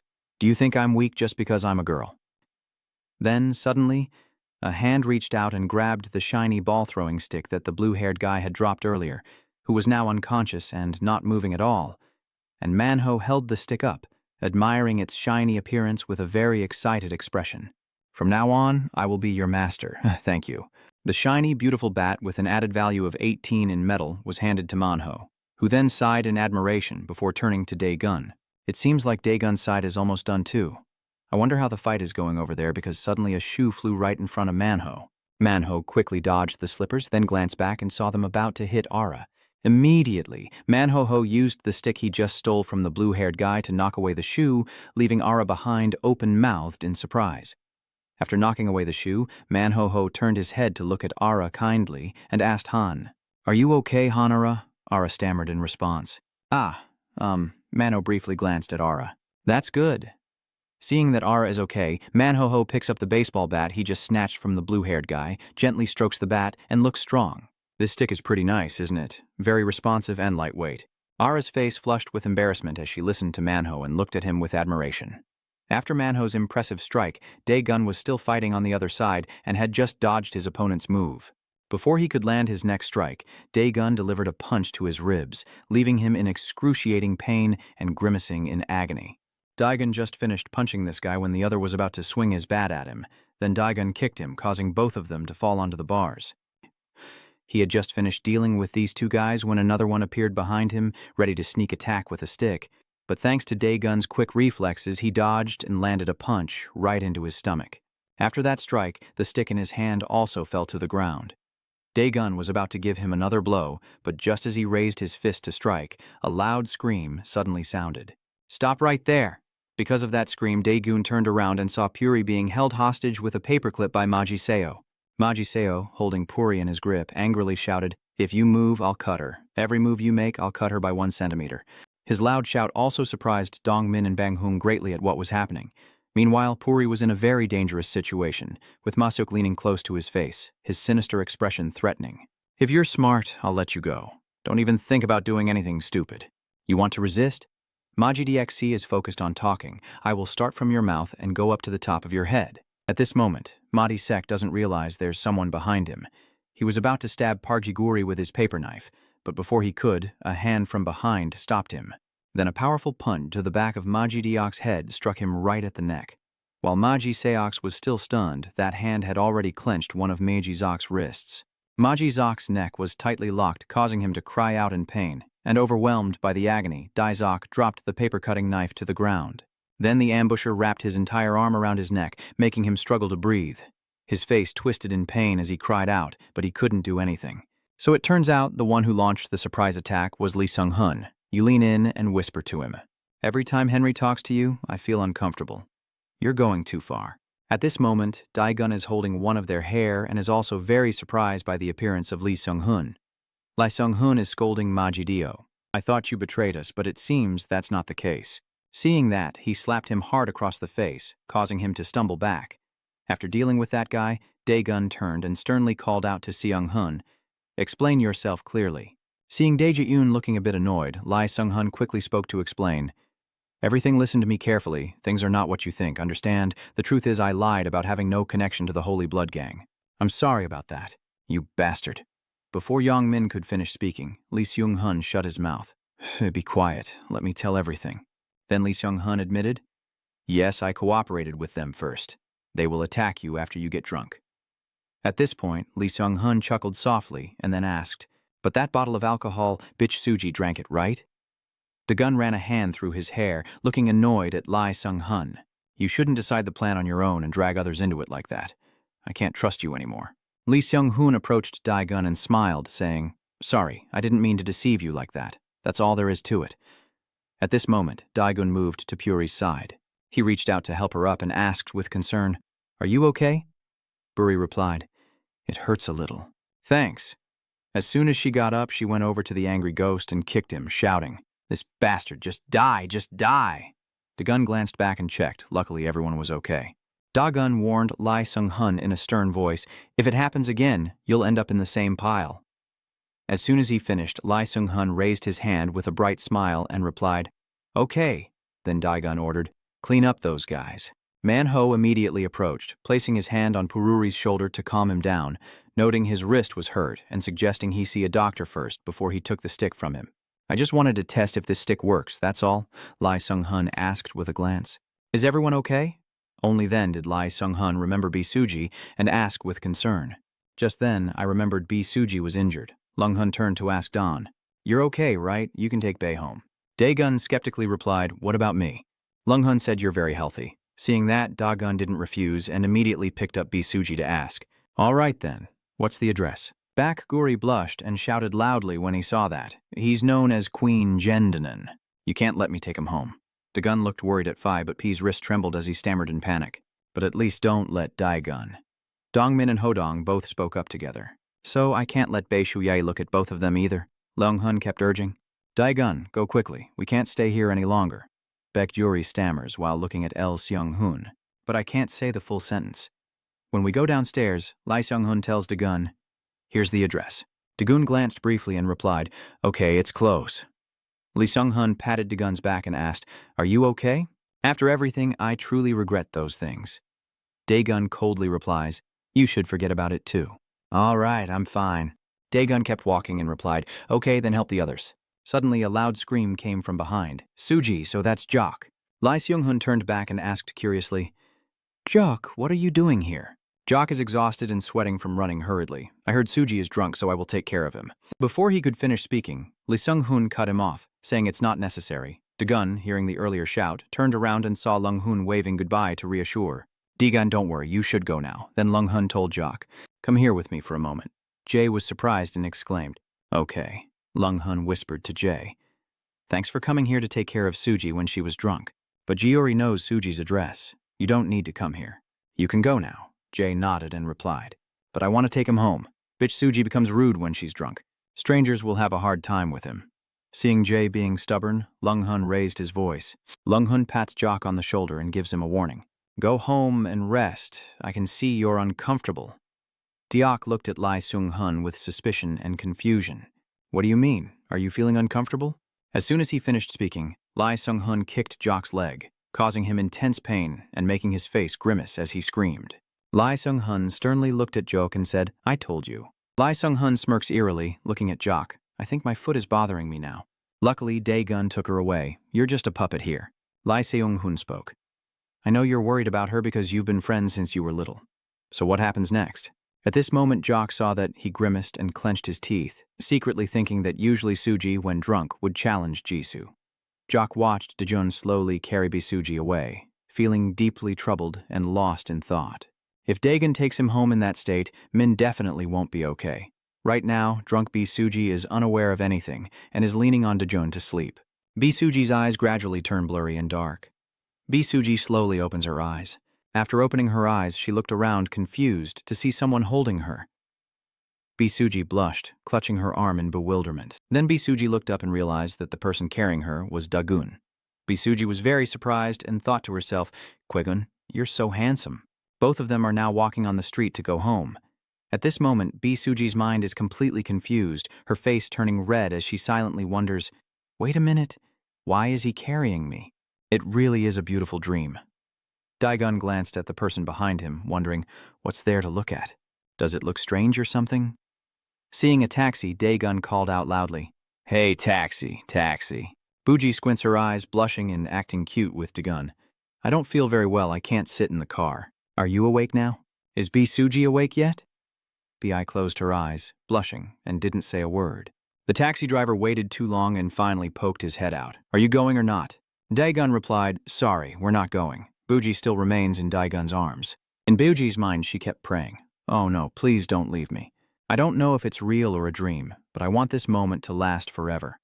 Daegun lowered his head, silently thinking there's no way out. He didn't intend to use this, but Don looked down at his shoes, exhausted and lost in thought. I give in. Don's eyes shift from black to white, looking incredibly determined. He thought about speeding up, and as soon as he did, he picked up Suji and ran away. His legs quickly ran away, kicking up a cloud of dust behind him. After a while, the taxi driver thought to himself that it seemed the girl didn't want to take a taxi. Then he looked out the window in shock to see a white figure rushing past. He was so surprised that he asked, "What was that?" Suddenly, the taxi driver decided to forget everything and pressed the accelerator to chase after Daegun. You're fast. As soon as he finished speaking, he grabbed the steering wheel with both hands, a triumphant expression on his face, shouting loudly, "So you want to race?" Then he loudly and excitedly shouted, "I will show you that my 20 years of driving experience at 57 years old is not to be beaten." As soon as he finished speaking, the taxi suddenly crashed into the nearby electric pole. At the hospital, someone suddenly shouted, "What's wrong with him?" The assistants quickly pushed the bed with the taxi driver lying on it and reported, he hit a pole while driving. In the children's area, the speed limit is only 30 km/h. It's really crazy. Just then, Kim Min-soo was also there, seemingly seeing something. Kim Min-soo saw the name tag with S-Jun's name on the hospital room and thought to himself, S-Jun. Then he tried to recall. It seemed like he had heard this name before. In the hospital room now, a girl is sitting by the bed talking to S-Jun, lying there on oxygen. Jun, are you feeling better? Do you know Ara, your friends? Not knowing Don, the person you told me about before? Outside, Kim Min-soo overheard the girl loudly saying that Ara likes him. Kim Min-soo thought to himself that Seol-jun and she were also there. Seolun is the younger brother of Seol-jin. Kim Min-soo, looking surprised as if he just realized something, widened his eyes in shock and thought to himself in the schoolroom, I can't decide on my own. Thinking this, Kim Min-soo took out his phone and held it up to record a video, silently deciding to report to Director Lai. Suddenly, SJN appeared at the door, glancing at Kim Min-soo beside him with surprise. Kim Min-soo was terrified, sweating nervously, fearing that In would find out something. Is it a starry night? Daegun is holding Boji in his arms, standing in front of Boji's house, and sighing. This is difficult. Where am I? Daegun slowly entered Bae's house, not knowing who was hiding behind him. That person took a picture of Daegun holding Bi and the house. The photo shows them very close and is extremely sharp. At this moment, Daegun opens the door and enters the house, having brought Bisuji up to the room, politely apologizing for no one being home. Daegun gently wakes Bisuji and calls her to get up. Wake up, Bisuji. We're home now. Bougie pouted and lay on Daegun's arm. I can't go to the bed right now. If I don't sleep soon, I'll be sick. Daegun looked at Bisuji with a doubtful expression and asked coldly, Are you going to vomit or not? I don't care. Despite saying that, Daegun still carried her to the bed, gently laid her down, and sighed. Daegun stands with his hands in his pockets, looking at Bisuji lying on the bed. Well, I have to go now. Daegun, exhausted, massaged his shoulders and glanced at Bisuji, unable to believe she was that drunk from just one glass. That's it. Daegun was about to turn and leave when Bi suddenly pulled him back from behind his shirt. Overwhelmed by surprise, he couldn't react in time and was pulled down onto the bed by Bisuji. Bisuji immediately sat on Daegun's lap. Daegun frowned, looking a bit annoyed. What are you doing? Bisuji's full red lips exclaimed. I want to say something. At this moment, Bisuji's face was completely flushed. Fight Yusu with me, the loser will become a slave. At this moment, Bisuji took the opportunity to sit on Dawn. Daegun frowned, looking a bit annoyed. What are you doing? What else is there to do?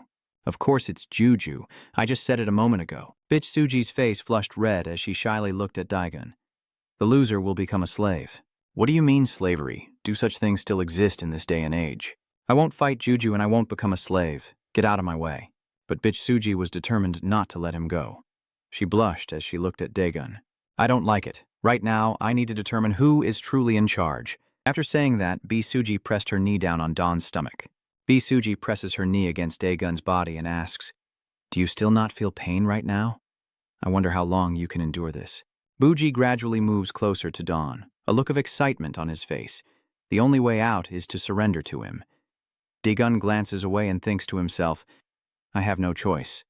I need to end this quickly. Then, Daegun pushed Beiji's knee away with one hand, while the other grabbed her thigh and pushed her back. But Bisuji looked on in surprise, quickly realizing his intention. Bisuji immediately rushed to hold Daegun's neck tightly and praised him. Good effort. Bisuji holds Daegun tightly, making him unable to move, but it won't work. Then she whispers into Daegun's ear. You look a bit uncomfortable. It's simple, just push your knee into my leg and I'll hold on to you like this. Watching Bei's incredibly smooth movements, Daegun glanced away and thought to himself, she may look gentle, but her grip is pretty strong. Daegun looked at his thigh, and Bisuji's thigh pressed tightly against it with no gap, thinking it was impressive. Staying close and not allowing any space is also a high level. Thinking of this, Daegun straightened up with determination, silently thinking, I like it that way. His focus on a powerful throw with immense force. This is the Brit move, a technique that uses core strength to lift the opponent and create space. Daegun believes core strength is very important.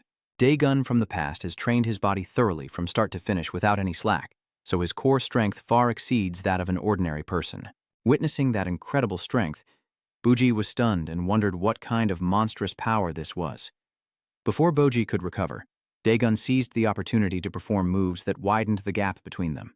He thinks Bougie made a mistake because Bougie chose to hold his neck tighter. Now, Daegun has turned the tide. Bougie's entire body is gradually flipped over by Daegun, and at the moment she grips her own neck, she will have no hands to touch the ground. Then Bougie is overturned by Daegun and will be more likely to lose her balance. Bougie is extremely shocked, feeling a bit dizzy. Bougie has been completely turned around by Daegun. Bougie was completely pinned down by Daegun, turning the tide and reversing the situation. Daegun, exhausted, asked, Looks like I've won, huh? Bisuji stares intently at Daegun, unable to do anything. At the hospital, S.In looks at Kim Min-soo with confusion and asks what's going on. Kim Min-soo shyly scratched his neck and stammered, making up some excuse for why he was here. S.In, right? What a coincidence running into you here. Oh, why am I here, you ask? I also came to visit my father who has breast cancer, so I didn't get to finish my sentence before Kim Min-soo hurried past Sin, looking anxious to avoid her. I'm busy now, so let's talk another time at school. S watched Kim Min-soo's back fade away, her expression full of suspicion, thinking her father has cancer. As soon as she was out of S-In's sight, Kim Min-soo immediately made a phone call to someone. Ms. Saim. Kim Min-soo quickly hid in a quiet spot and reported to Director SG in 9th grade that she seems to be targeting the chairman. Kim Min-soo expressed her suspicion to Director Saim that she suspects she was admitted through a fake process. Director Lai Zem pondered silently before replying, I have a schedule. I will call you back later. Just after hanging up with Kim Min-soo, Director Joe Gabriel looked at Director Lee Se and asked with a slight smile, What's going on? She can do it too. Director Lai Se hesitated and replied, Yes. But Director Gabriel walked forward and waved his hand back, saying it's okay. Today, Director Park is with me. Call me again tomorrow. Hearing that, Director Lai Zem obediently agreed. I understand. It's in a place shrouded in darkness and gloom. Director Park, standing next to Director Joe Gabriel, immediately praised Director Lai Se. That girl was pretty impressive, right? The person taking care of him. Director Gabriel chuckled when he heard that. Ha ha. Director Park hurriedly replied, Oh, I didn't mean that. The two of them walk inside together. Director Gabriel George says to Director Park, You've seen so many things already. Then from now on, you will see a completely different world. Director Park also happily laughed out loud. Haha, is that so? Your words make me feel a bit guilty. Suddenly, someone appeared and blocked their way, seriously warning that this construction site is quite dangerous and access is restricted. Hearing that, Director Parr felt a bit worried. Director Joe Gabriel saw Director Parr panic and immediately reassured him, This is just a formality, don't worry too much. In front of them was a slightly gaunt man, a guard monitoring and protecting the area. Seeing the two of them, he immediately called the headquarters to report their entry. Director Parr, feeling apprehensive, exclaimed, Oh dear, this is so brutal. Should I get more involved in this? Director Joe Gabriel chuckled loudly and said, Ha ha! Director Park has only worked with businesses, so he's probably not used to this kind of thing. Director Park quickly moved closer to Director Joe Gabriel and listened to him. At this moment, I want you to broaden your horizons a bit. Just having a lot of money doesn't mean you can go anywhere. Some things are only for those who are chosen to enjoy. Director Joe Gabriel smiled cunningly and said, For example, pure masculinity. Fighting, just to win. Hearing that, Director Parr widened his eyes in surprise. Director Gabriel continued, I had laid out some rules and guidelines, but before I could finish, the scene of two people fighting appeared before them. The employee rushed over and shouted, What are you doing? Director Park was extremely confused. Oh, it's okay. When the staff saw the big guy fainting and blood pouring from his body, they immediately got angry and turned to the other guy, shouting, Are you crazy? If you want to fight, just do it already. But that guy didn't care. He turned his back and waved proudly like a victory. He's dead, thank me. A lowly person like you dares to come here. How boring. Director Parr was extremely confused, unable to believe what was happening before his eyes, and turned to look at Director Gabriel, saying, Earlier, Director Gabriel explained that I just brought these passionate young men together. It's just a common thing here. What do you think of this appetizer? Hearing this, Director Parr suddenly remembered something. Could it be that what he just said is exactly that? Oh, that's right, but you still don't quite understand. That's my team's waiting room. Director Park's eyes widened as he stared intently at the door, his mind fixated on it regardless of Director J. Gabriel's calls. Director Park, sweating with fear, kept calling out, Hey, Director Park, as the door slowly opened to reveal something with glowing yellow eyes that looked incredibly terrifying. Upon closer inspection, it is the lion, king of all creatures. Director Back's face turned pale and his back chilled as he stared directly into the lion's eyes, showing a look of fear. Director Park Run was so terrified that he collapsed to the ground. Frightened, he pointed at the room and shouted, Is there someone in there? Seeing that, Director Gabriel burst out laughing. What are you talking about? Suddenly, a hand reached out to check on Director Park. Are you okay? Director Park stammered and trembled. Ah, yes, thank you. Director Park stood up, puzzled, and the chubby staff member immediately helped him to his feet. It's nothing. He just bowed his head in greeting. Hello, Chairman Lai, Director De Gabriel happily replied. It's been a long time since we last met. Director Joe then asked for his name. What was your name again? Hearing that, he looked up and replied, Ham Suin. Director Joe Gabriel will continue. So you're Suman, the one running errands here? Ham Suin asked. Yes, Chairman Joe Gabriel has arrived at the waiting room, but Director J. Gabriel immediately refused. No, I need to meet someone first. Take care of everything here. Hamzam Jane bowed politely to both of them. Yes, please be careful. Director Park glanced back, looked at Hamzam Jane, and suspiciously asked, Is he a high school student? Done with the task, Hamzam Jane immediately left. In the room, the voice of Director J. Gabriel echoed as he replied, Oh, I forgot to mention. It seems so. At this moment, Hamzam Jin has reached the door and is gripping the handle. The contestant I want you to meet is Hamzam Jin, who opens the door and happily waves to So Hyuk. Hamzam Jin greets warmly. So, Hyuk, Director J. Gabriel is talking with Director Parr. The high school students from my school, after greeting him, saw that he was extremely tense. Hamzam Jin asked nervously, What's going on? Why do you look so scary? So Hyuk didn't even bother to reply to Hamzam Jin and just sat there, all bulging muscles and veins. In the mysterious pitch-black room, someone said, Director Kim, Na is in the car. Director Kim sat relaxed in his chair and replied, Come in. Director Kim cheerfully and warmly waves to the two distinguished guests.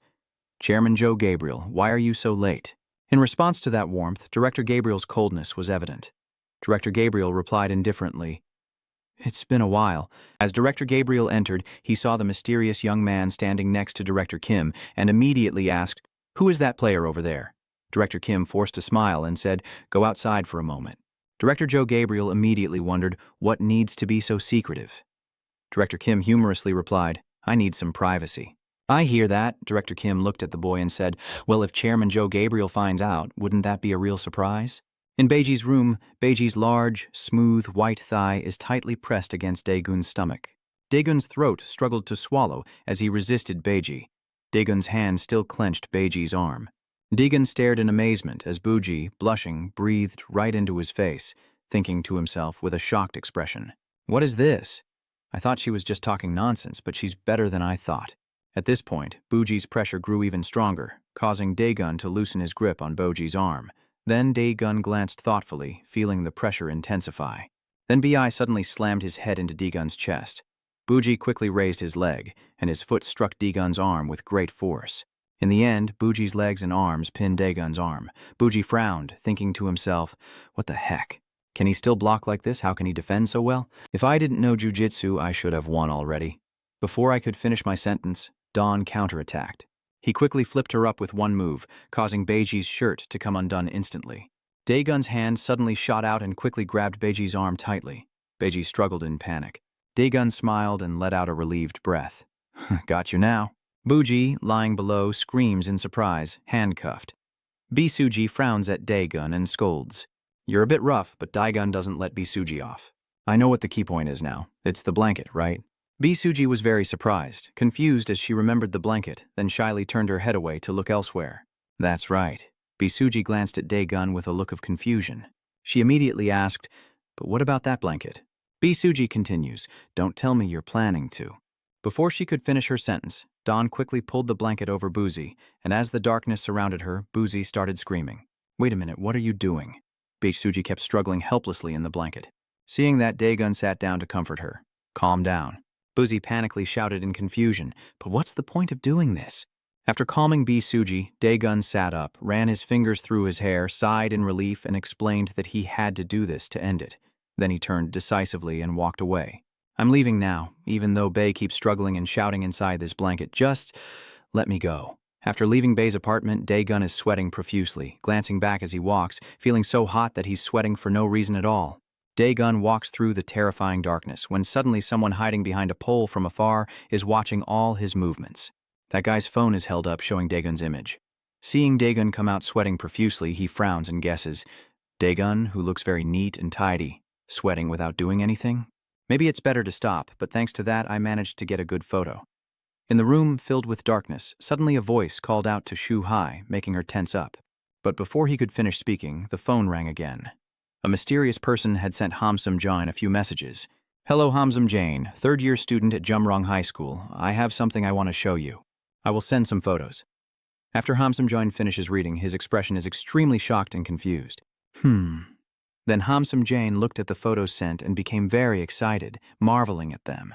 Oh, the photo that person sent is of Daegun carrying Bisuji into the house. Suddenly Hamsum Jin shouted Suji. Su Hyu was so surprised that she exclaimed, Sui. Suddenly Su Hyuch snatched the phone violently from Hamsum Jin's hand. Give it here. Hamsum Jin saw this and desperately tried to stop her. Wait. Hugh. Su Hyu ignored Hamsum Jin's words, kept looking at the phone screen, and saw the picture of Daegun carrying BJI into the house. Hamsum Jin became panicked, flustered, and scratched his head in confusion. Take it easy, the source of this photo isn't clear. I don't know who sent it. The man looks similar, but I don't know the full situation. Hyuk scrolls through the next photos and sees Daegun looking hot as he steps out of the house. At this moment, the atmosphere is becoming increasingly tense. Hamsum Jin scratches his head and quickly tries to stop Shu Hyu. That, Shu Hyuk, don't rush to think about it. I will find out right away. But Shu Hyuk remained silent, extremely angry. When will it be soon? Suddenly, Shu Hyuk became furious, smashing his phone screen in anger, and the muscular, strong young man from Jum High School, Su Hyuk, with a fierce expression, ordered Hamsum Jin. Tell me quickly. Right now at Bae's apartment, Buji is struggling on the bed to get out from under the blanket that Daegun has pulled over her. Finally, she managed to get the blanket off her body. Bitch Suji suddenly shouted. Then she calmed down and looked toward the open door, but Daegun was nowhere to be seen. Bitch Suji exclaimed, Are you leaving so quickly? Baek Suji sat still, blushing and embarrassed, and said with a pout, Can't this bastard stay a little longer? What's going on? What's wrong with Duong? At this moment, in a dimly lit room, Parun was standing casually smoking. Suddenly, someone rushed in to inform Park Hae-jun. Senior, the match is about to start. You've been looking forward to this one with Bu Hyu. Bo Hyuk responded casually, That's right, let's go. In the stands, the referee is beginning the introduction. I present to you the competitors who have crossed countless mountains and rivers. This hot man just wants to cool down the true hellhound. The fighter nicknamed Nam Thatch is warming up with an excited look. It's really hot, insanely hot. Baek Hae-jun just sat down next to Director Kim in the stands, looked at Nam Thatch and asked, Is this the one who will face Bu Hyu? Director Kim sat upright, crossing his arms, and replied, Yes, that's right, he's from Daegu. Bae Hee-jun continued to wonder, where are his ghost clothes? Is Director Kim still speaking in that fiery tone? What more do you want? Still, its skills are pretty impressive, so it should be fine. We should have brought it along. Nam Thatch twirls his ear, showing disdain for his opponent, and the announcer continues to introduce the remaining fighters, who will face the terror of the arena, the king of monsters. Director Parr, sitting next to Director De Gabriel, looks on with curiosity and asks him, Are you talking about the competitors? But he didn't say anything else. The referee's words emphasized the club's champion. By this point, loud cheers erupted. Nam Thatch, the fighter, scoffs, "Oh, so loved, huh?" In the stands, the audience kept cheering, "The Lion King of the Demon Beast." Hearing this, Nam Thatch began to make a connection. Lion? I wonder what kind of person it is. Nam Thatch continued to murmur, unconsciously staring at the lion he had imagined. Suddenly, the lion roared loudly, finishing his sentence just like a lion. The opponent is standing right in front of him. Nam Thatch is sweating, it's a bit too much, but you're still an ordinary person, right? At this moment, Shu Hyuk-do, who is muscular, has been standing there silently, making others feel the pressure. Then he bowed his head to the referee. Seeing this, the referee thought Shu-hu saw himself as a rival and quickly explained, "It's not me. You're fighting this contestant." As he spoke, the referee pointed his finger towards Nam Thatch. Shu-hook responded with a sound of understanding. Nam Thatch saw this and sneered mockingly, "You idiot." Ham Sum-jin stands on the stage, watching the scene with concern for Ju-hyu, frowning and sweating as he shows a worried expression. Really, it's probably because Suji has gone completely crazy. All right. As he spoke, Ham Sum-jin looked at the photo of Da-gun holding B. Suji on his phone. If he sees this photo, he probably won't stay calm, especially with ex-Hyu. Then Ham Sum-jin turned around with a determined look and said, "But don't worry, I am Ham Sum-jin." He then ran straight ahead. A person with 10 years of delivery experience, trust me. On the stands, the referee raised the microphone, and before starting, Trong Tao looked at the paper in his hand and continued with a few notes for confidentiality. Now I will explain. Before the referee could finish speaking, Nam Thatch had already dashed past him at lightning speed, startling him. Nam Thatch, aiming at Shu Hai-uch, shouted loudly, "Those things don't matter." Baek Hai-jun, seeing how fast Nam Thatch was, widened his eyes and observed carefully. That was fast. Nam Thatch raised his fist toward Ju Hai's face. Baek Hee-jun silently thought that even when his opponent's fist was close to Shu Hai-uk's face, Shu Hai-uk remained calm and unreactive. He then realized it was Shu Hai-uk's, and as a result, Shu Hai-uk took a full punch from Nam Thatch, causing his face to contort instantly. This punch from Nam Thatch causes Shu Hai-uk to lose his footing and fall backward. His failure to respond to Nam Thatch's punch leaves both Director Joe Gabriel and Director Parr utterly shocked and speechless. Director Kim exclaimed in admiration at the punch, and even Park Hae-jun sitting beside him was so shocked he couldn't speak. Seizing the opportunity, Nam Thatch relentlessly attacked Shu Hai-uk with a series of fierce strikes, including a straight punch to the face, an uppercut, and then a downward strike. Nam Thatch grabs Shu Hai-uk's head, ready to punch again, surprised and suspicious that Shu Hai-uk isn't fighting back. What's wrong with this crazy guy? Then Nam Thatch suddenly threw a punch like a meteor, shouting out loud but not retaliating at all. Shu Hai-uk remained silent, enduring the blows. Director Parr, sitting next to Director J. Gabriel, seeing the situation, awkwardly spoke to diffuse the tense atmosphere. "It seems your athlete's condition isn't great, that's just life. Sometimes we gain, sometimes we lose." Baekhyun observes the match and assesses that he's definitely strong, but that guy isn't the type to be attacked so easily. Up in the stands, Nam Thatch kept charging at Shu Hai-uk and attacking relentlessly, while Shu Hai-uk remained silent and endured it. Baek Hee-jun continued to comment, not focusing on the fight at all. The more Nam Thatch fights, the more fired up he gets, smiling provocatively as he fights. "Hey, what the hell are you doing?" "Keep going, Fong Thu." Nam Thatch keeps hitting Shu Hai-uk from the face to the stomach with great enthusiasm. As Shu Hai-uk is pushed to the corner of the ring, the whistle blows. Nam Thatch stops, glances over, confused and puzzled. At this point, Shu Hai-uk was so exhausted that his face darkened. Nam Thatch stopped, turned to the referee with a stern look, showing surprise. "What the hell? Hey referee, are you joking with me?" Then he grabbed Shu Hai-uk by the hair and lifted him up. Nam Thatch was annoyed and angry. "Hey you dog, are you not willing to fight seriously? You think I came all this way just to punch a punching bag?" Nam Thatch begins to recall the past and tells a story. "I've fought in countless national matches to get here. People say you can fight until someone dies here." Nam Thatch sneered, ready to continue fighting Shu Hai-uk and threatening him. "Are you prepared to kill or be killed here to make the fight more interesting? So, if you want to live, get up and punch properly." As he spoke, he took a running start to punch. "Huh? Do you understand why you're fighting here again? If you want to fight like this..." Hearing Nam Thatch's words, Shu Hai-uk suddenly widened his eyes in a terrifying way. Before he could finish speaking, Nam Thatch delivered a straight punch to Shu Hai-uk's stomach, catching him off guard and knocking him back against the beam. Namthach's face twisted in intense pain. Namthach was knocked to his knees by Yu Hyuk's punch, unable to stand firm, clutching his stomach from the surprise attack. Zhu Hyusi stands tall, staring down the bloodied Namthach on the arena floor with no expression, while Namthach's face shows extreme shock from Zhu Hyuk's counterattack. Director Joe Gabriel, upon seeing that, finally spoke. You know, in ancient Rome, they put lions and humans into the arena to fight each other. Director Parr was a bit surprised by that. Director Joe Gabriel was implicitly comparing the fight between the lion and the human in the Roman Empire to the current match between Shu Hu and Namthach. It remains a place where you must either eat or be eaten in a survival game or deathmatch.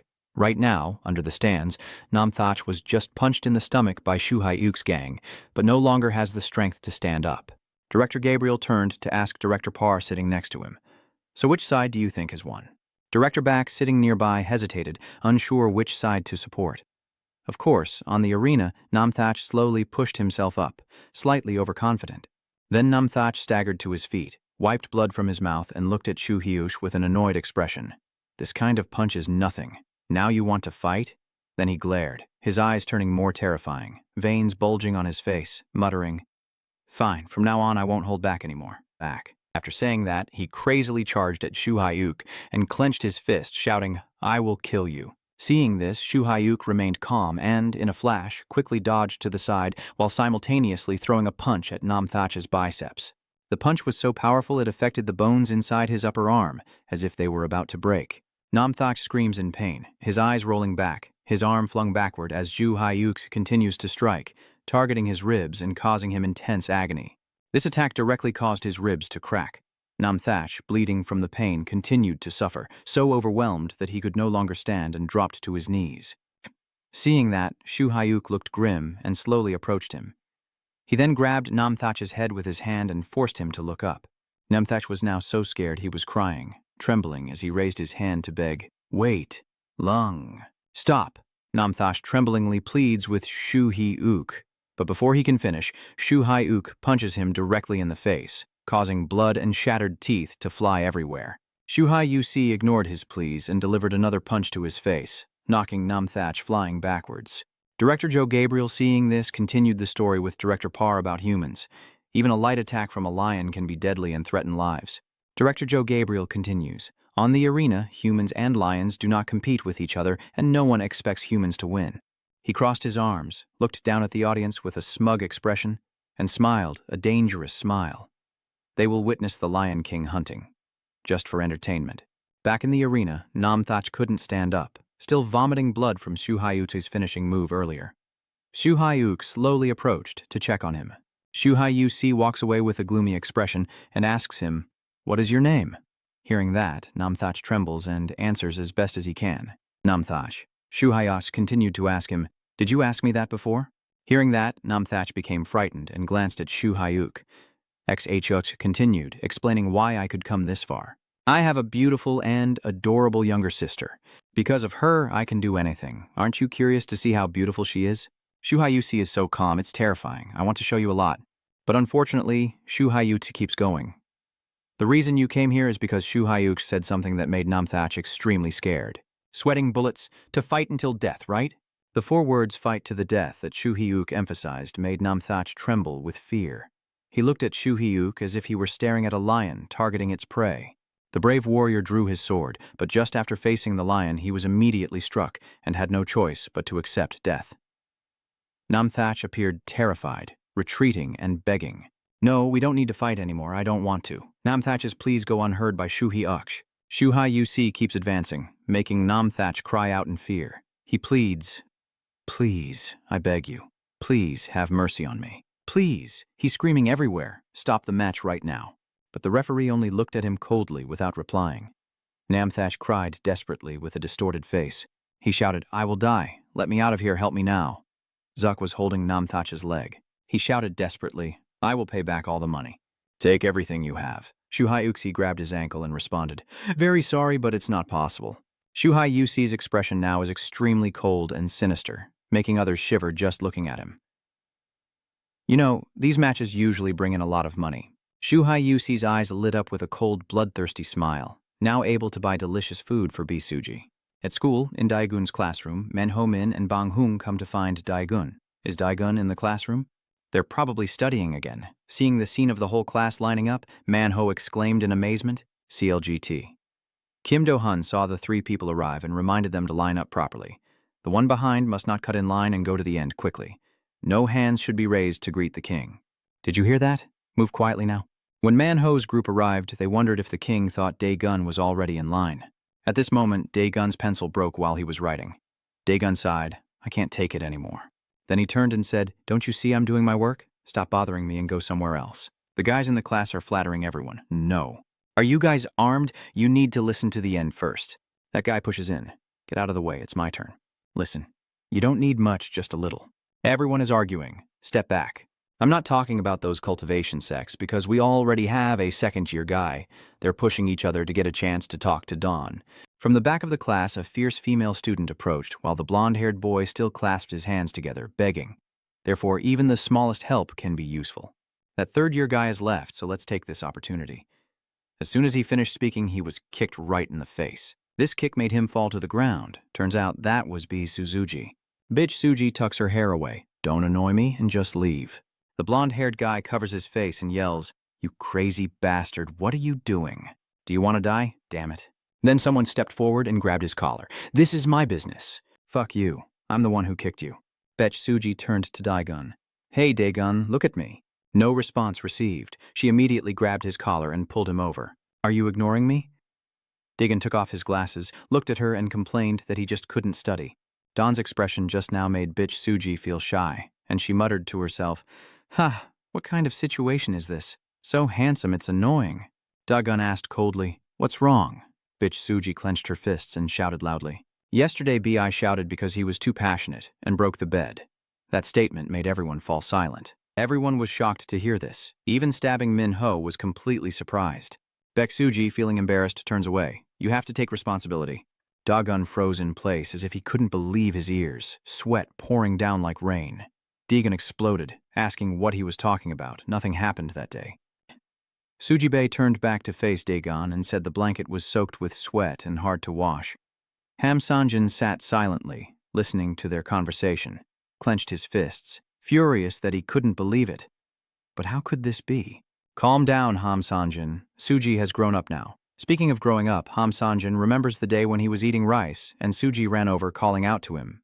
Ham Sanjin thought to himself, is this the secret technique of recalling memories from anime? Suji ran over and pointed at Ham Sanjin's ice cream, asking, Sunin, is that ice cream? Ham Sanjin remembers carrying Suji when she was 10. She was so adorable back then. Put away that smiling face, Suji's serious now and orders him to buy her another one, giving Ham Sanjin 3 minutes to be stunned. Huh?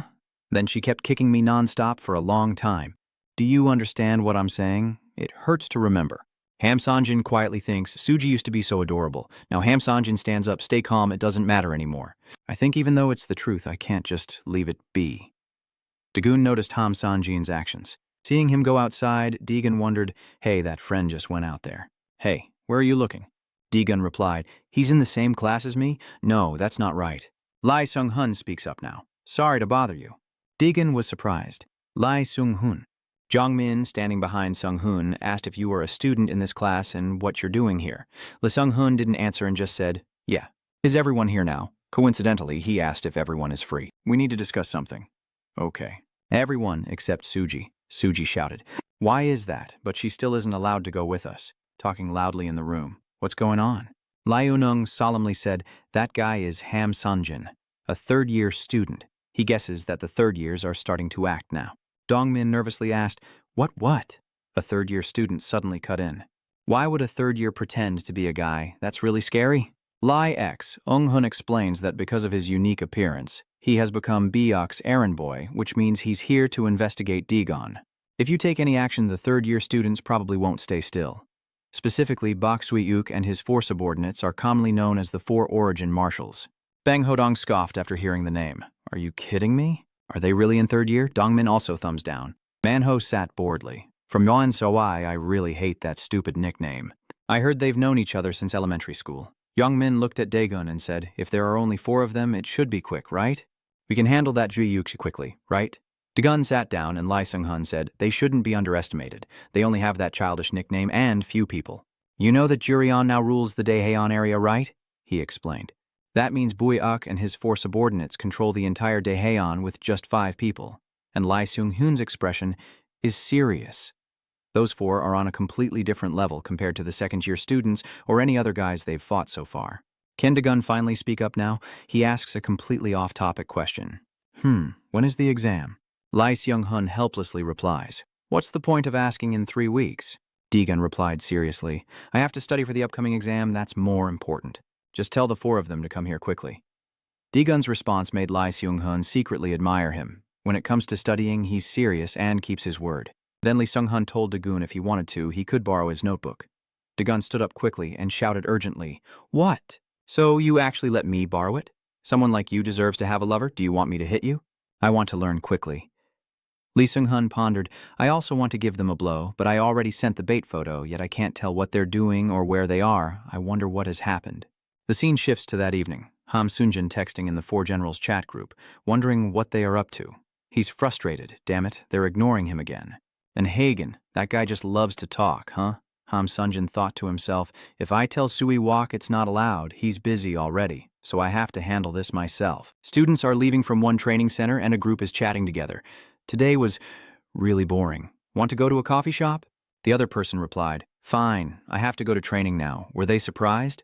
You just finished at one training center and now you're going to another one.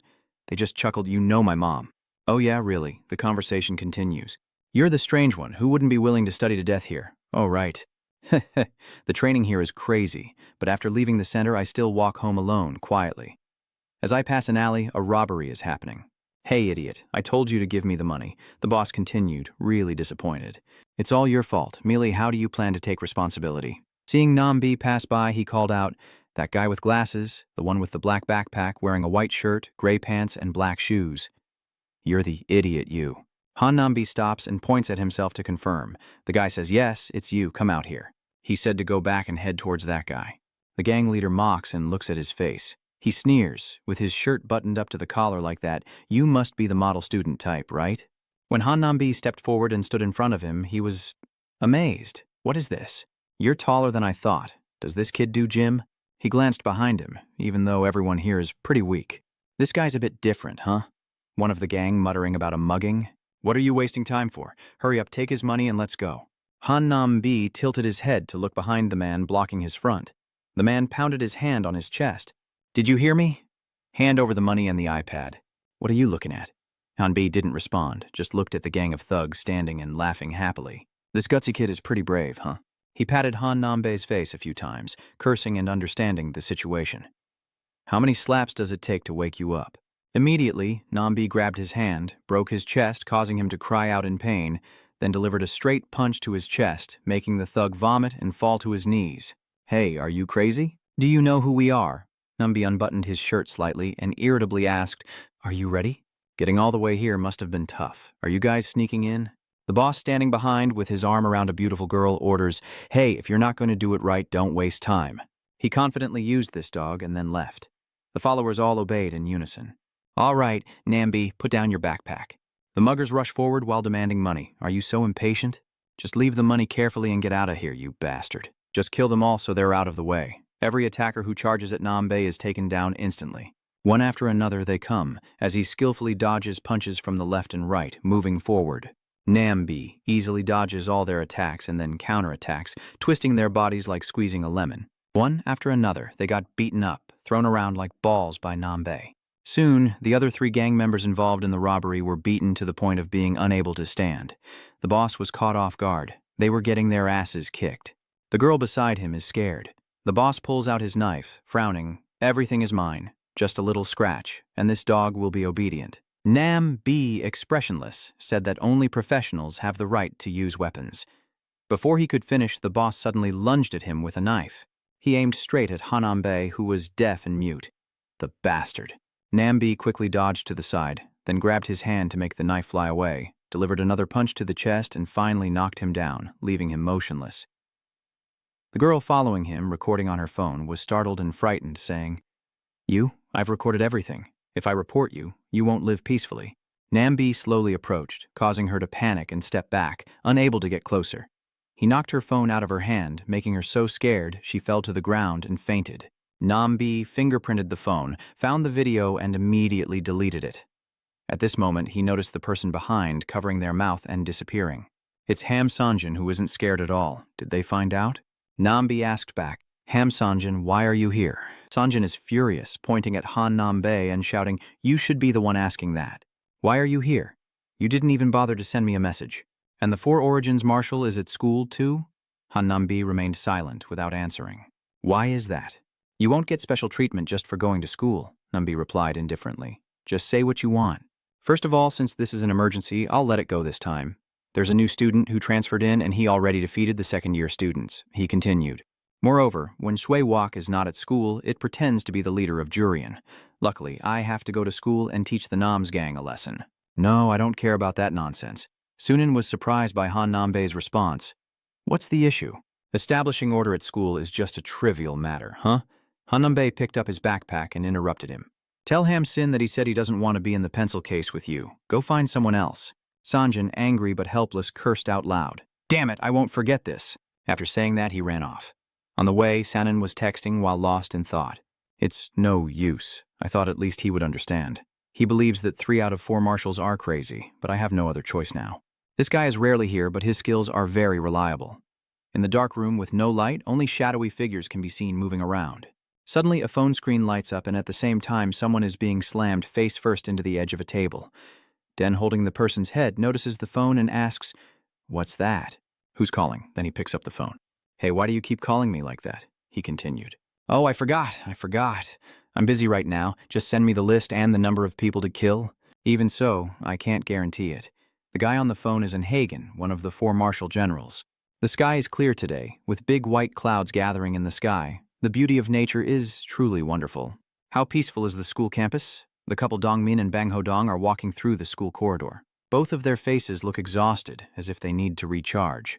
Bang Hodong said in a commanding tone, I'm starving. Get out of the way so I can buy first. What snacks should I get? With this streetwise school vibe, the crowded cafeteria makes it hard to breathe. Hey miss, give me 3 sausage bread. Dongmin standing next to him reminds Bang Hung. Hey, buy 4 in total. Ku the fat guy is with us too. Bang Hung quickly brushed it aside. Hey, I only bought 3. You buy more? Dongmin is angry. Do you still not want to eat this pig? The 2 female friends sitting at the next table immediately whispered about Bang Hung's actions. What's going on? Who is the person who just cut in line? The other girl replied. She doesn't know. She's a first-year student. The girl suddenly exclaimed, Huh? First-year students joking, huh? From that attitude, it doesn't seem like it at all. She explained that the kid next to him is even stronger. But the girl still wondered why a third-year student had to be afraid of the first-year kids. That one immediately replied because they are close to Konda Dagun, that first year is the boss. So you mean Konda Dagun, huh? In her eyes, Dagun is both fierce and ruthless, but also incredibly handsome. Wow. Then the 2 of them happily held hands and cheered. That's right, he's super handsome.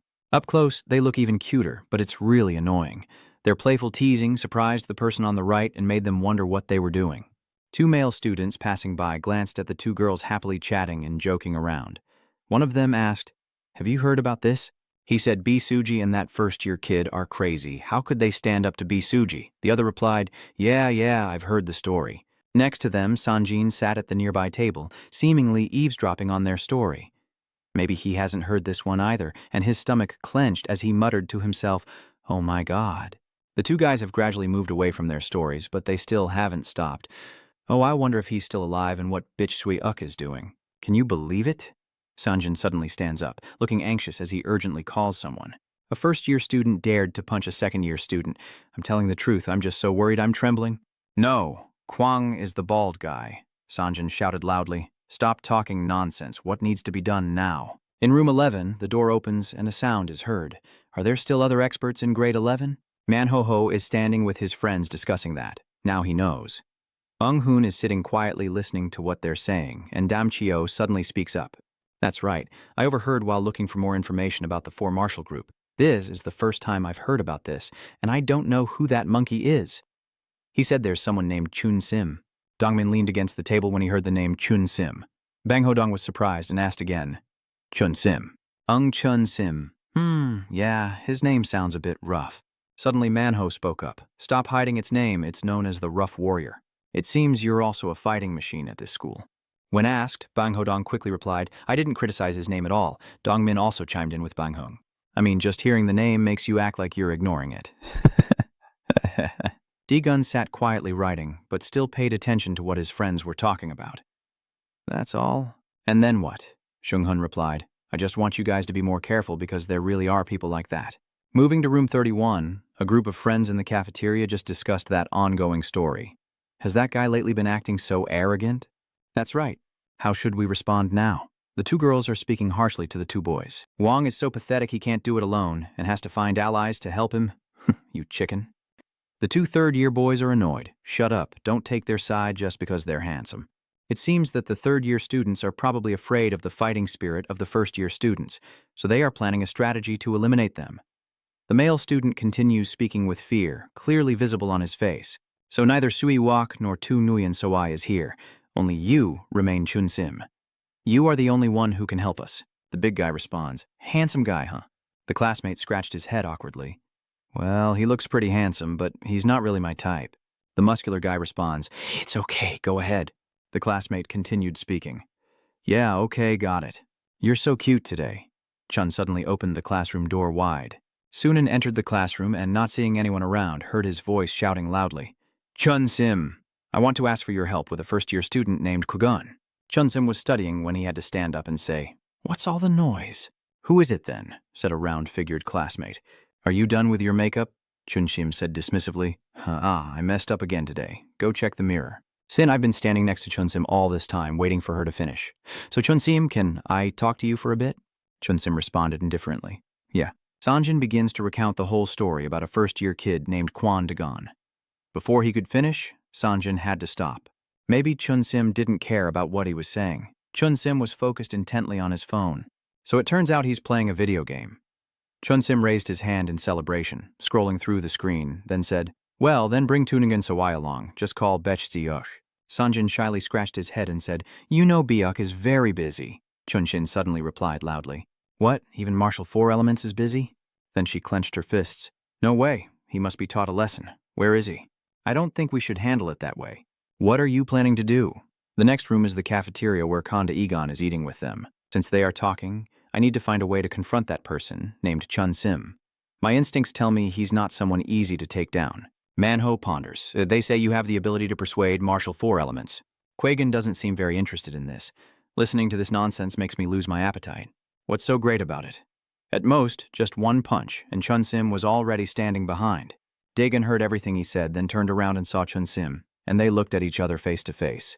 Dagon instinctively asked, Who is that? Before he could reply, Chun Sim spoke up. You are Dagon. You look cute too. Dagon replied, Yes, but who are you? Chun Sim continued to introduce herself, saying, I am Chun Sim, a third-year student. Follow me. All 4 people stared blankly at Chun Sim. Manhwa responded. Chun Sim suddenly called out loudly, Hey, are you talking to me? Dagon slammed his chopsticks on the table and stood up coldly, looking into Chun Sim's eyes. All right, let's go. When Dagon stood up, his head was higher than Chun Sim's, making her look up in awe. Today, the weather was beautiful, with sunlight illuminating the entire schoolyard. The football field is deserted today, with no one around. Maybe this is where Chun Sim arranged for Dagon to meet so she could warn him. So, is it true that your name is the one in the rumors? Do you know that I'm a third-year student? Do you want a beating? Dagon didn't seem to care about Chun Sim's threat and even teased her back.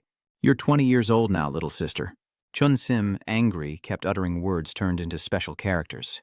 Seeing her attitude, Dagon thought this girl was really arrogant. Seeing no response, Chun Shin clenched her fist, ready to punch Dagon.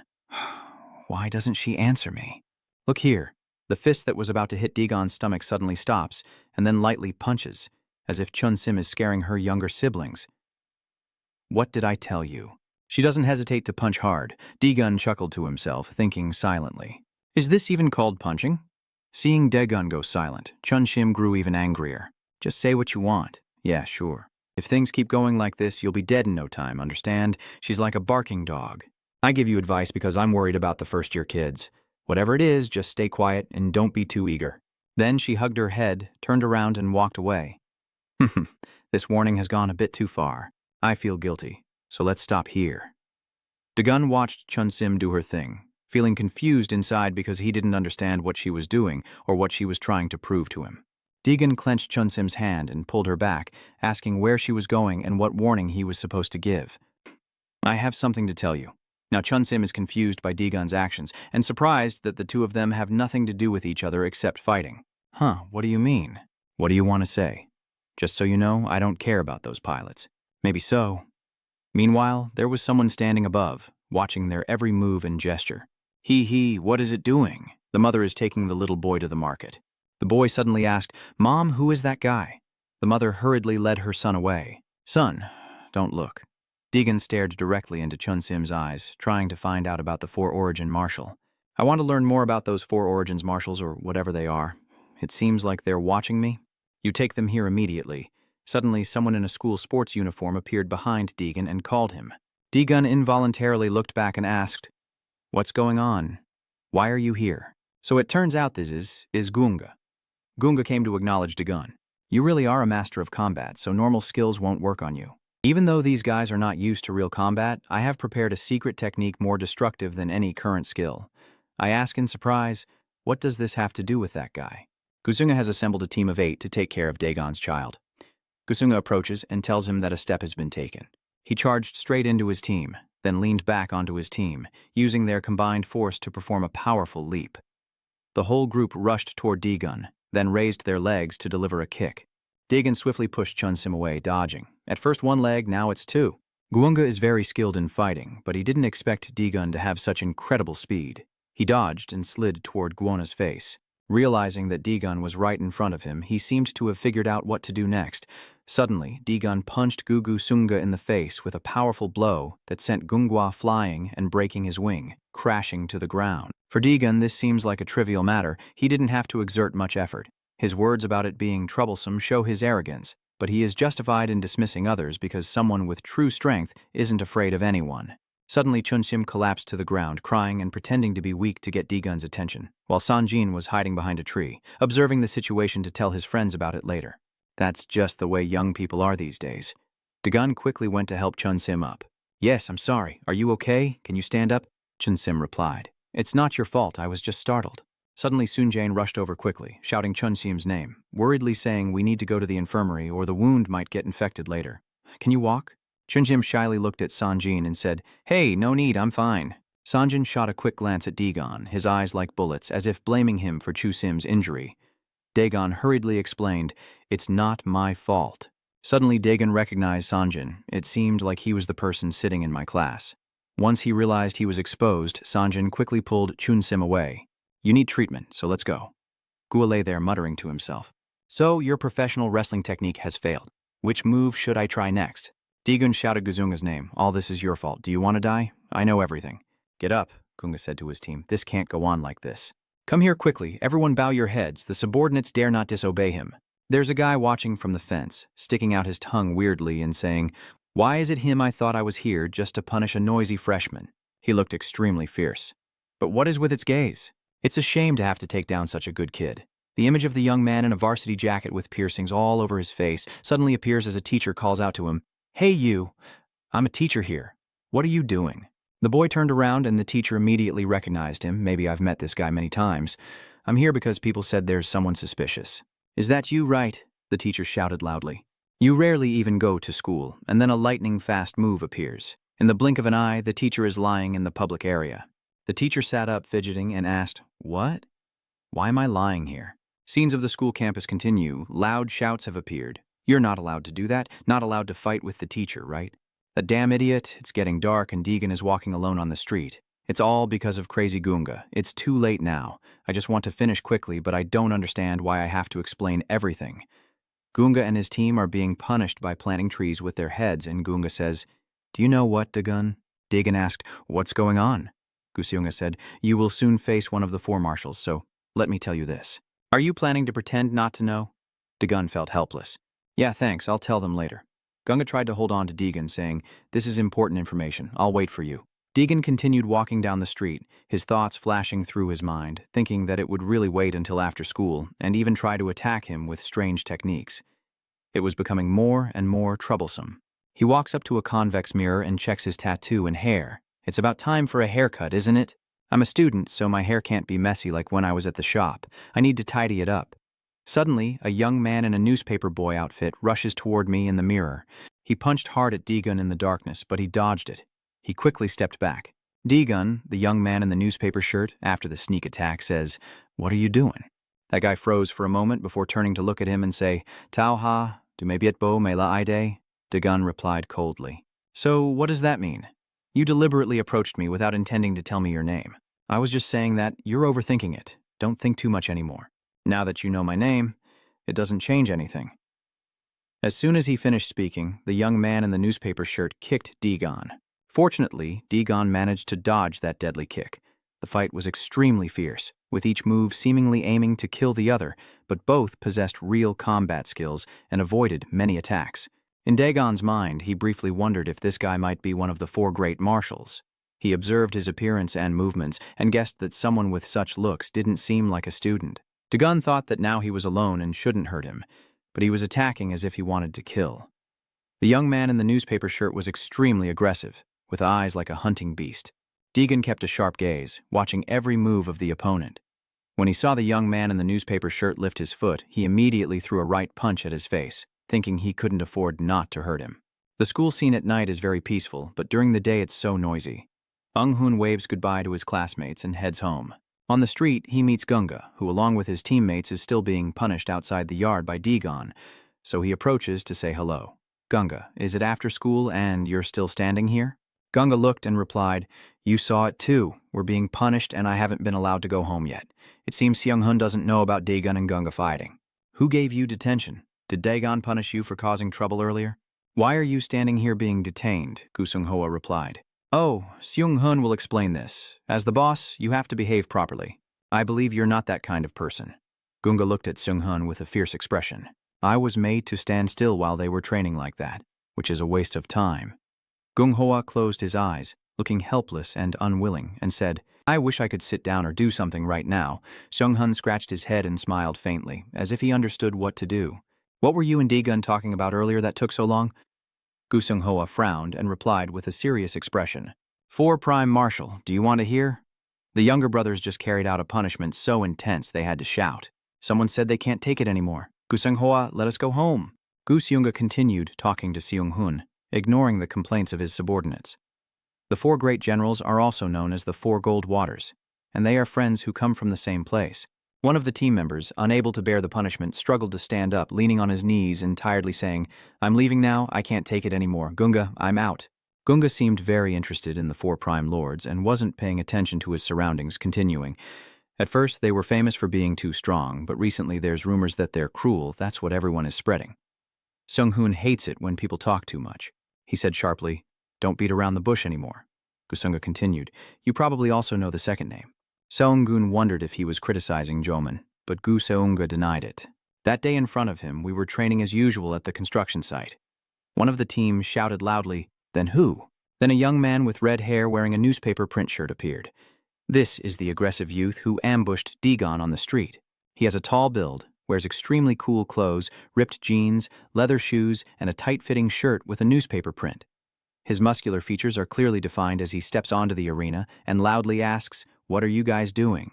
They all froze for a few seconds, seeing a stranger step onto the arena for the first time, unsure if he was here to cause trouble or look for someone. He kept walking closer. Everyone in the Gung-hoa team asked, "Are you trying to turn this place into an underground fighting ring?" Someone from the team asked Guunga, "Who is that?" Guunga replied, "That guy in the newspaper shirt isn't running an underground fight club like you said." The young man in the newspaper shirt laughed loudly. "Ha ha, talking to you guys is so boring. Now are you going to play like kids?" His condescending tone and gestures annoyed everyone, as he kept asking challenging questions. "Who's the strongest?" Gung-hoa stepped forward with a tense, cool appearance. Ozo-dak saw this and shouted, "What are you saying, you little punk?" My bullet-shaped eyes stare at the young man in the uniform as if to crush him. "I am Ozo-dak, and this is not school." The young man in the suit sneered, showing extreme contempt and mockery towards the police officer. That disdain seems to be the true nature of the strong. People often say that arrogance is reserved for those with true strength. The young man in the military uniform stepped forward like a beast, making Ozo-dak seem afraid. "Even as a senior, I won't hold back." "What do you mean by that?" The young man in the reporter's shirt chuckled softly and said, You talk so sweetly. Let me show you what a secret match really is. His attitude was no different from teasing the captain like a little brother, while he himself behaved like a father playing a game with his child. Guanga immediately reminded him, "I told you, this is on the ground." A team member said, "Forget it, Guana." The two others had already assumed fighting stances, but in this situation, no one expected Oh-So-Doc to win because the tension in his eyes was clear, only hoping to secure victory. In contrast, the young man in the suit seemed more relaxed, constantly provoking his opponent with irritating words, forcing him to fight with all his might. "Wow, you're not an easy opponent at all." Commander O takes the first move. The punch aimed straight at the reporter's face but couldn't land because his speed was even faster. Just seeing the left-handed punch is enough to know this opponent has boxing experience. Then came a rain of punches, with Oh-So-Doc launching a storm of strikes that couldn't even touch the young man in the newspaper shirt. That shows the gap in strength between the two of them is too great. This is easy to see because so far only Oh-So has been attacking, while the opponent has only been dodging and hasn't thrown a single punch. Gusung Hoa stands outside watching, seemingly excited, analyzing the young man in the newspaper shirt's skills. He assesses his dodging speed, saying he's never seen that technique before. The body moves like a liquid, but is this really a dodging technique or just a simple game to tease the opponent? Oh-So-Doc unleashes his inner fury, pouring all his strength into the punch. "No, please don't stay silent and die." At this moment, the young man in the newspaper shirt begins to strike back with a hook punch, like a giant snake wrapping around Oh-So-Doc's body. The shoulder lock, with the left hand as the dominant hand for the punch, is not just a simple hold but actually a joint-breaking move by the young man in the newspaper shirt. "So, did it get dislocated?" "Sorry about that. It must have hurt a lot. You should change your name to Orthodox Warhorse. I think it suits you better. Any other names? Are you guys going to let him fight alone?" Where did everyone go? The match isn't over yet, but in agony, Commander Oh-So couldn't do anything and just stood there clutching his ruined arm. Seeing things have gone too far, Gonghua agreed with his team members to find a way to stop him. The young man in the orange shirt, seeing the team's silence, continued arrogantly, "I still want to keep playing." Gunga steps forward and gestures for a pause. "Wait, let's stop the match. If we keep going, more people will get hurt." The young man in the newspaper turned his head and glanced at Gonghua but didn't stop. He charged forward, shouting loudly, "That's exactly what I want to do to you preschool kids." Gua shouted to stop him, but before he finished, he also rushed in, trying to grab the young man in the red shirt. But he was spotted by the opponent, and the young man immediately grabbed him from behind and strangled him. "Got you now? The truth is, I was the one who caught you." A chokehold that could be deadly is happening, and he's tightening it so much that Guanghua nearly loses consciousness. The team rushes in, trying to pull him away quickly. Someone shouted loudly and grabbed the young man in the red shirt. He shouted, "Stay still if you know what's good for you. Go back to your original position. If anyone else gets close, I'm not sure this guy will make it out alive." No one is allowed to come near. The team is helpless. Damn it, there's nothing we can do, just standing and watching. The young man in the armor just made everyone stop, then sneered. "You bunch of cowards. If it were me, I'd have charged already. Friends should help each other." "Ha ha!" Guonghua collapsed on the spot. When I woke up, my whole team had been defeated. No one was still conscious. It was the first time I felt the taste of a battle with one of the four commanders. Seung-Hoon suddenly looked at Gusunga's stance and said, "Why are you standing so weird all of a sudden?" and then asked, "Are you addicted to telling stories about your life? Or what that you even tell me this story?" Gung-Hoa calmly added, "You know, I think that someone like me, no all of us, would feel a lot of pain if we got beaten by someone like Dagon." But somehow, Gu Seunga was surprised. The friend next to him asked, "What's wrong with you?" "I'm not in pain either. The pain disappeared. I wonder what trick he used. Really long. I really want to know." Yonong-Hoon is silent. It sounds like you want to side with Dagon. Guseona continues, "You probably also know that among the four beasts, the four-way marshal, before Hagen could speak, Seong-Hun said no. Guseona still speaks. They are strong and brutal. Although Dagon is strong, fighting them won't be easy." The scene shifts to the clash between the young man in the newspaper shirt and Dagon, and it seems Yoon's hand is hurt. He gently touches his right wrist, glaring at the young man in the suit. "What was I about to do just now?" This is probably the greatest battle of the young man in the newspaper shirt, as blood is pouring from his mouth and nose, and he can't even stop it with his hand. Dagon coldly, "It won't work on me." "You ask, who the hell are you?" "Your mouth is still moving, but you haven't answered my question." Dagon's hand clenched tightly, while the young man in the reporter's shirt spat out drops of his own blood. Dagon continued, "My patience is running out." That evening at Jumron School, the lights are still on. A chubby hand holding a phone receives a photo of Daegun's back and exclaims in shock, "What is this idiot trying to do? You want to fight outside?" Then his eyes turned annoyed as he stared at the phone, muttering to himself, "Damn it, I should have taught him a lesson at school for everyone to see. I already said I wanted to teach him a lesson to get justice, but instead he immediately tried to check the details of the photo to see if this place is near the school. As soon as he confirmed, he jumped up, struck an eagle pose, and hurriedly ran off, and I had to stop him before he got too far." He kept running with that look, attracting the attention of someone nearby. Seung-hun stands calmly beside Seung-ho and speaks. "That person is Han Sun-jin." Seung-ho watched with a puzzled look, standing there listening to him mutter, "What is he doing so hurriedly?"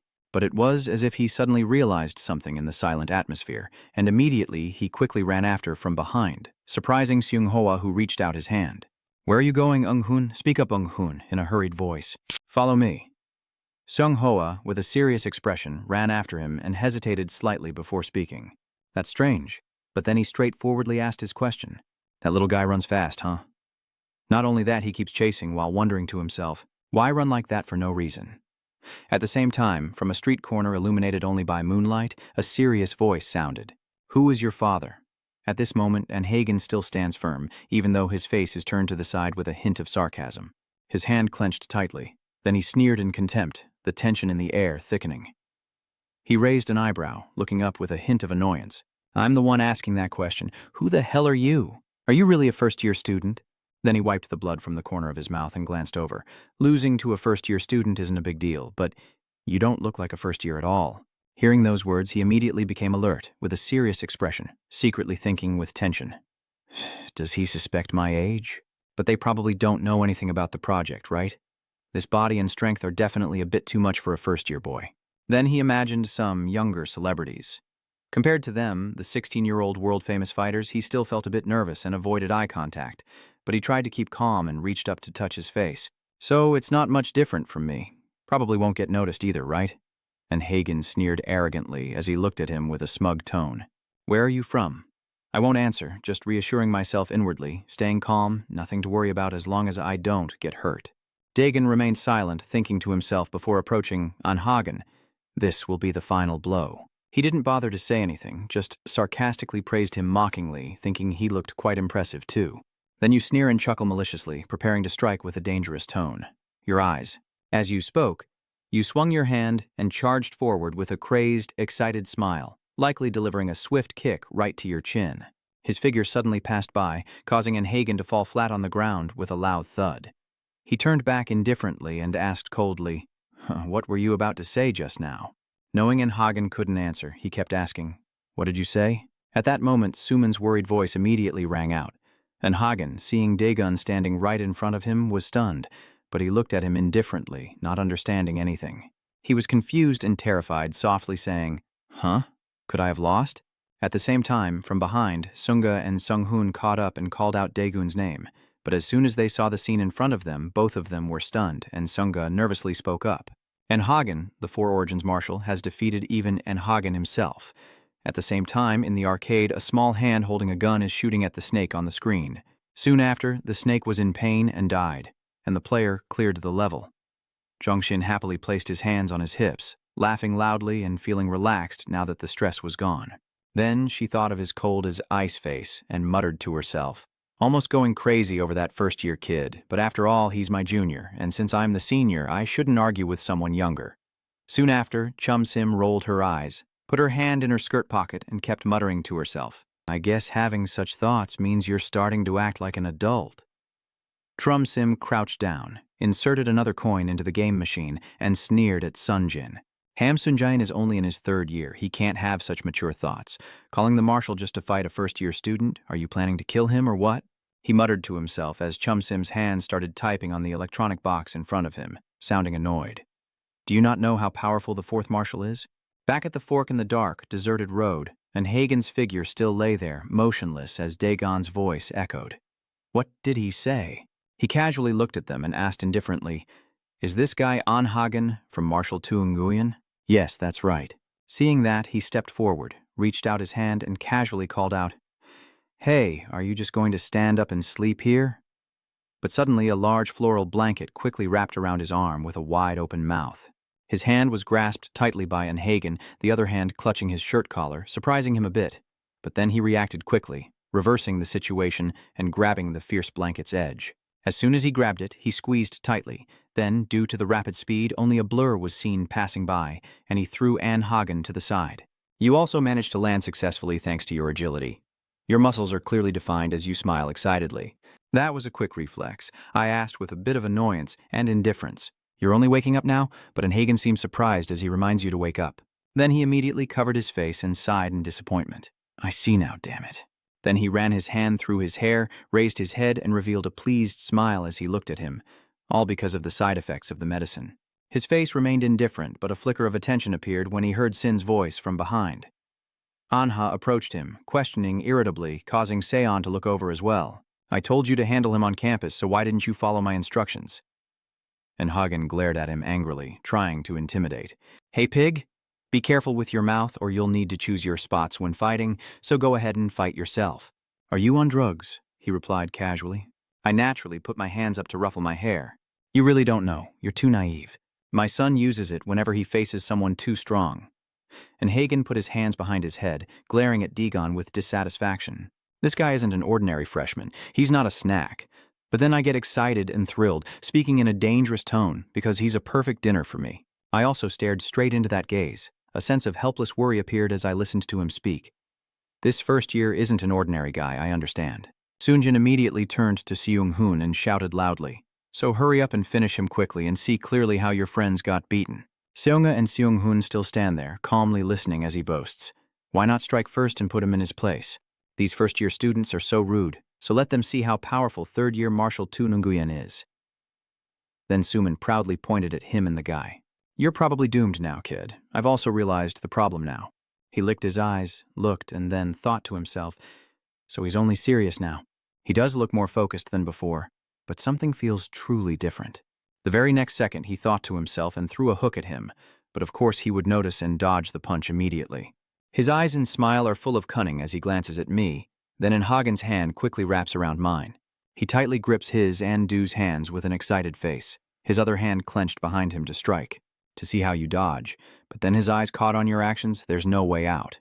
Even as his fist swung toward him, he happily and excitedly dodged with ease, then seemed to transform into a large blanket wrapping around Dagun's arm. Sunga saw it and reacted with fear, raising her voice. This technique. He immediately remembered an unpleasant memory that had caused the captain to be stiff. He spoke while observing and describing each movement. When the opponent raises his fist, he swings from outside in, with the wind rushing past each move, pressing firmly on the opponent's shoulder. But just when it seemed that Hagen's move would turn him into a human this time, he swung his fist at face level. Because of his quick reaction, Hagen dodged the punch temporarily, but in the end, he was still knocked away and spun around on the ground. Hagen, once he lands safely and steadies himself, glared and muttered irritably at him. Damn it. This time it didn't work either. Even knowing in advance, it's hard to react in time. At this moment, he didn't rush forward but quietly thought and heightened his vigilance. Except for the earlier failure due to lack of medicine, does it mean his eyesight and speed are still faster than mine now? It's hard to believe. Seeing that, Seunga looked on seriously and curiously speculated. Is he just staring at Daegon's hand, trying to use that move? I think he doesn't just want to win but also wants to take away Daegon's fighting ability completely. Seong-hun simply responded calmly and indifferently, but it seemed he couldn't do anything to Daegon anymore. As Sum-jin, standing nearby, let out a sneering laugh, showing contempt, he drew the attention of both of them. You guys are so naive you don't know anything. He stands there with his hands on his hips, looking proud and laughing arrogantly. You're still too young to want to hear this, so let your older brother tell you. He's just being vague. I won't say it, which only makes Sung-hoa more impatient and hurriedly urges, What is it? Why don't you say anything? But Sung-hoon beside him could only watch helplessly, secretly thinking that Sung-hoa was having another info frenzy. Soo-jin remained silent as Seong-hoa spiraled into fury, while Seong-hoon held him back with a smug smile. And the reason why Hagen's strength and physique had become extraordinary. What could it be? He watched as Hagen stretched excitedly and looked pleased. How could the freshman understand that this is called being fully immersed? Every nerve fiber in his body is now active, highly focused, and hyper-aware. Inside Hagen's mind, it feels like countless currents of electricity are flowing, maximizing the brain's potential. His hand now revealed all the strong veins, and not only his mind but his physical strength was far beyond that of an ordinary person. Anha's whole body seemed to be gradually changing, showcasing the maximum potential a person can reach. His yellow eyes flash with a golden light and a sharp, greedy gaze. In this state, his senses become super sensitive. A few seconds later, he immediately charged forward. Every movement of his seemed cut and sped up, as if time was slowing down, and everything around him was clearly visible, like watching a film reel frame by frame. Until the moment when he gathers his strength to throw the punch, perfectly capturing the exact moment he wants, then suddenly appears in front of him, making him stunned. His eyes follow in Hagen's movements. Is that what everyone has been saying? He was about to speak when the fist suddenly appeared. Damn it. He quickly dodged the punch, his suspicious and annoyed expression clearly visible along with the veins bulging on his face, while Hagen's eyes flashed with a golden light like the eyes of the top predator in the food chain. His hand now curled back in a loop like a blanket rushing forward, but unfortunately for him, he was quickly caught by Hagen's swift hand grabbing his wrist. Unexpectedly, he reversed his hand and grabbed my arm, turning the tide of the situation, wrapping around my forearm like a blanket. His eyes flashed with a strange smile, voice excited. Got you now. And Hagen firmly grabbed his rolled-up sleeve to stop his movement, but just as he threw a punch straight at him, he dodged it. A look of surprise flashes in his eyes inside his mind. I dodged, and Hagen saw that and immediately pulled his hand back to prepare for the next punch. Then punch your head. At that moment, he swung his hand to punch from his chin up, but was dodged with a mocking, excited smile. Soon after, his expression changed to one of pity and rage. He looked down at him and spoke. Missed again, this time with his hand. Once again, he wrapped his arm around his. Just then, his elbow shot forward, forcing Hagen to step back, so he let go of his other hand and spun around. The atmosphere of the fight grew even tenser as he landed and spoke. I missed. Dagon also looked at him coldly and indifferently, pressing the button like a disc, really annoying, sticking to and wrapping around his arm, even more annoying than Sung-hoa. After hearing that, Sung-hoon also turned to look at Sung-hoa, who was confused with a big question mark above his head. Oh, but then he pretended to be calm and slowly said, his movement speed was very different from the beginning, with reflexes and physical strength. And Hagen looked at him with interest, sitting cross-legged with his hands on his thighs. Are you really immersing yourself in it? Hearing this, Seonga and Seong-hoon both looked confused, only able to watch intently. Why is that? Is that really your first year? He continued to say calmly, revealing what he knew. That wasn't something new you experienced. You've been through that state a long time ago, which makes Hagen even more interested. Come on, keep talking. His eyes are now completely serious, luckily trained to utilize it in many ways, and he silently thought alongside it. I could clearly feel it earlier. And Hagen saw him stop and became interested again, cracking his knuckles as he moved closer. Why don't you keep talking? You don't care, but still keep looking and thinking to yourself how different you are. You're really very different. Then I quickly got flustered and pushed my hand up to hold my bangs. It's too complicated. I don't even know what it is anymore. Just a few seconds later, it was quickly pulled back up, revealing eyes even more serious than before. You'll see what a real fight is like. The screen shows a defeat with a disappointed tone behind it. I lost. This is just unreasonable. Trung-shin, annoyed, shouted and casually slammed the controller down. Who would have thought such a crazy game would even have this feature? She hasn't stopped yet and keeps smashing again, not noticing a tall figure approaching from behind to hit. The very next second he spoke, making her confused and turn around to look. Damn it! It's not like they're a bunch of dogs barking loudly for no reason, huh? Just shut up and play already. Those words made her a bit scared and worried. Unable to speak, she returned to Daegun's spot, still standing there, his cool hand brushing his forehead, his face now serious and furious, hiding a hint of impatience inside. Just try facing reality and you'll see. What are you comparing to reality? And Hagen said excitedly with a grin, revving up the engine. Try and see if there's any difference. His gaze is steady but calm on his face. He extends a hand forward with a challenge. Just go all out. And Ha-Ha watches more intently, ignoring the bratty talk for now. The boy hesitated, then agreed, his foot already in position to take a run-up. Okay. Immediately, and Hagen rushed forward, using the power of his legs, charging wildly without thinking, swinging his arm to test his strength, and finally grabbing and lifting you up, a triumphant, excited smile still on his face. I also prefer action, and before you could finish speaking, a fist swung straight at my face, making my eyes bulge out. He pressed harder and pushed my head aside, causing me to stumble backward, but I quickly landed safely. Now he is confused, with his nose bleeding from the punch. He looks up in shock, with blood streaming down his nose and the golden light gradually fading from his pupils. What just happened? Why did I get hit? You look at Dagon, who is very serious and tensing up, even more confused, but you see nothing. Suman from afar shouts loudly with determination, challenging you to get up. Anha is so close to you, yet you let a first year beat you to the point of a bloody nose? Don't lower the dignity of those 5 women. And Hagen sneers as he wipes his nose and scolds. You pig, watch carefully. You're losing to a first-year girl. Before you even finish speaking, his shoe once again rushes toward you. You with your agile body. And Hagen leaned back, sliding to the ground to dodge, but still feeling a bit annoyed. His eyes showed anger, but also surprise. Since when?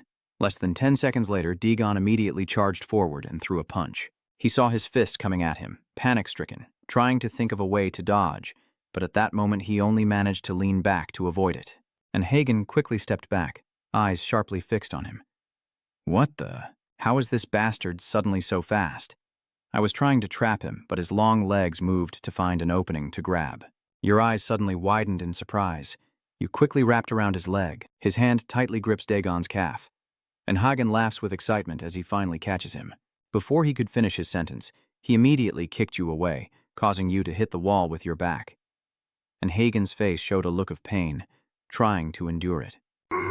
Sunga and Sung-hun both look a bit surprised for a moment as they watch Hagen trying to get up, still stepping forward.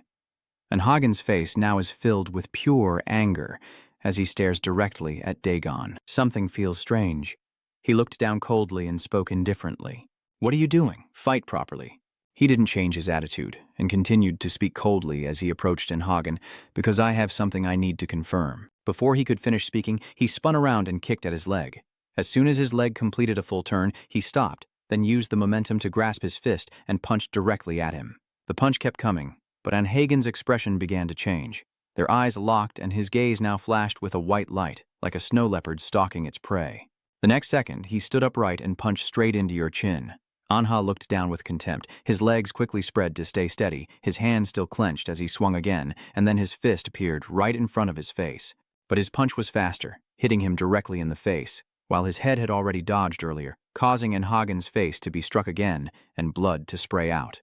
But then, when his fist swung past, Hagen quickly grabbed his sleeve with 2 fingers, using it to pull him, and then furiously swung his fist. Suddenly his fist was right in front of his face, making him gasp in surprise, and then a dazzling punch struck him squarely in the face, leaving him unable to fight back. Once again, Hagen was pushed back to the floor, spinning around with blood and mucus flying out.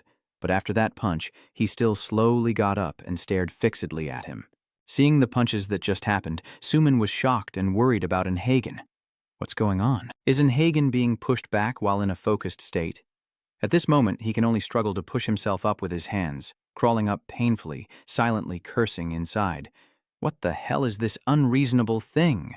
I threw the first punch. With that thought in mind, his eyes grew even more resentful towards me. Why did that bastard land the first punch? And Hagen kept thinking about his own abilities, in a state of hyper-focus that even included pulling the hammer game. That is what makes you always proud and confident. I will also be able to see what kind of opponent will appear, and the perspective gives you a feeling of extreme excitement. And Hagen was frustrated inside, but tried to hold on and stand up again to look at him. But now that he was in a state of intense focus, he couldn't win even once. His indifferent and merciless gaze still looked at Hagen. Are you really going to drag your father into this with that guy? Seonga looked and quickly judged. No matter what, it seems the victory in this fight belongs to Kwegen. Sung-hun also agrees. That's right, I've noticed it several times. Even when Hagen gets hit, there's nothing he can do. Immediately, Sujin reacted by grabbing Seong-hun's collar and shouted angrily in his face. What do you guys know? Don't act like you're so smart. But after a few seconds of silence, he still looked dissatisfied. Damn it, you're really smart. Then he got annoyed and left, but still looked back to mock. Life isn't just about achievements in order. Seun calmly and gently straightened his clothes before replying. I haven't said anything about achievements. Suan, standing behind, watched Hagen's back still steady, confident and trusting. In the end, just observe that Hagen's real weapon isn't fighting. The real threat is Hagen angrily wiping blood from the corner of his mouth with the back of his hand, secretly thinking, what if he sees his fist? The problem is that as soon as I saw it, I was beaten first. But anyway, I kept staring intently at the guy standing there looking at my hand. The important thing is that I saw it too. Only then did he realize and mutter annoyed. Did I see it wrong? Then he looked up at Hagen, who was twisting his arm to stretch his muscles. His punch is faster than mine. Without waiting for anyone, Hagen immediately rushes forward like a missile with that thought. Then his golden pupils immediately lit up again, playing the game of pulling the hammer and sickle. Not only that, but his eyes also seemed to shine with a silver hue. He doesn't care and rushes to punch Hagen. So at this moment, if he opens his hand and faces the clenched hand of the other, he will catch it. As Hagen predicted, his other hand quickly shot up, grabbing his firm arm, wrapping around it and making him more annoyed as he glared. At this moment, his eyes shine with a silver light as another punch is thrown straight at the boy's face, again causing blood to spray out. Another punch sends the boy flying backward. Anha spat blood backward, and without letting him hit the ground, he furrowed his brows in frustration, gritted his teeth, and charged forward. I told you not to grab him, but you're so annoying. His face grimaced, blood smeared on the corner of his mouth and nose as he fell to the ground. Sunga and Sunghun once again witness an astonishing scene. He doesn't care about being caught and throws a full-force punch. Suman was also shocked by the scene before her. After finishing the fight, he calmly called Suman over and pointed behind. Hey Namba, wake him up and take him away. It's making him even more exhausted. What? Seeing the reaction, he specifically told Sunjine to worry and run over to take care of friends before it gets worse. And it's too late. His expression then turned cold and indifferent as usual, not knowing that Hagen had already gotten up and there was nothing left to watch, no longer interesting or anything. Just as he was about to leave, a blanket tail swung at him and a shout of Quagan called out. He immediately turned around and saw a blanket mouth pressed close to his head. Behind Hagen, he successfully clung to his back.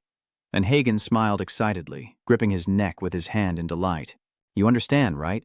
If you're unconscious for too long, you'll die. Then his evil gaze and excited tone draw near. You're dead. At this moment, Sunga suddenly jerked in fear and panic, just as Suman spoke up with a triumphant tone. Hagen's nickname is the Anaconda, not just because their names are similar, but for a reason. Sujin looks at him challengingly, her hand covering her mouth, but her voice still clear.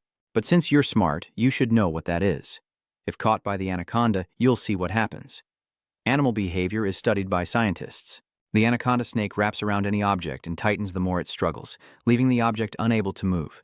As soon as it grabs hold, it opens its mouth towards the prey and keeps swallowing it, just like your arm now pressing tightly around his neck. At this moment, his flexible and muscular body is almost like a giant anaconda, holding on to the prey with his hand while only the muffled sounds of the trapped victim can be heard. The first-year student, taking advantage of the lack of money to act arrogantly, finally, Sunghun softly said, I've seen it. I've seen it somewhere before, causing Zin to become worried again, and turn to look. What? The image gradually becomes clearer, revealing a giant anaconda blanket wrapped around a leopard. The snake continued to hold tightly, thinking that the leopard had no choice but to be eaten. But as the view shifted to the black leopard's perspective, its calm eyes bit down on its neck from a different angle, and the snake's neck had already been bitten through. Sunghun gently smiles and reaches out, saying, So, watch carefully. Suddenly, Hagen grits his teeth and growls loudly. The blanket, his wrist swung up, gripping Hagen's collarbone. Will he be able to keep his head?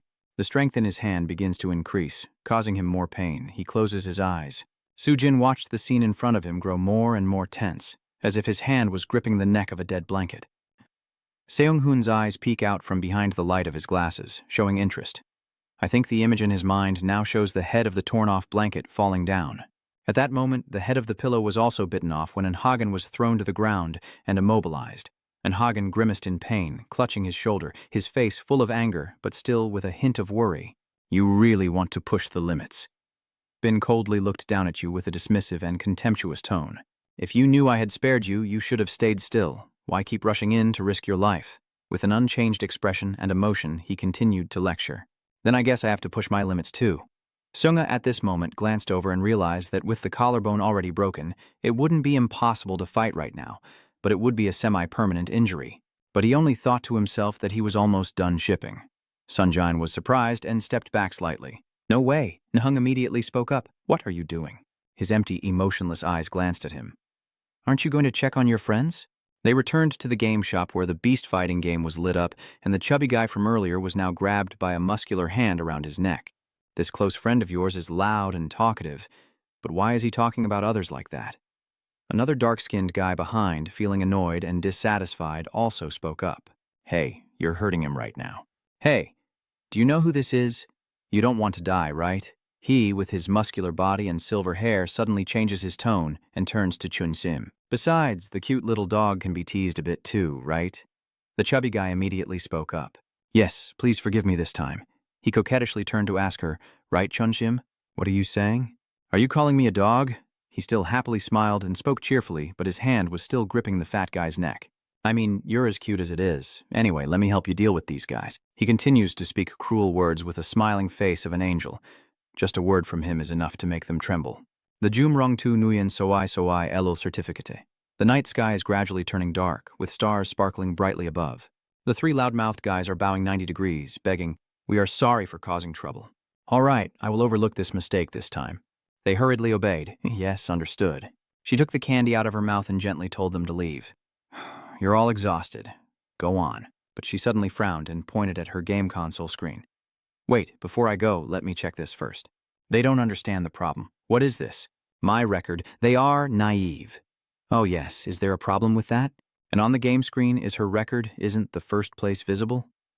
They obediently clap in unison, even reaching the top spot. Really impressive.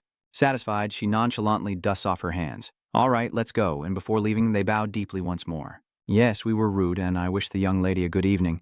They were about to leave when the man in white spoke up, almost risking their lives. I heard he's covered in blood. The brown-clad person next to him also cheerfully responded. It was Jum Rong, the 4-star General Elul. Yun smiled brightly and patted Chun-sim's head.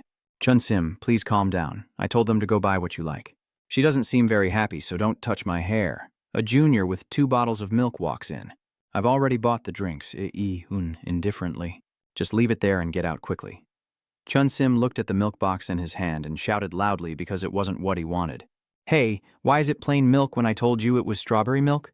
He patiently and gently explained that plain milk has higher nutritional content than strawberry milk. He just smiled brightly, holding 2 boxes of milk when Chun-sim acted up.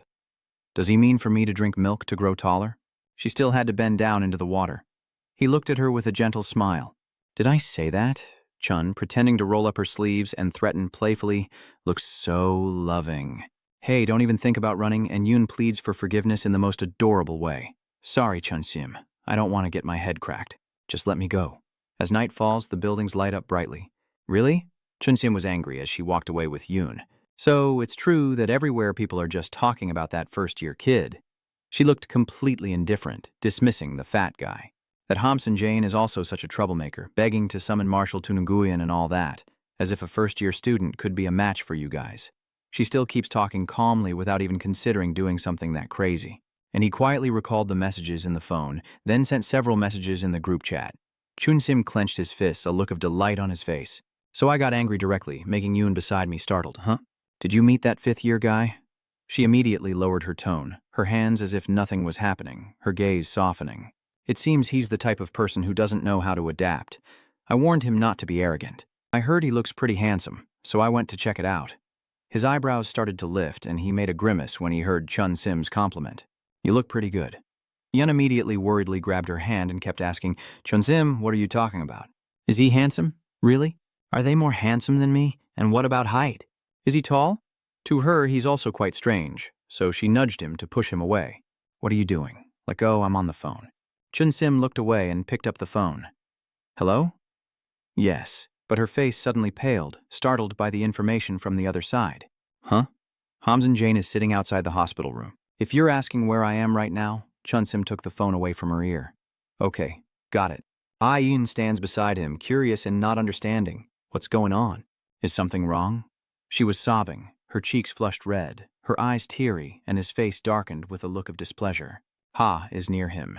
It's still night and the stars are still shining above. In front of a large building, a shadowy figure appears. A girl is hiding behind a wall, her face peeking out curiously. Let's see. Parg what? I saw a girl in black staring intently at her phone, and she's now in her line of sight. Judy is staring intently at her phone without noticing someone watching her. Truong isn't coming, but going to the gym instead? That girl kept hesitating and staring for a long time, her arm in a cast so she couldn't train. She closed her eyes bitterly, recalling how strong Judy was, and blaming herself for everything that happened. Her eyes flickered away, and her growing worry overwhelmed her. It's finally here.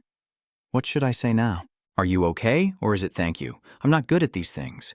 Judy quickly darted like lightning toward Suji, sensing someone lurking behind the wall. She was startled and turned back when she heard someone calling her name. B. Suji. Juji grabs her arm and presses her firmly against the wall, preventing her from running away. Suji was startled and asked loudly in confusion, "What are you doing?" But Juji remained calm and said, "Tell me." Suji hesitated, unsure of what to say, while Juji's sharp eyes seemed to be questioning. "What did you and Dagon do to break the bed?" Suji's small pink lips slightly moved. "That thing?" Her face turned red. "You already know, so what are you asking? What did we do?" Hearing this, Gui also blushed and stared intently at her. "Are you two dating Dagon? What kind of relationship do you have?" Suji still looked innocent and hesitant as she managed to say 2 words. It was only when she and Dagon were lying together on the bed, with her legs lifted by him and her hand held by him, that her face turned red. Back to the conversation, Suji smugly with a teasing expression. "So that's the kind of relationship, huh?" Gi squinted seductively at Suji, gently releasing her arm and advising, "Don't think too lightly about your relationship with Dagon." Suji still looked very dismissive, her eyes as if she didn't care about Juji's words. "That's my business." She lowered her face in frustration. "Shu Hyuba." Gi decisively looked her in the eyes. If things stay the way they are now, he and Dagon could fight at any moment if something like that happens. Suji seemed stunned by her question, with no answer in her eyes when she asked who he would support then. And at that moment, he went into a room with a sign on the door. EU, Un and Sun Jin stand silently outside the door, while Chun Shin inside the room is crying loudly. "Ha, why have you ended up like this?" Wai Un looked with a gloomy expression, glanced inside, and then turned cold. "Is the name from your first year the one you mentioned earlier? Seems like a pretty decent guy." Sun Jin immediately shouted loudly, with an angry and disgusted look on his face. "I told you this wasn't an ordinary matter. It has to be the 4 Prime Marshal stepping in." But his words were cut off when Yoon answered the phone. "Hello?" Yoon is talking to the contact, one hand in his pocket. "So Hanam Bai Ham Sunjin has contacted him already, right? What's going on?" Hanam won't answer my calls, but he still doesn't care. Aeun is still focused on the phone. "So you called, but then just ignored it? Well done. But don't act so casually in front of the person involved." Yun looked away indifferently, seeming unwilling to explain the situation to Nam. "Oh, it's nothing serious. Just ignore it and keep going." Then he quickly put down the phone and ended the call as the other person was only able to ask what was going on. Hamsun Jane, clever, raised an eyebrow.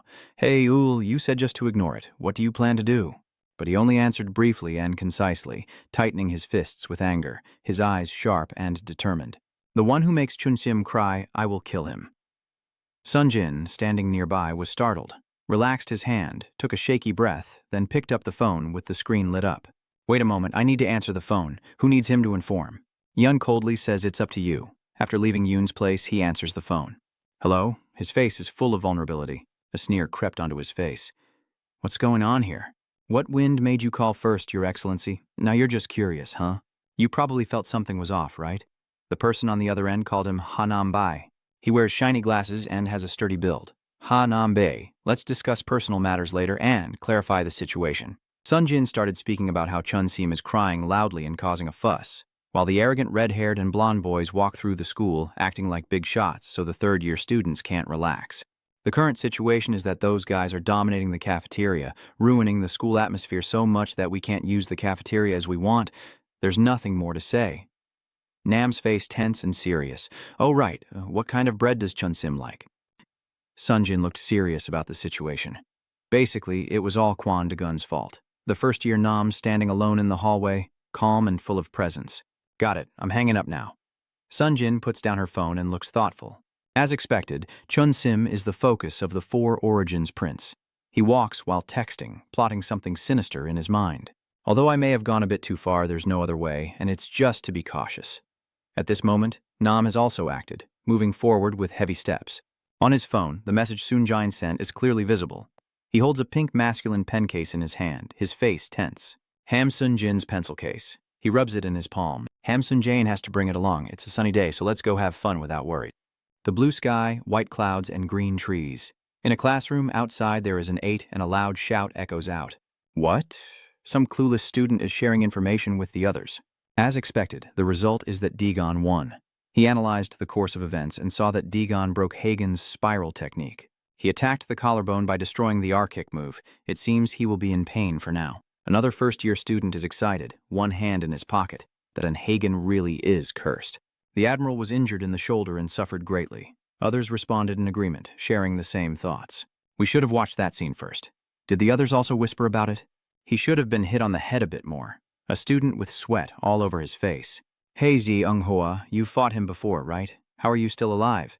Zeung-hoa strokes his chin, closes his eyes to meditate. Even I was suspicious then. I even thought it was worth a try, but now that I think about it, it's just unreasonable.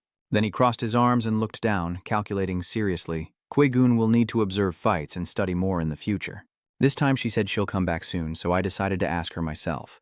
The students nearby all buzzed excitedly. Will Jeon-hoa come back to Korea? Come visit your house with me too. Zeung-hoa hesitated about a few things and wasn't fully convinced, but she confidently told them that she would probably ask to train in high-intensity boxing. Can you do it? The three students also hesitated for a moment. They all remembered the scene where the flower-powered girl twisted a few moves, but they weren't afraid. One of them even confidently punched his own arm. It's okay, my arms are still fine. At worst, I'll just lose one. It's no big deal. Both legs are the same. Ji-eung-hwa is worried, feeling that things are not looking good at all. Why did you guys go that far when you don't even know English, and there's a loud announcement in the classroom saying General Tu Juyen and Hagen has been defeated? The first-year blonde student looks incredulous, with a face full of surprise. No way, we just said it was immediate, right? Is that correct? The black-haired student, Daegun's friend, shows a picture of that impressive level on the screen, surprising the other person. That person is an Hagen. Daegun is confused and feels uncomfortable. What's going on? Why did you take a picture like that? But your friend was just smiling happily to make a memory. Standing among the three, the blonde student shrugged playfully, showing that even the four great generals aren't so intimidating. It's just rumors blown out of proportion. In reality, it's nothing special. The black-haired, glasses-wearing student also relaxed and continued chatting comfortably, eyes closed with excitement, which is why he said that. And Hagen is not at a normal level, it's just that Daegun is too strong. The chubby brown-haired guy also clenched his fist happily. Is that so? If they want to come, let them come. They will be wiped out by Daegun. Only 3 students are chatting inside the classroom, while Daegun sits still like a statue.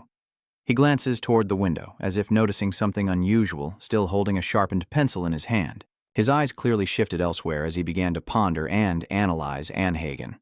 Anne Hagen is a multifaceted troublemaker with dangerous attacks beyond standard, a straightforward battle focused on illusion through mental intrusion.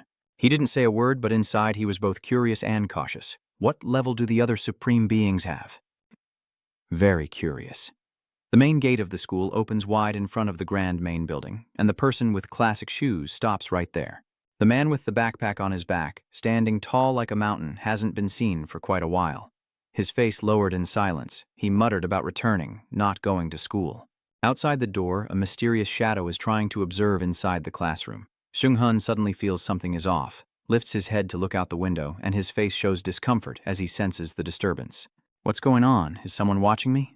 Then Seung-hun turned back to his notes, unaware that the person hiding under the window was Chum Sim, probably just imagining things, while she was breathless and scared, nearly caught. Suddenly, Chum Sim's hand reached out again onto the windowsill, and her head peeked into the classroom.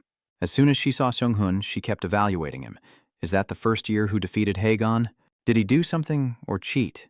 Suddenly, Chum Sim imagined scenes of what he might have done, or sneakily attacked from behind, or used some trick. Thinking of that, she clenched her fists tightly, her eyes full of hostility. Whatever the case, I'm sure he cheated. You bastard. I'll beat you up. Chung-sin kept poking her head out, continuing to watch the classroom, then she slumped down the wall in disappointment.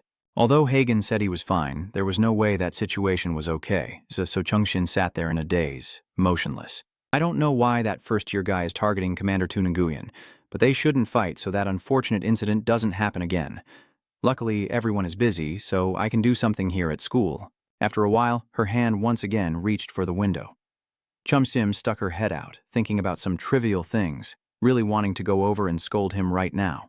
But suddenly, she jolted upright when there was no longer any sign of Jung-hun in the classroom. Just as Chum Sim was wondering, he had already approached the classroom door. Where is he? Jung-hun's car coldly tilts his head and looks toward the window. She was so startled by this that she widened her eyes and flared her nostrils. At that moment, Chum Sim suddenly decided to run away. Thinking and acting quickly, she turned around without hesitation. Chum Sim's legs also followed, turning to leave.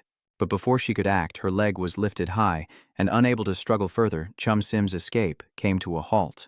Her small figure was effortlessly lifted up by the tall Sung-hun, who finally spoke up with a displeased tone. "What is this now?" But before I could finish speaking, Sung-hun was cut off by Chum Sim. "So, what do you want to say? You're not innocent either," questioning me right away. "That's the question I wanted to ask. So do you want to say something to me?" She didn't answer but struggled and shouted loudly to escape from Jung-hoon's grasp. "I'm not real. Let me down or I'll kill you." You look very relaxed as you watch the struggling person and calmly reply, "I won't die, you know, and if you don't want to say anything, just stop spying. Got it?" As soon as the words finished, Chum Sim was filled with anger and shouted back as if he had been wronged. "What's wrong with you? What kind of tone is that, speaking to a junior like that?" She's acting crazy, kicking and thrashing around non-stop. "I am your senior. I will hit you. But your struggles are useless because Chum Sim's legs are too short. If it weren't for your short legs, someone like you would be dealt with by me in a heartbeat." That provocation immediately brought her feet back to the ground. But in reality, I couldn't do anything, even though Chum Sim just stood there in silence, making Sung-hun dislike him. At this moment, a sturdy building used for teaching immediately caught the eye of someone. A school. That person's footsteps moved steadily toward the gate, and as Wayun appeared, he shone like a god. "It's been a long time, hasn't it?" He scratched his head and smiled brightly, but then uttered something negative. "I want to see Chun Sim right now. That's right, I came here to kill Namnat." Yoon kept moving toward the gate, talking to himself as he went. "No, I should meet Chun Sim first." Over here, Seung-hun has already started to get aggressive. "I'll say it again. If you don't take me to see Marshal Tung-Yen, Chum Sim will jump into your throat right away." "Wait a moment, what is this?" She took the phone, looked at it, then her face immediately changed. "Why did he suddenly come to school?" The screen shows Yoon's flirtatious message. "Why, Yoon?" Suddenly, Chum Sim fell silent and asked, "Do you really want to meet Marshal Tung Nguyen that badly?" She grabbed Seung-hun's wrist without saying a word and pulled him away, while Chum Sim ran backward and signaled to him. "Then follow me." The two of them quickly walked together without paying attention to the curious blonde. The three of them, Ho-dong, Dong-min, and Man-ho, are eavesdropping outside the door. I don't know what's going on, but Chun Sim is so adorable, and the one controlling Tung Nguyen Soai, what is his plan? Cut to the training equipment room. Chum Sim hurriedly ran here and quickly locked the door out of worry. Seeing that, Zae-young-hoon asked curiously, "What's going on? Why are we here? And what about the four-way marshal?" "What was that?" To avoid revealing my whereabouts, I turned away and hid my face, but I still stammered as I answered them. I told them I had said they should come here, so please wait a moment. After hearing this, Jung-hoon became even more curious. "Here?" Chum was suddenly questioned and had to make up a reason on the spot. "If you fought in class, someone would stop you. Isn't this place better?" Then she monologued to herself so much that it left you stunned. "You haven't fought much, right? You're clearly new, right? Got it. Then you should start learning from now on. Pretending to shrug like that is just something to be proud of. That's why I, as an elder, am here. I know a little about fighting because I've been in a few fights before." She kept talking nonstop as if her mouth was fitted with a motor, not even noticing that Seung-hun had approached. "Is that right? Street fighting is very important, so Chum hadn't even finished speaking before he was overwhelmed by your furious approach, causing him to flinch. This girl is really suspicious, but you also quickly raised your voice to argue back, and you're older than him. You're being rude." Then Jung bowed his head to eye level with Chum Sim and started to reveal the truth. "I think I already know the reason why you brought me here." The words full of implication coming at me made her tremble with fear. "What? Why?" "You've been thinking about it for a long time and then casually said it out loud. After locking me in here, you'll call the four generals and beat me up, right?" Things didn't go as Chum Sim expected, so she froze in place and stayed silent while Mak Sung continued talking endlessly. "If that's the case, there's no need to hide it, since it also works in my favor. Just tell them to come quickly before I get bored waiting too long." Seeing that, Chum Sim deliberately pretended to go along. "You've been caught. It seems you're not that stupid." On the surface, she keeps praising Seung-hoon, but deep down she's cursing him for being an idiot. "I locked you in here so you wouldn't meet Toon Nguyen Swai." Now Chum Sim remembers the name and the message on the screen, and worries that she needs to stall for time as much as possible. She suddenly feels awkward when she sees his back. What should I do with him alone here? Just the two of us in the gym storage room while Seung-hun still doesn't know anything, complaining. I'm starting to get bored. Chum Sim's mind was just wandering around, trying to reassure herself. Wait a minute. Come to think of it, this situation is a bit strange, isn't it? Calm down. What should I do now? The uncomfortable car looks at the locked door with frustration. I should bring a book to read. Wasting time like this is pointless. Your random words unexpectedly gave her an idea. Do you want me to teach you how to read? At the same time, the banner of Class 3-1 also appeared. Yun is still happily searching for the person in his heart in the classroom. Where did Chun Sim go? But the welcome he received was from two rowdy students. Yun, it's you. You used him to teach the first-year students, didn't you? That warm welcome only made him more annoyed. What are you guys talking about? Chun Sim, shut up. When asked this question, the two guys immediately scratched their heads and stammered. That guy. At this moment, Suum Jin suddenly appears out of nowhere to deliver the news. Chun Sim has gone to meet Daegun's first-year student. Hearing that, Yoon wondered what he was going to do with that kid, and then immediately pressed for an answer without giving him a chance to reply. Are you in the first class? Un quickly turned to do something important but bumped into someone. The two students looked like they saw their idol and shouted out loud, "Oh my god." As soon as they saw him, they got all excited. Hanam is here again. Unlike them, Yoon is very indifferent and even questions Nam. Why are you here? I told you to forget about it already. You should go study what you like. But he ignored him and looked inside, seeming like Chun Sim wasn't there. Then Nambae turned away without saying anything, but Yoon didn't let go and grabbed his neck. No one expected Nambae to boldly push away his hand. He even followed up with a close attack. Hai quickly grabbed the other person's hand and faced off. Yun remained calm enough to gently persuade Nambae. I'll handle this myself, so you stay in the classroom, okay? But he also refused to back down and clenched his fist in resistance. I refuse. Teaching the first-year kid is my duty. When things don't go as planned, he gets furious and challenges me. Is that so? Fine. Do you want to fight? Nambi stubbornly argued with Yoon at every turn. Don't waste time with this nonsense. Only the three students from earlier were standing there, stunned. Not wanting to get involved with him any longer, he let go and quickly assigned tasks before trying to slip away. All right, I'll deal with the first-year kid. Can you handle his group? Nambi firmly refused Yoon's invitation. I don't agree. This made him furious, and he pointed right at your head, so just fight. If you rush at me, I'll kill you right away. Suddenly, his face darkened to remind Yoon. Are you trying to get stuck in the swamp? He wiped his mouth with his hand, but didn't forget to tease. So, is your Nambi the same? You look serious too, but Yoon maintains peace with measured words. Then decide who will fight the first-year kid with the tug-of-war game. Hearing this, the two students immediately started discussing in front of everyone. Rock, paper, scissors is really stupid. Yeah, so that's two Nguyen Soai, huh? Until now, only Sin has been silent. He's shy and only talks to himself inside. Although it's not a big deal, their game of pulling the hammer into another pit is different from the usual. Soon, the hammer-pulling battles have lasted minutes with a series of moves apart. This is an endless battle to figure out the opponent's strategy and strike with super-fast eyes. Sujin slightly lifts her head to eavesdrop. I'm really curious to know who among them is stronger.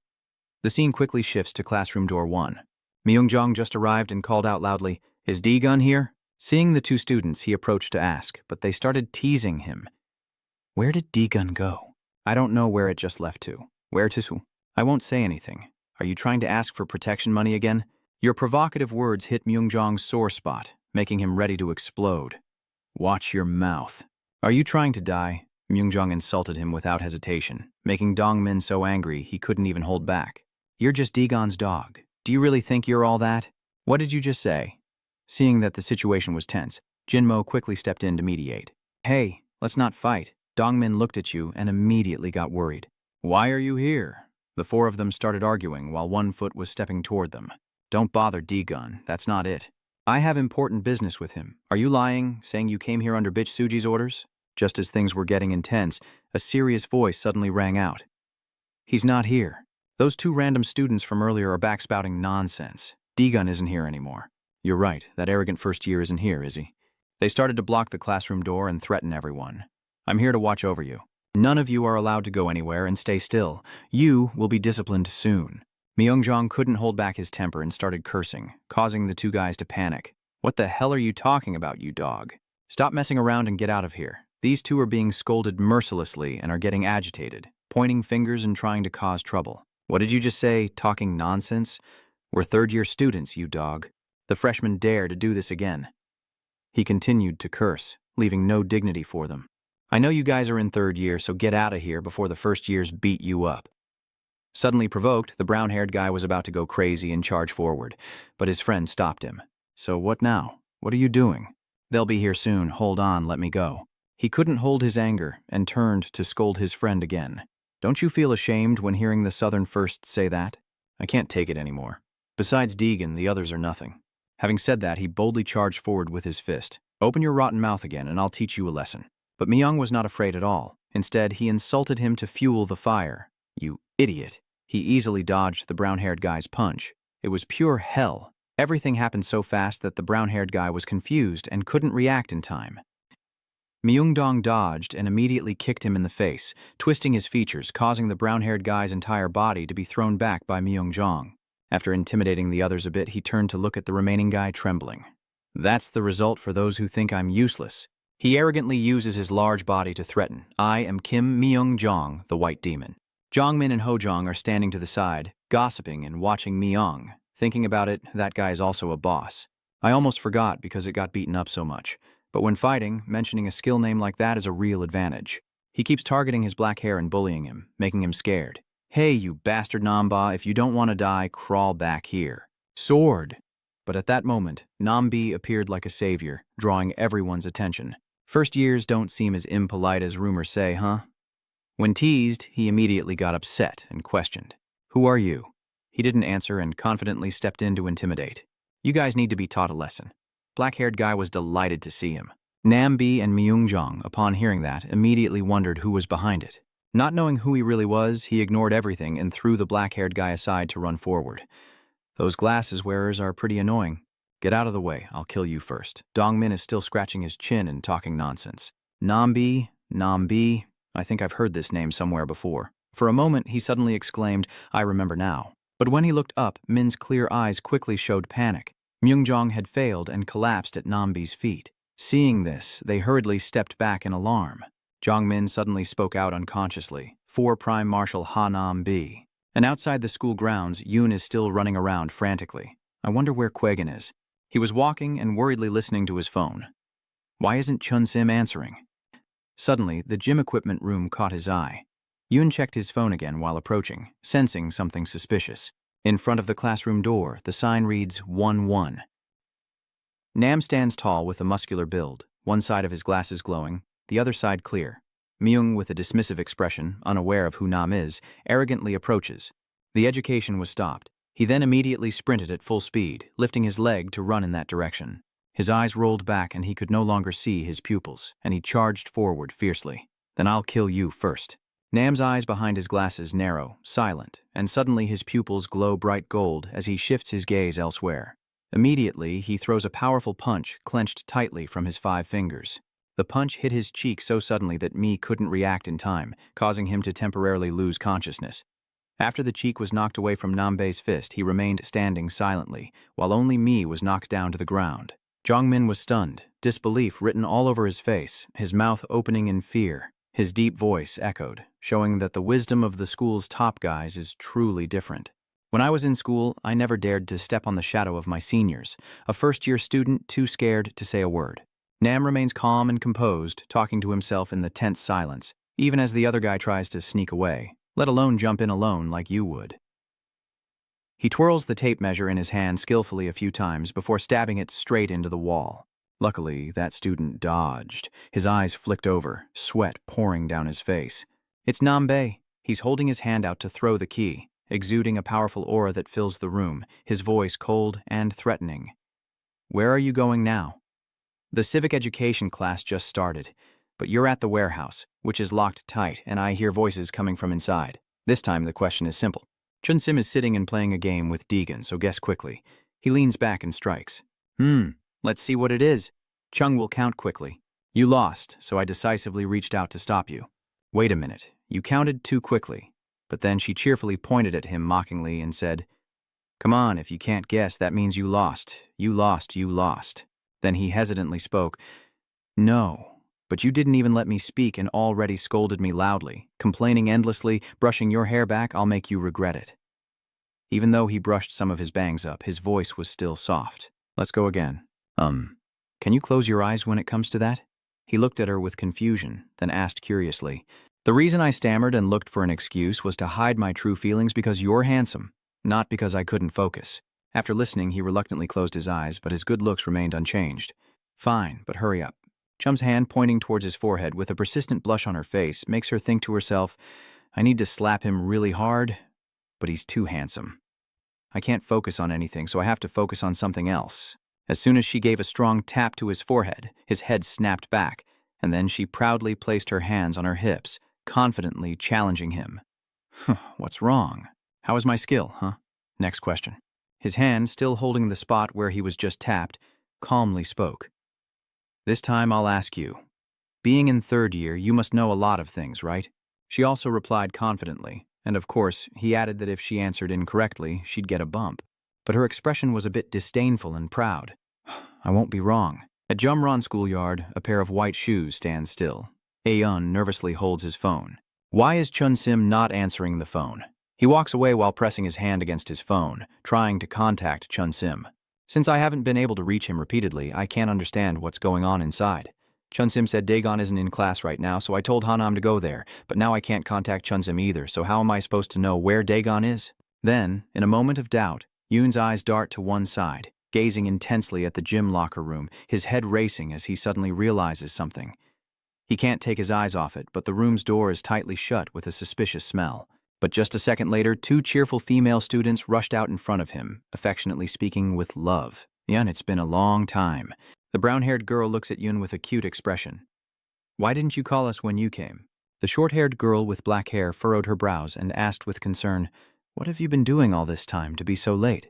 ELNB, Un didn't have time to respond fully. Just a moment. But the two girls kept taking turns talking rapidly. We miss you so much. You're going back to school, right? And then what do you plan to do? He lowered his head, feeling uncomfortable, but still kept his tone normal. I'm not here to meet you two. Step aside. Making those two girls stop talking completely. They looked at him confused, but then he was just standing still while they patted his head and pinched his cheeks. Yun, I hate you. How could you talk like that? Didn't I tell you to speak gently?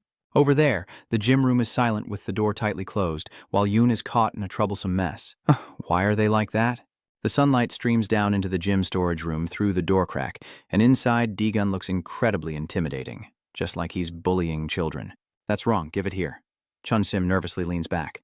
Honestly, you're really ridiculous, but unfortunately for her, she met a serious young man who doesn't know how to cherish beauty. Stop talking so much and hurry up. Chun-sim quickly pushes her hair back and reveals her forehead to him. All right, go ahead and snap. The target point is right in the middle, marked as the center of the forehead. In Chun-sim's eyes, Dagun raises his hand to snap as if holding a gun, with his bloodshot eyes making her panic and quickly step in to stop him. Wait, Dagun. Deegan paused for a moment after hearing her scream. What's wrong? Her face was covered in sweat, her hands flailing around. The look on his face scared me so much. Are you trying to kill me? I don't understand what she's saying because I didn't see anything, so just kill her quickly. So she had to lift her hair, expose her forehead again, and close her eyes tightly. Damn it. His hand, poised to slap his forehead, bulges with veins, looking strong and firm, while Chun-sim is terrified, her eyes brimming with tears. But when he flicked, it was just a gentle tap that didn't hurt, and was as soft as before. He looked at his hand and then at his flick, evaluating himself. I'm not very good at this part. Chun asks to let her bangs down, placing her hand on her forehead, her cheeks flushing with embarrassment. Her innocent eyes look at him with her small lips pursed, while Dagun takes out his phone and stares intently at it, and she continues with a gentle voice. It really is light, Dagun continues again. The emotions are pretty much the same. Ask me a different question. And she avoided eye contact because she was shy around him. I see. Her hands clenched on her lap, nervously speaking. But you know it leaves Dagun confused and very puzzled. She finished her sentence, still shy. I usually wouldn't act like this, which only makes you more confused. Her hands fidgeting on her lap, she turned her face away playfully, one hand shyly covering her mouth. I only allow you to speak casually to me. There, Dagun looked confused and speechless, his face appearing quite normal, not particularly special. Say something, I've been treating you specially after all. He looked away, hands in his pockets, and said, We've been waiting a long time because I haven't been very polite just now. Are they really coming or not? Are we just going to wait forever like this? It made her momentarily stunned, her eyes seeming worried as she slightly parted her lips and looked up with concern. Why do you want to fight General Tu Nguyen? Do you really think you can win? Dagun stared at Chun-sim intently, but she immediately changed the subject, saying, So what if you don't resolve it with words? But the two of them suddenly startle when they hear a noise outside. Dagun, confused, doesn't anticipate anything and looks around questioningly. What is that? Who's out there? It seems like someone just bumped into the door. Chun-sim anxiously hides behind him. What's going on? He pretended to be cautious, holding his breath, waiting for what was about to happen. Stay there. The strong impacts caused part of the gym room door to dent inward. Chun-sim heard everything and became increasingly panicked, clutching D-Gun's hand tightly. What is that? He turned to remind her. You shouldn't stay here anymore. Chun-sim was scared. I think they have some kind of purpose. The very next second, the iron door was kicked open and flew into the room in a tumble. Chun-sin, feeling the pressure, closed her eyes while D-Gun watched intently, one hand shielding her. It's Yoon. He stands silently with that tall figure. D-Gun has no idea what's going on. Even though Yoon is overwhelmed with jealousy inside, he still questions with an innocent smiling face. D-Gun, am I the one who should be asking that question? Why are you here with Chun-sim in the equipment room? Chun-sim quickly realizes and rushes over to comfort him. Yoon, why did you come here first? Calm down. Everything is not as you think. Yoon just slapped himself in the face, feeling bored and disappointed. How could it be like that? Chun-sim, why did you do that to me? If you have a boyfriend, you should have told me. D-Gun didn't understand what he said, looking very confused. What did you just say? The two girls behind are whispering excitedly. Is he the D-Gun guy, right? Isn't he dating Bu Hyosi's younger sister? The long-haired girl shyly covers her mouth. I don't really know either, playing both sides. Hearing the information from behind, Aeun's expression changed, and he smirked as he looked at him. He looks down on others, so you're Kwon Daegon. Huh, he doesn't deny it. Yeah, but before I could finish, he interrupted me and muttered, so I understand a little now. Chun-Sin likes strong guys, but not the ones he prefers are the strongest. That's why he said he would wait until I become the strongest. She is very confused right now, trying to calm Yoon down. What did you say? When did I say that? Hey, stop saying such weird things. But he still seemed annoyed and uncomfortable, making Chum-Sim worried that a fight might break out, while he himself felt a bit irritated, as if he had been falsely accused of being a homewrecker. While I was away, you seduced him. He looked at her indifferently, but also understood the meaning behind his words. Who is he? Is he your boyfriend? What are you talking about? He calmly turns to look at her, expecting her to handle it, but she just blushes shyly and looks away. He thinks I like her, so why don't I tell him I don't? His eyes look like he's just received shocking news. Chun-Sim, you're really shy, and she shyly turns her blushing face away. Yoon's gaze once again focused intently on Chun-Sim and the man, whose expression had gradually softened. That look. He fell into deep thought, his eyebrows lowering. This was the first time I saw that. Then Yoon slowly spoke. I understand now. His eyes now clearly showed a hint of jealousy as he stared intently at the two of them. So I have a suggestion. Since you're also a man, you probably understand. Still dissatisfied, continues to set the condition. If I beat you, you won't be involved with Chun-Sim anymore. Chun-Sim blushed and stepped forward to stop him. Who are you to tell him to do that, and why do you two have to fight? The two of them kept shouting happily just as Hyun walked by. Oh, what's going on here? A battle of love? Or the long-haired girl rudely calls you back. Hey, come here and tell me. Despite feeling a bit confused, he still responded. Yes, ma'am, the long-haired girl standing there arrogantly giving orders. Go to the coffee shop and buy me some popcorn.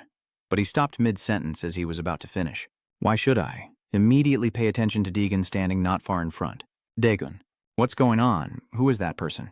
Trung-Shin, feeling confused, tried to stop him, but he remained calm and continued walking forward, still looking directly at Trung-Shin and her. Their affair has nothing to do with me. You two should settle your own issues. Both of them stood face to face outside the tool room, and he calmly spoke with his hands in his pockets. Is there nothing else? Leave now. I was about to say I need to see Commander Tunguyen. Just as the punch was about to land, he quickly dodged it and then leapt back a few steps. Yun was a bit surprised by that, then a hint of interest appeared as he faced him. Good thing you dodged well. What do you mean by that? So, I am the Four Origins Marshal?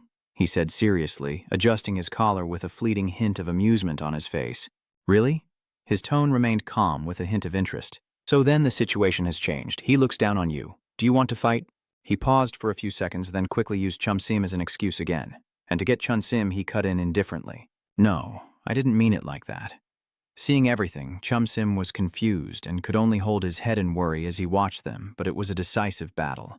Ayun at this moment, with a cold expression, said that they fought for Chun-Sim, but Daegun immediately rebutted that it was not just a fight, but a decisive battle.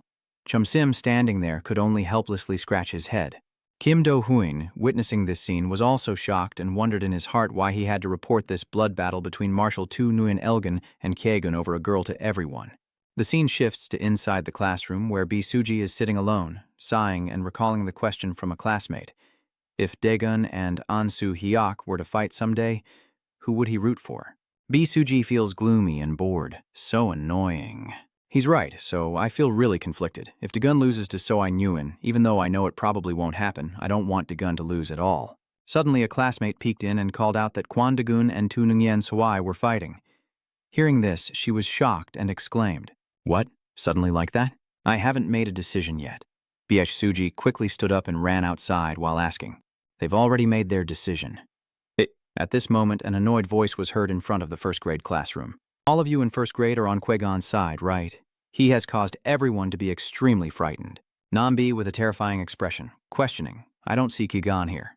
If you don't want to face the same consequences as him, tell me quickly. Your answer will determine your survival." "Where is Kwegon?" Jongmin hurriedly explains. "I don't know, senior. How would we know, senior?" Bang Hodong whispered anxiously. "Weren't they with Chun Sim earlier?" Dongmin cautiously replied, "I don't think we should reveal that." Suddenly, a student ran past the hallway shouting, "General Tu Nien, Elgin, and a first-year student from Kagoon are fighting." After hearing this, Nambe fell silent and said, "Elgin, he's messing with us." Then he turned away without forgetting to say, "You're lucky. I prioritize dealing with Kwon Daegun first and then come back to teach you civics." But before Nambe could finish speaking, a sharp pencil shot towards him. But he quickly caught the pencil and then started questioning. Who would have thought someone could throw such a dangerous pencil? Manhwa Huang called out in panic for Manho. Manho just said that Daegun is fighting another member of Tu Nguyen Swai. Even though Daegun is strong, he can't fight two at once. Even if we can't beat him, we must try to hold him back. The three of us, even with Min and Hodong, are still confused, but we still respond. That's right, Nambi is now seriously reminding him of that guy's name. Manho changes the scene outside the classroom and asks again, "Do you have any rules?" Even though it's a fist fight, others might say I'm better, which wouldn't be fair to you. Chunshin immediately stepped in and spread his arms to stop them. Wait a minute, do you both really need to fight, and my heart will be mine to control?" But Yoon lowered his voice, with a gentle and somewhat pleading expression. "Chun Sim, that's not how it is. Can you go outside for a moment? It's too dangerous here." She was about to refuse. "I don't want to." But a different voice interrupted her, saying, "Listen to him, go out, go." Daegun didn't look at her, only waved his hand as if to dismiss her. "You're blocking my way." Chun Sim felt so upset upon hearing this that tears welled up in his eyes. "How could you say that?" Then she ran away shouting, "You jerk." Yun watched worriedly and called out, "Chun Sim, it's not about blocking the way, but about being too dangerous." Then he sighed and turned back with an angry look. "You talking to your senior like that? Your attitude is way too disrespectful. I'll help you fix it." Saying that, he assumed a fighting stance. "Even if it's unfair," Don looks at him coldly. Yoon jumps up and then charges forward, delivering a powerful kick before smiling smugly. "Die." Daegun quickly leans back to dodge. Unun is determined to defeat him and throws another kick, but Daegun has already fallen to the ground to dodge. After getting up, he charged forward. Yun also rushed in to continue the fight. He aimed at Daegun's leg to kick him again. Daegun was extremely alert. When that power was unleashed, he had already seen it in his eyes. Daegun raised his hand to block the attack. Still, he remained very calm and analyzed. A question mark kick. Although it was a common and predictable move, it was also somewhat dangerous. Yun looked extremely excited, but outside, the female students watched and cheered enthusiastically. "That was so cool. Did you see that just now? Amazing." Yun looks really cool fighting. That's probably how they see him because he's in the lead in the match. And Daegun remains calm, dodging attacks while analyzing. His opponent's strikes are quite flashy and powerful. At this moment, Suji quickly ran over to the crowd and hurriedly asked a nearby classmate, "What, are they fighting? How could that happen?"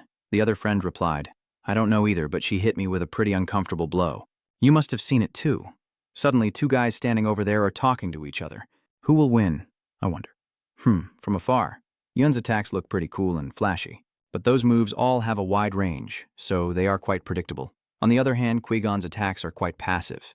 "Hey, the two girls who saw their idol being criticized earlier, can you be quiet? You're too distracted. Look over there, Yoon is about to kick again."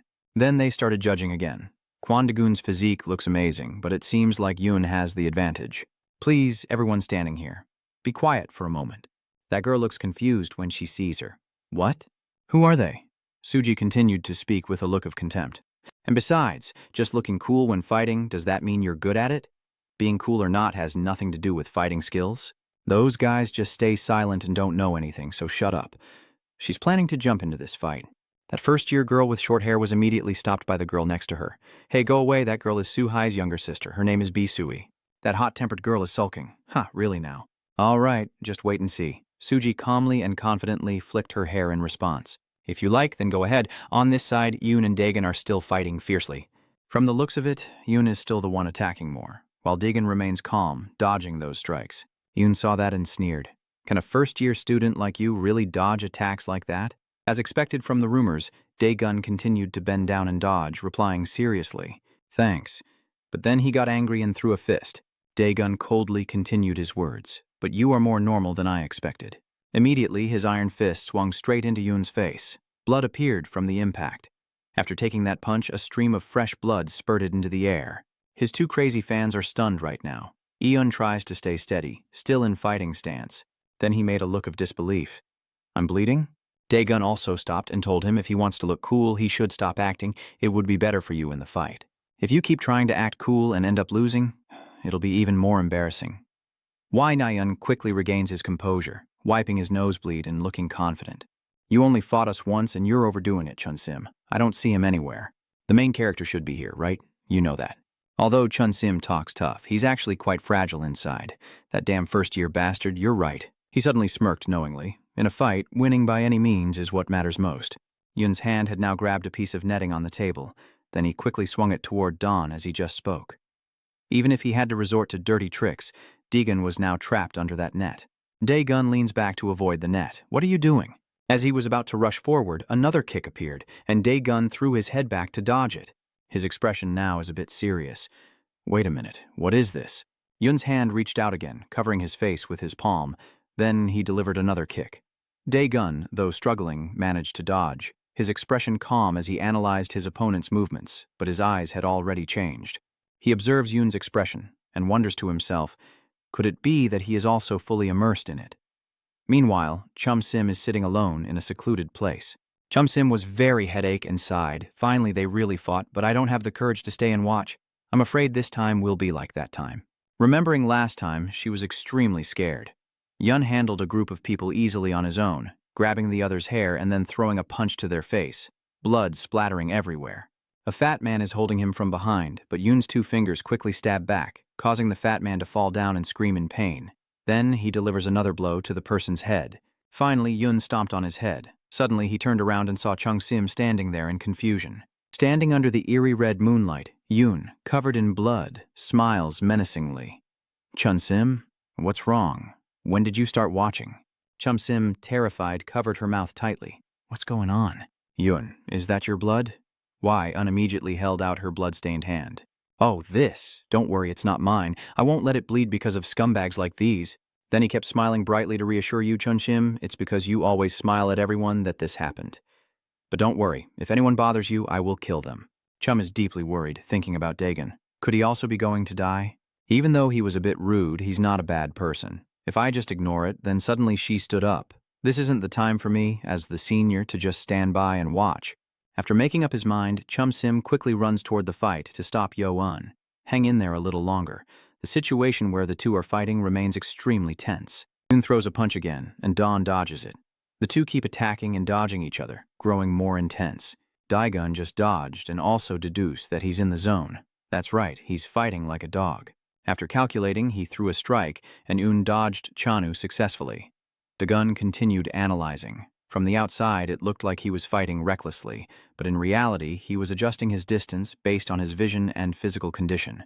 Yoon delivered a reverse kick, then aggressively charged forward again, reaching out with his hand to cover Dagon's face once more. His expression now is a bit serious. This guy is completely different from just now. After Dagon let go, Yoon's two fingers poked in. Dawn bent down to dodge, analyzing the attack as calculated. Suddenly, Yelun grabbed his neck. He held his head and then threw a punch. Dagon tilted his body and dodged. He glanced at his opponent and focused. Yoon charged forward again, throwing a kick but hitting the basketball hoop instead. He grabbed an item from the table and rushed toward Dawn, who leaned to dodge. At this moment, Yoon slipped and rushed forward, then swung his claw across Dagon's body as he leaned aside, tearing a piece of his shirt. Dagon easily dodged the punch as it was thrown, moving his body to avoid the attack while silently marveling inside. This is the attitude of someone who wants to win a fight, not just show off with flashy moves. Suji, watching from outside for a while, scoffs and says it's really annoying. This kind of stunt is called playing dirty. Yun's crazy fans sneer and interrupt. It doesn't matter how you fight, what's important is winning or losing. Suji sarcastically comments, so your attitude has changed now, huh? What kind of person is he? Quite different from before, huh? Chun's disappearance means a change, right? No way. At this moment, someone is secretly watching the fight from a hidden corner. Hyunin launches a punch in an offensive move. Don raises his hand again to shield himself, and he fights more fiercely, continuously throwing punches. Daigen also managed to grab Yoon's arm. That's definitely it. This guy is the same. You used all your strength to control that arm. Then he uttered a question. How so? Last time, and Hagen was the same. Daegun stared intently at him, questioning. Why do you make me feel like you're really into it? Yun then exclaimed, into it? Compared to the freshman, you're really different. Do you have any more questions? Why do you feel like I'm immersing myself? Because I am immersing myself. What else could it be? He suddenly bit into Daegun's arm, causing him to be distracted and confused, asking what he was doing. As Yoon's fist swings up again, it seems ready to strike Don's face. But you were wrong. I avoided and took control of Yoon's entire body. When his head was held down, Daegun delivered a straight knee to his face, knocking Yoon's face up to the sky. Blood and mucus spurted out again as Daegun grabbed his hair and forcefully slammed his head onto the floor, looking painful just to watch. Then he coldly said, "That's not immersion. All 4 of the original generals are like that. It's the strange feeling I get." Yun, bloodied and furious, looked up and growled, "What?" Then he pushed Daegun away with all his strength while shouting, "Bastard!" Then Yun stepped back a little and continued speaking. "You know nothing about entering the state of absorption." Still showing that disdainful expression, blood and mucus constantly flowing. But Daegun delivered another punch that sent him flying across the room. He was hitting him while calmly saying, "That's why I'm asking you?" Chum Sim had now also run over to the crowd. After Chen got inside, she worriedly exclaimed, "Yun, how is the first year doing?" Then she saw Yun standing unsteadily and Don beside him, unharmed. Yun's condition isn't really stable right now, but he's still trying to hold on, and his expression has turned serious. What's going on? I didn't even see the attack just now, and I'm hurt just from one strike. Chum stood there stunned, calling Yun, feeling terrified inside. I knew it. Today, I started bleeding again. Yun was startled and looked outside, quickly covering the bleeding spot. When Chum Sim looked over at Daegun, she saw Don gazing happily, her mind filled with disbelief. Huh? He's not even scratched. Wait! Chum Sim suddenly screamed and covered her mouth tightly. The red bloodstains, are they Yun's? Chum Sim, why did you come here? It's dangerous, so please get out of here quickly. Chum Sim said anxiously. Daegun, you're bleeding. He wiped his nose while trying to comfort him. Oh, this is just a little blood. Don't worry, Chun Sim. A little blood doesn't matter as long as you win. Then he turned to Daegun. Quan, I don't know what answer you're looking for, but you won't hear any answer now because you're about to die. Then he charged forward like a mad bull. Yun's furious expression threw a punch. Daegun tilted his body to dodge and continued to swipe his hand across. But Don still easily dodges the attack, dismissively assessing countless openings while evading. Then he counterattacked with a punch. Yun leaned back to dodge, then took a running start to throw another fist, but that punch missed again. Daegun easily dodges and takes the opportunity to punch into his opponent's side. Despite the pain, Yun tries to stay alert, and then his expression becomes even more frantic as he charges forward. He kept launching a series of kicks, but Daegun dodged them skillfully. Seeing Don always evade so smoothly, Yun became even more frantic, constantly rushing forward. He punched and shouted, "Die!" Ugh! But that punch slipped and was countered with a blow to the chin from Don. Chum Sim was extremely worried. El Gun? A friend suddenly appeared behind her, looking serious as he commented. That look is so strange. Chum Sim was startled and gasped. Hamzan Jain asked again, Do you know Elgin's nickname? Mad Dog. Hamzan Jain places his hand on his chin, his expression growing more and more dangerous. As he becomes extremely excited with his awakened state, he enters Berserk mode. You probably know that the Blood Moon event in the past was when Elgin was in Berserk mode. Under the moonlight, he had bloodied all the yin, and today marks the second Blood Moon, with that arrogant first year as the sacrifice. Suddenly, Suji appeared out of nowhere and called Sanjin, causing him to startle and hurriedly step back. What is this? Suji is here too. She then raised a finger to her lips, signaling to be quiet and not to disturb others. Ham Sun Jin then scratched his head awkwardly and chuckled. I guess I was too excited earlier. Sorry about that. I will stay quiet. But Suji just pointed into the distance. No, you see that tree way over there? He's just going along. Over there? Suji kept going. 1, 2. Seeing that the fourth tree was missing, Ham Sun-jin replied, "Yeah." Suji replied seriously, "Go ahead, I'm already over there, so just do your nonsense alone." Ham Sun-jin was extremely confused. Suji kicked him impatiently, telling him to hurry up, but he only panicked and shouted loudly. Kim Do-hoon watched nearby for a while, then thought to himself, "I wish I could hear more. Also, I heard that B. Suji usually doesn't call others bro, so why are you just hanging around me all the time?" Kim Do-hoon still looked at her with confusion, wondering why she called that senior by name. Chum Sim also noticed Suji and wondered to himself, is that the famous B. Suji? "So, you are Soo Hyu's younger sister. She really is someone to be feared." No, the truly frightening thing now is Yelgun's condition that Ham Sun-jin mentioned. Over here, Yoon and the others are still engaged in a fierce battle. The attackers are still Yoon, while Dawn continues to calmly dodge. He was just observing his expression while analyzing. That excited look really resembles what it was back then. Chum Sim outside is nervously ruffling his hair, not wanting to see Gun go berserk anymore. In the fight, Dae-gun has now started to counterattack, delivering powerful strikes through the air. Yoon counterattacked, but was still easily dodged by him, while Dae-gun's attack was very precise, hitting Yoon's body. No matter how much pain he endured, he kept fighting crazily, and his attacks grew more and more deadly. Dae-gun narrowly dodged and then punched Yoon in the face.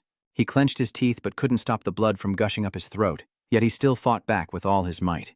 While dodging Dae-gun, he thought to himself that although this guy looks fine on the outside, one more hit would be enough to bring him down. On the contrary, the tension is rising. Dae-gun calmly dodges the increasingly exhausted attacks. There's no longer any danger. He decides to strike with a powerful blow, making him stagger. Yelun's eyes are extremely dangerous, his legs trying to stay steady but unable to support him anymore, collapsing onto the floor covered in blood. Dae-gun finally speaks again. "Don't push yourself too hard." Yoon looked very battered but still stubborn. "Are you overexerted?" "Nonsense. Fine, I admit you're strong, but I still am." He said that while trying to get up, but he couldn't anymore. Yoon was completely exhausted. Chun Sim shouted in panic, "Yoon?" Yoon is still in disbelief at this result. It's funny how just a few hits drained his strength. Facing Chun Sim like this, he might not know much, but in front of Chun Sim, he can't afford to lose. Then that gaze turned sharp again. Dae-gun suddenly asked, "Do you want more?" "You're going to suffer," but Yoon seems deaf to that and charges forward with determination. "I don't care about anything else. If your legs can't move, use all four limbs." Then he crawled on all fours with his eyes blazing, like a crazy chimpanzee. Yun rushes to tightly hold Dae-gun's legs. If you can't fight, grab. If you can't grab with your hands, you bite. If you have no teeth, use your legs to balance. These actions are like a wild beast gone mad. Dae-gun immediately grabbed his hair and then struck him hard, throwing him far away. The crazy Yun fans are completely bewildered by this situation. What's wrong with E-gun? He really does look like a mad dog. Yun slips on the floor to keep his balance, then lunges forward again. The fist was swung up, but once again slipped. However, Dae-gun delivered another punch to his face. His body was thrown far away again, blood continuing to flow, but Yoon still refused to stop, charging forward like a mad dog. Dawn also didn't hold back and continued to punch him, knocking him backward. Meanwhile, Yoon kept encouraging himself, as long as he could win, being scruffy or dirty didn't matter, but looking weak definitely did not. The scene shifts to a different location, now in a place filled with trees and bright sunlight shining down, where a row of fishing nets is lined up and moving. This is the 10-year-old team captain, Oh Chun-sim, leading the way. The girl turned back and asked if everyone was keeping up. Then she called out to the last person, "Elgun, are you keeping up?" Little Elgun, with a naive smile, replied, "Chun-sim, it's me." Hey, don't worry. Suddenly your foot caught on a stone, and then that small body tumbled to the ground." Seeing that, the others only sneered and called out dismissively. Chun-sim quickly ran over to the boy and then turned to tell the others, "You guys go ahead. That mischievous friend is mocking again." "Elgun, you idiot, so weak and fragile." When Chun-sim turned around, he saw Yoon wiping away tears. "Hey, are you okay? Which boy is crying?" "Let me see, I told you to put the medicine on." Then Chun-sim carefully applied medicine to Yoon's knee wound. The boy secretly watched his kind friend. After applying the ointment, Chun-sim scolded him. "Hey, what's wrong?" Wai-un naively smiled and said, "I like Chun-sim, but Chun-sim is very aloof." "I don't like you. I like strong boys, not weak ones like the ones I have to take care of." Wai-un felt upset when she heard that, tears welling up again. Chun-sim looked confused at that expression of yours. Then she corrected herself. "Ah, so you have to become really strong and manly."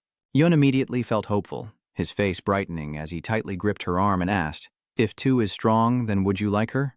She just replied, well, we'll see. Ah, I'm so famous. What can I do about it? Since then, I've been trying to become stronger by lifting weights. His muscles are growing bigger each day through training, and now his body is incredibly muscular, with a handsome face and a very confident look. After placing down the 2 weights, Yun smiled with satisfaction. Now he could lift 500 kilos, and he had to tell Chun Shim. Suddenly, a girl approached and called out, hey, I've been watching you for a while. You seem really good at exercising. Hi, can you show me how to use the equipment? But Yoon just coldly turned away and replied dismissively, do it yourself, you're bothering me. For EU, there's only one person he cares about, and when he meets the girl he likes, he smiles brightly. Chun Sim, I was confused to see you using the game console. What are you doing? You should be exercising, not playing games. What are you talking about? You begged me to come with you, so I did. Why unchange the subject again? Anyway, did you see just now? I've reached the 500 kilo rank. It's impressive. He said it with a very serious expression, but Chum innocently asked if 500 kilos was tall. Unscratched his head awkwardly and said, yeah, it's really high. Suddenly Chum Sim shows his phone screen. Look at this. What's going on? You just showed off that you can reach level 12. Un helplessly praises him, huh? Oh, congratulations on reaching 12. You're really good. Chun Sim feels proud. That's right, I shouldn't lead them astray, right? Yoon told himself that he did it to be recognized as strong. I have trained non-stop, worked out and done everything else, so no one can deny that I am strong. No, it's only because I want Chun Sim to acknowledge me. I only see Chun Sim and want to run to him. Returning to the present, Chum Sim stands there in confusion, watching Yoon in a terrible state. His body is thrown into the air. What am I even doing in front of Chun Sim? Maybe because I was afraid of losing face in front of Chum Sim, I bared my bloody teeth and then tried to move my legs. Then he suddenly collapsed on the floor. Yelon reassured himself and charged at Didun, then continued rushing toward Dawn, who was standing calmly there. His expression grew increasingly uncomfortable. Chum Sim shouted in panic, enough already, Yoon. You can stop now. Daegun was amazed by this endurance, while Yoon kept encouraging himself as he charged forward. Prove that Min is very strong. A strong man is not necessarily the strongest. Just keep pushing forward with all your might. At this moment, Dawn also raises his hand, then becomes furious. You're not a dog, so just stop now. Immediately, Yoon's face was knocked to the side by his punch. His eyes rolled back and he spat out a large amount of blood. That eye finally lost all will to fight. Yoon fell to the ground with a loud thud. He lay there motionless, unsure if he was still conscious. Yoon fell hard to the floor with a thud. He lay there motionless, not sure if he was still conscious. Chum Sim was extremely panicked. The 2 fans were just as confused, only Suji remained confident and watched from the beginning to the end. Kim Do-hoon's expression was also quite remarkable. Everyone watching was stunned by this result. Hamsun Jane, hiding behind a tree, was also left gaping. Don's older brother said with his hands in his pockets, I want to hear a bit about the medicine. You can't really talk to animals. At that moment, Suji flicked her hair proudly and asked what I had said earlier, that she couldn't beat Daegun. His uniform is still clean. The fans immediately agree. That's right, these 2 are starting to feel a bit disappointed. Why did Yoon suddenly act like that? I'm a little disappointed. Daegun looks cooler than Yeolgun, right? From this moment on, I will be a fan of Daegun. Chum hurriedly runs over in panic. Yoon? She frantically shakes Yoon. Yeolgun, are you okay? Hope you're not seriously hurt. Are you still alive? Who at this moment has a hand gently reaching out to Gun's skin, lifting him onto their shoulder and saying, let me take him to the infirmary. Chum Jim looked up confused. Why you? He calmly replied, because I was the one who fought him and caused him to end up like this. You don't need to worry. After saying that, he carried the person away, but Chum Sim quickly stood up and followed. I don't understand. I will go with you. Suji asked with concern, Daegun, are you hurt? Daegun politely replied, sorry for causing concern. It's okay. Seeing how cold he was, she didn't know what else to say. Then he carried the person away directly, and the short-legged Chum followed after. You're going too fast, Daegun said casually. Keep chasing. Suji watched that scene with a contemplative expression. Why does he suddenly sound so friendly? And I wish I were a couple with him. The 2 fans are whispering and gossiping again. Daegun is winning now. I wonder if he's dating Chun Sim. Isn't he dating B Suji? I don't think so. Suji looked confused after hearing those words and glanced over. What do they mean by talking like that? That fangirl keeps going. Huh, I thought it was just the 2 of us here. These guys are talking and looking at Suji with sarcasm. Do you think someone is watching us like a TV?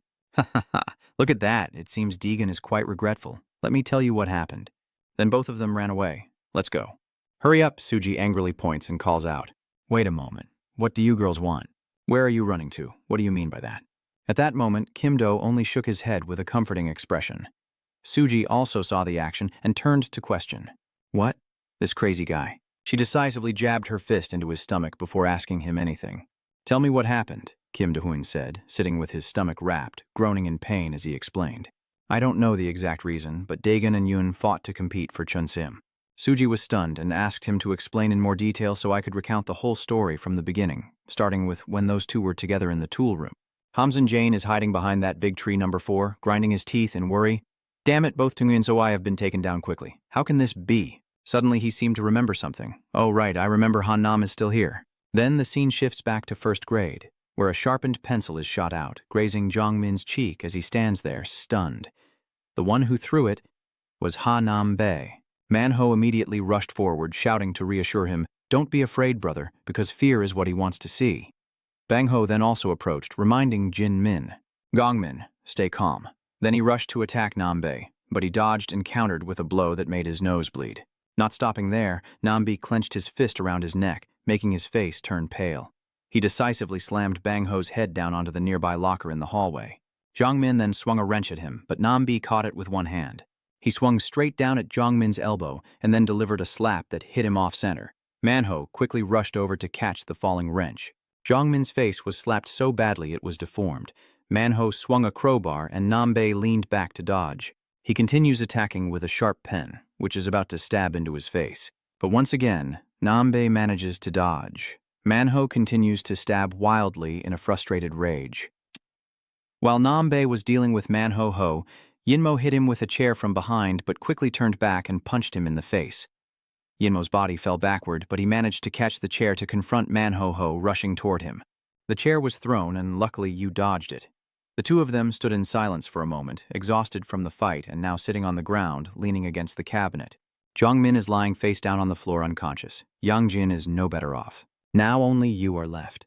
Manho confidently replied, holding a si-lu in one hand and a pen in the other. I am enough on my own.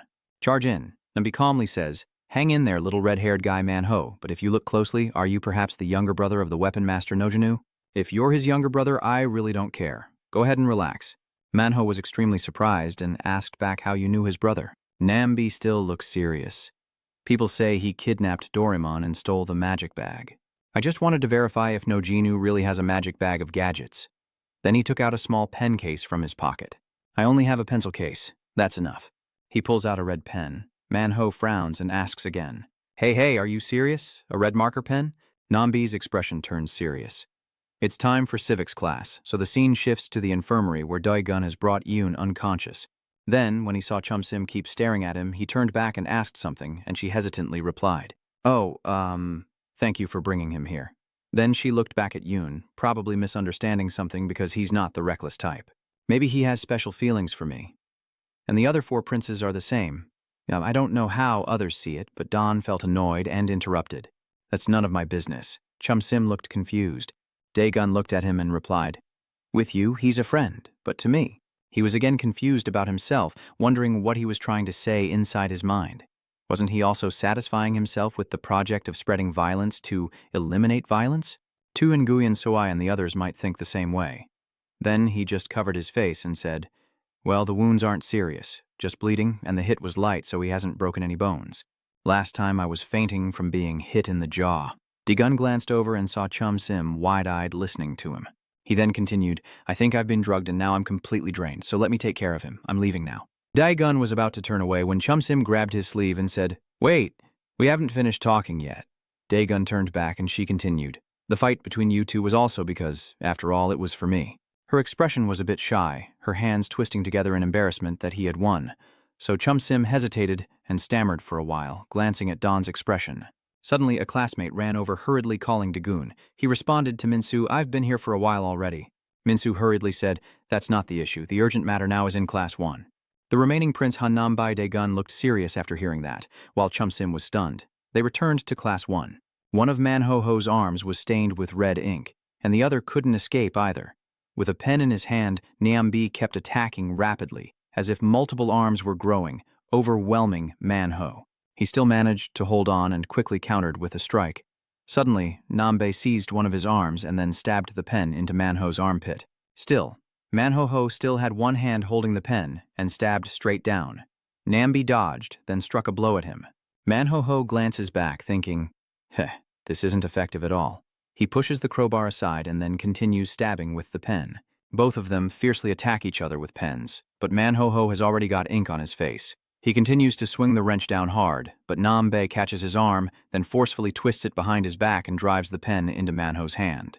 The wrench fell to the floor as Manho's hand holding the pen quickly swung back, but Nambe swiftly raised his hand to block. Manho twisted his arm in another direction and then stabbed straight at his face. But he quickly leaned back to dodge at lightning speed, and at this moment both people swung their pens. Manho quickly glanced at his opponent, and after Nambe struck first, Manho was pushed back and nearly lost his footing. Now Nambe had stopped, and Manho managed to regain his balance. Now Nambe spoke again. Knowing you are his brother, I had high hopes, but now I'm so disappointed. Look at you. You'd better buy a new shirt. There are many red ink stains on Manho's shirt, and his expression is grimacing.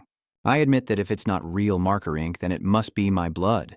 But if you think that way, then haven't you also been injured and died? You're still so confident. I already aimed for your heart.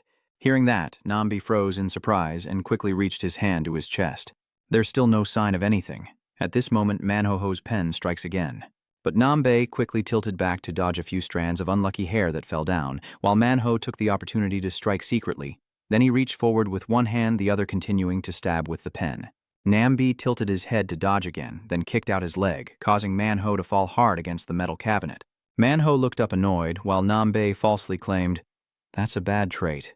The civic education class is over now, and he handed over a fountain pen. Nambi uncapped the pen, revealing a sharp metal tip, then pointed it at Manho, struggling on the floor. "And now it's time for punishment. Get up quickly and start the punishment." "That pen? Henry, I thought that handwriting technique wasn't from an ordinary person, and this time it really will be dangerous." Manho cast a sharp glance at his opponent, calculating in his mind. I would be confident if this was just the first stroke, but with this gap, how far ahead has my brother really gotten? To catch up with him, I keep training every day without stopping. To step into his shadow, I can't let this guy block my way. Manho's eyes sparkled with determination as he encouraged himself. Even if he's different from others, I must crush this guy with my own hands. With just my strength, then I put on a panicked expression, reaching toward the door and shouting, "Dagon, wait a minute. Someone like this I will definitely handle myself." According to what you said, Nambi and the friends nearby watching all looked outside. The boys with puzzled faces turned around to look. Manho, at this moment, stabbed again with the pen to ambush Hay, but he quickly dodged. Then he seized Manho's hand, forcing it down so the pen flew into the air. The Nambi struck you again. Manho was slammed hard into the metal cabinet. You cry out in pain and stagger backward, while Nambi has already grabbed your pen. After taking it, he seriously said, "This is confiscated. You lied to me twice. You're really a rude fighter." So he's calculating how the effect of the drug is fading and really needs to end it now. Then Nambe steps forward unexpectedly. "Manho hoy, dai gun." I still confidently said, "I won't be fooled a third time. There's nothing more exciting." But at this moment, I had to take a powerful hit. Nam is hit by a kick from someone and flies toward the corner of the classroom. Daegun appears with a lazy expression. "Hanam, is that you?" Manho exclaimed happily. "Daegun, you're here." That's right, it's that guy. Four-dimensional General Hanambe is a very evil person. He even used a weapon and stole my pen. You just casually blame the wall as if telling on someone to your parents. It really is chaos. Daegun, you have to hit him really hard for me. Nambi then steadied himself and sighed. "Is this really true this time? Are you the Dawn soldier? So if you've made it this far, it means you've beaten Elgun, right? Now I also have to frown and evaluate Daegun internally. A gun that has been used with a silencer is not an ordinary person. The silencer is probably a drug name. Even after defeating Elgun and remaining completely clean, it's possible he used other despicable methods, and that's enough." Now that Manho has support, he makes a gesture to his neck to provoke, looking very immature. Then Nambe seriously asks, "Are you also a weapon user?" I will also respond accordingly. Don't think I will forgive you just because you've caused chaos in the school. But when he saw the person behind Dawn, he exclaimed in surprise, "Chunim! Chunsim! It's dangerous here." Chunsim angrily approached him, then started punching and kicking Nambe, who was chasing her, telling him to get out quickly. While hitting her in anger, he asked, "Why are you here? Causing trouble? You're still holding that pen dangerously? I should hit you 2 more times." Nambi was extremely confused. This. After a while, Daegun spoke. "That's enough fighting, now step back." Trungshin hurriedly ran over as if to stop them. No, wait, don't fight, hold on a moment. Daegun coldly replied, I don't want to. Chunsim still tried to hold you back while explaining, just listen to me. Nam isn't that kind of person. He carefully dodged and said, I know. Let go and talk. Nambi watched this scene with a puzzled expression.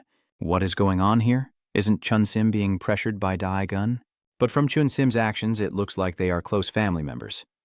Clearly, she asked Hamsun-jin to pass on a message. Hamsun-jin also peeked in from the doorway at this moment, then quickly disappeared. Nambe adjusted his glasses, feeling truly awkward, and he couldn't rule out the possibility that he had misunderstood. He needed to understand the situation clearly, so could he ask a few questions? Daegun calmly replied, sorry, but I'll ask first. What did he ask about again? Daegun only mentioned one word, suck. Nambe paused for a moment before saying that it's not a word to be spoken here now, since there are many people around. At that moment, some students entering from the door were whispering that Tun Nguyen Soai Ha Nambai was apparently fighting with Daegun's men. Daegun and everyone else turned to look outside. Then he turned back and said, it seems so, changing the location would be better. Nambe walked away again. No, I can't cause more chaos in the school. Passing by Dawn, he left a message. Meet me tonight at 8 at Liu at the Hongtak training ground in the Central Sports Arena. Nambi reminds him, don't come alone because you can't cause trouble at the center. Manhwa also had to speak up. That, my pen. Nambi coldly replied, we'll meet again sooner or later. Manhwa called after him. The pen, I can just buy another one, right? He stopped walking and then noticed an ink stain. He was surprised. It seems he was already smeared with a streak at some point. Oh, well, if it's blood, there's no way to hide it. At this moment, Min Shu appears with a calm expression. Quickly it turns to evening, and outside there is an astonished voice. He says that among the 4-4 generals, 2 have been eliminated, and a decisive battle with another, Ha Nam, will soon take place. Yes, I think it was too quick. If things continue like this, the project will end sooner than we thought. Turns out this is Mitsu, reporting while on the move. It would be good if Tu Nguyen Soai could buy us a little more time. The 2 people before were easily subdued as if they were nothing. I heard that the person named Ha Nam is about to face someone with quite strong fighting ability. Manager Lai then said, wait a moment, I can verify information about Marshal Tu Nguyen through Mood Club. Minsu gently pats his head, feeling a bit awkward. After all, have we pulled in someone too strong for the project? It seems he's getting stronger and stronger. Has she ever seen Daegun fight in person recently? She asked again. Nothing special yet? Minsu just suggested it. Maybe you should see it once. It's very different from when we were at the convenience store. Manager Lai replied while wiping the glass. Yeah, I understand what you're saying, but it doesn't really mean anything right now. Oh, really? I'm sorry, you're a bit worried, but Manager Lai continued. First of all, Hanam seems to be the type of person who often uses weapons. Even if Dawn is strong, there will be variables in a weapon-based fight. Don't rush, even if Han Nam is defeated, there's still Jiborum. And even if the opponent is Daegon, he's not an easy wall to break through. Besides strength, there are many other factors. Minsu, try to think of a way to buy more time. She reminds Minsu with a bit of confusion. How so? Yes, I understand. Then Manager Lai immediately hung up. Yeah, I'm hanging up now. After finishing the call, you enter feeling helpless. Both groups thought it would happen right away. Well, in hindsight, he was actually going to the center to meet Ha Nam. It just so happens that Daegun also cares about studying. Oh, I thought I had already given up. The scene shifts to a busy shopping street with many stores. Daegun has arrived here. Is this the place where others come to study and I come to fight? At this moment, he entered a building and sighed. How did his fate turn out like this? Daegun went to wait for the elevator with some female students. The female student, startled, looked up from her phone, then quickly turned back to continue typing. Daegun scratched his head awkwardly, thinking to himself that anyone who saw him would think he was an unwelcome guest. Then both of them entered the elevator. Inside, he continued to think that this was not a place for someone like him to be. He should just handle it quickly and leave. Meanwhile, the girl, seemingly calmly texting on her phone, is shouting at her friend through messages. There's an urgent situation. She just spotted a top-notch handsome guy riding the elevator with her. Oh, I'm going crazy. Hoo-hoo. My heart is pounding. The elevator keeps going up and finally opens on the 3rd floor. Faced with the girl's regret, he stepped outside. He wondered to himself, is it here? Where does Commander Hanam study? But when he went out, he only saw a group of female students. Everyone looked at him with curious eyes. Daegun looked around, thinking to himself, really, he said to go to the rooftop, so which way should I go? Just keep walking around and I'll find it, right? At this moment, a girl trying to follow him was called out. Mon? The girl turned back and replied, huh? What are you calling me for? Oh, I was just calling you. That friend of hers said she glanced at Daegun with a knowing smile. What's going on? Then the two girls hugged each other excitedly. Crazy. The closer I look, the more I like it. Now it's my turn. Daegun approached the front desk to ask. The receptionist asked back, "Oh my God, are you here to register? You're really handsome. A very good choice." He immediately denied, "Oh no, that's not it." At this moment, someone else appeared and wondered aloud why it was so noisy. Nambe went out and called Ayun when he saw him. "Come with me." The girl who was following earlier pouted. "What? Are you friends with Gorilla?" Ara saw Daegun and called out happily, "Oh, Daegun, why are you here?" The girls seemed to recognize Ara and politely ask, "What? Do you know that person? Tell me, introduce him to me." Ara Lian Huang panicked and ran away. "I don't know anything." But the girls still didn't give up and chased after her. "Go find him right now." The scene shifts to a rooftop of some building. Manho's team was waiting in ambush there. When Dongmin turned back, he shouted out, "Oh, they're here." Bang Hodong quickly got up to look for them. "Hey, where?" Dongmin pushed him down in a panic, warning him at the same time. "Hey, you damn pig, lower yourself quickly." The three of them are hiding on the higher rooftop. Below are Nambi and Dawn. Jongmin sighs. "As I said, I was right. I told you this place has a beautiful view." "That's right, and there's also Chum Sim." She signaled for silence. "Quiet down so we can hear what they're saying." "Does that place really help much with your academic performance?" Nambi replied, "Although there was some personal bias, at least it helped me." Daeji mumbled, "I see, so that's how it is. Now let's get to the main point." Nambi continued, "Do you think someone like me, a former general, wouldn't fit in here?" He replied honestly, "No, I'm quite interested in studying too." But Nambe said, "I want to say that this is also because of Chun Sim." Daegun looked indifferent. "Oh, I see. The standard of strength varies depending on each person's subjective view. For me, being strong means ABC." After listening to him ramble for a while, Daegun couldn't help but furrow his brow in annoyance and wonder inwardly what was going on. "I feel like I can't talk to this guy either. Why do all the four origin marshals look like this?" Then he ran his hand through his hair in frustration. "You already know how that goes." "What I'm curious about is what Nambi interrupted. So no matter what, I, a fourth prince, cannot lose. If you're curious about the secret, then beat me first because we're in a hurry during class, but I don't intend to fight half-heartedly." As Nambi spoke, he unbuttoned his sleeve and pulled out a small pink pencil case, then continued, "I will go all out from the start." Daegun also loosened his collar, looking excited as he prepared for the fight, and said, "Lucky for me, since you no longer mention Levi, just do whatever you want." But Nambe raised the pencil case. "I'm showing you this pen case because I don't want to be defeated by you." "What do you mean? A pen?" he said as he took the pen out of the cap. "I beat Elgin too. I don't think it was just luck, so I will use all my strength to fight you." Dawn was still very curious, but why does it have to be a pen? He just explained that my strength actually comes from the school supplies I borrowed from this pencil case. Daegun sighed in frustration. "Just give it a rest. Do you think this is a joke? Using school supplies to fight me. I've lived 20 years, almost 17, and I've never seen anyone like you." Chum Sim clenched his lips in anger. "Hanam, I told you not to fight anymore, so why are you walking around causing trouble with a pen?" Hoyong clenched his fists on the railing in anger. "Did he use a weapon?" "It's just a pen," Dongmin quickly reassured him. "Don't worry, it's just a pen, it can't do anything." But Manho's expression was very tense. "No, this time it's really dangerous." Both of the guys looked at you with confused expressions. Then Dongmin asked, "What are you talking about? What can he possibly do with a pen like that?" Manho looks so serious that his friends are startled. I already know what I'll do with it. No matter what, Young-ha will. I guess he's the heir of Nominaryu." Jiangmin was stunned and full of worry after hearing that. "Huh? If it's Nominaryu, then basically anything you hold in your hand can become a weapon." Manho recounts that anything, no matter how harmless it seems on the surface, can become dangerous if used correctly. The stationery from the street vendors can be easily found around and makes the best weapons.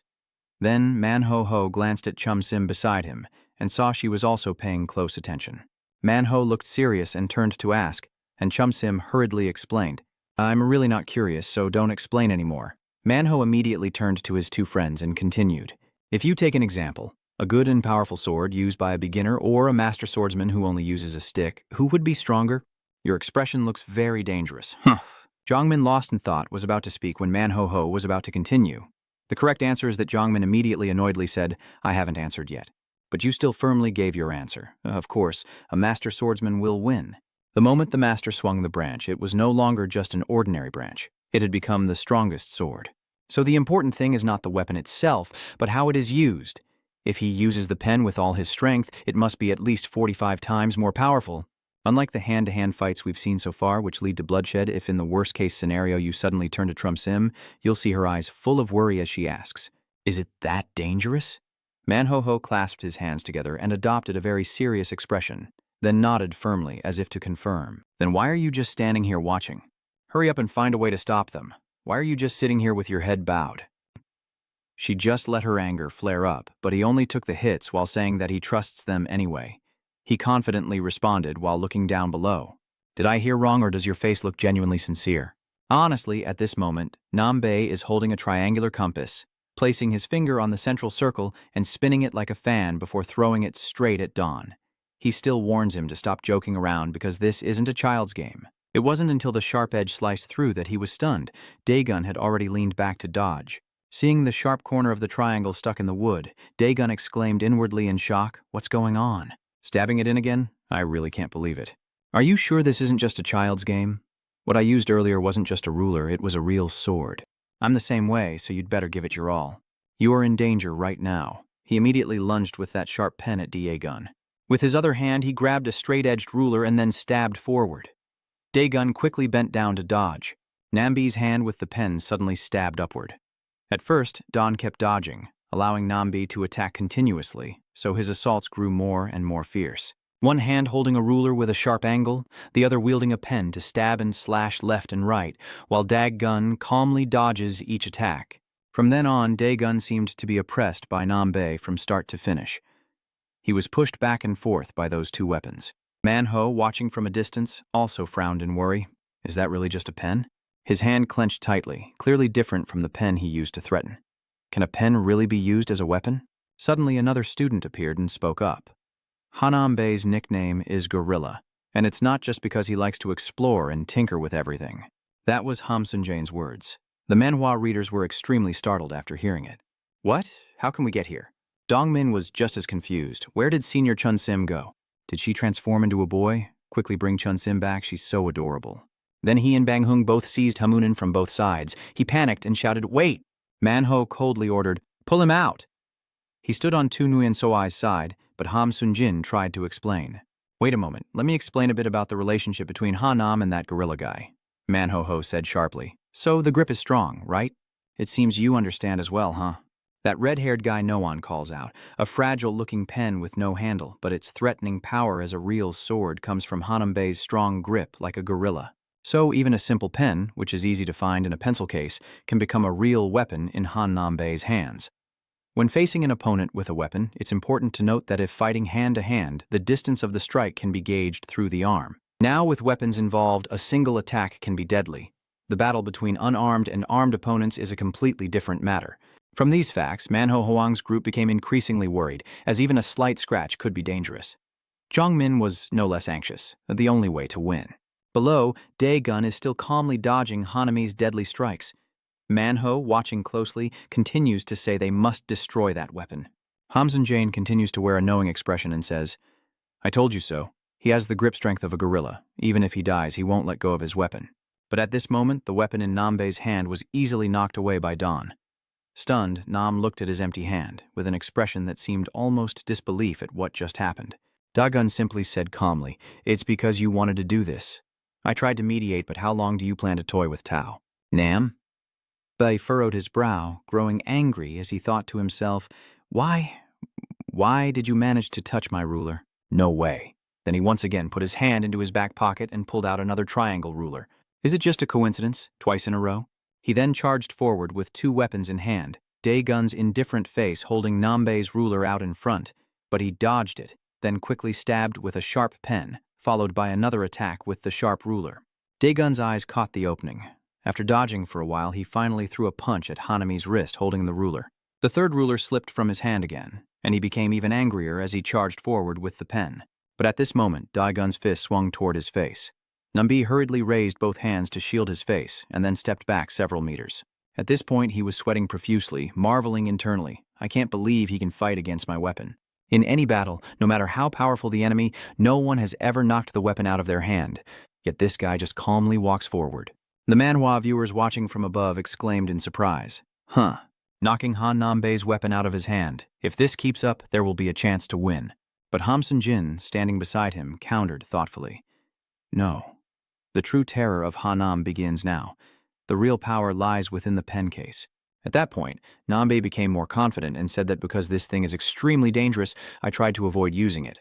Highest power mode. As he spoke, he pulled out that small pencil case. Up there, Hamsun Jin was still seriously analyzing all of Gorilla's strength, right? What would happen if he used all those weapons then? And then the sharp pencil was brought out. A special throw. Banu, with a grip as agile as Gorilla's, throws the entire pencil case away. The sharp pencil becomes a knife as Namben throws it straight at Dagon's forehead. His pupils are shining now. Dagon leans back to dodge, but the compass rushes toward the direction he's avoiding. He leans back again to dodge it. The compass is like a spear. If you're lucky enough to avoid one thing, how long can luck last with a barrage of weapons coming your way? At this moment, Dagon is constantly being thrown at by sharp and dangerous objects, while Nambei just stands still throwing things, making Dawn an opponent he can't reach. Manhwa also assessed that performing a series of throws at that speed is not something a human can do. But Dagon moves so quickly below that he appears as an illusion, dodging all those weapons. Manhwa confidently claims that Dagon can avoid them. At this moment, a eraser was also thrown towards Dagon. He gently pushed it aside and coldly said, "This really is a joke." Suddenly, the eraser was knocked into the air by Dagon towards the four people, causing everyone to dodge. Jongmin sat down to pick it up, stunned. An eraser? Is there something special about it? Manho continues to watch the match he just explained. Maybe it's an ordinary eraser, but it's his hands that turn everyday school supplies into special weapons. That pencil case is really impressive. I seriously think. Suddenly Manho exclaimed, but this only applies to ordinary people like me. As for an opponent like Dagon is approaching from below, while Nambei is still rummaging through his bag. He clenched his fists in mockery, truly pathetic. I told you to stop that nonsense already. Suddenly Nambei pulls out a pen and decisively throws it at Dawn, but he managed to grab that pen. Dagon broke the pen and sighed. You have too many toys, don't you? To Dagon, school supplies are just school supplies. Then Dagon said again, take off your glasses. Nambei was already holding two pens in a fighting stance. Nambi glances up, then continues to attack with his pen without saying a word. Dagon's eyes flash coldly as he pushes his hand away, snatches off his glasses, and then delivers a punch to Han Name's face. Blood splattered as he continued. I told you to take off your glasses. His giant punch aimed straight at Han Nambei's nose, knocking him backward and causing him to slide a distance away. Nam was unable to keep his balance and fell to the ground, the glasses falling off. Dagon then said, the glasses are broken. See for yourself? Nambi staggered as he picked up his glasses and asked, did my glasses break? Manho was stunned to see that. Damn it, even after being beaten like that, he still managed to stand his ground. Bang Ho said in shock, as expected, a punch was nothing to him. All three are worried. Nambi also spoke now, genuinely confused. How did it come to this? My original goal was just to punish you quickly.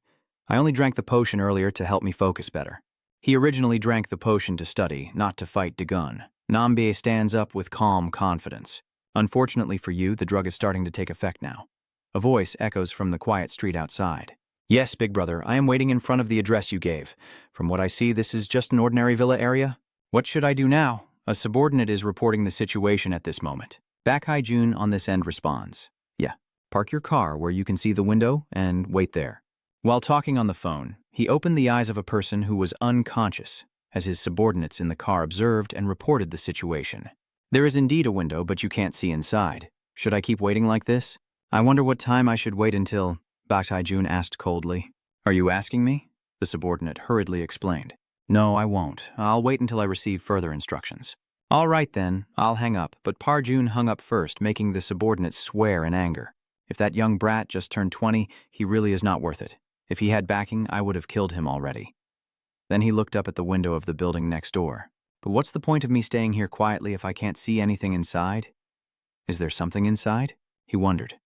At this moment, Manager Lai was sitting in front of the computer, searching and thinking. Is Mutklaw just a place for partying and organizing underground fights? Is there some important information that the security department is hiding? Is it not just the Daejeong area but the entire country? She searches while frowning, looking a bit tense. The scene shifts outside into the darkness, returning to the rooftop where the earlier battle took place, and the voices echoing, with 2 pills being the daily limit. Nambi clenched his fist and said, I took one pill at school, so I have to use the other to bury my head in calculus. Dagun immediately asked, so you also use that thing, huh? It seems like the mutt has a dosage, right? Is that correct? Nam? B was stunned and exclaimed, so you don't even know the basics, but you've already approached the mutt? This is serious. Just looking at you, I can tell you're already immersed in it. Using a condom without understanding what oral sex is can be dangerous. I don't know how you got it, but Gun, hearing too much about it, got annoyed and interrupted. Wait a minute. I think you're misunderstanding something. I'm completely dry. But Nambe again ruffled his hair and raised a hand to stop him. It's my fault. I am the one who said that after deciding who wins or loses, I will question you. If I win, you have to answer everything I ask. But be careful. My pen is dangerous and potentially deadly. Nambi, while reminding, pulls out a sharp pen again. Daegun feels intrigued when he sees the pen. The pen appears again? Nambe's eyes light up. So you'd better use all the strength you have. Of course, if you just dodge, you won't have time for anything else. As he spoke, he charged forward to attack Dawn, stabbing with incredible speed. Dawn calmly pushed his hand away. Song Nambi lunged in another direction. His hand seems to try to control Han Name's hand, but Song Nambi keeps punching non-stop. His attack becomes more and more dangerous. Nambe swings the pen across Daegun's neck, but he quickly leans back to dodge. Nambi tightly grips the pen with both hands and then continues to stab straight at the opponent. Ham Sun-jae above watches in amazement. Nambe, are you only now taking this seriously? This guy is definitely not your match and just pretending to be confident. But the three of them turned around and looked at him coldly. He quickly corrected himself. Well, I guess I have to admit it now. We're at this point. Then Ham Sun-jae looked down at his hands and sighed. Daegun is truly strong enough to be on par with the most powerful people I've met, but Hanam is also the most reliable among the four martial generals. At this point, Manhwa also has to admit that his writing is up to standard. His style is completely different from mine, and that's the reality. Below, Nambe is still frantically swinging his pen to attack Daegun. Daegun continues to focus on dodging. While dodging, he also analyzed Han Name's path. His actions have changed. This guy is just like the ones before. There's something different. When his punch swings in, Daegun pushes his arm away with real force. Song's body kept losing momentum and falling backward. At this moment, Nambe swung his pen again, dodging Daegun while appearing quite dangerous. Is this a bit dangerous? Why does Nambi keep attacking like a robot? Daegun is confused, playing with that pen but with such a serious expression. Clearly this is no longer a joke. So for now, clean up that tangled pen first. Once that's done, Daegun plans to target Han Name's arm. It's exposed now. His hand hooks onto his arm and takes control. But Nambe turned the pen around again, and the sharp tip stabbed straight into Dawn's face. Then Dawn threw a punch from above while he attacked from below. Later, they separated by a distance. Nam. B confidently said, I'm sorry, but I will never let you knock my weapon away, because his eyes became sharper. Then he continued stabbing the pen and said, now I can see your movements. Nam B brushed the tip of the pen down. Dawn then moved the pen back in the opposite direction, then brushed it up again, and threw a punch with his other hand. Daegun also managed to dodge that punch unexpectedly, but then Nambe suddenly stabbed the pen down towards his head. Manhwa was very confused. He was holding a pen with both hands earlier, but now only one hand. It seems like he's gotten stronger again, Ham Sun-jin just explained. Hanam is different from the two four martial generals in the previous battle. Even though they drank the same type of nectar, they use completely different techniques. In his case, Anhagen enhances his vision to the limit before directly catching the opponent or grabbing their attack. Focus on the joint he caught in an instant, while Elgon Ham Sun-jin remains stunned, analyzing. Because of his inherent reckless tendency, the euphoria from the technique further boosts his daring spirit, and with agile movements he keeps attacking as if fiercely chasing his opponent. But since he focused more on strengthening his body rather than technique, the truth is he is weaker than the rational Q like Kwa Igon, strengthening and utilizing his innate superior skills. Like this. Hanam is a bit of a special case. He claims he used sutures to focus on studying and research rather than fighting. But it's possible that his idea of studying research here is to analyze and perfect the use of the needle. Now Hanambai might have already seized Daegun's troops during the fight through analysis and research. He is setting up a final move, coordinating his actions with careful calculations for a deadly strike. The fight below is growing more intense each moment. Nambe has now seized Daegun's head and decisively thrusts the pen forward. Daegun's eyes suddenly flashed, then he jabbed his fist into Han Name's bicep, followed by a powerful punch. Nambi's eyes clearly show confusion. Before he could understand, Dawn delivered a powerful blow. Nambi's face grimaced in pain from the punch, his legs staggering backward, blood now at the corner of his mouth, clutching his stomach in disbelief, unable to believe his perfect plan failed and he was caught off guard. And then he couldn't hold back from questioning. What's the real reason? My eyesight is better than Anagon's. My physique is stronger than Elgin's. I didn't think even in this peak state I could still get hit. How is your movement so similar to mine, as if you're also at the peak state? How on earth did you manage to get that ability to use? Are you drinking it in a different way or a different type? Dagon couldn't help but feel amused after hearing that. What the hell are you talking about? I haven't drunk anything at all. Nambi, as if he hadn't heard clearly, wiped his mouth and said, So that's it. Indeed, different. But once his mind was blown, he suddenly froze. Wait, you're saying you didn't drink or suck anything? How can you have a leaf without a tip? No, it's impossible. It can't be in perfect condition right after just being used. Dagon didn't respond, but suddenly appeared as if teleporting right in front of Han Name. His eyes were sharp, while Nambe looked stunned. Dagon coldly threw a punch, causing the pen in Nambe's hand to fall out. Then he continued to swing his hand and said, If you want an answer, wait until I win first, okay? Then Dagon decisively punched him in the face. The three-man group of Manhwa was now extremely stunned, mostly with joy upon seeing this scene. The scene then shifts to a house somewhere. Suji just got home and is already tired, taking off her tie. Today was exhausting. What's going on? Is Biksu Hyo not at home today either? This is crazy. But studying so hard makes me feel a bit tired now. With this pace, I wonder if I can become the top student in the whole school. Lately, Dagon has been focusing on studying like that, but wasn't I the one who invited him to the library? Ah, so troublesome. Suji was just complaining while changing into her uniform, but the more I think about it, the more speechless I become. I worry about him like that, yet that girl suddenly appeared and acted so friendly. At this moment, she had taken off her shirt and was continuing to remove her skirt, muttering to herself, It's not that I'm jealous or anything, but if she wants to steal someone else's belongings, of course I wouldn't be happy. But even if I face her directly and look at myself confidently in the mirror, that girl is no match for me. I keep growing stronger while she hasn't developed at all. Then she takes out clean clothes from the wardrobe, dressing while wondering to herself, but I really want to know what they actually did in the school warehouse. Can I trust what that nerd says? He probably didn't do anything, but could it be that he's just playing with the ball? I don't know. I can't stand this anymore. I have to face them and hear the answer directly. After changing clothes and complaining, Suji picks up her phone to record Daegun's fight again.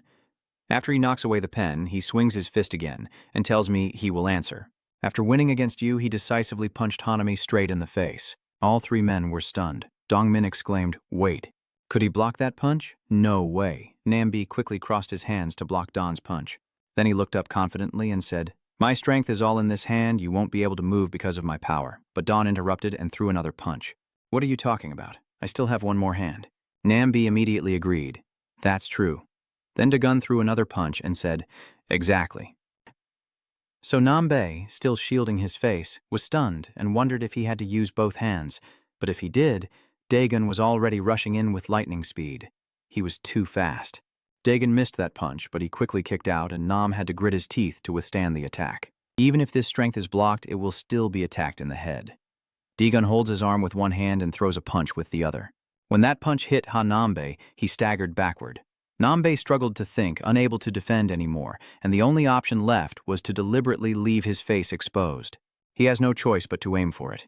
He uses one hand to block that punch. Suddenly Dagon's hand opens, then both hands clasp tightly together, as the two of them grip each other's hands and tense up. Now Nambi proudly says, I've finally caught both your hands. I told you earlier, if you fight using grip strength, I can't lose. Dagon still calmly asked again, Do you think so? Then he squeezed tightly, causing Nambe to suffer. Dagon's arm tensed, revealing prominent veins. Nam's pain grew worse as he looked anxiously at his intertwined hands. Suddenly his foot was pushed back and he finally couldn't hold it in, kneeling down. Dagon coldly leaned down and said, Let's see how long you can hold on. As she was climbing the stairs, she sighed. This is exhausting. That pencil case is very dangerous, so I can't sit still. If we have to settle this, there must be a way. However, Nam is skilled at games that require manual dexterity. Chum thought to himself as he opened the door and froze at the sight before him. What are you two doing? The two are still holding hands, and Dagon turns to look when he hears the noise. Dagon, struggling and sweating profusely, turned his face as well, and then asked hesitantly, Chunim, how did you get here? Chunshim looked devastated. Are you about to lose, Nambe? Nambi didn't know how to respond. This is a flashback from when they were young, playing games together. Boss Bor, it hurts so much. Nambi's fist hits Chum Sim's hand, making her cry out in pain. While massaging her hand, she asked, "Why did you do that to me?" Nambi hurriedly replied, "I'm sorry. Are you okay? You look very worried." The new SIM card calmly said, "It's okay, it was just a joke, but it hurts too much so I can't play anymore. I'm giving up now. At this moment, one of your friends is provoking you." "Oh, aren't you even stronger than the captain? Try me." Then the two boys played together Bujian, but Nambi couldn't focus and kept looking at Chumsi. His friend reminded him, "What are you doing? You should be looking at me." "That hurts. What the hell are you doing?" "Hey, you're hitting too hard. Nambi only cares about Chumsim." Returning to the present, he thought it wasn't that his strength wasn't enough, but that his true power was. Then Nambe looked up. Daegun was still staring at him. "I give up, Miss Daegun." My expression returns to calm. The scene shifts to the tall apartment building, where the young subordinate is still nodding off in the car. Manager Lai steps out onto the balcony and notices that black car, which has been parked here for a long time. It seems to be someone from the club, but why are they here? The target could be me or Daegun. Actually, I already knew about you. I suspected Chun Sim's friendly attitude and decided to look into it. Let me tell you. As Nam Bi spoke, he took out his glasses and put them on. Although one lens was broken, it seemed like you had defeated all the so-called thugs. Ever since Daegun transferred to the school, he kept saying, "Sorry, I'll buy you new glasses." But Nambe kept talking. Maybe that's why the atmosphere in the class has improved recently. You don't seem like someone who just wants to fight, so what is your real goal? Daegun coldly crossed his arms and replied, "I still have to ask what the hell you're talking about no matter what you say." He immediately agreed. All right, let me explain. First of all, let's talk about the medicine. At first, it was a drug used for intense concentration. Nowadays, it's commonly used in this academy to focus on studying. Oh, of course, that's the type of drug usually prescribed and used in hospitals. I also use it to study. Daegun, not satisfied with that answer, immediately reminded me. "I see a few differences. You have to tell the Emperor's faction." Nam Bi replied seriously. "The difference is because Martial 4 origins, including me, are using the improved drug forms available." Daegun was stunned and exclaimed after hearing this. "You're improving it again?" Nambi continued to explain. "It allows for much higher concentrations than existing drugs, but as a result, various side effects have occurred. One of them is an awakened state accompanied by extreme euphoria. We call it immersion." Daegun hesitated. Wait a minute. Who was the one who came up with the term immersion for that state? Nambe, looking honest, replied, "I only know up to that point because I am receiving guidance from Jam about medicine." Suddenly, Chum Sim grabbed his arm and turned to Daegun. "Wait, Boram didn't mention that." Daegun asked directly about the main issue. "Joram? Who is he? Nam B looks dangerous." "The supplier of the sponges for us still has one of the 4 martial generals switching to a scene near a hospital where 2 people appear in an alley. Is it okay to go out like this?" "It's absolutely safe." Mama took a puff and kicked. "I don't know, I can't stand rudeness. You face me and ask, do you say you're a warrior?" That's a childish question, but Mo exclaimed, "What? You in that patient's outfit also smoke and said you can beat how many ordinary people?" Ma sighs and says, "Kids really do ask the darndest questions." Suddenly, a voice calls out, "You're a ghost, right?" At this moment, a group of people appeared, led by a fat man walking arrogantly, and the demon asked, "Who are they?" Even the patients are curious. "Are they coming toward us?" Mama wondered with a pout. "Am I really Mama?" But Boram's little henchman is very arrogant, we know that. "You bastard, when you start speaking nicely, follow me." "You're already hurt. If you don't listen, you'll get hurt again." Ma exclaimed in surprise. "What is this? Aren't they club members?" "I don't know how you guys found out my name, but if you don't want to get hurt, stay away." That fat guy then picked up a glass spear and made an unpleasant sound. "You talk so much, you must be afraid only when blood is shed, right?" He breaks the bottle, turning it into a sharp weapon, and approaches with confidence.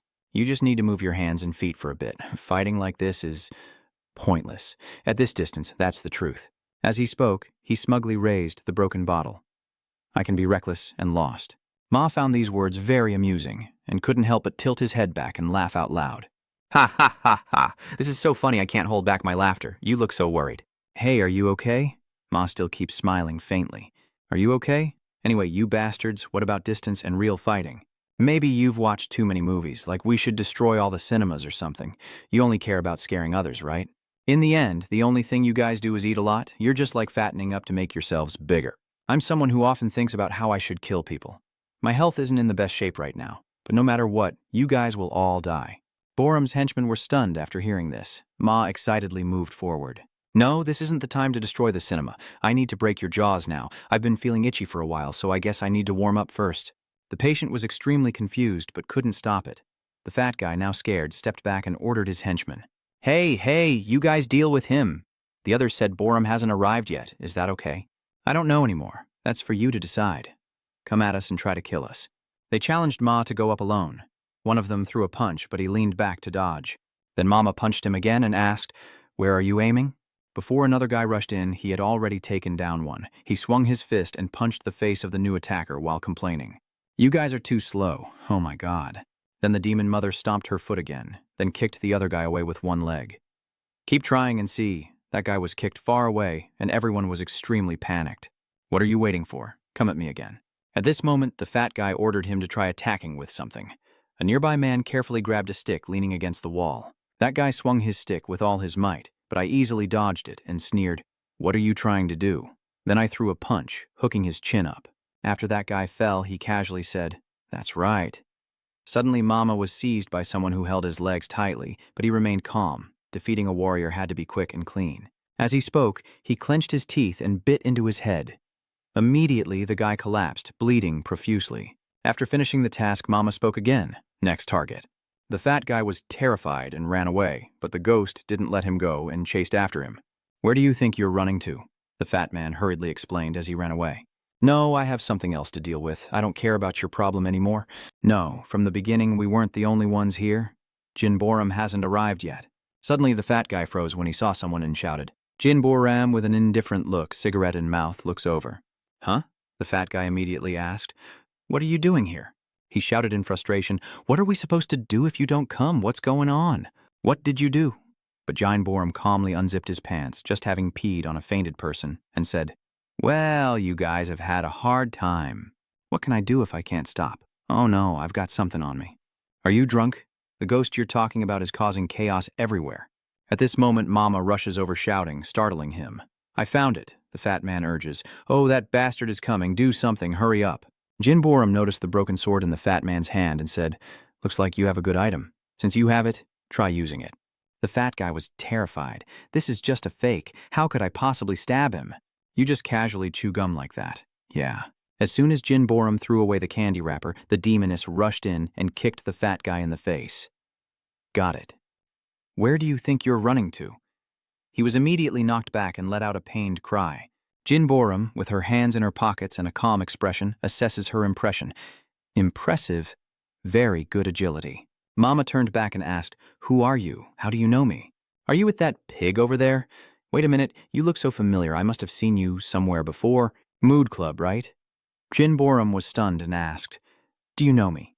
The demon immediately stood up, his expression turning serious. "That's right, it's you. Recently, there's been a guy attacking Mood Club warriors in the shadows." Jin Borum scratched his head indifferently, and the rumor is true. Ma finally blurted out, "It's my turn now, so let me handle this." Then he charged forward to attack Jin Borum with a pillow, turning back to Dae-gun. After hearing this, he asked again, "Where is Jin Borum then?" "Why ask? I don't know." Dae-gun was confused by this action. What was the point of cleaning anymore? But he warned, "It's best not to look for him. You won't be able to find him." Chum Shim is waving his hand now, saying, "Hey, you guys are talking too much, but at least call him so he can talk to me." Nambi, putting his glasses back on, replied, "No, right now, I can't even listen to what Chun Sim is saying. We can't control him because he's extremely dangerous, so it's best not to get involved with him." At this moment, in the alley just now, the madam was beaten terribly. Up on the upper floor, Ham Sun Jin watched the situation and sighed. "Quegan, I didn't expect him to be so strong. He's finally close to defeating the 4 commanders. If things keep going like this, Shu Hyuk might—" Manhwa immediately turned to interrupt and ask, "Aren't there 4 Tunuyan Sawai?" Ham Sun Jin still looks very serious. "That's right. But let's pretend the 4th person isn't there because I really don't know what to do now." Seeing his serious expression, Manhwa anxiously urged him to say something. "Why does your natural expression suddenly change like that?" Ham Sun Jin thought to himself. "I shouldn't decide this on my own," then quickly grabbed his phone to make a call first. Jong Min nervously suggested, "Maybe we should go out there." Bang Hung was confused. Would Dae-gun get angry if he knew we were here? Yes, he would. Jong Min suddenly took out the eraser from earlier and said, "Hey, look, I peeled it off earlier to see if it was special or not and saw that it had some kind of Chunsim written on it. This is Hanam's missile that was launched here. Bang Ho Dong confidently said. I know this. Dong Min looked at me suspiciously. Huh, Dahong keeps going. It's like the way I used to listen and follow before. Only when I use up the thing with the name of the person I like does that person start to like me. Jongmin, after hearing that, angrily grabbed your collar and questioned you. When did you do that? Are you the same age as us? Dongmin is scared. What are you asking about? Dongmin keeps talking trash again? But anyway, you look like you're already 30. Be honest, why did you lie about your age to become a student? Manho now looks seriously at the eraser. Ham Sun Jin suddenly jumps up onto the balcony. We will talk later. Manho was startled and confused. Wait, what are you planning to do now? Seeing Ham Sun Jin stay silent, Manho reminds him. Why don't you answer? Don't do anything reckless. Then he also decided to jump down. The three of them shouted in panic. Are you really jumping? He's truly crazy. After landing on the lower rooftop, Ham Sun Jin said, I want to say this. Did Nambi just call him Hamjine? But Ham Sunjine still doesn't understand what those people have been talking about. But I have something to tell Deegan. So you're Bihuk's friend? He approached and replied, I am Ham Sanjin, a little errand boy. Sounds like he's quite proud of his voice. Hearing that, he sighed, but Hamzan Jane remained very confident, of course, because I am assisting the strongest man in the world. Then he seriously asked Kwegun, who is your next target? Is it Joram from Marshall to Yuan? Chum Sim, standing nearby, said that meeting him seemed too far-fetched, so Nextby should persuade Australia to step forward. Nambi also turned back and agreed with Chun Jim. Don't count my words because it's hard to consider him a member of Kim Long anymore. Worse, I don't even know where he is. We don't even know that Kim Long is the name of the school. But Ham Sun Jin put on a contemplative expression. You don't know where Joram lives? What if I do? Chum Sim rushes forward hastily. Are you serious? Where is he? But he retreated at lightning speed. Don felt a bit of a sigh in his heart when he saw it. What is this? His rapid movements are hard to believe. Hamsun Jashin then turns toward him. What about Kwegan? Tell me, do you want to meet Joram? Daegun simply coldly pointed the way, but unexpectedly Naambi stepped in to stop him. Wait a moment, even though losing to you made me feel ashamed, I still want to ask you this question. If you don't use a tissue, how do you stay so focused all the time? But he just calmly said that asking that way was wrong. What do you mean? Daegun said there are many things I want to ask, but I have to meet Jaboram first. I'll deal with the others later. The guards upstairs on the rooftop are still watching.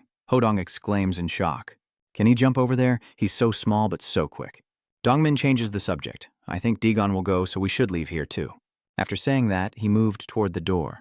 Hodong quickly followed. What are you planning to do? Are you going to the internet cafe? Dongmin refused. I'm not going anywhere. And you? The boy turns to Manho. Manho immediately said, You two go ahead, I have something to do. Dongmin asked briefly, Something. He replied seriously, I will escape from yesterday's past and take a leap forward to welcome my tomorrow. Dongmin was speechless and wanted to curse. Just forget it. Do whatever you want, see you tomorrow, maybe you'll do something about your decision.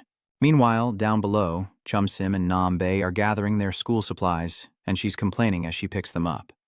Hey, why does this guy keep throwing things around like that? You keep saying that, but nothing changes. Hey, shouldn't you go look for him? What do you mean? Nambi just mentioned Barama. Nambi fell into silence for a moment. Why look for him? Isn't he deliberately turning his back on us? Oh my God, my hip! Chum tries to stand up while worried. So are we just going to leave things as they are now? He was like this before too. Just wait and see. This time I will scold him really badly. But Nambi put down the school supplies and changed the subject. It's all over, right? Chum Sim is serious and doesn't question it. And what about that medicine? You said it was medical research. He nervously turned away and ran off. I was late for class, so seeing that, Chum Shin angrily punched him in the stomach and shouted, You want to die? You only threaten after I finish fighting.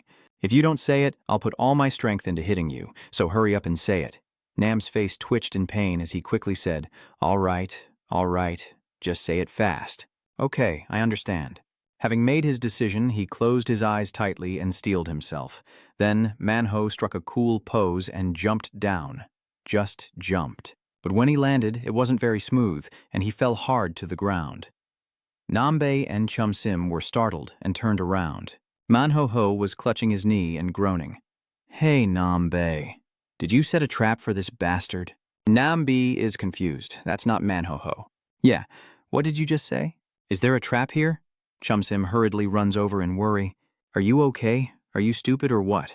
Why did you jump down from there? Manho just said so. I realized right away when I saw her earlier. Did Sunjin want to jump? Because I have some special skills. Nambi then asked if there was something wrong. Manho immediately replied, I have something to say. Please take me as a disciple. Nambi quickly refused. I don't like it. Let me be your disciple. I don't like it. Nambi firmly refused. No. I just said it. Chumsim is hard to understand. What did he say? He just said to ignore him.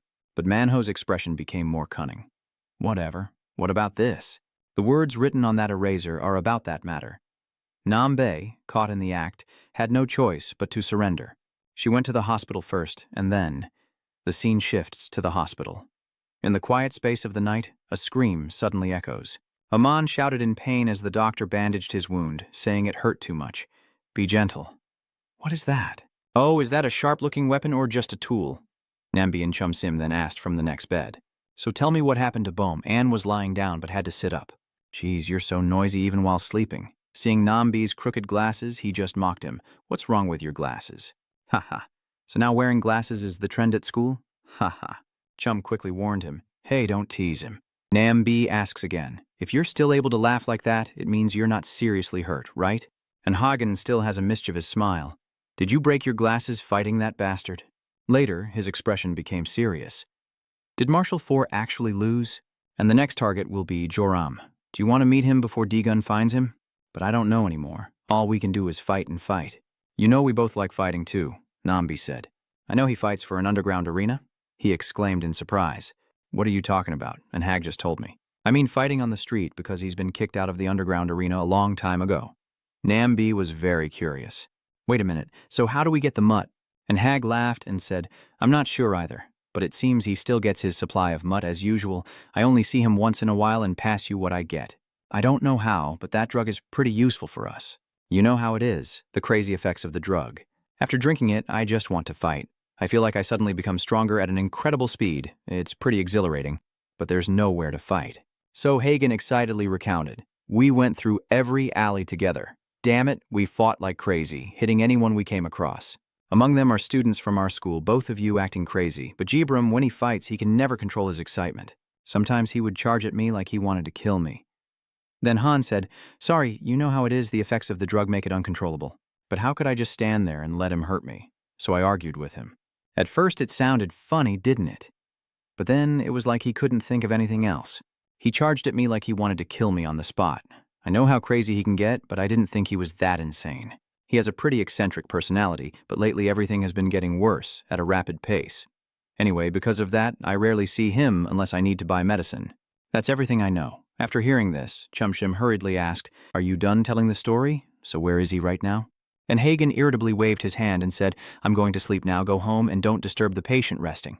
Chumsim tried to persuade him. Wait, maybe you know where he is. He said he would meet me, so let me meet him.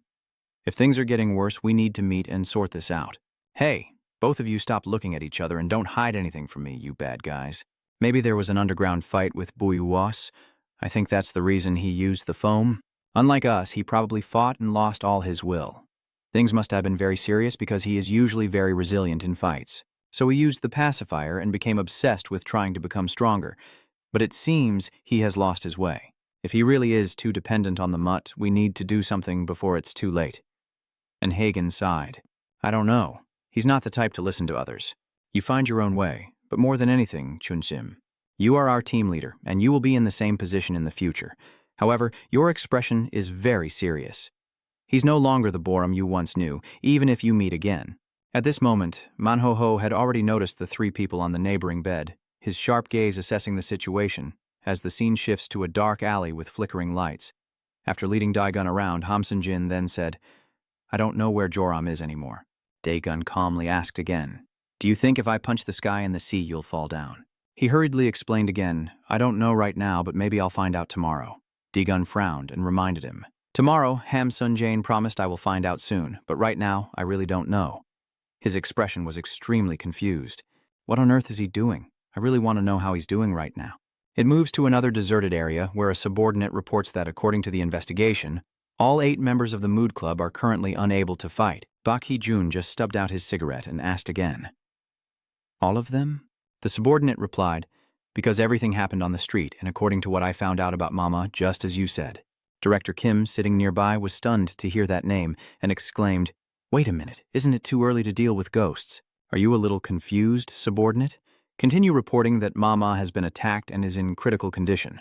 After hearing that, Park Hai quickly ordered, All right, go outside. The subordinate still responded very seriously. Yes. Director Kim turned back and asked, but wait, wasn't he being too reckless? And bitch shu he yush. What is she planning to do first? Where is she going? The supply of the mask must be stopped immediately. No, BU. High use just needs to be quarantined until the next match. The level isn't an issue. This is like Joram has overdosed. This is a good opportunity. As he spoke, he held his phone as if calling someone. Now the scene shifts outside. Ah, the henchmen come to find Yin Boram. Boram, I brought you some clothes. These guys are so slow and annoying. Give me a cigarette and wake that pig up. He's being treated like a king. The fat guy has now stood up. Let me help you. Jin Boram has returned and sighed in amazement. A guy trying to become a gangster got punched and went crazy. The chubby guy asked back, who are you talking about, Mama? Boo's latest achievement, pathetic. Mama, Jin Boram calmly asked Lai. Ah, is that right? Damn it, I'm so pathetic. I'm too weak. The fat guy is complaining. Jin Boram confidently said again, so how could I cut BIU's neck? Back at the hospital, Chung Sim hurriedly asked Ann Hagen, so is there any way to meet Boram? And Hagen was about to refuse. I told you not to meet him. Chung Sin pleaded, eyes wide, just once. Tell me where he is living. And Hagen scratched his head nervously. It's over. I can't remember anymore. Seeing no other way, she suddenly adopted a threatening tone. Do you want to die? When you are discharged, I will use 5 times that power. Understood? Nambi. Then spoke up. Go ahead and keep talking. I'll just stop by for a moment. Manho was still listening carefully to the 3 of them, and when Nambe turned back, he was startled. Then he twitched his ears and pretended to complain. Ah, I guess I've been getting worse lately. I didn't hear anything at all. Nambi immediately asked, are your legs okay? Then he handed over a pen, which will be yours, and I also want to take back something. Let me tell you, threatening me with that thing is useless anyway, since everyone already knows the truth. Manho confidently smiled mischievously while holding the eraser. Hehehe. Then both of them exchanged items peacefully. Suddenly Nambi reached out his hand and said, hey, let's shake hands. I was too tired last time to greet you properly. Since we've both signed the contract, we should at least shake hands properly. Manho hesitated for a moment before extending his hand. All right, your hand was squeezed so hard by Nambi that the veins on your neck bulged. Manho couldn't hold back and shouted out in pain. Your grip was truly terrifying. Nambi calmly said that if you lack the strength to grip, then no matter what weapon you carry, it's useless. So first focus on training your grip strength from last year, then move on to techniques. Manho clenched his teeth and endured. That can wait. Suddenly Nambe loosened his grip and said, fine. I accept you as my disciple. The scene shifts to a dilapidated training room with voices asking loudly, how is Baek Shuhayuk doing? Bakhai asked nervously. I didn't see him answer the phone. The subordinate replied cautiously. He's probably just finishing up his shower. At that moment, someone appears. Bitch Shuhai Us walks out, wrapped only in a towel, looking wild and indifferent as he asks what's going on. Bak Hee-jun immediately told him to pack his things and go out with me. Bitch Shuhei Uksh remained silent, puzzled. Bak Hee-jun explained again, I need you to stay away for a while. Whether it's the mountains or the sea, go somewhere you like and enjoy a few days to change the air. Bitch Shuhai Uch kept asking. Tell me the truth, what's the reason? It's Jibarum. But Bitch Shuhai Uksh glared fiercely. Is that really important to me? Anyway, I can't control what happens on the streets anymore. He was expelled from the underground arena for stealing a kiss. I'm not sure if he overdosed. There might be side effects. You shouldn't take risks with him. His most important thing is fighting, or more precisely, money. As he spoke, he took a puff of his cigarette and exhaled the smoke. Bitch Shuhai Uta silently looked at him for a moment. Bak Hee-jun didn't wait for a response and quickly turned away, still reminding him. By the way, stop by my place today. I heard you have a younger sister, so you should say goodbye to her before you leave. The scene shifts to a beer shop where the sound of arguing echoes. A has no idea what to do anymore. At this moment, Boram's younger teammate is hugging the gentle girl and smiling excitedly. You're so adorable. Hee-ha, I'll tell you a few funny stories. Hey. The chubby guy is holding a stick to hit Piz, but his eyes keep glancing at the butt of the girl who just called. What, Boram? I have something to say. Meanwhile, the couple is still teasing each other. What a pity. Oh, Kwang did the right thing. Then the fat guy turned back with a serious look. I think instead of fighting right now, we should set up a trap first. Jin Boram listened and was confused. What do you mean? I can't fight him right now? The chubby guy cautiously explains, oh, I was just speculating. Instead of defeating Bu Hugh, we should take out Bu's next opponent first. Jin Boram crouched down to watch the ball, feeling annoyed at having to chase after it. Too much trouble, go away. We've already defeated the demon, so now you can also defeat B Shuai-uk. But this time, we will be one step ahead. We need to get more foam, so we have to ask about his next opponent. The fat guy tries to persuade him, but Jinborum remains very confident. Such a hassle. Right now, besides Beak urging Australia, everything else is trash to me. The chubby guy is still very cautious, whether it's because he's getting stronger or Mama is weakening. Jinborum laments. You're talking too much. Fine. Contact Club Spy. On the other side, the couple is still teaching each other how to make pizza. Kwong watches this guy, while the fat guy looks tense. You have a good code name, but why are you speaking so loudly? He immediately urged to shut up and told him to call her quickly. The fat guy asked in surprise, right now? Jinborum keeps watching the ball again, wondering when I'll stop waiting. Suddenly, his stick's end hits the girl's butt. Is she trying to learn like that? The younger brother looks confused. That's right, my love. But what's going on here? The girl looked up and asked what you just did. Did you just touch me? He replied, sorry about that. Really? As if she realized something, the girl said, no, I must be mistaken. And he just forced a fake laugh. All right then. Haha. This is the usual way of behaving in a pub. Jinborum kept playing billiards, and later he looked annoyed. While the girl turned back to play billiards, he took out a cigarette and lit it. Oh yes, no need to worry. The chubby guy was just talking on the phone while tossing his lighter away. We should decide on a time to go. The girl, even though she turned back to play billiards again, asked in a confusing way. Huh? Are those cigarettes? This is a no-smoking area, right? The boy immediately replied. Yeah, that's right.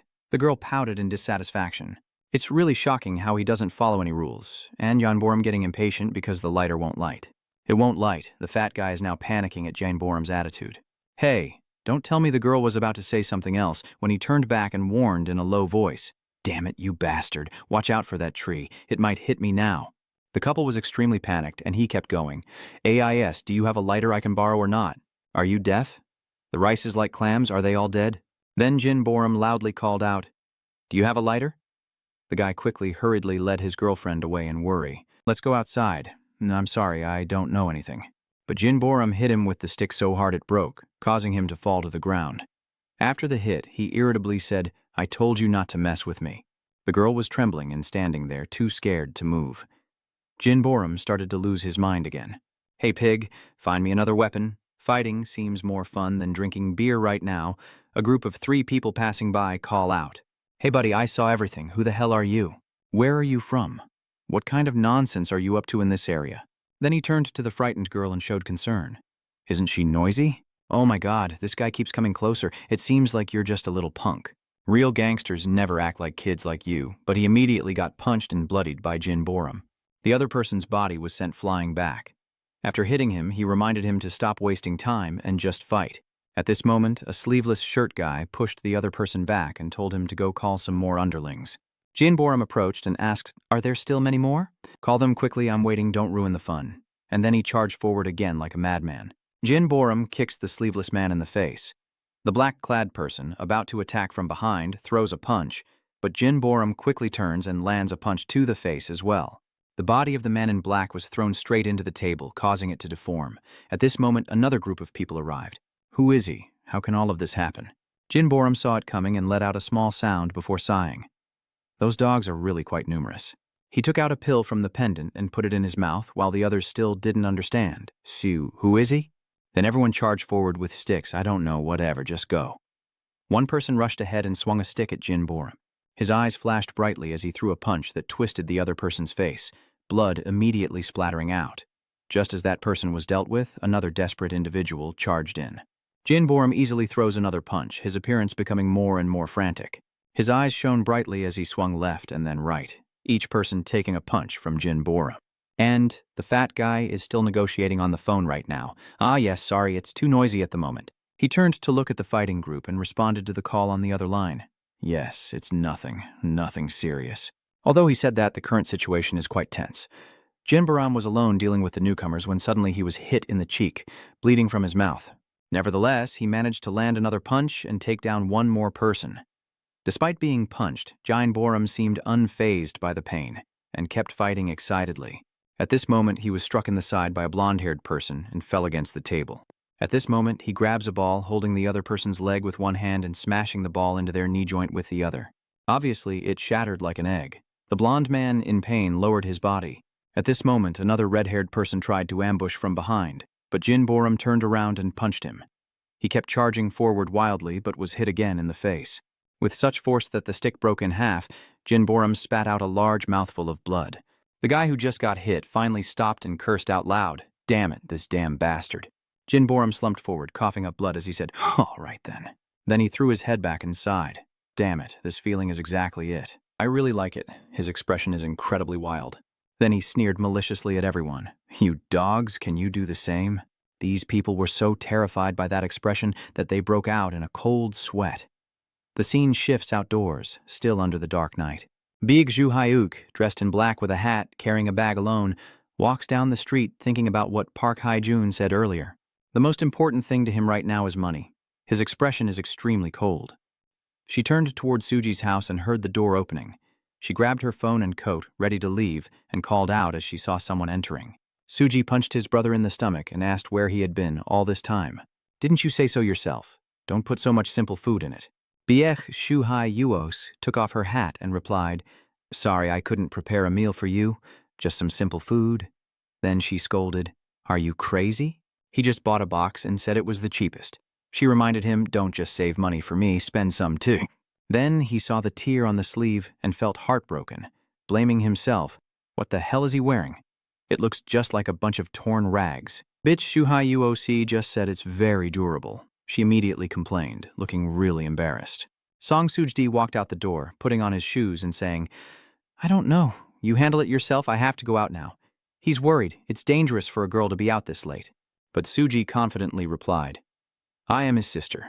Everyone in this neighborhood already knows that. So what's dangerous about it, and are you an idiot?" Hearing this, Bitch Shuhi Uok could only remain silent, not knowing what else to say. Returning to the pizza shop, a group of people lay writhing on the floor, obviously beaten by the crazy Yenborum alone. After the fight, he calmly took out a cigarette and said, "Oh, wasn't I supposed to ask for a lighter?" Then he turned and called out, "You pig, are you still on the phone?" But when he saw that the girl was still standing there looking uneasy, Jinborum asked, "What are you still doing there?" Then he approached and put his arm around her, speaking with a hint of meaning. "I still have some cigarettes left, so I need to do something. Help me out, sis." His hand squeezed the small face tightly as the girl asked back in confusion, How?" Yenborum sneered with a contemptible look down. "All right, take off your clothes first." The girl was startled and exclaimed, "Why me? Huh? What? Why do I have to take off my clothes?" The girl was extremely confused, but Jinborum quickly tore off her jacket and shouted, "Hurry up and take it off." The fat guy here still has to hide his phone, so the other side can't hear those damn words. "Yes, I have to hang up now." The girl, embarrassed, shouted, "Wait a moment, this is—" The chubby guy hurriedly turned back to stop him after finishing his phone call. "Hey, Joram, what are you doing?" "Oh," after seeing Jinborum wipe the blood off her face, I finally exhaled and asked, "Wipe your face?" Jinborum frowned and asked, "Have you finished your call yet?" "Who is Buyuxi's next opponent?" The fat guy replied, "A first-year guy, not sure exactly. It's hard to believe when you hear that." "First year," said Tao Lao. "As far as I know, there's only one bastard named Namnat." "What's his name?" "Well, I don't know his real name, only his nickname." After wiping it clean, he handed the shirt back to the girl and reminded her to set it aside for now to gather more information. "Have you sucked yet?" The fat guy replied, "I already arranged to meet Jun." Jinborum took another weapon and then said, "All right, no more wasting time. Let's fight the Australian BCH." The fat guy was a bit worried, but would Bish persuade Uck to accept the fight? If he doesn't agree and resorts to tricks, then I have no choice but to attack or target his sister. There are plenty of ways, right? The chubby guy agrees. We need to find a way. He turns back to the pizza table and then calls out, "Hey, little sister." The girl was startled and responded, "Huh? Me? What?" Jinborum rolled a ball and said, "This is more fun than playing Pock, isn't it?" The chubby guy points in disbelief.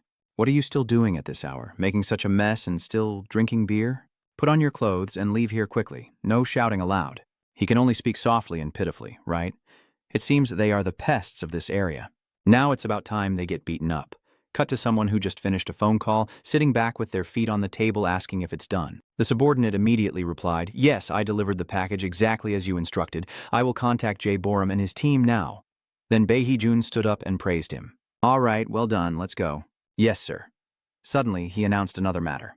"Oh, right. Buiwok's opponent this time is a first-year student at Julian School. I know you're deliberately trying to make him make a mistake. Have you thought it through?" Bae Jun coldly asked. "So what?" "The reason I did that is because right now, who can fight Joram? The scene shifts to another setting, where Dae-gun is still asking Hamsun-jin if Tanuin Sawai is Bi-hyu's subordinate. He was startled and hurriedly explained, "What do you mean?" Buyuk is not the kind of person who considers others as his subordinates. Dae-gun just kept looking at him silently. Hamsun-jin finally asked, "What are you looking at?" You might think that way, but in reality, 4th Yuan Marshal is not Bi Shuiuk's subordinate. Although they all lost to Bi Shuiuk, strangely, for some reason they all consider Chun Sim as their leader. And besides that, none of them are subordinate to anyone else. The idea that Tun Nguyen Sowai is under Bi Shuhi-ush is not correct. Instead of saying they are superior and subordinate, Hamsun-jin repeatedly gestures with his hands to illustrate that they are actually two independent factions that could be rivals. It seems the bloody conflict between them is still ongoing, but fortunately they share a common goal. On the path to becoming a boss, they have to face countless opponents, whether it's Bak Shuai-uch or Tun Nguyen Sowai, to avoid unnecessary battles with other rivals. They appear to be on the same side outside, aiming to control others, so many conflicts have been stopped. Just a frown from Bi Shuiuk is enough to scare everyone away, so all battles have been settled. But by their 3rd year, due to personal reasons such as studying fighting and other matters, their unity gradually weakened, including Jae Borum's participation in the underground arena. Bi Shuiuk also participated and defeated him to win the championship. That was so terrible for Jae Borum that he was expelled from the underground arena. It's hard to imagine how intense his anger towards Shuhook was. Maybe he was so furious that he considered Bi Shuhook his enemy forever. Hamsun-jin finished telling, and then continued to think about it. Suddenly, he pointed loudly at Dae-gun. "That's all the information I know and have told you. Have you got your answer yet? Besides that, I can't help you any further."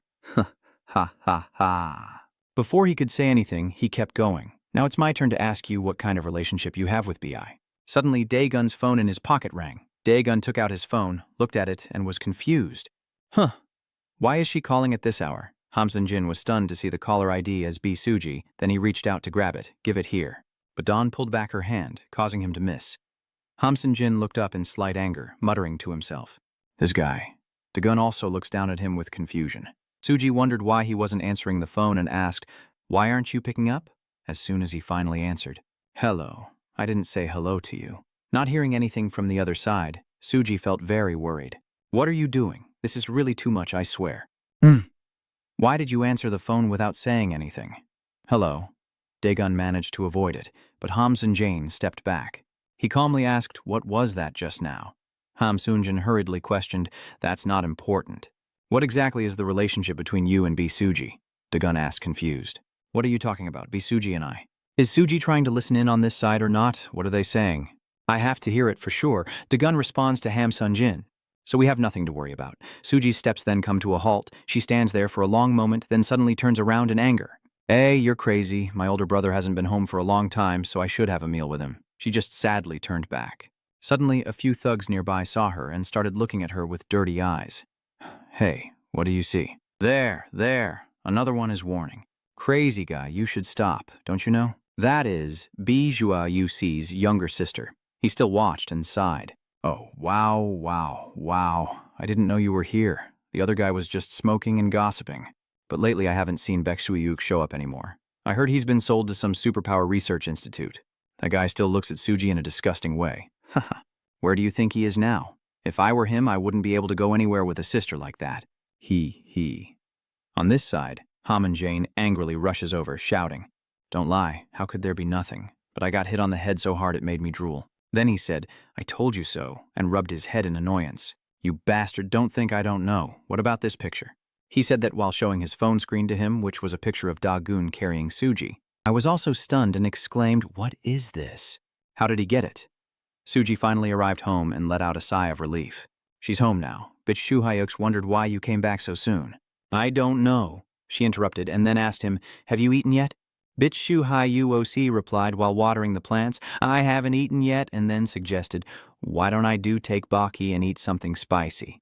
He reminded him to add some more hearty food. Then a bright red TBY pan was brought out, and Suji said, "Eat and see if it's good."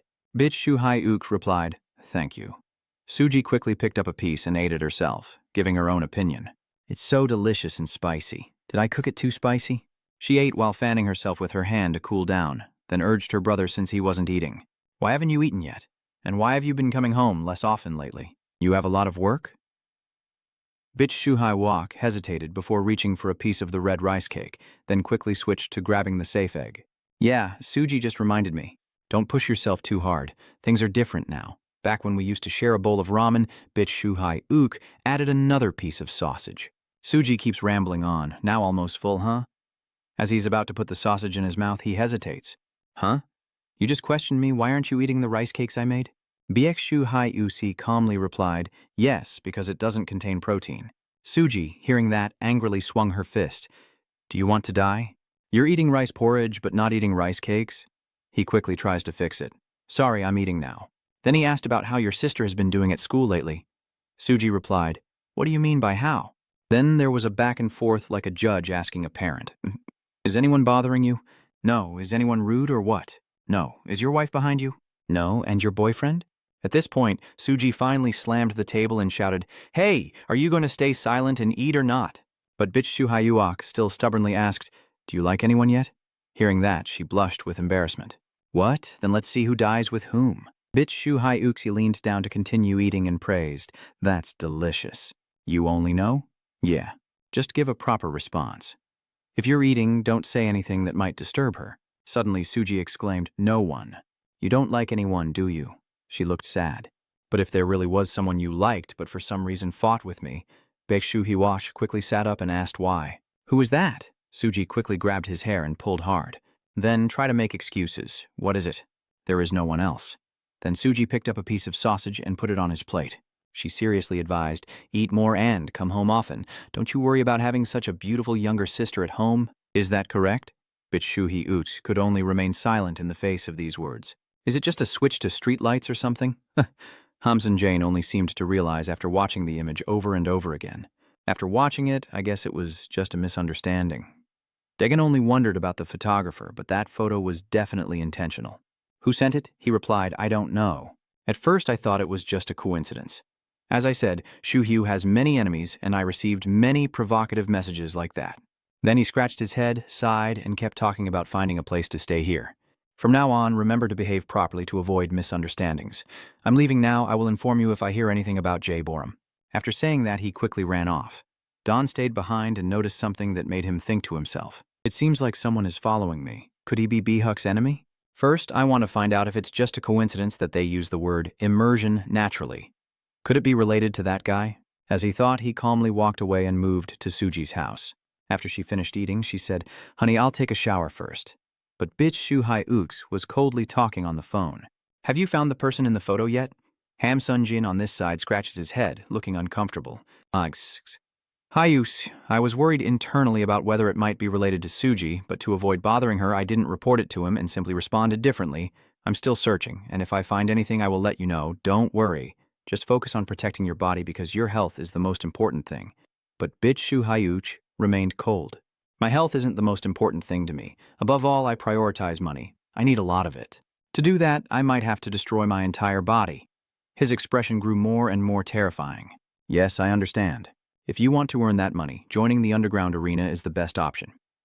Right now, so take care of your health. Let me remind you again that money is my top priority. Because I don't want to go back to those days of extreme poverty. Well, not exactly. To be honest, I just don't want Suji to go hungry and to live warmly in the house without worries, like a princess in a greenhouse rather than a queen. To let her live as comfortably as possible, I constantly worry about falling back into poverty like before, so one thing is certain. I need a lot of money. But that is only if I am still by Suji's side, or more precisely, everything must be insured for Suji's safety. No matter how much money it costs, if Suji's in danger, there's no chance to use that money anymore. Hamsun Jane, after listening for a while, scratched his head in confusion and asked, why are you suddenly saying that? Is something happening? He suddenly exclaimed in panic as if he heard something. What, Joram? Bet Shu Hayash on this side warns in a low voice, as the drug seems to have taken effect on Jibaram. Now listen carefully. Before Jibaram does something wrong, find him and bring him here to me. The dangerous thing's about to happen. I have to stop them first. At this moment, Hamsun Jane must curse. Damn it, he said he would let you meet Shui Wok if you wanted. Why didn't you answer the phone? So I will leave a message for you. Then a message from Hamsun Jin will be sent. Shueok wants to fight you. What do you think? Do you agree? Then give us the address. Jin Borum scoffs after reading the message. What kind of strategy are these pests planning? It still won't work on me anyway. The fat guy next to him reminds him. Hey, get ready to go. They're coming now. They're here. The fat guy bowed and said, "You're here," as someone from the car got out and handed over a bottle of medicine. "This is a booster." Then the person points at Jane Borum and reminds him. "Since it's stronger than the previous ones, use a moderate amount," he replied casually. "Oh, good." That person gave an additional warning. "Remember, you know the rules. Using too much can be very dangerous." Jane Borum no longer paid attention and turned to open the medicine box, leaving the fat guy to speak cautiously. "Yeah, okay. So, when can we start selling that? We're all set and ready to go." Borum Benjen quickly took the medicine, while the other person refused. "Not yet. I've heard that the internal supply will soon increase, so I'll inform you if there's anything. For now, use it for yourself first." The fat guy looks confused. "All right, I'll wait. I believe I will do well." That's what they just said. All right, I trust you." Meanwhile, Jin Borum, while they are discussing, is enjoying the high from the drug. Finally, the car left and the fat man bowed his head again. "Take your time getting home," while Jin Borum sighs and says, "That batch of medicine is pretty good." The fat guy immediately turned to grimace in annoyance. "Stop it." He lightly punched him in the face. "Are you ordering me around? You want me to send you to the pigsty, huh?" But he only asked indifferently. "Is that so?" Then the fat guy continued. "Because he's a special case. Its effect happens very quickly." Jin Borum punched around him as he responded. "It all starts tomorrow. Do you have a plan yet? I really want to punch that bastard." The fat guy looked back and realized there was nothing. He's confusing. "What do you mean? What else is there?" The fat guy proposed a last resort. Bai Wak's only weakness is one. "Boy, what?" Jin Borum then smiled excitedly. "This is getting interesting." At this moment, the subordinate reports to Perun inside the car. "I've spread the rumor about the first-year student, so what do you think Jibaram will do now?" Baek Hai-jun just said that although he overdosed, he still seemed fine. But when he looked at Jin Borum and the other person, he reevaluated.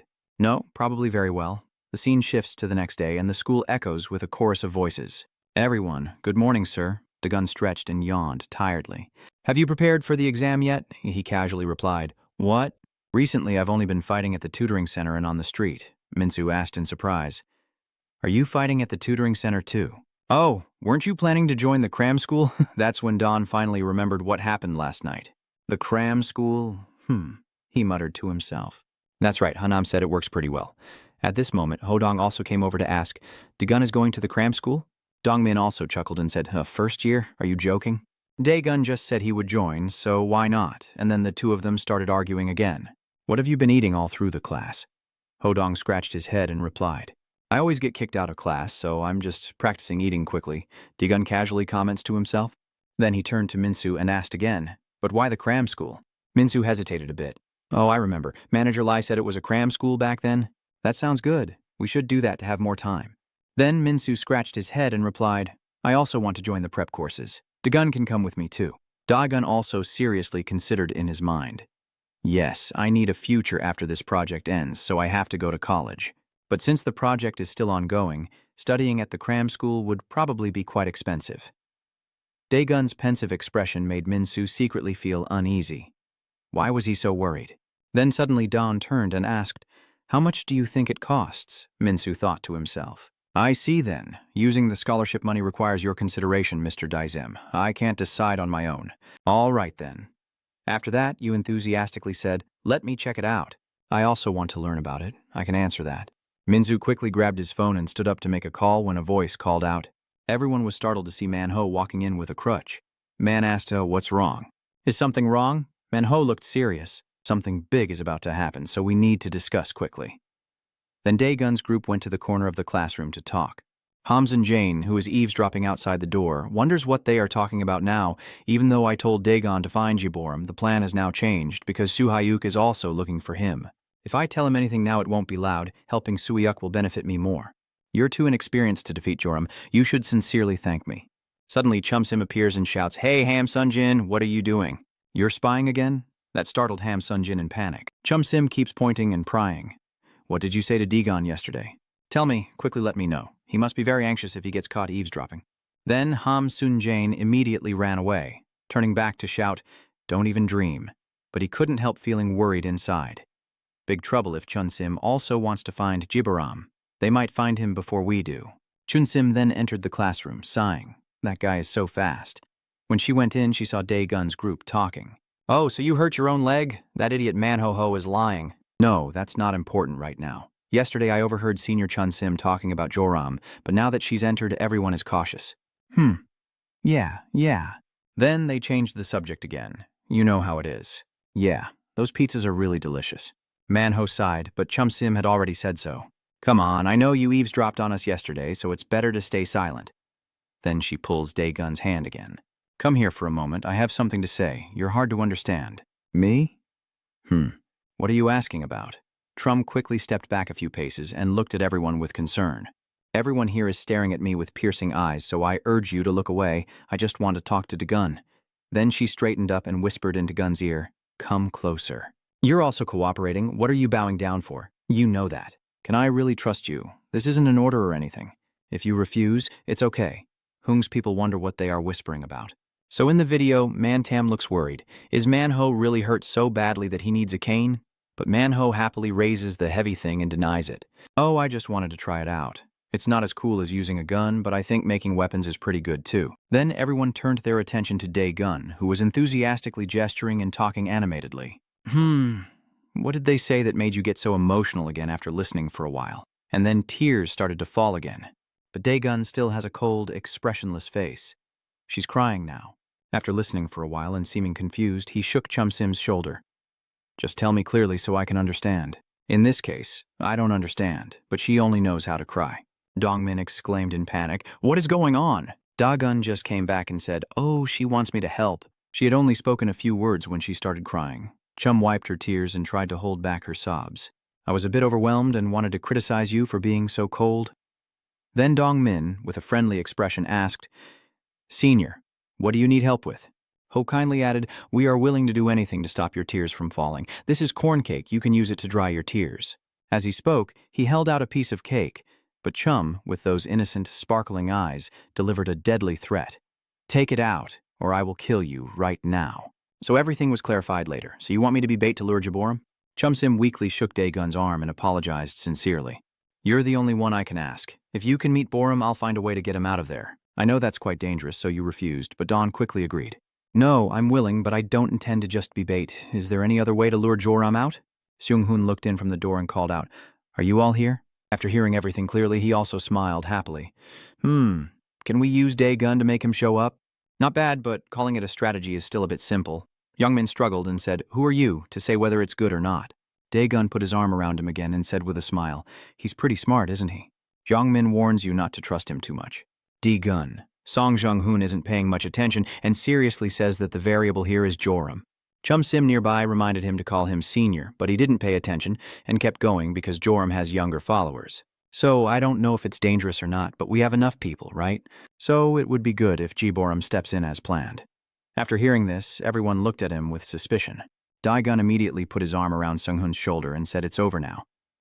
Everyone do whatever they want. And I have something to talk to you about, Sung-hoon asked with a sly smile. Talking about studying? Yeah. Daegun casually replied. Later, a voice was heard in the hallway. You understand what I mean, right? Daegun said as he left. If you find his hiding spot, tell me I need to fight Jaboram one-on-one. Sung-hoon happily nods, okay, got it. Daegun continued, saying it would be dangerous for Chun Sim and the gang if they found out, but Sung-hoon was still a bit worried. Daegun, are you okay? If you're alone, I confidently say there's no problem. It's less complicated if no one is around. Suddenly, while walking, they run into someone. As soon as he saw Suji, Daegun called out, startling her. Why was Suji so surprised? As soon as Suji saw him, her face turned red and she was at a loss for words. Then she decided to walk past again. Unexpectedly, Daegun asked, Did you call yesterday for anything? But Suji didn't answer and kept walking straight. He looked at her expression with confusion. What? Sung-hoon looked at his eyes with confusion. Do they have something between them? Daegun immediately turned away and replied, nothing. Meanwhile, Suji kept walking straight down the corridor, and only after she disappeared behind the wall did she finally let out a sigh of relief. Whoosh! She clutches her chest, pounding wildly with unease. Why is this happening? My heart feels like it's going to explode. My chest hurts so much I can't take it anymore. Soon, evening came with the warm colors of sunset filling the sky. Hamzoon Jane is now climbing up the wall, glancing through the window slit while thinking that among the 5 places Jiboram could be hiding, this is the third one. This time, his instincts tell him it's here. Maybe so. If he's here, it's not surprising. The problem is I can't find him. Should I call? At this moment, a phone screen appears showing an incoming call from Jain Borum. The girl sleeping beside him wakes up and answers. Hey, you have a call, but he told you to leave it. It's ringing, so hang up now. Then both of them lay down again and continued sleeping.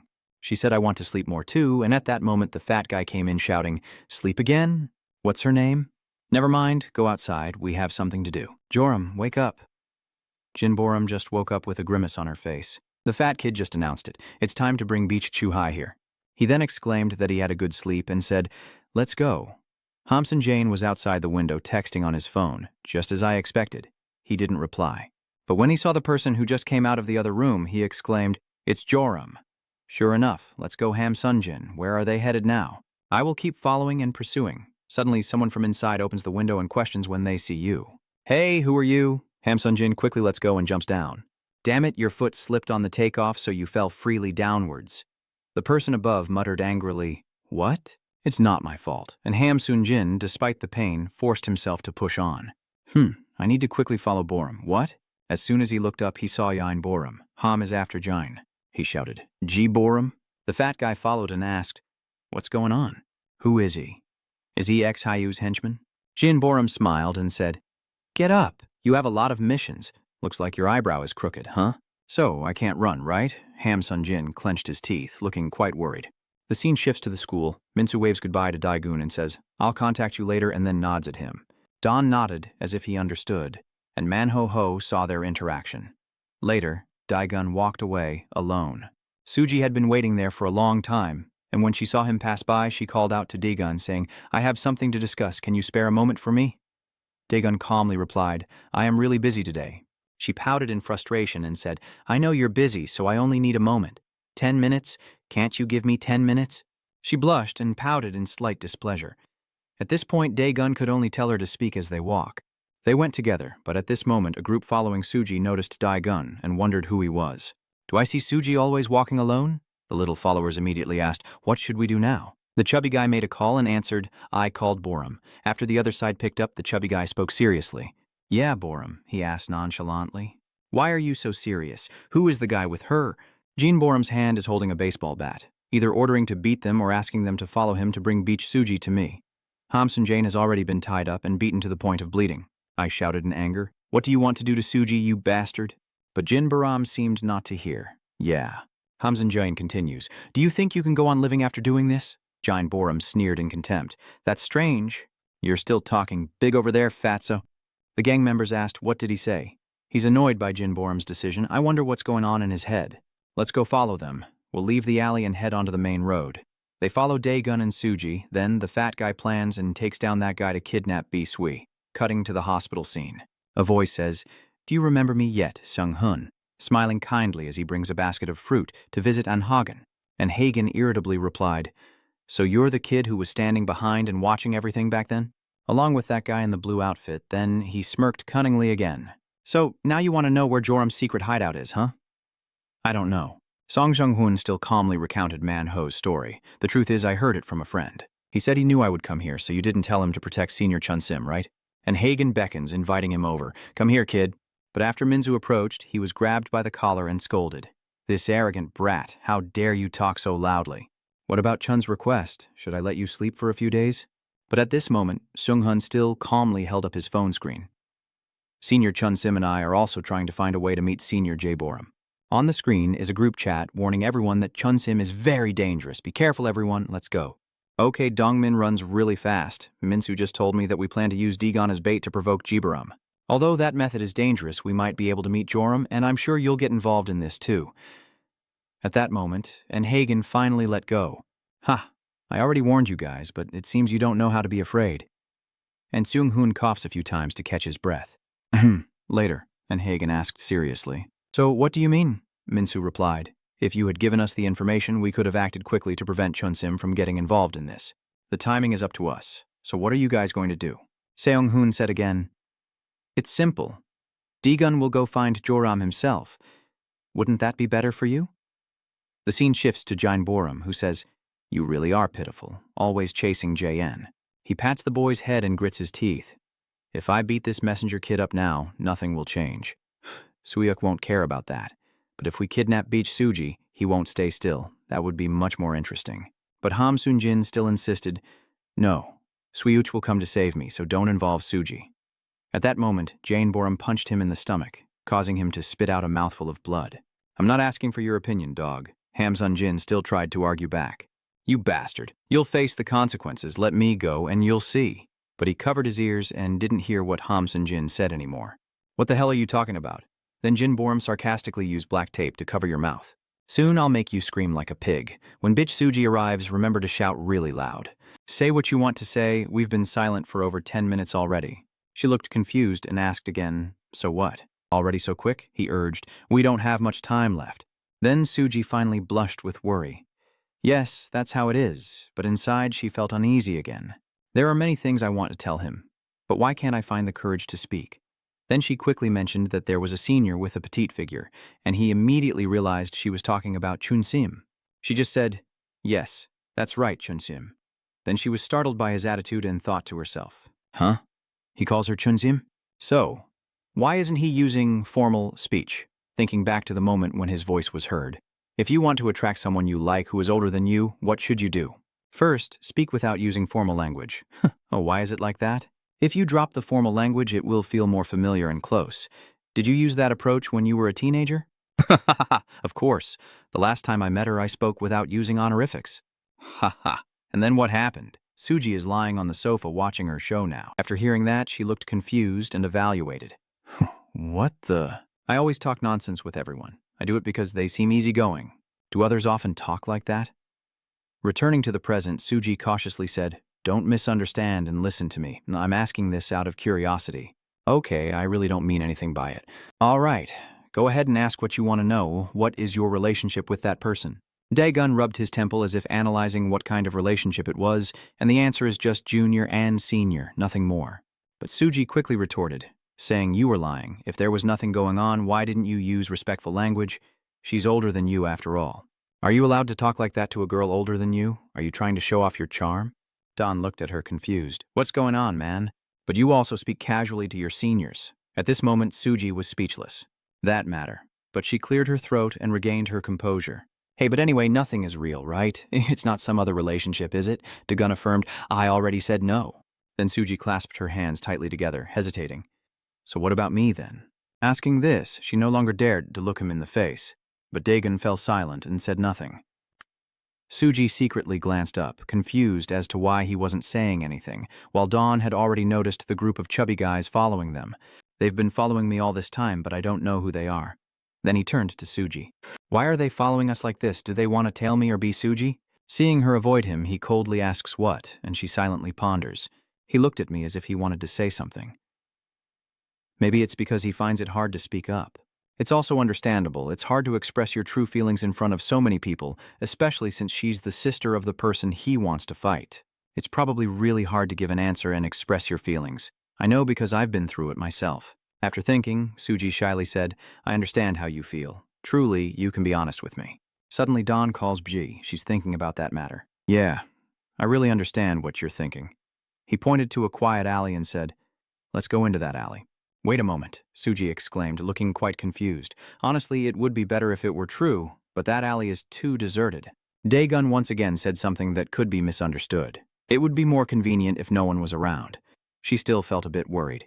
I mean, of course I don't have any more time. Daegun decided to grab her hand and urged her to hurry up. Wait, hold on, why are you in such a hurry? At this point, those fat guys saw and felt lucky. Oh, they came in on their own? Luckily, let's follow them. At this moment, Suji, still dragged along, is misunderstanding something. Wait, I get it now. Hey, after being pushed against the wall, you shouted, what are you doing? Then there are muffled sounds indicating that Daegun covered her mouth with his hand.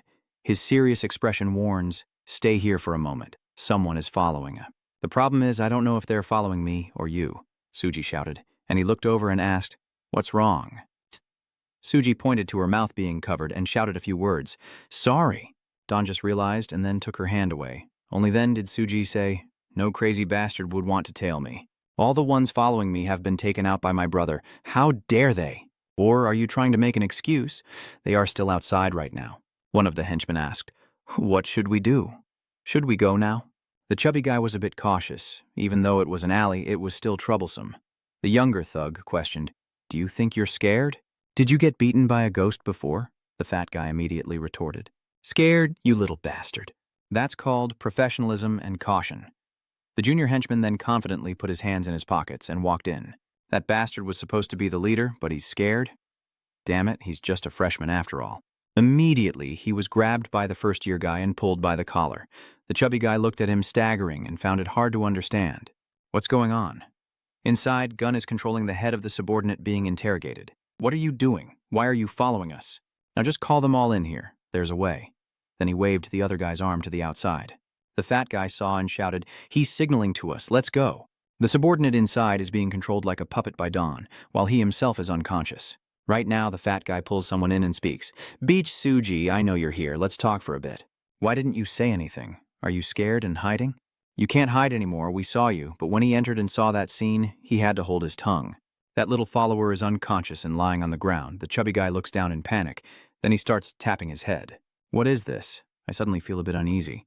What do you mean? Daegun asked sharply with a piercing gaze. Who are you guys? The chubby one raises his face as if signaling his followers, then casually says, I told you, it's okay. I don't know what's going on, but all this has become really exhausting. I just wanted to take Bisuji out peacefully, but it seems that's not possible anymore. Then everyone started to line up, trying to surround the two of them. Daegun then turned to Suji and said, They say they're following you. She calmly tucks her hair back. Me? Don't they know who I am? Do you know what will happen if we find out that the fat guy is still confidently putting his hands in his pockets? Bitch, Uck has only one sister. That's why I want to catch you. Heh. Suji, angry, tries to step forward. Are you crazy? How dare you? But Daegun spread his arms to stop them. Enough. Are you done? He just took off his uniform jacket and asked, Who are you? What do you want? Sooner or later, he will reveal himself anyway, but the fat guy picked up a glass shard from the ground, looking down on it with disdain. Take off your shirt, huh? What do you want to do? Are you trying to show off your physique in front of women? But I wonder why it keeps finding fights everywhere it goes. Ha ha. He keeps asking, are you guys dating? Maybe even more than that? Suji took the jacket from Gun, who had just shouted, What are you talking about? Shut up. But the fat guy commented that it seems like this guy really loves his girlfriend, which made Suji blush with embarrassment. Even knowing it will be the end, you still want to rush in. Are you trying to be a hero saving a beauty? The chubby guy still confidently believes Daegun is very weak, while Suji is distracted, glancing at him and thinking to herself, No way. Meanwhile, the fat guy, who just struck the spear to create a sharp object, also dares to do the same.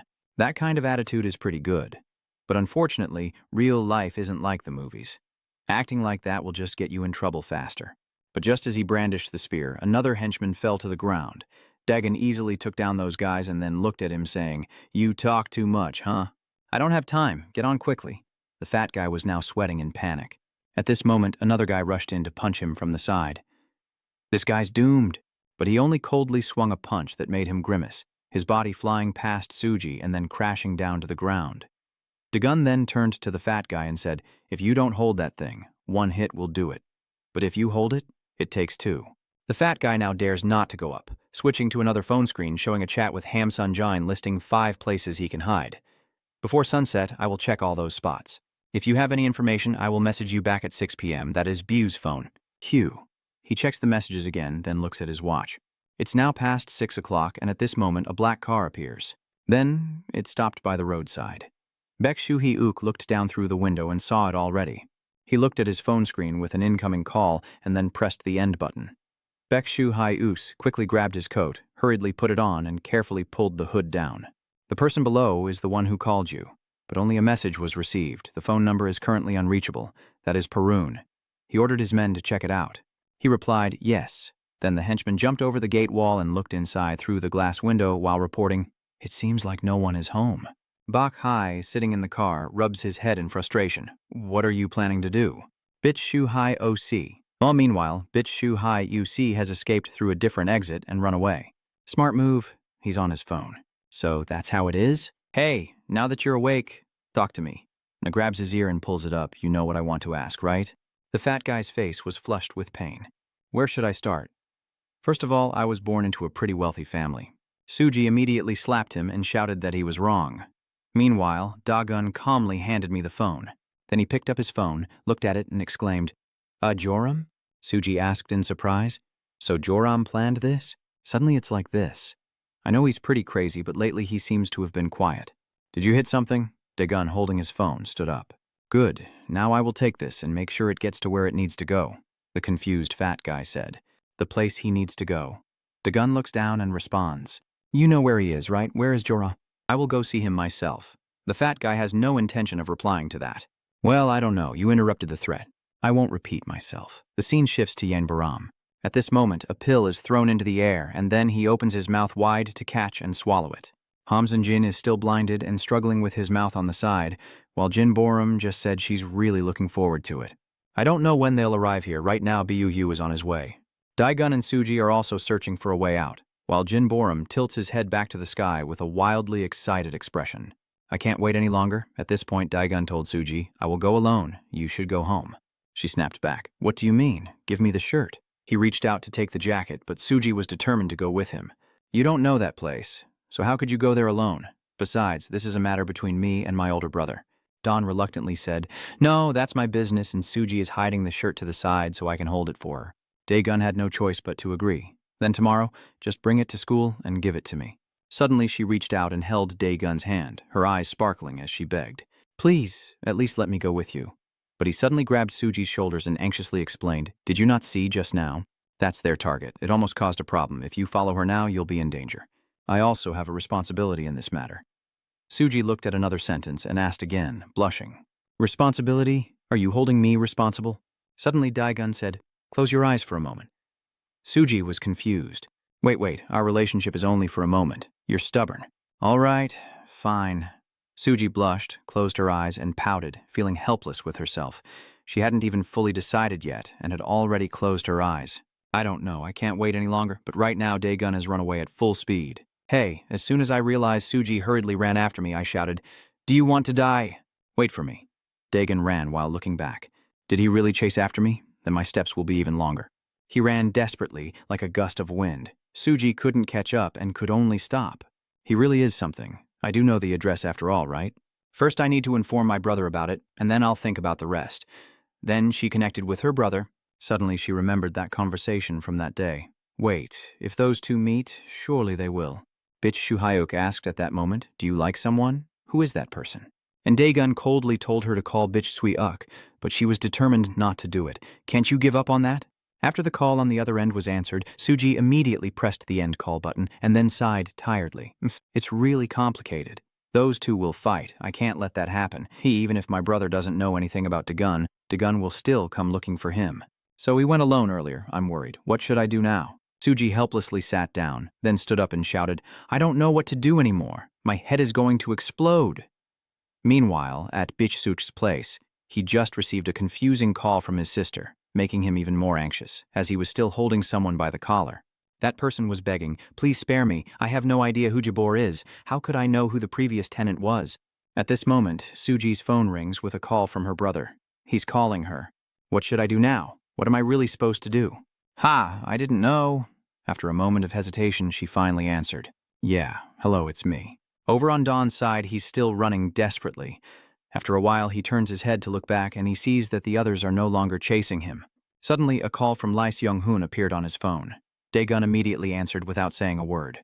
In the alley we passed earlier, Jin Boram's subordinates are still struggling here, and one of them is questioning, What am I supposed to do if you do that? Are you kidding me? What do you want me to do? Haven't you seen I've been trying to find a way out? That guy would lose to Boram? Will I still be able to stand here then? But the fat guy quickly reassured him, Don't worry, you know me. Everything is a lie, even the address is fake. Hearing that, the little follower relaxed a bit. Ah, good. So what about my phone? They took my phone, the chubby guy confidently said. I believe they'll just go to the fake address, and buying a new phone is easy. It's cheaper than your network. I was right, wasn't I? At this moment, another henchman asked, What address did you give them? If they find out you're lying, they'll come back here right away. Fatty responds, Stupid, do you think I would stand here waiting for them? He will face the consequences. I gave him the address of the place we stayed last year. That little follower of yours remembers. The karaoke room, right? They kicked us out of the area to make money. The fat guy ruffled his hair. Now that's not important. At least May knows what those gang leaders are like. They won't let anyone escape alive. That guy will get a good beating. His expression was sinister, while the young henchman beside him continued weaving dreams, and everything would reach the ears of those present. They will cause a commotion, and they won't be able to operate anymore. Hey, Our fat pig is really good at strategy. I heard smart pigs are very clever. As expected, that's true. Surprised that the fat guy remembered what Park Hun's subordinate said about Bai Wak's next opponent, he wondered to himself. Wait, B.I. called that bastard Qui-Gon earlier, so they must be the same person? Or are they different? Then the fat guy just turns around to find B. Suji. Maybe Qui-Gon only went there alone. The scene shifts to a colorful building. It seems this is the karaoke bar the fat guy mentioned earlier. This is a deserted place. Suji walks in alone, searching. What is this place? Where is D-Gun? She carefully looks around. He must have arrived here before me, right? Why can't I find him? Suddenly someone appeared behind her and took a deep breath. Sniff, sniff. You let the young man do the work here? I was startled and stepped back before shouting. What the hell is that? The old man chuckled in a lewd way. So now your little sister is here to do that job? Do you have any guess yet? If not, come into my room. Suji annoyedly scolds him. This guy is completely crazy. What the hell is he talking about? Let's go. That old man was about to reach out and grab Suji's wrist. The taste of claiming a young beauty like you is truly... But she already gave the old man a slap right after he yelled. Damn crazy bastard. How dare you touch me, you filthy old pervert. The old man wiped his nose and shouted back, You dare hit a customer? I am a VIP, so why did you... Then the old man stomped angrily, pointed and shouted, Where is the manager? I will call the police. This kid is working here. What's all the noise about? We haven't opened yet. The old man then pointed at Suji. So what is this? What kind of manager are you to your staff? Do you believe I would spread rumors to shut you down? The manager quickly raised his hand to stop him, saying, Calm down. We haven't opened yet, so please leave. Then he waved his hand and ordered the waiter to take him away. Immediately, the old man was dragged out by two servants, but he kept shouting, I won't let this go. You saw I was just beaten up. Then the manager turned to ask Suji, So who are you now? Are you here for an interview? Suji asked cautiously. What interview? The manager just said you're not here to ask for a job. We don't hire students here. At this moment, a junior whispered to him, Big brother, look at its notebook. I already prepared the contract for you. But the manager just pointed at him and scolded, Dan, don't talk like that. The waiter quickly changed his tone. Yes, I'm sorry. He warned, if you go around talking like that, they'll call you a thug. Engaging in illegal business means everything has to go against the law. Fake documents are just too much of a fuss. At this moment, Suji noticed the two people and quietly decided to take this opportunity to escape. Just as she was about to run, the manager grabbed her arm. Where are you going? Just listen to the end. Since your sister can't work here, this brother might be able to find you a different private job. It would be more convenient if we could meet privately to discuss it. What do you think? Do you want it? His expression looks extremely dangerous and despicable. Suji frowns. What are you saying? Why won't you let me go? When will Bisui finally arrive here? To be sure, I need to cut off all leads. Another guy asks, Have you heard any news from the kidnappers yet? That guy just answered while holding his phone. Not yet. 2. She didn't answer the phone. At this moment, the girl from Quan Pizza the other day leaned in excitedly and asked, Bitch Suji, is Bougie coming here? I'm a fan of hers. She's amazing. We should follow her on social media. The younger brother was confused. Why is your sister still here? The girl sat down and smiled, saying it's okay to stay. He immediately teased, Aren't you afraid? Haha, this is the flower garden in front of your sister's house, right? Hey, this place is really scary. Another guy asks, How old are you? I'm 20. The girl just said, Then I am the same age as my older sister. Ha ha! What did you say, little sister? They teased each other for a while, then suddenly a guy with an excited look shouted out, Hey, what are you doing? I suddenly feel guilty towards BJI. She's about to meet a bastard and end everything in front of a fan. At this moment, loud knocking sounds come from outside. Does that guy see someone coming? The guy next to him asked. I don't know. Just open the door. I have no idea who it is. Then the sound of a knife from outside was heard. Delivery here. The girl happily runs to the door. Oh, I ordered the special dish. After receiving the item, the girl politely thanks him, prompting an underling to question her. Hey, what are you doing? Is this place your home? But the girl just opened her bag and asked with a smile, Do you want to eat with me? There's knocking at the door again, and someone stands up. Damn it, how did you find out the address to place the order? This isn't a place where just anyone can enter. Meanwhile, the other guy quickly joined in with the girl.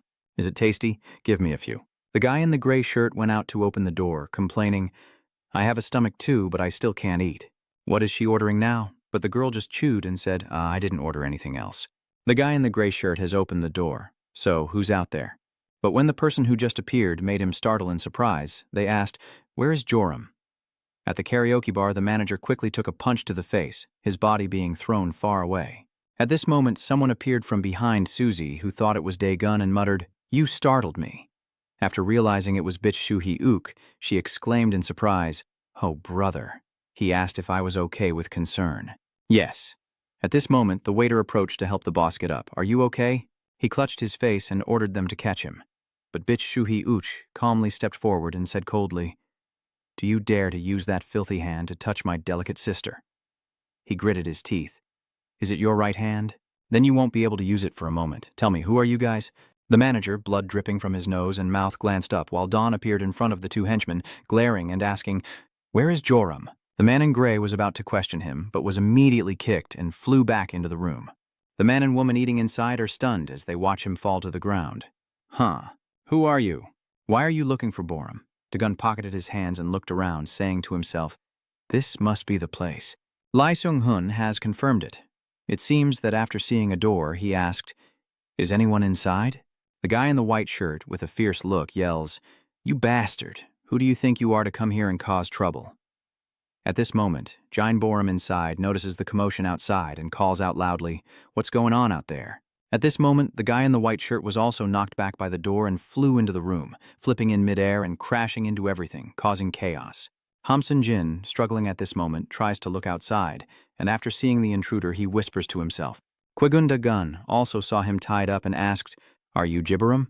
Meanwhile, Hamsun Jin was still confused, wondering to himself how he got here. "What are you doing again, Dae-gun? Why is Hamsun Jin here?" Hamsun Jin wanted to shout but couldn't make a sound. Jin Boram calmly replied, "Joram is me. Do you know him? What do you want with my sword?" Dae-gun closed his eyes and said, "What's going on?" Then he kicked off with a running start while Don threw a punch.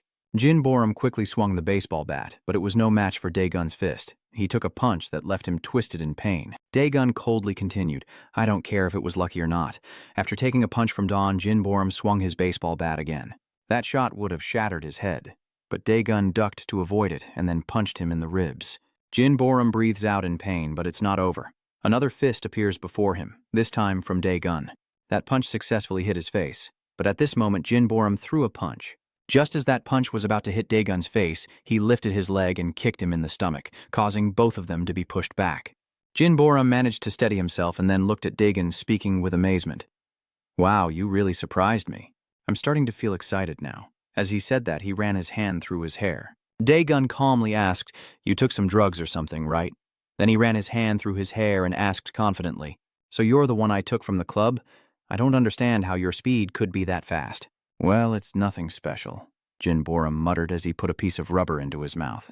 Dawn still frowned cautiously. She hit him hard in the stomach earlier, yet he didn't make a sound. "Why are you here?" Jin Boram asked, then saw Hamsun Jin crying out incoherently. He turned to him. "What do you want to say, you bastard?" So, Jin Boram points at Dae-gun and guesses, "So, you mean this guy is the one from the rumors, the stronger BU high UC? Wow, I finally found someone who matches my taste," Hamsun Jin thought to himself as he saw him keep putting pills into his mouth. Hey, he already took the drug earlier, and now he's taking more? After taking the drug, he starts touching his hair. "So you didn't come to compete at the club, you came to find me, right? Is that correct?" "You're lucky. I'm in my best condition right now. Come here, appetizer, now I'll play with you a little." As he spoke, he gracefully warmed up his body. The scene shifts to the hospital, with Seung-hun walking and thinking, Dae-gun must have arrived by now, right? I should go there too. Even though Dae-gun told everyone not to go, I can't miss out on such an exciting fight. But as soon as Seung-hun got into a taxi, he saw Manho's group running past again. They must be heading to the hospital now too. It would be pointless for them to go there. But if I don't tell them, it will be annoying if someone inside in Hagen Hospital gets disturbed, so I better cover my ears. Calm down now. Whoever wants to see the afterlife first, step forward. Hurry up, who is it? Speak up. That's the group Manho was looking for. Hearing those threats, Dong-min and Ho-dong immediately turned away. No, we can't go, let's leave. Manho reaches out to stop us. Wait, don't go, Ho-dong just said, I don't want to die yet. Suddenly Manho whispered a plan. The three of us should go together. He's only alone. And since your hands are also injured, if we all grab him together, he won't be able to escape. Then we can question him and hopefully extract more information. Manho, lost in his excitement and imagination, was interrupted by Hagen's voice. I heard everything. I'll use one of them as an example. Who's the first to step forward? Manho quickly grabbed the pen and stabbed upward. Is that you? As expected, I will kill you. But he quickly changed his move, respectfully taking out the pen and paper. Please help us, Senior. He sat down carefully beside the bed and started to talk, saying that it's not just one person there, but an entire organization. If Dae-gun goes alone, it's too dangerous. Dae-gun is really strong, stronger than anyone I know. Maybe we can't help much, and we're just bothering him, but still, it's an extremely dangerous place. The three boys' expressions are all very sincere towards their friend Dae-gun. I can't let my friend go there alone. Cut to the scene of Dae-gun and Jin Boram's fight. That girl peeked in from the door and looked worried. I wonder what's going on all of a sudden. Should we stop them? The guy in the white shirt reminds us. If you barge in, you'll just cause trouble for them. I don't know who that guy is. Boram will be fine. They can handle it themselves, so just stay there and rest. What are you doing? Come here and help me out, he said while waving his hand. Then both of them carried the metal cabinet to another spot, revealing 2 horizontal windows. The guy in the white shirt asked, "Is it ready?" The excited girl exclaimed, "Wow, this is amazing. We should just stand here and watch Boram perform, so let's just sit and watch through the glass window." Inside, Jin Boram approached Don as he called out, "Hey, are you wearing the Jurian high school uniform? Who are you?" "I don't think we've ever met before." As he said that, he lifted his chin, seeming to be shorter than Dae-gun. He looked down coldly and asked, "Do you want to fight or chat?" "Yeah." He quickly threw a punch, but before it reached Dae-gun, he was hit back, grimacing as blood and snot started to flow again. After punching, Dae-gun internally assessed that his attack was pretty stupid. Jin Boram threw another punch, but Dae-gun managed to dodge. He shot a sharp glance back, still surprised that he managed to counter immediately after taking a hit. He kept throwing punches, but Dae-gun dodged again. He stomps his foot hard to spin around, and as Jin Boram's fist comes down, Don quickly lands another punch on his cheek. His cheek was already deformed, but that punch still swung out and barely missed Dae-gun's face. He dodged while feeling puzzled inside. This guy throws a punch, but still refuses to dodge. Dae-gun quickly stands up straight after leaning back. Then both of them continued throwing punches at each other, but it was Dae-gun's fist that struck first, hitting the other side of his face. He finds it strange that he keeps successfully hitting him, while he remains calm and dodges Jin Boram's punches. His sharp eyes keep focusing on the opponent. Wow, he's still aiming at me. He thought that after Jin Boram swung his fist, he had already taken a hit first. His tough cheek didn't get pushed aside, and he continued to attack Dae-gun, whom he once again managed to dodge. He fights while analyzing that he's taking punches to counterattack. I just can't understand how he keeps dodging those attacks. Very calmly and easily, Dae-gun was pushed back. If he were still thinking clearly, Jin Boram would punch to the left. Dae-gun leaned to the side to dodge, but the fist swung across as if the two were about to clash directly, yet neither connected, and both missed. Jin Boram's expression becomes increasingly frantic, while Dae-gun remains calm, thinking that he would dodge this attack. But in the end, Jin Boram again fails to block and takes his punch once more. His eyes grew serious, then he quickly leaned back to dodge the punch, and Dae-gun couldn't help but think to himself, I just can't believe it. This guy's totally crazy. While they're fighting, the girl outside is just watching, only Boram got hit. Could it be that he actually lost to that guy? And you said he wouldn't give up. The guy in the white shirt scratches his head and says maybe he intentionally took the hit. The girl looks confused. Why is that? Are you stupid or what? Why would you ask that? I don't think so. The guy in the white shirt looked inside again and explained, he's just a little naive. If someone only turns off or pinches him, he won't feel anything. Only when he feels pain does he attack his opponent. That's how it is now, just like the girl said. That's strange. He's also hard to understand. I don't know either. He's always like that. Song looks worried, but taking hits like that must hurt a lot. But the white shirt objected. He didn't feel the same way. Probably just felt a slight pain. In the room, Jin Boram keeps taking punches from Dae-gun, fighting back while analyzing. But something feels off, and once again, Jin Boram rushes forward only to get punched in the face again. Min could predict when he would strike first, but to recover after taking damage, seized the opportunity to attack and time it perfectly like that. Dae-gun seemed to realize something was off, and his sharp gaze was truly extraordinary. Jin Boram once again swung his fist forward, and Dae-gun also threw his fist, successfully hitting his face, and he inwardly marveled that few ordinary people could do that and feel the pain. Does he not feel the pain? He wondered. Then Dae-gun forcefully pushed back, causing Jin Boram's attack to miss, but he still showed no sign of stopping. Dae-gun also threw another punch.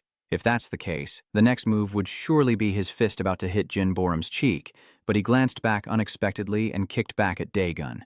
Nevertheless, Dae-gun quickly raised both hands to block in front of his face and stepped back onto the beam. Hamsun Jane was startled by this move.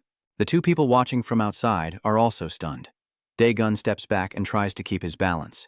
And Jinborum confidently declared, "I finally see through your moves." Joram looked at Daegun with half a glance, neither respect nor admiration, mocking and sarcastic without mercy. "I didn't expect you to block that hit, but you got surprised by it too, right?" Daegun still maintained his stance to fight back, but his mind was already racing with thoughts. Instead of dodging, he countered precisely after taking the hit. At first, his reckless counterattack and stupid fighting style were hard to understand. He leisurely combed his hair, looked at me with a taunting expression, and opened his mouth, making others just want to punch him. If that move had been any stronger, you probably wouldn't have survived. It took a while for Daegun to regain his composure and pull back, eyes fixed on Jibaram as he guessed. But now I can see the effectiveness of it, and that tactic, which only works when he reads my attack and movement. He then looks at his forearm covered with bulging veins and wires, gently gauging the real situation. So he has read all my moves. Elsewhere, a fierce fight is raging. One punch after another, the fighting crowd was knocked down so badly they lost all form. The constant cries and pleas for mercy echoed through the small room. "Please spare me." Only when the last person collapses does Bu Hyu finally agree. Bu Samjini asks Han Bich Suji nearby. "This is the last one. Are you okay? Are you hurt anywhere?" Bich Suji looked at the tragic scene, filled with wounded men lying scattered on the ground, panting as she replied, "I'm fine." Shu Hyuk's gaze fell on her and the shirt in her hand. "Why are you here? And that shirt in your hand?" She was startled by the shirt, then looked at him guiltily and withdrew her hand, stammering, "It's just my friend's stuff." But Shu Hyuk had no intention of letting it go, and continued to press for answers. "That looks like a school uniform jacket for boys. Which one of you?" Suji started to get annoyed, frowning as she said loudly, "Are you done not needing to know or what?" Hearing that, Bishuk finally let her go, turning around to check if there were any others hiding here. Suji turned around and looked around, feeling suspicious. Could something be wrong here? I've searched everywhere but couldn't find Daegun. Remembering the chubby guy from earlier who got punched so badly his face was bruised, Suji frowned slightly. Was he lying to us? That guy once said that it seemed like you liked that girl in front of her in Daegun. But judging by his appearance at that time, Suji quickly dismissed her earlier thoughts. And he doesn't look like someone who lies. So where did Daegun go? Biekshu Hayuok checked around and then reported back that there was no one left. But the girl who's crazy about guys still didn't believe it and asked again, "Are you sure?" This made my older brother feel very tired, so he just replied with a sure to make her happy.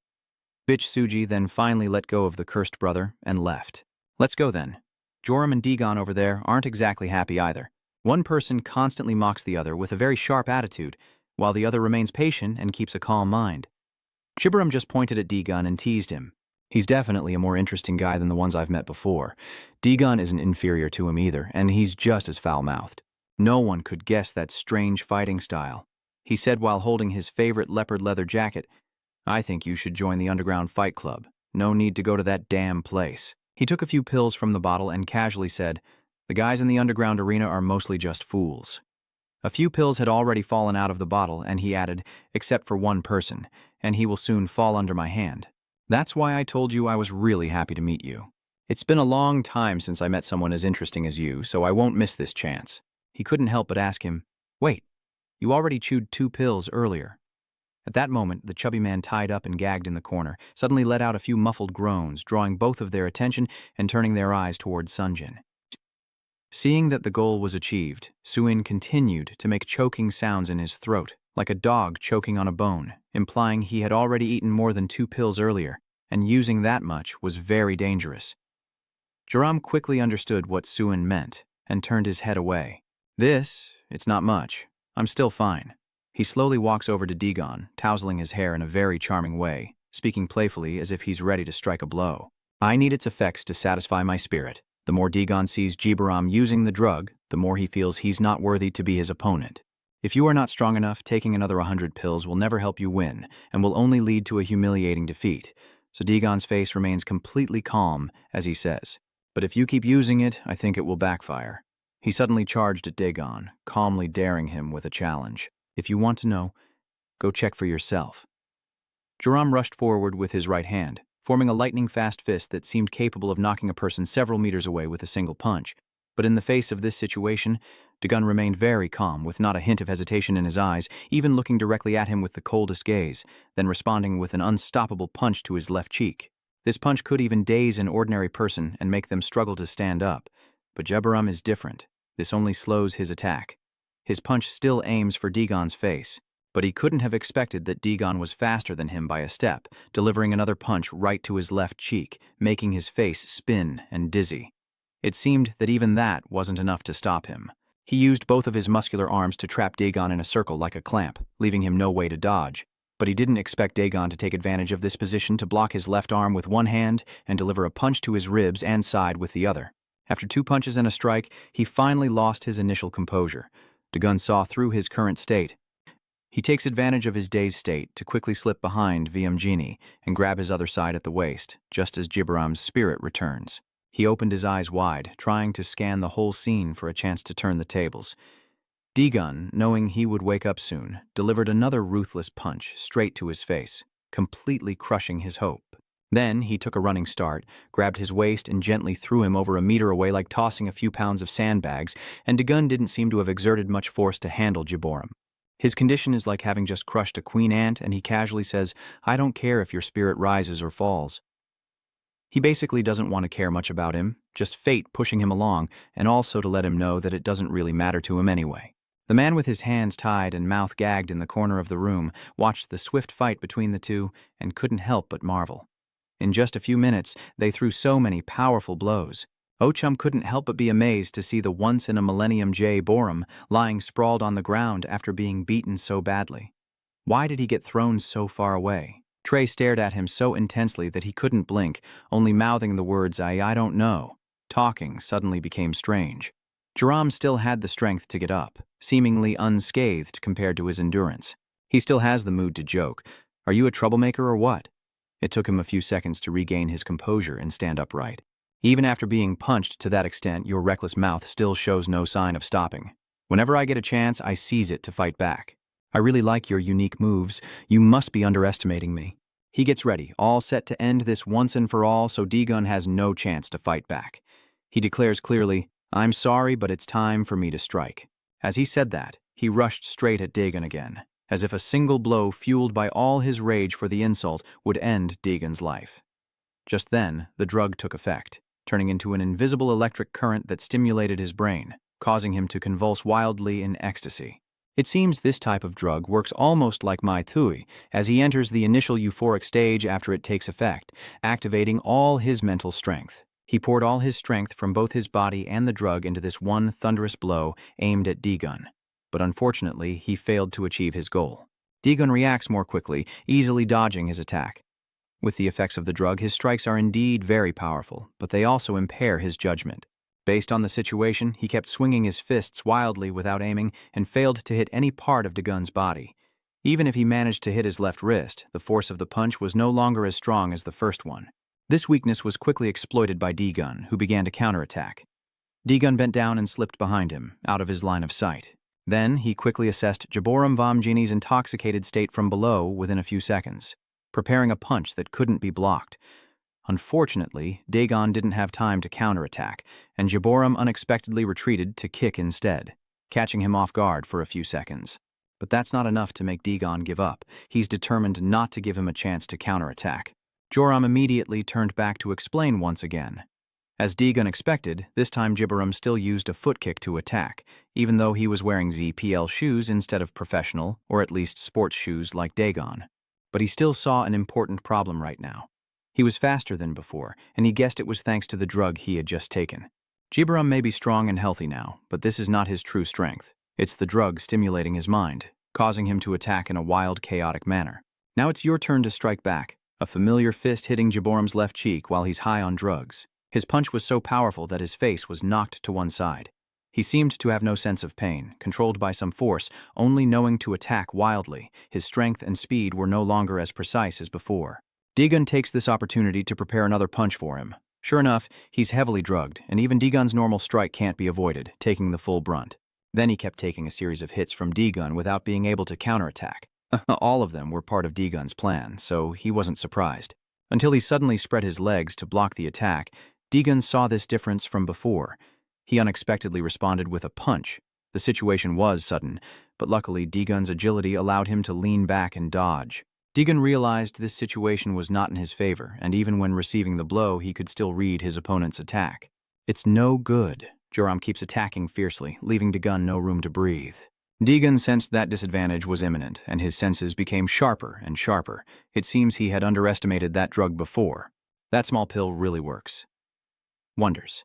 Chum Sim outside keeps commenting on the show without forgetting, while Borum is being pushed back. Is that right? Criticizing John for just watching without thinking about other things, so I just answered vaguely, I don't know either. The person trapped in the corner of the room nods in sympathy as they watch the two people talking outside.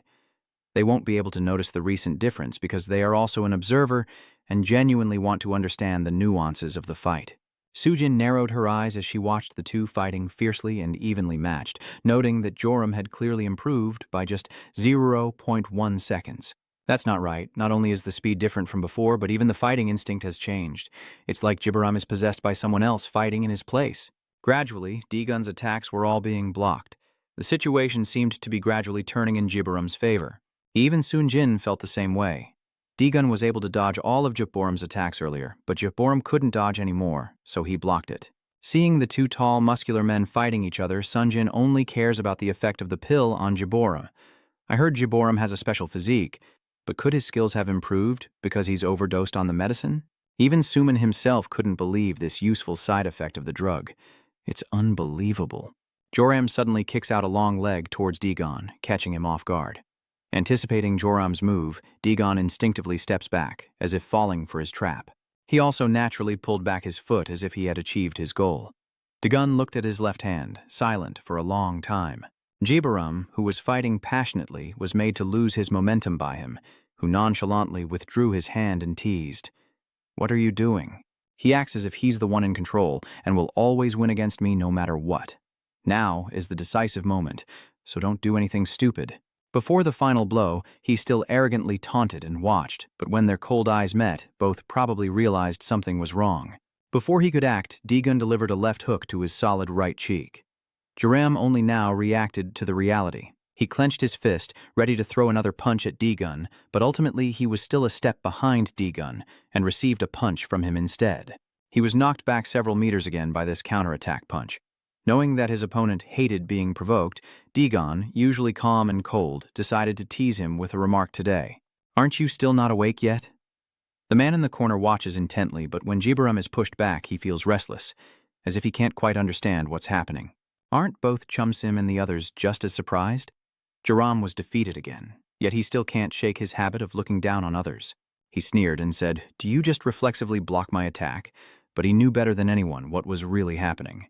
What's happening to me now? He's starting to feel something unusual. It felt like everything had started to change. D-Gun held his ground until the drug's effects wore off before launching a direct attack again. This is the turning point in D-Gun's way of thinking, and the key to his victory. He looked at D-Gun with suspicion. "Did you also use this kind of medicine?" Jibaram is looking at him with a piercing gaze, as if waiting for D-Gun's answer, because the two obvious marks on his cheeks make Jibaram feel there's no need to clarify this. He couldn't swallow this anger. Contrary to Jibaram's thoughts, he only replied with a very indifferent one-word answer. "No." Joram struggled to get up, also holding his upper abdomen. "Maybe my strength is about to give out. Even speaking is difficult for me now. Without drugs, I can't focus." It took him a while before he could stand upright and ask, "What's your name?" This question made D-Gun freeze for a few seconds. After fighting all this time, he really didn't know each other's names? Elsewhere outside the base, night has fallen and a few hours have passed. Bikai puffs on his cigarette outside the parked black car, waiting. Junior hurriedly ran over with a tablet to report.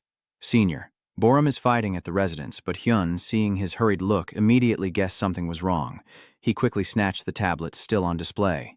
On the screen, CCTV footage shows Borum and D-Gun facing off, the situation growing more intense. Back High Run stands trembling, staring at the screen for a long time, fiddling with his cigarette before taking a long drag. In just a moment, Bae Hee-jun immediately ordered to find Bitch Shu-hee-uk and call me as soon as they locate her. Bae-hai shook and left in a car, while his subordinates and others hurriedly searched. "Find Bitch Shu-hee quickly." The black car rushes through the forest. In no time, they reach the city center, only a few floors of the building still lit up. It's well past midnight. Park Hee-jun's sleek black Bentley sped through the night and soon came to a stop. Park Hee-jun's door is starting to open again. Let's see how it goes. Only a little time has passed, so now is the break, right? Deegan. Over here, Jiboram also begins to vaguely suspect the identity of the person standing before him. Deegun. Is that right? Deegun didn't expect him to know his identity. Suspicion gradually appeared in his eyes. Lei Eung-hun is chatting with Hagen in the clinic. Wouldn't it be better if Deegun went alone? Only Hagen lies quietly on the bed, saying nothing. I am recalling what Manhwa once said about friends. I can't let him face danger alone. Ha thought for a long time, then finally said 2 words, friends, and then got up from the bed, ready to leave. Bungwa said, it's funny, how long do they think they can keep that friendship? He turned and left, saying to the doctor, I will pay myself.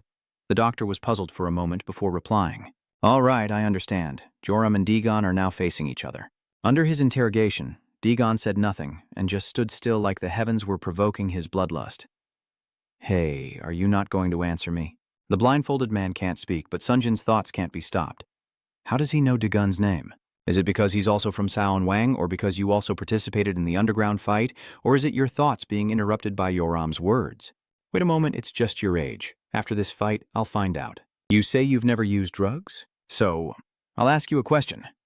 His expression while talking became increasingly annoying. Do you know anything about entering a trance? Deegun looked at him with a confused expression. He really didn't understand what he was talking about. Seeing Daegun's expression, Joram guessed he didn't know, so he kept talking. You've heard of it before, right? He continued his story, saying that the so-called mind integration was just a lie, involving a drug called mot. Seeing that Deegun didn't react, he kept talking. So what's the truth? Even if he's teasing you, you don't really care, do you? Do you want me to tell you? Let me say it again. He suddenly bent down, making Deegun curious and look on. He also admitted that it was really a fake mess. To achieve that state, he suddenly jumped up again and charged at Deegun to attack. He continued, I have to be strong first. Not long ago, Park Hee-jun mentioned this to him during a drug test. Park Hee-jun asked about his condition after taking it. How is it? Joram raised his hands in confusion, feeling like it was killing me. What is this strange thing? Park Hee-jun said as he took off his vest. They call it immersion, but all I know is that it can only do so much. Of course, he has no idea what he's talking about. What do you mean by entering the mind?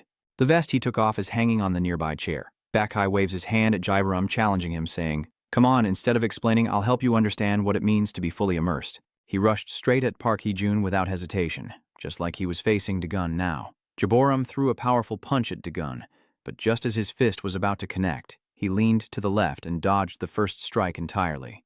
Jibaram again wildly swung another fist from his right side, but of course this time also failed. Deegun, as usual, dodged another punch to his left side, this time aimed directly at his face. Jibaram seemed to be pouring all his effort into defeating Deegun. He used all his strength, every vein on his body bulging. Deegun, in his eyes, was not really a remarkable opponent. This bastard is like a carp, but Deegun, you're not so easy to swallow. He himself is aware of this, but I can still see his movements clearly. Whether I can handle it or not is another matter. Both suddenly grab each other's shoulders as if they are about to throw each other to the ground. This time Deegun has the upper hand while Jibaram leans his upper body back, appearing to be losing his footing. According to his assessment, Deegun's attacks are easy to predict and I can see through them. But I didn't expect Deegun to break free from that hold so quickly and easily. He even delivered him a punch that dislocated his jaw, causing blood to spurt out wildly. This time, most of his healthy teeth are gone, and he couldn't react in time as Deegun kept landing punch after punch on his body, flowing from his face down to his chest. Deegun's speed was so fast that Jibaram couldn't counter, and his entire body was sent flying in Deegun's direction like an invisible punching bag, allowing him to torment as much as he pleased. Joram rarely had a chance to strike back, but Deegun easily dodged the attack with a breeze, causing his move to backfire and adding another blow to the chaos. And soon after, his face was struck again. This time it's right in the center, not on the left or right cheek anymore. When did his face become so bruised and swollen? Fresh blood flows from his nose and mouth like a stream, his current expression resembling someone high on drugs with a hazy consciousness lingering nearby. But why can't I land a punch on him? Deegun prepares a finishing move, pushing Jibaram backward, and the unanswered question echoes in his mind. Could this shot be fake medicine? As he was about to land, his mother silently cursed. The bastard didn't notice any difference at all. Suddenly, he gained momentum and threw a punch forward at Deegun. but he has already taken countless hits and his body is exhausted, so his strength is insufficient, and his movements are not decisive. D-Gun subtly shifts his body to the side to dodge. In the middle of the fight, Hansam and Jin are trapped in the corner, contemplating the outcome. Jaborum is fully focused, sucking on something. What about Dagon? What is he relying on? He honestly comments that from the matches I've watched of Juyuk until now, this fight is on a completely different level. The flow of time here is like a film, as if time has been split apart and continues in sync with their movements. He feels like a game of tug-of-war, where precise timing, rather than luck, is the key factor. This is a battle where both sides have an extremely precise sense of timing.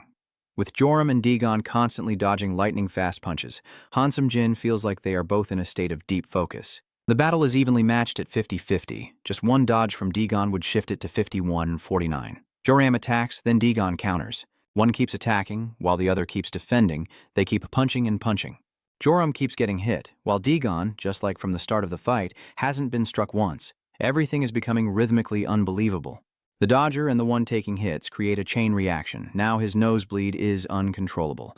According to Hansam Jin, this effect keeps repeating, causing the opponent to become dizzy. Dagon keeps punching left and right, relentlessly targeting Jibaram's head, leaving him bloodied and battered. In the end, Hansam Jin delivers a truly unbelievable statement. Jibaram throws a punch, but Dagon leans back and dodges easily, as if it's nothing. Truly, 1911 just keeps going, without end. In contrast, every punch Dagon throws is met with a counter from Jibaram, who seems about to lose all his teeth. But he can't deny that Jibaram has a special physique that allows him to use an overdose of the drug. Just after taking it, he stopped, truly beyond normal limits. He has to admit that Jibaram is really strong. Every time he attacks, Dagon blocks him. He attacked a second time, still being blocked by Dagon again. Hansam Jin felt impressed, especially considering the amount of drug used, but he was still being overwhelmed. Now stamina has become an advantage since Dagon is uninjured, while Jibaram, exhausted and battered, was easily knocked down by him. Even Hansam Jin had to wonder, who is this young man really? Chumsim watched from the sidelines, unable to help but worry. Is Boram really okay? You don't think he's going to lose, do you? Joman immediately dismisses it. Are you crazy? I've never seen anyone take a hit like that without a reason. He insists. Besides, he's already used quite a bit of the medicine. Chumsim asked curiously, what exactly is that medicine? It's just that Joman doesn't know either. I don't know, but I do know that whoever sells it makes a lot of money. Lai Unung-hun suddenly appeared behind the two people like a ghost, jokingly asking out of curiosity, why not give it a try? I wasn't late, was I? Criticizing Jan made her jump like she was caught in the act. Then she turned around and cursed. My face twitched. Who am I? Chum-X is a bit gentler, politely asking, who are you? Lai Sung-hun doesn't answer and continues joking. What's going on? I thought there would be a lot of spectators, but it's just the two of you? Chijom Man started to show his irritable side as he asked bitterly, hey, I'm asking you, who are you? But Sung-hun didn't seem eager to answer him, so he changed the subject. Can you tell me more details about that medicine? Shijoman couldn't hold back his anger anymore, so he rushed forward and grabbed Lai Sung-hun by the collar, shouting, what the hell are you doing here? Unexpectedly, Lee Sung-hun only used one finger to twist his wrist, causing him to scream in pain. The shouting echoed in the mostly empty room, and suddenly someone burst in without knocking, drawing Lee Sung-hun's attention. Strangely, the first thing he asked was why they were here. It seemed he didn't understand what they were doing, appearing here. However, Zeung-hun's grip did not weaken at all, causing Chaijan to scream in pain. Hey you dog, what are you doing to me? Duingong explained that I have a stomachache and need to go to the bathroom now. Shijan, in pain, grabs his painfully twisted hand and curses, then glares and deals with this bastard. Lee Sung-hun still maintains a very friendly attitude, even teasing in his words. Come on, 2 against 1 and you're not ashamed? At this moment, a group of male students arrived, with Jiboram's juniors leading the way, shouting loudly enough to disturb the tense atmosphere in the room. Is Boram out of the way? Is he inside? Hey pig, what are you doing to this guy? Unfortunately, this fat guy's intelligence is limited. He almost forgot to criticize Joman. Huh. What is he doing? Jomman could only helplessly shout. Are you all just going to stand there and watch? Then suddenly 4 arrogant guys stepped forward, looking down on everyone with disdain as they glared at Lee Sung-hun. What is this? Should we send him off? Hey, arrogant bastard. Do you think you can win 7 against 1? Lee Sung-hun remained unchanged in attitude, his smile still intact. Yeah, I guess. 7 against 1 is a bit tense. Suddenly a voice rang out, drawing the attention of everyone in the room. Who would have thought Lee Sung-hun would smile kindly and say, you guys came here too? Manho led the way, followed by Bangho as they entered inside. When Jongmin saw that Lee Sung-hun was really there, he couldn't help but curse. "Hey Lee Sung-hun, you bastard." Manho ignored Jongmin's scolding and pushed forward directly, asking about the situation as he went. "Luckily we arrived just in time. Is Dagun still inside?" Lee Sung-hun shrugged and explained with a smile. "Sorry about that. Dagun told me to do it. Let's take care of these guys first and then talk about that." Immediately, Joram's followers burst into laughter. "What did you say? Who are you telling to shut up? You think you can beat us?" Du and Gong shows absolute contempt in front of the three of them, just with a bunch of extras like those friends, and there's even a crippled guy too. "You're hilarious. If you want, I'll let you go. If you're smart, get out quickly." Manho forces himself to the place of Boram's followers despite the mocking words. Duin and Gong couldn't hold back and drove him away. "What? I told you not to come here. Get lost." "Are you okay?" Manho only said one sentence. "If you can see it, so can we. We're equals. No one is superior to the other." Du and Gong didn't see it and kept provoking without noticing Manho's actions, but unexpectedly he was immediately hit with a crutch from Manho, a cripple he always looked down on. Du and Gong was suddenly attacked, bleeding from his nose and mouth, staggering and unable to stand steadily. Manho casually slung the weapon over his shoulder and said, "Want to try my new weapon?" Manho is the disabled one who isn't useless. Even though Jan's hands are tied, he witnessed everything, and then turned to look at Lee Jong-hun with a determined look, ready to fight, staring straight at him. Unfortunately, his plan was easily seen through by Lee Jong-hun, who was even quicker and delivered a super hard knee right in the middle of his face. Lee Jong-hun started taking care of the beard guys, and they didn't stand a chance. "Come on, guys, get hit." Bang Ho-dong and Dong-min immediately took their positions to declare battle. Dong-min even held a wrench in his hand, loudly announcing, "Come on, I'll kill you all." Suddenly, an Hagen appeared and stopped the fight before it even started among them. "Wait a moment. You say this place is too cramped, so if you don't want to get hurt, then just leave." The fat guy from earlier, when he saw an Hagen appear, stammered and couldn't speak, trembling all over and almost letting everyone see it. "It's been a while, hasn't it?" The fat guy looked directly into an Hagen's eyes but didn't dare to meet them, squinting and lowering his gaze to the ground, trying to explain, "I didn't mean it like that." He leaned back slightly, chuckled, patted his shoulder, and with his injury brace still on, said in a teasing tone, "Do you want to try and see if my wound has healed or not?" The fat guy didn't know what to say for a moment, just scratching his head and trying to dodge the situation. "No, this isn't about that. You guys are too noisy, can't you hear me?" "Yes." And Hagen looked inside through the frosted glass and almost asked the fat guy, "Have they been fighting for a long time?" The fat guy didn't dare to delay and answered immediately, "I don't know. I just got here too." And Hagen shot a cold glance at the fat guy, leaving no chance for him to lie. "What about the medicine?" Under the gaze of invisible harm, the fat man was forced to tell the truth. "I don't know, I just arrived. Inside the glass room, Deegan and Jaiparam are still fighting fiercely, and the difference in strength seems to be very small." Joram initially intended to taunt Deegan, but still managed to dodge gently, directly allowing the fat man outside to observe and experience one surprise after another. Joram glanced down at Dagon, doubt creeping into his heart. "What is this? I was clearly stronger now." Jibaram's face is now swollen and unrecognizable, with bulging veins making it look truly disgusting and unappealing to look at. He threw another punch, hoping to at least land on D-Gun and set the stage for defeating him. As usual, D-Gun dodged every single one of his attacks, while he was left staggering from the missed punch. He couldn't help but wonder why D-Gun always managed to dodge all his lightning-fast punches, even though he was fully focused and seeing things others couldn't. He could even see the tiniest things like dust, the clear drops of sweat or the red drops of blood splattering when he was attacked by Dagon.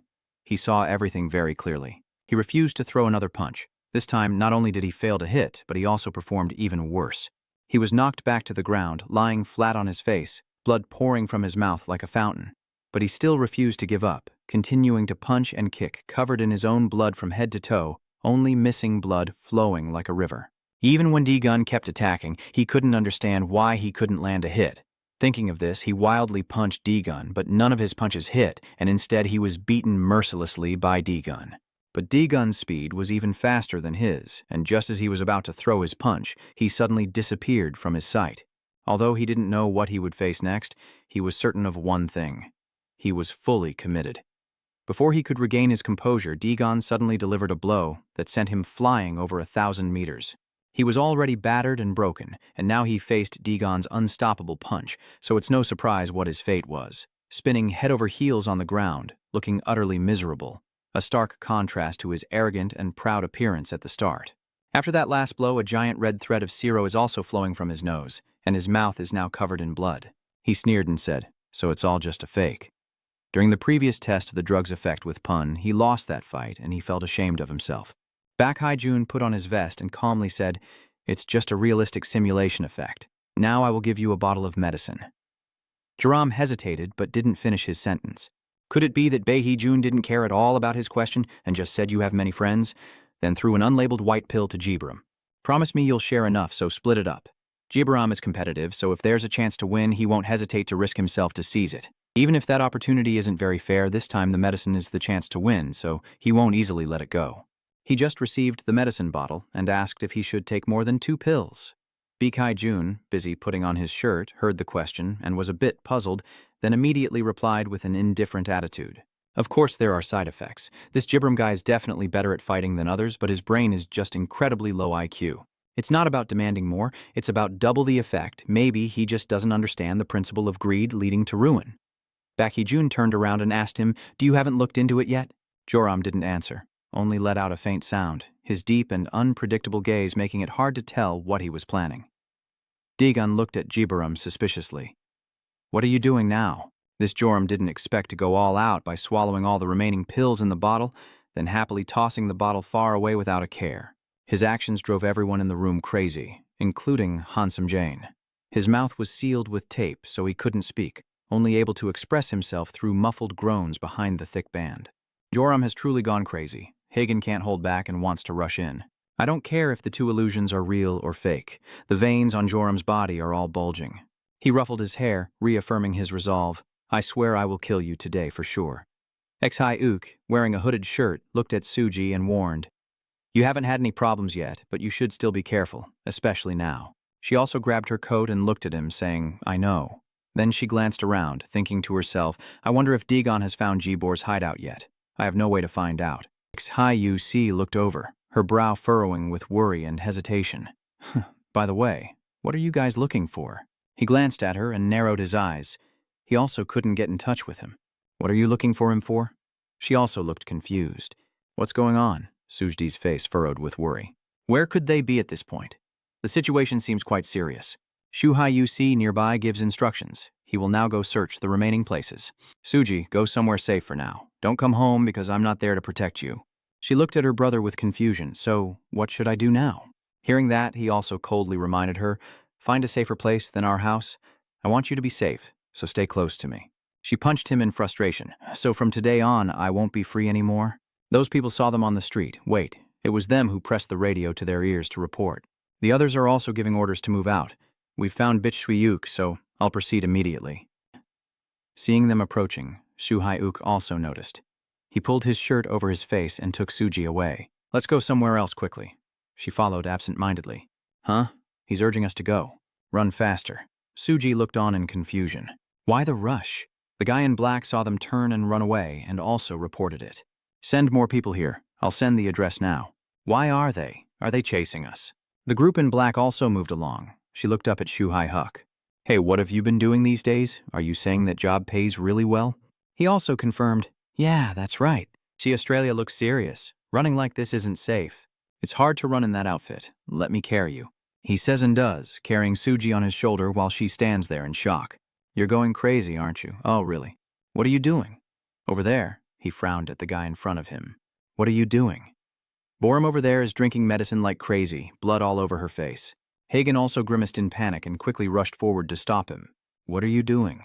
If you take all that medicine, he will clench his fist and glance over before delivering a deadly punch to Hagen's face. His arm shot forward like a snake, then Hagen clenched his fist and grabbed his arm, forcing him against the wall behind. Borum grimaced warningly. "If you don't want trouble, don't interfere." Hagen regained his composure, hugging his battered shoulder and glaring as he cursed. "This crazy guy, drinking all that won't make you stronger. He's sitting on the ground warning you, your body can't handle it." But Borum is still stubborn and has lost her mind. "What do you know that makes me have to listen to you?" He noticed Hagen holding his injured shoulder, then also frowned and said nothing more before turning his head with a cold expression. Say nothing more and get out quickly. Hag looked confused, then turned to Dawn. You've probably fought in many places too, so don't worry. Let's just keep going. And he frowned, looking at him with suspicion. Dagon warned him not to go too far. But Borum, full of pride, smiled. Overdoing it? It's still nothing so far. As he saw that, he also looked on with caution. That guy rushed towards him with his face distorted and tense from the muscles, gritting his teeth and gasping for air. Borum's body froze for a moment, then slumped down, his hands hanging loosely, leaving him puzzled. Dagon calmly approached. If you keep going like this, it'll be hard to continue the fight. I don't know much about this, but just by looking I can tell that using too much of it makes it difficult to fight anymore. Over there, he remained motionless. He reached out and muttered, "It's time to stop. Wake up." But he lowered his head without reacting. Suddenly, Borum swung his fist viciously at his face. He quickly raised his hand to block, leaning back, squinting his eyes as he pushed the fist away, trying to call out to Borum. But Borum has lost his mind and keeps punching while he dodges away. Dagon kicks him straight in the stomach, causing him to spurt blood and fall back. But Borum, seemingly unaware of pain, battered and bruised, still crazily charged at him. He also stepped back, quickly dodging every punch he threw. He hesitated, clenched his fist, and raised it to the sky while he remained alert. Over there, he was frantically hitting the air, leaving him stunned. "What are you trying your best to punch?" Hearing that, the guy also paused, then turned around and threw a punch, but I gently dodged the attack. Huygen cowering in a corner, grinding his teeth in confusion, thinking, "What's going on now? I'm glad he's not on drugs." But he looks at the empty vial on the ground with a serious expression. Hard to believe that he used it all up and still isn't affected. Meanwhile, I'm still dodging Borum's reckless punches. His eyes narrow as he looks at him. Indeed, he's become abnormal. Outside, Borum's subordinates also watch Hagen inside the room. "That bastard is just average." Then he pointed and ordered his followers to attack your people. They also realized and approached with sticks, one swinging a stick, another throwing a punch. Damn them. Manhwa noticed, turned around quickly, threw 2 cards to knock them back, and said, "The battle begins again." Manhwa looks over in surprise at Nambe, who just threw 2 cards, and he exclaims, "Master," and that guy is just complaining. So noisy. The remaining guys panicked when they saw him and suddenly went outside. Yun also opened the door and stepped in, looking at the crowd with disgust. "Huh? A bunch of trash. Where is Borum?" Borum's younger followers look awkward as they assess the situation in their minds. "And Elgun is here too, so General 4 has all his men present? You're finally here? You're a bit late. Why did it take so long?" Nambi glanced over, and behind Chum Sim, they hurriedly pushed forward, shouting and looking around. "Where's Borum?" Hag was also surprised to see this. "Huh? What do you mean? How did you also get here?" She raised her hands in front to block. She saw the person in front and didn't hesitate to rush forward. "Borum," he stopped her. "You can't go in." Hagen rushes toward her, his face serious, and she looks confused. "Huh, is something wrong?" Trungex is determined to run forward. "It's so ridiculous. Why can't I get in?" Suddenly she widened her eyes, froze, then was lifted up by Nambe from behind. Huh. Seeing that, Hagen also praised him. "Well done, H. Nam." "Bay!" She clenched her teeth and swung her hand back, but he dodged. "Let's go." Over there, Hagen is also approaching, frowning as he tightly grips her arms. "Calm down, there's nothing we can do." Hearing that, she looked up in surprise. He glanced at the battle behind us. "Now we can only watch." She looked so confused. Why is she just standing there, watching them fight? Ha sighed and lamented, "Oh my God. Please, just stay quiet and watch." His face is full of awkwardness. "If you try to stop her now, she'll rebel again in the next few days." "Chunchi, wake up. Do you really think you can control the situation now? The more you do that, the worse he'll feel." Behind Nambe, his face also scrunched up in discomfort, but he kept talking. "Have you ever experienced that feeling before?" She sobbed, tears welling up in her eyes, about to cry. "Oh, I understand that feeling." But behind Yun, full of resentment and anger, he grabbed Hagen by the collar. "This snake's mind is messed up. Don't say things like that to Chun Sim. I will kill you now." Over there, he's also grabbing Yun's hair. His face is also full of anger, glaring. "Do you want to die? Did I tell you to leave Hanam alone?" Then they suddenly started throwing punches and arguing fiercely. "How dare you speak harshly to Chun Sim? It's because that matter was too dangerous. This idiot, I can protect her." Over there, he also looked at his subordinates with a frown and reminded them, "Just stay quiet and wait to see what happens. Got it? Don't just stand there looking clueless." Over there, Nambe looks at her. "Chun Sim, I understand how you feel right now, but at this moment we should let Jibram decide for himself." She also turned her head to listen. He comforted her, saying that whether he wins or loses, it's better for us to just sit and watch. She looked helplessly at the battle ahead and said, I know, I understand. Nambi turns to Hagen. So how many times has he taken a sip? It was only then that Yoon remembered the main issue, still struggling with Hagen. Yes, that's right. Even Nambe, when seeing these reckless kids, is speechless. A girl nearby quickly approached. I recognized everyone and was stunned. Who is she? She excitedly raises her hand, mimicking a bottle of medicine, then pours it straight into her mouth, tilting her head back as she describes. This was the first time he drank a little like this. Then he drank a lot like this, ba, and then he poured out the entire bottle of medicine. Seeing that, Nambe was also surprised. All of it. Chum Sim also looked down at the worried expression. What's wrong with you? So, that wouldn't be good, right? Nambi still looked serious, lost in thought, and even if Jay Borum had a special constitution, thinking about Daigun and Borum's fight like that was too dangerous. His face was serious, but luckily he wasn't drugged. Then Nambe softly explained to Chum Sim that using a sponge would be beneficial, but an overdose could be quite dangerous. He thought of the winged horse soaring into the sky, like a horse that can't fly. No matter how many wings you add, everything has its limits. Finally, he looked at Borum's furious punches and concluded that if he overdosed, the side effects would be very severe. If the body is overwhelmed, Borum's face will grimace, blood will splatter, and he will lose consciousness. He grits his teeth, blood spurts from his nose and mouth, his hand still strikes forward, but his body will retreat and gradually become sluggish. Chum Sim glanced and said, What do you mean? I don't quite understand. He looked serious and stern, simply imagining that he was fighting underwater, as if Borum's body was sinking into the sea and he wouldn't be able to control his body at will. His body starts to feel heavier underwater. Nambe's face furrows with a serious expression. As time passes, it becomes heavier and sinks deeper because his body cannot resist anymore. The girl with a low ponytail and a sleeveless top crosses her arms. So what will Borum do while he's underwater? Chum Sim purses his lips on the other side. Borum is still punching him in confusion. He swings his fist, but he dodges. His face gradually lost reason as he punched into the air, his eyes crazed as he looked around. Then he had a hallucination. That it was me.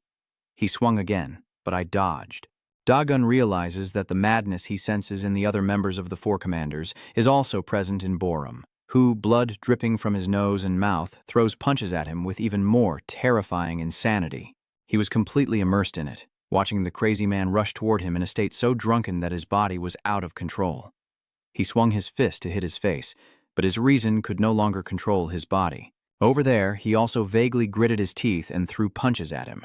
Borum swung uncertain blows, his eyes becoming sharp and focused. Next, he punches him straight in the face, but his resolve has become useless. He grits his teeth, his sharp eyes swinging his fist, no longer bringing any benefit.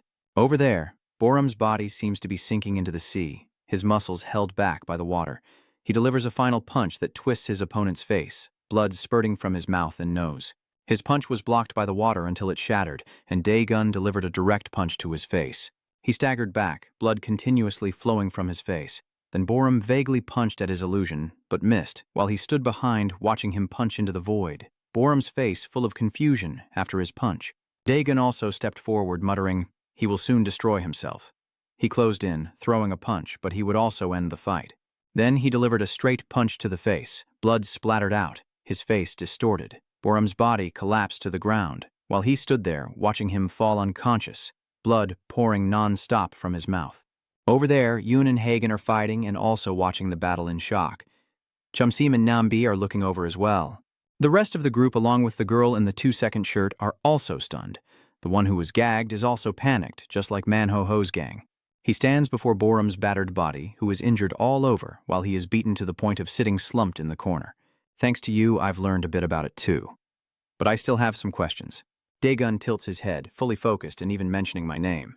His face is cautious as he interrogates, all stemming from Park Hae-jun, right? Outside, a car arrives and someone steps out. Daegun inside is still questioning him. Answer quickly, is it Park Hae-jun or not? The restrained man with his mouth gagged nearby also falls into thought. If it's because Phi is trembling, Borum struggles to get up with her hands on the ground. Yeah, his hand is on the ground, blood still flowing painfully. He warned, "Don't get up, the match is over," he shouted. Chum Sim looked on in horror. What's wrong with him? Nam B stared in shock. Ha looked bewildered, his brow furrowing as his body could no longer hold on. Suddenly, someone glided in front of Hagen, leaving him stunned. It's Hun. He put his hands in his pockets and nonchalantly stepped in front of the group. Did I just hear someone mention me?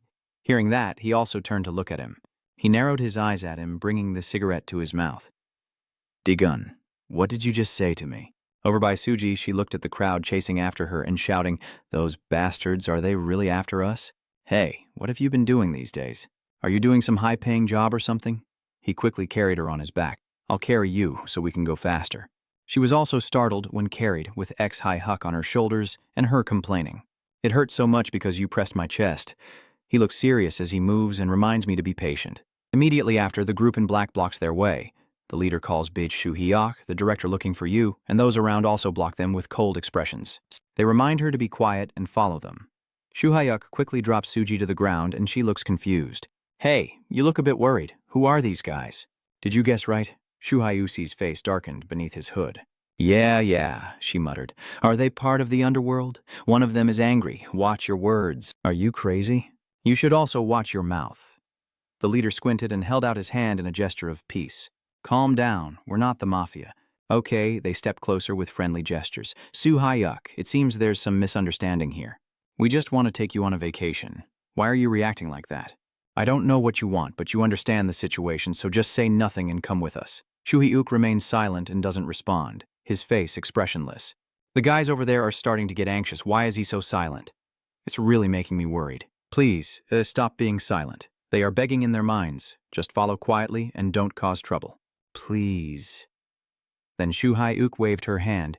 Sujdi, go over there for a bit. She also stepped back. Huh? The crowd became even more confused after hearing that. He took off his hat, glanced at the crowd with a cold look. Stay here. It's dangerous. The group in black quickly grimaced in fear. I'm done for. Someone else is approaching him. Haijun leans on the door, cigarette in hand with a teasing smirk, tilting his head. Daegun, did you just mention my name? He saw him glance back with a cold look. Baek Hun glared at him, then glanced over at Chum Sim being held tightly by Nambae. He then snapped the cigarette in his hand and said, Wait a moment. There are kids here. Are you free? Can I come in and talk for a bit? Even the guy beaten to a pig's head was surprised. I still looked at him coldly. I hoped it wasn't you, but in the end, it really was you. He walks in with his hands in his pockets, acting cocky. Why were you hoping it wasn't me? Isn't it a good thing that we're meeting now? Oh, he picked up the empty bottle, and I watched his actions. Haijun fainted for a moment, then looked at the bottle and assessed it. Has he finished the entire bottle? And he can't control himself, right? Otherwise, you'd be the one in control better. Then he glanced at Borum lying on the ground. How is he doing? He's probably gone a bit crazy. Well then, he added, I had high hopes for that kid. But his body collapsed on the ground, and it seems like total failure. Suman sat inside, gagged and beaten to the point of half-consciousness. Failure, Haijun muttered. So fake goods are just fake goods after all. He looked at him with a critical eye. No way it could compare to the real thing. He also stared at him intently, then narrowed his eyes. What do you want to do now that you've already messed with that useless medicine? So, do you like it? Is it effective? His hand rummaged through his shirt pocket while the other remained relaxed in his pants pocket. Although it was medicine, not everyone could benefit from its effects. You can see for yourself if the body doesn't absorb it, then it's only side effects left. His hand pulls out a pill from the pocket, but it's impressive. Just a small amount can be enough to get into the zone. Even if only for a few minutes, Hai's eyes twitched, but in the end, being absorbed is good enough. He also frowned and listened to him. He asked him, Do you really think that? Haidun's face was a bit mocking as he leaned down to look at his expression. Are you feeling bad or what? Why are you so silent? Then he straightened up and explained, Don't misunderstand me, I just want to tell you not to be sad. Ah, I see. Then he looked towards Hagen's group, with Nam Byun standing outside. Everyone and their dogs had used that useless potion, wandering around and constantly talking about being immersed. His face was serious as he made that assessment, so you felt like you had lost something, right? Suimjin behind him also looked at him with confusion. He comforted him, It's just an ordinary word, what's the big deal about it? That guy arrogantly raised his head and spread his arms.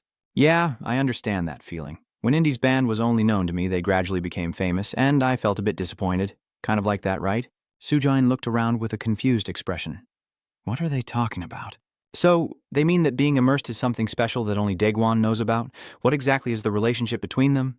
Daegun, with a dark expression, warned him, Don't talk nonsense, or you'll make me lose my temper, he added, but I still want to ask.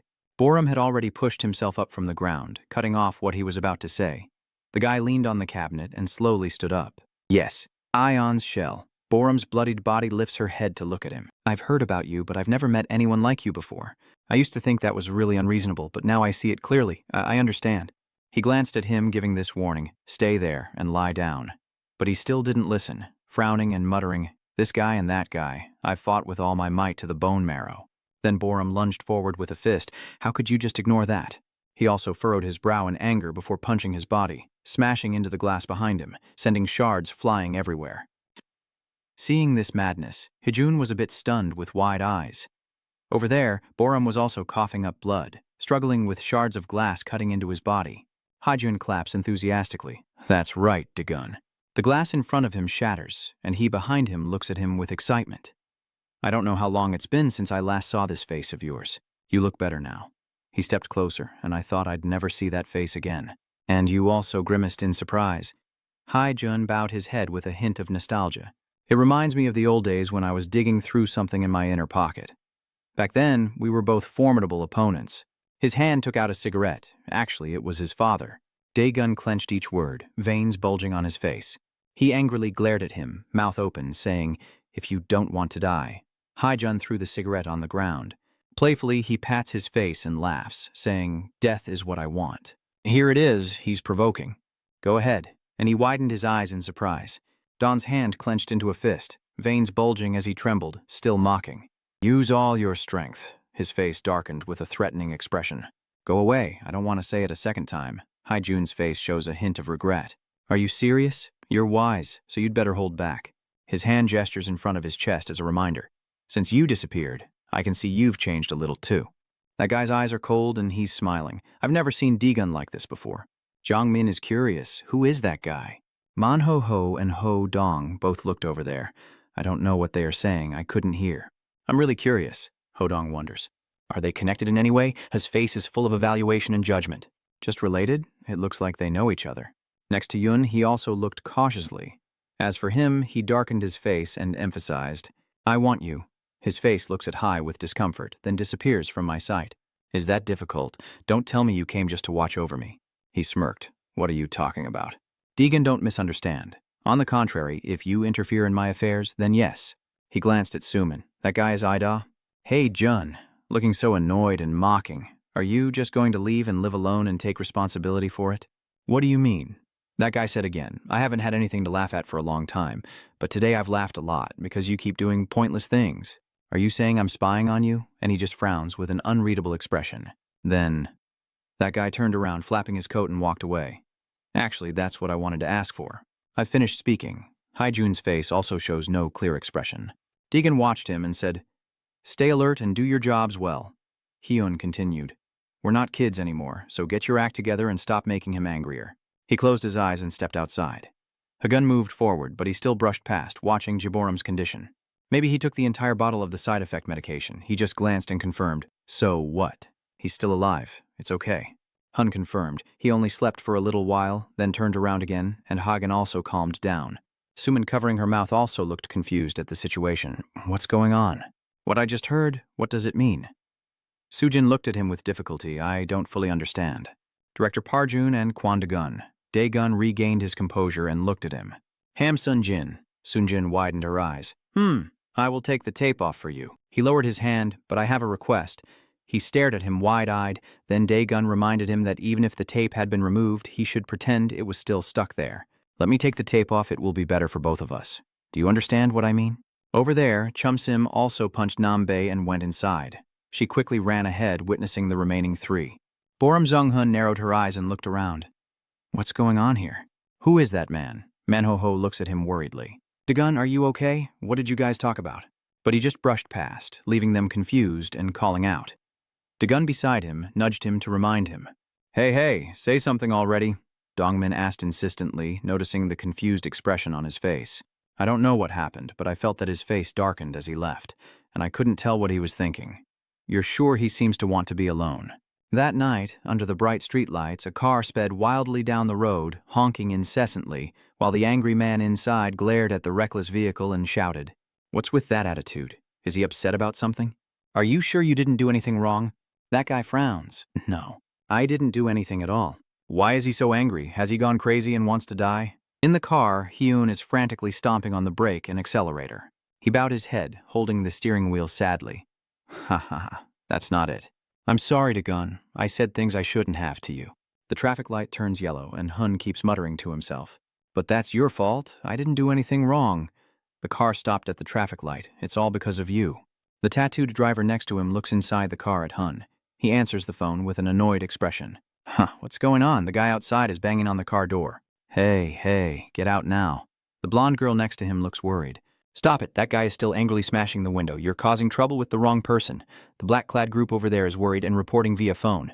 Are seniors still there? If so, we're definitely doomed. This isn't going to be easy. Ex-Hyuk is wildly punching the black-clad men, and they are panicking. Bak Shu-hyuk has attacked us. Over here, Hoon ignores the scolding outside and calmly speaks on the phone. He's not that kind of person. Did you do anything to him? The guy on the other side reports that your sister is also with him. Could it be because of her? Anyway, you should come quickly. No one can stop him. Hearing that, Haijun also responded. Got it. Then he grimaced and ordered, trying to keep him from leaving. Under the starry night, Sujin struggled to walk home. He hugged his back, leaning against the wall. Then his eyes widened as he looked at the missed call on his phone. Over on the other side of this alley, a group of men and women are gathering to eat and drink, shouting, Drink up! Drink up! Come on, really, just drink already. How long do I have to shrug my shoulders for you? The excited man cheering looks at my shoulders, and the girl with a beer in her hand also drops her shoulders. Suddenly, a black-clad man was rushed at by Soo-hyuk towards the young man. The drunkard also got beaten up, and a warning shout rang out. They have a whole gang, you must not get hurt. Soo-hyuk kept wildly punching a black-clad man. Another person was rushing in too, then stopped in confusion. Before he could react, he was punched away. The others rushed over, and the first one warned him. Hey, bitch Soo-hyus, are you misunderstanding something? The guy's face shows he's uncomfortable. Do you know what consequences your actions might have? That means you'll never be allowed to join the MUB club again. That guy warned you and will wander around just like Chora. Hearing that, Soo-hyuk grew even angrier, his veins bulging as he glared at the guy. Did I say something wrong? Or no, I mean. They also shrugged, then suddenly he was punched back by Soo-hyuk. Outside, Sujdi watched the fierce fight and commented, Was this chaos caused by a part-time job? What kind of strange part-time job is that? Ridiculous. She tucks her hair back, grimacing and complaining. How dare you lie to me? You're definitely going to die later. One of the men in black will come after Suji. Hey, you're Bishu Hyusi's younger sister, right? Please advise your brother to calm down, and you're quite confusing. Why would you ask me to do that? He explained helplessly, wide-eyed. Because it's not something that should be done right now. Shuhyi was also paying attention to him. When he reached Suja, the guy kept making excuses, truly incomprehensible. Immediately after, Soo-hyuk grabbed his face, twisted it, and then threw him onto the nearby table. The guys behind, seeing it was tough, muttered to each other, How dare I handle this? Someone with a big head is coming up from behind. Get out of the way, you're blocking the whole path. Those guys saw him and sighed in relief, saying, Why are you only here now? Ha ha ha, lucky us, we're still alive. John Cheon clenched his fists and moved forward. I will tell the boss. We did our best. He's the captain of the professional demolition team. Poe Construction. John Cheon. John Cheon muttered, A pet that doesn't obey is no longer valuable. It's a shame. We lost another player. Before he could finish speaking, ex-Hyu delivered a devastating punch. That guy collapsed straight to the ground. He delivered another cold punch to the head, causing John Cheon to collapse. Ex-Hyuc glared down at the crowd. They were all terrified, some even calling their loved ones for help. Yes, it's me. What are you doing, Mom? Thank you, Mom, for everything. I love you. Do you know how much your insurance money is? Congratulations, my love. Soon, you will be rich. On the desert, a horse runs as if its reins are broken. Then it gradually slowed down until its legs seemed to lift off from the ground. Its hind legs are also lifted up, and 2 pairs of wings grow out as it flies toward the sun. Soon after, the wings also began to fade. It fell into the sea, losing consciousness. The horse plunges straight into the sea. It's Borum. He's now trapped underwater, barely conscious, struggling to break free, and finally pulled to the surface, his face filled with confusion as he slowly regains awareness. Oh, he's propping himself up with his hands. Huh? Hey, the other 3 are also staring in that direction. Hag's face is full of displeasure as he frowns. Hey, Jay Boram, are you crazy? The other two are staring intently, and Chum Sim looks worried, reaching out his hand.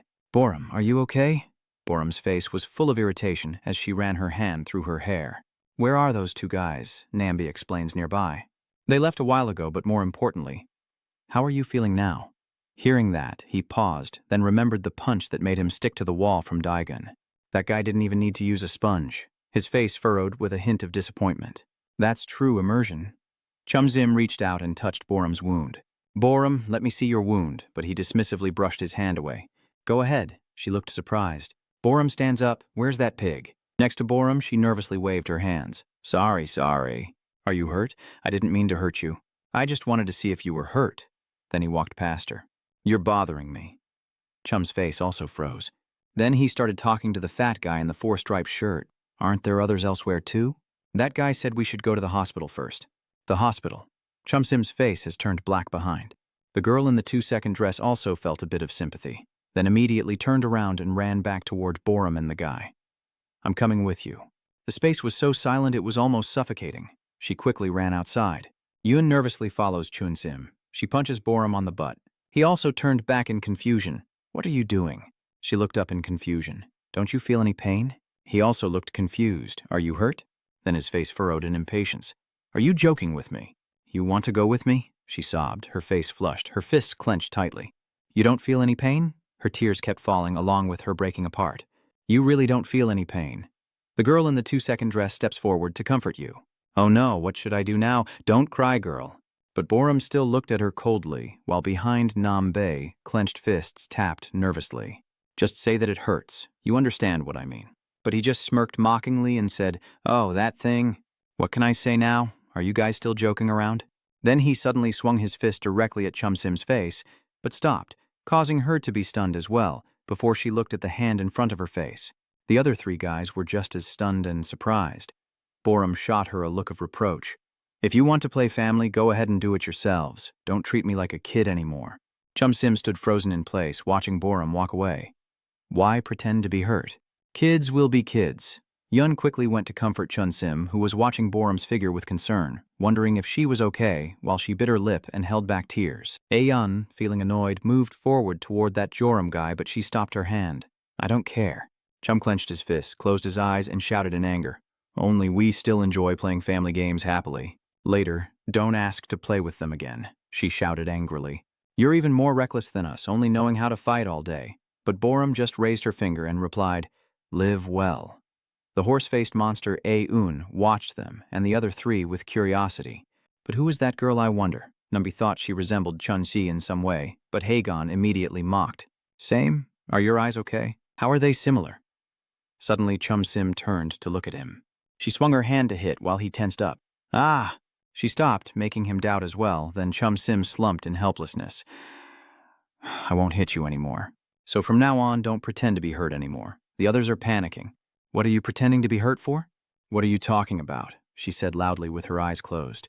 I know everything. Do you think I'm stupid? Since when did we stop feeling pain? Her face full of disappointment, she sighed and said, By the time I realized, it was already too late. Ayun scratched his head and asked, Since when did it start? They remembered that day on the soccer field. Boram and Hagen were fighting fiercely, while Yun and Nambi just watched, black-haired shouting, cursing earlier, but red-haired was no less fierce, crossing the line first. Chum X ran towards them in anger. Are you guys fighting again? Both sides let go and point at Tujak. Oh no, he's coming again. This is bad, he's going to. Immediately after, she gave each of them a loving punch. Huh? She stood with her hands on her hips, watching them clutch their stomachs and collapse to the ground. Now, each of them got hit once, so isn't that fair? Boram is in pain while Hog looks at her. Yeah, fair enough. Black hair sighs. Ah, that really hurts.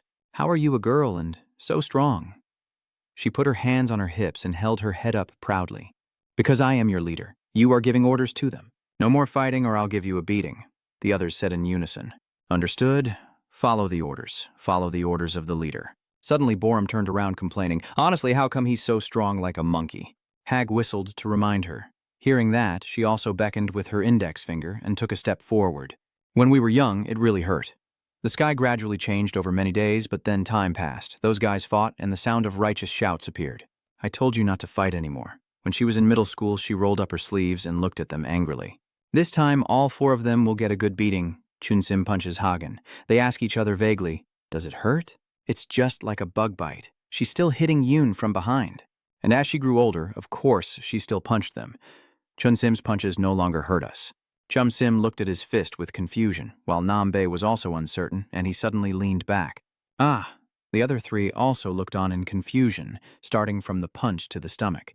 They pretended to clutch their stomachs and scream. Ah, that really hurts. Hey, Chusim hit hard. She looked at them in confusion. What's wrong with you guys? I only punched a little bit harder. Because I told you not to fight, but you didn't listen. Next time, I'll go easier. Yun, looking confused, waved his hand. No, go all out. At that time, we were both involved in creating that. Returning to reality, Yun closed his eyes and confirmed, I also thought I would be discovered someday. Hag then stroked his chin thoughtfully, but hearing you say you knew about it, he also felt a bit sad. So when did you find out? Suddenly Hagon exclaimed, Is it from that moment I remember her punch? Wira! Then Chumsim also looked on in confusion. Wira! Borum scratched his head and guessed that he was probably a bit suspicious at that time. Hearing that, Yoon angrily grabbed his collar. You're the one saying, wow, that's too loud, aren't you? He gritted his teeth and questioned. Are you trying to get caught? But Hagen playfully grabbed Yoon's arm. I was just joking then. Chumsim lowered his head. It's all my fault. Hearing that, Hagen looked down in confusion. She realizes that perhaps Borum is so exhausted because of me. Her face is flushed with sadness, tears ready to fall. Because you keep calling me the leader and following my orders, I have unintentionally treated you like children and even scolded you. She couldn't hold back her sobs, leaving the other three confused. Why am I like this? I'm not your mother either. Chun gently reaches out to wipe away her tears. But when you fight and hurt each other, it really breaks my heart, so I can't watch. She covers her face, tears still falling non-stop. Hitting you at least makes you stop. That's why I did it. I don't want to see you fight, it's all because of my selfishness. Yun clenched his jaw and held out his stomach. Yun argues that occasional fighting isn't a bad thing. It relaxes the shoulders and helps lift spirits when bored, but Hagon dismisses it outright. That was Joram talking, not me, just so you know. But Chum Sim was still sobbing, I just didn't think about it that much. Yun tore his shirt to wipe her face, and she stopped crying, deciding I will no longer be the leader. Yun smiled and placed his hand on her shoulder to reassure her. No, you just keep doing it. If you don't keep the peace for us, we won't be able to stay close like this. Everyone has their own personality. Chum Sim also feels sad when looking over. Hag grabs her shoulder firmly and confirms, yes, we are still very close. Only J. Borum leaving made things turn out like this. Nambi steps forward to comfort her. There's no need to worry too much about Borum. With his personality, he'll come back soon. He places his hand on her shoulder, so give him some space. Sim also seemed to understand and pursed his lips. Yeah. Hag is confused. The girl from earlier also looked puzzled. Is there something special? He's smiling with his teeth showing. No, she seems kind. Maybe Chun Sim wants to meet. Hearing that, she also glared at him. You know you were wrong and fixed it. I was just joking. No need to go back. Then, you hit your chest hard. All right, hit me one last time. Show the leader's strength. The other three looked at him like he was crazy. Elsewhere, a car stopped by the side of the road. Immediately afterward, he rushed off. The chubby driver was knocked out, and the blonde girl sitting beside him looked worried. Her brother and he punched the guy in the face. Wake up. Over there, Haijun answers the phone. Where is Baek Shuhai-uk? The black-clad men are lying scattered after the fight. One of them struggles to get up and answer the phone. He's gone. Things happened too quickly for us to do anything. He looks a bit uncomfortable. The problem is that the young master's nephew is also injured. It seems the organization has made a decision. Hearing that, Haijun's face also looked a bit troubled. On the other side, Shuhai-uk also turned and walked away. The bodyguard confirmed he would confront Bisui-uk. That's very likely, in the darkness. Hello Soon is listening to the phone while walking. Don't worry, I'll tell you everything. On the other side, Soo-hyu also answers the phone. Okay, I understand. Next to Suji, full of worry, is that Sunjin? What did he say? X-I-Usik's face looks serious as he informs Sunjin. There's no other choice this time. I owe you from that night at the brothel in front of Sanjin's room. Please knock on the door. I'm no longer a kid. Suji looks panicked. What? Sunjin's brother hasn't come back yet? The two are sitting on the ground with sounds from outside. It's me, I'll come in. I'm Sujin's mother. She smiles, holding a plate of apples as she steps in. Did Sin say the children will stay here for a few days? She looked at the two of them with concern. Lately, you haven't visited. She looks sad. Oh my. Shui, what happened to your clothes? Suji looked at her brother, who was holding the bloodstained shirt. Oh, she suggested taking it off so she could wash it. Suji left with the apple plate, and Shu Hai-uk held her hand to stop her. Yes, let me do it. Suji took the plate, muttering as she inserted it into the apple dish. You ate first. Someone called from the door. Suji of Suin. Suji. She was startled and turned around. Huh? Sajin, I don't understand. What is he doing? Why don't you go in? Sujin signaled for her to be quiet. How did it go? Suji replied. He is talking to her. She nervously moved closer to the door. What's wrong with his face? Did he get beaten up? Sujane whispers anxiously from outside. The most important thing now is to come back for a moment. There's something I want to tell you. They whispered to keep it a secret from Sui-uk. Qui-gon has defeated Joram. Suji was stunned. What do you mean? Inside Ju Hyuk, they also realized that the voice belonged to Suji and quickly turned around. Oh, really? He kept asking, what are you doing there? I was just admiring the sky. It was so beautiful I couldn't help but exclaim. Over there, Sunjin's mother called back. Unfortunately, wait a moment. She suggested you take off your t-shirt and she will give you a different outfit to change into. Suji urged her brother, she's waiting there. Hurry up and go. He'll be back right away. Then she turned back to Sunjane. What are you talking about? When? How? And he whispers. Stay calm. There's no time, so I'll get straight to the point. He has already defeated the 4 generals. Now only Sui-wuk remains. Qui-gon might soon fight Sui-uk, but in fact Qui-gon Suji was listening with a bit of disbelief. He remembers what Dawn advised him, looking conflicted. Suji wonders why he's so silent. Suin's face was serious, but anyway, we absolutely can't let them fight. Suji also frowned. What else can we do? Obviously, it's better if they don't fight. So I need to do something. Suman insists that's the real issue. He strokes his chin, realizing he needs to buy more time before finding a solution. Suji's face also looked a bit dejected. I know a way. Suman is anxious. What should we do? Hearing that, she also covered her face with her hand. Huh? That's her recalling the conversation with Shu Hai-uk. What if the person she likes and her brother get into a fight for some reason? He asked again why that happened, and she covered her face and denied it. No, I was mistaken. Shu Hai-uk has already returned over there. Is anyone there? She sits in a corner, closing her eyes in dissatisfaction. What are you saying? Put your shirt on. He questions. You really didn't hear anyone else's voice? Suin needs to get up and leave now. His face is full of determination. Now I will investigate Queg myself until I understand him clearly. So wait for me. The next morning at school, in 11th grade, Daegun sat at his desk, stroking his chin in thought. The 3 of them looked at him struggling and muttered to each other. Daegun seemed quite down. I feel a negative energy coming from him. After defeating the 4 lords, he's not happy, huh? Jongmin crossed his arms and pouted, and I guess the reason is the man in the vest, Han Ho-bo added. It seems he knows Daegun. Hodong also widened his eyes. That guy seems like a gangster. They were chatting with each other. How could Quan Dagon be familiar with the underworld? Something seems to be like someone being followed or watched, while he stands with his arms crossed looking around, recalling Hun's face. How does that guy know about the project? That guy lifts his head, holding a cigarette, and reminds him, you shouldn't trust that woman too much. Daegun thought to himself, I told her to be careful before sending the message, and then closed his eyes, feeling troubled. How does he know? In the end, how much information has he actually obtained? He squinted, realizing there was no way to know, standing alone in the dark, gloomy forest. Am I completely exposed now? Or rather, he cautiously observes the darkness around him. Although he couldn't see anything, his eyes looked at the tree beside him. Daegun's face was serious as he remembered Hun's face, but one thing was certain. That guy was giving advice to follow the path each person has chosen. He insists that it's a lie. Daegun raises his hand to smooth his forehead. Clearly, he's trying to imply something. The question is what exactly he meant to say. He ruffles his hair in confusion. Outside, Suji looks in. She blushed slightly, looking a bit flustered. What's going on? Is he going crazy or what? But his bangs are also okay. In class 16, she was flipping her hair while pouting and complaining. I can't believe he dared to leave me behind and go there alone. This fool, I really want to do something right now. She remembers his thoughtful expression, but seeing him like that, she can't bring herself to speak. A chubby boy quickly runs over to Lan Tin. Miss Suji, have you heard about Deegan and Marshal Tunian? Oh, you don't look very happy. What's going on? She frowned and shot a glance at that guy. Then he frowned with disgust. Hey, how dare you ask about my mood? Are we that close? The other side awkwardly scratched his head. Oh no, I apologize. You're losing patience. If there's nothing else, just go. Oh, I see. That guy just walked away while thinking. She muttered, something's off today. Everyone's mood is terrible. Then his face lit up with excitement and he squinted. With that expression, she looked at me like I was trash, as if expecting something.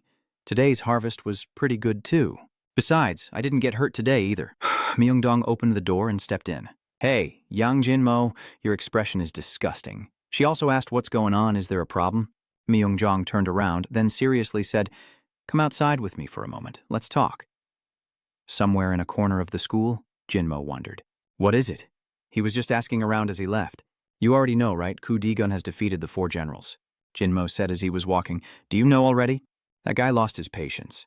At first I really didn't like Qui-gon. But looking back, he was pretty impressive this time. Jin-mo agrees. That's right, but you also know that me. Di-gun is a bit lacking in romance. Jin-mo looks on with wide, romantic eyes. Myung-jong widened his eyes and explained that after a long time, he became the class leader until 2nd year, and he thought collecting protection money was truly meaningful. It closes its eyes. So what I want to say is the guy's face was full of excitement. Just go ahead and collect the protection money, Jin-mo urges. Are you crazy? Don't you see the money collectors getting beaten up like dogs? That guy puts his arm around Jin-mo and tries to persuade him. When the water rises, you have to climb, don't you see? Those 3rd-year students are just walking past us and ignoring us. That's what you're wondering about. How do you know they're 3rd-year students? He just pointed to a student and kept talking. That guy again, a face full of flattery. Whether they are in 3rd or 4th year, they naturally don't dare to look straight into the eyes of the freshmen like us. Jin-mo also confirms. That's right, but Boyawak still hasn't been dealt with. They still have their boss, isn't that a bit too much? Over there, they are entering the basketball court. Myung-jong puts his arm around Jin-mo, trying to coax him. Who is Bi Sui-usi's sister? What is the relationship between Boji Kondagun and Boji? Do you mean they went to the sports court net, and what did Jin-mo shout?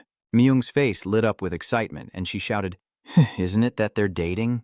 Everyone says they always fall into bed. That D-gun bastard really has no shame. Then he calmly scratched his head.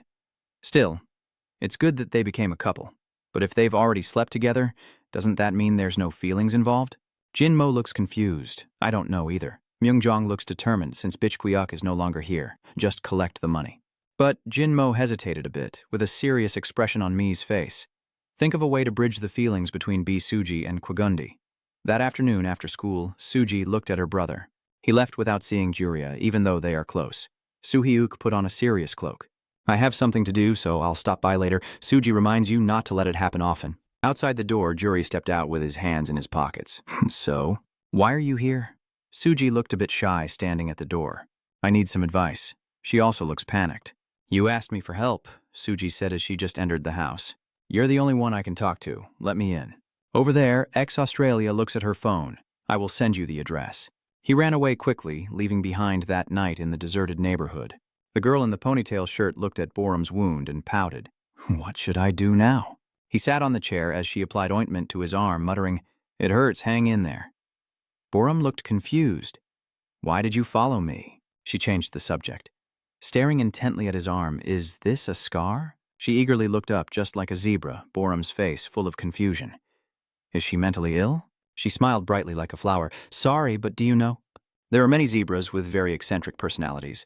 She recalls a wildlife channel explaining about them. Usually lions attack and eat herbivores, so they all run away when they see a lion. But zebras are quite crazy. Some of them even bite lions. She naively thought they would go wild and confront the lion. Borum's face furrowed with suspicion. Is that so? She muttered to herself while carefully applying the ointment. I just think they look a lot like you. Borum's face grew even more confused. She looked up, not underestimating him.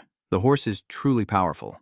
But sometimes the lion will win. Borum also turned her face away. I see. Then the girl smiled with her eyes closed. You didn't know that, right? Surprised? Hee. This is knowledge from a 20-year-old. Borum's face scrunched up without saying a word. Only then did he glance at her. But she looked confused. What is her name? She pouted. Really long. Are you asking me? When Borum repeated, I asked her what her name was. Did she mutter something? One person sitting beside the bed, another lying on it. Borum couldn't hear clearly. I couldn't hear anything at all. She quickly climbed onto him, Borum's face full of confusion as she sat on top of him. What are you doing? The girl also looks innocent with wide eyes. You said you couldn't hear me, so I'll come closer. Borum's eyes narrow, warning her. Do you want to be thrown out? If you keep causing trouble like that, I'll throw you out the door. But the girl just looked at him and smiled, considering his current body. If her hand slips into her shirt, who would be the one thrown out the door? She pressed her lips against Baram's, saying, "I am the one." Suddenly the door swung open, and Soo-hyu, whom they hadn't seen in a long time, stood there and then called Diram. The two looked at Bch-uk in confusion. Shuhai-UC glared at him. "I have something to settle with you." Immediately after, Boram was pushed against the wall, her face full of panic. She shouted, "Hey! Ah! Hey, who are you to do this? Stop right there." Shuhai-uk ignores him and keeps walking toward Boram. He tries to get up. "Are you trying to scratch an itch?" Boram props her hands on the ground. "How do you know about this place to come here?" Ex-Hyui explains. "At first I didn't know." His face was cold and expressionless, but after hearing that you were looking for Mil, the girl on the other side also looked confused. Hyuki decided that I would figure it out on my own. The girl on the other side grabbed a pair of scissors from the table and stared at him intently. Boram warns him not to do anything stupid, and immediately afterward he jumps out of the window. Hyu jumped down from above, and the girl looked up in confusion, her face full of worry as she watched from the window. "Hey, are you crazy? How am I supposed to jump down here, you idiot?" Boram looked up. "Hey, bitch Suayak, come down here. He suggested that you and I fight. Isn't that place too cramped?" And Shu-hyuk looked down coldly. Finally, he jumped down. Shuhai-Yusi's face darkened with no clear expression. "Tam Phao. I never thought I would actually fight you. What are you rambling about?" Shuhai-Yusi mocks you for not being worthy. His face shows no clear expression as he steps closer to confront me. "I've met countless guys like you, but I always wonder if you even realize that guys like you are unworthy." Boram's face is full of provocation and clenched teeth in anger. Ex-Huck pauses, then glares and growls. "To be my opponent in battle is just prey for me to hunt down another night in a different neighborhood on the gang boss's desk. He had to bring him back." Director Kim's face was filled with confusion. "What are you two talking about? That guy stood up, bringing back someone who doesn't want to cooperate?" Hun calmly stubs out his cigarette and sits down. "You know that too? Without bitch urging Uck, there's no way they'd sell Lei." The fat guy looks confused. "Why wouldn't they sell him? Haven't you grown much stronger? Why aren't there any players?" Lei looked at him coldly and asked what he was talking about. It's been less than a year since he transferred the club to the goat watching area. The infrastructure players are still lacking a lot. At least there's still a player like Baek Shui-uk. That guy stiffly looked at him, and Hoon added, "I moved here because I saw his potential." Director Kim was confused, saying we could bring players from other regions here, but Haijun was determined. Who else could replace Baek Shui-uk? Then he looked up and confirmed that he was the key factor attracting others to the club. "Do you know why people come to the underground fighting ring?" Director Kim was confused, meaning they came to watch fights. Haijun confirmed they could go to many other places to watch fights. Boxing, Muay Thai, and martial arts clubs have always been featured in the media, and if you want, you can go watch them. Director Kim's face grew even more confused. "They recall a boxing match," Hyun explains. "Sophisticated technique, cold fighting style, always expressionless. Matches rated as high quality by experts." He smiles proudly, but no. Everyone doesn't mind the foul, damp smell of the underground arena. Then he asked Director Kim why it was like that. He also frowned. They didn't come to watch a sports match. Haijun squinted calmly, not here to enjoy the skillful fights, but to experience a new sensation, like the blood flowing down onto the ground on the other side. Boram wiped his mouth, blood soaking his shirt and looking battered. Hun's voice revealed pain in his words. He wildly swung his fists forward, anger evident in every punch, but Ex-Hu also didn't hesitate to punch Boram's face, emotions taking over reason. Then he was pushed back onto the chair. Instead of analyzing and judging their opponents coldly, the competitors here fight with their spirit and dreams. Boram rushes forward with a fist, making the atmosphere heat up. Shuhai-Yusi's hand covers his face before throwing him against the wall. Boram is bleeding heavily as if losing consciousness. Shuhai-Yusi quickly rushes forward and punches Shuhai-uk, smashing the glass at the back of the car. Seeing it firsthand, Suhi-uk's muscular hand and Boram's blood-stained face, blood mixed with sweat. Boram was thrown to the cold ground by Chuhi-uk, which felt thrilling, yet terrifying. Back in reality, Hun fumbled for something in his pocket, rough but real. His face darkened with filth. The blowjob club lived up to its name. His hand takes out a cigarette, and the battles with feelings of despair are like being trapped in mud. Director Kim's expression also stiffens, as if realizing something. A feeling of intense excitement and power. Over there, Boram is trying to lift himself up with his hand, blood flowing down like water, even though it's a bit uncomfortable. That's why they forget the feeling of fear and disgust, forget the rules. Hyuk stands before him, immersing himself in absolute power, while Borum is trying to get up, blood flowing in streams. You are better suited for that role than anyone else. Hyuk clenched his fist and looked down at him coldly from above. It was BCH Uk. He narrowed his eyes and ordered, standing up towards Hun. He looked straight at Director Kim and affirmed, "That's why the audience goes crazy for him, and also why we need BIUs. Having a player like you is a stroke of luck." Director Kim suddenly refused, no, causing Haijun to be surprised. "I don't need to know about other matters. Bitch Suyuk is impossible." He points angrily at the cage, full of frustration. "Do you know my grandson and many others are in the hospital? I am Belmo Kim from Belmo Construction." He looked at his nameplate on the desk and shouted, while he looked just like a real gangster. He was furious, yelling and insulting, honestly saying that even firing you wouldn't be enough. Why would you dare to defend a high schooler in this matter? But Hai calmly stood up from his seat. "I don't care whether it's true or not, gangster or whatever." Director Kim also looked confused. His face showed uncertainty. "What do you mean by that?" Hun asked why I should do that. His face is full of mockery as he lifts his head coldly. "I came here for work, not to find out what that thug has done." Hands in his pockets. "And by the way, I forgot to tell you," Hun interrupted. "Recently, a company wanted to invest in a stake just behind yours, sir." Director Kim's face shows a hint of confusion as he wonders who could be the second largest shareholder after me. Who else in De Jong could have such ability? Then he groped inside his shirt for a message as the scale of the matches gets bigger, so be careful. Seeing that, Director Kim quickly lit a cigarette for Haijun and nervously held the lighter. "Oh, so you're doing business based on emotions, huh? It's a big deal, so shouldn't I listen to the supervisor here, which is you? He's flattering, and that's also the reason you came here." He took a cigarette, glanced at it, then nodded and turned away. "I'll handle it properly. You don't need to worry." Director Kim watched him humbly. "All right, just contact me if anything comes up." Somewhere in the house, Juri sits cross-legged on a chair, watching Suji sitting on her bed. "What? It's really strange that you're asking me for advice." She clenched her fists. "What do you mean?" Suji turned away and walked off. "You're the only one I can confide in. So what can I do?" She noticed something. "What's going on?" Juri tilted her head and frowned. "Is it about D-Gun and Mr. Zuyux? But first, you need to clarify things clearly."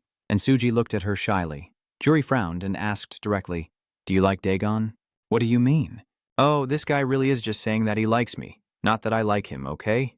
Seeing that, Juri grinned widely and pointed at her. "That's so funny. You act like a man, so who would like you, plus your weird and reckless personality." Hearing that, Suji angrily grabbed her collar.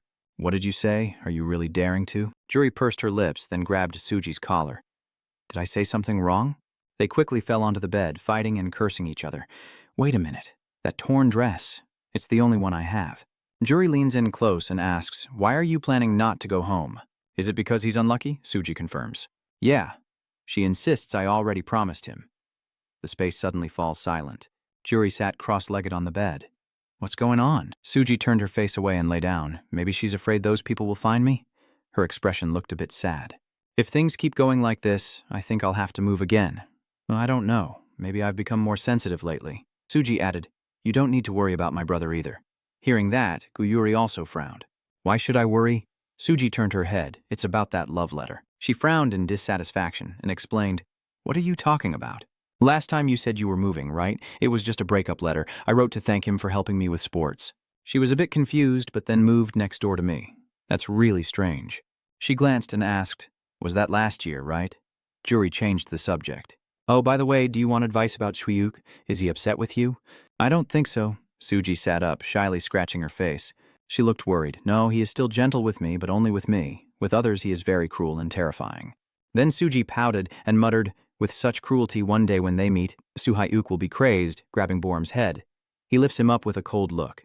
"You've been punched so many times you're all slack now," and he's trying to clench his fists and fight back. Borum's hand swung back, bloodied and clutching his mouth, but his punch to Shuhayuk's chest lacked any strength.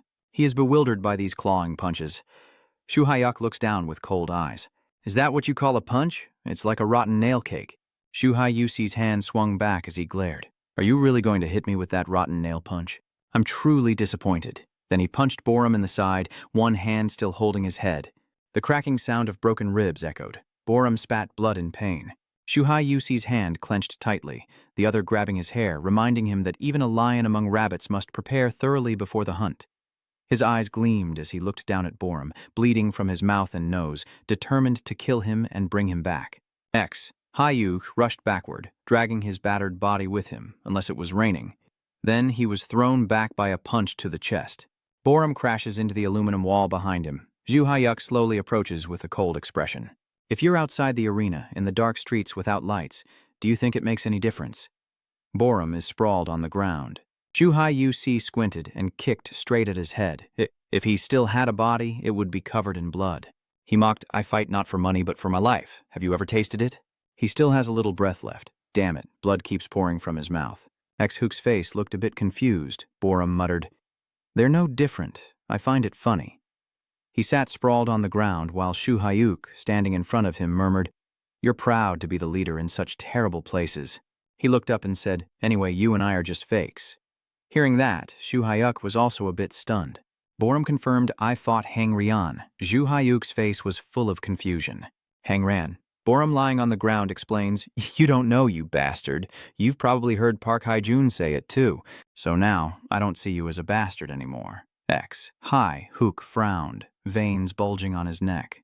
"Are you saying that he already told the story and this is just a scam to make a living? Your face is full of anger. I know that too, but that person has already left." Hayusi denies with a smile, "That's not right. I'm still here." His face is full of smug confidence at Jurian High School. The space falls silent, and Yu Hyuk looks at Borum with a hint of confusion. Is Jurian School a new member of the Mood Club?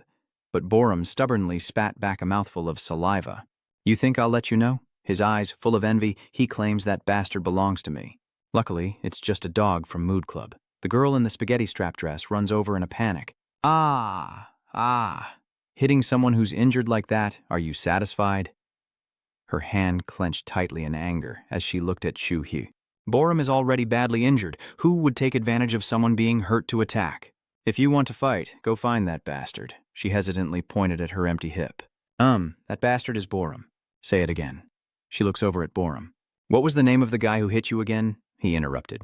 "Shut up. Don't say anything." Suddenly she remembered what Manho's people said. "Oh, right," patting his hand. "Got it, Kuan DGN." Shu Hayusi's face darkened when he heard the girl mention it again. It must be Kuan Don. She shouted in frustration, "So go find him. Don't take your anger out on someone who is already in so much pain they can't do anything." Borum's face was full of determination as he stared at Shu Hayuk. "You can't touch him. He's mine." But he didn't care, only pulled his cap down and finally turned away, leaving the two of them behind. Shu Hayusi walks away. Did he remember something and turn back to talk to Borum? "I don't care what you and he are up to. From now on, you'd better get out of my sight and leave me alone." He warns coldly. "If you keep lingering, don't blame me." Hayas enunciated each word with anger. "I'll crush you." At Juri's house, she insisted that worrying is pointless. Then she added, "If they want to fight each other, there's nothing we can do." Suji hesitated, then Jiuri continued, "But at least the good thing now is that we are still safe," which left her stunned. Her face was serious as she confirmed that Deegan was focused on the upcoming midterm exams. He would be busy, so he wouldn't go looking for that troublemaker. Juri muttered to himself, and after the exam, Suji also realized it would be a school field trip. Suddenly she asked, "What will you wear then?" She also replied, "Isn't the uniform fine since we're allowed to wear casual clothes?" But hold on, don't change the subject. Juri confirms that for now, Deegan seems to be okay. Hopefully Zhuiuk won't look for him. And Suji had long crossed her arms and turned to something else. "What should I wear, I wonder? Are you complaining? Did you hear what I said? At some factory, you guys can't do anything?" The leader, smoking, is cursing at his subordinates. "They're really stupid. That guy takes out a cigarette, puts his hand to his neck, and threatens them. Probably seeing how tall and strong Shu Hai-uch is, they got scared and couldn't fight back." He swung his fist to threaten the crowd.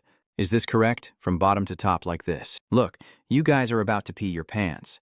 Suddenly, footsteps approach, and the guy is still angrily cursing without noticing Shu Hai-uch coming closer.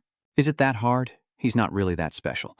That guy is smoking, and I'm here. Even if it's Bitch Wak or any other guy, when he suddenly looks over and sees someone approaching, he gets so scared, he drops his cigarette and screams in panic.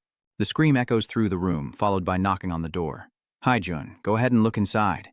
He told Shu Hai-huk to be gentle. The broken door now suddenly sounds noisy downstairs. Now I understand why. Ex-Hyuk stared intently at him. Where have you been? Why are you here now? Do you still think you're a teenage student? It doesn't suit your large body at all. Hun slowly approached and complained. Everyone abandoned their work to find you, yet you caused a commotion? Do you even realize what trouble you've caused? Shu Hyusi's face was cold. Because I have my reasons. Haijun calmly sat down. Everyone has their reasons. Anyway, I'm glad you came. Then I look up at Shu Hyuk in front of me and I will arrange the match again. You came because of that, right? Shu Hyuk said coldly with no clear expression. Is that okay? Haijun holds up the ashtray. It's up to you, but don't do that again next time. Next, Haijun casually pulls something out of his shirt pocket.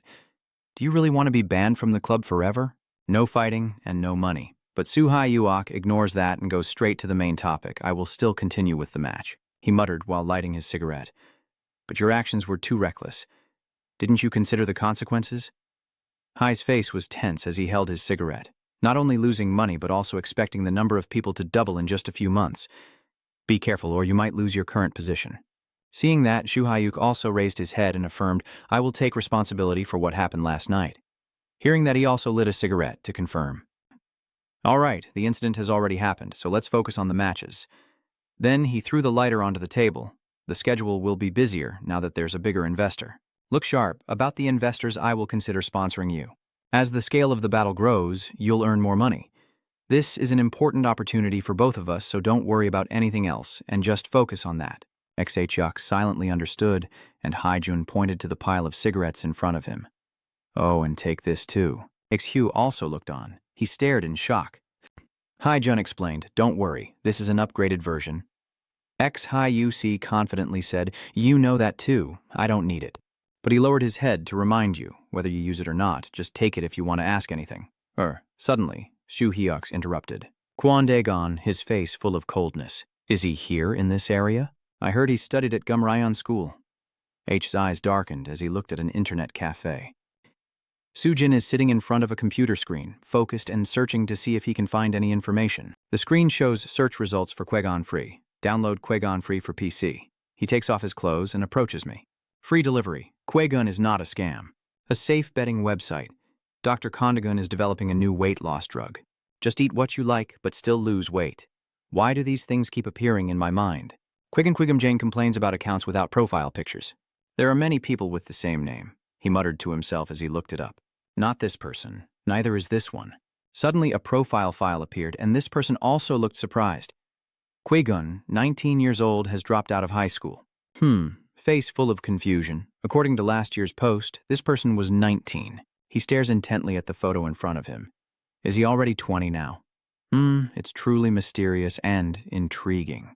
Their information and workplace are in Incheon. No details about the time or schedule. I should tell myself that at least I know the location is Incheon.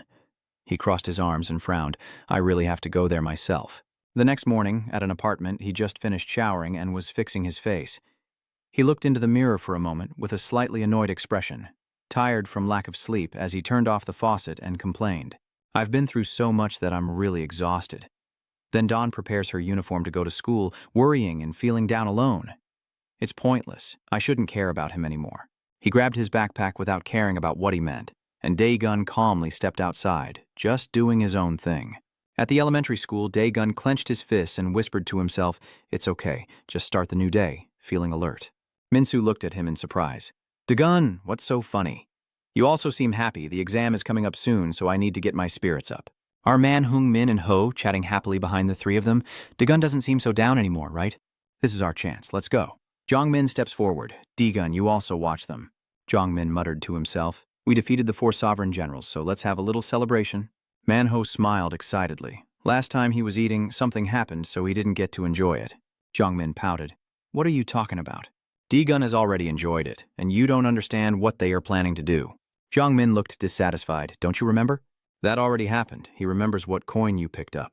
She stood in front of everyone shouting so loudly that the bed broke. Dongmin just pointed to the memory. Why say you haven't enjoyed it yet? Manhoho also understands now. Oh, you're also hard to understand. What do you mean? Not at all. Then he looked at them seriously. Anyway, thank you, but please postpone it. The midterm exam is coming up and it's very important to me. He sadly confirmed that I haven't studied at all because I've been fighting too much. That has to be my top priority right now. The 3 guys are frozen in place. Ho saw that and also reminded everyone just a little while, don't disturb him. Dagun, keep going. He closed his eyes and whispered to himself that as a high school student for the second time, this was the only opportunity meant just for him, unlike others. He opened his eyes, lost in thoughts he couldn't understand. He remembers himself as a child, his body, the bodybuilding books, and how Dagun also ran wildly. Then he watched boxing matches and trained at home. Dagun maintains his weight, persistently exercises, and his body grows taller. The workouts also make him grimace, but he keeps trying without giving up. They will not betray him. Dagun push-ups while reading a fitness book, then puts on his glasses, the only way left. Dagun puts them on, and his eyes light up with determination. Focused entirely, Dagun ignores everything happening around him and studies frantically, so now he will go home and sit at his desk, immersing himself in his studies. Suddenly he glanced to the side, stacking his books and complaining. This place is so messy. Dagun took off his glasses, rubbed his neck, and said, "Yeah, it's a bit stuffy." Then he puts on his sports glasses again and frantically swings on the bar at the park, running through the wilderness, his face expressionless. This time, Dagun runs toward the horizon, aiming for a high score, as high as his level of focus. At school, time quickly passes in 11th grade, with teachers walking around and no cheating allowed as students concentrate on their exams. Right at the exam time, Dagun picks up his pen and looks at the questions, the moment when he harvests the sweet fruit from the seeds of effort. He closes his eyes, puts on his glasses, and enters the zone. Finally, his eyes lit up wildly as he started writing, furiously. Seeing his madness, Manhwa also felt bewildered. What is that spirit? Manhwa's face filled with admiration at that powerful movement. Dagun, you're really diligent. He looked at his bread-like arm on the table, with his other hand holding a float under the desk and eyes closed, feeling ashamed for having used tools before. He closed his eyes and affirmed, "But now I will rely on my own strength." Then his eyes flicked back and forth, switching to a sidelong glance mode, saying, "I will compete fairly." The bell signaling the end rings, and the teacher announces to submit the papers. The girl walks over to him. "Did you submit your paper?" He also handed it to her. Minsu looked at him excitedly. "What about Dagun?" He responded this time. Then it pauses, making it hard for him to understand. Dagun loosens his tie. "I am aiming for the goal, and effort will not betray anyone." Minsu's face was full of confusion. He scratched his neck in confusion. Why do I feel better all of a sudden? Maybe it's just a figment of my imagination. From some room somewhere, Mr. Gabriel looked at the secretary and asked if the project was going well. Is it just B. Shuyuk who's not okay? She's holding the document seriously in her hand. Yes, because B. Shuyuk is absent, we need to wait longer, Gabriel interrupted. It's okay. Then he waved his hand and smiled happily. That's not the issue. As for that guy, does he not care about money? She narrowed her eyes. If it's about money, the card we gave is enough. So you're saying it's that place? He crossed his arms and smiled with satisfaction. After all, we have to fight anyway. Earning money and having fun at the same time, isn't that good? Manager Lai adjusted his glasses, but, Quagan only signs contracts for projects that use violence to suppress violence. She shook her head, slightly embarrassed. This project is to improve the atmosphere at school, but Gabriel, hearing only half, immediately looked up and yawned. Yeah, this is so boring. Do you think that project will be effective? She is also determined. Yes, sir, it's hard to understand why everyone is mocking it. He recalled the previous difficult conversations, wondering if using violence to suppress violence was right or wrong, and if it was feasible. A project that everyone opposes. Why are we continuing? Gabriel pointed to his name tag to confirm it was him, then pointed to his face with a smug smile and said, "It's because of me." Joe Gabriel thinks it's very interesting. He stands up and places his hand on the table. What that project means, I haven't cared since it started. He left, glancing back at Manager Lai. You understand what kind of person I am? I can never be a figure to worship. He put his hands in his pockets and turned his head, and she looked back as well. Oh, right, the school trip is coming up soon. He's smiling happily, so you'll have time to think, and I hope when you return, you'll give me an answer. Then Gabriel turned away and left Manager Lai behind. I will support you if I can. Good luck. She narrowed her eyes warily. So, Quegan is really going to fight in the underground arena? The 11th grade students were talking about it, and it caught his attention too. Hey, where is the school trip going this time? Jeju Island? I want to go to the beach. He packed his things while thinking. That's right, now that exams are over, the school will have a trip. When I was still in school, I never went on a school trip because it was too expensive. Jury comes over and looks at him. Dagon, are you really looking forward to the trip? He frowns. Oh, that's right, this is my first outdoor trip. Guy's face shows a bit of confusion. She confirmed to everyone here that it was also her first time because we're only in our first year. I was also a bit surprised. Oh, that's right, they're all 17 years old. Everyone is only 17 years old, huh? She's hard to understand. What are you saying? Let's go. Oh, it's nothing. Just a school field trip. The teacher, holding a whistle and a signboard, reminded the mischievous students to check carefully if all the classes had filled out their information properly. If so, just bring your luggage and get on the bus. Hey, don't try to run away. The teacher helplessly pointed at the students and scolded them. Who allowed you to wear casual clothes? I told you to wear your school uniform, but you quietly got on the bus. Min excitedly called from above. Dagun, I saved a spot for you. Misu is behind. He looked up at him. He just stepped to the door when he reached back for the car. Over there, Manho and Hodong are also waving. The boss's seat is right in the middle of the last row. A feels a bit awkward. He moved to another seat, and amid Dongmin's confusion, I decided to sit in the front with Minsu to have some quiet to discuss a few matters. His face was full of bewilderment as he looked at the front seat. Yeah, fine. Jongmin walks towards the crowd. Hodong wondered, why are you here alone? Manho asked back. And Dagun? Dongmin is dissatisfied. He said he would sit in front. It's really confusing. Manho rests his hand on his knee, deep in serious thought. Does he not realize he's the boss or what? Jury, confused, turns away. Why do you seem so serious? Dongmin explained. The boss should be sitting in the boss's seat. Hodong cross arms and offers his opinion. I don't think so. He just points to Tai Duong with his eyes closed. That's too strict. That's just old-fashioned rules from the past. He's still young, and you guys are thinking like old men. Jongmin started to cause trouble, preferring to have an old soul rather than a face that looks old before its time, and when he saw Hodong sniffling, he widened his eyes. He rushed over, truly outdated, and they glared at each other. Jury frowned and reminded him to behave like an adult, saying, Sit down now. I'm about to lose my mind, but Manho was still lost in his thoughts. Why does Dagun want to be the leader? He's not someone greedy for money like Park Yogan or Kim Myong-dong. He looked over at Dagun discussing with Misu, and he wasn't after the captain's band for fame either. Manho crossed his arms and closed his eyes in confusion. He also doesn't like fighting like Sunga, so he's not someone who wants to become stronger, he muttered to himself. Thinking about it, I really don't understand anything about Dagun. Over there, the two of them are hugging each other. Dongmin excitedly suggested we play Truth or Dare tonight. Hodong agrees. Sounds good, sounds good. Next to Guri, she also clasped her hands together and added, Oh, this looks like it will be fun. I want to join too. Manho looked at her. You also want to play in the men's bathroom? She added. I know a place. Manho looked confused. Huh? Where will we play? In first year class 6, the teacher holds the attendance list, leaning on the desk and speaking. The 6th class is preparing to take attendance. Boozy didn't get a response, so the teacher looked up. Huh? Where is Bitch Suji? The student sitting at the front is also looking around. Huh, I saw him packing his luggage already. Where is he now? Suji's side stands blocking his way with a displeased look, squinting. Hey, 4 eyes, move aside. Minzu looked confused. Huh, she insists. That spot is mine. His face also looked confused while she seemed bewildered. I wonder why she's not in our class. Suji started to snap. Don't you understand? Are you crazy? What are you doing? Then she ran down and pushed Suji away. Hurry back to your class's car, but Suji stubbornly refuses to let go. It doesn't matter, we're all going to the same place anyway. Is she making an excuse? I just wanted to say a few words, but Juri kept trying to push me out, saying we should talk once we get there. The two men looked at each other in confusion and then got out of the car. Juri just pushed me away, and Suji is annoyed. Come on, where do you think you're pushing me to? He sat in the car, watching them with a sigh of relief, now quieter. Putting on his glasses, he looked at Mitsu and continued the earlier conversation. The part that appeared in the test, with your hand holding the notebook, I don't quite understand. He looked at the notebook in your hand and forced a smile. Oh, this part is vague. It seems Dagun misunderstood. Minshu's face is full of confusion, thinking I didn't come to school to study. The bus leaving behind Mitsu in confusion, and of course I never cared about grades from the very beginning. The students just climbed the mountain, panting heavily.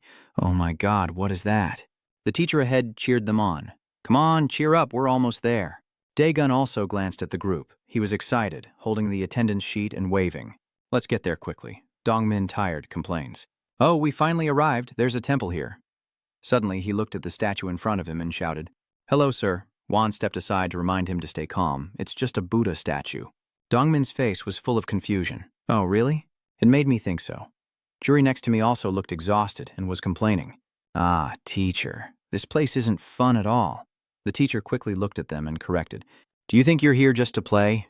This is for learning and real-world experience, part of the lesson. They shouted inwardly, wanting to go play chess. He confirmed, and here, besides our school, there are other schools too, and students from other places are also watching. The teacher reminded the students, listen up guys, stay strong and humble, and don't pick fights with other schools. Jongmin glanced at those students and said, look at that bastard over there. The teacher emphasized, don't get into a fight. Dongmin's face is full of provocation as he points 2 fingers at his eyes and curses, saying, that dog. You also look at them. Then squints at the students taking photos with their green uniforms, while Dongmin pouts and even glances at us without blinking. The teacher pointed at Dongmin and reminded him, hey, what did you just say? He hesitated and made an excuse, saying it was nothing, just a few guys in front. The others laughed mockingly, and the teacher widened his eyes. I'll give you all plenty of time, so please stay orderly and observe everything, and don't be late for the gathering. Daegun's group walks and chats. Juri stretched and said, I heard there's another school on Jew Island, yet we're here. Ho put his hands in his pockets. I also want to go to the beach, Dongmin muttered while scrolling through his phone. Huh, you and Manho keep an eye around. Suddenly, he enthusiastically suggested, do you want to go to the amusement park down there? Everyone else agreed too. Let's go, let's go. Jongmin looked at him. So now we have to go quickly and keep this a secret. And what about you, Daegun? He looked at them in frustration. Crossed his arms, but Min was determined.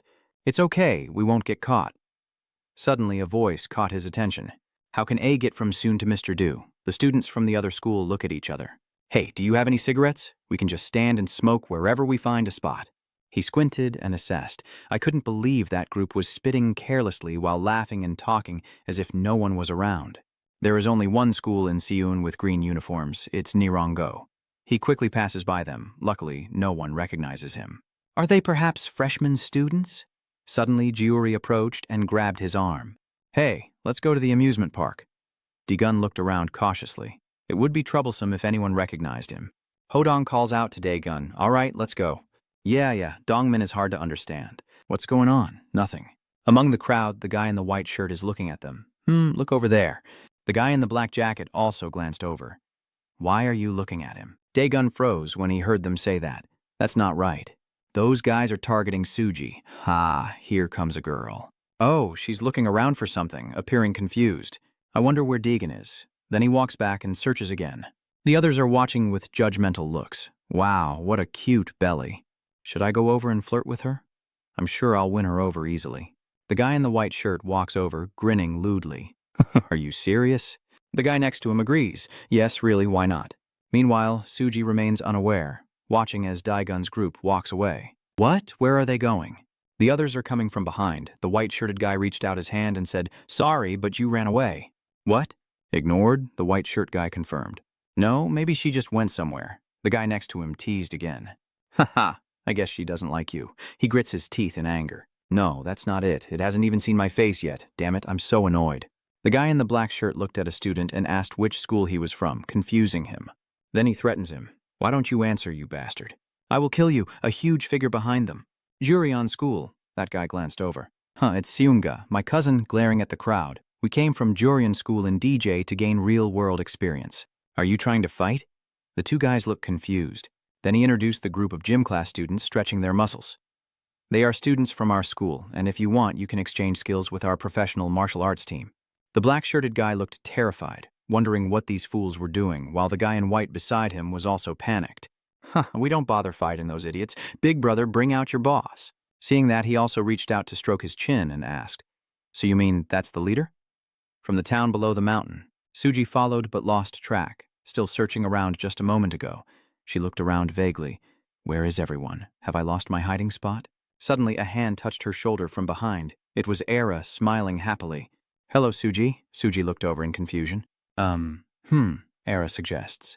We ate meat together before. You probably forgot. Suji realizes in confusion. Oh, not yet.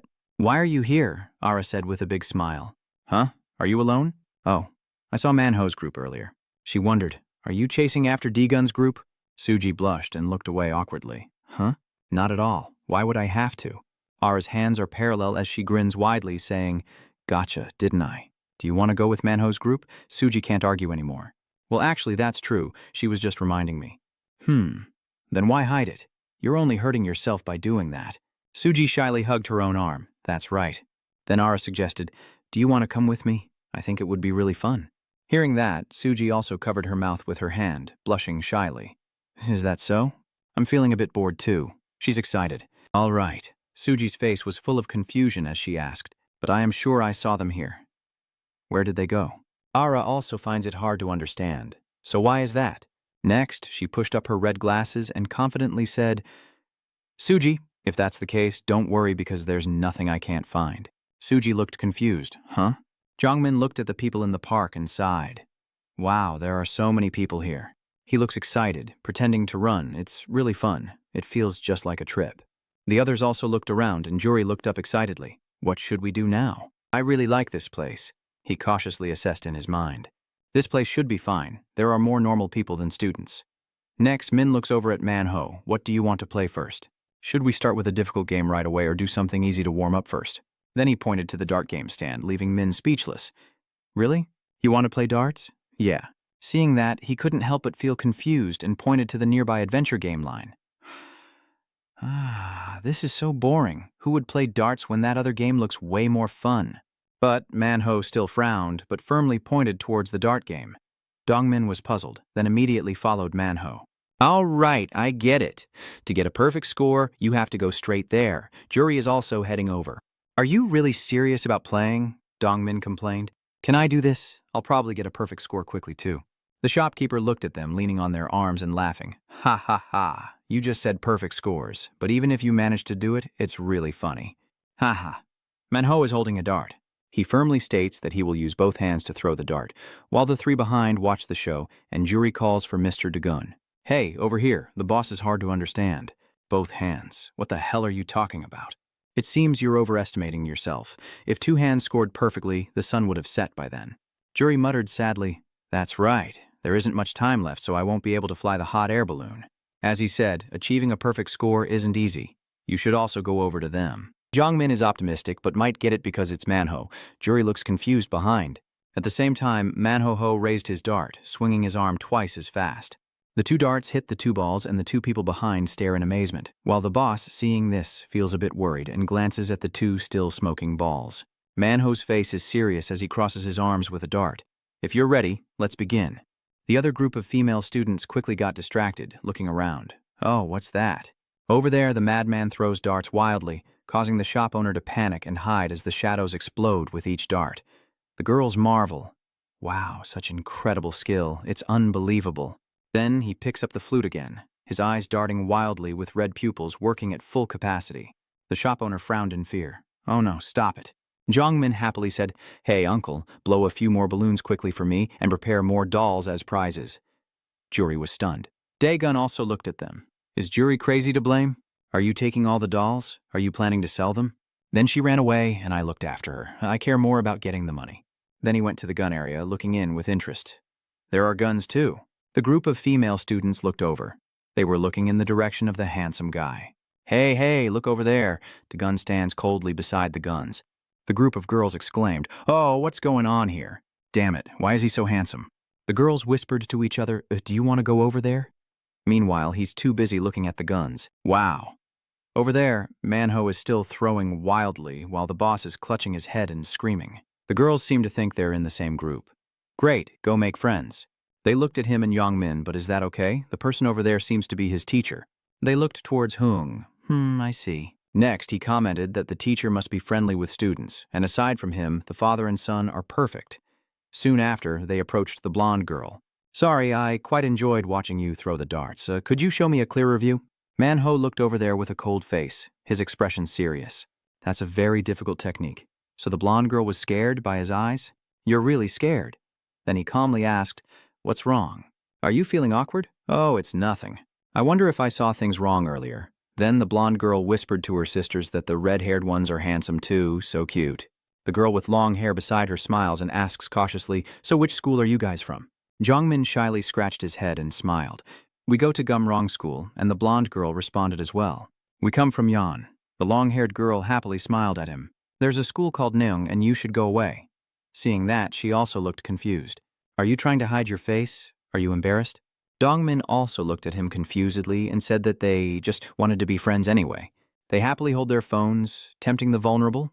Would you like to hang out with us if possible? He silently thought to himself. Not allowed. But Min was faster, and Hao replied first. Okay. Soli's hand. The boys from another school are sitting on the benches, chatting. Are they still hunting the girls? I wonder if they'll face punishment. One of them looked around coldly and declared that anyone who tried to hit on her would be killed.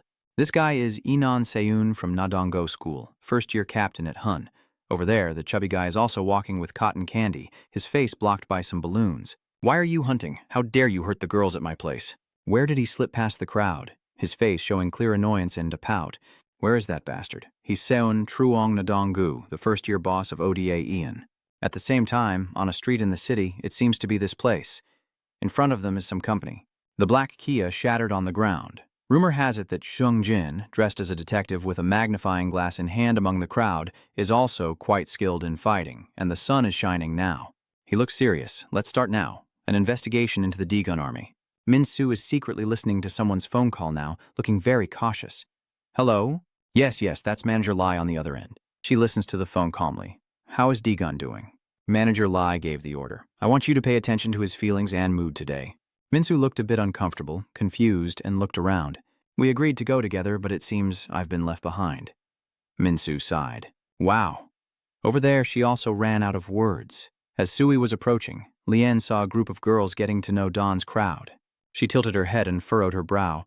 What kind of scene is this? Era also looked over in confusion. Is this the hunting game I've only heard about before? Behind Juri, someone also approached with hands in their pockets, looking surprised. B. Suji, why are you here? What are you looking at? Seeing the two of them staring that way, she also turned her head to look. Juri looked extremely confused. Who are they? Hodong scratched his head awkwardly, but there are 4 of us. The long-haired girl covers her face with her hand. Hey, aren't you the teacher? Is he confused? The long-haired girl looked at them in amazement. I really can't believe it. The blonde girl is acting spoiled, but it's okay that you don't have a backpack, right? Yeah, that's right. Suji is coming from behind. The other girls continued. Now we. And immediately after, the blonde girl was pulled back by the hand to her side. Jongmin was startled and moved aside. What are you guys doing? What are you doing here at a different school? The blonde girl frowned. What? Who are you? Are you trying to stop me from leaving? The short-haired girl looks terrified behind. The other side, Ara looked at them cursing.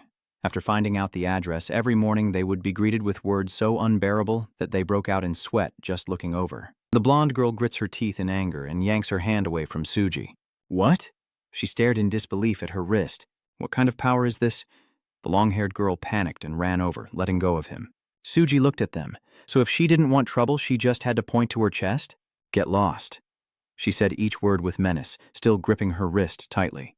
Hurry up and go before I spill your blood. The blonde girl panicked. Stop threatening to spill blood. Juri quickly intervenes. Hey, why are you so aggressive? Are you not leaving yet? Jungmin is trying to mediate. Come on, everyone step back. Let's get her out of here quickly. Juri just tried to drag Juri away while kicking Min in the butt. He turned to look at the female students and said, Sorry, let's hang out another time. Suji, furious, asked who he wanted to go out with. This crazy guy, the owner is raising his hand in frustration, trying to figure out how much he needs to pay for the dolls. Manhwa paused, looking at him and deciding we should leave now. It's been fun. No need to bring the doll. The owner was confused, then he happily peeked out. Really? Thank you so much. God will bless you. The short-haired girl looked on in surprise. The blonde girl pulls her shirt in anger. That crazy person. This is so frustrating. The long-haired one is holding her head. What's wrong with that crazy girl? She's stomping her feet in anger. I'm so annoyed. Do I really want to kill you? What is Dae-Han doing coming from behind? He asked Han while holding a cotton candy. What's going on? Aren't you guys out hunting? The annoying blonde girl, did you see her? It's nothing. That crazy guy just made me lose my temper. The chubby Dae-Han asked where they came from. The blonde girl scratched her head and looked away, not sure. I think they said Dedong. That guy asked Jong again, with 2 others beside him. He grabbed the cotton candy, squeezed it, and laughed. Heh, why do those Dedong dare to look down on us in Chan? He put the crushed piece of candy into his mouth. Are there a few other girls too? Are they pretty? Cakey. The blonde-haired girl looked at him with disgust, not knowing if he was licking the candy crumbs on his hand. Wait there. He pulls his subordinate away. I'll be back soon. The guy behind is excited. Oh, just fighting, Dae-Han sneered. This isn't a fight, it's a massacre. Idiots. The long-haired girl runs after him, warning him not to go, or he'll get hurt. They looked on with concern, wondering if it would be okay. The blonde girl was confident. What's there to worry about? That's Han. He is the monster from the other part of the park. Wait a moment. Juri looked around, confused. Where is Dagon? Jongmin also looked around. Yeah, I haven't seen him since earlier. Manho looked confused. Why? They looked around. Could it be that he went into the alley? Dagon, go check inside. Era runs up behind Manho Hoe, who cowers shyly. Mano thanked you last time for your help. He also looked back. She blushed and smiled. I was so confused that time. I only dared to thank you today. Manhwa is hard to understand. Last time. I also remembered when a piece of iron almost fell on her head. He quickly threw it away. Oh, is that the path over there? She blushed. You're really good at that. Manho looks confused.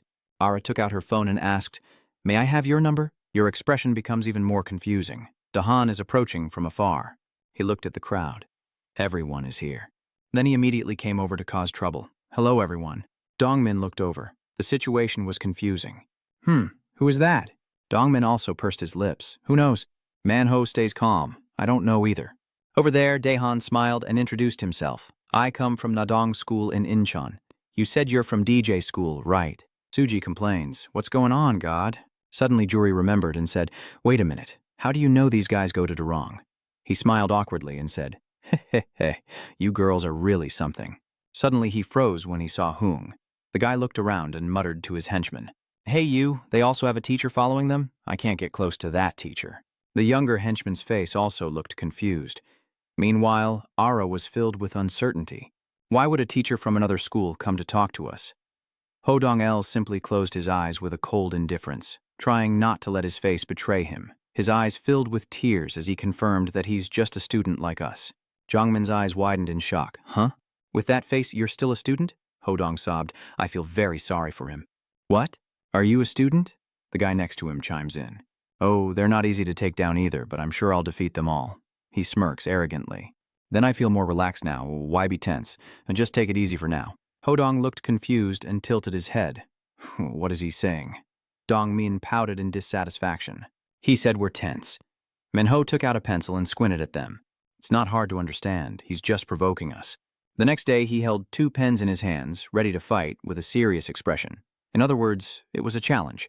The sky on the other side is clear, but in a dark alley he loosened his tie and took off his coat, silently complaining that he should remove his jacket and tie so that anyone who saw his face would think he was just an ordinary person, not a student. Suddenly a noise caught his attention. The mushroom-headed courier in white, and next to him is Dea Han. What the hell is going on? Who would use weapons? On the other side, Manho-ho's men were already armed, with some holding swords, others with pens and fists of iron. Is there a problem? He mocked. So what's the issue? Does Dedong always fight like that? Manho confidently asserts. That's right, Yongmin sneered. It's not exactly like that, but you make it sound so right, the guy next to Sang Hun adds in. All right, you guys must be feeling the pressure facing Enon, huh? The other guy sneered. Wow, it's just a pencil? He remembered Daegun's back. We've been shot before. Dongmin's face was full of surprise. You got shot? Is it always Enon? Hodong also got excited when he heard that. That really is a big problem. I'm coming towards them from afar. Someone called him Daegun. Daegun also stared at them in surprise. What are you doing? He looked at Daehan's group and complained. It's them again. He also looked at him. Yeah, Sang Hun grits his teeth. It's you again. Are you in their group?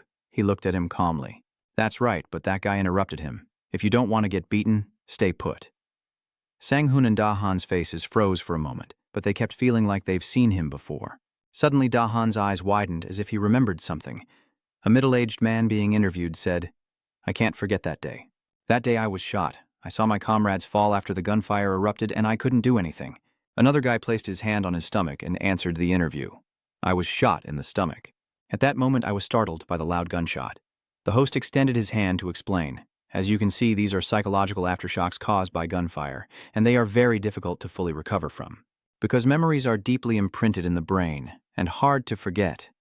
Daehan recalled the day he was hit in the face by him and Cholek, while Sang Hun was punched back, feeling as if a gun was pressed to his head with a look of fear. He shouted inwardly, unleashing deadly blows, while he looked at them with a puzzled tilt of his head. The 3 quickly knelt down. Yeah, why are you here? I swear, I beg you. Daehan's sidekick trembles as he reminds him to stay quiet and bow his head. He bent down and looked at them in confusion. "What are you doing? Do you know me?" Only then did he remember the bullies from before. Oh right, at the convenience store. Jongmin saw them kneeling in front and also felt confused. What's going on? Why are they like that? Hodong also looked in that direction. I don't know. The 3 girls from the other school tried to chase after us. I told them not to follow us. The blonde girl retorted, as long as it doesn't get in the way. But now everything has probably been settled. She looked at the other 2 and urged them on. Hurry up and fight them so I can feel satisfied. She looked smug. First, I have to make those fragile ones hurt enough. But seeing the 3 guys kneeling before him leaves her stunned. All 3 of them are panicked, eyes wide with shock. What is this? He glanced at the suspicious group, then looked back at Dongmin's people, knowing he had to keep things as quiet as possible to avoid being exposed. He stepped forward, trying to wake them up. Hey, why are you doing this? We don't even know each other. This is the first time we've met. Sang-hun's face is full of fear as he screams loudly. How is that possible? Senior, I'm sorry for not realizing earlier because you look more handsome than before. Right after that, Daegun pressed the gun against his head and threatened him. The face of that guy looked confused and scared, not daring to look straight. He placed his hand on his head with a displeased expression, telling him to shut up. He pursed his lips tightly, warning Daegun that if you open your mouth even a millimeter from now on, you'll die instantly. Got it? He squinted and glanced down, whispering, "Get all your friends and leave here quickly. Disappear quietly and don't say anything about me." Then he urged, "If you understand, just nod and act accordingly." Sang-hun also panicked and quickly turned to look at Daegun, emphasizing to get everyone to leave. Immediately after, they all turned around and pushed the girls away, the blonde girl looking confused. "What's going on?" Sang-hun looked down in confusion. "You changed them." Juri looked confused and frowned. "What's going on? What happened to them?" Hodong's eyes widened in surprise. "Daegun, what's going on?" He walked over to the group and had to raise his hand to explain. "No, they are my junior colleagues, neighbors of my old friend. Now that we happened to meet again after a long time, we just talked a little." Jongmin thought to himself, but it was clear that as soon as they saw him, they immediately knelt down.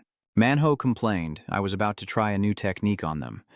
Yongmin still pouted, lost in thought. "Junior, he thinks their ages don't seem quite right." Ara approaches with his hands together. "Yeah, but we don't have any more time."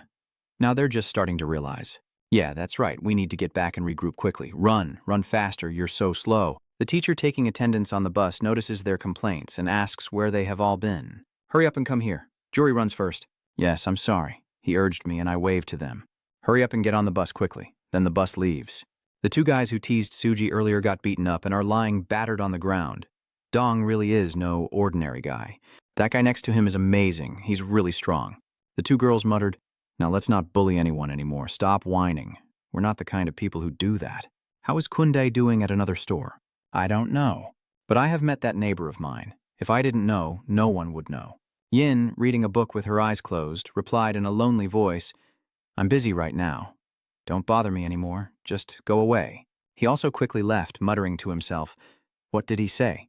If he's a part-time worker, he should be working here, so why would he go to school and not work anymore? A lonely person?" Then Suin walked along, touching her chin as she pondered. No matter how she looked at it, Qui-Gon was not the type of person to be lonely. If it's Inan, he would be seriously inspecting his phone with a magnifying glass, walking without paying attention to his surroundings, and just a name wouldn't be enough to investigate. So next is Truongna Waidong, where he dropped out. In front of him was a group of people leaning against the wall smoking. A dead end of thugs. Seeing him, they all looked over at him somewhat cautiously. Then he immediately turned away to find another way, suddenly widening his eyes and glancing back at the group. "Wait a minute. Maybe I can get some useful information from them. Let's do it." I turn around, scratch the back of my neck, and smile like an idiot. "Hi there, I'm a student, and I want to write a report about Incheon." One of them looked over and made a request before the others could react. "May I ask a few questions?" Immediately after, they quickly surrounded Jin, with the man in black slinging an arm over his shoulder. "Oh, you're from somewhere else. What do you want to know?" He whispers threats, but first, hand over the money. Sumin's face is full of suspicion as he closes his eyes and sighs. "Can't you talk about this properly?" Then Sumin widened her eyes. She will definitely get punched. A quick punch was thrown down, and his face twisted in thought. One punch and he was knocked to the ground. What's going on with him? Everyone is confused. I don't know. Maybe strip him first. That evening, at a different amusement spot, the teacher looked at his group and reminded them, "Please go to the designated room." Only 2, the designated room. Got it? Dongmin takes his room card and then looks at him again. What? Hung asked nervously. Is Daegun alone in another room? The teacher holding the roll call sheet glared at the student and warned. Anyone causing trouble, if I catch you, you'll be punished, understood? Jongin pulls out a lie detector and smiles at everyone. Let's play later. Jury claps in support. That's right, it must be fun. Suddenly, someone asked back Jury if he was also getting involved. Manhwa places his hand on his shoulder, closing his eyes to comfort him. Don't worry, Daegun, there will be a way. Behind a guy who was shouting, that guy quickly ran away to look for trouble. Miss Suji, I have good news. You look confused too, just glance at him. What did Suji ask again? He announced that Daegun's room is 302. What does it matter if you're confused? He rolled his eyes and looked away. I heard that the other members are in different rooms. I don't know if they met in Daegun's room. She still looks confused. So what? Yeah, he just said there will be a truth game. Suji still crossed her arms. So what? He also looked at them. The other person continued. Next to room 302 is the laundry room. You can go there to do laundry. But Suji still remains calm, so he continues to dig for information. Is his blood type that you interrupted him? He usually sleeps. Did you interrupt him again? Daegun looked at them silently, feeling quite uneasy. Over there, Suji brushed her hair back and looked at him. And then what? He hesitated. Yeah, that's how it is, she angrily questions. What's that? What does that mean? Honestly, what good are those useless bits of information? He looked upset. So am I just trivial too? Whatever. Suji turns and walks away. Those are just silly rumors. I'm not interested. I don't care either. Are you serious? Are you getting annoyed? What do you want me to do? Then she turned and walked away, truly useless. I guess I should do some laundry too. He watched from behind, her face flushed red, eyes closed in thought. Humph, she's really stubborn. I brought along some other outfits too. She blushed and looked up. So what color should I wear then? The sunset is gradually falling. Who? The women from other schools are sitting and gossiping with each other. Kwon Daegun, really? He's really handsome. This is the first time I've met him in person. Sang-hun sitting next to them isn't easy to meet because he's 3 years older than you. And suddenly he disappeared, leaving only his reputation behind. Nam also glanced over in confusion. I wonder where he disappeared to. Aren't you working part-time at the convenience store? Sang-hun replied. But he's here now. Daehan stepped in front of them and interrupted. What time is it now? Why would he be with the D-Trang group at this hour? He looked up. It seems like they're only freshmen, right? Yeah, well, it's really hard to understand. Thao Long glanced around. I still doubt if he's really that legendary figure. Isn't it said in the rumors that his eyes are very unusual? Are those rumors exaggerated? Sang-hun also looked up at them and said, Anyway, let's not talk about those things anymore. I don't care about anything else. I just need to know that Na Wai-dong is where he is now, thanks to him. His face turned cold. Maybe there's something we don't know. The blonde next to him interjected. Didn't you say Kwon Daegun is 20 years old? Then why did I see him wearing a high school uniform earlier? Short-haired people also say that. In amusement parks, people often rent school uniforms to wear. Sang-hun's face looked confused as the short-haired guy looked around. Even though he's an adult, he can still rent a uniform to have fun. The long-haired girl covered her head. Oh, really? I didn't know that. Sang-hun stood up from the fountain step. Stop guessing, because guessing won't help. There's only one way left. He glanced around, returned to Anon, and saw Big Brother Yu in. At some convenience store, the door was opened. Hello, welcome. Yin bows his head and looks up. Hello, boss. You're here, huh? He's frowning and looking annoyed. Well, yeah. This town isn't really the right place for business anyway. You look confused. What's going on? He explained that when I arrived here, I saw them in that alley. Oh, I see. He asked, are you going to fight them or run away now? Yin scratched his head and glanced away. Yeah, I guess I'll avoid them. He cheerfully encouraged him. You're too naive. There's no need to fear any of them. Go back and teach them a lesson. He boasted about when I was young, saying I could handle 4 or 5 guys alone, and then he asked if I could take a day off today. He remained calm. All right, go home now and remember to wash your shirt. Yin turned and walked away. Yes, see you tomorrow, sir. Meanwhile, Swang Jin was robbed by thugs and cowered in the corner. Ha ha, give me back my clothes. They are my limited edition detective outfit that I spent all my pocket money on. The guy in black muttered while rummaging through the stuff. Wow, this is really a well-known brand. The guy in white next to him checked what was in his pocket. What are you doing with that black shirt? Sujoin explains. Because I am a detective. He grits his teeth in anger as he looks at them. Damn it, if I hadn't let my guard down, I could have subdued them with my special artillery attack. They are now going through his notebook to see what he wrote. Suin tries to resist but is kicked right in the face. No, that's classified information. The man in black angrily grabs the notebook. Sit still, you little dog. The white-shirted guy reminds him not to hit a poor child's head. The man in black looked at the notebook with wide eyes. What? What about the other guy? He squints and cues gun. Over there, they didn't notice and leaned against the wall waiting. Oh, here it is. He looked around at the curious crowd. Why so many people? First, you guys should take a break for now. The boy's eyes are cold, hands in his pockets. Can I borrow that detective friend of yours for a moment? Suman inside was also confused, thinking, he's just a part-time worker at the convenience store. Why is he here? The man in black narrows his eyes and says, Who are you? Get lost now, or we'll deal with you and take everything you have. He walks in casually, rolling his eyes. Ah, I forgot I lost my wallet. The man in black angrily says, How dare you joke with me? Yojin mocks him. I'll go get it. I'll be back later. The man in the black coat closes his eyes and raises his hand in a threatening gesture. I will count to 3. If you're smart, hand it over now. Before he could finish speaking, Yojin punched him directly in the face. The guy collapsed to the ground, and everyone stared in shock. What's there to be surprised about, Suin? The others are also staring with wide eyes, the black-clad figure looking at the white-shirted one with confusion. The white shirt rolled up his sleeves and angrily walked toward Yojin. Ha ha, I'm really angry now. I don't care who you are. I've been defeated so many times. He clenched his fist but was hit back before he could punch, his face twisting in confusion. He's too fast. The guy quickly threw a punch. Luckily, the pain was minor, but Yojin ducked down. He bent over and glanced at him. Who are you? Immediately afterward, he leaned back to dodge the punch. The guy in white kept punching wildly while Yin calmly evaded. You look at my face like this, and you don't know who my father is? He then moved behind the Thu.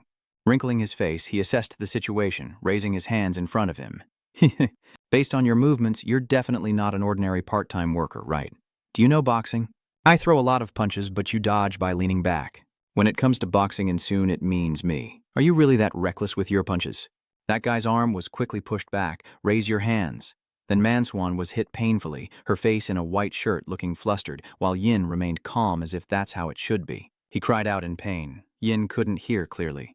Hey, you punched that guy right in the face. Who do you think you are? His eyes rolled back and he collapsed to the ground.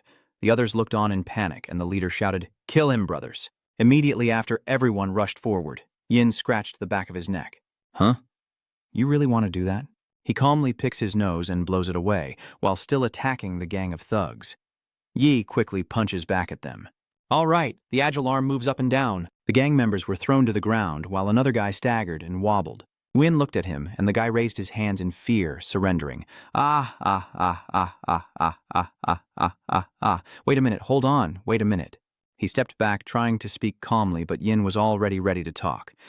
Do you not like fighting? His face looks a bit awkward. Yes, we are members of the Alliance, and since you've reached this level, I don't think you're an ordinary person. He suggested that we introduce ourselves first. Which gang do you belong to? Yin's face twisted with confusion. Over there, Suin was also eager to hear the story. The Alliance gang. He ran his hand through his hair in confusion. You belong to the Alliance, and you don't know me? That's really disappointing. Seeing that, the guy in black also grimaced in fear. It's over. I don't know anything. Behind, a subordinate muttered that Sang Light is a brother of Sang Light from Nawai Donggo School. Seeing that, Yogjin also chuckled and scratched his head. Oh, so there are people who know, right? Let me introduce him. He is my older brother. The man in black scratches his face and forces a smile. Haha. I thought you had short hair, but it turns out it's long. Sorry we didn't know. We are also in the same year of study. He stepped forward humbly. Sorry for not recognizing earlier. Let's end it here. The person behind spoke up. Wait a moment. And Yin pouted at him, her cheap hair touching the shoulder of the black shirt. Sang Light brothers. They only gained their reputation 2 years ago. He explained that they are key members of the first-year group. At that time, both twin brothers had very distinctive blonde hair. The image shows 2 people racing and smoking on the street, always riding bikes through yellow lights, earning them the nickname the Sang Lach brothers. Both are martial artists and have often debated who is the stronger, the older brother or the younger. Yogan also tilted his head to admit it. Of course, it was me. That guy keeps talking non-stop about how the yellow dye affects the scalp and also about daily scalp care routines. Suman's face was full of confusion. What are they rambling about? The cheap head doctor added that the Seun unification took place 2 years ago. Suddenly, Yojin interrupted them. Stop beating around the bush, that's enough. He looked straight at you. All right, let's get straight to the point then. Just like I mentioned earlier, the Seun Alliance was formed last year. He made a statement that members of the Alliance should not attack each other. The guy in the white shirt just got up from the ground. You understand that too, right? Hatri announces that we have now become members of the League, so do you know how many people we owe gratitude to? The black suit remained silent. Yogan also chuckled and looked at them. Oh, this is really interesting. So what should I do now? Should I give up? She asked. That made the two guys stop too. She waved her hand, bowed, and smiled. I've dropped out of school, so I'm no longer involved with the Alliance, as you can see. His face is hard to read. I'm working part-time at a convenience store, so fighting you guys here isn't a problem. The three guys were stunned to hear that. Yin smiled, rubbing the back of his neck. Isn't our relationship just about that?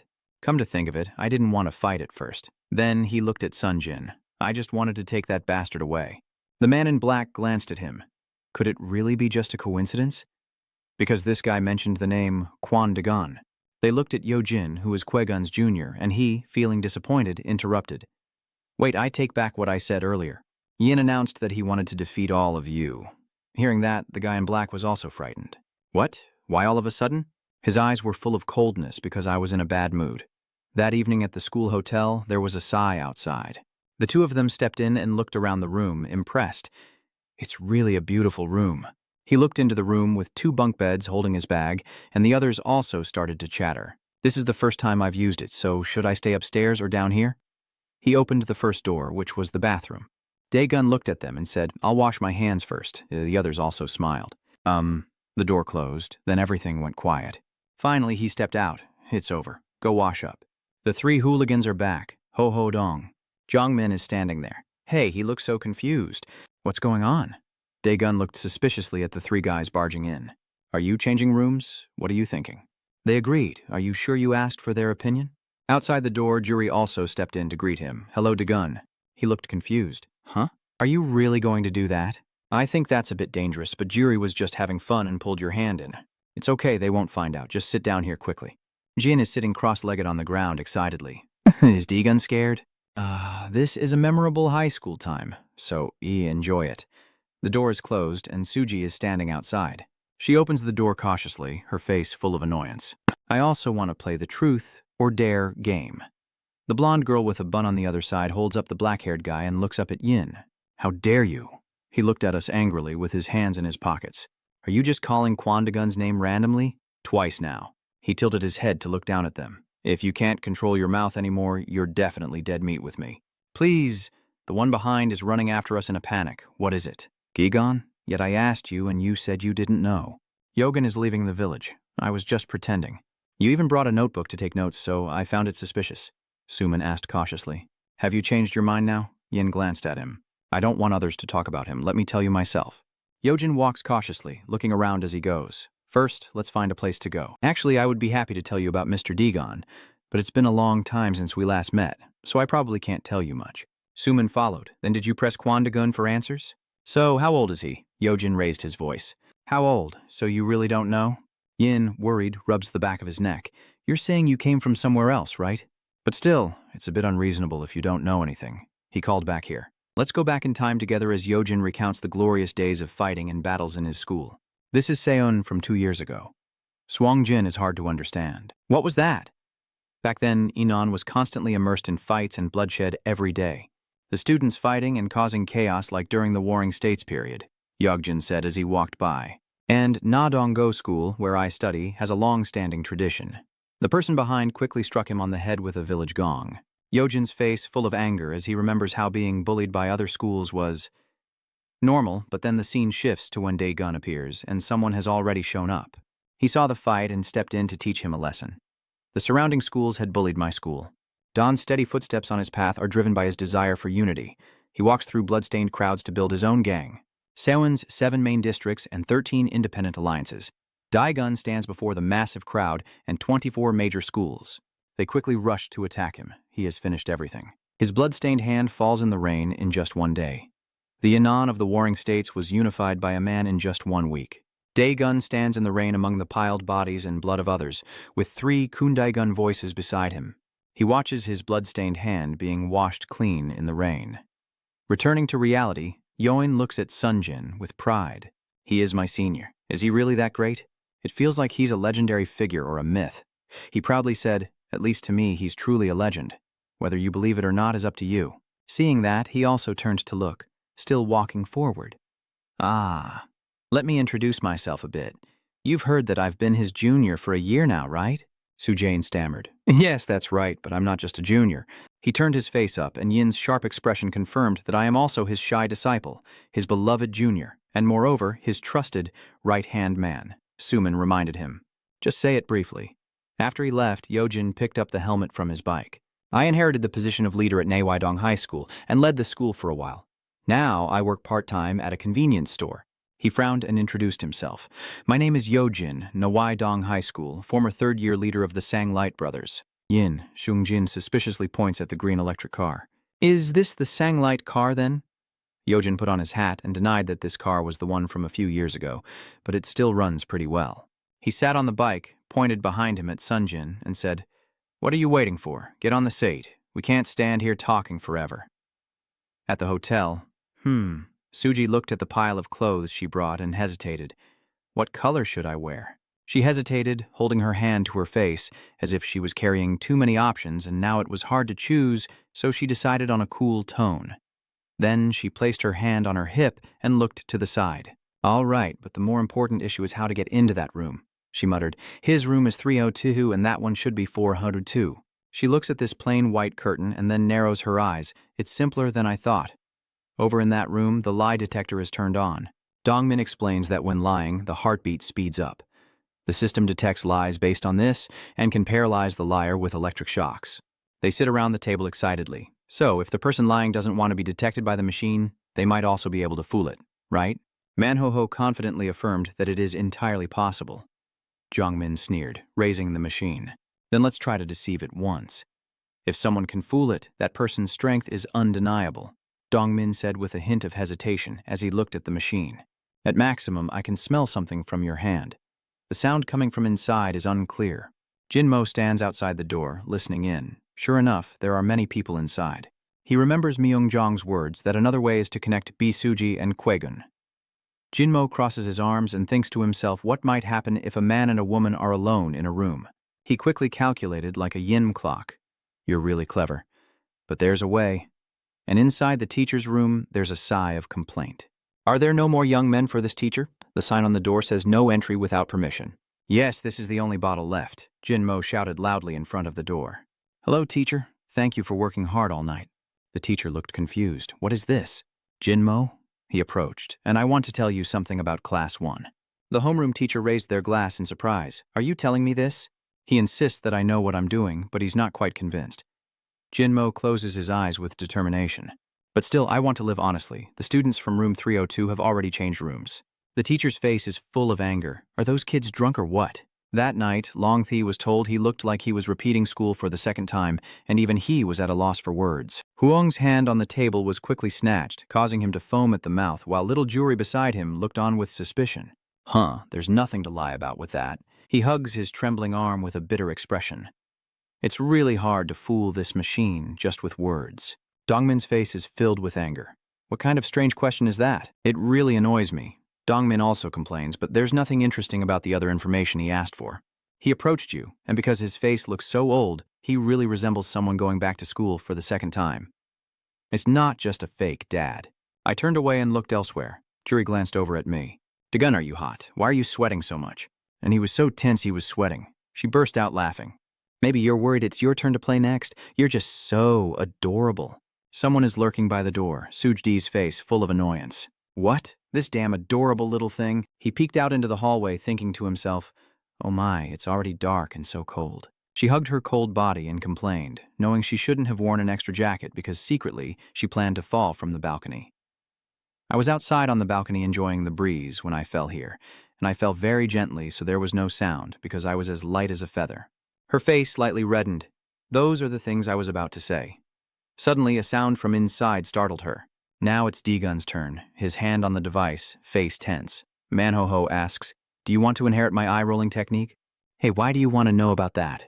Don't waste your questions like that. Who would like that cheating trick anyway? Jongmin sneered and glanced at him. I have many things I want to ask him, but if I go straight to the point from the start, it might backfire, so I started gently. Jongmin, before I ask my main question, you said before moving here you studied at Naewaidong, right? Seeing that, Hodong also remembered the three girls. The girls also said yesterday that they studied at Naewaidong. Dongmin glanced over. Are you also interested in this? That's right. He shyly scratches his head. Digan said they are juniors. If it were me, I would ask for their phone numbers like that. Manho glances. Are you here as a spy to steal my secret techniques? It's not that kind of thing. This guy. Jongmin chuckled awkwardly, but we're only in first year now. How can students of the same age be juniors to him in high school? He looked at him in confusion. Yeah, that's right. How could that even happen? He also looked at them a bit guilty. Well, that's just the kind of senior-junior relationship based on fighting skills. Manho also thinks it makes sense, so no matter how old they are, they can all be juniors, but Hoong scratches his head. Is that really possible? They started to sync. Manhwa liked it. It was like the relationship between master and peer-disciple. Jury nearby intervened. Ah, this is just nonsense. If you have nothing to ask him, let me handle it, and keep your hand on the lie detector. Then Jury asked, Are you now interested in the machine with the red and green lights? Seeing that, Jongmin also looked down in surprise. The machine is working. Guy's face looks puzzled. Wow, I haven't finished asking my question yet, but why are the others also looking over? At the old dilapidated house, Yojin's car is parked outside. Just ask whatever you want to ask. Yojin turned to look at Soom-jin. This is my hideout. No one will hear us. If you have any secrets, just say them freely. Sumin widened her eyes with a sense of loyalty. That's fine, but I have one question. Yojin looked confused. What are you asking? Sumin looked at her disheveled appearance. Do you really have to treat me like that? Yojin said, puzzled, while pressing the phone. Treat you how? Sumin was dissatisfied. What else is there? You're tying me up, aren't you? His body is tied to a shelf in the storage room. They are standing on the rooftop, and he looks down with suspicion. Since I still don't fully trust you, I need to keep you restrained. So where should I start from now? Yojin, then, let's start from when I entered Nawaidong School. Sumin insists she's not interested in hearing about you, but Yin insists that everyone involved with you needs to listen. Sujin angrily shouted, Stop rambling about your past. Chapter 1, Nawaidong High School. The atmosphere in his memory grew darker as he clashed with the East District School Gu Inon. The group of students is entering Nawaidong School located deep inside the area, with a blonde-haired person holding a cigarette already late to arrive. Yun's twin brothers attend Nawaidong School. Yogan-bin, the one in front, also complains. Always late. New students of Nawaidong School.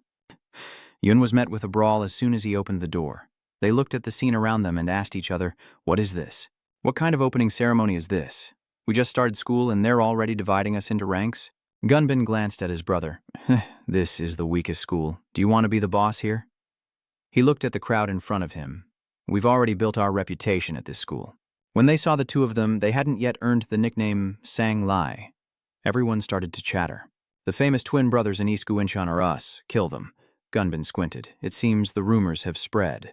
Yojin, who was smoking nearby, quickly threw away his cigarette and calmly stepped forward. We won't let you down. And Yin rushed ahead to attack them. Why is everyone gathering? What's all this noise about? All the senior students outside heard the noise inside. Their spirits probably aren't in the best shape either. Inside, Gunpin Hangse punches, and the door opens. The twin brothers standing on the pile of people turn to look at the leader who is looking at them. So you two are the seniors' big brothers? The two teasing guys glance over. These kids have pretty fierce eyes. The leader introduces himself. I am Demon Im, the boss of Truong Nawaidong, the boss of the third-year class at Truong Nawaidong. Demon Im. He has two underlings behind him. Soon there will be a match to determine the ranks in Incheon. Gunbin and Yojin both look at him. You guys don't need to worry.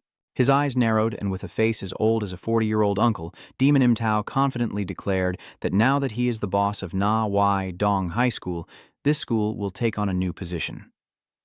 The stepping stone to climbing the rankings in Incheon is the technical school of East Guinshan right next door. If nothing happens, we start tomorrow. A punch was already coming straight at his face. And the next day, he was quickly defeated by the other school's team. The leader of that school announced that from this moment on, the East Guinshan Technical School would take over a Nawaidong High School. And so, Nawaidong School remains the weakest in the area, Yin added. At that time, the leader of the technical school was just a rising figure. Sujin angrily shouted, Wait, where is our main character? He was determined. I don't care about the other bosses, whether it's Demon Im or anyone else. I just want to hear about Kundagon. Hearing that, Yin put his hand to his ear and sighed. So my story isn't good? Then he just blew his ear again and said, All right, let's move on to Chapter 2. They arrive at Chapter 2, the transfer students. At the ruined school, a second-year student who just transferred to the bottom. Gunbin is standing by a corner of the wall. Hey, I heard he speaks in Seun's accent. Yin sat on the ground, looking up. If he speaks with a Sedun accent, he's probably not that intimidating. He's confident that now that we're at the top among the first-year students at Naewydong High School, we're also seniors. Hey you. Daegun stood in front of them, backlit so his face was shadowed. Yin grimaced, startling everyone. What's going on? Daegun looked at them. Where's the boss of this school? Hearing that, the guy narrowed his eyes. I think it's the new face. Ah, it's definitely you. A second-year student who just transferred in. Yin leans on his knees to remind him. You just moved here, so you shouldn't be hanging out with the freshmen like us, right? Why are you looking for the boss?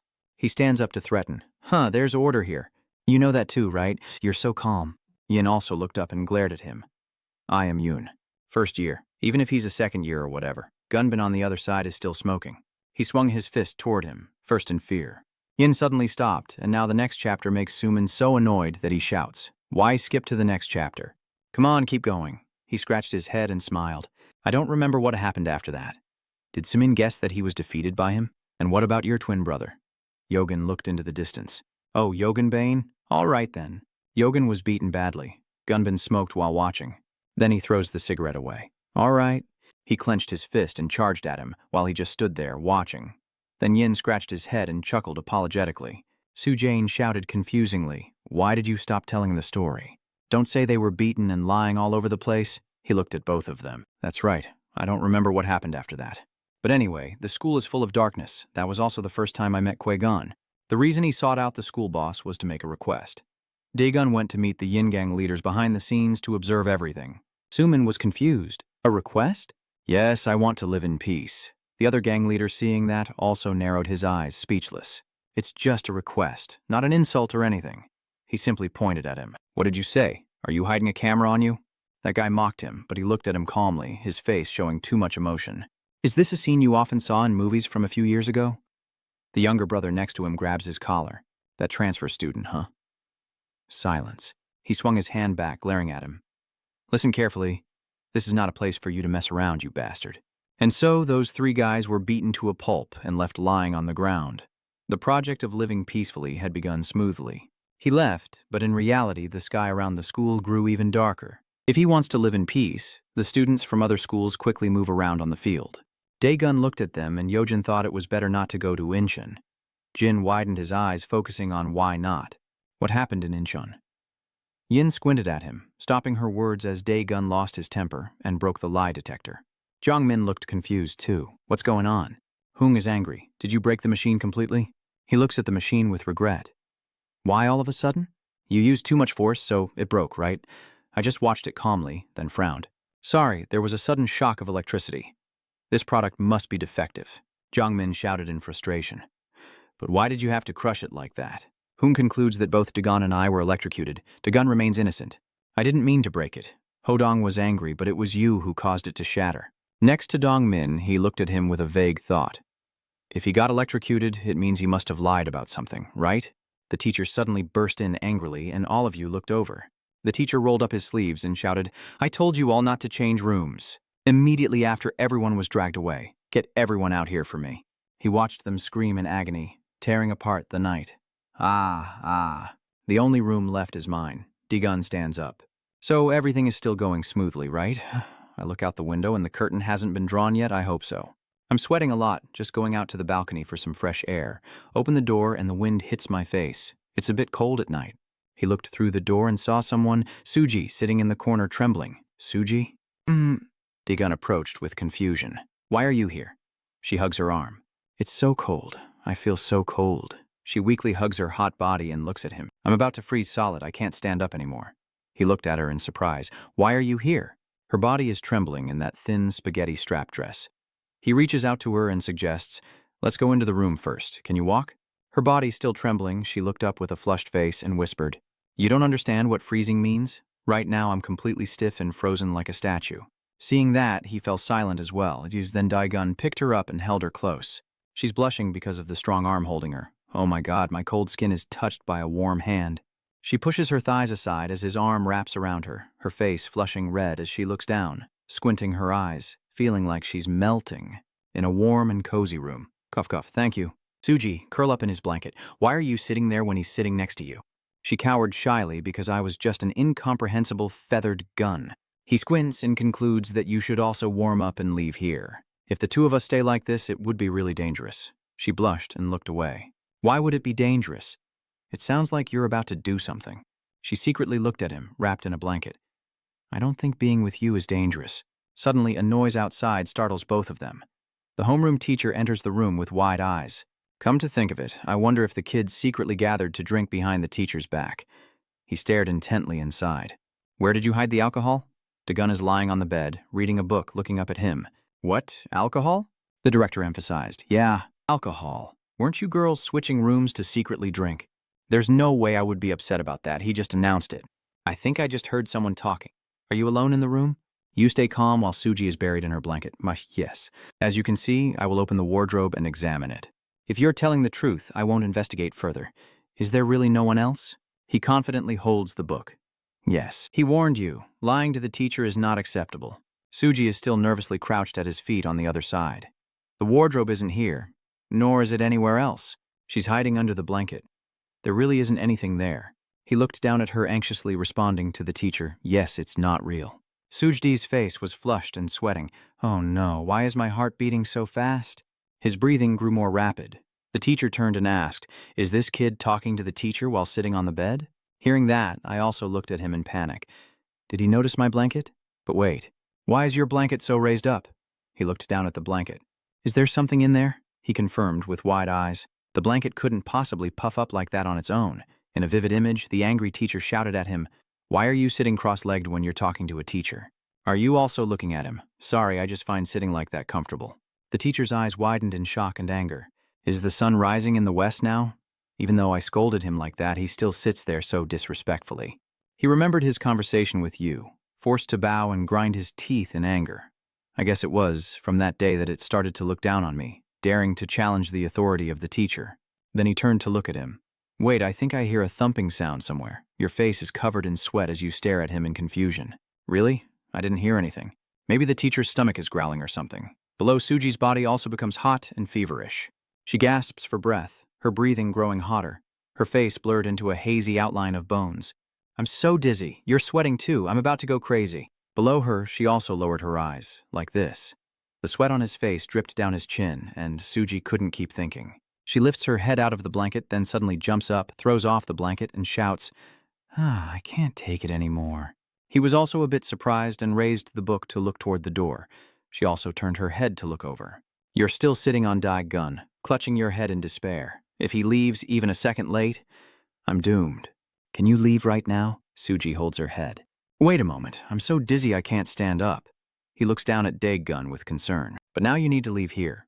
She called you Kwegan, which confused him a little. Suji bowed her head and heard that earlier you played a truth game. I also want to ask you something. She leans into his chest. May I ask you something? Because I always do what I want, so if you don't let me, I ask. Dae-gun hesitated. He looks at her clenched fist, gripping his shirt. What's going on? His eyes widened. You should go outside quickly. And she rushes toward him. Dae-gun is confused. Then he looked up. What's going on? What are you planning to do? Meanwhile, she is sitting on his lap, looking down at him. Now I am very brave, right? Suji shyly sits on his lap and whispers, You too, don't run away, but honestly, answer my question. Dae-gun swallowed hard and looked up. Do you remember when Shin asked me what the relationship between you and Suji was? Then Suji also overheard my conversation with B-Suji, but she didn't quite catch everything.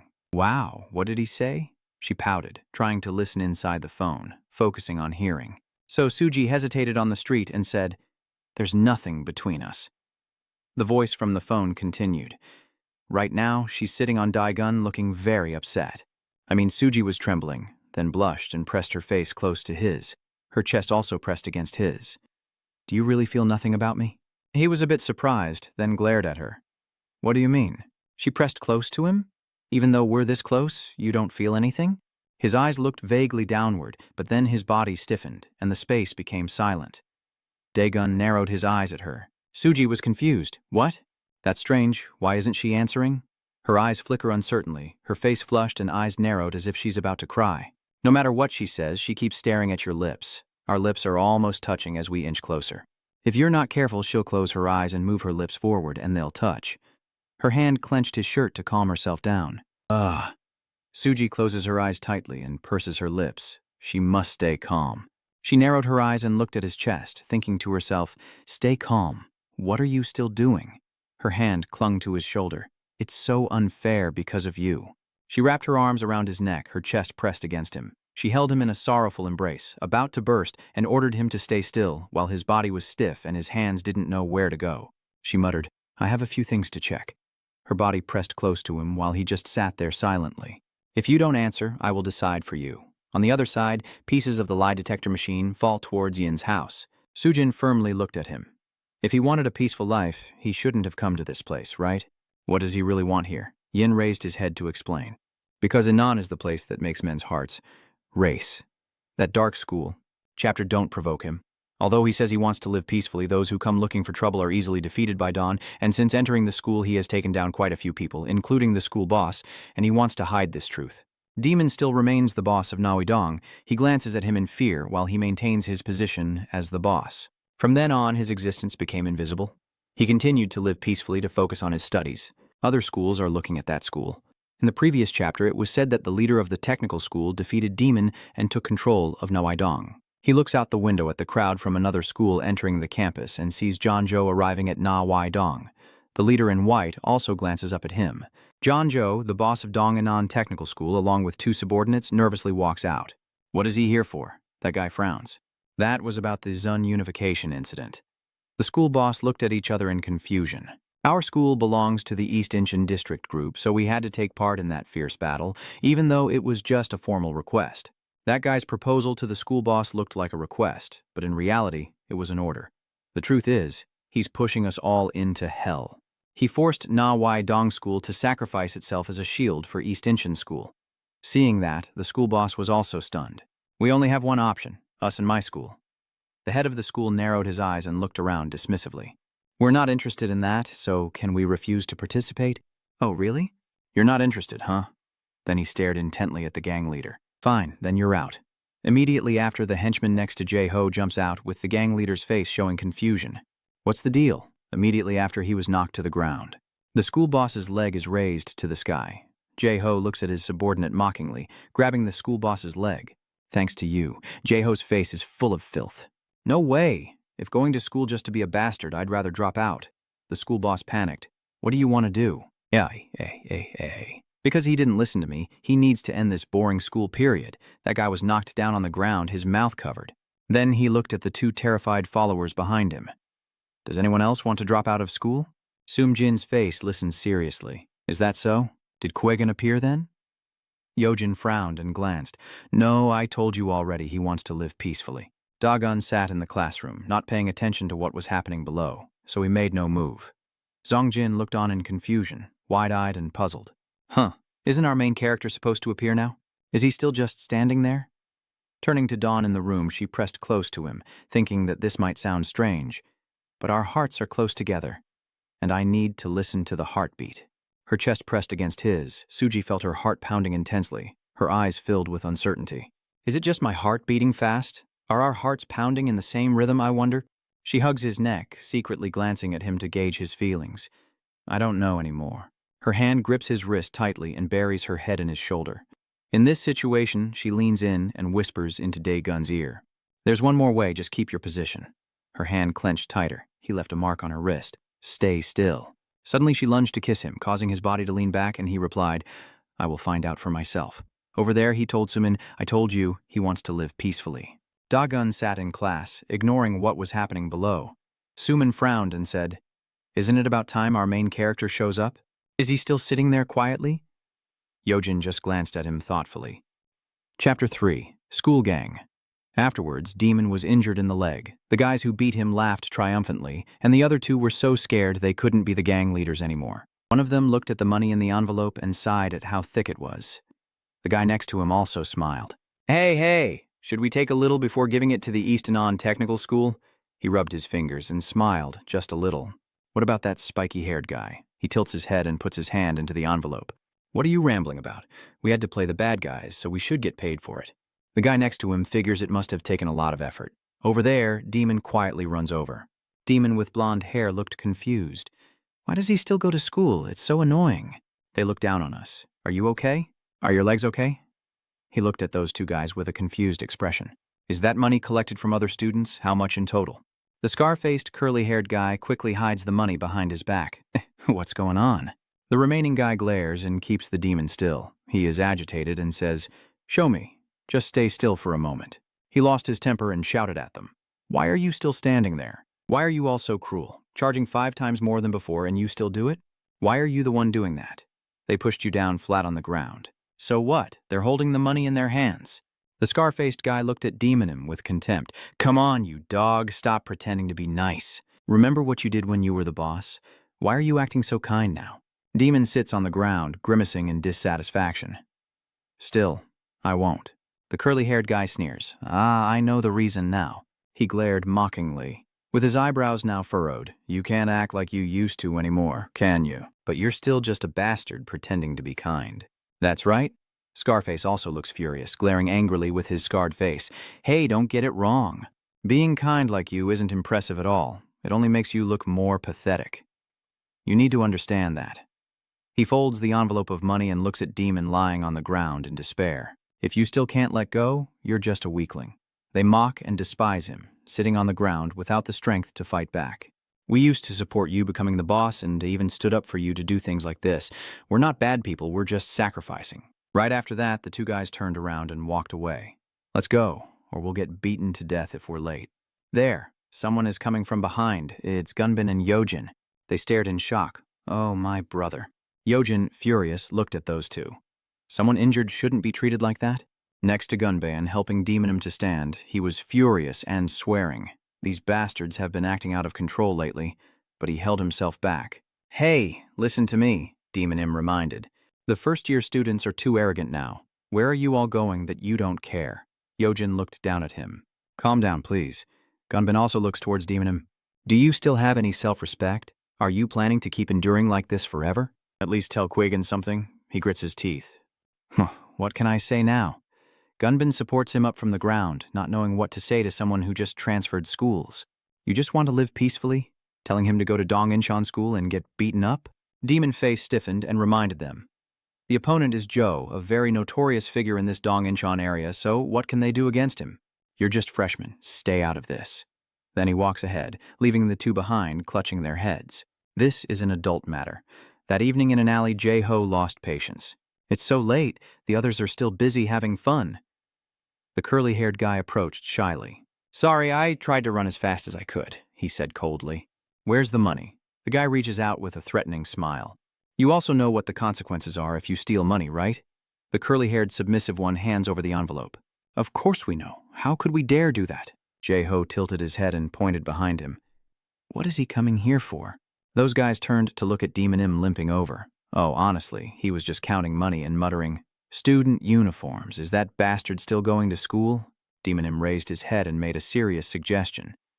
"Say, let's talk for a bit," he added. "It's not a serious problem, but can't you lower the protection fee? You know that not many students in this area are actually well off, right? Not everyone can afford to pay." Then he took the money and hit the guy with the earrings while cursing. "Hey, you dog. You bastards. Do I have to stay here and listen to this bullshit? You guys better give him a beating and stop hesitating." The two of them glanced at each other uncertainly, then turned and pushed towards Demon's shoulder. "Hey, Demon, you should know your place. If he insults you like that, what are you going to do? Why do you dare to criticize? Even Demon is stunned." He looked up and sneered. "Oh, look at that. Aren't they friends?"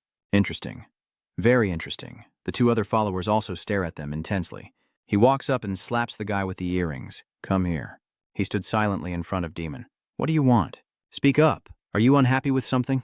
He stammered. So then he pushed his injured leg, causing him to fall to the ground. He looked down from above at Demon with utter contempt. "Demon, it seems your leg isn't as hurt as I thought, huh? Then you should be grateful and happy because your legs are still in good condition."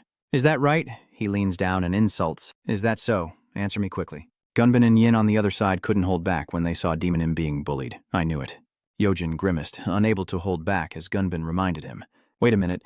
If we interfere, he'll just turn away in frustration. So are we just going to stand here and watch?"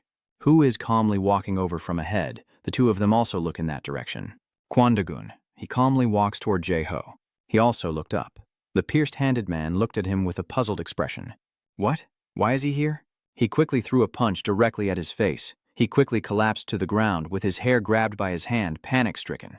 "Wait a minute, why all of a sudden?" Jae-ho looked up when he saw that. "Hey, who are you?"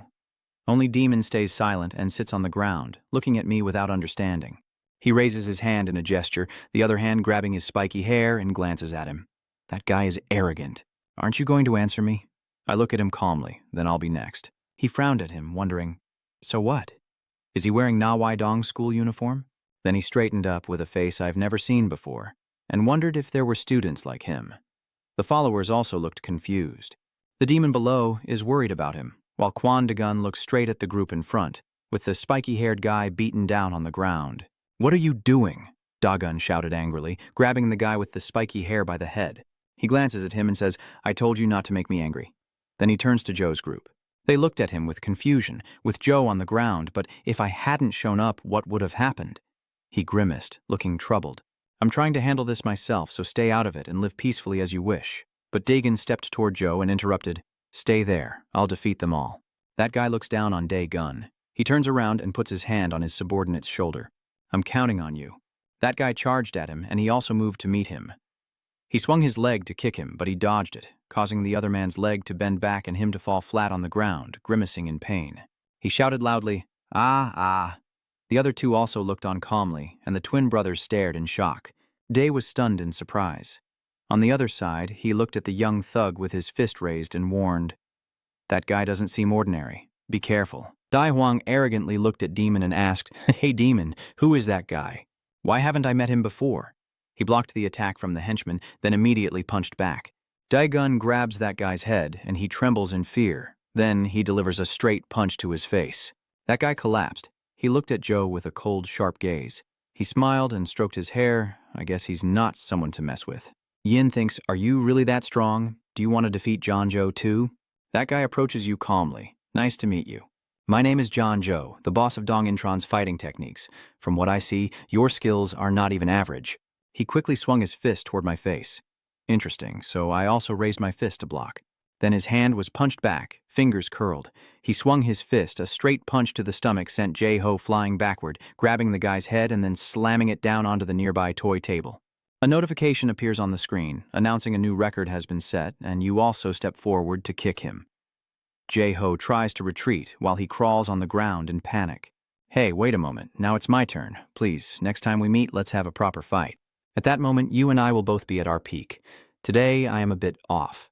He grabs the toy hammer next to him, feeling energized, narrowing his eyes and lifting his foot to check on him, asking, Are you not feeling well? The guy's eyes widen in panic. Hey, wait a minute. Demon stepped in from behind to stop him. Stop, that's enough. You should stop too. His hand still gripping his leg. He warned you, the more you keep going, the more trouble you'll cause. Tron Jae not only has strength in East Innan but also in other regions. Jae-ho confirmed that if he did that, it would cause a war. The two disciples quickly got up as well. Nai-dong will face even heavier consequences. He muttered, A battle? And he kept trying to observe his expression. Did he say something? The demon listened silently and approached. My face was full of coldness. I think that's also fun. The two twin brothers behind are also wide-eyed. Yin wondered, What did he just say? Over there, you're also confused. Weren't you hoping for a peaceful life and hating fights? He looked down at JH and said, Who do you hate? He was full of fear. Hitch, hitch. Daegun raises the hammer high, ready to strike down. Don't provoke me, I'm just holding back. The screams of pain echoing. Songjin's eyes widened and lips pressed together, thinking to himself that he didn't seem like the Quan Dagun he knew. Why are their personalities so different? Does he have that much violence? You quickly urge Yin to move forward. So what happens next? He calmly turns his head to look at Sunjin. What did you used to think the role of the boss was? He also obediently replied, The role of the boss. Why are you asking that all of a sudden? Yojin muttered. I don't know which school you're from, but I'm sure your area also has a gang leader. Do you know? I have seen the strongest man before, a shirtless shadow with bulging muscles and a cold face. Their presence ended all conflicts in the area. They have the greatest reputation and strength in the region. The underlings below don't dare to say a word, even though everyone admits he's the strongest. On the other side, Shu Hai-uk walks alone, but doesn't call himself the boss. He raises his head with a frown, having more enemies than followers, so his role isn't that of a leader. In some abandoned building, the constant noise continues, as the strongest person so far stands shirtless in front of a mirror, his muscular body on display. He is holding something in his hand, taking out a little, and then rubbing it evenly on his hands, with a cold expression on Shu Hai-uk's face.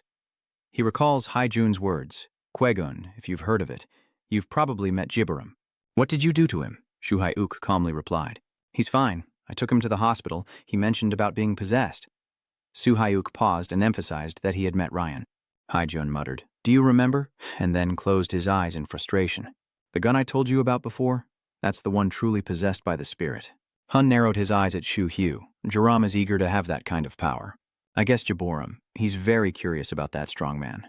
You're curious too, right? Shu Hyuk nodded in denial. Not exactly. I only know that he is a former colleague of the manager and I don't care about the rest. He confirmed what you once said. What I care about now is money. Only money and money. Haijun puts the cigarette to his mouth as Shu Hyuk looks at him with a cold expression. We are on the same boat. I hope you will pay a little attention so I don't feel controlled. He narrowed his eyes and confirmed. Of course, no worries. As you know, your role is now to run your fingers through your hair. Shu Hyu's gaze was like a deadly assassin's, remaining as the strongest. From the stands, the announcer introduced, Please welcome the strongest, the terror of the arena. He reached out his hand to him, the champion with a fierce look, while Yu walked out from the arena tunnel, your body muscular and shirtless. Director Kim looked down from the balcony. You've been fighting a lot lately, haven't you? Haijun also stood there looking down and then asked, Is there a problem? I think it's better for us to focus on the match. His face was full of doubt, but Haijun interrupted, still watching below. There's nothing to worry about. He smiled as if he knew everything, just playing the role assigned to him as the champion. He imagined the Roman arena, soldiers fighting a lion and bringing the lion to the Roman Colosseum. What could be more exciting? He squinted, wishing only that the lion would tear apart anyone who dared challenge him. Meanwhile, in Daigon's room, Asuji kept hugging his neck and kissing him non-stop. She closed her eyes to feel it. Is that what a kiss is like? Then she kept pressing closer to him. There's a saying that the first kiss tastes like a painting, but instead of sour, she felt it was more salty, and he was awkwardly fidgeting. Her eyes slightly opened and a strange feeling, and her lips. Suddenly she opened her eyes, and what caught her eye was the lipstick stain on Anne's hand, which made her feel miserable. Then she suddenly leaned back. Why are your hands like that?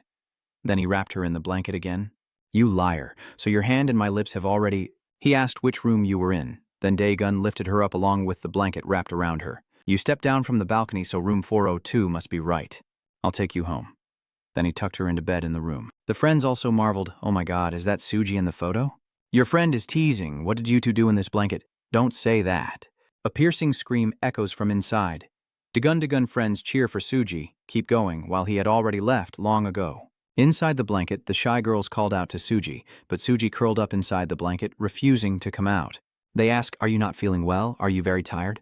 And he frowned, silently wondering if she really had feelings for him that strong. I'll settle this with B and make US pay. He walks toward the cafeteria, deciding he needs to end those feelings soon. On the other side, Suji is curled up in bed, full of sadness. Daegun silently thought to protect her from getting hurt. Shu Hyu brushed his hair back. Your role is to appear completely emotionless as the strongest, the host shouts. Please welcome the strongest man and the terror of the Roman arena. He points towards Shu Hyuk. The champion Bishwayus also stepped out from there. The crowd's cheers follow each step he takes as the announcer introduces him, and his opponent is Lone Ga. The chubby man with glowing eyes steps out onto the arena. Well, it looks pretty good. His face is full of madness, eyes wide open, but whether he's a lion or a tiger or a fox, I will tear them all apart. Their meat is all the same, delicious.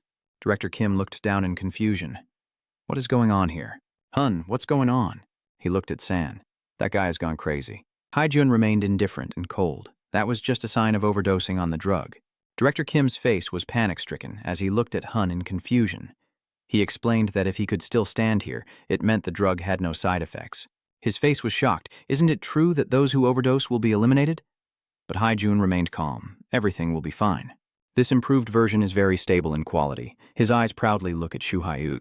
Moreover, I need someone who can stimulate Bitch Si Uk. The crazy little brat below waves his hand to come over. Hello, Mr. Lion. Where should I start first? He was frantically shaking his head and laughing hysterically. So should I tear something of yours apart first? The host looks at San as he prepares, his hand placed in the middle, and he also narrows his eyes at him.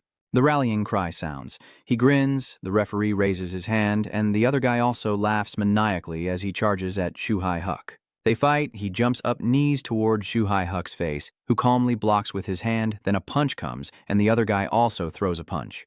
His hand swung at Shuhyuk's face, confusing him. Then a punch landed, and he looked up with a triumphant smile while Shuhyuk glared back at him. Shuhyuk then circled behind him, pushing Sanja to unbalance his body. Hyuk squinted. San's foot slammed into his side, his face darkening, and his fist froze. He collapsed to the ground, dodging Zhu Hyuk's attack. He. Immediately after he appeared behind, ready to pounce on Shuhyuk. San's eyes are full of madness. It's me. He chuckled. Sitting on the ground, he clenched his fists in admiration, muttering that it was truly marvelous. Hey guy, are you the so-called king of all beasts? Shu Hyuk frowned at him. Director Kim looked on in amazement. He was a strong and agile man, but what mattered more was his focus. He remembered Sanja's continuous attacks on Shuhyuk. Shuhyuk was hit by his elbow strike, then countered and continued to land quick successive blows. Hun thought he was completely different from that naive expression. Over there, the fat guy San sniffs happily, and Hun is sure he understands the focus and is in the right state now. Next, he quickly rushes towards Hugh with his fists clenched into fists.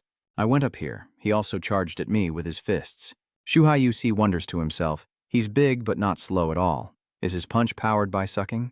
On the other side, he grinned and grabbed Shu Hyuk's hand, thinking he needed to find his opponent's weakness. Immediately after, Sanja's body spun around.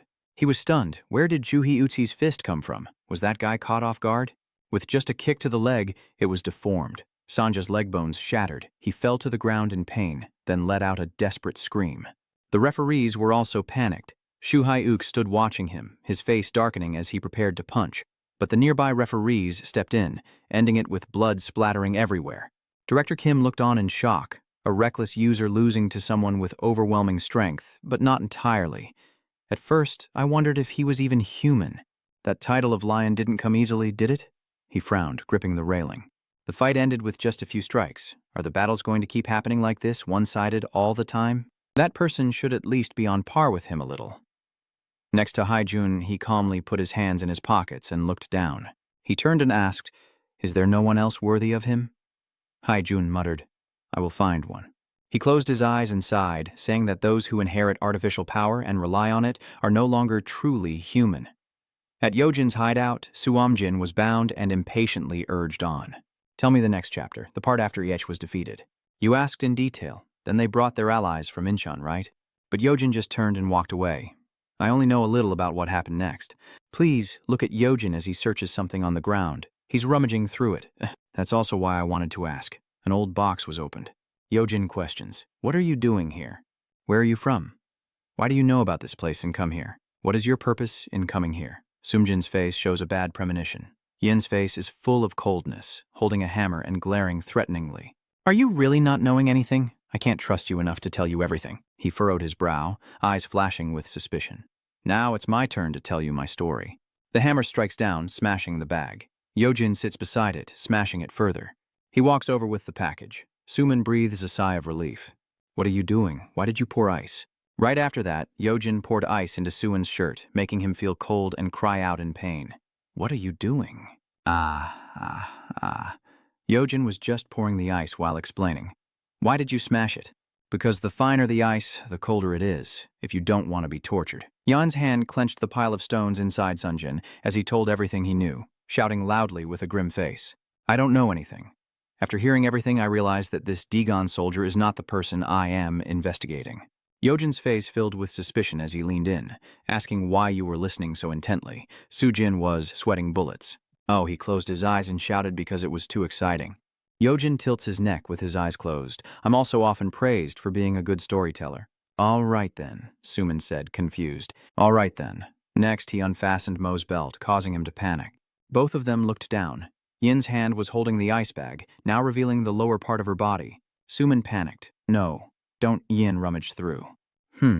Is there something inside? He pulled out a piece of paper. And what is this? Why did you hide this in the box? Sujin looked confused. Inside is some paperwork about Daegun. It's him. Yojin watched and shouted. He stood silently in front of the same person. Then he frowned, losing his temper, and grabbed Sunjin by the collar. So who the hell do you think you are? Why do you have his resume? A motorcycle speeds past underneath. There is a blonde-haired man on the bike. Yin turns away in annoyance. Why are you here? Suman looked confused. Who could it be this time? He told Suman what to do. Hey, detective, just go. You're so confusing. What's wrong? Are you upset? Aren't you going to tell me more? What happened next? The car stopped and the person inside got out. Then they narrowed their eyes at Soom Jin. This time I'm letting you go. If you don't want to die, get out of here. Someone is carrying a steel stick over. Who is this? It's Yelbane. He's furious, holding a steel stick in his hand. Does this bastard want to investigate Kwandagon? Yelbin is now the boss of the 3rd grade at Nawaidong High School, with a cold look in his eyes. Kill him. Sujin was panicked. What?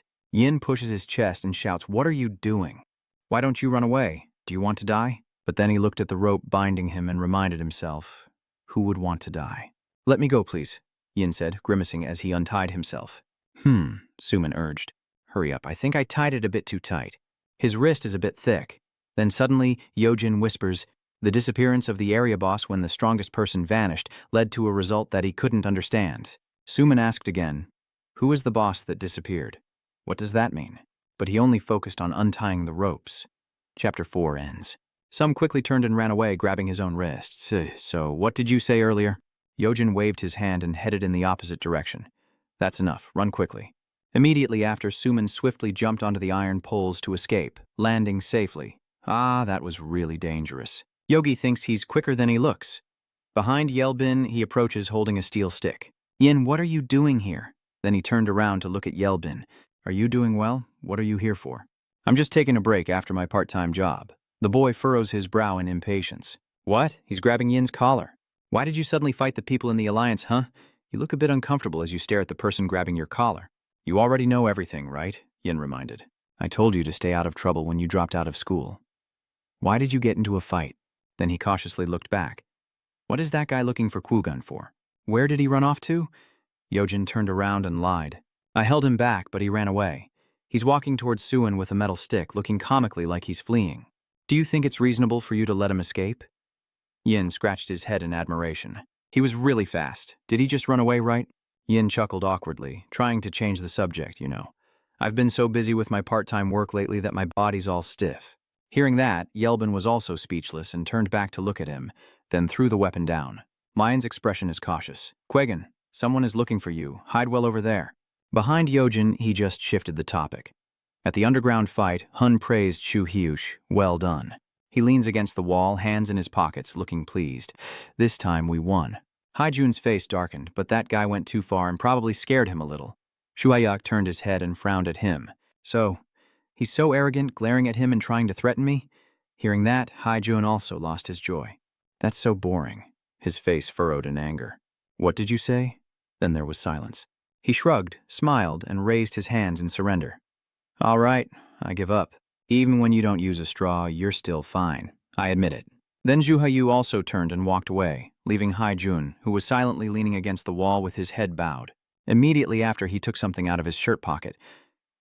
"What should I do now?" By this time, he still hasn't used it. That guy pulls out a cigarette, glaring eagerly in Zhu Haihuk's direction.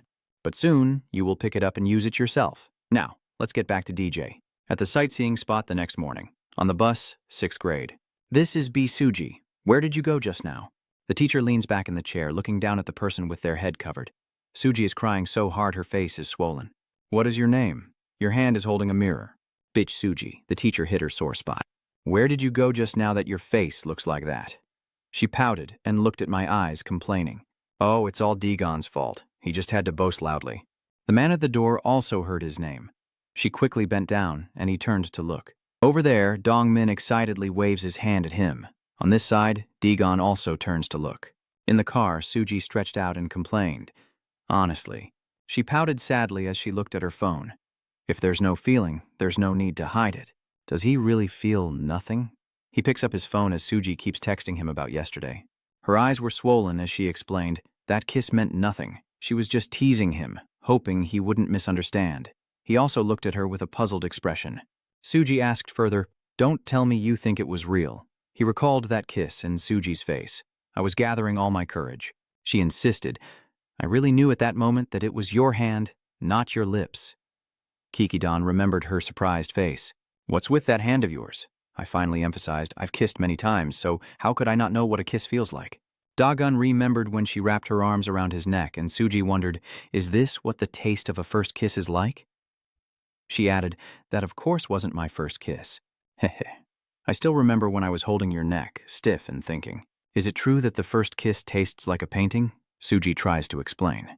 "That's true, that wasn't my first kiss." Ha ha. "Do you understand that you misunderstood? That was my first kiss? What should I do now?" Heh, sorry for scaring you. He recalls the moment he stared intently as she kissed his hand. The messages appear on the screen. "You know what? Honestly, I didn't think you would reject me." Sujdi's face turned red as she pressed her phone with a bit of sadness. "Anyway, I'm sorry for bothering you." Her hand froze, then she sent a message. "I won't bother you anymore, don't worry. Even if you read this, you'll be speechless." Raising her hand to stop the boredom means she has closed her heart. It might be a bit uncomfortable, but ending like this is for the best, right? He stared intently at his phone screen, his gaze flickering with a hint of sadness, wishing he had rejected her more decisively back then. Dagun turned to look at her. She pointed to herself and looked at him, asking, "Have you thought about what I said?" With a very sincere expression. "I'm really serious about this. I told you I don't like you. What does your seriousness have to do with me?" Just then, he walked away coldly. "Don't bother me anymore." The girl froze in place, her face full of sadness, clutching her hands together. "Don't bother me, huh? You said before that you would tell me whatever I needed to hear, so why do you suddenly dislike me now?" She pursed her lips. "Fine, I get it. I won't like you anymore." The girl's face lit up with excitement as she smiled. "I'll just hate you then."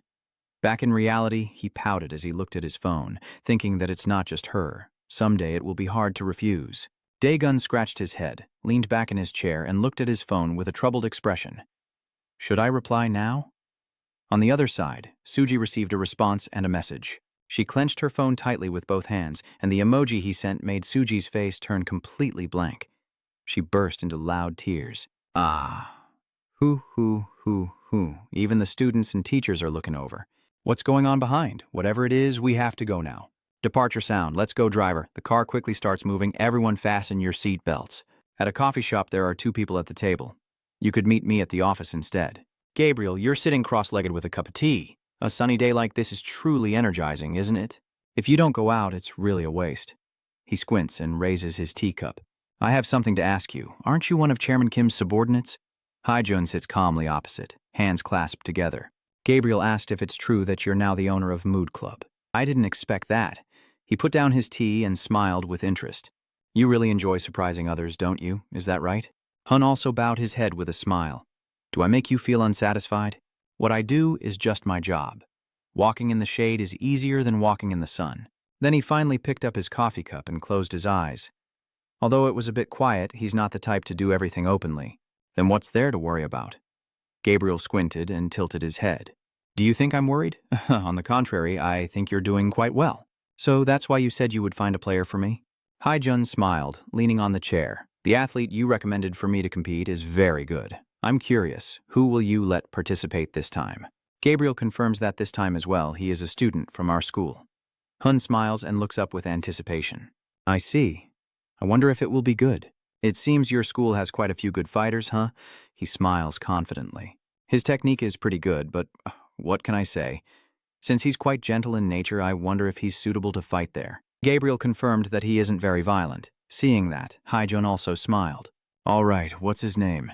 He's still sitting with his arms crossed and sleeping in the car. The car door opens and the subordinate turns to ask Hoon, was the conversation good? And what about that person? He closes his eyes and then fastens his seatbelt. Innocent, the person next to him finds it hard to understand. Huh, Haijun thought to himself. He's truly naive. Haijun's cunning face reflects greed and corruption as he observes the other side, where the man arrogantly waits for the driver to open the car door for him. He is more suited for this field than education. Then he looked in the rearview mirror and saw that guy happily getting into the car. Well, he's very good at calculating in business, and his accomplice agrees. Oh, I see. Madhai cautiously looked outside the car door, sure they were executing a project called Using Violence to Suppress Violence. In fact, he knew nothing about Dagon. Earlier, during their conversation, Hun pressed further. So what's his name? Gabriel confidently smiles. Meet Dagon. Then Hun remembered manager Lai, who directly supervised Dagon and was the woman subordinate planning the operations. She usually reports data to him. Haijun closed his eyes and thought, even though they work together, they might not be on the same side. He seriously asked the person next to him, how many players are there today? I want to persuade someone to team up with me. The driver confirms I will prepare a talented person for you. Haijun looked up with a bitter smile. Ha ha. A little dirtiness is okay. He recalled his conversation with Gabriel, frowning as he judged that his personality was somewhat gentle, while Hyun looked a bit amused and self-deprecating, wondering how a person could change so easily. At school, the next day in the cafeteria, Hung excitedly looked at the food, holding a box of rice, with Jongmin and Daegun beside him. Oh, pork cutlet. Minsu also approached with a smile. Daegun, what happened to Baek Suji? I don't understand. Why are you asking me? He said that her current mood is very bad. Hearing that, he also narrowed his eyes. How's her mood? Daegun turned away and avoided her. Why would she be that upset? No matter what she's going through, I don't care. Seeing that, Mitsu also just smiled. In class 16, Suji. Suji lies slumped on the desk, looking gloomy like a corpse, ignoring the crowd calling around him. It's lunchtime now. Aren't you going to eat? She looked downcast and expressionless, lying on the table. I don't want to eat. A cheerful friend jokes. Why is he on a diet? That's also great, isn't it? The person next to you chimes in. Of course, to have a beautiful body, you have to work hard. If I were beautiful, I would also diet to stay in shape. Daegun's side was eating while being scrutinized by a group of female students. Handsome, right? He really is perfect. The chopstick in his hand also froze. Daegun looked up at the crowd and said, You guys don't believe those rumors. Is that right? Hodong looked up while eating. What rumor? Minsu also smiled and waved, recalling Suji's shy smile in front of the class.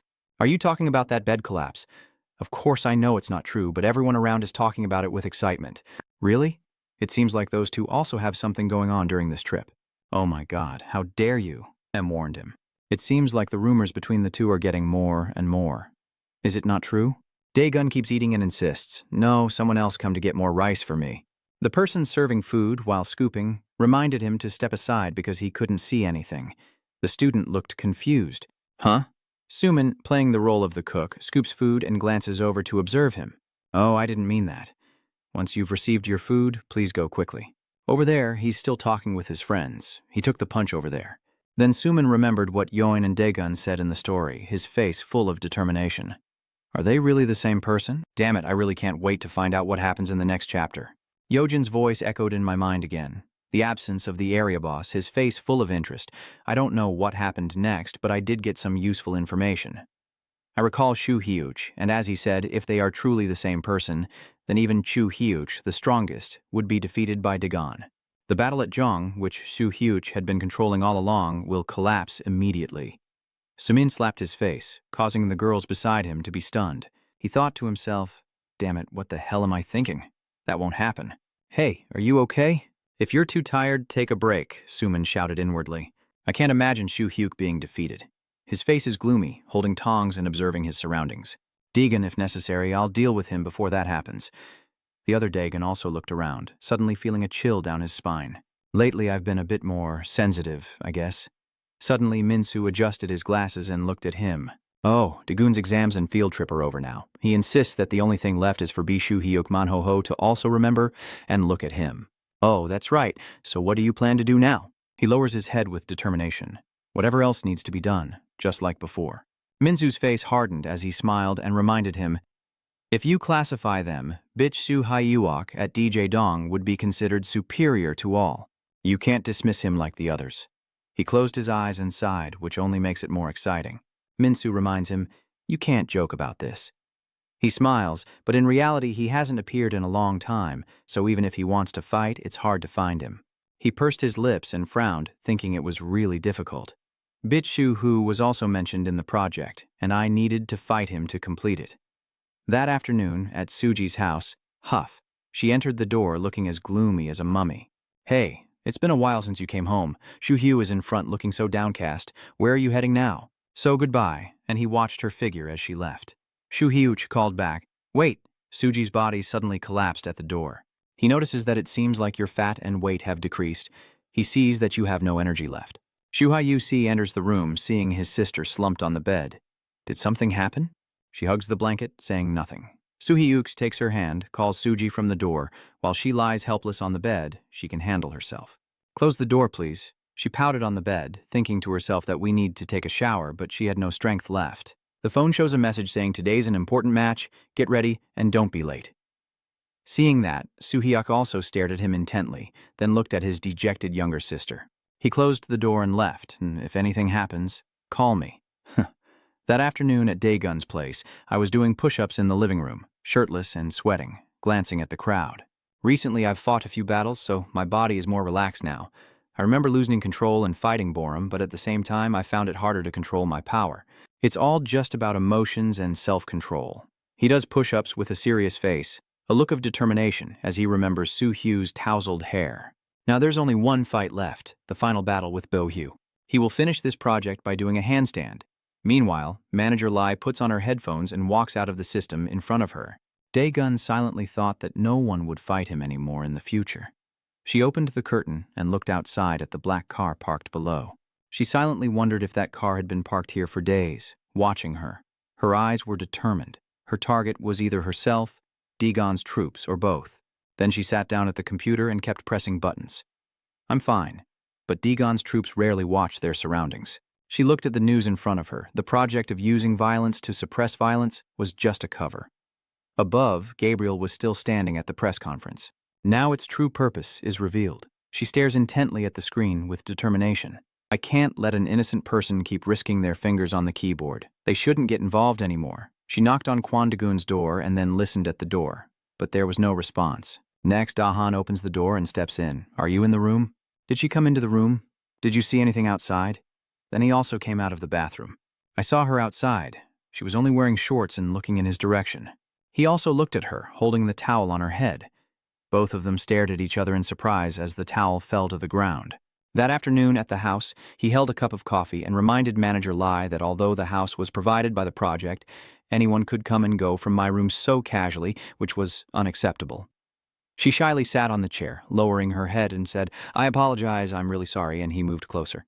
She shyly glanced at him, saying, I have something urgent to tell you, but I couldn't reach you. She took the glass of water. Ah, thank you. I guess I was a bit impatient. Manager Lai assured that such incidents would not happen again, and then he moved closer to the chair behind him. Of course it has to be like that. Daegun sat down, cross-legged on his knee, and looked at her. Is something wrong with her? Is she looking at you? That's right, she calmly explained. Even though the project to use violence to suppress violence is still ongoing, she insists, but I want you to stop right now. His face also looked confused.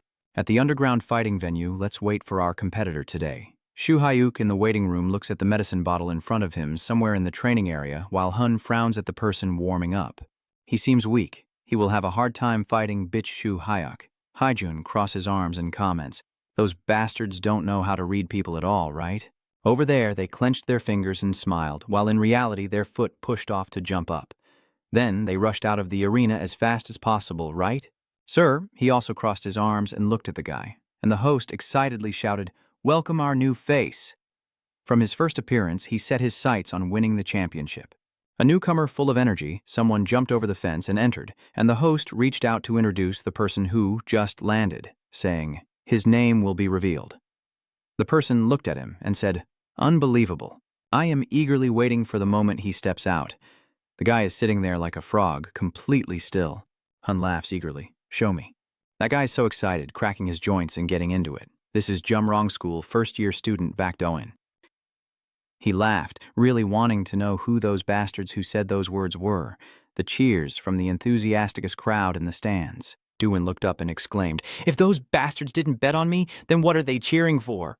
Please welcome our challenger to the stage. Siuk is slowly making his way in through the door, the reigning champion. Shu Hyuk looked at the little kid scratching his head and smiling in front of him, saying this was a pretty important match, his face full of anger and frowning, and he didn't expect the opponent to be that kid. The other guy also frowned and smiled at Shu Hyuk. Bitch Shu Hyuk, from this angle you really look different. Director Kim upstairs also looks surprised. Do they know each other? Is that the person Director Parr has been struggling to train recently? Haijun also stood there watching. He was confident, but is such a short training period enough to deal with Bu Hyu? Oh, I didn't mean to criticize your training skills. Haijun still looks calm and observant down below. Well, let's see how it goes.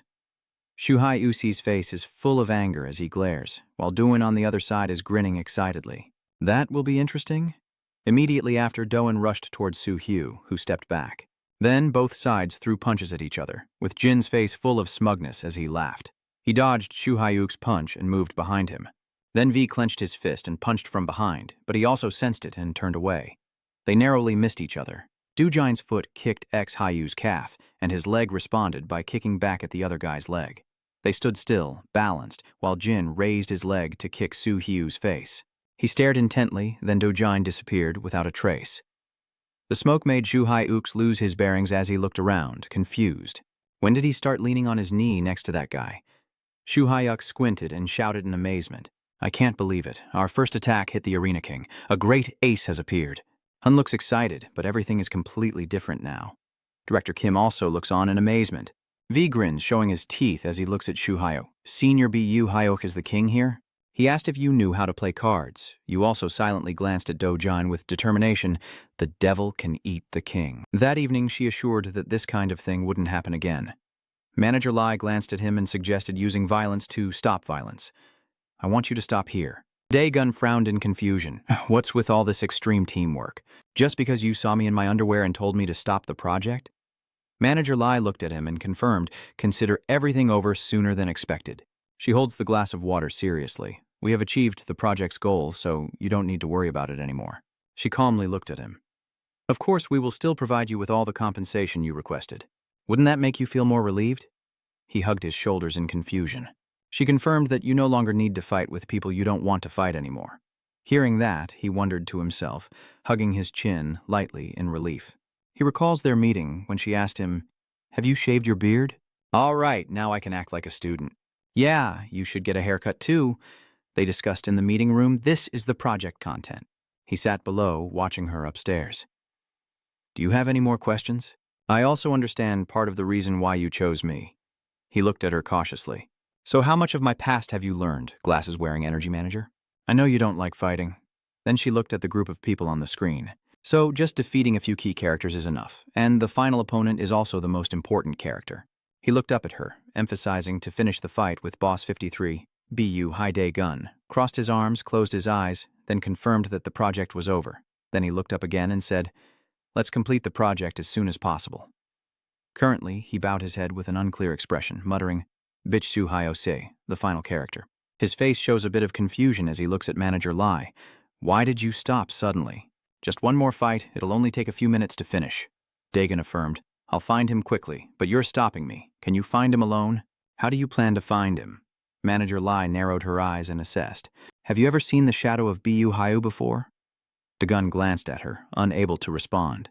She stared at him. No matter how long the battle lasts, to fight you, I have to meet him first. But right now, no one knows where Bitsu Hyu is. Daegun stood up, which was very strange. The project had been carefully planned. She looked up at him. Dawn, standing in front of her with a serious face, asked, So why can't a student at the school find it? Does that make sense? She looked up at him, then he narrowed his eyes and kept questioning. Could it be that there's something being hidden from me? You called me here to fight, and now you're saying to stop.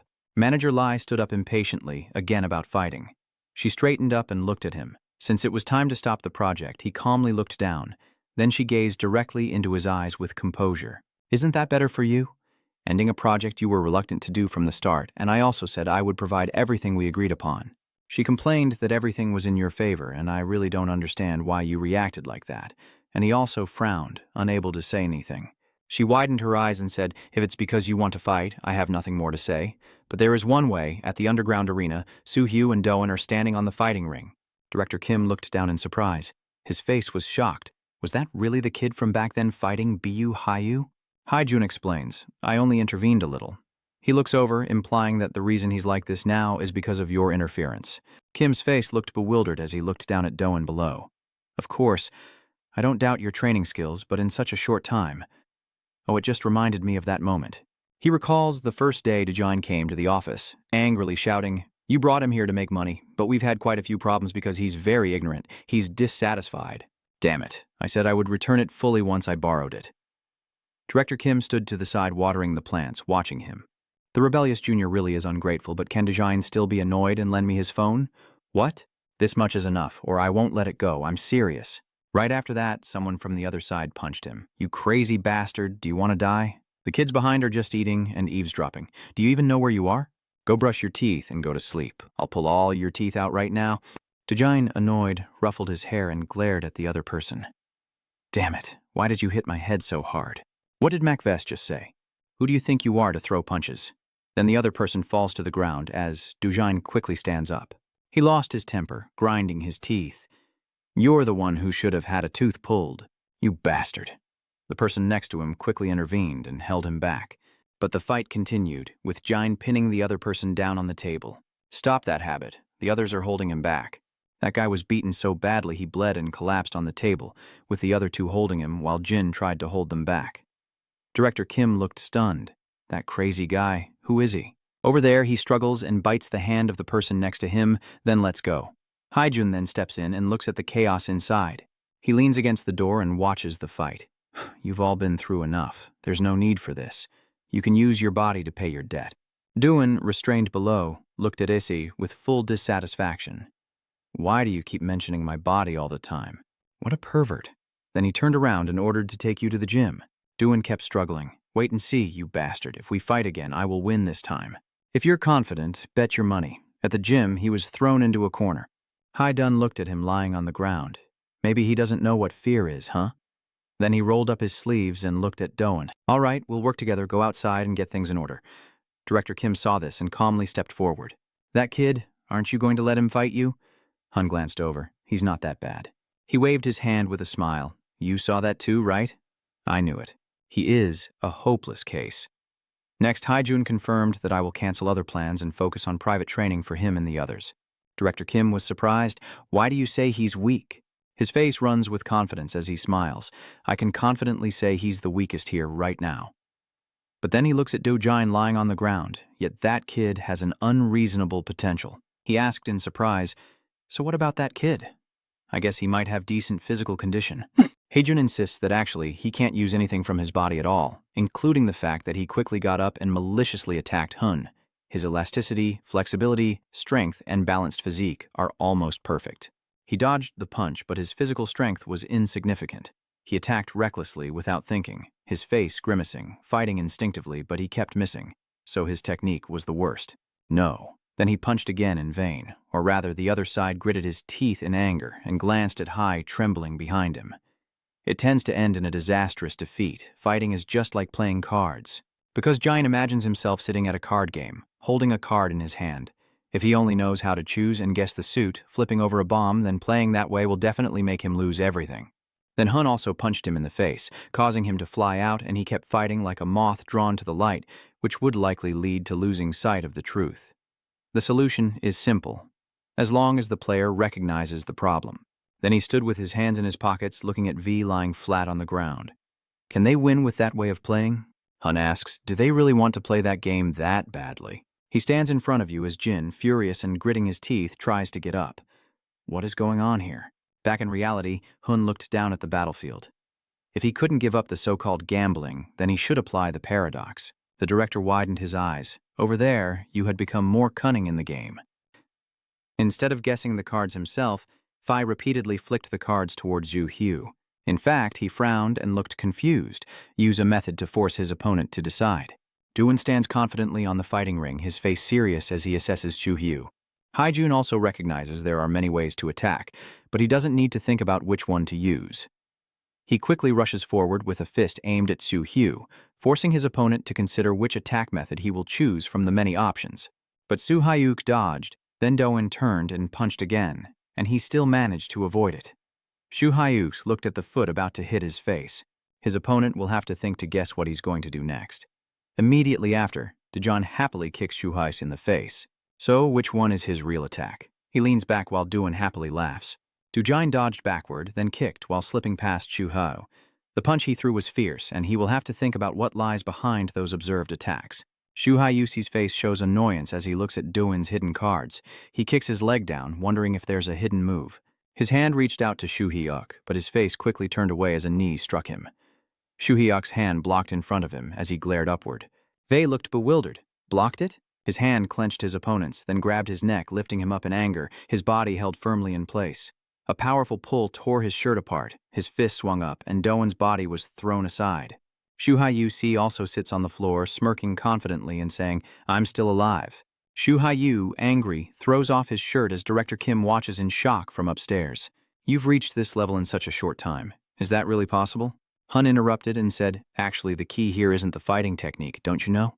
He recalled Shu Hu's previous battles and muttered to himself, "Will those skilled moves and techniques work against bitch Shu Hyuk?"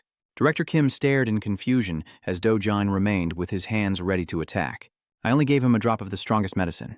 The way he's dealing with Bisu Hyu now is on the other side." Do-jin gritted his teeth and stared at Shu Hyuk with wide eyes, relying on his focus. Director Kim was full of confusion. "You mean the effect of sucking?" Hun explains. "The key is the effect of the suction, but it also has side effects." He remembered Borum when her heartbeat was being suppressed. Therefore, Dunkan has a limited dosage. Although rare, there are some exceptions without side effects, which only makes him more confused. There are exceptions with no side effects. Haijun smiled and looked down instead of artificially entering the mind, because when Jin moves his shoulders, the bodies of such people naturally enter the mind. He stands straight, confirming that he will fully absorb the essence, and there are no side effects. Below, Du-jin is ready, capable of immersing himself in the most natural way. He quickly moved in front of you with a punch. Zhu Hyuk dodged swiftly, threw a punch back, then also threw one, but Jin dodged it. He confidently swung his hand at Shu Hyuk's face, knocking him away, and then a foot was also struck. Du-jin's agile body movements made him look around and wave his hands chaotically. They threw punches at each other, but Jin dodged down and delivered a quick kick to Hyuk's face. He was pushed back, and the two of them continued to rush forward, with Do-jin confidently moving ahead. "I've played this game many times. It's better to keep spinning slowly." Hyuk realizes someone is behind him, but his opponent is Bisu Hyuk, his face full of suspicion as he looks back. Doan silently thinks that he needs to plan carefully instead of relying on luck. He frowns and then ends it decisively. It's truly final. Director Kim inside looks at Hun and asks, "Do you think Beach Sush will lose?" Gao looked down to scan the area. "Oh, I guess Bisu Hyuk." Shu Hyuk realizes Jin is behind him, grins, and then launches a punch. Suddenly, Shu Hyuk appeared behind him, causing him to panic. Shu Hyuk's eyes narrowed as he prepared to throw a punch, and he looked terrified. Soon after, Shu Hyuk delivered a punch to the chin, but couldn't defeat him anymore.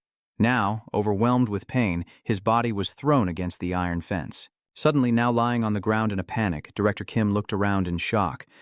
What's going on? He looked at the situation below. In panic, clearly Park Do-in had the upper hand. Haijun covers his face and laughs. "Ha ha, he's such a confusing director, but he's happy. Bitch Shu Hyuk. It's really interesting." He frowns. "I fed him so much, but he only performs." Below, Shu Hyuk glances up. "Is that all?" Du-jin has. Shu Hyuk glares. Hun also looks on with anticipation. Then look forward to the next match. Director Kim's face is full of panic. "Just now he looked down there for what reason? You're standing there while Jin is covered in blood." Hun is confused. "Oh, that? It's not really surprising." He also paused. Haijun laughed, already expecting it as always. Zhu Hyuk was pushed to let the opponent attack a few times. Below, Jin was beaten to a pulp. He understood Shu Hyuk's intention and finished off the opponent within the allotted time. That's it. Below, Shu Hyuk still stands still, looking at him, while Jin's face is full of confusion. Could it be that all along his clueless movements were intentional? He tilts his head, frowning angrily at Do-in. Haidun looked at the situation from above. On the surface, this match seemed like any other, but bitch Shu Hyuk probably also noticed that Shu Hyuk glanced at him with displeasure. Compared to before, Baek Do-in has improved quite a lot, all thanks to Mut. Then he smiled smugly. "Are you feeling excited now?" Dawn looked at the underground arena manager with confusion, closing her eyes as she responded. "Yes, it's called the Suck Club. Under the president's direction, first-year students Park Join and Bu-hook are currently fighting there as competitors." He remembers Gabriel's smiling face and wonders why the chairman is involved with the underground arena, and the Mut Club too. His expression full of confusion as he recalls Hairun's words and the pill he was holding. Sucking. His eyes widened in panic. "It's Perun. Why is the chairman waving the drink manager in front of him? What are you thinking about?" Daegun grips her wrist tightly, causing her pain and making her grimace. Seeing that, he also calmed down and was surprised. Then he let go and stepped back. "Sorry, I was lost in thought." She grabbed her wrist and closed her eyes as she looked at him. "Are you still okay?" Then she also stepped back and secretly looked at him, not knowing what you're thinking. "But there's really nothing to worry about. I never told you to go there." She quickly turned around to remind him. "In Dawn, it's worse than you think. We won't take Daegun to a place like that. But the problem is he is watching her actions." She opens the curtain to confirm that the chairman really wants to have him. Daegun looked at her confused. Why was Manager Lai explaining? He wants you to become a competitor like Bishu Hayu. He also looks a bit uncomfortable. Why would the president of an educational institution be involved in something like this? Manager Lai looked outside the door and said, I'm sure you have many questions, but it's hard to explain everything clearly, so please pay attention. She looked at him sincerely and affirmed, the method I want you to use is not to go to the underground arena. Time is running out. She approached him and reminded, you need to prepare. Immediately, Dagun was confused. Get ready, she whispered close to his ear. Yes, first, listen carefully. At the underground arena, Shu Hai-us, wearing a hooded jacket, walks out alone, looking lonely and dejected. Above, Haijun observes Shu Hai-uk walking out below. He thinks to himself, surely he has felt the effects of the kiss. With a cigarette in hand, even just through indirect contact, he then recalled your warning gaze earlier, but he still showed no sign of wavering. Haijun smiled, perhaps feeling there was no need to push further. That alone was enough. The appetizer I prepared probably didn't stimulate your appetite. Shu Hai-uk continues walking below, expressionless. Hun puts the cigarette to his lips. Then it's time to prepare the main course. That night at Daegun's apartment complex, Manager Lai walked cautiously down the hallway. She glanced around, still puzzled by the black car that was still there. There is a man dozing off in the driver's seat above. She stands to the side, watching him. He's sleeping? Henry shows no reaction. Then Manager Lai takes something out of her bag, closes her eyes, and complains. Such a sloppy job. Is this what you call surveillance? Her lipstick fell to the ground.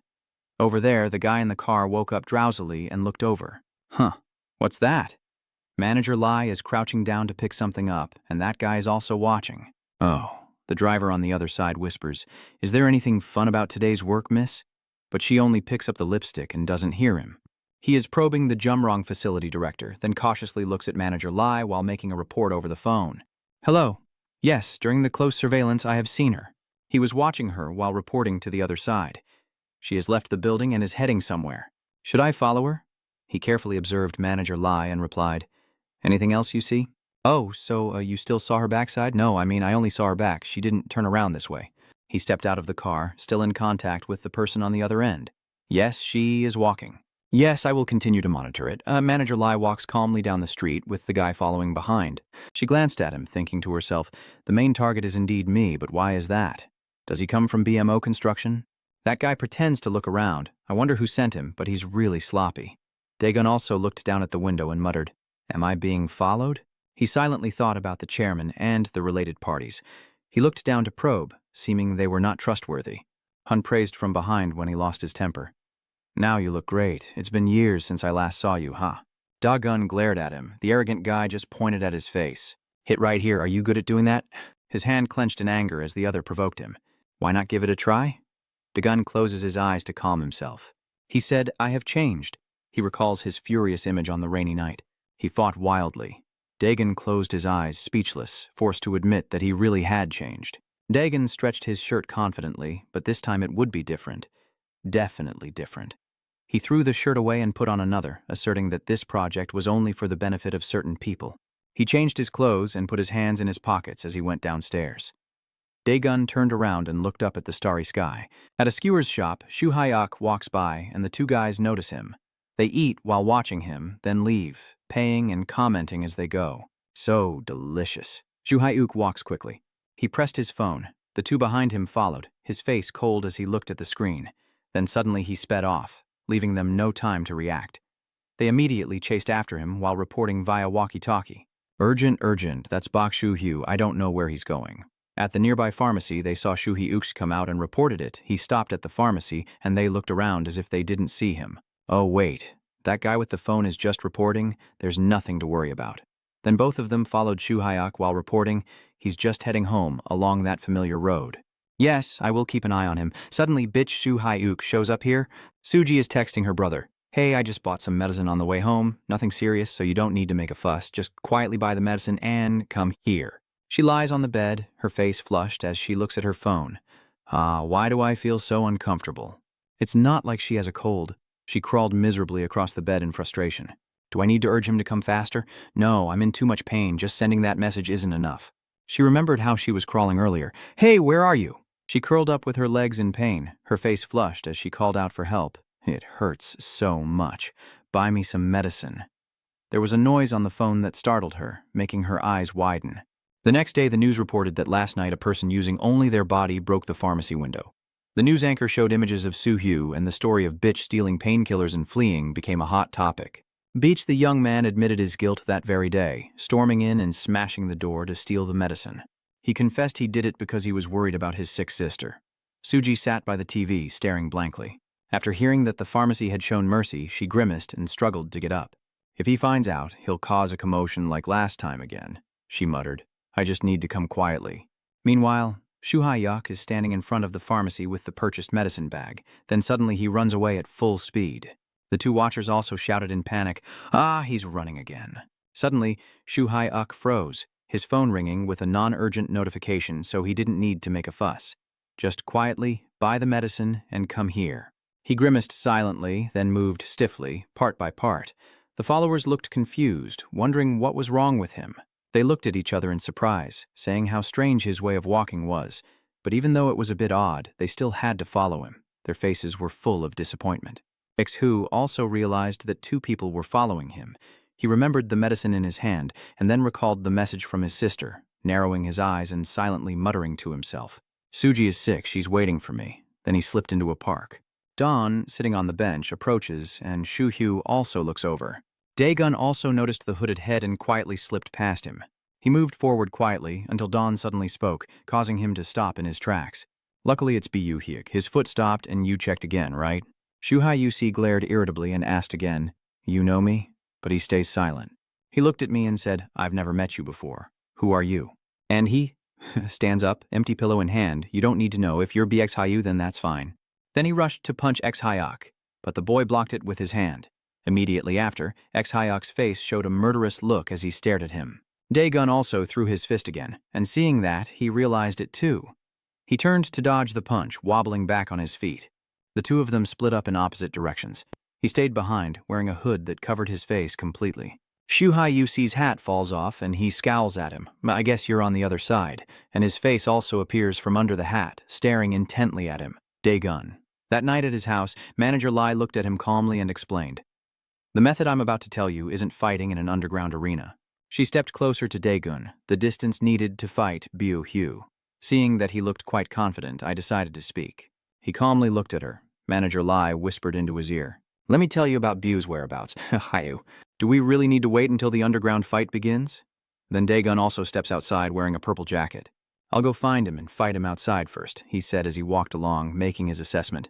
The chairman and both sides of the mood club already have plans, so I'll wait in the park. If we fight then, it'll be difficult. Then I put on my hood to cover my head. Dae-gun looked around, muttering, Did she say Bu-hyu would pass through this park? Then he propped his pillow and sat down on a bench. So I guess I have no choice but to wait. Then he felt anxious, not knowing what he looked like. Should I just keep waiting in vain like this? You can't stop everyone passing by and ask for their name. Soon after, footsteps can be heard. Dae-gun turned to look at the approaching person. It's Soo-hyo. He is calmly walking with a bag of medicine in his hand. He looks up cautiously in that direction. The person gradually approaches. He lifts his head to watch them pass and then frowns as he calls out, Breach! The other person also stopped. Dae-gun suspects, is that right? The watchers below nervously watch the two of them while making a call. He's talking to a young man, but it's unclear who he is. The black-haired guy holding the phone looks confused and unsure about the situation, so he probably needs to keep watching. The troublemaker next to him glances over, and then he throws a punch. Soo-hyo also reached out to stop them, causing the followers to panic. Huh? Why are they suddenly fighting all of a sudden? He punches, and you dodge the blow. His foot pushes him back, and they separate to keep their distance. XHUC frowns and looks at him. I guess you're Dae-gun. He takes off his hat and glances over. How do you know? I also don't know why I know. He stared at him intently. Maybe just a gut feeling that you are the biggest threat Perun warned about. He also looked in his direction. He narrowed his eyes and looked over there. This has nothing to do with Park Hae-jun. It's my decision. Now I am Dae-gun's soldier from Jumrong School. Soo-hyuk interrupted him coldly. It doesn't matter. If you want to fight, I'll take you on. He remembered the medicine bag in his hand as a reminder, but since there wasn't much time, I wanted to finish this fight quickly. He places the medicine bag on the chair. Dae-gun also narrows his eyes. All right, I want to finish quickly too. Then Soo-hyuk stepped forward and punched him in the face. Dae-gun gently turned his head away. and as he threw another quick punch, he followed it with his eyes, then leaned back to dodge the incoming punch. They stared at each other fiercely. Soo-hyuk kept punching while he kept dodging. He kicked and punched with agility, while he frantically dodged. Dae-gun threw a counterattack, but Soo-hyuk also managed to dodge. He thought to himself that despite his large build, his hands swung quickly, eyes wide as he stared intently at Soo-hyuk, attacking and dodging with incredible agility. He also swiftly charged forward, then delivered a sweeping kick to his face. Dae-gun leans back to dodge, then crouches down, while he also steps back to keep his distance. They rushed at each other with punches, while the other hand he threw a punch, and Joo-hyu's hand quickly spread out to catch the punch. Their hands pushed back and forth to balance the force, then they separated again. Then his other hand swung in, but he also sensed it and blocked the strike, neither of them giving way. Soo-hyuk punched him in the face, catching him off guard, but he quickly stepped back to dodge, eyes shining as he looked at him. Dae-gun clenched his fist in front, and Soo-hyuk looked a bit surprised. Then he was punched, crossing his arms in an X shape over his chest, and his body was pushed backwards. He let go and looked at him without any hesitation. Dae-gun also looked at him. On the other side, he looked at his trembling hand. He also looked at his trembling hand with confusion, thinking he would block me and not let me hit him. His eyes widened as he looked ahead, because if I hit him, an ex who also stared at him coldly, he would get into trouble. That night, in a different neighborhood, Manager Lai was rummaging through her bag while the stalker behind Kovan watched intently. He put down his phone, eyes alert. Manager Lai turned around and stepped into the alley, and the guy also stared in shock as he followed. Then she pressed the electric baton against his face. He was quickly electrocuted and fainted on the ground, his face covered in tears and mud. Then she took out his phone, and he lay sprawled on the ground. She looked at the contacts on her phone and then tapped on her own device. Hun answered, "What's going on?" In the park, Soo-hyuk looked at him with admiration and said, "Well done. I've never had a match where I couldn't end it with a single move before." He also looked at him calmly. So then he narrowed his eyes and replied, "Do you mean you always win easily against anyone you fight?" Dae-gun recalled Minzu's words, "Bitch Such is superior to everyone," and he wondered if that was really true. Soo-hyuk looked at him seriously, knowing that this fight couldn't be finished with just one move. If they continued, who knew how long it would take to end? His fist clenched tightly, and a car had arrived behind him. But I couldn't delay any longer. I really needed to finish this now. Dae-gun looked on in confusion as the trackers quickly pointed and reported to the person inside the car. "Over there." Inside the car, the bodyguards quickly rush out and stop. "Bitch Soo-hyuk, wait a moment. They are all panicking, so I also look over there." Then the one surrounding me shouts, "Bitch Soo-hyuk, are you planning to take another reckless risk?" He just stands there watching. "Someone there is threatening you. Don't you remember what was written in the contract?" Everyone looked towards Dae-gun. He also wondered who these people were. He looked at Soo-hyuk. "So what exactly is going on?" He looks so cold. No need to worry. He's puzzled. Why? Why do you seem so indifferent? He furrowed his brow and nodded firmly. Like I said earlier, Soo-hyuk rushes forward and punches him, face full of impatience. "I don't have much time." The stalkers also looked panicked. Immediately after, Dae-gun dodged, leaving the attack to hit the people behind him. They shouted, "Ha!" He dodged, causing his fist to target a nearby follower. Next, he slipped past, causing Joo-hyuk's attack to miss and lean forward. He pinched his eyes and said, "Wait, we can't keep fighting like this, or innocent third parties will get hurt." He didn't hesitate to kick his shin into his face. Don bowed his head. Another guy was kicked so hard his face sank in. Then he rolled back, and he also grimaced as he watched. The others quickly rushed to hold X-hyuk. Catch him again. Catch him quickly. He stared in shock as he was still trying to punch him. Soo-hyuk swung his hand, and the whole group spat blood and was thrown aside, ignoring them. "Let's end this fight." The others also rushed over, him going berserk. "Hurry up." Those guys were beaten, but still tried their best to hold him back. I see them trying to pull him away in despair while a fierce internal battle rages on between a group and Joo-hyuk. "What are you suspicious about? You look a bit confused." In this situation, he's just a nobody. Someone was pushed back by Soo-hyuk and fell toward him. He also looked at him, and the crowd quickly gathered around. Dae-gun guessed they were probably people from the underground fighting ring. Those guys looked at him and said, "Hey, you, we have a job to do. You better leave now and stop causing trouble here." He also looked at them. Then Don, annoyed, glared and said something. Before he could finish, the guy was punched in the face. The rest of them also looked panicked at the fallen guy on the ground. Dagun questioned what the hell they were talking about. He looked at them with an angry face. That's not your business, it's mine. They started to panic. No, it can't be. This is too urgent, so he looked over at X-Hyuk, who was frantically fighting. I'll handle everything that's happening, just sit there and wait for the result. Seeing that, the brown-haired person looked confused and hesitated. Wait, are you really going to take care of us too? The others nearby also stared in shock. He clenched his fists, Bakhai's hands trembling. Damn it, I'm so annoyed right now. Immediately after, the two guys were pushed away, while Zhu Hyuk was still trying to get the others off him. He watched them being thrown around by him and saw him punching them mercilessly. Outside, another vehicle arrived with backup, and he also glanced over there. He turned his head and glared in that direction. He looked at the medicine bag on the seat and realized he was too late. Over there, Suji stands by the window looking out anxiously, calling. Why hasn't he come back yet? She clenched her fist, her worried face pressing the phone to her ear, but she didn't even answer. Could she have caused trouble again? On the other side, X-Hyusi's body was restrained. He struggled to break free from the crowd, but was quickly held back by many hands. X-Hyusi is truly furious. He throws off his jacket and runs away, causing the others to fall to the ground, then charges toward him. They stare at each other intently, and he frowns deeply. Then he wildly punched toward him. Daegun also dodged. Shu Hyusi grabs the medicine bag from the chair, then turns and runs away, causing him to look on as well. He hugs his belongings and runs out. Daegun also looked confused, his hand clutching the medicine bag tightly, his face filled with determination to remember his sister at home, waiting for him. He frowned in confusion and looked on. What's going on, God? Is he multiple personality? The others also let out a breath of relief. He muttered, Should I follow them? A black car arrives and everyone turns to look. Someone steps out and he stares intently in that direction. It's Hun. He opened the car door and stepped out, looking in his direction. What are you doing here? His face looks a bit annoyed. Who called? Lucky I hit him, huh? Suji was searching outside and wondering, why hasn't he come back yet?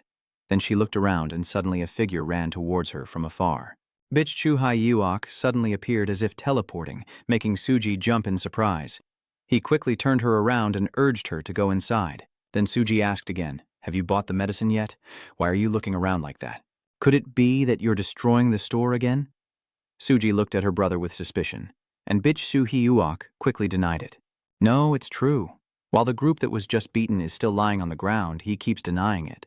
I'm not actually breaking it. What are you doing here? Who told you to fight him? Daegun simply looked coldly at him, as his subordinate leaned in close to Faijun's ear and whispered something. He just responded with a and then approached Dawn to say that bitch Soo Hyus is a player working for me. Sorry, but you two are not allowed to fight unless given permission. Daegun still looked at him indifferently in silence. Bak Hee-jun continued. Do you really want to fight that badly? Explain what's going on. Why do you say one thing and do another with your underlings lying beaten on the ground? Honestly, seeing that makes me think of you back then. Hearing that, Daegun was about to reply, no. But Park Hye-jun interrupted. You mean you're different this time, right? Daegun frowned in annoyance as he looked at him while he continued to speak calmly. I knew that, so I tried to help you. I will create a stage for you and be you. The fight between the two will go as planned. Daegun, feeling annoyed, decisively turns away.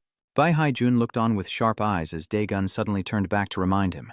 Aren't you bored? Just stop. Bak Hee-jun hands a business card to his subordinate and orders him to give it to the guy. The subordinate immediately runs after Dawn. Hey, that person was about to call, but he was stopped by him. After Dawn took the business card, he said, It's just a business card. Look me up if you need anything, we're friends after all. Daegun also put it into his pocket. Bak Hee-jun continued, Dewey will belong to me. The scene shifts to an apartment building. A handbag is thrown onto the table. Manager Lai hurriedly checks the computer screens, quietly realizing she must intervene in the smoking club. Although it was outside the plan, he's already involved. I need to consider the risks, or maybe it's a good opportunity. Just then, the phone on the table vibrated. As soon as she picked up the phone, she told Daegun to bring the backpack. I'll be there with you. Suddenly, a gasp of surprise sounded. Huh? Manager Lai couldn't believe it. Fire? Why is that? You said it would only take a few minutes. He immediately replied. So everything was like a malfunctioning input in a machine. He was fighting and suddenly ran away. Manager Lai asked again, Were you so fast that you couldn't keep up? Song initially seemed about to say it was Parky, but then corrected himself, saying it was due to an obstacle. It's okay. Things will get better next time. There won't be any more problems. Manager Lai seems a bit disappointed again. If you miss this chance, who knows when you'll get another one. Then she suddenly suggested, You should take a break from school for a while to feel better. Oh, actually, it's better not to go outside at all. She closed the door and drew the curtains. As she spoke, she went to the window and drew the curtain back. Daegun, with a questioning look, exclaimed, "Wait, I find that a bit hard to believe, so I ask again. So you're saying you're locking me in here?" Manager Lai just said only for a short time, and if I go to the underground arena, I need to minimize the risks. So what do you want? He immediately asked back. So, it starts from now on? Manager Lai replied, "Yes, if you need anything, just let me know. I will support you to the best to avoid any risks." Daegun looked frustrated, but it was too inconvenient. Manager Lai had already left, but then turned back to tell me to call if anything comes up. After she left, Daegun suddenly wondered how long she intended to keep this up. Then he pulled out the business card from his pocket. Here it is, the information of Park Hye-jun. Song's thoughts echo in his mind. The first thing that comes to his head is just one. Then the scene shifts to another building. What happened? How did it end up like this? Is this how you're supposed to do your job? Just rest now. After saying that, he turned away and let out a loud yell of frustration. What time is it now? The junior just walked out, muttering in frustration, always scolding. Then Director Kim came in and said, "The money bitch Shu Hai-uk earned has all been spent on taking them to the hospital." Park Hye-jun asked again, still not satisfied, and he replied, "Yes, that's right." Director Kim leaned against his hip and continued, "Do you know in advance there would be a fight?" As for Park Hye-jun, he frowned, thinking about Daegun. To be precise, everything went smoothly. Now he can clearly feel it. Kwaegun, a power never before seen, is also sensing another character similar to Kwaegun Bu-hyu. The scene seems to replay a memory, with a person standing alone in a deserted place. Park Hye-jun walks in with his followers and asks, "Did you cause all this? What are you doing here?" The person inside single-handedly beat up many people in there. This is none other than Bu Hyuk. He glanced over and asked, "So you gave them the money?" "What are you talking about, you punk?" But Parjun, unfazed by the money, the leader with a cold expression, suddenly said, "Oh, you mean that underground fight club? Of course I will give you the money. If you win, Bu Hyuk will throw a punch and rush in right now." But Bak Hye-jun casually pulled out a subordinate and said with a bored tone, "The person you need to fight isn't me." Bitch Shu Hai-uk immediately punched the subordinate, then continued to throw punches. Bak Hai, with sharp eyes, looked over there, then pulled out another underling to face him. He assessed Bitch Shuat's fighting ability. He always won with pure strength. Bitch Shu Hai-uk glared. "What did you do?" Bak Hai exclaimed, "Wait a minute, no way!" And suddenly a hand waved back and forth in front of him. Bak Hai, trembling as if waking from a trance, looked at Director Kim in confusion and called out, Hey, you still haven't answered me. I heard Bu Hyuk suddenly ran away. Why would he do that? Suddenly running away? I don't know either. Director Kim just reminded him, check if he has any issues, like with his love life. Ha, that's ridiculous. I was just saying that. Beak Hai runs while smoking and thinking. It's nonsense. I don't need to pay much attention to other things. Remembering what Bu Hyuk said back then, Kwaegun is none of my business. What I want is to fight in the underground more to make money, just for money. Song Fai-jun just started analyzing. For Bu Hyu, money is the top priority. There's no reason for him to fight outside if he's not earning any cash. After thinking it over, he cheerfully replied, I don't think there's any problem. It seems he's just more focused on the underground fights. Director Kim just said, Really? If you say so, then let's move scenes to the house of the B. Suji while looking at the medicine, said, Is all of this medicine here? You bought too much. Seeing that her brother didn't say anything, she asked, Huh, do you eat first and then take the medicine? Then looked down at the bowl of porridge. What is this? What kind of porridge is this? Suddenly, she saw the supplement bottle on the table, and Suji had to slap her forehead in frustration. You're really exhausted. Why do you keep putting in the protein? I really want to punch him. Then she turned around looking exhausted. Maybe you should go inside and get some sleep. Don't wake me up. Suddenly, B. Shu Hyuk uttered the name Kwon Daegon. Suji turned around in panic. Huh? What? He repeated it again. Suji became flustered and speechless. What is going on? What are you talking about? Why? What do you mean? Why are you like that? I don't know anything. Seeing her sister's expression, he calmly said, I only mentioned the name. Suji was extremely confused. Oh, right? Then she quietly opened the door and said, I think I was just a bit tired. But Bitch Shu Hywok coldly asked, Has he ever been inside this house? He stared intently, waiting for an answer, while Suji's face flushed and her heart pounded. Then she suddenly jumped into the room and closed the door, leaving only a line saying she didn't know if I was sleeping. He then fell into deep thought for a while before calling someone and saying, I have a few things I want to ask. Outside, a voice echoed in the darkness, saying, "You deliberately hid me." Bitch Suhayuk asked why you didn't tell him that the man in the photo was Kwegon Hamsun Jane, who was now kneeling on the floor, crying. Hitch hick. Sorry, Bitch Shuhayu, since the information is still unclear, I'm afraid it might affect you. It's better if you focus on fighting in the underground arena and avoid getting involved in punishing others. So he said something that surprised you. Suji was also worried. That guy is afraid Suji will kill him, so he hid it from me. Hamsun Jin was surprised and asked again, "Isn't that what you wanted to do? Kill him?" Biech Shuhi Uch looked into the distance and replied, "I love Suji more than anything in the world. Love does not mean forbidding. Suji will not be restricted from anything. It must be freer than anyone else. No, more accurately, it should be allowed to do whatever it wants. If he wants something, he must get it. Even if that thing is a person, men are no exception. I think that is true freedom." But Ham Sun Jin worriedly said that if the man didn't like X, he furrowed his brow and interrupted.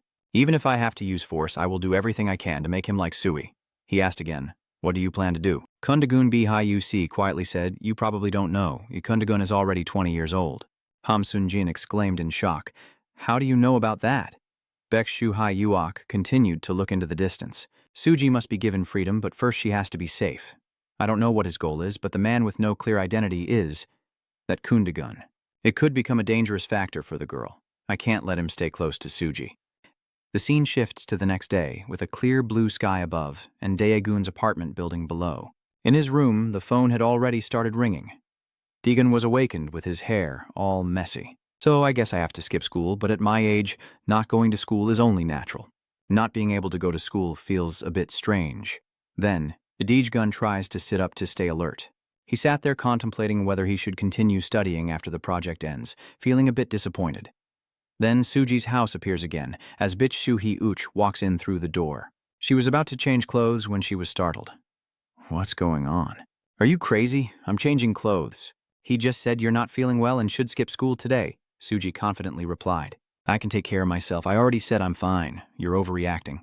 Blek Shuhayuok warns that if you don't rest, you'll have to be hospitalized. She heard that and no longer argued, quickly climbing into bed. "Yeah, I got it. You should rest right here. Is this really a hospital or what? Can you stop paying so much attention?" Bubich Shuhayuk then went out and closed the door, leaving a goodnight message. Then he went back to his room. At this moment, Bu Haiwok opened his wardrobe. He chose an outfit from those, as the sun was already high in the sky. The students walking to school on the busy street, even with so many people passing by, everyone turns their gaze when a pair of feet suddenly appears. The two students looked at that person and were left speechless. Uh-huh. Did one of those friends just hurriedly start messing with their phone? Now, Lee Sung-hoon is confused and wondering why he can't find them in class. "Deegan hasn't arrived yet?" Young-min replied absent-mindedly. "I wonder why that is," Seung-hoon asked. "Why is he so late for school?" Then he kept tapping his phone as if he saw some shocking news that made him pause. Then Eung-hoon hurriedly ran to the window to look down. The two friends found that action confusing. "What's going on? Why are you?" Seung-hoon exclaimed in disbelief. Suddenly, why now? Why did he come to the school? Hodong also peeked out to look. Jungmin looked down and asked who came to school. At this moment, a pair of black shoes appeared, causing everyone who saw them on the street to be startled and quickly step aside. That person kept walking confidently, with everyone's eyes both shocked and curious as they followed. The students in the class also peeked out the window, looking at Min, who was obscured, and hurriedly asked, "Who is that?" That step grew closer and closer, and when it finally became clearer, it was Biu Hiu. Everyone watching that figure's back. Even those looking through the window were shocked. Biu Hyuk's masked face gradually fades away, and when his face is revealed, a gasp of shock echoes. BUH shifts to the previous evening when information about Daegun appears. Kundagun, after transferring to Jumrong, defeated all the first-year students and then took down the middle school gang and the 5 big bosses. Next is to defeat the 4 origin marshal. Hamsun Jin seriously states that the next target is Bu Hyuch. He wants to defeat you and become the top of Jumrong school. Bitch Shu Hyuk asked why. Hamsun Jin feels a bit helpless. That's the problem. I also don't know what he's doing that for anymore. The relationship between those two is still a mystery, so there's no other choice but to confront him directly. Then confidently said, "Don't worry, no matter what scheme he's got, he's no match for you." Bitch Shuhi Uch confirmed, "He's strong." You nod in agreement, saying that's right, but suddenly he becomes panicked. Ew, what? What did you just say? Could it be that Bitch Shuhi Uch only told you he was waiting to fight me on my way home? Wait a moment. You still look so calm, so you must have beaten him, right? But he only coldly replied, "We fought, but haven't determined the winner." His face became confused. How could this be? I didn't expect it to take this long. Baek-shu Hyus only then seriously assessed that he was very strong, and also very dangerous. At this moment, Ham Sun-jian seemed to lose all his spirit, and his legs buckled. His hopeless expression as he gazes into the sky, he silently wonders, is she considered a threat now? I can't believe it. Bitch Shuhyuk turned back and said, if there was more time, we might find out the result. Because Bitch Suji is sick and I need to bring medicine home, the fight has stopped. So tomorrow, while I am not at home, please take care of Suji for me. Ham Sun-jin exclaimed in shock. Are you going to school tomorrow? He then made up his mind. I will personally investigate what his purpose is for going to this school and whether he is putting Suji in danger. This morning, Ham Sun-jin was walking down the street, lost in thought, thinking that Bitch Su Hai-yush would be going to school today. I also want to go to school, but my task is to call Suji's house and say, Suji, I'm here to take care of you. Only to be hit with a pillow and shouted at. When I was kicked out of the room, I started to look around and plan. So she's still okay. My mission today is to take care of Big Suji and keep her from going to school. Clearly, because there was no time, the fight was like that. If Beach Soo-hyu had time, that kid Wei-gun would be taken down immediately. The scene shifts to Jumrong School, where Bu-hyu is still walking down the street. His expression was indifferent and cold. The girls whispered and whispered to each other. Is that B-chu-hi-yu-c? What's with that hairstyle? I didn't recognize him at all. Covering his eyes with his hair makes him look less scary. His eyes look really scary. If I stare into them, I might pee blood. Where did he go? Why did he suddenly come to school today? Up above the classroom, Dongmin nervously asked, unable to see anyone's face. Is that D-gun? Or someone else? But Seong-hun immediately said they had to call first. And at that moment, Man-ho-ho called Daejeon but couldn't reach him, so he quickly said Daejeon didn't answer. A panic voice rings out. Huh? Could it be that the dark past footage from before is appearing again? The cruel man said, come here. Jongmin was extremely panicked, wondering if we're going to get beaten up again in place of him. Seong-hun suddenly touched his chin and said, let's see. It seems Bitch Shu-hyuch follows Buddhism. Dongmin is still very worried. No matter what religion it is, we're definitely doomed. Bitch Shu-hee-walk's footsteps now enter the classroom corridor. The students all looked on nervously. As he passed by a classroom, he coldly looked inside through the glass window. All the students in the class looked on with anxious expressions. Then Bitch Shu-hee-uch continued walking. He seems to be searching for something as he keeps looking into the classrooms. At this moment, a few footsteps approach quickly. A group of students gather and start talking. Really, it's Bakshu Hyusk. What is he doing here? I don't know. It's been a long time since he last came back to school. Why does he keep wandering around? Maybe it's like a king inspecting his people, but at this moment a small figure runs quickly up to Chum-sim and stands in front of Bak Shu-hee-ug, hands on hips and shouting. Be enthusiastic. Don't walk around the corridor anymore. Follow me. As she spoke, she gestured with her hand, and the scene shifted outside where Chum-sim was trying to turn the doorknob. Why is that? The rooftop is locked. I can't open it. She glanced up and said, I'll go get the key. But Bitch Shuak bent down and reached for the doorknob, then forcefully broke it off. The door was immediately opened. Chum asked to come in, then grumbled that he remembered to fix it afterward. And then she left while asking, why did you suddenly appear so unexpectedly? Do you know how hard I've struggled alone? It's been really tough for me to endure. Seeing that Bitch Shu Hai Wak didn't say anything, Trum Shim grew a bit worried. Why isn't she saying anything at all? Why did you come to school? Bitch Shu Hee Wash then approached the bench at the corner of the rooftop and sat down calmly, leaving her puzzled. After sitting down, he asked in a low voice, Kwandagun, where are you? The scene shifts to Daegun's apartment. At this moment, he is still at his own house. Remembering what Park said, they can't fight without Tao's permission. Daegun looked at the business card in his hand and pondered. So you want to see me and Bu Hugh fight in person, huh? Your hobby hasn't changed, has it? That guy's hobby is watching two crazy dogs fight. He looked down at his phone again and made a decision. If that's the case, there's no need to wait until the underground arena. Let's switch to another scene. Baek Hae-jun just finished playing with the two of them and now stands up dressed, looking extremely confident. He will contact me eventually. There's no need to worry. No, actually, I should say there's no need to think about that anymore, even if he's pretending like nothing's wrong. He was just spraying perfume on himself, but I could still smell it, seeing how he was trying to endure his craving, contrasting with the calm facade he was putting on. The truth is, he's more brutal than anyone, and he longs for violence intensely. I understand him better than anyone. The thing he needs most right now is Bu Haya. I want you to do that for me. Park. Hae-jun's eyes flashed with madness as he finished putting on his coat. A girl then raised his phone and called out to him. Is someone calling? No one, but he interrupted her. Who allowed you to look? As she reached out for his phone, he grabbed her by the head. The girl cried out in panic. I'm sorry, sir. But Park Hae-jun pressed her head down and silenced her with a deep voice before answering the phone. Hello? The person on the other end asks. Are you free? It's none other than Dae-gun. You should have put on your uniform first and then called Park Hae-jun to arrange a meeting.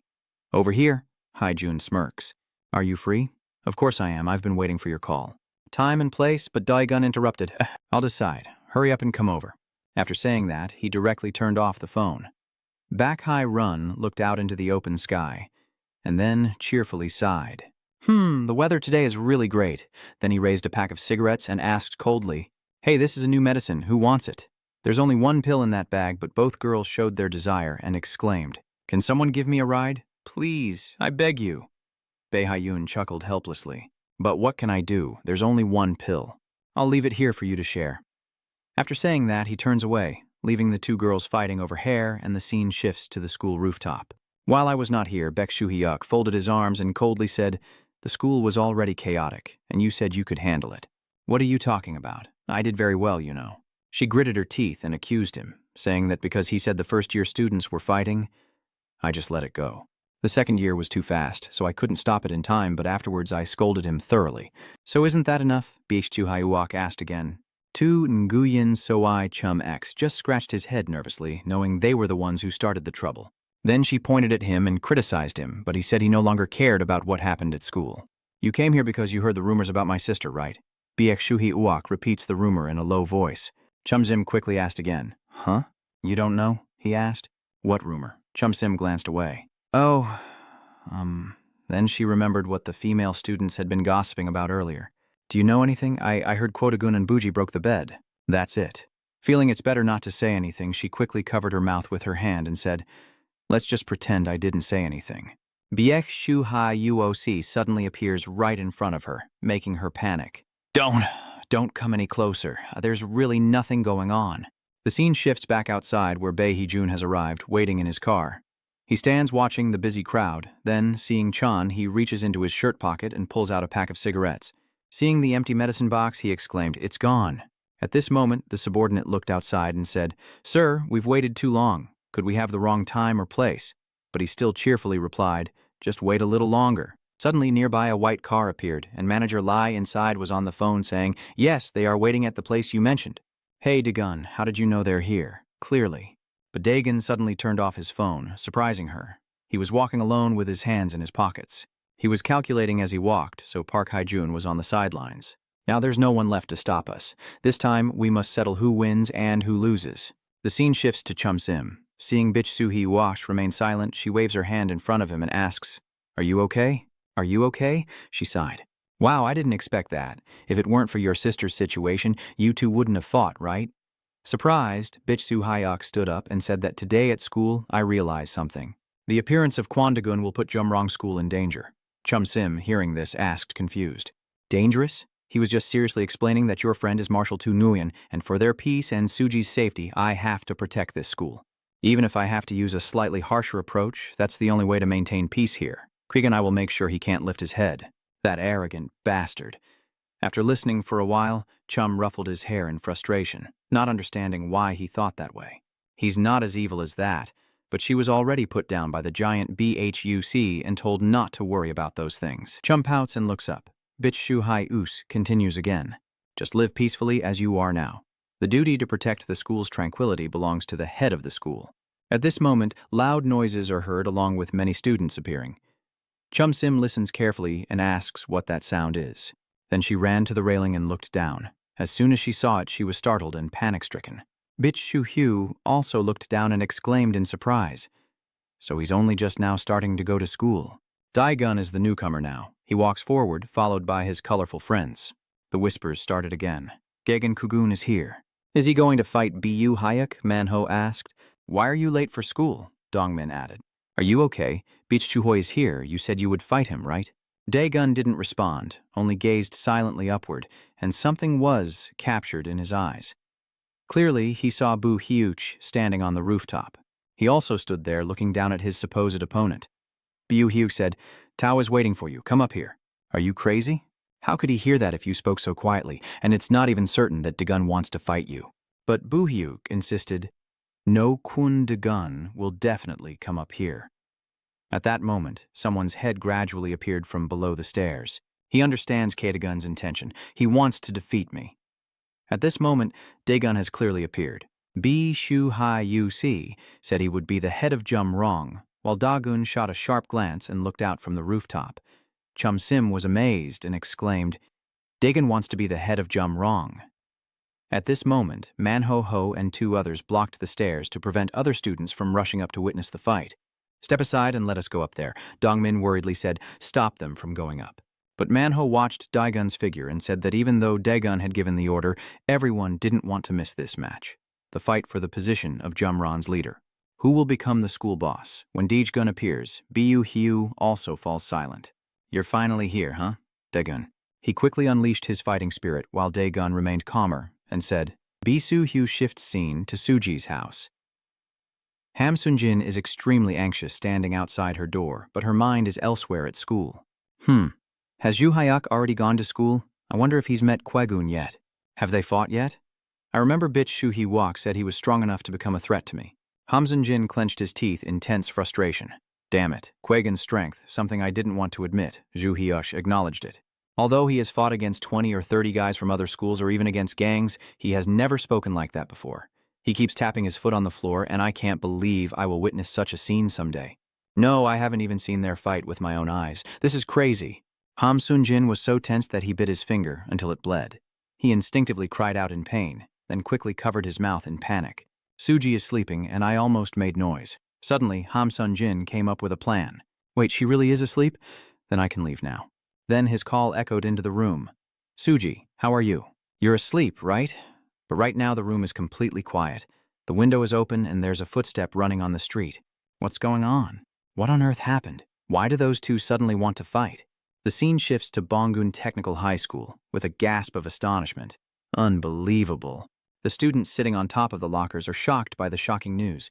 Bitch Shu Hu is fighting right now, causing chaos everywhere. It was a great battle at Jumron School. At the headquarters of the Holy Blood Gang in the 2nd year of Jurian School, a student looked up in amazement and asked if it was true. Maseok was also stunned when he saw the information.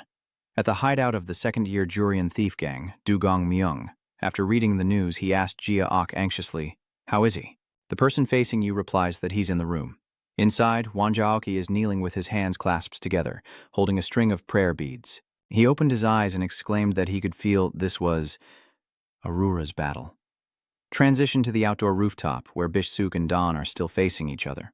As soon as Dawn arrived, he immediately said, "Good to see you," with a confident expression. And Dagon calmly called out the name Bu Hyu. Outside, Manho sighed. "I've never seen Bu Hyu face-to-face before." Jongmin also added, "Is he really a high school student with such a huge build?" Hodong exaggerated even more, as if he could crush everything like stepping on a plastic bottle. At this moment, a group of people carrying a giant flower lantern arrived.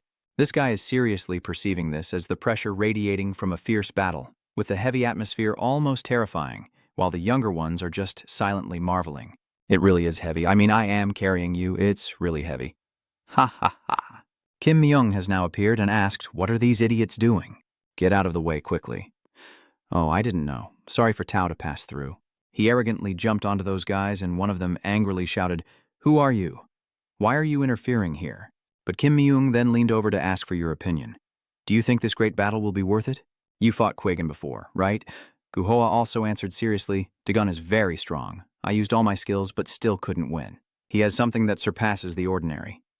Kim Myung-dong glanced at those fierce eyes. "So you mean you're betting on Dagun? But did he actually oppose?" "In terms of physical or technical skills, he's still just a human. I'm betting on someone at the superhuman level, Biadu Hiyu." The Manho Ho group heard this and turned back with annoyed looks. Dongmin couldn't hold back and cursed, "Damn traitor Gui-ung Hoa. Are you saying you're not on Dagon's side?" But Gui-ung Hoa just calmly replied, "Are you guys stupid? From the beginning, I never belonged to any side. The outcome of a battle can't be judged based on personal feelings. Let's analyze the physical condition of Bu-hyu and Qui-gon together. Then the analysis chart of both will appear. Qui-gon is 17 years old, 1.88 meters tall, weighs 88 kilos, with a physical score of 197. Bu Hiu is 19 years old, 1.92 meters tall, weighs 118 kg, with a physical score of 211. Of course, since Buhux's stats are higher, his physical strength is also superior. However, just looking at physicality alone doesn't tell the whole story. The reason Bu Hyuk is called a superhuman by others isn't just because of his physique and strength. Suddenly, Jongmin hurriedly raised his hand. Everyone, be quiet and listen to their conversation. The two main characters are standing face to face, with Chum Sim still not leaving. Honestly, I kinda dislike this girl. She always thinks she's the center of the universe. But interfering in other people's affairs means everyone has to do things your way. That's just my opinion, guys. At this point, Bi Hyuk asked Qui-Gon what reason he had for coming to Jurian school and causing chaos here. What is your purpose? Dae-gun calmly asked again. I caused a commotion. What are you talking about? That's nonsense. He continued.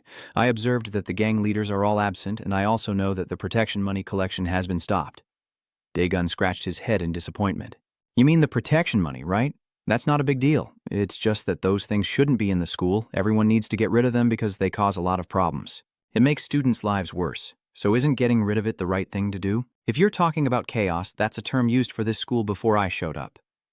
But Bitch Shu-Hiu still coldly said, it seems you don't know that Jurian is the strongest school in the Durong area. To maintain that position, both now and in the past, it's all thanks to the system you accidentally dismantled. Thanks to the protection fees, the strongest people in the area all gather at Jumron. Those powerful individuals will take on the role of boss for each class and each faction. Their influence extends beyond the school itself.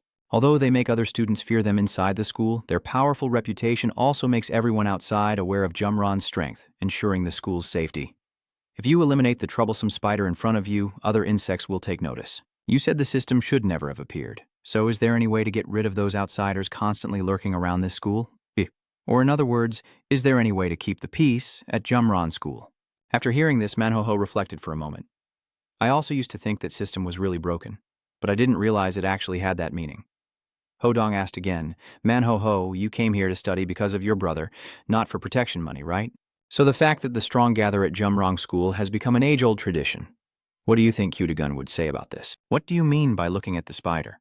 If you like those fables, just keep them to yourself. Whatever you want to protect, just protect it. However, whether it's a peaceful school or somewhere else, words alone can't protect it. If the two sides have different views, then winning a fight should be enough to settle it, right?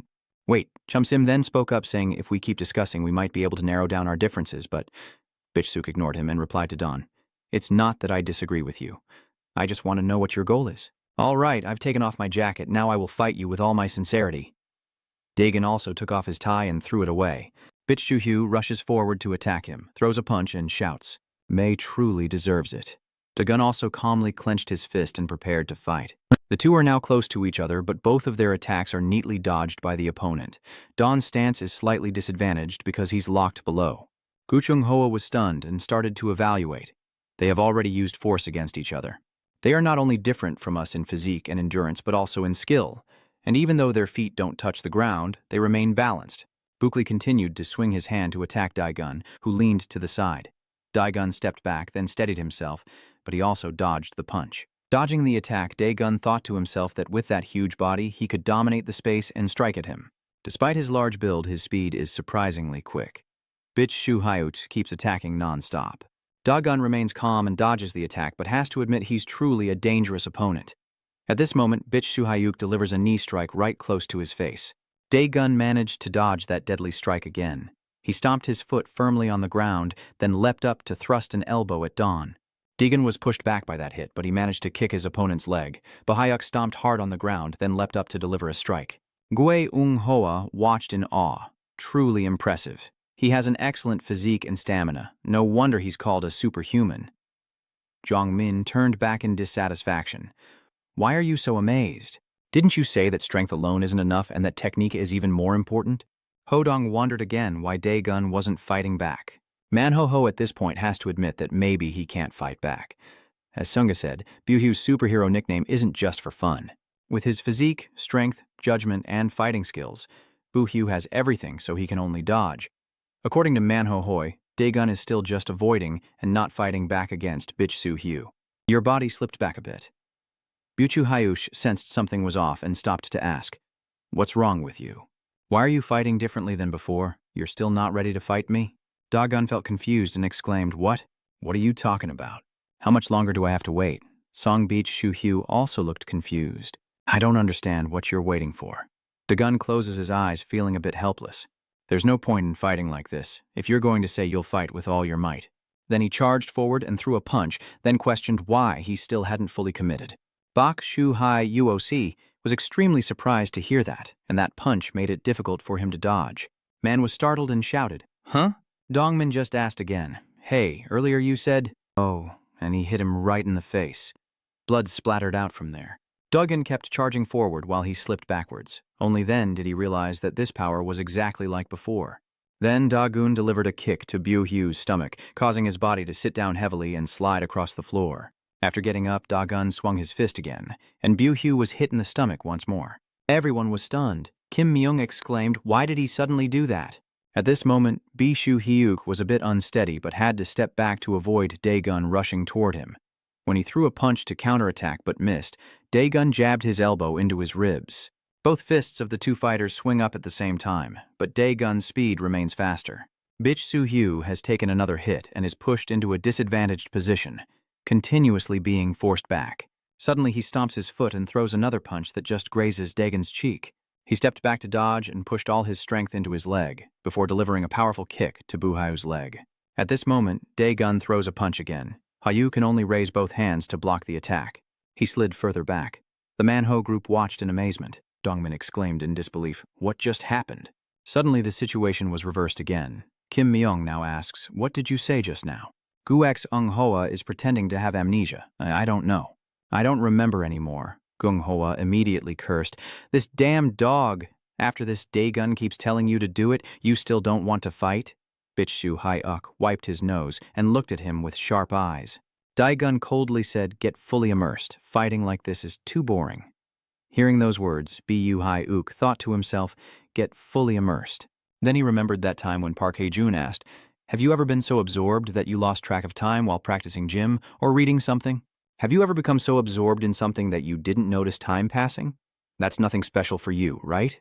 He asked confusedly, not knowing that time was passing. So, does that mean time has stopped? Bae Hai-jun fell silent for a moment after hearing that. I see. So you didn't realize it. Then he kindly explained that you were immersed but didn't realize it, like turning a switch on and off. You won't be able to control that if you use an automatic system. But if you use a manual system, you can enter the state freely and toggle it as you wish. Will something happen then? Are you curious to find out? But Bitch Shu Hai-uos only remained silent and said, The thing that makes me curious is mind control.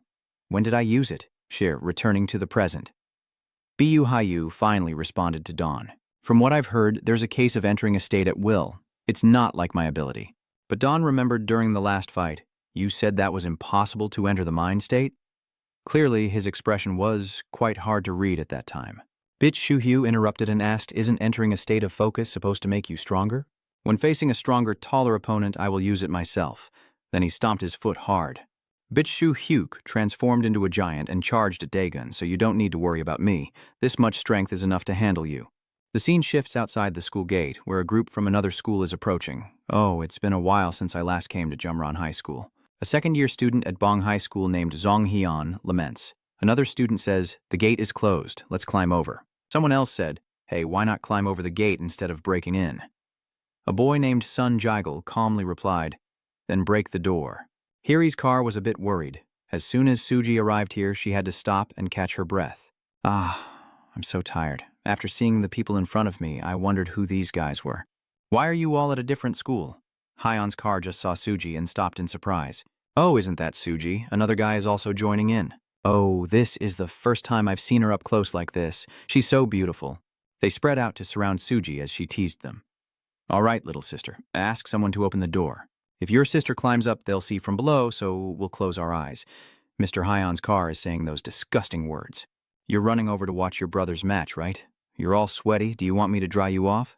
Suji calmly said, Every time the bugs come close, I start sweating. Want to wipe my face clean? I can't get near those bugs. He still looks indifferent.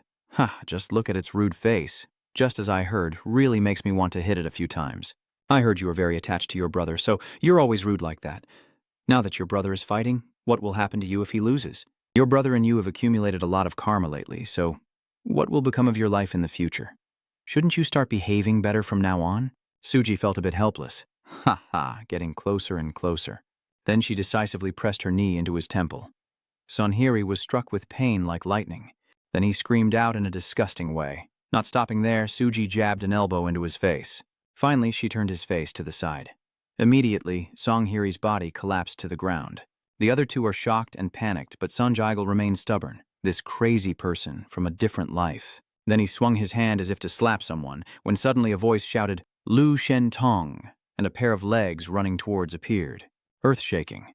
Before Sonjigam's attack could land, Wan Zhaoqi appeared with a palm strike. Sonjigam turned and was terrified.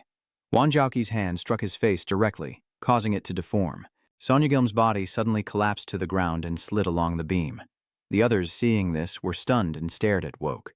Wanoki turned back to tell Suji, "Go ahead first," but she suddenly looked over at something.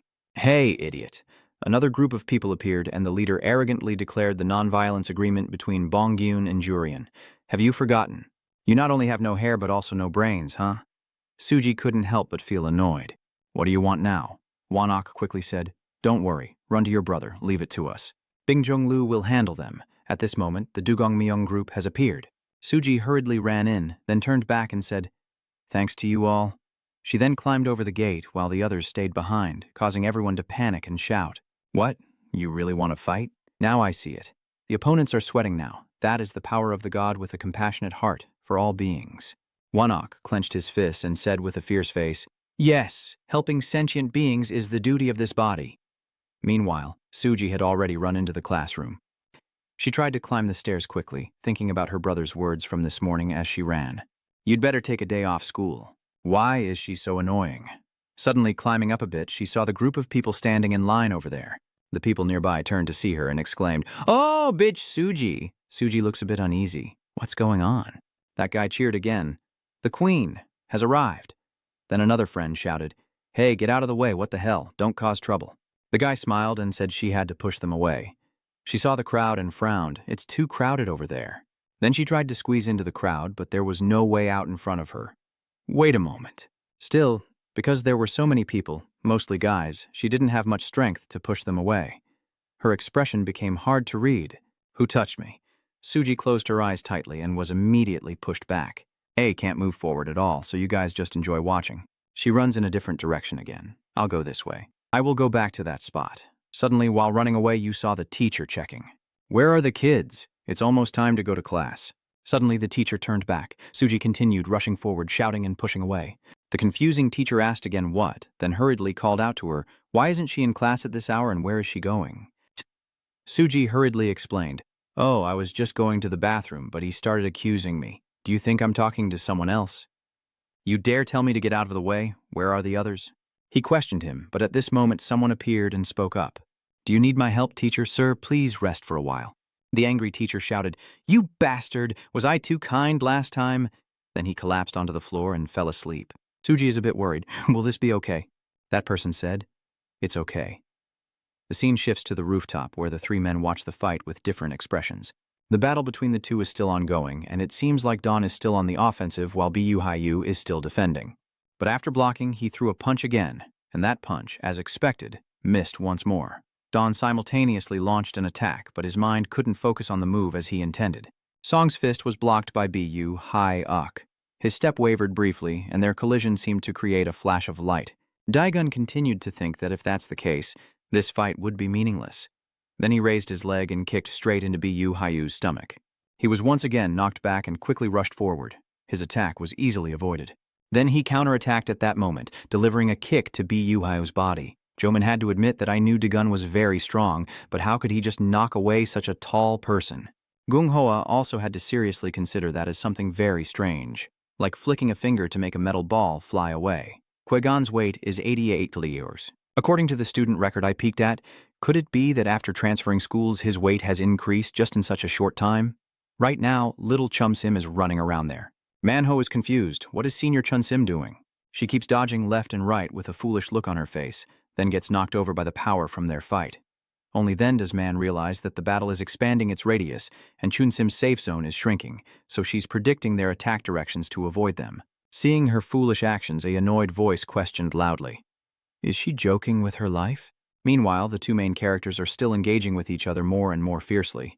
Song Dong-min pointed and said, "But if she tries to run between you two to get out now, it's like running into 8 lanes of oncoming traffic." Manho-ho is worried that if she gets hit, she will die. That is the current situation of Senior Chun-sim, and we have to save her. At this moment, the battle has reached a climax where it cannot be stopped, and as that power begins to surge toward Chun-sim, a scream suddenly rings out. "Senior Chun-sim, you're trapped now." At this moment, Bu-hyu's body is retreating, and suddenly someone else rushes in. Yun appeared just in time to hold Chun-sim and run away, then slid his foot across the ground to regain his balance.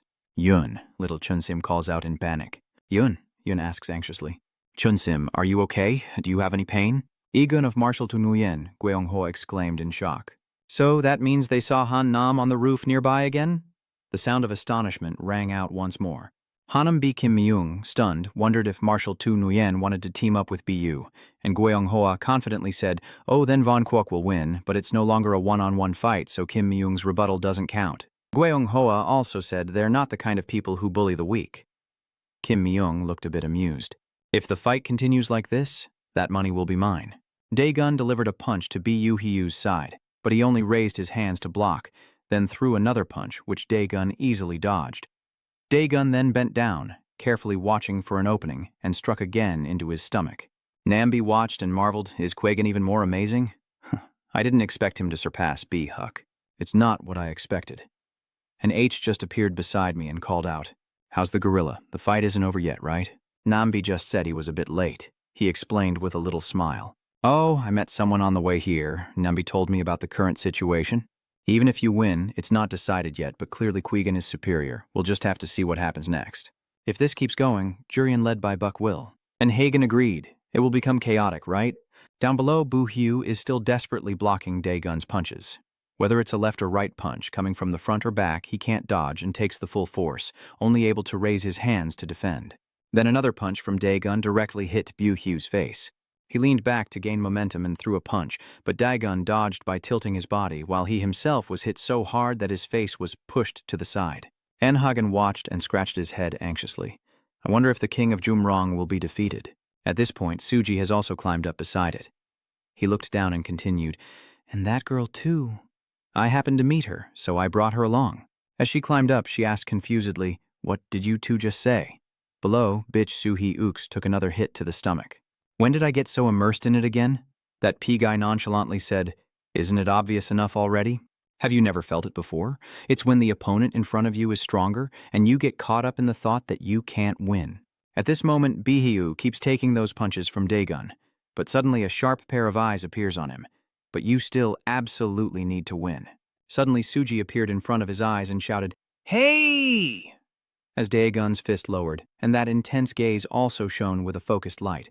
His body tilted to the side to dodge the attack, while B-shu-hai-uk launched a counterpunch. Daegun raises his hand to block, then is pushed back by the force, and the three friends are once again stunned by the reversal.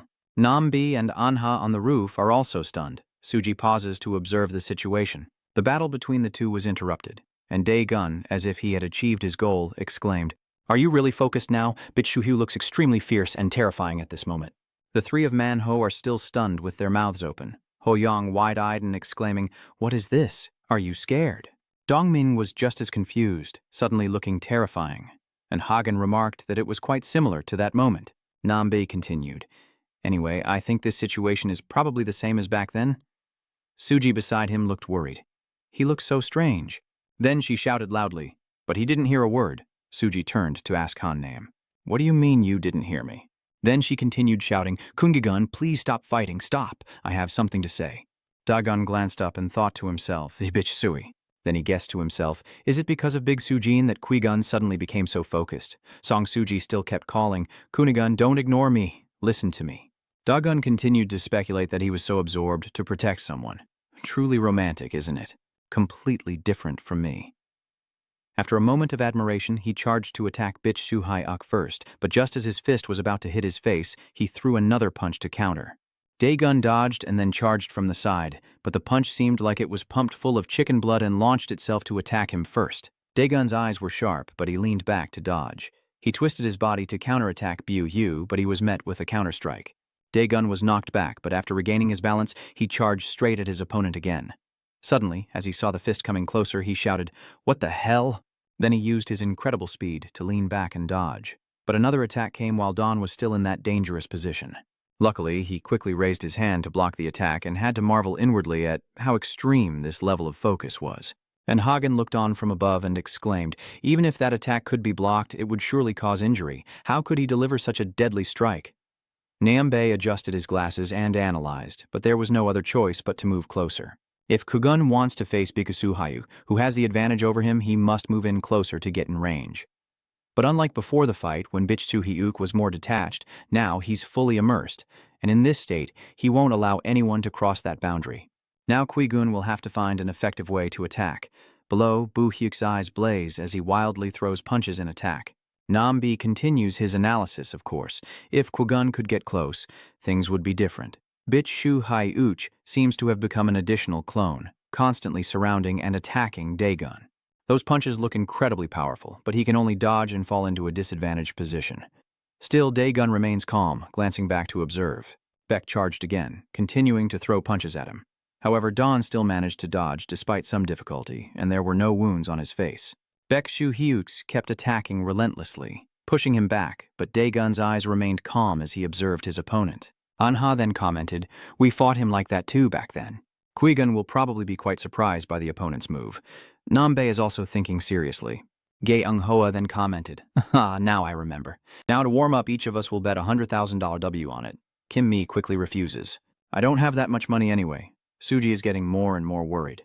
"We need to stop them. If we let it go on, it will be dangerous." But Nambi said it wouldn't work. Now Bichsu Hyuk is very focused. He won't hear anything anymore. And Hag immediately comforted her. "It's your first time, so you must have been very worried, right? All girls are like that." Suji looked a bit confused. "What do you mean? What's going on now?" Nambi seriously said, "You already know." She asked again, "Why the flag?" He just mentioned it again at the end of last year. Suji still looked confused. Last year?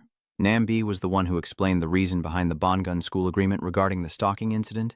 At this moment, as a petite girl's footsteps echo on the street, a large, heavy step follows behind, belonging to a fat man with a lecherous, sleazy expression. The girl walking on the street is Suji. She nervously turned back and asked, "Hey, mister, why are you following me?" He smirked and asked, "What is it, little one?" "What do you mean, sir?" "I'm the same guy. I'm only over 20. So what if I am?" Suji calmly replied. "That beer belly looks disgusting. How can you not call it that?" But the stalker guy just spouts disgusting words. "You're so cute. Be my friend. Do you smoke? I have some good cigarettes here. If you want anything, I can go buy it for you." Suji stepped back cautiously and reminded me I don't smoke, and I'm still a student. "I don't like you. Just stop following me." But the stalker's expression grew even more sinister and despicable. "A student, huh? But it's already the parents' bodies." She immediately scolds, "Get lost." He let out a cry, unaware that a giant had appeared behind him. At that moment, Suji said, "I warned you earlier." The confusing stalker turned back. "What's wrong?" Seeing the giant with two blazing eyes, I realized it was my brother. At this moment, Bichsu Hyuk stared fiercely and questioned, "Who the hell are you?" But the stalker just sneered contemptuously. "What? You're also wearing the uniform? How dare you be so rude?" After saying that, he was also hit straight into the wall behind him. Suji could only stare in shock as the chubby stalker sprawled on the ground like a pig. As for Bichsu Hyuk, she pushed her sister and said, "Let's go."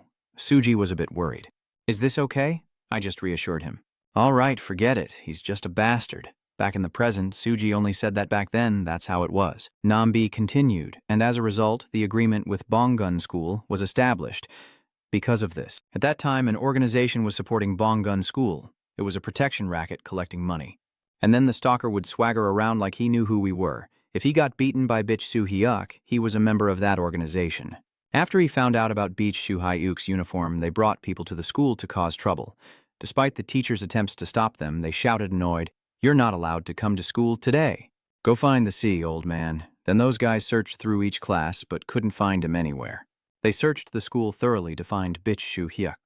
At a seat where a classmate was sleeping, Stalker bent down and called out, "How can he still be sleeping like this?" Seeing no response, he grabbed the person's hair, pulled him up, and shouted, You bastard. While your friend is still dozing off because he's sleeping peacefully. Huh? It's not him. The others are just putting their arms around each other and threatening innocent-looking classmates. How diligent they are with their studies. Later on, you just went to Hot Kid, huh? And that stalker was so hot-tempered, kicking tables and chairs while questioning. That bastard has disappeared. That rotten mouth is shouting. Come out here for me. That unpleasant face with slicked-back hair. At this moment, Bitch Shuhai Wok appeared behind him. The stalker looked back. Hey, who's that? Before I could ask, that ugly face was already punched so hard it was all crooked. The overweight body immediately collapsed to the ground like a wild boar being taken down, as everyone stared in shock. Then he turned back and asked the other followers, "Did you come all the way to my school? This is a classroom. Everyone is trying hard to study so they can become useful people in the future, not like you guys." What? What the hell? But immediately he was punched by Bu Haya. Then he swept his leg and kicked the other guy who was rushing at him from behind. Behind, Bu Hyuk, as if with eyes, delivered a strike that made the others spit out blood. In 3 moves, Bitch Shu Hyuk easily defeated the remaining 3, causing them to collapse to the ground. Everyone in the class had different expressions as they watched the scene. After Bitch Shu Hyuk finished fighting, he also knew to tidy up. My second brother dragged the 2 unconscious guys away, like pulling 2 bags of trash. After struggling twice, Bitch Shu Hyuk threw the 4 bags of trash into the corner for scrap. At this moment, a group of people appeared along with a loud voice saying I was wondering why it was so noisy. That's the 4 Wolves group. Aizun stepped forward and asked, "What's wrong, Brother Bitch Chu?" He stepped forward, grabbed Bitch Shu Hyuk by the collar, and shouted, "What are you doing that they came into the school, causing chaos?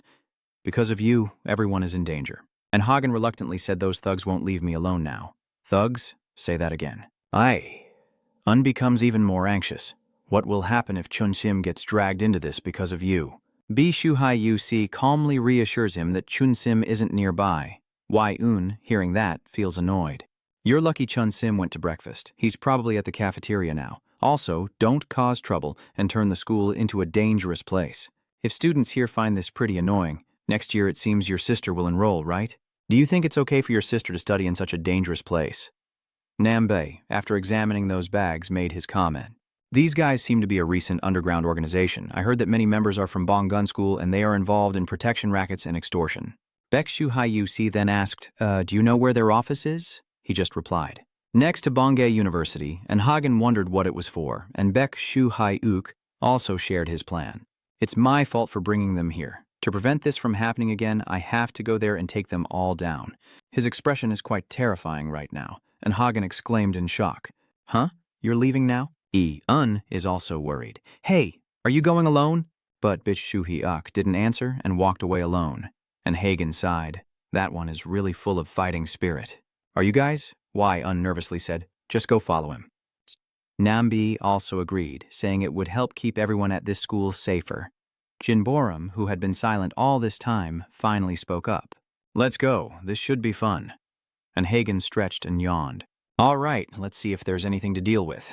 The 5 of them then head to the office to handle it. Looking back, it was still a dangerous move because I had no idea if those thugs were armed. When they saw the approaching person, they exclaimed, "Hey guys!" But Bitch Suhai-uk rushed forward and kicked him in the face while shouting, "Get out of the way or you'll face many people." Jinborum watched Bu Hu's expression with concern. He moved forward like a robot, not because of those things, but because of Bu Yu. His eyes shone brightly. Everyone could sense that the atmosphere was different from usual. He was in a trance-like state, but strangely he no longer distinguished friend from foe. Bitch Shu He Ooks, in a trance-like state like a demon, kept punching and smashing those guys' heads into the wall. He becomes more and more berserk, even smashing that person's head into the glass window until it shatters, leaving him unconscious on the windowsill. Then Bitch Shu Hai Ook went out again to face some stronger-looking guys, his crazed state clearly visible in his eyes. And Hagen was holding a struggling guy by the neck who nervously shouted, "Do we need to stop him? Stop him quickly." Returning to the present, Nambi recounts that Bitch Shu Hyuch, when possessed, becomes wildly aggressive and difficult to stop. The 4 of us had to jump in together, and then we all got injured. That's when I realized how dangerous he becomes when he's fully immersed. Returning to the fight between Daegun and Bo Hyu suddenly appears in front of Daegun as if teleporting from afar. When he attacked, Daegun dodged, but Bo Hyu suddenly spun around and kicked behind him. Daegun had to step back to avoid. For Bu Hyuk, protecting his sister was the only thought and pure instinct. But once you get too deep into it, you lose your reason. At this point, Daegun was pushed against the net on the side of the cage. He seemed to have seen through it. When bitch Shu-hyuk tried to strike his side with her knee, he quickly blocked it with his hand. And Haegon exclaimed, "He's cornered now." Nambi added, "It seems fate has already been sealed." At this moment, bitch Shu-hyuk's eyes shine even brighter, showing that her focus has reached its limit. For bitch Shu-hyu, it's not a wall, but a steel barrier. Daegun kept taking those hits on his body, causing the iron net to dent outward, ready to crack. In the end, what was destined to happen finally did. Suji covered her mouth in panic as the iron mesh shattered under the force, sharp fragments flying outward. Byu-hyu continues to throw punches, while Daegun raises both hands to block. Manhoho's team is extremely panicked. One more hit could be disastrous. But at this moment, Daegun's sharp eyes and hand blocked that punch, causing the attack to miss, and he quickly threw another punch. Then Daegun, with a cold expression, launched a counterattack. And Hagen had to change his mind again, and exclaimed, could it be that after Qui-Gon's punch was dodged by Byu-hyu, he managed to slip behind him again? Did he get caught by him? Then Daegun regained the offensive, continuously throwing punches. But Bi-Shu-hyu was not weakened, and responded with a kick. Daegun stepped back again to dodge, while bitch Shu-hyu used his speed and focus once more to rush forward. His punch was again dodged by Daegun as he bent down. Then the two of them kept playing a game of chase. Bi-hyu throws a punch, but Daegun blocks it. When Bi-hyu rushes in, Daegun slides back. Bo-hyu seems to split into multiple clones to attack from all sides around Daegun. He throws a punch, but Daegun leans back to dodge. At the same time, he calmly launched another attack. Bitch Shu-hyuk was thrown back, and Kim Myung widened his eyes at the intense fight just now. What kind of strange move was that? Instant teleportation? How is he so fast? It's possible, but I find it hard to believe. No way, that piece of meat can move like that. Gyeonghwa would be more calm in his judgment. It's obviously happening right in front of us. My eyesight is good, I can't be mistaken. Talking about their physical condition right now, it's really ridiculous because both of them are showing strength far beyond human limits. How could this happen? Over here, and Hagen also comments that this is a state of high focus and everyone has their own way to reach that level. But what the hell is Byuk showing right now? Nambi explained. He trained his body to move flexibly and apply it in combat, while I, besides improving overall strength to be stronger, focus on controlling weapons delicately with my grip. Of course, I can do this because he remembered the pill from Mr. Park, then responded differently to Q. Because I have trained to control this intense focus, only needing to keep my mind from being overwhelmed by emotions. In contrast, bitch Sui-uk is now suddenly and violently in a state of intense concentration. The obsession to protect her sister has overridden reason, leaving only primal instincts. Suji, hearing this, feels even more uneasy and heartbroken, her only urge to tear at the opponent, which is the intense focus of bitch Sui-uk, a fierce and bloodthirsty beast. Determined to chase the prey to the end, Bi Shu-hu kept overpowering, forcing Daegun to retreat. But still, Daegun managed to counter him. Nambe's words continued to tear into his opponent's throat, but his opponent was Kuo Daegun. Big Shu-hua becomes increasingly frantic, charging forward and swinging punches that make Daegun step back faster. Nam continues to fight Daegun, who has a solid foundation and is in his peak focus state. At this moment, Daegun raised his leg to sweep Byu-hyuk's leg away, and his pupils also brightened, showing he had entered a focused state. An exclamation escapes, as this is truly a battle of equals. Losing focus after being swept, Byu-hyu takes a punch to the cheek. His face was punched to the side and the force caused Byu-hyu to stumble and drop to one knee. Daegun at this moment throws another punch. Before it hits Byu-hyu's face, a tiny image of Suji appears before his eyes. In the end, he couldn't escape that blow. Byu-hyuk was knocked back by another strike from Daegun. Blood from his mouth and nose keeps flowing out. Byu-hyuk's expression seems to have lost itself in a memory somewhere. Memories keep blending together. Little Suji is crying and calling out, "Big brother." Then the scene shifts back to Byu-hyuk being beaten now, and the image of little Suji being threatened with abuse by her stepfather appears. Later, Byu-hyu's pupils returned to normal, and then he jumped up, regaining his strength. The image of Suji crying out loud appears again, and Byu-hyu rushes forward to attack Daegun once more. Daegun remains calm, standing there leaning into the fight. When Byu-hyu closes in and swings his fist, Daegun's actions momentarily confuse him. Because Daegun gently counterattacked, he once again spat out blood and pushed back. Buhuk's head lowered, but when he looked up again, it was glowing brightly, and his hand clenched tightly once more. The two of them charged at each other again. This time Byu-hyuk's punch was faster, forcing Daegun to raise his arm to cover his face. He was knocked back again by that power. Daegun slightly smirked, then fiercely launched a counterattack. B. Hayutasa quickly uses his teleportation ability to dodge, but Daegun still closes in and throws a punch. B-Huck suddenly froze for a moment, his eyes turning from blank white back to normal as everything seemed to slow down, and then the scene rewound to many years earlier. At that moment, B-Shuhyuch quickly saved Suji from the truck and held his sister tightly in his arms. After regaining his composure, he reminded her, "Don't walk so close to the edge of the road. It's dangerous." But Suji just smiled happily and said, "Then you have to move even faster to protect me." B-Shuhyuc momentarily felt helpless, then nodded and said, "I will try my best." "No, yes. Don't kick randomly. I can't always be by your side, so be a little careful. But as long as I'm here, I will always protect you." Suddenly, a man appeared out of nowhere. Bu-Hyuk looked up cautiously, but was immediately punched by him. Then the scene shifted back to the present, and Bu-Hyuk was punched again by Daegun. The images overlap, he is pushed back by that power, but Bu-Hee-jun quickly regains his balance and turns around, his sharp eyes narrowing. Then the scene shifts to another setting where Bu-Hee-jun has bought a new pack of cigarettes at a convenience store.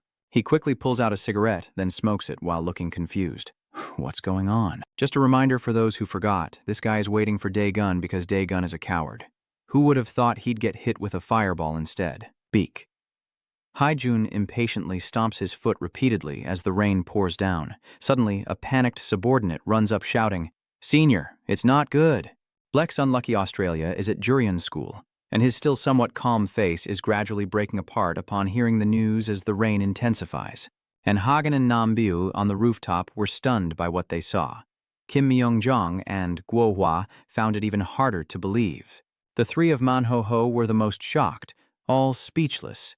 Suji felt something different, more than just surprise. She felt heartbroken. Huh? She couldn't speak either, only uttered in confusion. Big brother. A train passes by as if returning to the old days in a neighborhood with houses built close together. While little Suji was jumping around, Shu Huin called her and warned her that it was very dangerous and not to go near the busy road. Then she hugged her stomach and complained, "Brother, I'm hungry." Brother Shu immediately said, "The sun is starting to set. It's almost time for Mom to wake up. Let's go home and eat." Then he stood up. Hearing that, Suji cheered excitedly and ran into the house first, shouting loudly, "We're back, Shu Young. Take it easy and take off your shoes. Please remember to put your shoes neatly." Then I noticed a pair of large slippers nearby. Suddenly, Suji, confused, called out, "Hey!" Inside, Ju Hyun also understood something and calmly went in to see a chubby, dirty man sitting and eating at the table. Brother Shu stood up to shield his sister and asked, "Who are you?" The man chewing asked back, "Huh, and you two, who are you? Those cheeks covered in food look really dirty." Shu Uyen coldly asked, "I am asking who you are, but he seems annoyed and irritated. Is someone about to eat you? That look is very. Are you back now?" Brother Shu replied, "Mom, the woman just said hello. This will be your new stepfather." Brother Shu frowned and repeated, "New stepfather." The new stepfather stretched out his hand and calmly said, "You'll hear everything in time. You haven't eaten yet, have you? Come and eat." Then he looked at them again, thinking they looked quite good. The mother asked, "What are you doing? Why don't you sit down? Aren't you hungry?" But Suji ran outside shouting, "I'm not hungry." Brother Shu hurriedly chased after her, calling out, while Suji, the mother, stayed behind to lament. "Ah, I wonder who you take after." The stepfather just chewed and said, "She's just shy." It's okay. Time passes quickly, and now it's evening. The two siblings sit on the stairs. Shu asks, "Do you really not feel hungry?" Suji hugged her pillow and replied, "I don't know anymore." Her expression was extremely anxious. With a new stepfather, how many times has it been already? If this keeps up, I might end up with 100 stepfathers. "Don't you feel anything?" Shu brother asked again. "Are there really 100 stepfathers?" Suji quickly said, "No, just one is fine." Brother Shu then scratched his head in frustration. "Well, isn't it still better than having no one?" Mom is no longer lonely, but Suji quickly interrupted. "It's not about loneliness or not, but about money, because mother doesn't work. Because we're poor, that's why we always have terrible stepfathers." Suji was becoming more and more sad. Brother Shu noticed it. Others don't like us. The girl's words make the situation of the two brothers even more pitiful. That led Shu Hyun to start thinking, "I want to fix this, but I don't know how. What I intended to do out of sadness." His gaze became sharper. The scene shifts to a sunny, clear day, and Suji goes to her mother's room and calls out, "Mom, my clothes are too small. I need to buy new ones this time." Suddenly, the stepfather waved his hand with a sleazy expression and called out, "Suji, come here. I'll give you some pocket money." Innocently, Suji raised her hands and asked back, "Really?" the stepfather said as he reached into his wallet. Suji's mother? Kids at that age usually grow up fast. Then give Suji some of my money to buy new clothes. She obediently bowed her head and said, thank you. The mother reminded her, why are you calling him uncle? You have to call him stepfather. Suji doesn't want to, so it feels a bit awkward. He patted her head and moved on. It's okay. When the time is right, she'll call him. He went outside when he met Shuhuin, and the strict stepfather said, I'm going to work now because I want to give Suji some pocket money. Shuhuin also politely nodded. Hello, sir. Oh, okay. He replied and walked straight away. As for Suji, the little girl who just received the money, she was excited and jumped around. Bravo. Brother Shu watches his sister with a worried look, but after entering the house, the money was taken away by their mother. Give it here. Buying clothes doesn't cost that much money. Mom will keep it for you until you grow up. Suji continued to follow in frustration, questioning why her mother never gave her the money back. Seeing this scene, Shu Huin felt even more helpless. He looked at his little sister, and whether she was smiling or crying, it was all just because of money. Seeing that, Shu Hobin turned away. Soon after, a stack of flyers was handed over. Do you want more? I'm just taking a job to earn money. The person assigning the task was surprised and asked, What are you talking about? How can this neighborhood have enough houses to put up so many flyers? Su Huin just said you should stick the poster on the passing train. There might be more places to stick it there, but the boss is quite confusing. That's not the issue. I'll make sure to finish everything today. Then Zhu used his moving ability like a superhero to paste flyers on every house, and after finishing in the alley, he ran out onto the main road. His expression was full of determination, and he pasted and ran faster and faster. After a while, Shu brother, empty-handed, suddenly heard some sighs and muttered, this is really crazy. Brother Zhu pushed the door open and asked, What are you doing, uncle? He seemed to be rummaging through something and replied, Oh, Shu hi OC, you're back. Then he asked again, Do you see my mother anywhere? Shu was puzzled. She's not here. Father-in-law just left, scratching his head. Where do you think she went with the child? After sitting down at the table, I was told to run errands. Go get some wine for uncle. He replied, Yes, okay. Later, Brother Shu brought out a bottle of wine and a cup, while the stepfather continued to complain. Hey, that girl probably ran away again. Go and catch her. That woman can't stay sober, huh? A good mother probably means her daughter is the same. Do you understand what I mean? Now go. Brother Shu turned back and said, I will go home now. At this moment, the stepfather called out, Suji, you don't need an allowance anymore? You will give me some pocket money. Do you need it? He coaxed. Come on, sit down and talk to me. As soon as she left, Suji was tricked by him and excitedly cheered. Hooray, money. It's outside, the sky is dark, and senior brother is observing around as he walks. They went into an office where he peeked inside to check. The senior brother looked carefully to find their mother. At this moment, a man who looks like the boss comes out and asks, Are you here to find your mother? Probably won't find her. But at this moment, a woman appeared beside him. Hey, why are you teasing the kid? Brother Shu cautiously asked again. Who are you? Do you know my mother? That boss looks down on him a bit, just look at his eyes. Well, whether he knows or not doesn't matter. Lately I haven't been able to contact her, so she hasn't come here anymore. Just stand there and wait to be safe. I hear that maternal love is very great, is that true? Then he put his arm around the woman's shoulder and walked away, and he continued to chat casually with the other woman. Anyway, nothing is better than money, right? I only got involved with you for the money. What are you talking about? That's not it at all. The senior brother coldly watched the two others, and the scene shifts to the senior brother's house, where the stepfather is now drunk, his cheeks flushed from the alcohol. Oh, so delicious. Suji sat writing at the desk opposite, hesitantly asking, When will you give me the money? He was eating and confused about the money. Then he sucked on his fingers disgustingly and said, Oh, right, I will give it, I will give it. Then he handed over a stack of money. Suji happily exclaimed as she took it, Hooray, my stepfather reminded me. I should say thank you.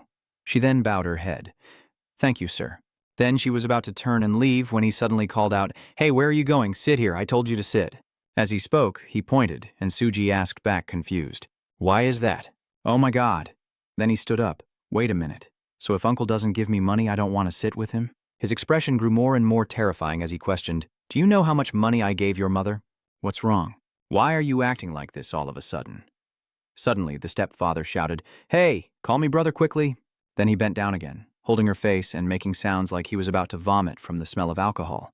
Suji, worried, tried to run away but was caught by his grip. The disgusting stepfather's expression said, If you don't want to see me as your stepfather, then just do it because I don't want to see you as my daughter. Suji finally felt terrified as the stepfather's face turned red and stared at her, while he kept hitting her on the head. Ha, you look just like your angry mother. Fine, you want to get hit a few times too, don't you? Suji cried out in pain as he pulled her hair. Hey, let go. The stepfather's anger flared as he shouted, let me teach you a lesson. I'm the one who raised you and your mother, right? I gave you money and now you're treating me like this? At this moment, Suji screams. He still keeps control over the small Suji while constantly urging. I like you to call me Big Brother. Keep calling me that. Suji, in pain and fear, screams out loud, brother, brother. At this moment, Soo Hyun has returned home and rushes in upon hearing the scream. He threw a punch at the stepfather and aimed straight for his face, causing it to distort like rotten meat. That chubby body was also thrown far away by his strength. Suji called out in panic, brother! The stepfather's fierce face looked up in disbelief and exclaimed, what? Brother Zhu's eyes lit up as he coldly warned him. I don't care about other things, but don't touch Suji. As soon as he heard Suji's scream, Soo-hyuk rushed quickly towards her, then threw a punch back to gain momentum and aimed straight at the stepfather's face. In a moment of reckless fury, he threw a punch with such force that his face was contorted like crumpled paper. After staggering for a while, the stepfather collapsed in unbearable pain. Suji's eyes welled with tears as she softly called her brother. Brother. Shu-hai-yu-si clenched his fists and demanded fiercely, how dare you do anything to my sister, old man? He bitterly insults the two cousins to death. These damn dogs. I feed you, I give you a place to stay. Treat us like decent human beings. He grimaced and shouted loudly, yet you are no different from a pack of animals. Do you treat us like humans? I heard that every time he gets drunk, before Zhu Hyuche can finish speaking, the stepfather rushes at him like a wild beast, grabbing his waist aggressively as if to crush him instantly, then throws Zhu Hyuche forcefully into the wall with uncontrollable fury. Suji screamed in fear as her older brother wiped his nose, while her stepfather taunted. That brat pretending he can do anything just by rushing in? He insults him with an arrogant tone. It's obvious you're uneducated. Let me teach you a lesson. Shu-hyuk lowered his head and glared up at him with fiery eyes. The stepfather took the chance while Shu-hyuk hadn't stood up to step back and planned to escape quickly, but his mouth kept spouting arrogant and provocative words, arguing with the disgusting animals that only dirtied their hands. Let's go. Suji, worried, helped Shu-hyuk sit up and asked, are you okay? Today, the sky is clear and beautiful like a painting as a loud noise suddenly breaks the quiet on the peaceful street. Soo-hyusi quickly reached out and pulled Suji to the side just before a truck was about to hit her. He held her tightly and gently advised, don't walk so close to the edge of the road. It's very dangerous. Suji cheerfully replied, you have to go faster to protect me. Shu-wok remained silent for a long time, then nodded.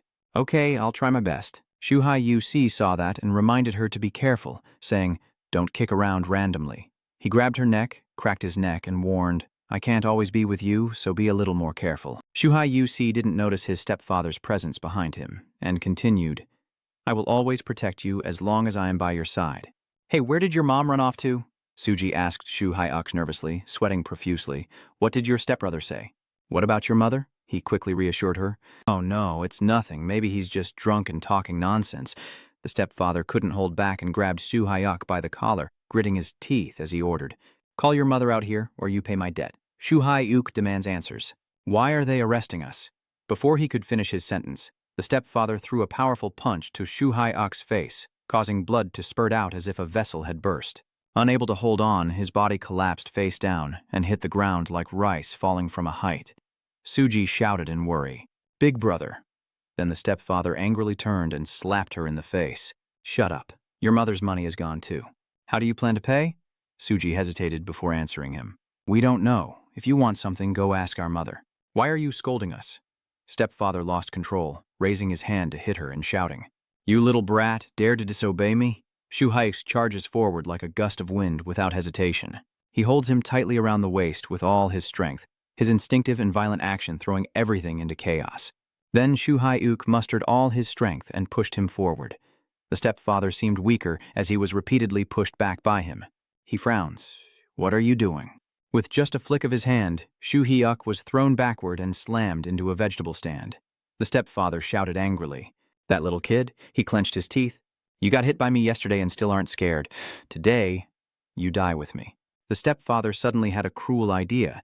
Maybe break its arms and legs and throw it into the hospital to see if its mother would come.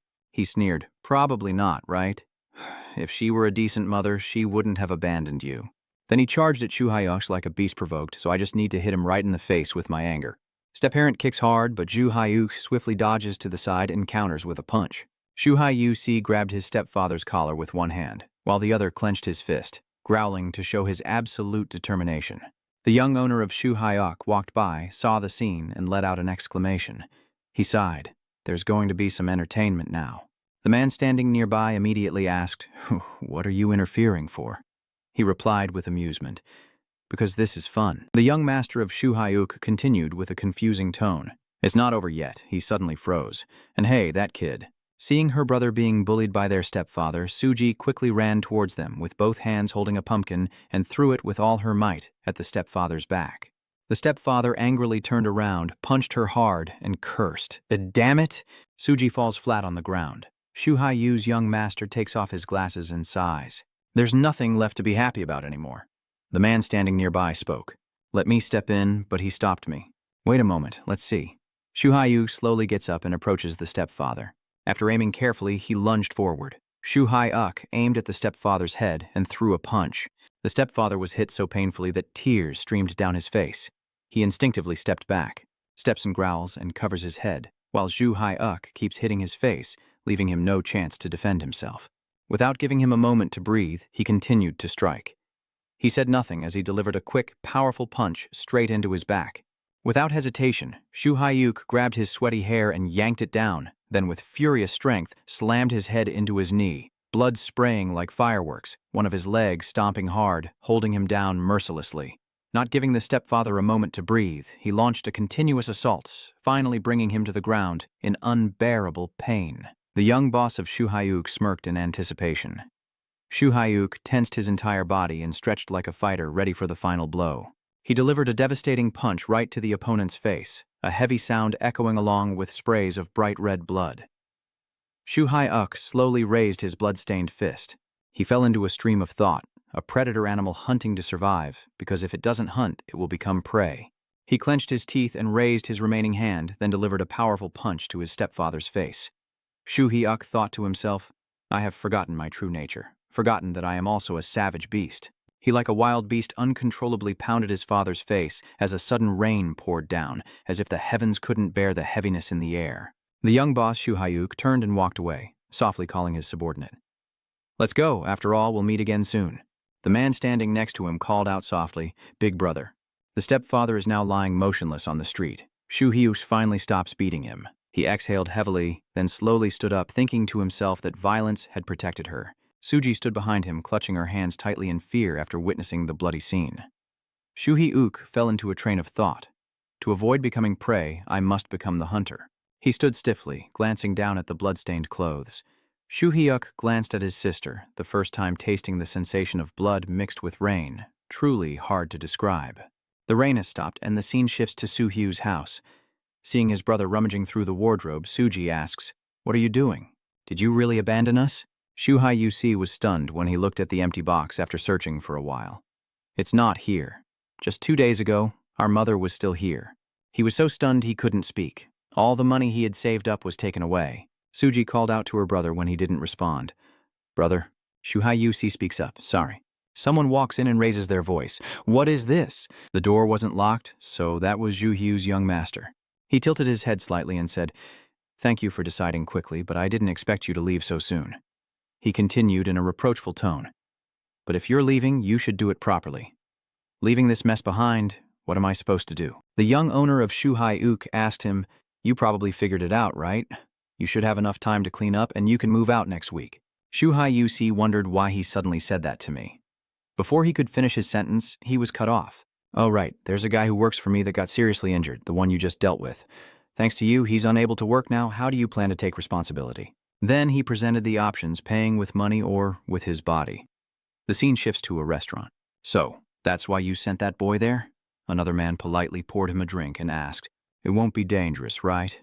He responded with amusement, "It will be interesting, won't it?" Someone's voice echoes, "Eat the watermelon."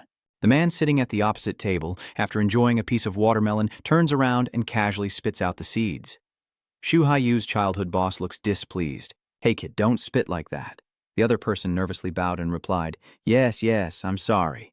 The young owner of Shu Hai-uk ordered him to pick it up and swallow it. The man froze for 2 seconds, but quickly agreed. "Yes, I will eat it now. and then I begrudgingly pick up a watermelon seed and put it in my mouth. The young master of Su Hyuk and those sitting beside him were surprised to see Zhu Hyuk, who then pulled out a thick wallet and said, "I've brought back the money." The young boss of Shu Hyuk sighed in admiration and said, "This kid is pretty stubborn. They probably won't give you the money easily." After receiving the bag of money, he told Shu Hyuk, "All right, go on." But he hesitated. "Or maybe?" He stammered, "Can I do some extra work?" Shu Hyuk asked further, "The money I earned today, can I keep earning like that?" "Trust me and leave the work to me." The man sitting there smirked. "Oh, really? I thought this was just a joke." Shu Hyuk's childhood boss suddenly ordered him to the office address. "Ah, as for your current residence, just stay there for now." The man sitting next to him looked surprised. "What do you mean?" He emphasized, "Let it stay there for a while. Come to the office and see me tomorrow." Shu Hyuk clasped his hands and bowed 90 degrees, shouting, "Thank you, sir." He eagerly thought, "Okay, now I can use my own strength too." The image of Shu Hyuk being beaten by her stepfather appeared in his mind. He thought to himself, "To protect Suji, I remember now." At that moment, he had fought back fiercely against the abuser. Joe Gabriel turned around and asked, "What are you doing here now? You should be at school." Bitch Shu Hyuk silently looked at him. The man sitting next to him stood up and said, "Let's discuss the details when we get there." "Please, go ahead. I will follow behind." "You're still young and going to places like this isn't good." He smirked. "You'll learn more if you go to school." Then he shrugged. He walked straight to the door and remarked, "That's a good look." The young owner of Shu Hyuk approached, patted his shoulder firmly, and said, "Things were tough at first, but you'll get used to it soon. Let me give you some advice." He said, "If you choose to resolve everything with violence, then don't do it halfway. You have to see it through to the end." Then Suji's stepfather stood at the door, holding a thick bag of money, and said, "Take it." Shu Hyuk checked the money inside while thinking to himself that he didn't fight. He stared intently at the figure of the stepfather walking away. Violence, oppressive violence, and rewards for violence are not what I want. The young boss of Shu Hyuk suddenly burst out laughing. Really? He definitely wouldn't dare tell anyone about being punched by a little kid. He just pointed at Shu Hyuk and said excitedly, "Hey kid, you're pretty useful." Then he slammed the money down on the table. "Here is your payment." The young boss from Shu Hyuk's past continued, "Go buy something nice for your sister, but remember that Hwabin only arrived after the war and of course only applies to the strong." Su Hyuk remains expressionless and simply nods. When Suji sees him return home, she runs to greet him excitedly and exclaims, "Are you chicken?" Su Hyuk hands her the bag and replies, Suji took it and shouted loudly, "Oh, this is amazing!" She pinched his cheek and questioned life, saying it's not her birthday, but she still gets to eat chicken. "You're dreaming, right?" Hyuk questions. "Pinch your own cheek." Suj refused. "No, it hurts a lot." Hyuk thought to himself that he no longer had to worry about what he needed to do. Seeing his brother standing absent-mindedly staring into the distance, Suji quickly urged him, "Hurry up, I'm hungry." Shu Hyuk was startled and turned back, focusing on what he could do right now. The images of continuous fighting replay in his mind. Shu Hyuk silently reminds himself that violence, the most primitive way to show strength, is his reward. But when he saw his sister and the lavishly prepared meal, he hesitated. No, what he can obtain through strength, the reward he earns from possessing power. Strength brings peace, violence brings peace.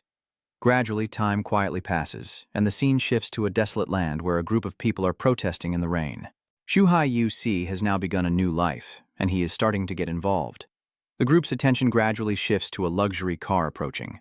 A group of armed people descends, and Shu Hyuk falls into a train of thought. Violence with violence. That's always the answer.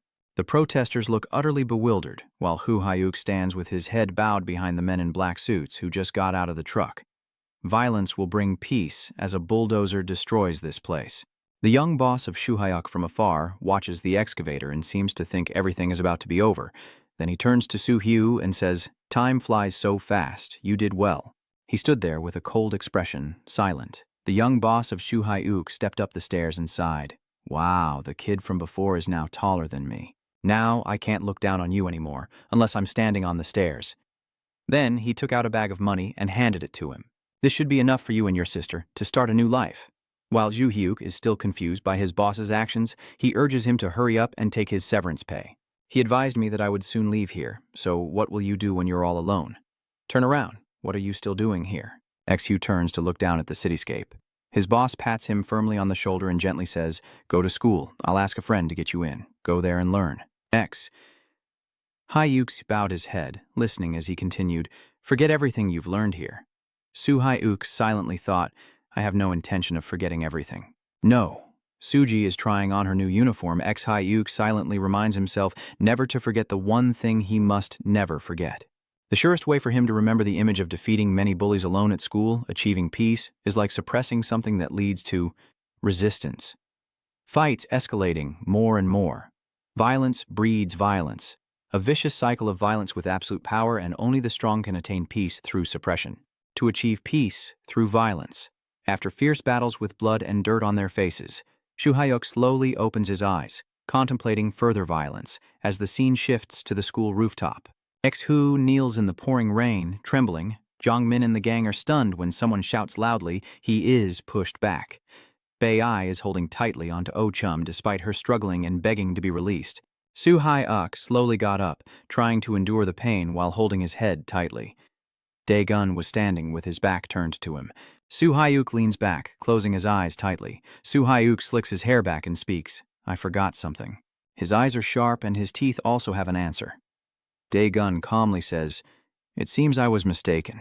He turned back and coldly said, "But that's not the case." A car is speeding through the rain that is getting heavier. Inside, Zhang Hyong wonders aloud, "Aren't you planning to go straight to Huanglong High School?" He expressed concern. "Bitch Shu Hyosh is fighting someone outside that arena." "Aren't you going to stop him?" Baek Hee-jun replied. "They've already started. It will be over soon. What's the point of going there?" He thought to himself, surprised but also glad that someone stabbed him in the back, though it's a pity he couldn't witness the fight with his own eyes. As he reminisced, he also considered that maybe this way would be better. That place would suit him. Haijun gazes thoughtfully out the window, where his current self is walking in the rain. So it turns out that was Dae-gun, himself back then. He walks away, calmly. Don approached Shu Hyu and exclaimed, "Huh." Su Hyuk emphasized that what was forgotten was not just the immersion, and thanks to you, I was able to remember. He frowned, and finally Shu Hyuk concluded that we are all the same. And Ha teased. Did he get punched so hard he's stupid now? Nam Bi sat next to him, clicking his tongue. Really heartless, huh? Suji suddenly sighed, very similar, making Nam Bi feel extremely confused. She continued, "I may not be sure about the details, but I can feel it." Hyuk's face was bruised and he clenched his fists, sensing his shared experience. "I can feel it through your fists, that's how you've lived your life." Dae-gun lowered his head as Shu Hyu continued. "I don't know what your past was like, but I can still feel it." He guessed that you also rely on violence as your only choice. Hyuk emphasizes, "I am saying that you are exactly like me." He suddenly wears a sinister smile, a life haunted by violence. "Isn't it pretty sweet?" Hyuk sneers. "Denying is useless. Your body is telling me that. How do you handle violence without using violence?" Dae-gun glanced at Park Hae-jun. "It will be an endless cycle, so what if they seek revenge?" If he calmly answers, "Just punch them into submission." And if they come again, Park Hae-jun smirks and says, "Let's deal with them again." Dae-gun responds, "That's why I said it's an endless cycle. Throwing punches isn't the answer. Hun, look, I raise my hands." Dae-gun's strength has always been like that. Then he moved his hand up and down repeatedly to illustrate his point. "If there's a stronger power at play, I have no choice but to fight back harder. Keep pushing back and forth like this, and one day you'll be on top." What nonsense is that? Come on. So, Hae-jun is wondering, are you saying there's still another way? Dae-gun tilted his head back and sneered. "Well, that kind of thing is hard to explain." But before he could finish his sentence, Hun stood up. "Forget it. I'm not good at complicated thinking. Let's forget it and go home." As he walked, he kept turning back and calling out. Today was truly exhausting. Returning to reality, Dae-gun suddenly looked up at the sky and laughed in a strange way. Anha was stunned. Dae-gun is laughing, and Suji looks like a confused deer in front of that action. Dae-gun looked up with a cold, piercing gaze and a harsh tone. "So what?" Su Hyuk froze in shock when he was asked. After saying that, he stayed silent. As he just uttered the word, "I," he was immediately struck with a powerful punch that splattered blood everywhere. Su Hyuk staggered and couldn't stand firm. He instinctively leaned back. Dae-gun spoke. "You got punched by me. How much did you question Shu Hyuk that you ended up saying that?" "My fist, I'm talking to you." Dae-gun forcefully punches Shu Hyuk's back, causing him to spasm and blood to spray everywhere like a violent scene. He shows no intention of stopping, grabbing Shu Hyuk by the collar and then smashing his head against his knee. A chilling sound echoes from the broken bones like dry branches snapping in the forest, making anyone who hears it shiver. Shu Hai-uk coughs painfully, blood pouring from his mouth in streams. And then Dae-gun's next powerful punch causes his face to contort and his whole body to fall backward like a toppled puppet. The witnesses seemed to hold their breath, everyone feeling a chill down their spine. Dae-gun was furious. "Have you felt enough of the message my fists want to send you?" Dark red bloodstains mixed with the pouring rain, blending together into a light red hue that spreads with each ripple, creating a chilling scene. Dae-gun said, "Don't be afraid. I just need to point my finger at the ground and give an order. Get up, there's still a long way to go." Bitch Shu Hai-uk glared up, seeming displeased. Though unsteady on his feet, he still spoke confidently, saying, "We're alike, huh?" Shu Hai-uk continued confidently, "You don't need to acknowledge your answer," and then he stepped closer to Dae-gun. "I will do it myself." Shu Hai-uk punched straight at Dae-gun's face and said, "Accept it." Dae-gun quickly stepped back to dodge the punch, and then delivered a powerful blow to Shu Hai-uk's mouth, catching him off guard. Instinctively, Shu Hai-uk raised his hands to protect his face, but Dae-gun didn't give him a moment to recover and kept attacking. He punched him straight in the face without hesitation. Shu Hai-uk's eyes shone brightly. He threw a powerful punch to counter, but Dae-gun was quick as lightning to dodge to the side. Dae-gun's corner of his mouth slightly twitched. He punched hard into Ju-hyu's chest, causing him to lose balance and fall backward. Dae-gun didn't stop. He delivered a hammer-like punch that sent him flying out. Shu Hai-uk stomps his foot down to keep his balance amid the dizziness, gritting his teeth and clenching his fists before unleashing a powerful punch with all his remaining strength. He punches directly at Dae-gun's face without missing a beat. Dae-gun throws a decisive punch straight at Soo-hyu. Both kept throwing punches at each other as the battle grew more intense. En-hagen turns to Nambae, the attack just now from Soo-hyu. "He must have touched the Dae-gun soldiers, right?" "I think he did, but it seems that was what the Dae-gun soldiers wanted." Nambae suspected that he was doing it on purpose. Dae-gun put all his strength into his arm and punched X-Hyak's waist hard, making him spit out blood. Someone doing that so blatantly is like walking on a tightrope. X-Hyuk, despite the pain, also tries to counterattack. The sound of fists hitting flesh echoed loudly, blood and rain blending together, both covered in blood but neither willing to back down, as if each punch was their final declaration of war. Their survival instincts drive them to attack each other like wounded beasts. Ba-yun is stunned. "A battle, you say? That sounds a bit too presumptuous. Isn't that just a close combat driven by instinct?" Oh Chum is wide-eyed and open-mouthed. They're laughing. She is utterly confused. Both of them. Dae-gun chuckled softly. Shu Hai-uk, despite being covered in blood, still grinned. Dae-gun delivered a deadly punch to X-Hyu's face, causing him to fall backward and lose his balance. Blood gushed non-stop from Ju-hyuk's mouth. He wondered to himself, what more answers does he need? Shu Hai-uk muttered to himself, "Con Dae-gun." As Dae-gun threw punches in his direction, he answered himself. That was already an excellent response. X-Hyuk reached out to grab Dae-gun's head but missed. Dae-gun dodged to the side and launched an attack on X-Hyuk. He thought to himself, just as I thought, all he can see now is Dae-gun's decisive and merciless fist. Shu Hai-uk's whole body was thrown back like a leaf battered by the wind. His mind went blank, and he thought we were the same. The world narrows down in Soo-hyu's eyes, leaving only Dae-gun's fist. What is tearing through the air and rushing forward like a final blow. In his dazed state, Shu Hai-uk couldn't distinguish anything anymore. Jumrong High School is nothing. In the freezing rain, his eyelids closed like a blown-out light bulb. Please take care of them. During the days of violence, Jiuk pressed his foot down hard to regain his balance. Then he clenched his teeth and jumped to attack Dawn. X-Hyuk thought it would never stop. Thanks to you, it will keep going. Dae-gun's eyes blaze with intensity as he swings his fist directly at Shu Hai-uk's face, blood spraying like rain, and it seems Shu Hai-uk's body can no longer stay conscious. His hand relaxes as if signaling inevitable surrender. The scene shifts to another place, a beaten man lying face down on the street, foaming at the mouth. Oj sat on his back and sneered, "Well, that's right, why did you do that? Do Gong Myung Duke. RJ, it's over now, let's go. Are you going to miss the big match?" A defeated opponent raises his head. "I'm warning you, he's threatening you.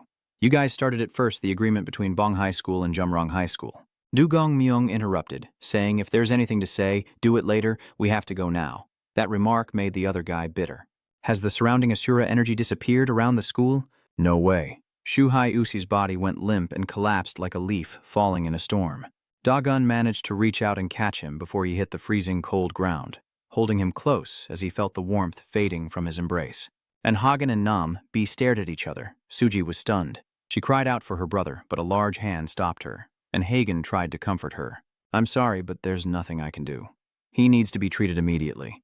You need to be treated somewhere safe, I mean. Suji looked straight at An Hagen with tears streaming down her face. He gently said, "Don't worry, leave it to us." Nambi just helped X and congratulated Daegun. "Congratulations, that's enough to secure the top spot." He clicked his tongue, seeming to lose his composure for a moment, but I hope that was just my impression. It was pouring rain without end, with cold gusts of wind. The car continued to speed along, the engine noise echoing steadily through the thick fog of water and whipping wind. Manager Lai focused intently on driving, seemingly tailing a car. Manager Lai exclaimed in surprise, "Why are they turning back?" "The way back to school is this way." The car's screen suddenly displayed a notification. "You receive a call from the director for Gabri. The car has stopped." The driver hurriedly opened the door to let the passenger out, and it turned out to be Joe Gabriel. He hurriedly got out of the car despite his followers holding umbrellas and chasing after him. Joe Gabriel's face was flushed red, his throat tight as if about to burst. A scream of rage burst out, echoing through the thick air. "Beach Shu Hiu Kuo Daegun. Find them." Daegun is standing above, observing every move of him and reporting to the other end of the line. "Yes, he just arrived. You go to the gate. Manager Lai's car is waiting there. After you get in," she confirms again. "You managed to tail them and come here?" Daegun replied. "I only came because I was told to. They quickly left and started to plan. Let's go somewhere else for now." Manager Lai expressed her concern and decided to ignore the mood club matter. "Regarding the chairman, it seems they were all betrayed behind their backs and they won't leave you alone." Daegun asked again, "What if I don't stay quiet?" Manager Lai clicked her tongue and said, "That will be troublesome." She asked, "No matter what happens, I will investigate and tell you later. It's best if you go somewhere for a while. Where is your hometown?" "I don't really have a hometown or anything like that. Tell me where you feel comfortable and I will cover the accommodation costs and support you." She suddenly paused. "Oh, and one more thing. Congratulations. The project uses violence to suppress violence. It's over. Thank you for trying." Daegun said nothing, only looking outside. He fell into a stream of thoughts, violence defeating violence. Daegun recalls his recent self-images. Old memories flooding back like a breaking dam, bringing to mind faces filled with despair as they fell one after another under his iron fists. Those images are etched into his mind like unintentional scars, with each opponent he faced in the ring appearing clearly as if carved into his soul. His face contorted, blood pouring like a stream, terror in his eyes at the final moment. The wide-open eyes, the bodies collapsing, and the cold indifference within his own heart. Those images replay clearly on the car door, reminding him of Park Hee-jun's hand movements up and down. Dae suddenly Gun raised his hand and said, "Wait, we need to stop by this place first." The scene shifts to a quiet house. Oh-han, sweating profusely, pressed his face to the ground, and someone exclaimed in surprise, "What? Are you kidding me? Don't you realize what consequences you'll face if you drag Daegun out to joke around?" Oh-han hurriedly confirmed. "It's true, I swear. How could we possibly joke about something like that?" Yojin asked again, "So you are saying that he emphasized my brother as a student at a place called Jumrong High School in Dong? Wearing a school uniform and having fun at the amusement park, he tries to burst a balloon but ends up being chased, only to find out someone is with him." Sang-hun's eyes widened in disbelief, and Yojin, furious, stood up abruptly. "How dare you spread such false and ridiculous information? Just saying it is already an insult to my brother." He reached out and grabbed the stick from the fire barrel and said, "Sorry, but I can't forgive you for insulting my brother. A wooden stick is still better than just punching, right?" Oh-han, trembling with fear, kneels and prays. "Please, I beg you." He holds his face and insists firmly. "It may sound strange, but it's the truth. Please believe me, I was shot too. I could never mistake his eyes for someone else's." Sang-hun quickly added, "If you find it hard to believe, we will go to DJ ourselves and bring back evidence like photos or something." Yojin suddenly asked, "Is there anyone here who can work at the convenience store?" Oh-han was stunned. "Why is that?" Yojin put his hands in his pockets and turned to leave. "Do it for me. I will go to Dijon myself." That action made the other three feel extremely confused. Yojin continued with a cold look. "If it's impersonation, then they will have to die." The scene shifts to a factory where Haijun is talking on the phone. He ordered to close the DJ branch. Haijun reassured the person on the other end. "It's okay. That place doesn't make any money anyway. I'll clean up and head up there soon." He smirked and said, "I'll talk to you once I get there." "All right, I'm hanging up now." After opening the door, he froze for 2 seconds. Someone is inside, staring intently at Haijun. Haijun wondered, "Why are you here?" He looked annoyed. "That's my spot." So it was Dawn. He calls Beak Haijun. He continues speaking. "I admit it, you're right." Hun stepped inside, a slight smirk on his lips. I was right, wasn't I? What? Dagun repeated. You said the surest way is to crush others with strength. Heejun, after remembering, asked again why I was talking about such obvious things. Dagun replied, I don't believe it, but lately I keep saying one thing and doing another. He shares, so now I'm trying to accept this. Hun nods, not surprised at all. I prefer to prove myself through actions rather than words. He takes out a cigarette and questions. So, what do you want to find me for? Dagun replied. You said there's nothing left to discuss with me. He slowly stood up, but you keep appearing in front of me. You say one thing and do another, and so do you. It seems like you're saying that, but you're not really, are you? Heejun just smoked and listened without saying a word. Dagun guessed that neither I, nor maybe we, are the type to be swayed by words. And then what? Dagun's eyes flashed like lightning as he threw a thunderous punch without warning. It was a decisive attack, but Haijun was quick as lightning to dodge to the side. Hun's arm instinctively jerked up in self-defense just in time as Dagun charged like a wild beast, but Hun quickly sidestepped to avoid the collision by a hair's breadth. Dagun didn't slow down at all, his body like a bullet heading straight for the target. In that moment, his eyes seemed to light up. He puts all his strength into a punch aimed straight at Haijun. Heejun dodges to the side, causing Dagun to lunge forward. Then he swings his fist to counter Dagun. Dagun leans back to dodge, clenches his fist, then swings his arm back to gather all his strength for a single powerful strike. Hun moves just as quickly, mimicking the motion with almost perfect synchronization. Both of them swung their arms at the same time, their fists clashing like steel hitting steel. Haijun sneered and threw a powerful punch. He continued with an amused tone. This isn't really your style. Then he swung his arm forcefully like a scythe, sweeping across Dagun's head, but he leaned back and dodged. Heejun continues to punch forward. Dagun also swings his fist toward his opponent. Both of them, after being punched in the face, reflexively raised their hands to cover their faces and stepped back a few paces. Their steps faltered, but they still braced themselves to keep their balance. The dust settles slowly, like a curtain being drawn back. Hun smiles and asks, It's been a while, hasn't it? The two of us. He looked down at the junior running up the stairs and said, There are many old stories to tell. Heejun begins to share. But I'm a bit busy. He tilted his head slightly, so my friends will take care of you. Dagun lowered his head. Heejun slowly stepped down the stairs and went on a date. See you again later. Dagun sighs that it would be better for both of them. He looks at the group of followers staring at him and advises them to step aside. Heejun went downstairs. He turned his head slightly to look back and then said, Dagun, you still don't understand yourself. He thought to himself, what kind of person are you, really? Up above, Dagun is taking down those people one by one. His fists swing fiercely like iron hammers, aiming precisely at the cold and ruthless enemies. Hyun picks up the phone and orders to get ready. He smirks and adjusts himself. No, that's not it, Hyun continued. My warhorse is victorious. Dagun grabbed the last guy's head and slammed it into his own chest. Those people were defeated in an instant. Just as he stepped down, a car arrived. Don walks away, taking off his coat and tossing it aside, then opens the door and gets into the car. Manager Lai asks, So it's over. Are you done? She announced, If not, then there's no need to work. I'll drive away now. Manager Lai comforted him. Just rest for a while. She continued.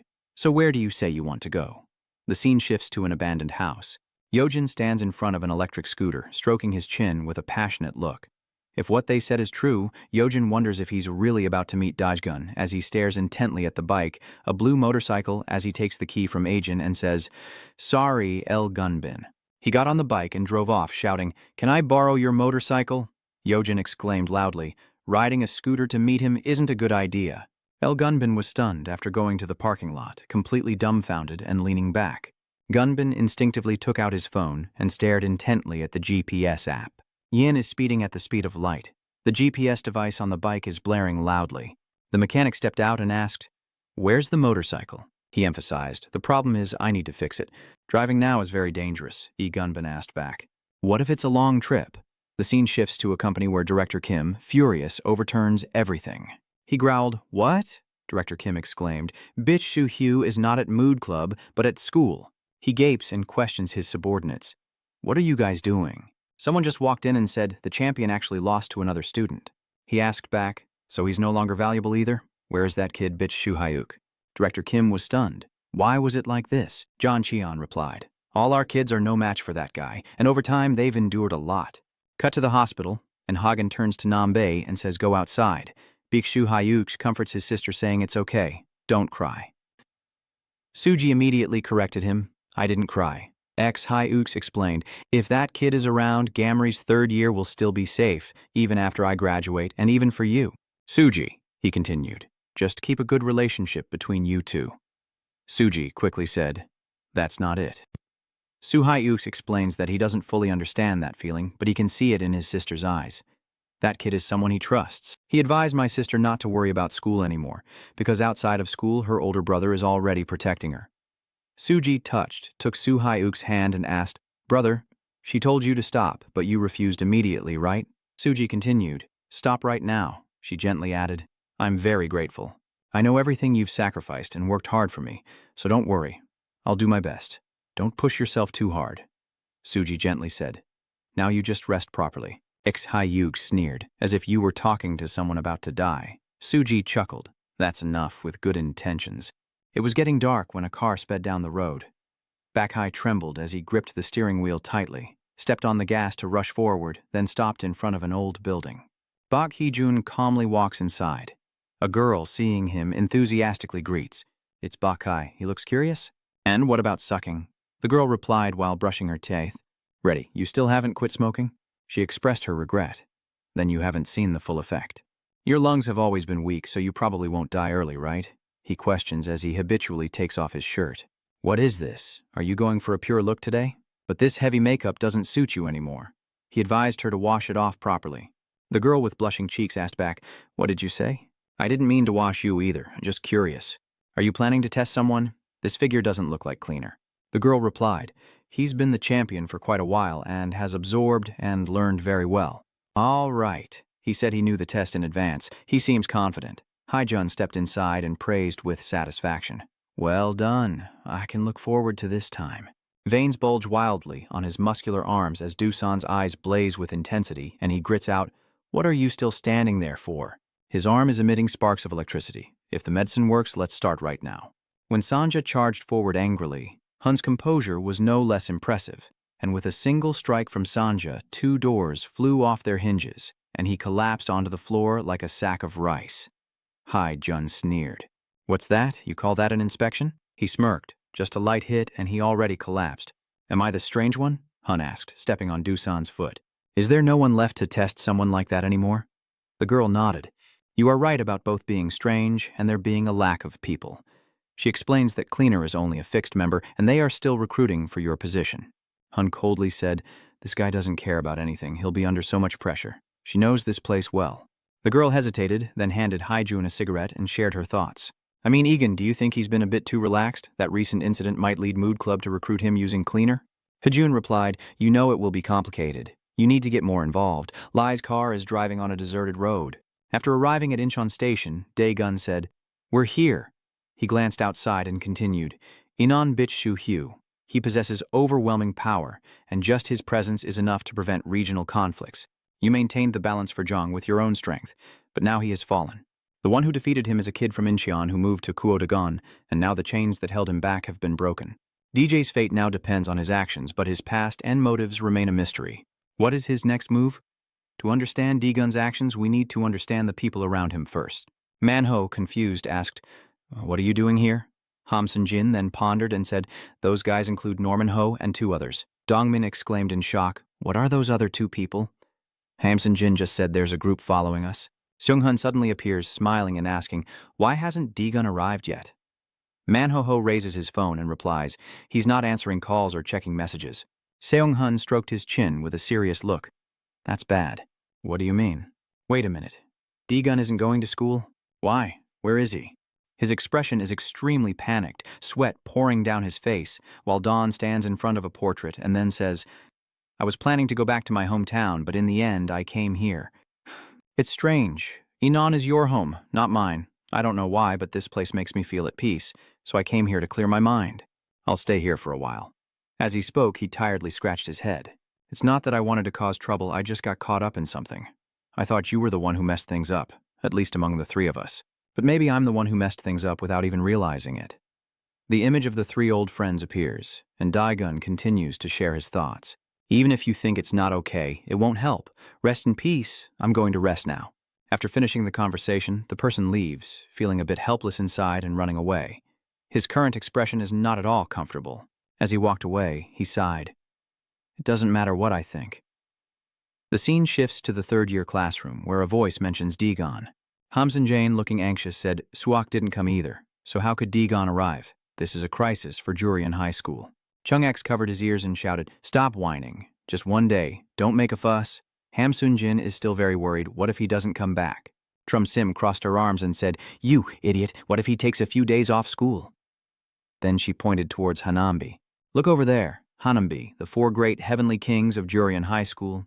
The question rang out, why are you at school but not at the academy? Nambe, who was studying and got disturbed, covered his ears. Hamsun Jin angrily calls out, Idiot, I'm talking to you, so why are you plugging your ears? Did someone just kick him in the face? And Hagen said with a smile. Because you were too noisy. Hamsun Jin exclaimed in surprise. And Hagen just explained he wants to stay at the academy to study. I just brought him to school a little while ago. Meanwhile, Yoon was showing off his muscles for the 2 girls to climb up on either side again. Enough already. Hamsun Jane felt a bit helpless, as did Elge. Chum Sim and Hamsun Jin looked at that image and were left speechless. The girl asks, What's wrong, are you tired? He immediately retorted, What? Of course not, keep going. Then Hamsun Jane asked quietly, Why are they all here? They don't even take this class anymore. Chum Sim turned away abruptly. Well, I don't know either. Then she turned back with a confident, radiant smile. Anyway, don't worry because we have the 4 heavenly kings. Are you feeling better now? Why didn't you answer me? Wait a moment, you don't look down on them. That's right. Hamsun Jin's expression looks a bit downcast and unhappy. Remembering Yin's words about the boss being absent, you feel worried. I don't know what kind of ripple effect will happen if the boss is absent. Yu-Ru is like that, but Hamsun Jane also replied, I feel reassured. At Bongyu Technical High School, 3 boys from Gong Join's group are gathering in the storage room, one of them watching Shu Huin and Don's match. A shout of surprise rings out. Beach Sock is doomed. I don't know who it is. This D-gun is really something. Wait a minute. What about the agreement? Their boss has changed, so the deal with Bok is off too. Manak, calmly sitting on someone else, also spoke up. In that case, there's something I want to say about my seat. The person sitting on the chair replied, Yes. Then he began recounting the battle with WWOC and his group, during which he had questioned them. Are you planning to break the agreement and start a fight? If they are the ones who initiated it first, he will continue now, but was forcefully pressed down to the ground by Manzok, who shouted, That was pathetic. Then he turned back and asked, You heard that, right? Manx's fierce expression exclaimed that the deal was over. You still wear sunglasses and calmly ask, Do you find this interesting? It's not something to be happy about. Even though the agreement is no longer valid, we can still build our own internal system. The ranking system will be more specific than before. Another brutal survival system where only the strong survive. Slaves from a month ago can learn new skills and easily advance to higher levels. That is no longer an uncommon thing. Everyone longs to advance to a higher rank and become the strongest. Just internal matters alone are chaotic enough. Manzok listened with some suspicion. And as you said, the foundation has become more solid, meaning a large group has appeared. He looked sinister. We can move in groups of 100 and are ready to seize the herd. Are you really planning to sit still like an idiot? He calmly replied, Do you think I'm stupid and want to compete in rankings? Nam Gongjin had to step in and stop the argument. All right, that's enough. You're all right. Calm down. Then he started analyzing whether we stick to the agreement or just ignore it and start a fight. It's a different matter. Our main concern is Dagon's attitude after becoming the boss. He doesn't even bother to meet us, which means he considers us failures. In other words, unlike those top-tier people, the lower ranks are more desperate. Don't you think they should take their anger out elsewhere? For example, outside, you wear sunglasses and speculate. You mean Nam Gongjin is the one who came up with the plan to show them a performance. Teaching them a lesson about what happens if they look down on Bonggun Technical High School in Zhang will show them how they will be dealt with if they don't make a deal with us. His expression was extremely sinister. The scene shifts to the outdoors where many people are walking by and sounds of surprise echo. Wow, is this DJ? Yoko happily asked as she followed someone at this moment. Hey, the souvenir at De Jong is bread, right? Where are you going? I've bought the bread, but the other person just kept walking straight. I can buy it again when they come back. Yoko turned back. I can't wait. I want to buy it now. Shinhoben has already called someone. Hello. Oh yeah, I just got here and someone suddenly bumped into him. Shinhoben didn't pay attention and kept walking while replying to the call. Yes, of course. The person who bumped into him turned back with a sigh, then grabbed Shinhoben's shoulder and sternly reminded him, Look, buddy, if you bump into someone you should apologize, or at least nod and say, Sorry. Shinhoben hesitated for a long time, but the hand still remained there unreasonably. After a while, he turned back and responded gloomily, "Sorry." The other person seemed to sense the danger and looked at Shinhoben's deformed ear, then scratched his head and commented that it looked like a steamed bun. He quickly withdrew his hand, rotated his shoulder, and smiled brightly like a flower. "Wait a minute, why does my shoulder feel stronger? Wow, it's like you have magic or something." Then he hurriedly bowed his head, wished me a good day, and ran away like he saw a ghost. Shinhoben looked confused and told me to touch another shoulder. Yoko then pointed and said, "Should have punched him to teach him a lesson, right?" He asked back, "What lesson?" Yoko cheerfully replied, "Sukomi. When scolding someone, you have to give them a slap to make it clear. Let Hoben ask about something else." "Aren't you buying bread?" Yoko waved her hand in complaint. "It's been a long time," he said. "All right, let's go." As they walked, Yoko teased, "Add more salt, drink more fish sauce to make it funnier. It's very important for a couple to be in sync. Aren't we a couple? Hey, are you listening?" Shinhoben can't help but feel helpless. "Don't come near me." When she got in the car, she hugged her arm and asked Hoban to snuggle against her. "I'm tough, go ahead and hit me. Got it?" Like this, he looks annoyed. Got it. Yoko keeps rambling. "I'll do it in your style since we're in Japan, so you have to keep up while we're in Korea." Hoban immediately refused, understanding. "If possible, just don't do anything." She's begging, "Come on, don't do this."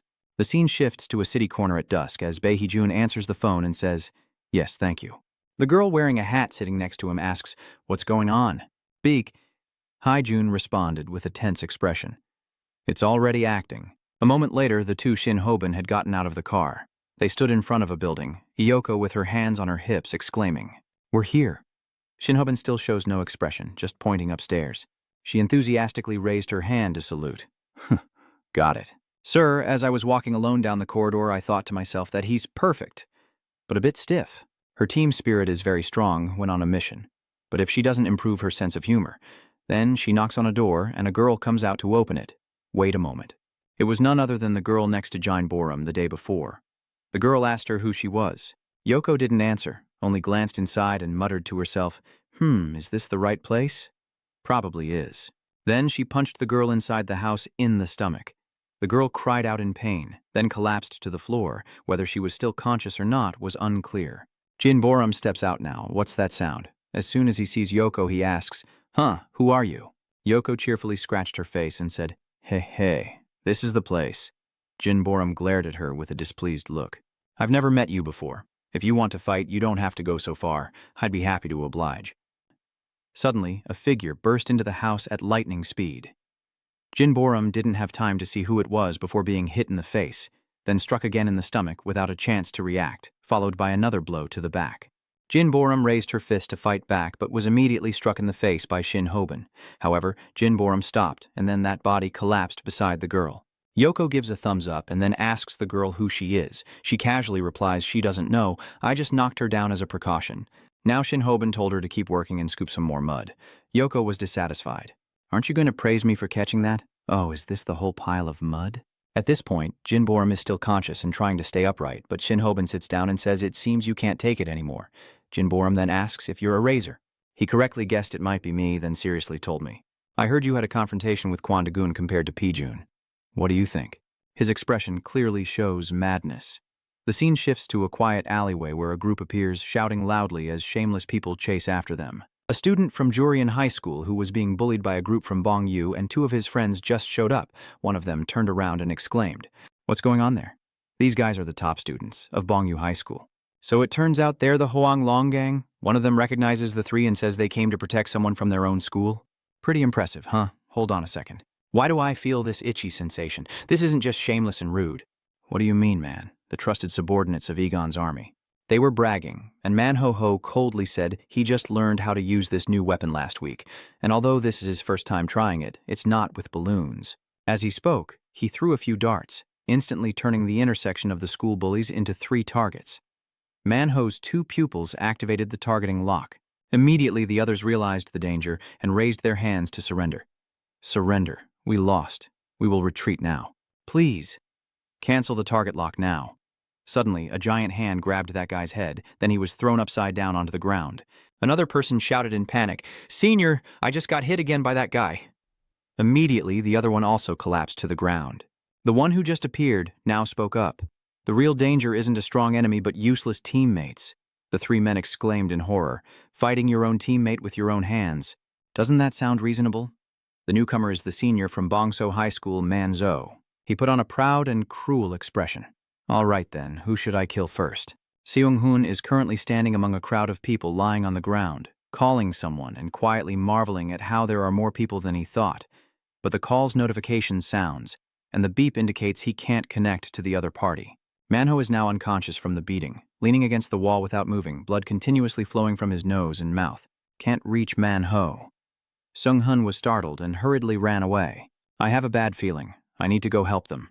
As Seung-hoon was still trying to run quickly, Nam Gong-jin suddenly appeared and spoke, making him startle and stop. Where are you rushing off to? It's been a while since we last met. The upper class of Bong High School? Nam-gin asked indifferently. Are you still planning to do what you intended? The things you learned from me. Manho is back in the past, sitting and playing a game. His hand moves smoothly over the buttons. In the game, two characters are grappling with each other. Suddenly, another boy sitting nearby angrily shouted, "Oh my God, you cheater! So annoying!" The young man in the game kicked, but the old man easily dodged by leaning aside. Done, the old man counterattacked by poking the young man's leg, causing him to fall. The boy then called out to Manho, saying, "Come out here."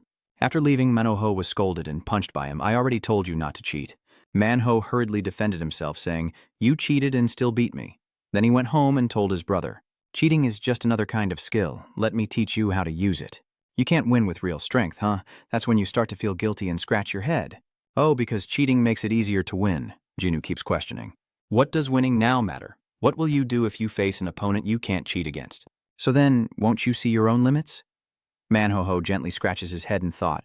Then with a determined look, he says, "I understand. Next time I'll play fair, but please help me deal with that guy." Jin still firmly refuses. "I told you cheating is not allowed. You're asking for my help to win easily, right? But I have other ways to help too. With that desire to win easily, there will come a time when you have to pay the price." Returning to the present, Manho, who was beaten unconscious, suddenly opened his eyes. He looked confused at his two brothers, then quickly stood up and ran over, panicking as he called out, "Hey everyone, Hung is no longer conscious now. No matter how much Manho shakes him, he won't wake up. Please wake up." Then he quickly made a phone call. 119 here. A patient is being transferred to a quiet area. "Why are you acting so directly all of a sudden? Weren't you the type to always prioritize your own safety?" Seung-hoon calmly asked again, "What are you doing here, Bong-eun? You have no reason to be here." Nam Gong-jin repeats that there is no reason. Then several shadows appear behind him, and he confidently claims the reason. Is this enough to explain? Each one appears with an arrogant attitude, showing off their power. Seung-hoon closed his eyes, feeling that the situation was a bit unstable. Nam Gong-jin continued, "But having you here is an unexpected gain. I didn't expect you to show up. Why don't you hide in the shadows and use your brains instead of making yourself suffer?" Then the gang members rushed to attack Seung, and at that moment a backpack was thrown towards Seung-hoon. B took that bag, and the attackers were already dealt with by Nam-bae. That guy was thrown to the ground. "Are you okay?" Then he adjusted his glasses and scolded affectionately. "How dare you skip your extra classes?" The opponent's group was a bit stunned when they saw him and exclaimed. Hanambi, after observing the group for a moment, calmly asked, "Is this all of you?" A subordinate nervously turned to ask Nam Gong-jin, "What should we do now?" The opponent is Ha Nam-bi. He quickly made a decision with a displeased look, not wanting to risk an unexpected gain. "Let's retreat." Then he pulled his gang and turned to leave. After seeing them leave, Nam-bi returned to ask about the situation, and Seung-hoon expressed suspicion. Since yesterday, they've been causing trouble with the students of Hwanglong School, and their actions seem very suspicious. It seems that Bong Gae-eun has broken the agreement. Nam-bae dismissively calls it a foolish decision. But Seung-hoon seriously countered, "I don't think so. Maybe it's not a stupid decision. Please gather the 4 heavenly kings tomorrow. I have something to discuss." The next day, in a vacant room at Jumrong High School, Seung-hoon was waiting with Manho when Nam-bae appeared alone at the door. Seung-hoon had a questioning look above his head, while Manho asked directly, "Why are only Elgin and Senior Onhagen here?" But Nam-bae interrupted and refused to explain the reason for their refusal. Later, the three of them faced each other in a triangle formation. Seung-hoon looked a bit uncomfortable. "So are only the 3 of us participating in the meeting?" Then he asked if Manho, Hodong, and Dongmin were in the hospital. How strong was the opponent to cause them to end up like this? Manho recalled last night's scene and exclaimed, "Are we too weak, or is it that our strength isn't enough?" At that moment, Hodong was beaten mercilessly by Man X. Bleeding continuously, he looked like a wild beast attacking him. Min rushes forward with a wrench, but he easily knocks it away. Then Min is also defeated by a punch from Manzok. It was Manho's turn to rush forward, but he narrowly dodged your attack. Manho suddenly turned to look back but couldn't avoid in time and took a punch to the back, forcing him to spit out a mouthful of blood. Mansok, with an excited look, grabbed your hair and swung a punch while shouting, "These Long Huang thugs are nothing special." The game screen reappeared in his memory, and at this moment the young man threw a punt to take down the old man. Then came his older brother's words, "Sooner or later you'll have to pay the price." Returning to the present, Manho was still deep in thought, unable to break through the wall, unable to surpass his limits. "It's all because I am too weak." Hun comforts him, saying, "Don't blame yourself, this is mostly my fault. I completely misjudged the situation. They acted very carefully with a plan, trying to test our strength. Based on how we respond, they will surely find out about Dagon's absence soon." After hearing those opinions, Nambe spoke seriously. "And not only Bongun but other factions will also react to this. We might face chaos from DJ Dong before Buyuk and the four Heavenly Kings establish their alliance. Seunghun's rare clear worry shows that things might get out of control. We need to handle this quickly." Manho still bowed his head sadly, muttering in this critical moment, "Where is Dagon?" Suddenly Hamsun Jane appeared like a shadow and spoke. "Where is your boss?" Manho exclaimed in shock, startled. "Are you cross-eyed?" Then he observed carefully again. "No, these are not normal crossed eyes." Hamsun Jin, with vacant eyes, blamed that Suiwa and Suji had disappeared. "Quiggin, it's all Quan Dagun's fault." Then he grabbed his collar and kept shaking him, shouting, "Hurry up, where is Quo Dagun? He kidnapped Suyuk and Suji. Suyuk couldn't just disappear without telling me anything." Seunghun then asked, "So big brother Suyuk also vanished?" Nambi now held Hamsun Jane back, who struggled and shouted in panic, "Huanglong is doomed. Without the boss, the school is finished. If this keeps up, Huanglong school will collapse." Manho and Seunghun looked confused when they heard that. While Nambe also showed a thoughtful expression, the scene then shifted to the gathering place of the Gongjin boys, where he suddenly burst into crazy laughter. "Ha, is that all the guys who face the problem head-on can do? Is that all Quan Dagun's gang has? That reckless bastard was overconfident from the start, so his gang is basically gone because I took care of everything." The sunglasses-wearing man asked again, "What about the others? Those neutral gang members and the ones Quigun defeated?" Namgong Jin then became serious and assessed. "As expected, he has no real strength at all. Unlike Biyuk, you have conquered those you defeated." Quagan once again discarded them like trash and took the position of boss. "They have disbanded and are no longer a threat because they can no longer unite. But when it comes to danger, only the four Heavenly Kings pose a threat." Even with sunglasses on, he cautiously reminds us, "The only one who can defeat the four Heavenly Kings is probably him, right?" "What are you talking about? Why should I face him?" Then he corrected himself. "You guys are misunderstanding something. From the start, Tao never intended to beat them to win. Our goal isn't a fight, but a war. To win the war, you must use every trick to move to a different place, where a voice says through a metal door, 'It's safe here. You can stay for a while. There should be enough food, but due to the special situation, don't worry about the taste. There are also plenty of entertainment options to pass the time, so avoid touching anything dangerous. It's best to hide everything away, since that person is working, and reminding at the same time. If you need anything, just ask. Do you have any other questions?" The main people being instructed are the two brothers, Xu Huing. Sujdi carefully asked, "Why is there no Wi-Fi? The network is so slow." They continued working while explaining that since this was a secret place, there were some inconveniences and shortages, so just bear with it for a while. Suddenly, they turned around and called out, "Suji, you've become much more beautiful." Suji responded with a confused sound. They still marvel at how she became a young lady. Then she pouted and muttered, "What are you talking about?" "How many years have passed?" Shu brother then added, "It's true that a lot of time has gone by. I don't know what you've been doing all this time, but I thought you were already dead." But Shu continued because his range of activity had gone beyond what ordinary people could understand. For him, danger was not only injury, but also a threat to his life. But luckily, I am very happy to still be able to call this friend's name once more. No Jingu, this is the weapon expert. No Jingu, my brother Manho, has just fully returned and asked, "Is my younger brother okay?" In the hospital room, the curtain is drawn back, revealing no one inside. John Cheon pushes the curtain open and steps in. Today, Bit Shu Hugh is there, with a bunch of underlings. In front of the empty bed, everyone looks on in confusion. He was panicked. Where did he go? The gang members are also tense. If someone enters, it will be Jingu. He locked the door and the group looked over, his face cold as he narrowed his eyes and questioned them. The Mute Club has temporarily suspended activities, and the Belmo construction contract has also been temporarily canceled. "So, what reason do you have for coming here?" he added. You no longer have anything to do with this place. John Cheon turned around with his followers and looked at Jingu, frowning. Who are you? Why are you speaking up here? Then he raised his hand to his lips to remind them. I already told you guys earlier.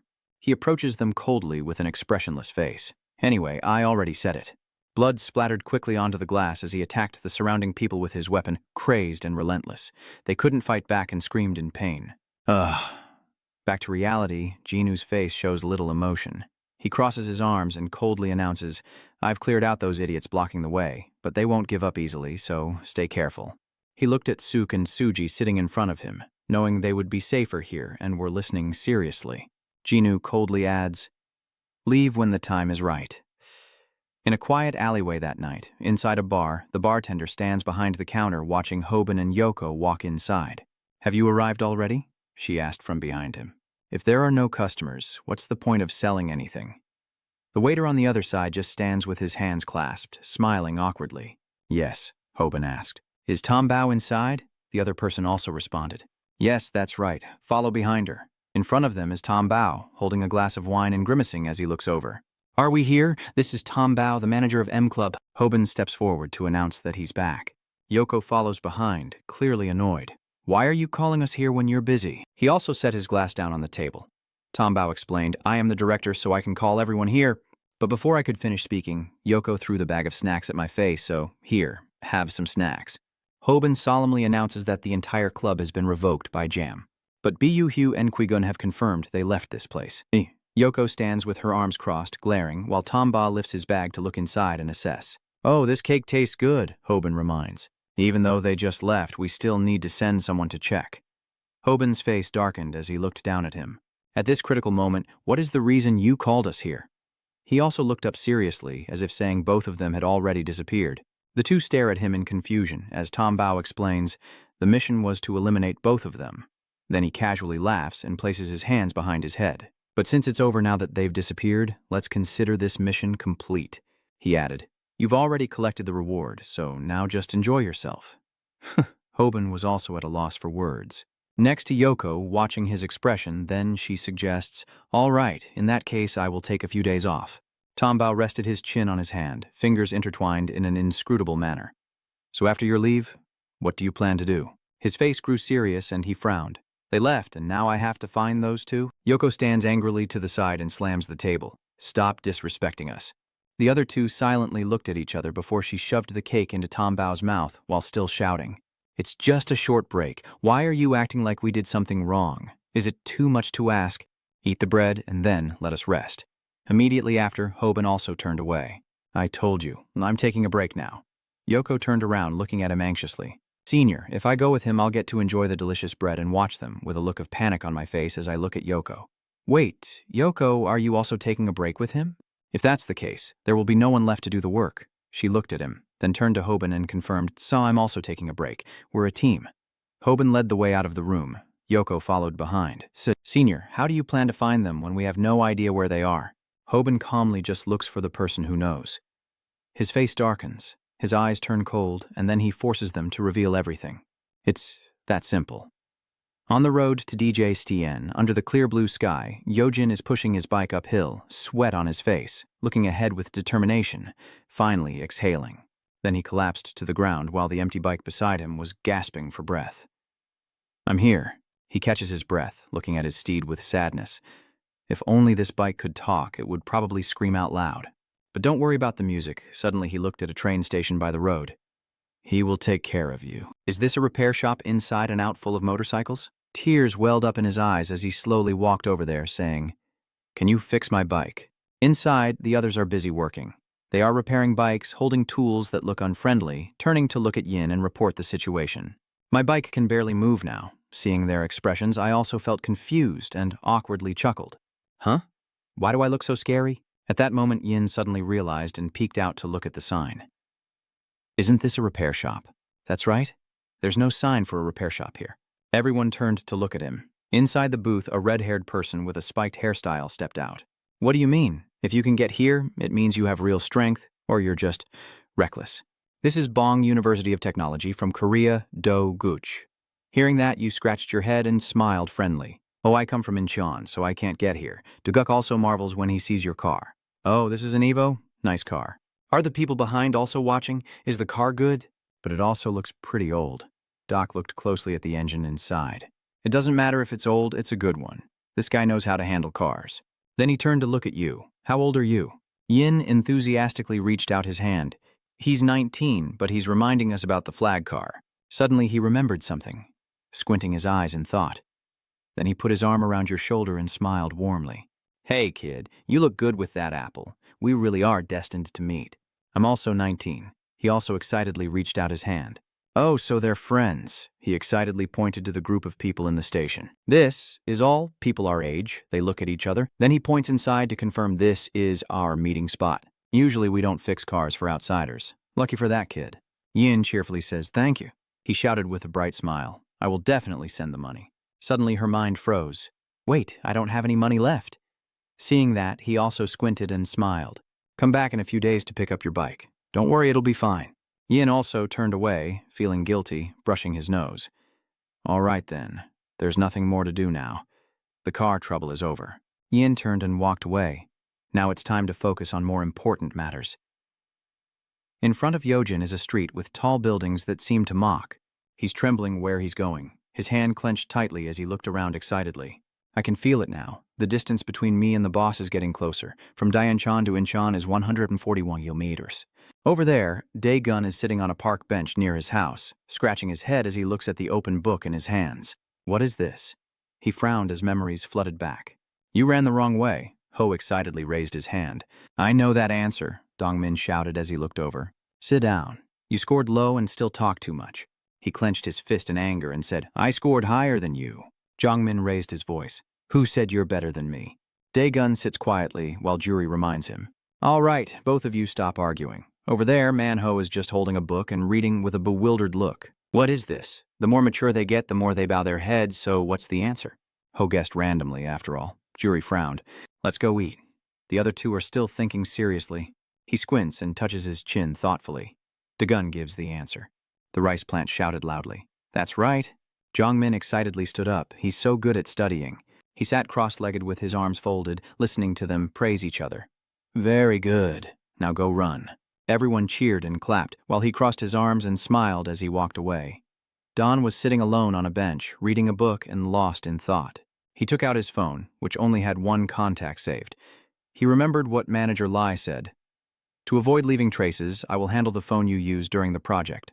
This is my number, contact me if needed. Even though it's a fake connection with those guys, it's still worth paying attention to. Dae-gun looked at her phone with a furrowed brow and a hint of regret. Maybe I should say goodbye to them. I don't know how they're living now. I need to pull myself together. All right, just read through the book. But sitting with his head bowed on the chair, looking dejected. Dae-gun thought to himself as someone approached while he was holding the book. Thinking of everyone makes me miss them so much. Dae-gun looked up at the person in front of him. The whole gang is staring at you intently. Uncle.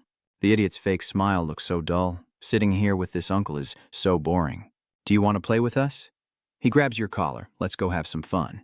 Next, Don was pulled into an alley and pressed against the wall by them.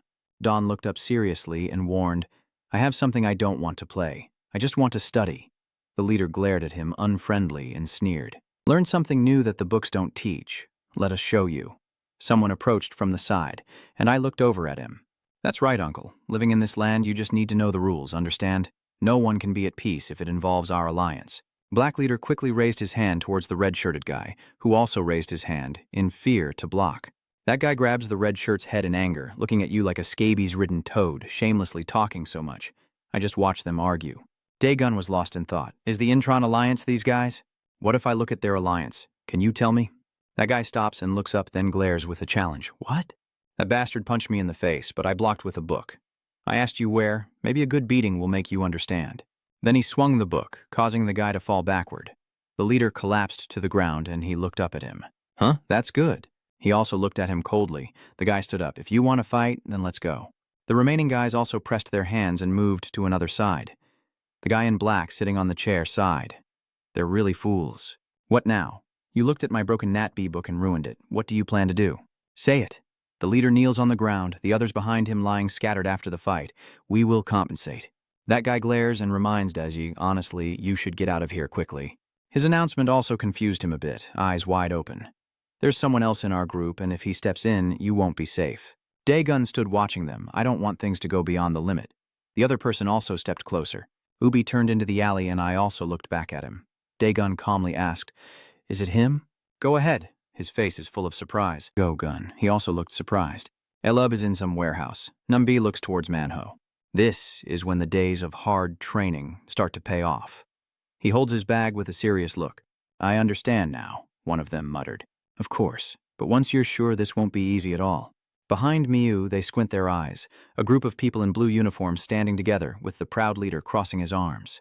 It seems like they want to commit suicide by declaring war on our Dragon King. Maybe they are really about to act. Minshu smiled and said, "Not necessarily. The real battle is just beginning now." Outside, a group of people riding war chariots arrived, and the scene shifted to Yin, who was still standing at the repair shop, seemingly lost in thought. Yin thought, let's wait and see how things unfold. If that detective is right, even if we don't know where he's from, there must be a leader in his area too. He recalls when he asked about some information from Suman that helped him learn a few things. He also replied to him, "Yes, that man is the strongest person I have ever met in my life. I always feel emotional when I talk about him. Whenever he appears, all the battles for dominance suddenly go silent." In his memory, that man was very powerful, with a body not only muscular but also a face that was particularly cold. Moreover, others around him were just insignificant, and he was recognized as the strongest in the area. After learning some things, he also speculated whether the special area mentioned is indeed the place you think it is. Earlier, Ayan also went to ask a few people and forced 3 guys to kneel with their heads down to get an explanation. Do you want me to believe that? He doubts the information they gave back then. Daegun is wearing a school uniform and is a student at Hoang Long School in DJ Rong. They are growing more and more anxious, even sweating cold sweat. That's right, if you don't believe it, go back to reality and see that what he said is truly unbelievable. But the red-haired guy at the shop saw him come back and asked, "Why aren't you leaving yet?" "I told you I'm busy today." Turning with a confused look, I asked, "I just want to ask a few questions about Dedong." He looked confused about this person. De Jong asked if he knew a good restaurant. That's not the case. He immediately denied. Immediately, he put on a serious face to investigate. Truong Hoang Long, the school controlling the entire Dragon Dam area. "So, it is Hoang Long?" Those words came from the people at that factory. Both of them watched as the crowd hurriedly searched for weapons, urging each other to grab their arms quickly. Those guys are discussing among themselves. Since their opponent is not an ordinary rival, they are using every trick they have without fear, rushing to do something that seems tense. The red-haired one calmly replied, "I don't know how you want me to answer, but one thing's for sure is that from today on, De Jong will belong to our school's team." Those guys have arrived at the school and are waiting by the wall of the alley. One of them is calling his accomplices elsewhere.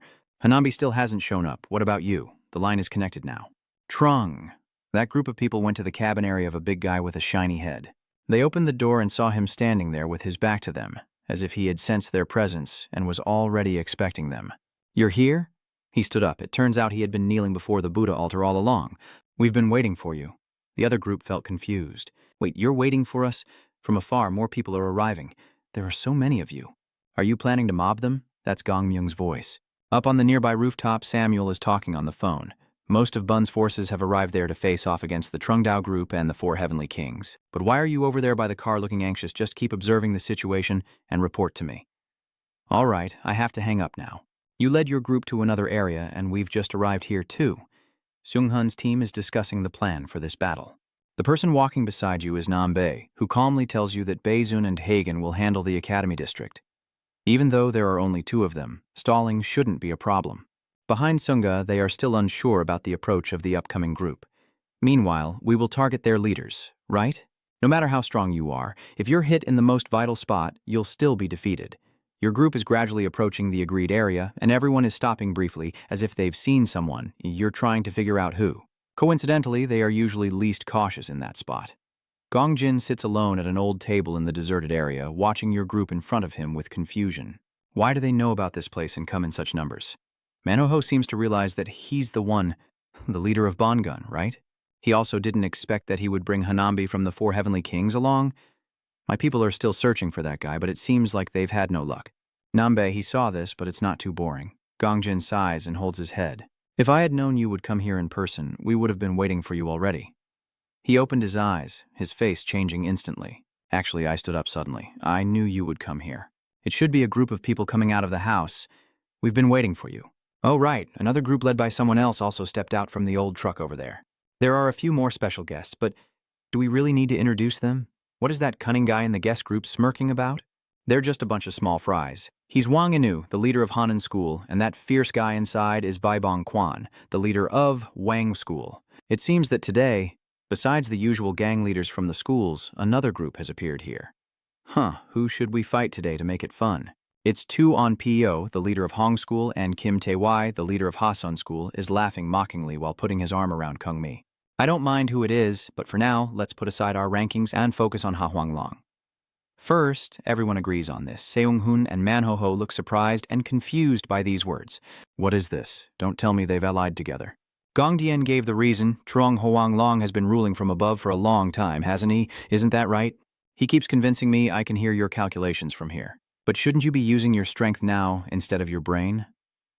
Elsewhere, in the park area, 3 people are secretly watching from behind a suspicious bush. Don't tell me. That person is Daegun. They saw the figures of Yobin and Daegun. No wonder you've seemed off from the start. Ion Bin, light up a cigarette. Daegun was there, and he wondered why you were part of that group. What's the alliance about? Why are you in that group that bullies others? Why? You're serious, Ewan. You're not that kind of person. I take a deep drag on my cigarette and respond casually. That's right, I'm not that kind of person, so I watched everything from afar until it was over before slowly leaving. You also understand what you're doing and seem to know why he feels confused like that. I know it's a cowardly act, but I have to do it. I have my reasons for protecting my teammates for someone. After hearing those words, he truly didn't know what to say, looking at you with an expression like he's looking at someone foolish. His face made you annoyed. Why is he looking at me like that? You really are. If you have any brains, try to think a little. You're angry at me, so I understand what you're saying. Truong Nawaidong has always been at the bottom from the start and was nothing special, yet she only rose to the top because of one person. But then, that person. This time your words clearly show anger rather than understanding, suddenly leaving everything behind and walking away irresponsibly. Your words are both reproachful and a little sad. Then he thought about what the others must have faced. No matter how stupid they were, they should have known. Yojin's side was heading to the meeting spot with that red-haired guy. He let you go inside on your own. You're there now, so if you want to know, control yourself. Can't imagine it all? Yobin's words are still recounting to you the events that have happened over the past period. Just imagine how bad the gap he left behind has become. The scene over there is really chaotic. Watching those gang leaders fighting non-stop, the chaos really looks intense between the groups. His eyes widened in amazement. What is going on? There's nothing else casual about him. It's obvious. The student leaders from the schools are still fighting without any sign of stopping. These damn arrogant and reckless gangsters have already taken down quite a few of them, mocking as they grab one by the head. Is that all? It's nothing. If you want something, just come at me and do your thing. He wasn't paying attention when someone with a stick charged at him from behind. He quickly caught it, but another guy kept pressing him, and he kept getting hit. That blow made him fall down. The whole group took the opportunity to rush in and beat him up continuously, crushing them all. Another one. Although his group is at a disadvantage and he's big, he still gets beaten until he bleeds from his nose. He also didn't expect Bong Yu to have someone like this. As the backlight gradually revealed his face, it was In Gong from Bong Yu's school. Bong Yu's group just arrived at a corner and found someone already taken down. Chu Usi. Let's go. The one who collapsed is Hagen from Jurian School. That group hasn't even made a move yet and already saw you slumped there bleeding. Could it be that they've already taken care of it? Did another team handle it? That guy retorted. No, I didn't see anyone else besides us. Over on another street, the school group surrounded Myongjin Mo, making him confused. Why are you all gathered here now? The encirclement is gradually pushing the two of them together. Are you looking for us for something? On the other side, 2 people are inside the hospital, watching and not expecting how everything will unfold. Why now? The current situation is gradually being destroyed and collapsing. Everyone is chasing and driving others away, and all the causes stem from the void left by the leader. Yobin said just one sentence here. That's enough. The two looked at each other, one thinking, the other understanding everything happening. You're exhausted and don't care about anything anymore. Don't say anything else, the person has already gone, and nothing will change no matter what you say. The more you talk, the more it hurts inside. If he knew how to listen, he wouldn't have abandoned us from the start. You crush the cigarette under your foot, feeling not quite right, pretending you didn't hear anything and trying to forget. Nabidong is still fine now and can take care of herself. I'm leaving now. Dagun stepped closer to you and bowed his head as if giving a final message. Isn't it still not too late now? Hearing this, you became completely furious, veins bulging on your face. What? You said it's not too late? Who needs you to do anything? He clenched his fists tightly, holding back. I'm trying to hold back from punching your face in, and you still say something meaningless. He slowly explained, I'm not talking about Nabidong. You seem quite surprised. So what? He pats the boy's shoulder to comfort and encourage him, even apologizing. Thank you for enduring until now, and I'm sorry. I will come to you if I get the chance, and I want to make amends for everything that happened in Inouan. But for now, I have an urgent matter to deal with. This time, I won't run away. Daegun seems to have decided to take responsibility for what happened this time. Take care of yourself. We will see each other again soon. You see him shouting loudly, where is he going? All these confusing words, and then he just makes his own decision. You seem quite annoyed by his personality. Soon after, he picks up his phone and calls the person on the other end, the project manager from Yujin. His face darkened. He needed to get himself under control. A chaotic scene with burly men running wildly. They take turns delivering direct punches to each other. In a corner of the truck, two men are chasing after Jung-hoon. He jumps onto the old, rusty car. The confused worker asks, where do you think you're running off to? As soon as he finished speaking, he grabbed the man's head and slammed it into the wall, while the other was stunned. Jung-hoon's expression remained calm. You think you can run away, you little punk? You'll be caught sooner or later, kid. Soon Gus Seonga appears with his stance ready to strike. He swung his hand toward the thug. Che-man, annoyed, turned around. Hey Gu-san, at this point, what's the point of analyzing battle tactics? Focus on survival. Then the thug aggressively punches Sua in the face. Don't underestimate us. Hanambi runs with a ruler, taking down three guys one after another, and then slaps the long-haired guy standing there, casually putting his hand into his pants. The little thugs quickly blocked him. Namgong-zin, seeing the crowd's protection, thought about playing the game of grabbing the thief and claiming the crown.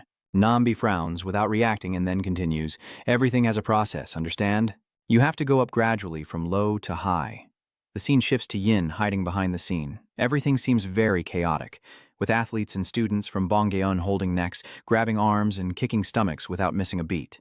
The red-haired guy with sunglasses sneers, so miserable, huh? But it's useless. Go ahead and see for yourself. How are you going to handle that whole bunch? All the athletes lay defeated under the contemptuous gazes of the Bonggun students.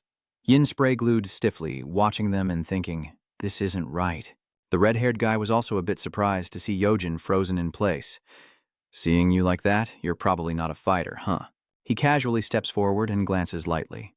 Or, do you think it's unfair to link all the university councils into one school, since we're not the bad guys? It's obvious that things would turn out like this. He slightly bows his head to look at Yojin.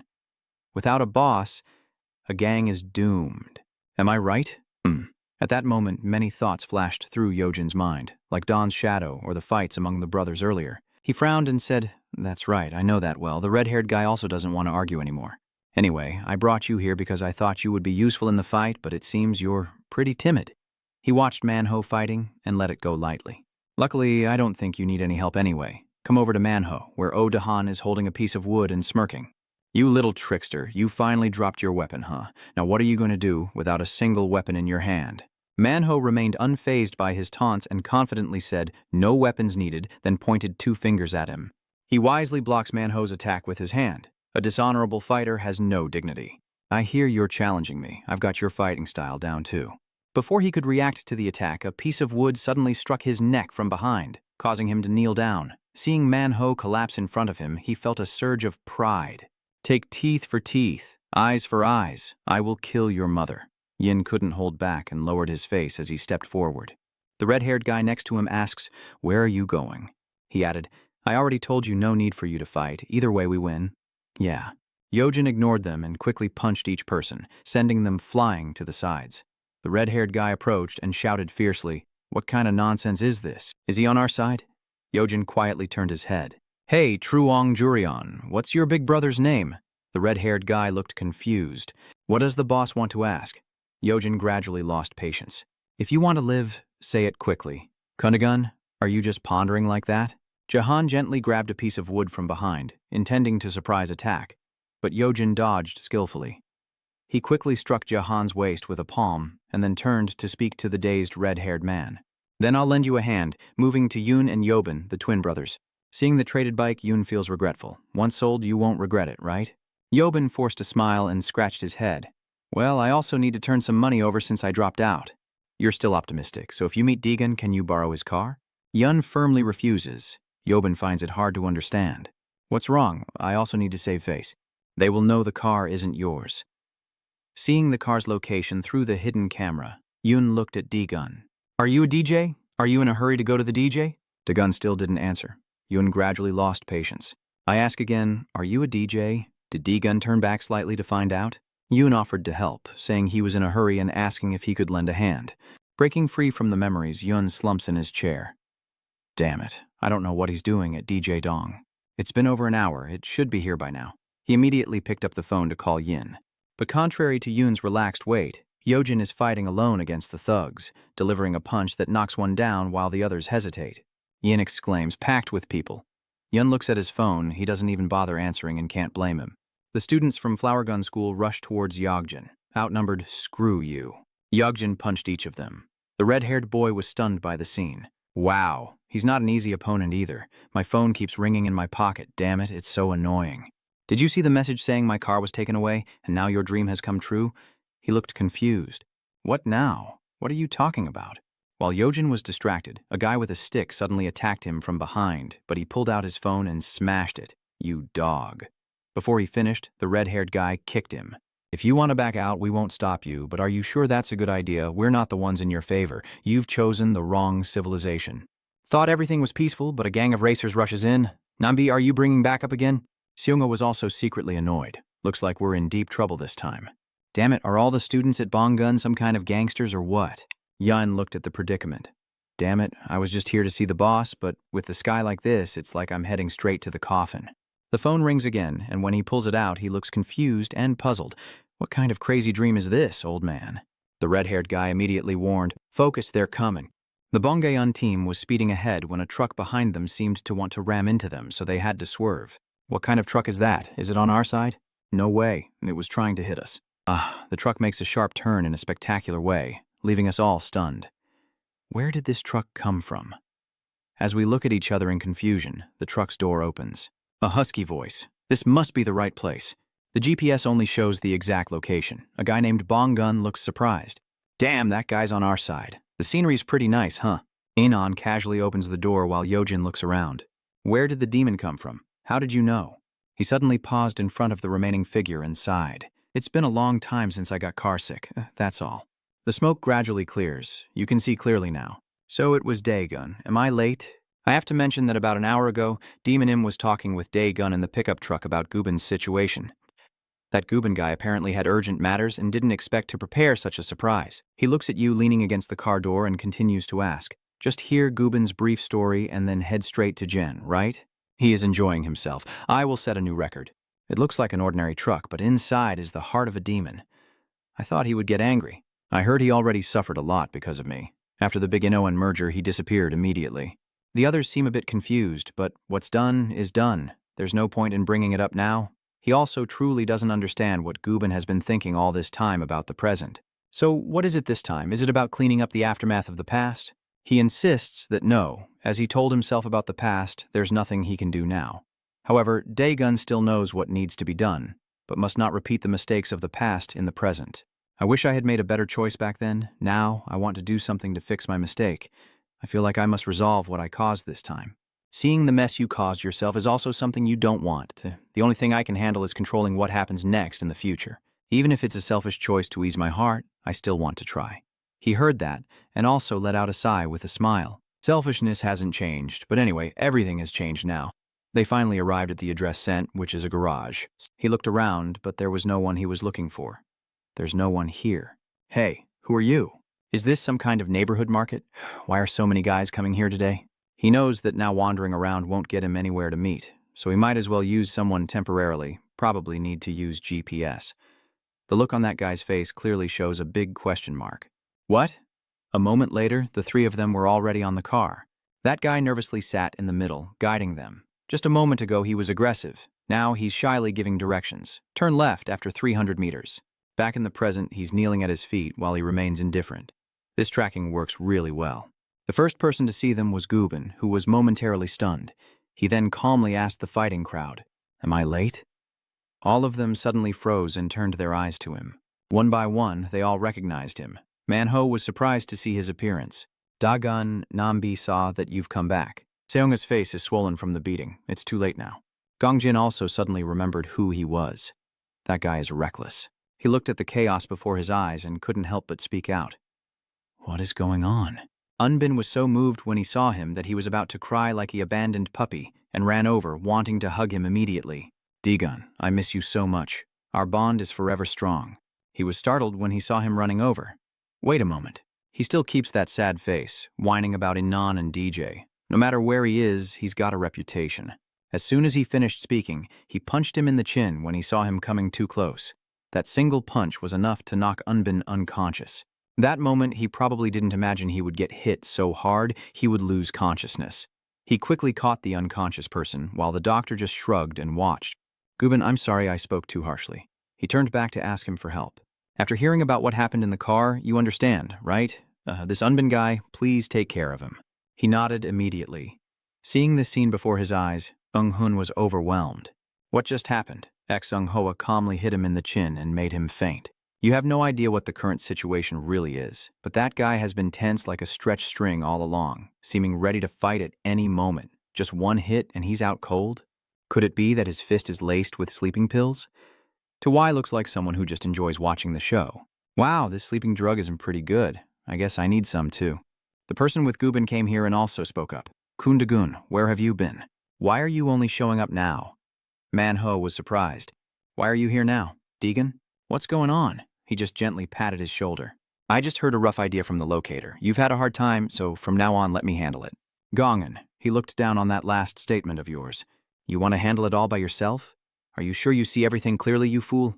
His group still has a large number of people. Everyone else outside of them has already been surrounded and beaten into unconsciousness. He still acts arrogantly towards you. I wonder how confident you are to say that. I'm really curious. He snorted and let his men rush forward, not knowing how powerful Kim Long's boss really was. He hasn't even tested his strength against Dagon, and he doesn't care much. What can you do alone? The crowd gradually approaches him, warming up their hands to greet him, probably because they haven't been active for a while. My body is a bit tired, I have to admit. As I speak, I dodge one attack and land a strike. Every strike he lands forces his opponent to fall. He presses down on another's face, then casually spins to deliver a kick that sends the enemy flying. Each strike and dodge by myself was more than what a group of people could do. Watching the recent moves, everyone was amazed by his attack power. Only a few of them are left standing now. He turned to the remaining person still there, feeling annoyed. "Hey, what are you doing?" He flinched when pointed at. "If you don't plan to fight, just say so and I'll grab his collar and throw him away. Please step aside." Now with a fierce look he throws, causing 2 or 3 people to fall. He then approaches the remaining group, ready for the next ones. "If you're not fighting, get out of the way and don't block the path. Anyone who wants to fight, come in front of me." They couldn't help but be amazed. How far have they flown away? There's something strange about this. He stepped closer, and they became even more frightened. This is beyond imagination. One PO felt extremely annoyed seeing his subordinates falter. What are these guys crawling in here for? Surround them all and finish them off. Bong W also saw his abilities and became a bit more cautious. When it's time for us to act, he's not the kind of small fry you guys can handle. Inu also sees that relying on that weak strength is useless. I think the same. Using these little guys to stall only makes me want to get moving. He's been itching to move for a while now. I'm also feeling restless. If it were a one-on-one fight, it would be better. The 3 of them all come forward to challenge, but this is no longer a match. It's more like a group assault. Manhwa saw that even though he didn't doubt his own abilities, the people here were much stronger. Those TP guys are all gang leaders from different schools. Even if it's Denugan, facing multiple bosses at once makes him worry about fighting 1 against 3. It's hard to take them all on at the same time. Nyembe looks at the situation and his actual abilities and finds it insignificant. So that's how it is. But even though he's surrounded now, those guys still aren't worth paying attention to. The first challenge, he doubted you based on his strength. When I heard you defeated Brother Bitch Shu, I was skeptical too, so now let's see if you're as good as they say. In a split second, he couldn't anticipate the situation and took a punch to the stomach. Blood spraying from his mouth all over his belly. As he collapsed, he turned to WP. Like lightning, he only managed to raise both hands to block. but just one right hook to the face forced him to struggle to defend himself. He didn't just attack with one side, but kept switching to strike the other cheek, making him stagger backward. Inu charged from behind, but he saw all of his attacks coming, and just blocking a knee to the face made him bleed and faint. The shadow of his opponent was also kicked hard in the jaw, sending him flying away. Tang and Kyung-mi both gape in shock as the school bosses are quickly taken down one after another. He can't believe his eyes. What just happened? She also can't understand what just happened. Weren't they all said to be the leaders of their schools? But they are no different from background actors who appear for a moment, then disappear. Nambi comments that these guys have truly become leaders after intense battles in each school. Seeing the confused faces and then looking back at him, he saw a sense of disdain for his opponents. But even with the same title of boss, to Quan Jian it was just like meeting his father outside. Do you know? If we keep growing up like this, you'll be laughing at me someday, huh? The girl next to her, An Kyung-mi, still hasn't reacted, and now both of them are 19 years old. And Kyung-mi still has that scholarly look, but Taeyang is the opposite, looking just like a street thug. He cunningly puts his arm around Kyung-mi and says, Hey, don't tell me you've forgotten. I mean my sweet proposal. He slightly tilts his head up and stares intently at her. If you want, we can try dating seriously and then consider marriage. Then he leaned close to Kyung-mi's ear and whispered in a submissive tone, You will definitely feel happy being with someone as strong as me. Before he could finish his sentence, a powerful punch hit his mouth, causing Seo to fly out in all directions. Dagon appears like a god before his amazed eyes. He quickly wipes the bloodstain from his mouth and thinks, What is this? Was that just a fleeting memory? Tang lunged straight at Don, but suddenly he panicked and thought, But this guy is too strong. And Kyung-mi looked at the two fighting and was just as panicked, her brow furrowing as she realized she couldn't win. He looked at her and could only mutter in his mind, No, don't look at me right now. I don't want you to see me like this, so weak. Damn it, after taking all those terrifying punches from him and collapsing at his feet, all I can think is, turns out I'm just a supporting character after all. Suddenly, An Kyung-mi runs in between the two and shouts, Stop! He looks at her in panic and reminds her, And Kyung-mi, what are you doing? Running in without knowing fear? Do you want to get hurt? She just looked at him and the outcome was already clear. Stop now, we're going back, so just come with us. She approached T.Y. gently and said, Get up, let's go home. Hey, you see, I'm just a loser, so why don't you find someone stronger to stick with? You idiot, how could you not understand? The reason I like you isn't because you're strong or because you're the leader. It's because you're always by my side with a heart that never changes. That's all. After saying that, her face slightly blushed. She hugged his body and staggered as she walked. Tawai said as she went, Let's go home. She awkwardly asked, Will you still be by my side in the future? He was startled and stammered, What?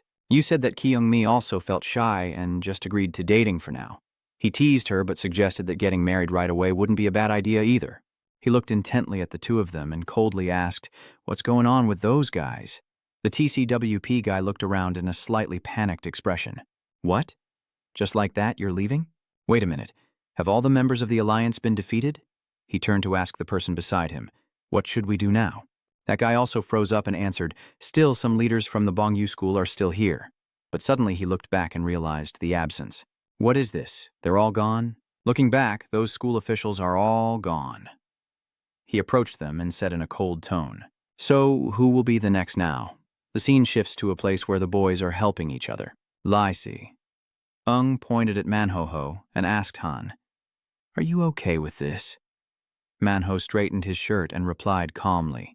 Luckily, help arrived just in time. Shung-hoon wiped the sweat from his face and continued speaking. It almost turned into a big problem. I didn't expect to fall into Bong's trap. Manho turned to Dawn and expressed his gratitude. But thanks to Dagun arriving just in time, everything was resolved smoothly. Dagun fell into deep thought, reflecting on Wai Gunbin's words. Think about it. If I hadn't been here, what would have happened? His eyes looked a little sad as he reflected, wishing things could have been like this back then. Suddenly, the footsteps of a few people could be heard, and the young man with blonde hair hurriedly asked a question. What's really going on? Then she hurriedly ran towards him. Daegun, you're back. The young man with the red hair quickly asked as well. Where have you been lately? The blonde guy butts in, not letting him answer. You suddenly disappeared and I was so worried. Is it true that you were sold to the Superhuman Research Institute? He tried to dodge and mumble his answer. No. Another statement is made. So is it true that the rumor about Bisuji kidnapping you is real? Manho puts his arms around both of them and says, Welcome. Daegun, I'm glad you're back and safe. You look at your friends and thank them for waiting for me. Lim Demon then turns to them and asks the guy in front, is it them? This kid also knows how to smile. Lee Seung-hun broke the current atmosphere, temporarily putting aside the joy of reunion. It seems like they are not only gathered here, but also appearing elsewhere, Hanam Bey said to Tong in a serious tone. Currently, both Baegun and Angagon have lost contact. Gunga also reports that Sao Lo is experiencing a similar situation. Jongmin shouted loudly when he heard it. Isn't it those monsters? The guy next to him also shouted in panic. Oh no, this can't be happening. Lee Seung-hun reached into his shirt and pulled out a box of glasses, saying, I will try to grasp the situation as quickly as possible. Luckily, the league has disbanded. Now there's only the aftermath left. Gently taking out the glasses from the box, he said with a serious tone, and now we have a new card in hand. The thing that can turn the tide in an instant, a powerful card in our hand now, is the time for us to strike back. In a hidden corner, the red-haired guy is furious, kicking and cursing. What exactly is going on here? Frowning thoughtfully about the previous situation, I wonder who that blonde-haired guy really is. Meanwhile, Kanda Yoon suddenly appears out of nowhere. He glanced at the opponent and thought, the alliance has abandoned us, now we're all alone. What should we do? Do you have any idea how to do it? Nam Gongjin lowered his head and whispered, actually, there's only one way left. When you hear it, ask immediately, what way? He quickly explained it to you. The question is how to make use of it. Maybe it's actually a good thing. He slightly furrowed his brow and blurted out, so what do you mean by that? If you're going to say turn danger into opportunity, it's best to forget about it. Gongjin begins to share his own opinion. Defeating Kim Long without Daegun's forces is pointless. We will still be tested on our abilities. Seize this opportunity through the leaders' match to create a clearer picture. When you hear it, you freeze and immediately protest. That's nonsense. Didn't you see the Daegun troops just now? Who in Bong Yu is capable of taking down the Daegun troops? Suddenly, someone appeared behind the door. Gongjin just looked and said it was the right timing. You look at him with contempt. You want to create that picture, right? You want to create that picture, right? He pats his head with a dark face. What matters is how you paint the picture, not the materials used. Then he walks over and pats the newcomer on the shoulder. You've been waiting a long time, haven't you? In Gong, you've probably felt very frustrated lately. You are someone who can go further and higher than you are now. I will help you become the king of the great battle. This person is the top-ranked Du in Gong. Another change happened as Park Do-jin leaned against the wall and said so, even though the mission to wipe everything out had been cancelled for both Shin Hoben and Yoko. Are you still requesting leave to hunt down Daegun and Bu Yu who have disappeared? Then he widened his eyes and raised his voice. Are you kidding? Why didn't you stop it and let everything happen like this? The red-headed bastard in front of me puffed out his chest and said, hey, let me go this once. Them? They probably won't listen, no matter what I say. I heard that both of them have left the battlefield hideout, but honestly, Bu Hai-Yus probably doesn't care either. Kweda Yoon is the real target. Be honest, you know what you're supposed to, right? Where did Kweda Yoon go? He quietly took out a cigarette and muttered to himself. Who would know? If I knew, I would have taken care of it a long time ago. Then you quickly said goodbye. I'm leaving now. Just let me know if there's anything special. He looked at your figure and said slyly, seeing you leave like this, you must have known already.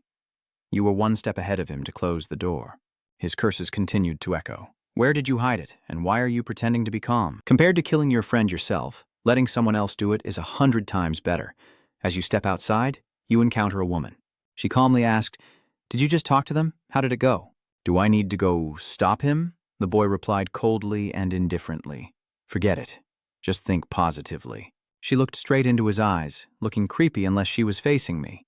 Then she leaned her head against the car window and said, but you know that's just an excuse, right? No matter how much you delay, the time is almost here. Eventually, you'll have to handle it yourself. He subtly reminded her, then stayed silent and drove away. She only said a few more words, but she must be really shocked, right? The truck is cruising over the bridge when Yojin suddenly wakes up. He suddenly sat up in shock. Big Brother Daegun, the driver, has he woken up calmly? Only then did he realize the situation with Demon. He pinched his cheek in disbelief. Why is that? I clearly saw Daegun. Are you dreaming?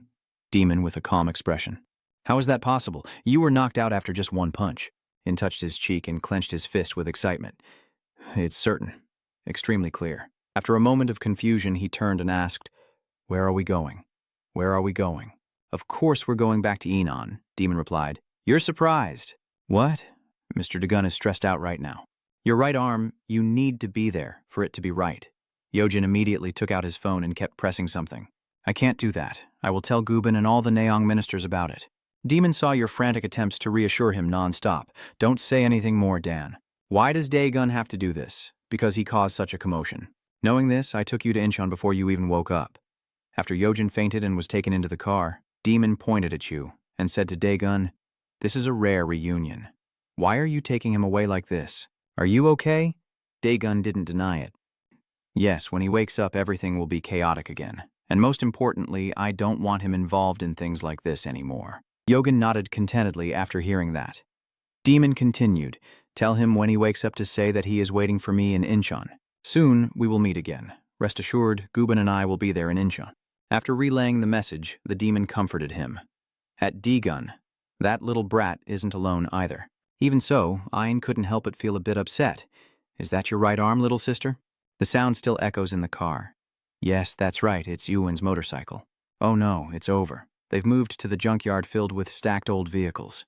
Nambi tells the two people in patient clothes that this area has been partially cleared. He will go check on Haegon and Bae Ayun. This time, this really makes me worry. He turned away but didn't forget to look back. Although I know some of the high-ranking people in the guild, it seems like there is no one here. Seunga told Seunghun, "I will take responsibility for the area in the middle of the road. If anything goes wrong, don't hesitate to contact me. Jin also wants to help out. We can't just stand by. We need to check the situation elsewhere." Seunghun immediately reminded him to be careful, noting that according to the senior male Bae, the absence of Bong's high-ranking figures here could indicate they are planning something elsewhere. Hodong dismisses it lightly, but it's not possible. At least today, they should relax a bit. Seunghun looks at his phone, waits a moment, and realizes it's a message from Gong Jin, who is threatening him. "I have been watching your boss's comeback match, but everyone still hasn't finished." Seunghun looked thoughtful and then continued reading. "Within the entire Daichon area, between Bonggun and Huanglong, which side truly deserves to rule? Why not settle it with a fight between your leaders? Just going to Bong school means only Dagun's men are there." Hodian and Duong Min, hearing that, immediately said indignantly, "What is that? Going alone? Who would be that crazy?" Seunghun shows his phone for everyone to read Gongjin's latest message. "I don't think anyone who reads this can refuse. I won't accept your refusals." Everyone angrily sighs in frustration. What? What are you writing?" "The crazy one." Daegun silently listened from behind, then turned away with determination. "Nobody understands anything. Is that Daegun?" "Where are you going?" Daegun turned back. "I will go alone. I'll be back after a while." Daegun clenched his teeth. Is there really no other way but to let Daegun go alone? Seonghun immediately reassured them that we must act now and not let Daegun bear everything alone. Truongbong Yu seems to be in the dark, but in that corridor in a certain room, Gongjin is watching everything through the security camera.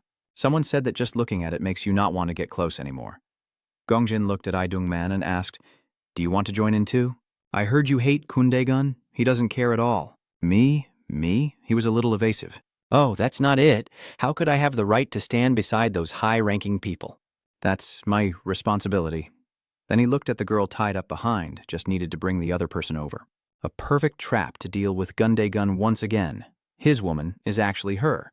Gina, trapped in despair, exclaimed, "This is really driving me crazy," she complained. Anyone who sees this would find it strange how suddenly things turned out, and why I was involved in the Daegun army issue with him. What does it have to do with teachers or resistance? Idung reminded her of the past. Maybe she had forgotten, but I was there too. If it's unrelated, then why did he save her? She hesitated slightly, and just then Gongjane coldly told her to just call the Daegun army and not do anything more. Just stay quiet. Inna felt helpless. Honestly, someone like me who has nothing to do with it, why would he have to come and save him? Don't you think that's strange? That was a long time ago. Seeing the two of them arguing back and forth, Idung quickly chimed in. "Stop talking and be quiet. Do you think you're impressing anyone with your lies? You're not certain about the information, so why are you making things up?" Seeing him so stern, Inna also spoke softly. "I was just saying that no one would risk saving someone unrelated like me, right?" Gongjin said nonchalantly, still with his arrogant look, hands in his pockets. "All right, it seems something's happened." He looked at all the cameras and then smirked. "Quedon seems different from what I thought." Turns out he saw Deegan quietly walking into the school gate alone. Inna widened her eyes and asked, "Huh? Why?" Dagun saw a Bongun student about to punch him, but he quickly raised his hand and said, "Wait, I'm just guiding." Someone, can I lead you to the match location? And also Sung-hoon is discussing, so shall we act now? Jae-min is curious, but there's a hostage over there, right? What should we do? Eung-hun's car is still calm and steady. Just at the right moment, someone is here to help, so we should accept this help. Ara cautiously approaches with the small bag in front of her chest. Jin has been kidnapped right in front of me? And what about Manhwa? Manhwa spoke up as soon as he was mentioned. We've kept everyone waiting too long? I just had to take care of some personal matters. Is everything ready now? Let's go. Seeing the arrogance in their gestures, Ho-dong and Dong-min pouted. Why are you dressed like that? Did the two of you not have a chance to ask her before she spoke up? It's a long story. Let's go. Now's not the time to talk about it. Let's hurry to D-Gun's place. On the corridor, it's just D-Gun and the guide. It was so silent, it was frightening. He walked while checking Sung-gun's messages. We've arrived at Bonggun's school. Keep reading the messages to stay updated. D-Gun has already received the message. The others are sneaking into the security room. Dong-min, curious, is doing something on his computer next to Ara, so is this hacking into the school's CCTV at Bonggun? I already sent it to D-Gun. As soon as he finished speaking, Sung-hun saw and said, oh, Daegun is looking at that screen. Should we check somewhere else? You moved closer to the computer and told Ara look at them. They're hiding something. Using his own instincts, Seong-hoon realized it and immediately sent a message to Daegun. What they want isn't the leader. Following that guy is a trap. The guide turned back and told D-Gun, this school is pretty big with up to 800 students. I found Seelan's location with Sung-hun's help. I'll show you the way now. He took down the guide and called directly. He was not afraid at all. I took down the guide, but where should I go now? Era looked worried at the computer, but the CCTV couldn't see everything, so she couldn't tell what was happening inside. Sung-hun calmly told D-Gun to first walk along the left corridor and at the intersection, head at 9 o'clock. If he follows that corner, he should not turn. Upon hearing this, Jong-min suddenly stood up. No, don't go back to where you came from. Go straight and turn left.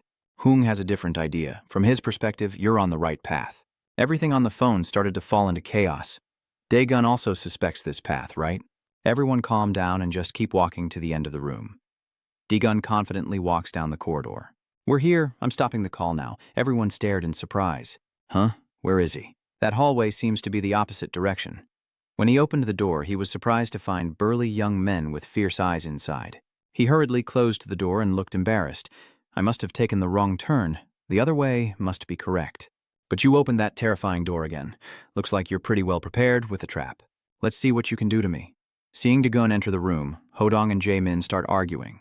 D-Gun just walks in like that. It's you. You're the one causing all the chaos. Dwang-min softly turned to Sung-hoon, but after all, it's D-Gun, so maybe a few dozen people from Munjiang wouldn't be a problem. Unlike Sung-hoon's worried group, Gongjin was excited to see Daegun on the screen. I thought he would back down out of fear, but in the end, he just walked in himself. His expression becomes more uncontrollable. But what should we do now? This place is completely different from the scrapyard before.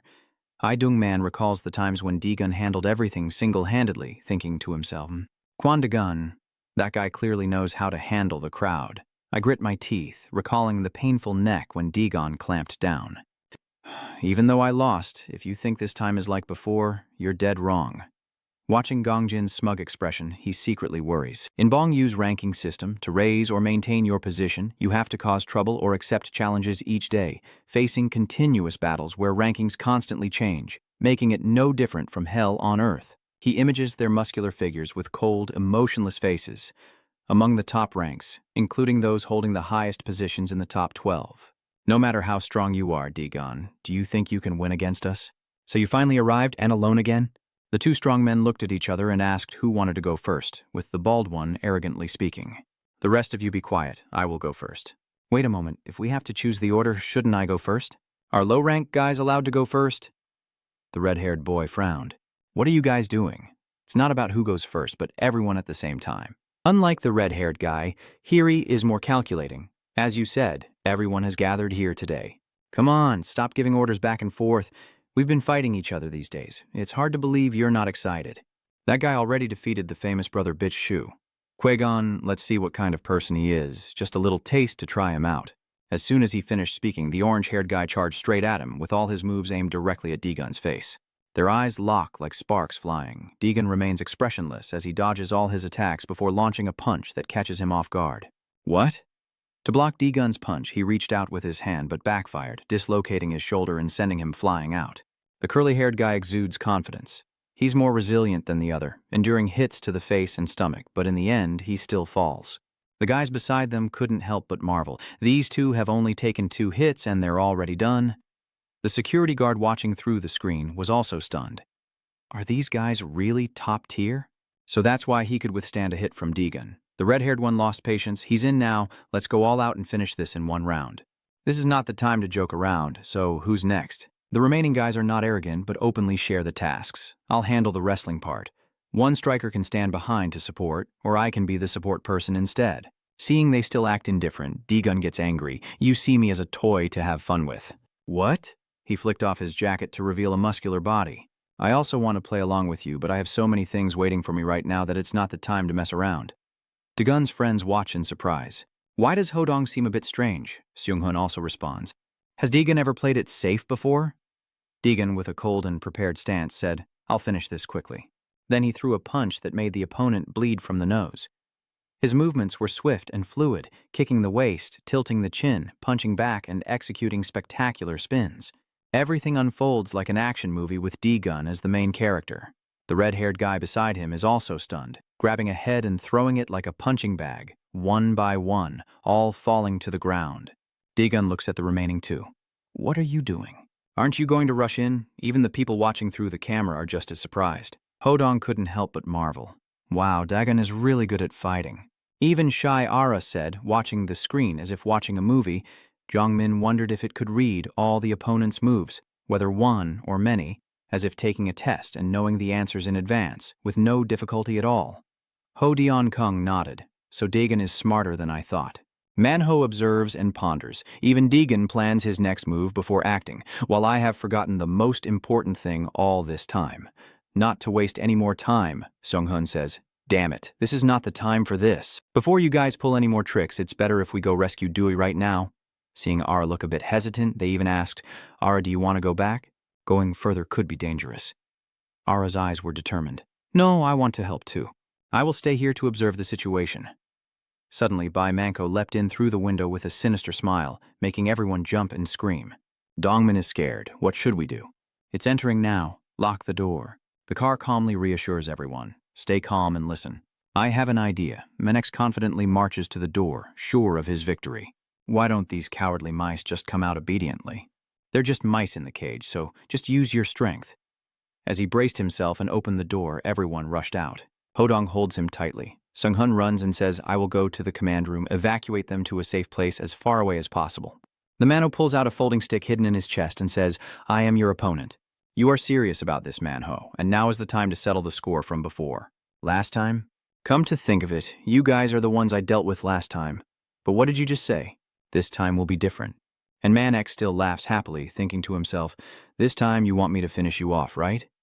Dagon starts with a move that makes everyone gasp. Gongjin and his followers were so shocked that their mouths almost dropped open, and he and one of his group members froze for 5 seconds. He didn't understand why they were both stunned for a moment. Don is very confused. Are you not planning to rush in? Who are you? This red-haired guy seems to be quick to anger. Nay, Gun, I think it's time we have a serious talk. The question you're asking isn't smart at all. We don't know anything about you, so where the hell are you from? Dae-gun listens calmly as you continue. What are you planning to do at DJ Dong? It seems the red-haired guy is confident in his negotiation skills. Do we really need to shed blood over this? As long as your opinion matches ours, he will straightforwardly refuse. It doesn't fit. You're feeling confused. We haven't heard your opinion yet. Don didn't want to waste time on this, didn't need to listen. It was just simply not a match. He started to feel confused. What are you guys talking about? Gongjon has been holding back all this time. Come over here and turn up the volume. A subordinate hurriedly runs over. Yes, sir. I don't mind revealing a little of the plan. If you're curious about what I plan to do, I'll tell you. Dagon remains surprisingly calm. First, the girl you brought here to lure me out, and an underling and Ina are keeping order so they can hear my response. I don't even know that girl's name. I heard it, but I completely forgot. Basically, Dagon doesn't care. That's all there is to it. That has nothing to do with me. Your words are full of hidden meanings. That's understandable since you and people like me are worlds apart. She was stunned to hear Don think of her. She is innocent. On the other hand, Gongjain's face appears in his mind.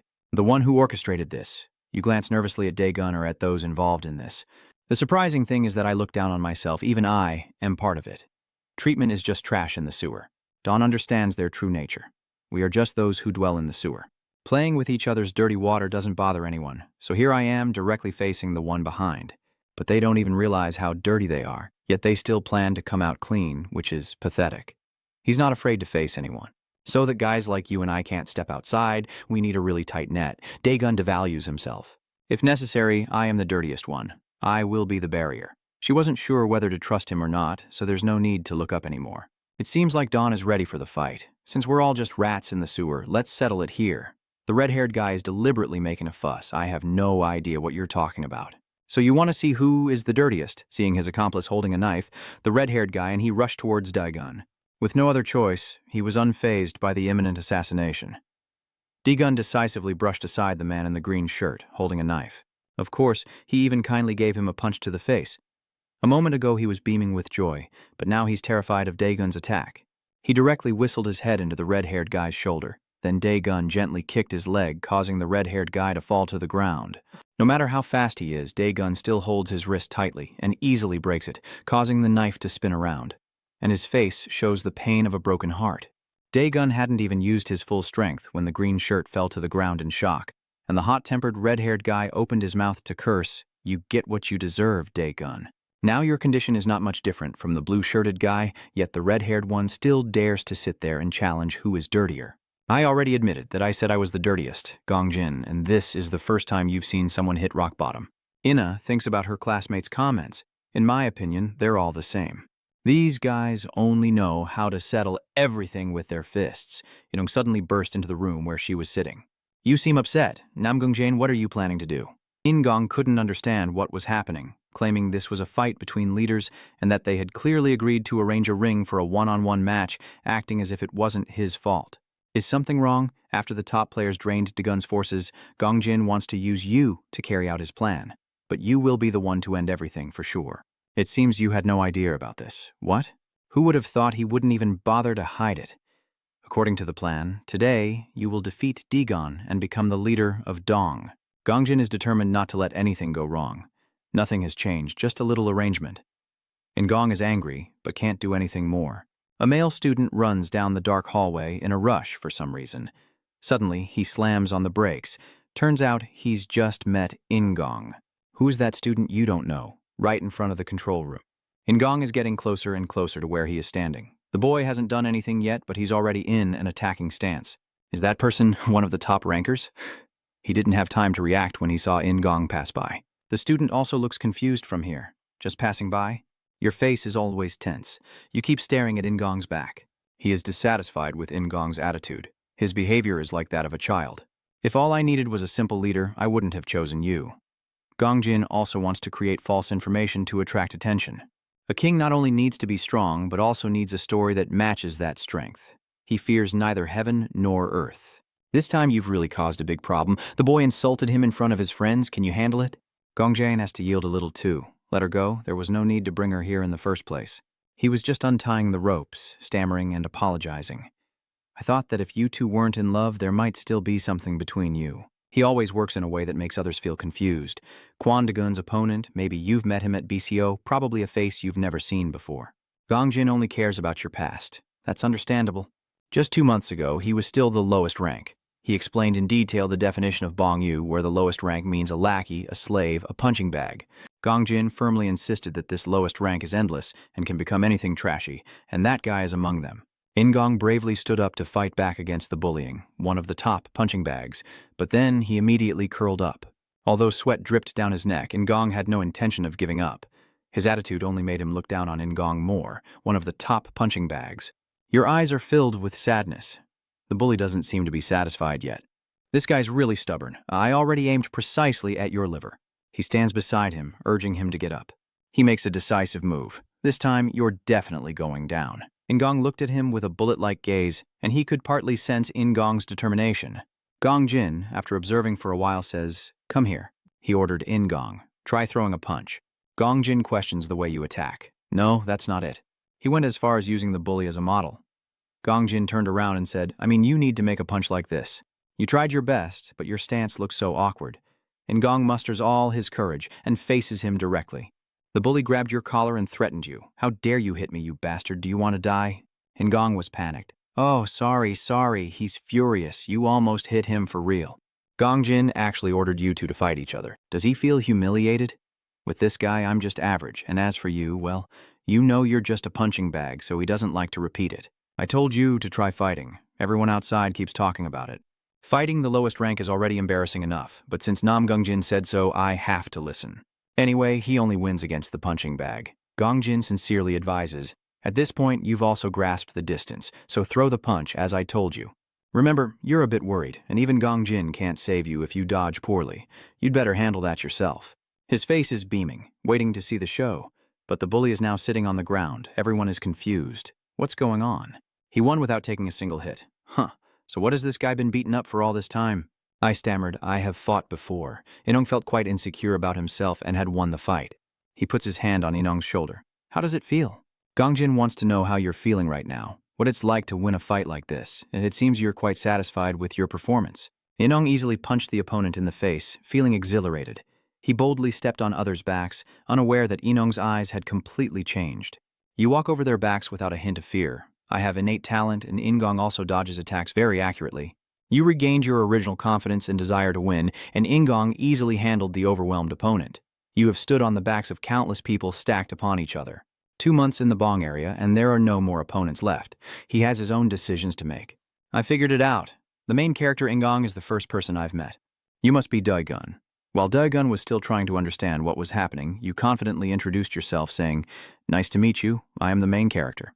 Manxox glances at Manhwa. This outfit is definitely different from last time. He grits his teeth, looking amused like an agent in a movie. Is there any mission after this? Manho is serious. The mission isn't just a mission, but this is a specially designed seat. Manx burst out laughing. Lamb, stop it already, you're so adorable. You feel unhappy, as if you were being looked down upon, your eyebrows furrowed and your gaze glaring at the person opposite. Seeing Manho's eyes, he adopts a teasing attitude. Stop just glaring at me, come at me, kid. You charge forward with your weapon, your eyes blazing red. You aim straight at his head, ready to charge and attack. He secretly feels pleased, thinking this time you're aiming for a vital spot, just like last time, targeting his head again.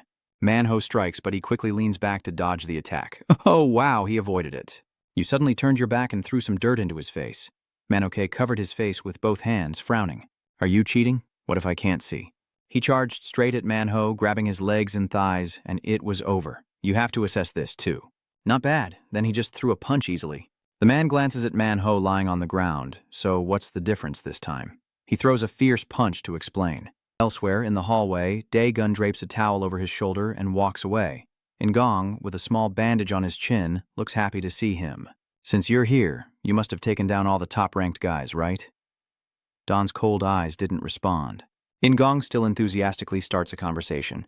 First of all, I apologize on behalf of Bon. Yeah. Gongen, from another side, was also listening to their conversation. Please understand that this action was not intended by all of us. This kind of thing will never happen again. You still insist that I was the top ranker of Bon when I belonged to Bon. Daegun remains indifferent. Yeah, luckily you're still acting reasonable. Then I'll take my leave. Daegun walked past, but didn't stop. I mean, just 2 months ago, I was no different from a punching bag. Ngong looked at the person behind him, but I can only accept to keep living, only blaming the rank system that caused this mess for me. Daegun patiently offered comfort. So that's how it is. Truly pitiful. Suddenly, Ngong burst out laughing. You're really kind-hearted. I don't expect comfort, but for some reason I still feel grateful. His back gradually grew cold, but people as strong as you wouldn't understand, right? He remembers the moment he was hit painfully in the face, the shame and helplessness. And those feelings, or when he looks at his thin self in the mirror, he can only blame himself. He looked up and said, I don't want others to pity me, and now I see it as a blessing. Ngong turns to look at Deje Egungun, a feeling only those who have been weak and experienced it can understand.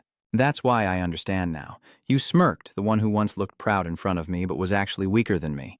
The feeling of realizing that is so exhilarating.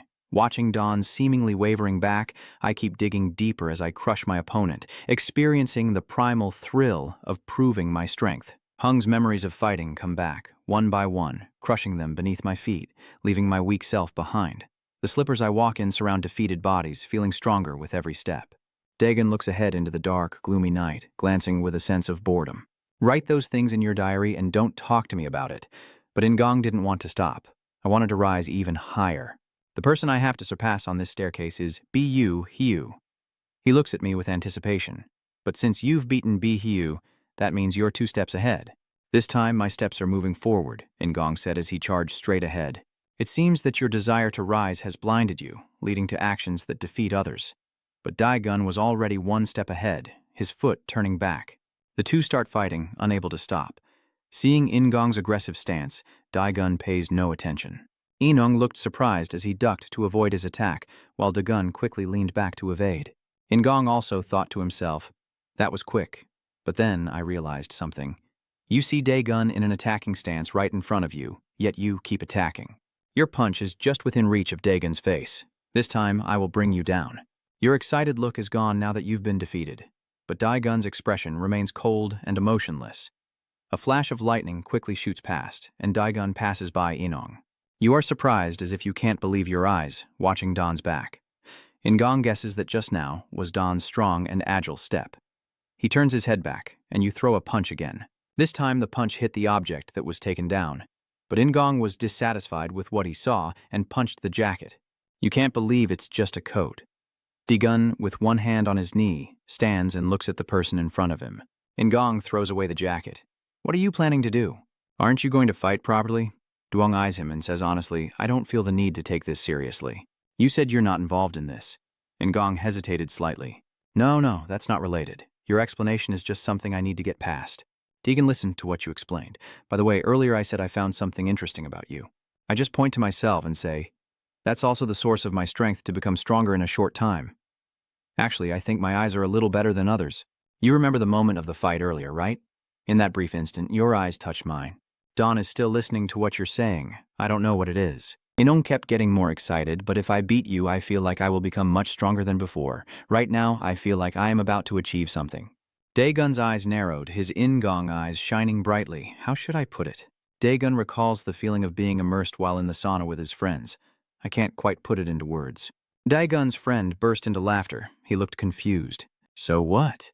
Your friend tilted his head back and looked up, looking really silly.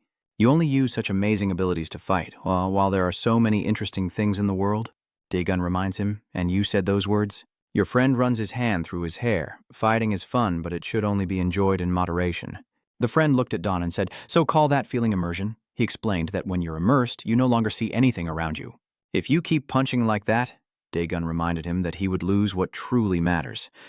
Ngong touched his hair and said nothing. He smiled as if he had become the strongest, as if his words were those of someone who sees everything in the world as insignificant. Hearing that, Dawn's eyes grew serious. Ngong still challenges like before. Prove that you're stronger than me. He said from the start, if you were truly strong, you probably wouldn't have lost something important. He remained silent. You're still so cheerful. Is it because you're weak that you can't do this? Daegun's face darkened. Ngong, you're just pushing forward without replying? Did I hit a nerve? Suddenly the atmosphere between the two of them grew silent and tense. Only then did Daegun make a move. Maybe that's why I will fight with all my might to fulfill your wishes. Achieving my goal? Ngong said happily. Finally. Thank you. As soon as the words are out, a flash of light shoots straight toward you. A fist appears before Ngong, and he quickly crosses his arms over his head as Ngong glances to the side and swiftly approaches from the shadows. Daegun, lightning fast, is charging straight at you. It's useless. Ngong stands ready to fight, fist clenched and eyes intensely focused. My eyes never reveal my hidden side. But you couldn't have guessed that Daegun punched right into your stomach, followed by a punch to the face, sending you flying backward in an instant. Ngong's eyes are filled with horror. How could this be? Daegun continues to attack. Ngong retracted his leg, swung his fist to attack, but was hit hard again. Ngong hadn't realized what was happening, but I clearly saw it. After Daegun's punch, your face seems to have shifted, and you can't react in time. You're not willing to accept it. Clearly, my eyes have tracked this guy's movements. Seeing Daegun's lightning-fast figure through Inong's eyes, I can see it. You just need to react by raising your hand. Daegun coldly strikes again. Ngong clenches his teeth, focusing intently. You dodged the punch. Clearly, I saw it, and then you threw your fist back. This is it, just one punch right now, but I never expected him to throw another fist at my face. Ngong was beaten with only the whites of his eyes showing, and he was thrown far away. His face is now swollen from the powerful impact. He collapsed on the ground. Daegun stepped closer. He looks at the person sprawled on the ground. Could it be someone like you right now? When I realized I was fully immersed, my body was lying face down on the ground, and Daegun bent down to pick up the jacket. If that's really the case, slinging the jacket over your shoulder makes a punch necessary, and when you can't stay conscious, someone has to wake you up.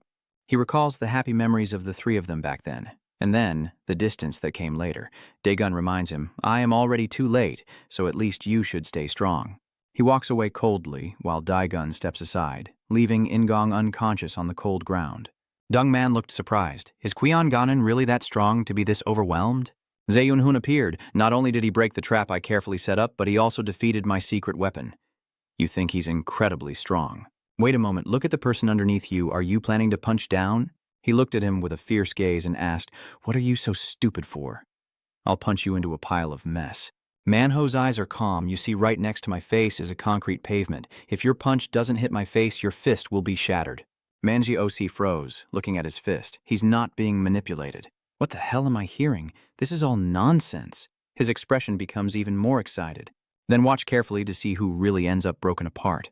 Suddenly, Manho's face kept shaking back and forth. Manek stops and looks at the person below him, his head unable to stay still. He is confused, with his fist still hanging in the air. What the hell is this? Manex's eyes are confused, not knowing what's happening, while Manho's head keeps shaking back and forth, his gaze turning serious. You remember how your older brother used to lean against the wall and greet you, saying, It's been a while since I saw you, Manho's younger brother. And you were surprised. Me? Manho-ho was very surprised. Why are you here? It seems Jingu has found out about this and is in big trouble. When spoken to directly, he avoided eye contact. Don't worry, I don't plan to ask for your help. I've tried to handle everything on my own. Jingu closed her eyes, thinking about that figure and judging him. But she's too weak, and in the end, she had to rely on friends and ended up like this. He crossed his arms in front of his chest, hearing that you're being trained by Nambe. But it doesn't seem to be going very well, right? The boy nodded. Oh, you remember those worthless training sessions? I didn't learn any special techniques or weapons, just basic things like grip adjustments and distance. Manho, feeling helpless, knows that to become as strong as his brother quickly, he needs a more powerful secret technique. Jingguo looks at his younger brother with a serious gaze. You think you can become as strong as him instantly just by having a secret technique? Manho rubbed the back of his neck, looking away. It can't be done immediately. He asked again, Why not? You explained that you kept analyzing and researching to master the skills. He leaned his head against the wall. You're right. But why do you keep relying on luck? Manho nervously denied, Isn't it just to teach him how to cut through powerful weapons and techniques, not just to defeat the opponent? Jinnu throws a black object to Manho before walking away. Even if he doesn't know who influenced you to give up everything you've worked hard to build, just be yourself. It was Manho-ho walking in the darkness reminding you, not anyone else. So now, Manho-ho is catching his breath, while Man-X looks at him exhausted. You've shaken your head already, right? You've been shaking your head for a whole minute. He's still planning to throw a punch. I was just waiting to see how long you'd keep shaking your head. Now can I beat you to a pulp? Now you finally moved. Thanks for waiting for me. Thanks to you, I got some extra time. Is he hard to understand? Suddenly, a rope wrapped around his neck from behind, pulling him forward. Man-Sok pulls the rope to loosen it from his neck. Man-Ho tightens it with his foot. He struggles to pull the rope tight and tries to pull it away from his neck as far as he can. But Man-Ho's strength was greater. He used his foot to pull and leapt away to escape Man-Zok's grip. Man-Sok fell to the ground and his back hit the sharp thorns. He couldn't believe it. Ding, when did you do that? Man-Ho continues to charge forward to attack. Man-X watches his approach, wondering if he's about to kick him. It's really dangerous. If it hits the head, you'll die. Manhwa jumps up aiming straight at his face, but he dodges. Seeing the leg still raised in the air, he seemed to realize he was about to face great danger. Manho was cunning, stepping right into his vulnerable spot. The man screams in pain to the horizon. You haven't stopped yet, still raising another weapon, a stick, you knock him away. The man fell to the ground painfully. He looked towards Hung. Hongdong, are you okay? He hesitated. Yeah, I'm fine. Hongdong couldn't believe his eyes. Manho, what's wrong with you? Be careful. Now is not the time. Let's hurry to the control room. Hongdong suddenly points. Manho, he's getting up again from behind that guy. Manzok struggles to stand up, but not yet. But behind him, a figure is running towards him while holding something. And it's Ara. She hits him with a hard object. Die, you monster! Manzok pushes him to the ground, voice trembling. Oh, Ara's accomplices are behind. Is this guy really dead? She seems a bit worried. The monster has been defeated. Manho, I did well. Let's hurry to save our friends. Manho also couldn't believe it. All right, let's go. In the surveillance room, Sung-hun warns them to give up. Everything is over now. Gong Jin tilted his head. What the hell are you talking about? Sung-hun has always been smarter than others. Hearing Gong Jin's words, Dung-man glanced at Sung-hun. In the past, Gong Jin looked Sung-hun straight in the eye, not only understanding, but also effectively applying my fighting style. If only we didn't have to part ways. That would be so great. He glanced behind. But don't you still need to learn more from me? At this rate, Yoon will become the king of the fighting world. But I wonder if he's ready for that position yet. Sung-hun clenched his fist and continued to reveal. If I apply Bong Yu's system and network, I can make up for the shortcomings that you can't handle alone. Moreover, it's not just limited to this fighting world. You can also reach out to the vast world beyond. Gong Jin continued to watch Sung-hun's expression. Sung-hun closed his eyes and reminded him. We need to aim for the higher apple tree. That's our way, right? Sung-hun's expression is cold now. He smirks and says, Our way, you're learning very well. An apple tree appears with many people looking up at it. The apple is too high to reach. Sung-hun also looked at the plump red apple. The apple was so tempting that everyone was just gazing at it. The effective way to fulfill the wish of grabbing the apple with your hand is to pick it without climbing the tree, which in Sung-hun's understanding means using a chair to reach the apple, avoiding the risk of falling or dropping. That's how I managed to gather a lot of apples this way, so now there's a bunch of red apples in the basket. Gong Jin speaks up. I understand now. So, do you accept? Sung-hun interrupts. But one day I discovered a strange person. He's hard to understand. Huh? While everyone else is looking up at the apple, there's one guy who doesn't seem interested at all. That guy is looking into the distance, while Dae-gun is sitting under the apple tree. Sung-hun happily walks over, and I feel intrigued. Sung-hun is discussing. Maybe he'll help me pick the highest and best apple. With that hope, I also help him. You already placed the ladder in front of Dae-gun. Dae-gun glanced at it and then stood up. He gently kicked the ground, and the apples fell easily. He could take the apples without any trouble. He picks up an apple that fell on the ground, wipes it on his shirt to dust it off, then hands it to Sung-hun and lets him place the apple in my hand as if he no longer needs it. Seung-hun looked at the apple in your hand and then at Dae-gun walking away. The apple I found appealing probably isn't appealing to him at all. He didn't even bother to pick up the apples that fell on the ground. Seung-hun smiled. Do you not wonder why? Why doesn't he care about that apple? Gongin asked confusedly. Why are you asking me what I really want to say? Sung-hun lowered his head, not understanding. I was just stalling. That guy is probably almost here, so come pick up these rotten apples. Gongjin glanced at Dae-gun's figure walking across the screen. Dae-gun walked calmly. Seung-hun smiles. Is there anything else you want to say? Gongjin shouts loudly. Catch Seung-hun. Run, man. I don't get it. Huh? Seung-hun, what are you standing there for? Hurry up and go after him. Junman also obeyed and charged towards Seung-hun. Well, damn it. Then Gongjin grabbed In's arm and pulled her away. You're coming with me. She shouted loudly. Let go, let go. Seung-hun's car on this side is fighting Junman, and both are looking in each other's direction. Gongjin grits his teeth and runs away. Just drive. Lee Seung-hun, I will do whatever it takes, but someone is holding his head. Dae-gun is gripping his head tightly. He pulls him back to where it all began. Inna looks at the new arrival. Dae-gun coldly gripping Gongjin's head on this side, praising him for doing well. He's the mastermind behind everything. Dae-gun looked at the face under his hand. Oh, I see. Gongjin frowned. Step aside. Dae-gun didn't even bother to listen and just dragged him away. What am I supposed to do with you? What do you think? The Manhwa gang has also arrived? Daeon, you are stunned. Does this bastard bother you? I grab his head with one hand and look at the Manhwa who just arrived. He grits his teeth and says, Laiguch, we're at this point now. Gongjin raises the knife and he shouts, let's end it all together. Dawn delivered a deadly punch to him. Gongjin was knocked back, tumbling to the ground. The crowd jeered loudly. Zhang Min looked at him unconscious with contempt, truly a worthless scoundrel. Ah is crying and running over. Jin, are you okay? Inna was surprised. Ara, why are you here? Junman, this is my chance to slip away by the door, but if Dae-gun catches me, from now on you have to report all of Bong's actions to me. Tell him to go to hell, trembling man. Yes, I still need directions to get out of here. In-na stood watching as the person in front of her said, thank you. Inna looked at Dae-gun. Last time I didn't even get a chance to thank him when someone suddenly appeared. His gaze was dangerous. Dae-gun was a bit surprised. Dae-gun shouted, it's over. He attacked you, but you quickly blocked the blow. The battle between the two continues. They separate and dust rises. Hodong looks confused and asks, what the hell is going on? Isn't the fight already over? Dong Min was also surprised. Hey, is that you? Are you okay? Hey Gun, where have you been wandering? That person is from the First Generation Life Harvesting Club asking Hoban. Dae-gun is surprised. Hoban tightened the strap of her backpack. Dae-gun was still surprised. How could that happen? Why did you do it? He took the opportunity to rush forward and attack. Dae-gun saw him fly past to dodge. Dae-gun's sharp eyes follow the footsteps chasing after him. Hoban moves his hand forward.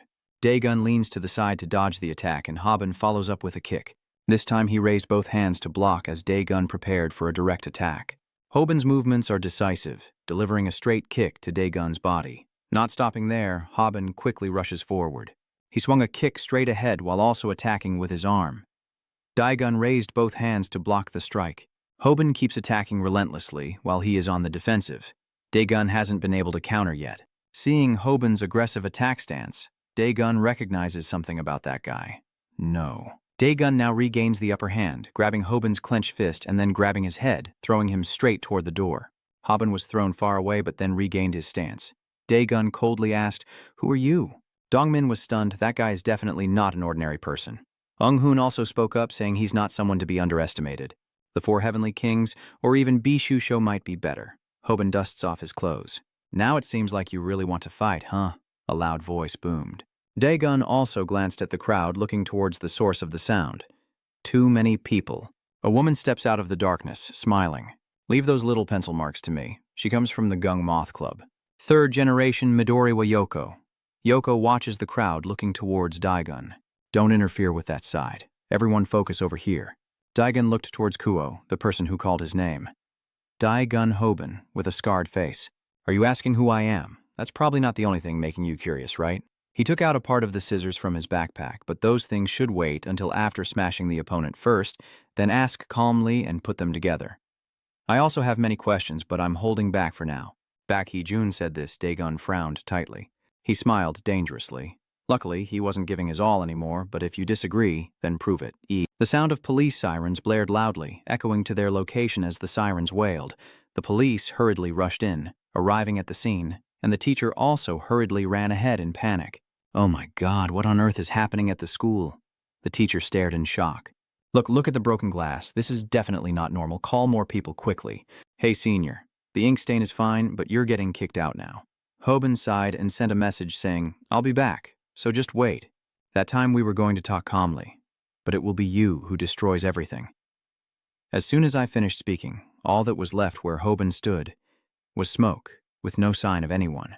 Dae-gun stands silently watching. "Yoko, don't panic. Please tell me she didn't go alone. She also ran away." This is really too much. Seung-hoon's group also shouted loudly, "Hurry up, we need to leave quickly too. Let's go, let's go." John Man-ho shouted, "Follow me, everyone, I will lead the way to the back door." At the tall wall, Dae-gun's group had climbed over the fence. Dae-gun seemed to see something. The white car parked by the roadside, Lasaim's vehicle. "You suggest we split up here?" Man-ho-ho said, confused. "Here? What's going on?" Seung-hoon explains that following Dae-gun's advice, splitting up would be better.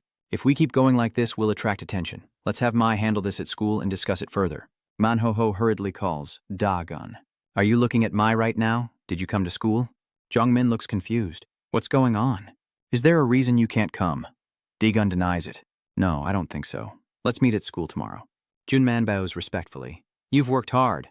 Hurry and go inside. Ara and Jae-in run away." Seeing Jae-in distracted. "What's wrong?" Jae-in looks at Dae-gun. "I wanted to thank him but didn't get the chance to apologize." Ara reminds you to focus on driving first. This is a valuable chance to get chased by the police. Why is it such a precious opportunity? Because it's fun. The white car just got back and you've already caused a scene, huh? Manager Lycam. "Clearly I told you to stay hidden, so what is this situation all about now? You don't need to recount the details once you're home." Dae-gun changes the subject. "So where are we headed now? You realize this isn't the way to the place we stayed before." Manager Lai explains that the place has been compromised and can no longer be used. She looks serious due to the urgent situation and temporarily offers a solution, saying you will have to stay at home full time. "Are you surprised, Dae-gun?" Manager Lai blushed slightly. "What I mean is, why did you just make a phone call and suddenly come down here like that? The apartment lights are on." "Come in." Dae-gun stepped inside and took a look around. "The house is messier than I thought. You gave the excuse that I was busy. Then he asked me where I could sleep, right?" Manager Lai opened the door. "Now is not the time to look for a place to sleep. Just go in." He stepped in and saw something. Dae-gun looked at the screens in front of him. Is this a game room? Dae-gun observes. You can't beat me in the game. Not if you look closely at the maps that appear. The image of the chairman appears. Dae-gun glances at the chairman. Manager Lai speaks. First of all, I sincerely thank you for taking responsibility for the gang confrontation project. She looked serious, but Dae-gun was already too involved in this matter. Maybe it's time to reveal the truth. She explained that the gang confrontation project was just a cover. The real goal was to investigate a person who is the current president of the Jurion J. Gabriel Fund. She continued explaining, but during that time an unexpected character appeared. Both of them look at the person in the photo. She thinks Dae-gun probably knows this person too. He disguised himself as a character from Belmo Construction. Meanwhile, the person in the photo enters through the door, but in reality he is one of the core members of the North Haijun Mud Club. Haijun entered inside with the girl accompanying him. She watched the match on the field. This place looks like the Stone Age. The chairman smiles. Here it is. It is used to supplement the old mud type. She corrects that it is not supplement, but new. She glanced at Hun. A completely new model. The superiority of this new mud type is completely unmatched by the old one. The chairman smiles and says, I understand you've put in a lot of effort, but business isn't something that can succeed with just words. His eyes were sharp. Can you prove that superiority? Dae-gun finally understood. This project of fighting violence with violence was just a bait. He looked at her coldly and said, To expose the chairman? Manager Lai admitted. Yes, that's right. He steps closer. This project is just a lure, isn't it, with your cold aura intimidating everyone? Are you guys using me as bait? And she also knows that after catching Bichsu Hook, I will be chased like this. Dae-gun questions. And the reward of the diploma is also lost. What do you all really want? Faced with the overwhelming pressure, I apologize for the sudden change in the situation, so the response had to become even more extreme. She walks past him. The project was going smoothly, but during the process, a variable called Mood Club appeared. Dae-gun tilted his head to look at the manager, especially when the chairman got involved and even took notice of Dawn.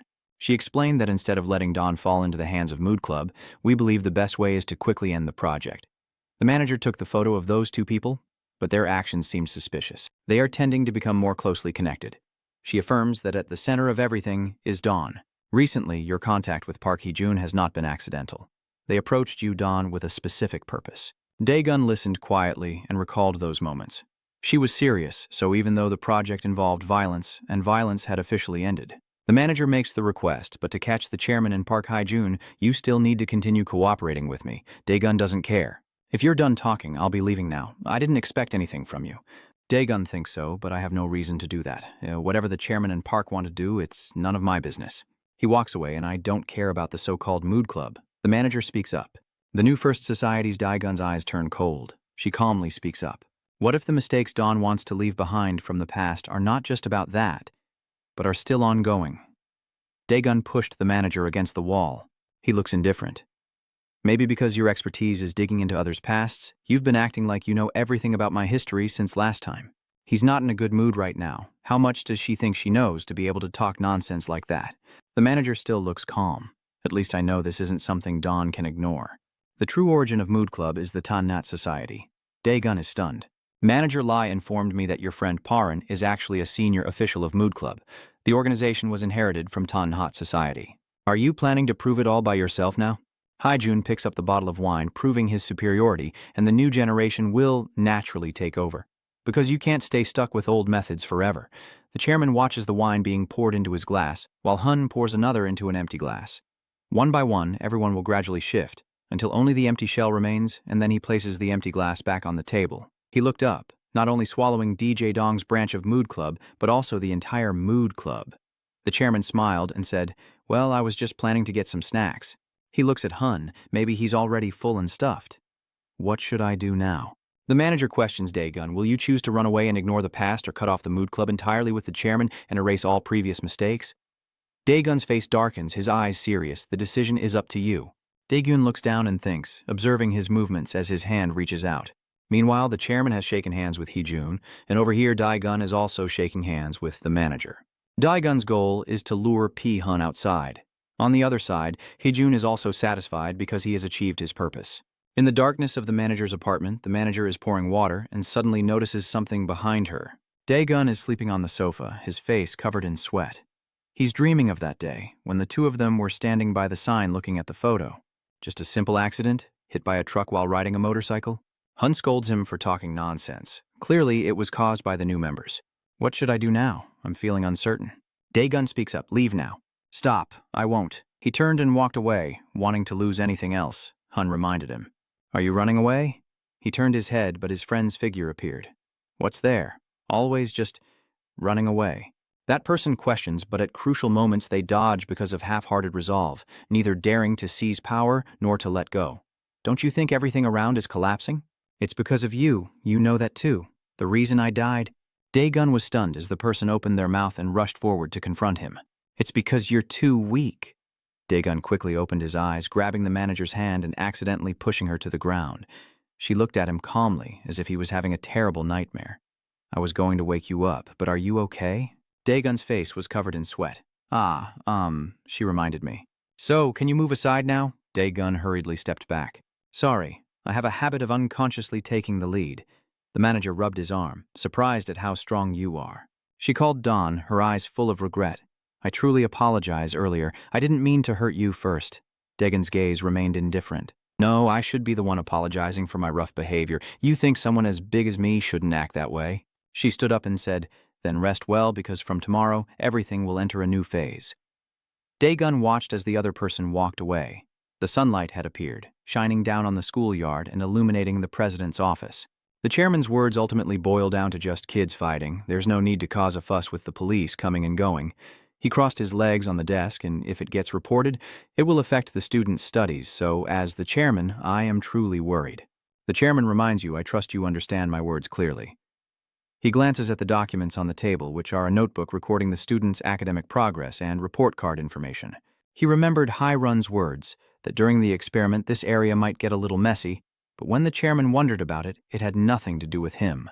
He smiled and said, Well, there is always a suitable cleaner anyway. The chairman, puzzled, asked about the cleaner. Hai-Jun admits, yes, it's easy to control and very effective.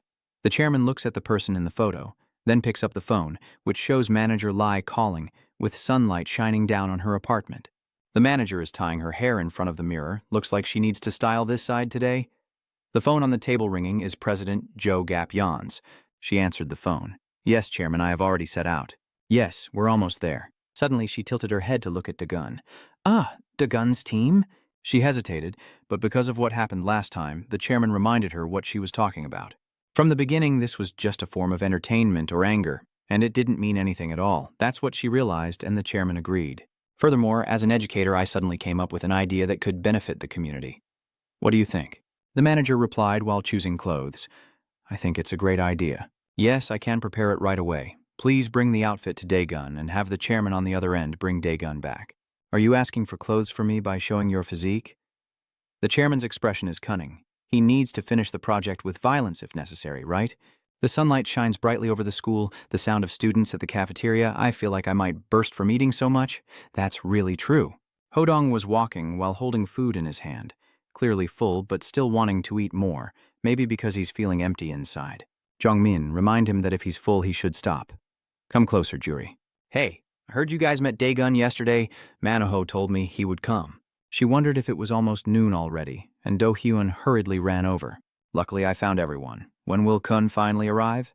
Juri looked at him and wondered how he could have told Hyun that he had defeated the first-year leader, taken down 2 second-year demons John Wang and Bu Hyuk, conquered Jurion's undefeated legend, wiped out the enemy alliance from the strongest male school DJ. He had officially become the king of Jong, an unprecedented achievement in history. Pointing at our friends, saying they had prepared a grand celebration fitting for the strongest team captain in Jurion's history. Huang cursed, Damn it, we can't lose. What should we do? Jongmin was anxious, wondering if they were still preparing now. Juri reminds him, but it feels like Daegun might not like this very much. Manhwa strokes his chin, thinking, Anyway, no matter what we do, Daegun has to be ready. The manager's white car is speeding down the road. She said that we will expand the delinquent student project, taking responsibility for delinquent students not only in Jurian school, but throughout the DJ area. She glanced at him sitting next to Dawn. This probably isn't a big deal. He just needs to pretend a little. She looked away. Good. While he's distracting them, we can quietly carry out our plan. Daegun exposes her. You know this is something shady, right? Now that Dawn is on our side, you might as well say he's no different from us. Her eyes are focused. The thing is, they are the ones who proposed restarting the project. Maybe their goal is the same as ours. They're just using the project of fighting violence, with violence as a cover. Whatever they're planning, let me handle it. Dagon glanced at the person beside him without replying. She divided. And Dagon, just focus on your work for now. The car has arrived at the school gate. He steps down, and the new version of the Student Responsibility Project for Unruly Students officially begins. Dagon glances upward. At the school gate, a figure approaching caught the attention of two students who exclaimed in surprise, Kundagun, the leader of Jurien. Kundagun. Kundayun. Hyun, with a panicked expression, runs and shouts, "Hurry up!" Quickly lay down the carpet, followed by his panicked subordinate running after him, holding something in his hand. He laid the mat in front of his path, but he dodged it, leaving him confused as to why he wouldn't walk on the mat. Dagon turned his head and glared at him. Jury just arrived and said, "I told you, he doesn't like it." Meanwhile, Jong-min, who was running over happily, shouted, "You're here, Dagon? I thought you weren't coming." Dagon saw Dong-min's group running over and told them not to worry. "I won't skip school anymore, and the final exams are coming up." Ho-dong blankly replied, "Uh-huh," scratching his head awkwardly and saying, "You still haven't neglected your studies?" Meanwhile, Dong-min was laughing and joking, saying, "Your head's good at fighting." Daehyun, looking serious, shouted, "All right, everyone who wants an autograph, please line up neatly. Let's get the symphony ready. If you see it, just say so and deal with it. Go settle that now." Suddenly, Guri kicked him in the back, while the guy in the blue shirt clapped cluelessly beside him, even though he told him he didn't like it. Ung-hoon's car behind called out to Dagon, "You're just in time. I'm busy, but there's something important to discuss. You just told the Alliance guys outside the gate that I was suspicious. What the hell is that?" Those people barged in aggressively. They are from Hanun School, the boss of the Wild Dog, Wangworld School, the boss of the Shadow Bay, Hongo School, and the boss of TW. Seeing all of this, Dong Hung-ho declared he was the leader of the Alliance, and he even brought along an army. Next to Dong-min, he also shouted angrily, "These stubborn guys got beaten badly but still want revenge." The gang approached, and the boss, Baebong, with a scared face, said, "Huh, Kwagan, you've appeared already. Wearing that uniform, you actually look pretty decent. I'm also putting down my bag and getting ready to fight. You're probably wondering why we came here, so I won't beat around the bush." He shouted loudly and took it. The others didn't want to lose either. "I won't leave you alone." Suddenly, they all bowed their heads in greeting, saluted respectfully, leaving Dungtae stunned and confused. Dagon looked confused and puzzled. The Baebong guy bowed and spoke. "I am Baebong from Wangworld. My tone becomes serious as I, along with Hanun, Hong, and Hansen, humbly request to honor Lord Dagon of Jurien." Seeing him, he said nothing and acted as the king of Dong. Dagon, with his hands in his pockets, said coolly, "Listen up." Baebong bowed respectfully and spoke. "Yes." He stepped forward and told him to get out of here within 5 seconds. "Huh?" Dagon starts counting down from 5. At this moment, Gina VQU Ara walks by and points at him. "Manhwa and Dagon are over there, B4. Wow, being near those scary people is really intense." She turned to talk to Gina, but I feel like Dagon is acting a bit strange. Nothing seems scary anymore. Maybe it's because he's too handsome. She continued, "When will we talk about that?" Gina Tran-True responded when that scene happened. "That kind of thing is better discussed privately with more people around." Ara giggled and teased, "It's really better to talk about private matters when you're alone." Inna shyly said, "What privacy? It's just, thank you and sorry for what happened before." But Ara still thought to herself, "Well, I have to help with this one." Back in the classroom, Daegun asked Do-hun, who was wiping the board, what he was doing. Jun, as he sat down, said, "I am the king of DJ, probably because of that. On the way here, dozens of people attacked me. Manho next to him said, 'You came to see King Daegun. Now you're the boss of Jurien High and the king of the Dragon Goat.' He looked at you and said, 'So you also have to take responsibility accordingly.'" He clasped his hands together again, and surely everyone realized after what just happened that we are truly useless without Daegun. His voice was serious. "So that Daegun can fulfill his role as king, we must also become stronger." Manho asks Nambi, "Let's go see the master together for guidance." Hearing that, he immediately said, "Is this something already discussed? Someone has to make a sacrifice. Come on, there's no one left who dares to mess with us at DJ Dong now, so go ahead and get stronger. I'm tired of getting beaten up. I want to get stronger to fight back. That guy in the sportswear, if you want to get stronger, my research can help. He is one of the 7 Gunga combat researchers. I have studied Dagon army matches and turned them into data while he filled out the statistics table and spoke. Dagon Army's combat skill log for Qui-Gon: 7% Muay Thai, 0.3% Kamela, 0.9% Northern Martial Arts, Baseball, After compiling the data, I found a common point. He held up the chart and said loudly, "That's the flowing ball." "The strengthening project for Jurian School will focus on ball passing," said a grumpy blonde-haired guy standing up. "What are you guys doing? A 4-star Silver Devil?" Dong. Stop talking nonsense and get to the main point. Dong continued, "What's next now that you've become DJ Dong's boss? It's extorting protection money. What else could it be?" Then Han approached Zhang and spoke with a calculating, teasing look. Before he could finish speaking, I broke his arm, making him scream in pain. Roughly estimating, he fell silent. I stood up and said, "I want to make this clear. There will be no more protection money." One arm raised and asked, "Where is the queen now?" Hearing that, he looked suspicious.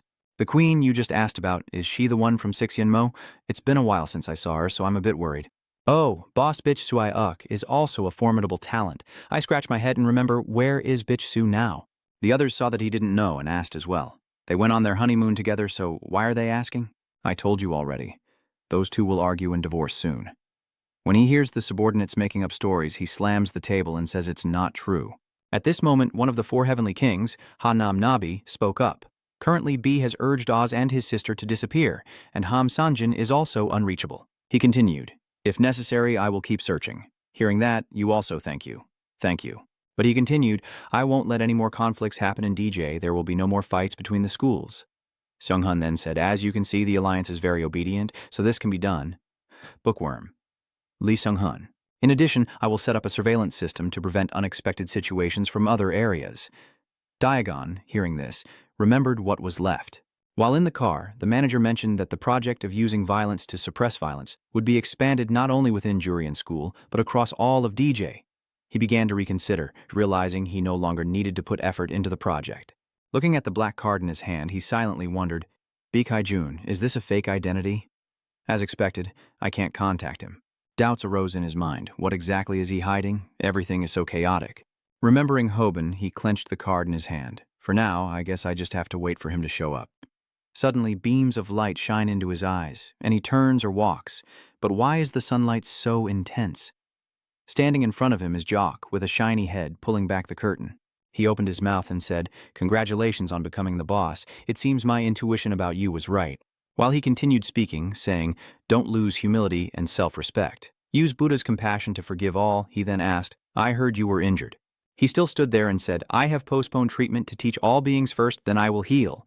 Then he quickly declared, "All right, let's end the meeting here." Behind Ja. "Okay, where are all beings heading? Don't forget the teachings of the middle way." As he stepped outside, a crowd suddenly rushed toward him. "Hey, he's over there. Catch him," one of the male students asked. "What are they going to do with him?" The girl next to him replied, "I don't know. Just catch him first." Seeing that, he ran with a blank expression. He's running now. No way he'll escape. Suddenly, a door opens. Ara slips out, waving her hand to call him over, and pulls him inside while saying, "Hide here. I'll distract them." Oh, so Gina was crouching down doing something earlier? She turned around and said, "Arya, I finished cleaning the easel." I don't know what to say in this situation. Oh, about that. Jana was also stunned. Suddenly, Ara slammed the door shut and even used a mop to block it. She smiled slyly outside and said, "Ah, there's no better place for a heart-to-heart than a private room." While Ara was still happily celebrating their success in stopping him and sharing deep secrets together, the crowd was already chasing from behind. Did you see Kwandagon? Seeing that she also coordinated with the crowd to go that way, he was chasing inside along that route. Jaya quietly asked, "You can't open it, so you're raising your hand to punch the door. But Gina stops you. Just break the door down." "Oh, I can't do that. Although this method is a bit extreme, I think he just wants to help me." Her words made him suspicious. "I want to talk to you, with me," Gina said a little shyly. "I've been meaning to say it for a long time but couldn't find the right moment." She continued, "Thank you for saving me yesterday." Hearing that, he just looked without saying anything. "Luckily, you weren't hurt." Then she clasped her hands together and said, "I want to apologize to you. It might sound like I'm making an excuse, but I want to confess something." When she mentioned the last sentence, she turned her face away, feeling a bit embarrassed. "Where should I start?" Suddenly, 2 shadows appeared in her sight. He still said nothing but grabbed her shoulders and pulled her. Actually, being pulled like that made her embarrassed, and she asked, "What are you doing?" At this moment, she also realized something was wrong. "Hey, what's going on?" He softly told her, "Wait, stay in this position, hold on. It seems you misunderstood my confession." Her voice gradually lowered. That's not the kind of confession this is. Huh? Sorry, what did you say? Yeah. The scene shifts to a pair of eyes using binoculars to observe, then lowering them. So that was Hoban. He said, "You really are so weak." The woman beside him said, "The boss is calling." Hearing that, he picked up the phone and spoke. "I've heard what Taboy said. Are you sure you have to do this?" "It's time. I'll do it myself." Hoban cut him off before he could finish. "I can't waste any more time on your nostalgia. The headquarters have already taken action." Haijun also said, without anger, I understand. It seems that some branch managers have grasped the situation, and the southern branch will be the ones to act. He speaks softly. "Yeah, I understand what you mean. Let's finish this quickly." Hoban also agreed on the other end. "Of course I'll do it." Hang up. As soon as I did, Jun called Tomboy again. His face is filled with murderous intent. Inside the bar, a door opens. The phone rings with an annoyed voice on the other end. "Who's calling at this hour, that bastard?" Then a trembling hand reached out to it out of curiosity. "Unfortunately, I can't answer the phone right now." Inside the room, a white-haired man who seems to be a bar employee is waiting for Tomboy. "We'll deal with it later." Ahem. I get it now. Tomboy grits his teeth and tries to look behind. "Is that Kid Bakai?" Then he stepped closer and whispered, "You two make a lovely couple. I didn't get to say goodbye. Farewell." Next, Zao Ongmu stood in front of Shu Hyuk, glanced to the side, while she still didn't understand anything, her face full of suspicion, thinking I didn't expect them to chase all the way to the school. I can't let anyone get involved anymore. She looked at him blankly. Was that a confession? Does he like me? There was a noise outside that caught both of their attention. What's this? It's Chum Sim. She runs to the door, looking inside. Wow. Her face turned red as she stared at them in surprise. "I know you're here, huh?" She approached. Mr. Moo's car was confusing. "What are you talking about?" she said with a smile as she looked at him. "I'm busy today, I'm leaving now." Mr. Moo also looked confused. "Aren't you supposed to have something to confess?" Then she tucks her hair behind her ear and turns to leave. "Let's talk about that later. I'll tell you when there's a chance." The two of them watched her leave in confusion. Then he glanced over at Chum Sim. "Why are you here?" She closed her eyes in disappointment. "I thought so." She angrily crossed her arms and scolded. "Yesterday, some of my team members were badly injured. I was worried you might get hurt too, so I came to see if you were okay. So now, there's no need to worry." She muttered, "Are you still able to fight?" Not in a friendly way, which made him squint in confusion even more. "Huh. What are you talking about?" She looked up angrily and scolded, "Where are your damn questions about my infidelity?" Hoban looked on thoughtfully. "Maybe we should steal the uniforms and sneak into the school." Maybe we should steal the uniform and sneak into the school. Yoko on the side looks up and laughs happily. Fi looked happy. Suddenly she paused and looked over there. "Are you joking, right?" His face is serious, not joking at all. She grabs his collar and yells at him angrily, though a bit hastily, but why would she do that in front of so many people? "I still have many things I want to do in Korea." Then she carried him on her back and ran off. "There are still many delicious dishes I want to try, so let's retreat. We'll act once he's alone." Hoban's face is filled with shock, while Chum Shin on the other side stares at him with wide eyes in amazement. So that's what everyone was talking about. Mr. Moo's car is definitely true. It's just a rumor. She looked at him with embarrassment. "So, you're not cheating on anyone?" He looked at her seriously. "I have nothing with anyone." Hearing that, Chum Sim also raised her hand to her chin, closing her eyes shyly.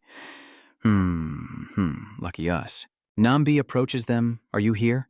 Then he hands over a Zongmu phone, and Chum Sim nearby also looks confused. "Take him and go to the door to answer the phone." She looked at Nambe, and he nodded to confirm it was the other side. He glanced at the phone by his ear. "Are you seriously injured?" Over there, Hagon looked annoyed as he spoke on the phone. "I'll tell you up front. This wasn't caused by Bongun. He was very serious on the phone. Even though our boss wasn't there, I wouldn't be beaten by those little punks." Yun, covered in wounds and lying in the hospital bed, stared angrily at this one, then clenched his fists in fury, spitting blood as he cursed. The nurse intervened, telling him to rest. But Hagon covers his ear with his pinky finger, annoyed. "Too noisy, what did you say?" He calmly announced on the phone, "I guess you already know what's going on." I was defeated by him. He entered the classroom with a serious expression and listened carefully. "He wants to know information about you." His face also looks serious as he walks away. "He will definitely come after you soon. I don't really understand what's going on either." Zao Ongmu looked out the door, hand gripping the door frame, squinting. But they're not ordinary, according to Tao's intuition. Then he narrowed his eyes and frowned, "Seriously warning you that they are on your level. Be careful." Hag advised, "Do not let Chun Sim worry." He also turned off his phone and went to the door. Chunsim looked up worriedly. What are you saying? Is it serious? He gently ruffled her hair with a look of compassion. Did she also flinch? What's so serious about it? Don't worry about me. She blushed, clenched her fists, and watched his figure leave. Oh, that's unreasonable. I care about you too. He also put his hands in his pockets and walked away.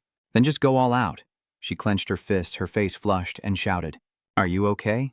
Ha ha, you rude brat. Mr. Moo's car just walked away while holding his head. Luckily, last time I saw they didn't want to make a big deal out of it. His eyes are cold with thought, so I have to find a way for them to come to me. The class ends and the school bell rings. Dongmin kicks Hodong's desk while he's sleeping. Hey, wake up, class is over, you're so slow. Over there, Zimu and Manho-ho also looked over. Then he ran towards him. Dagun, wait for me, let's go out today. He and Manho-ho looked over there with serious faces refusing. Let's leave it for now. I have something to do today and need to go back first. The three of them looked at him in confusion. Hodong walked sleepily over. Oh, what's going on? Jongmin asked suspiciously. Is it someone they're meeting? Manho-ho also calmly looks behind him. I understand now. Somewhere in an alley, Zongmu walks through the quiet alley. He notices a sound behind him and quietly glances back, while Mr. Moo's car honks to alert the person behind. This place is quiet enough now. Hodong steps aside, turning his head to reveal everything outside. Over there, Min is hiding behind the car with only his head showing, while next to him, Manho is wearing a whole barrel on his head, fully exposed. Your father's car looks confused watching us, so what are you doing now? Manho chuckled, lowering the box on his head and looked at him. D-Gun, do you think we would bother you? He approached seriously. Are you really okay going alone? We can help you. He also looked at them coldly, then turned his face away, but he kept a serious gaze on the group. I don't want you guys to get involved. Manho questions, are you planning to go to the library alone? Mr. Moo's car couldn't argue and remained silent. They turned around and looked ahead, and Manho was surprised that this alley was a shortcut to the library, which I had no idea about. Jongmin also stepped forward, probably because of the upcoming final exams. The three of them looked at him earnestly. At this moment, we must help each other more than ever. That's right. That's right. A single branch can break easily, but many branches together are stronger. He glanced ahead and muttered, But D-Gun might be able to break them. He looked at the three of them with a worried frown, thinking that if they were attacked now, the kids would get caught in the crossfire. Then he cautiously looked around, thinking no one would attack in a crowded place, while the other three eagerly headed into the library. But I don't like reading books, there are too many inside. Musui's car is thinking, I need to find a chance to sneak away quickly. Over there, Ina and Ara spotted the four of them. Oh, Hoa asked, are you guys here to study too? Jongmin also reached out to him and said, we're here to help D-Gun study. She questions the couple while he looks confused. Suddenly she covered her mouth and smiled at Ina beside her. Could it be that she knows Jane is the top student in the entire school? She blushed. Yongmin looked on with wide, excited eyes. Great, then help us out, please. In the back, I was worried at first. At the library, the librarian raised her hand to stop Hodong, saying only minors are allowed in here. Is he confused? Then pointing at himself with a bewildered expression, he explains. But you're wearing the uniform. The librarian reminded him that wearing the uniform doesn't mean you're allowed in. Over there, two girls are sitting diligently doing their homework. Jongmin is patting Hong's shoulder, who is sitting beside him, comforting him with a sad expression. Come on. Ara runs over to Manho-ho, who is reading a book. Manho, what book are you studying? He also glanced over and then handed the book to explain. The book is known as the Bible of Practical Self-Defense Skills. She widened her eyes, clasped her hands together, and exclaimed, Wow, so cool. Teach me a few useful self-defense moves. He seriously stroked his chin, looked away in thought, and if it was a simple move, she would immediately come over and hug Manho tightly. Yeah, I'm a pervert. He also looked around with a confused expression and spread his arms. She happily presses her face against the chest of the serpent Trakni. I've got Manho in my arms. Then Manho's face darkens as he grabs her arm and pulls her back. She cried out in pain, wait. Jongmin saw that and looked over. What are you all doing? Mr. Moo's car is looking at his phone. He steps outside, puts the phone to his ear and says, Okay, go ahead. On the other side, Manager Lai sits in front of the computer and reports to him. I have investigated the man from the cleansing group who attacked D-Gun. She reads the information seriously. Although there isn't much, one piece of information is useful. Over there, the demon figures displayed on the blue background, he is an associate of Park Hee-jun. Since he joined the club, she has been supporting him until he became useful. Anyway, they've worked together for a long time, while he still looks grim listening to the phone. Mr. Moo frowns. Did I ask you to do that for me? She squints. Yes. Then I looked at the information on the screen, which confirmed that he was dead. He rolled his eyes and replied, "So what? Thank you." She glanced at the nearby screen. "And I have one more thing to say. Are you with Yine right now?" He glanced inside with suspicion. "How do you know?" Muzkar looked over at Ina and Ara, who were chatting happily. Manager Lai announced, "We have confirmed that she was investigating the chairman earlier. She has a personal rivalry with the chairman." Her hand resting on her forehead with a serious expression, her eyes still fixed on the screen, so she started to take an interest in me and Dagon. The problem is that her clumsy approach could hinder us. Her file appears before me. She reminds him that my worst fear is the chairman discovering and taking action. He looks at her confusedly and gestures to her. Then he closed his eyes, feeling a bit awkward. Yes, the chairman can do that. On the other side, Ina's file is placed on the table. Gabriel listens to the phone with a serious expression, looking outside. Somewhere in the darkness, Gabriel's article is hung up, as a man sitting at a long table pours himself a drink and mumbles, "Yes, Director." Behind them are the people leaning on their arms, covered in wounds. He raises his glass. "I always have a knife hidden on me. Just say who you want to deal with." Then he places the glass down on the table, and that's it. All right. It's Kim Chun. He frowned and then smiled mischievously while talking on the phone. One person is indeed doing what a senior should do. At the school library. Jongmi looked anxiously towards him. "Has Dagon still not arrived? I didn't expect you to be in the bathroom for so long." The other two also looked over. Over there, Seimu stands behind the bookshelf, watchfully looking at In, who is focused on studying outside. He stares in surprise, hoping she's here with him now would be perfect. Over there, she still doesn't realize he's watching her focus on her work. I need to talk to her. Mr. Muzkar recalls Manager Lai's warning. "I will come right away." Stay by her side to watch out for any surprises. With a wary face, she notices and also lifts her head. Mr. Mu looked at the bookshelf. He also turned to lean against the shelf to avoid her gaze. Lost in thought, "I will continue investigating your friend's case." His eyes narrowed. What am I even hoping for?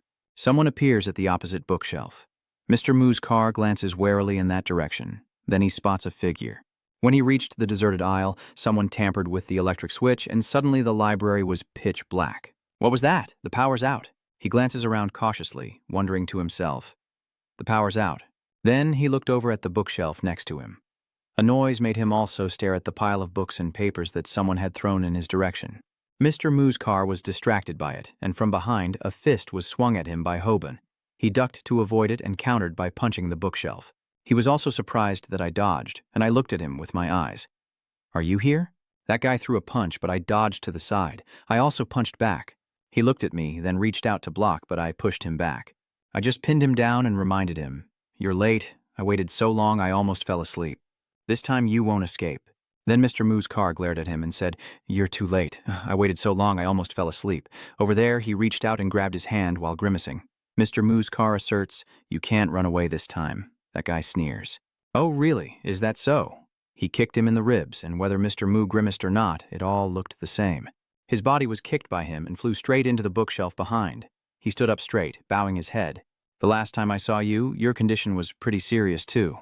He staggered, leaning on the collapsing bookshelf behind him, glaring at him fiercely.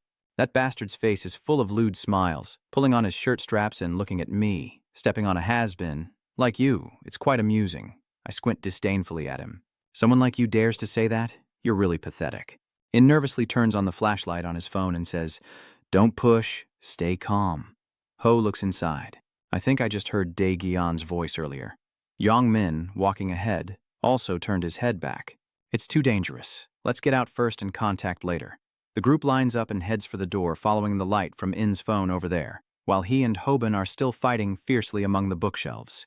Books and papers flew everywhere as his eyes flashed. He punched at his stomach, his eyes narrowing, but the other quickly blocked and stepped back, while their bodies trembled as they pushed against each other, until he suddenly ducked, causing his opponent to spin around, and then Hoban grabbed the bookshelf and jumped up. He clings to the dark metal shelf. He also looks up at the guy jumping around like a mouse, then slips through the aisles between the bookshelves. He also watched as the guy moved closer to him. Mr. Muzkar also quickly chased after him.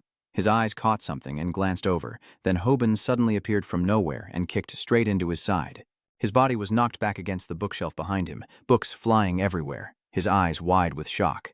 He disappeared into the darkness ahead. Then he sneered, "What a farce." A punch aimed at his face. Immediately after, he bent down to dodge the kick that hit the cabinet. He swept his leg past his opponent's and then delivered a kick that sent Hoban spinning through the air. He steadied himself and came back to attack. "I've got your leg, and I'm glaring as I throw a punch. You're giving me a headache." That guy stared at him in shock before taking a punch straight to the stomach. Zemu threw him towards the door, causing the glass to shatter into pieces. He slipped through the door behind, and Hoban flew out and fell down. His body hit the black car as he stood by the window, looking down at the smoking vehicle below. Mr. Mu's car jumps onto it. The other guy quickly jumps back, and I land right where he fell onto the car. Mr. Mu strolls down from the car and approaches him. The guy looks at the dent on his bulletproof vest, touches it, then stands up and marvels, "So you can switch your focus on and off like that?" Having experienced it, I can truly say it's impressive. That guy used his stone tongue to look down at it, then swallowed something, which made me look at him with suspicion. He smiled at him and said, "Well, that's not quite right. That guy asked you, can't you hold it longer?" He also looked at him calmly. Hadn't he already decided to postpone the conversation? Hoban's eyes widened in disbelief, not knowing anything about this thing called immersion. "So I just wonder if this match still has any meaning." He doubts. "Are you really focused?" He also looked at him coldly. "Whether or not it matters, I am just myself." Hearing that, he clenched his teeth in anger. "Ask, with that look, how can I stay still?" His veins are bulging and his eyes are full of anger. "As expected, you're worthless. He figures I'll ask Baki to help you, and you also frown in discomfort." "Yeah." Hoban rushed towards him, while he stood there in a defensive stance. His eyes widened as he threw a punch forward, but he dodged to the side. He stared in surprise, and the other guy's eyes were also glowing. He stared at him intently, his eyes also glowing as he looked at him in confusion. "Are you entering the state of focus?"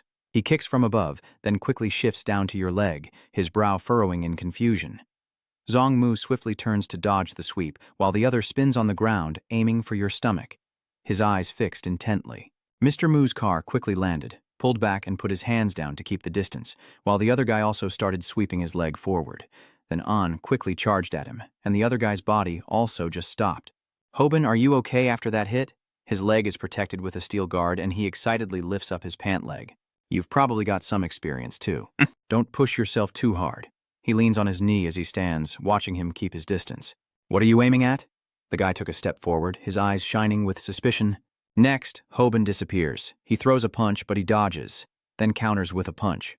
The guy vanishes and retreats backward. He watches him move in a blurry form, his punch coming in a dazed state.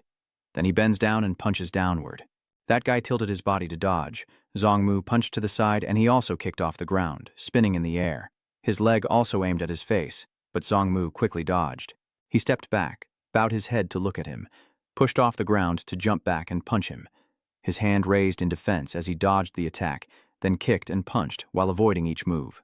His hand appeared in front of him, making Hoban stare blankly. Mu's punch came, but he leaned back to dodge, then quickly kicked at his leg, causing him to nearly fall, and the guy jabbed his elbow up. Immediately after, Mr. Mu's vehicle tilted to the side to dodge.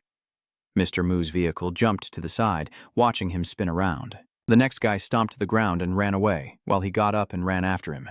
Immediately after, he turned his head and attacked back with his leg. His foot is raised in front of him. Mr. Mu's car quickly jerks up, swinging a fist back at Hoban as he runs toward him. His eyes full of fury, the other guy also flashed with a sharp look, glaring at him and muttering to himself just as he thought. He spun around and jumped onto Zong Mu's stomach. He clenched his teeth with an unreadable expression as he kicked him flying toward the blue car behind. That guy stands straight while you're sitting on the ground, your face dark and expressionless.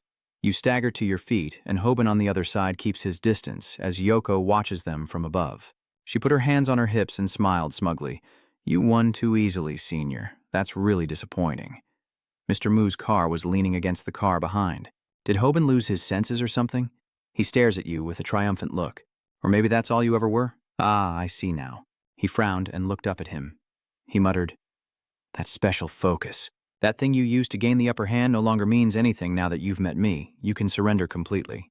That guy grinned arrogantly, glaring, but he had never faced anyone with such ability before.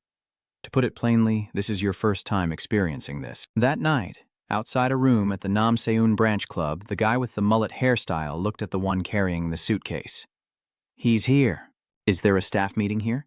This is Lokish Yang, the head of Namseun Branch. The mullet-haired guy is looking at the suitcase brought to him. "Who is this?" He is Odesu, the head of the South Seun branch. Loki Jiang just walked by explaining, "Baki's mouth is full and that guy looks clueless." He turned around, the bastard Baki abandoned the North Seun branch and came to the countryside for a reason. Then he smiled at him and warned, I need to attend a meeting first. Go to the Dongdike quickly. He tilted his head with an excited smile and warned, scout the situation. If it's useless, erase everything. Got it? The guy looked at him from afar, lifting his chin proudly. Do you wonder why it's like this? He said, looking at him and explaining, what you can read from my movements is beyond your ability. He narrowed his eyes in contempt and said, you are the one who entered the state of absorption yourself, and even then, you don't understand what it means. That guy gradually approached while you remained motionless against the car. That state of immersion may sound grand and impressive, but ultimately it's just a normal reaction of the body. He stared at me with a piercing look and a faint smile. The moment you become aware of your own immersion, your body also has to stimulate the neural connections to match it, and then he keeps rambling on. In simple terms, you don't have the neural connections to perceive the opponent's focus, so Mr. Mu's hand stops you. Enough, enough. Stop interrupting with that calm face. Hoban, I'm sorry, but no matter what you say, it's useless. No matter how you put it, I just don't understand what you're saying. Hearing that, the guy got even angrier, frowned, speechless, then widened his eyes and said, you're really stupid. Always setting terrible records. Uncle Mu lowered his head, frowned, and explained to him, stupid? I'm just a bit weak in theory, but I'm not stupid. I don't know what you're talking about, but one thing's for sure. I still remember clearly. He interrupted, then confirmed that the moment I first got into the zone, that guy's eyes widened in shock. Mr. Mu's car, seeing that expression, also guessed. Looks like you're curious. Seeing you stay silent and listen like this, I will tell you. Calmly, he recounts the challenging uphill journey before achieving success. That difficult-to-understand guy looked at him seriously. The uphill road? Mu's vehicle recalls the path he had to take. I not only climbed the slope, but also stood at the top. Mu's car looked ahead as if reaching a milestone of achievement. Mu remembered the moment he stepped on those people. However, at the foot of that slope, there are the bodies of those people. Step by step, the slope is built from blood, his face full of ambition as he looks ahead but suddenly turns back to the past. When I looked back, I saw the companions who had climbed with me. In front of you are Hun and someone else. However, because I was too immersed, even when I saw them, I was still excited and looked ahead while I didn't look back. At that moment, I was completely lost in my focus. Back in the present, Hobby frowned and looked at him. What are you talking about? He also looked expressionless the moment I was immersed in my focus. As he looked back at those he trampled on to climb up, I realized it was already too late. Mr. Kwong stared at us intently, and with my limited understanding, the only thing I could do was keep walking down the path of decline. Right after that, he walks back down that path with a troubled look, brushing dust off his shirt and staring at him as if saying, everything has become like this. Over there, Hoban stared at him blankly. I can't understand what you're saying. It's not that I don't understand, but you're just too stupid. Suddenly he smiled as if he remembered something. Oh, just remembered. Not long ago I saw someone walking up that hill. He recalls his encounter with that person. A single punch was enough to send him flying away, and I told him not to become like me in the past. I gave him a light punch to wake him up and he stood up calmly. If I had known everything would turn out like this, I wouldn't have punched him back then, and he would have just listened to what I said. Then he calmly approached him. That guy, whether it's me or not, is just the same kind of person, whether he climbs that hill or not. He stops in front of Hoban, then proudly lifts his head to look at him. This is what I realized. Seeing that, Hoban also looked at me in amazement. But since your language skills are different, it's hard to see you as an ordinary person. How could someone like you achieve this state of immersion? He insists that the guy is staring at him, which is understandable. His eyes glow as he enters a state of focus. Because I know a guy who looks just like you, I just mistook him for you. Hoban squinted, looking at him with confusion. He looked down with his hand reaching out towards Hoban.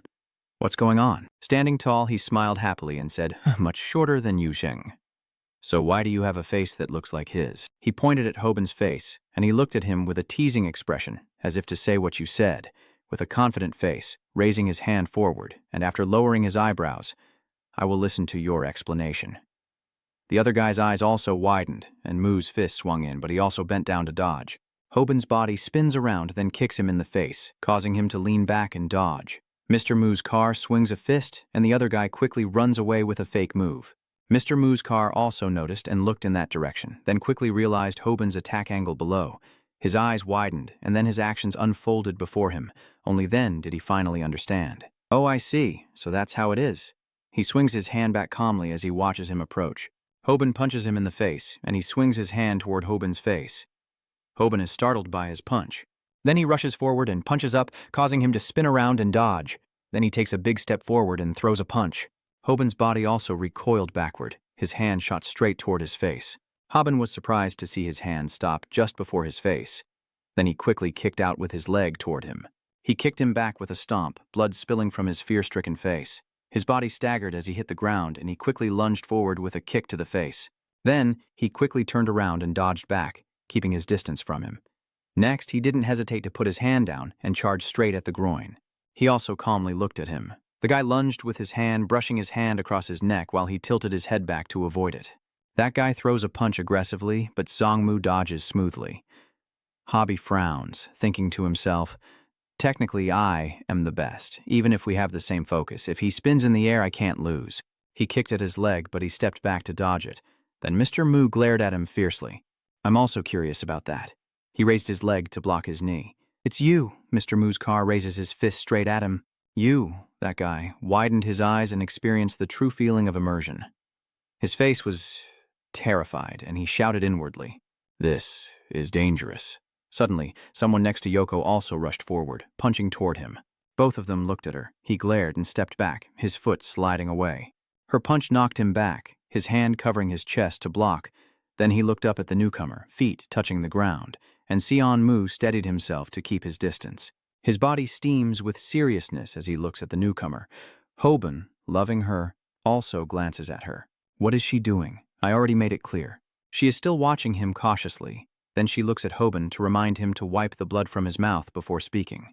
Her endurance so weak, yet she still pretends. His face battered and blood still dripping from the corner of his mouth. Her hand is ready, her eyes light up, entering a focused state. Seeing the senior hurt, I can't bear it. I'm just lending a little strength to hold him back, she reminds him. Strike quickly and finish it. Everything ends here.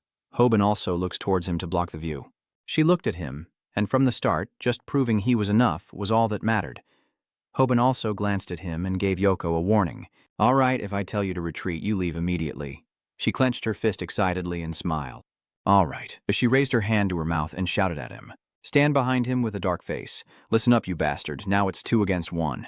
She excitedly widened her eyes at him, smiling and reminding him that it's not just 1 plus 1, but a combined power multiplied. Do you understand now?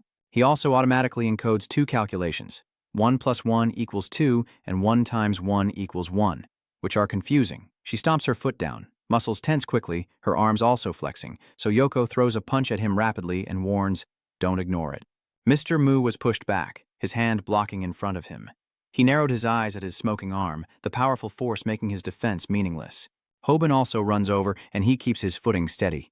He stomps on his foot, but he dodges, then turns around and raises his fist. Mr. Mu's car punches down, but the one blocking the attack is Yoko. Mr. Mu looks down in surprise. Mr. Mu's car punches her arm, and she happily looks at him. Huh? Hoban quickly spins around to deliver a kick, startling Zongmu, who is pushed back, and the other guy also turns around. He returned to attack Zongmu, his eyes filled with surprise as he looked at them. Then he threw a punch, but the kick dodged, and his foot swung toward his face, leaving him stunned as he looked down. Hoban spun around in a cartwheel, forcing Zongmu to step back. As his foot withdrew, Yoko beside him also threw a punch, and he looked over at her. Zongmu raised his hand to block the punch, pushed back and stared intently at her before bending down to dodge Hoban's kick. Suddenly, Yoko appeared beside him with her own punch, catching him off guard. Yeah, she punches, and he turns his head to dodge. Then he stares wide-eyed at the knee coming at him. Zongmu raises his hand to block the kick, both of them attacking him with punch and kick, and he is pushed back. Hoban's feet curl up, Yoko's fist also strikes, and his eyes widen as he looks at them. Then his body suddenly disappears before their eyes. They are stunned, punching into the air. Yoko glances over in surprise. Hoban frowns in confusion, and Zongmu suddenly grabs her arm and throws a punch. Then he punched him in the face, knocking him back. On the other side, he fell flat on his stomach, and he quickly turned back to punch Yoko, who swiftly stepped back and raised her hand to block his punch. The 3 of them are spaced apart, with Zongmu caught in the middle. Hoban kneeling on one knee, with her hand on her swollen arm in surprise. Ah, what's going on, senior? Over there. He also wiped blood from the corner of his mouth and explained, We've been stalling too long. He's figured out what I'm thinking. Mr. Mu looked at Hoban as he stood up and said, Staying close together would be more fun. He glanced at Yoko with interest. Anyway, this will probably be an interesting challenge. They stood silently in the dark. Yoko's face filled with panic. What? Did he just pick up the neural signal? Aren't you saying he's just a paper tiger? Hearing that, he also turned to look at Hoban and said, Are you talking about me? She was stunned, her eyes wide open. Could it be that the plan has changed? His eyes widened, then he took off his bulletproof vest. No, everything is still the same. He looked at him confused. Hoban tossed it aside, made a sign with his hand, and stared fiercely at the love girl. I will be the sword, you be the shield. She nodded in confirmation, then clenched her muscles until they hissed. Huh. Your father's car looks confused, his eyes narrowing and her body heats up. The muscles start to heat up, ready for action. Over there, Hoban also stands up straight, looking at him with curiosity. His legs buckled, and he widened his eyes, wondering why he was so tense. Hoban's body radiated heat as he sat on the ground, bowing his head. It seems like you're overthinking it, if a road is too steep. His eyes widened and shone as he shouted, and it was no longer a road but a wall that had appeared. Immediately after, he charged toward him while he froze in place. Hoban's foot strikes again, and he raises his hand to block as his body is pushed back. Mr. Mu's car speeds on without stopping while Hoban remains steady on the ground. Mr. Mu's car rears back and dodges. He quickly throws a punch, but I also dodge. Hoban turns his body, his foot grazing past his opponent's neck. Mr. Mu's car retreats while tilting his head. His eyes widened as he saw the speed increase. His leg froze, then he quickly attacked, but he dodged. The boy gritted his teeth and struck back, but he also dodged. His body disappeared and then reappeared next to Zong Mu. He made a gesture with his hand, which Zong Mu also noticed with wide eyes. Hoban spun around and kicked him in the face, but he dodged. His foot stopped, eyes wide, punching forward. An arm blocked his punch, surprising Zong Mu as well. Yoko sighs, trapped in a trap. She controls his arm on one side while Hoban rushes in. He stomps the ground and swings Yoko around toward Hoban's charge, his hand attacking her thigh, then jumping over her body as he narrows his eyes and looks up.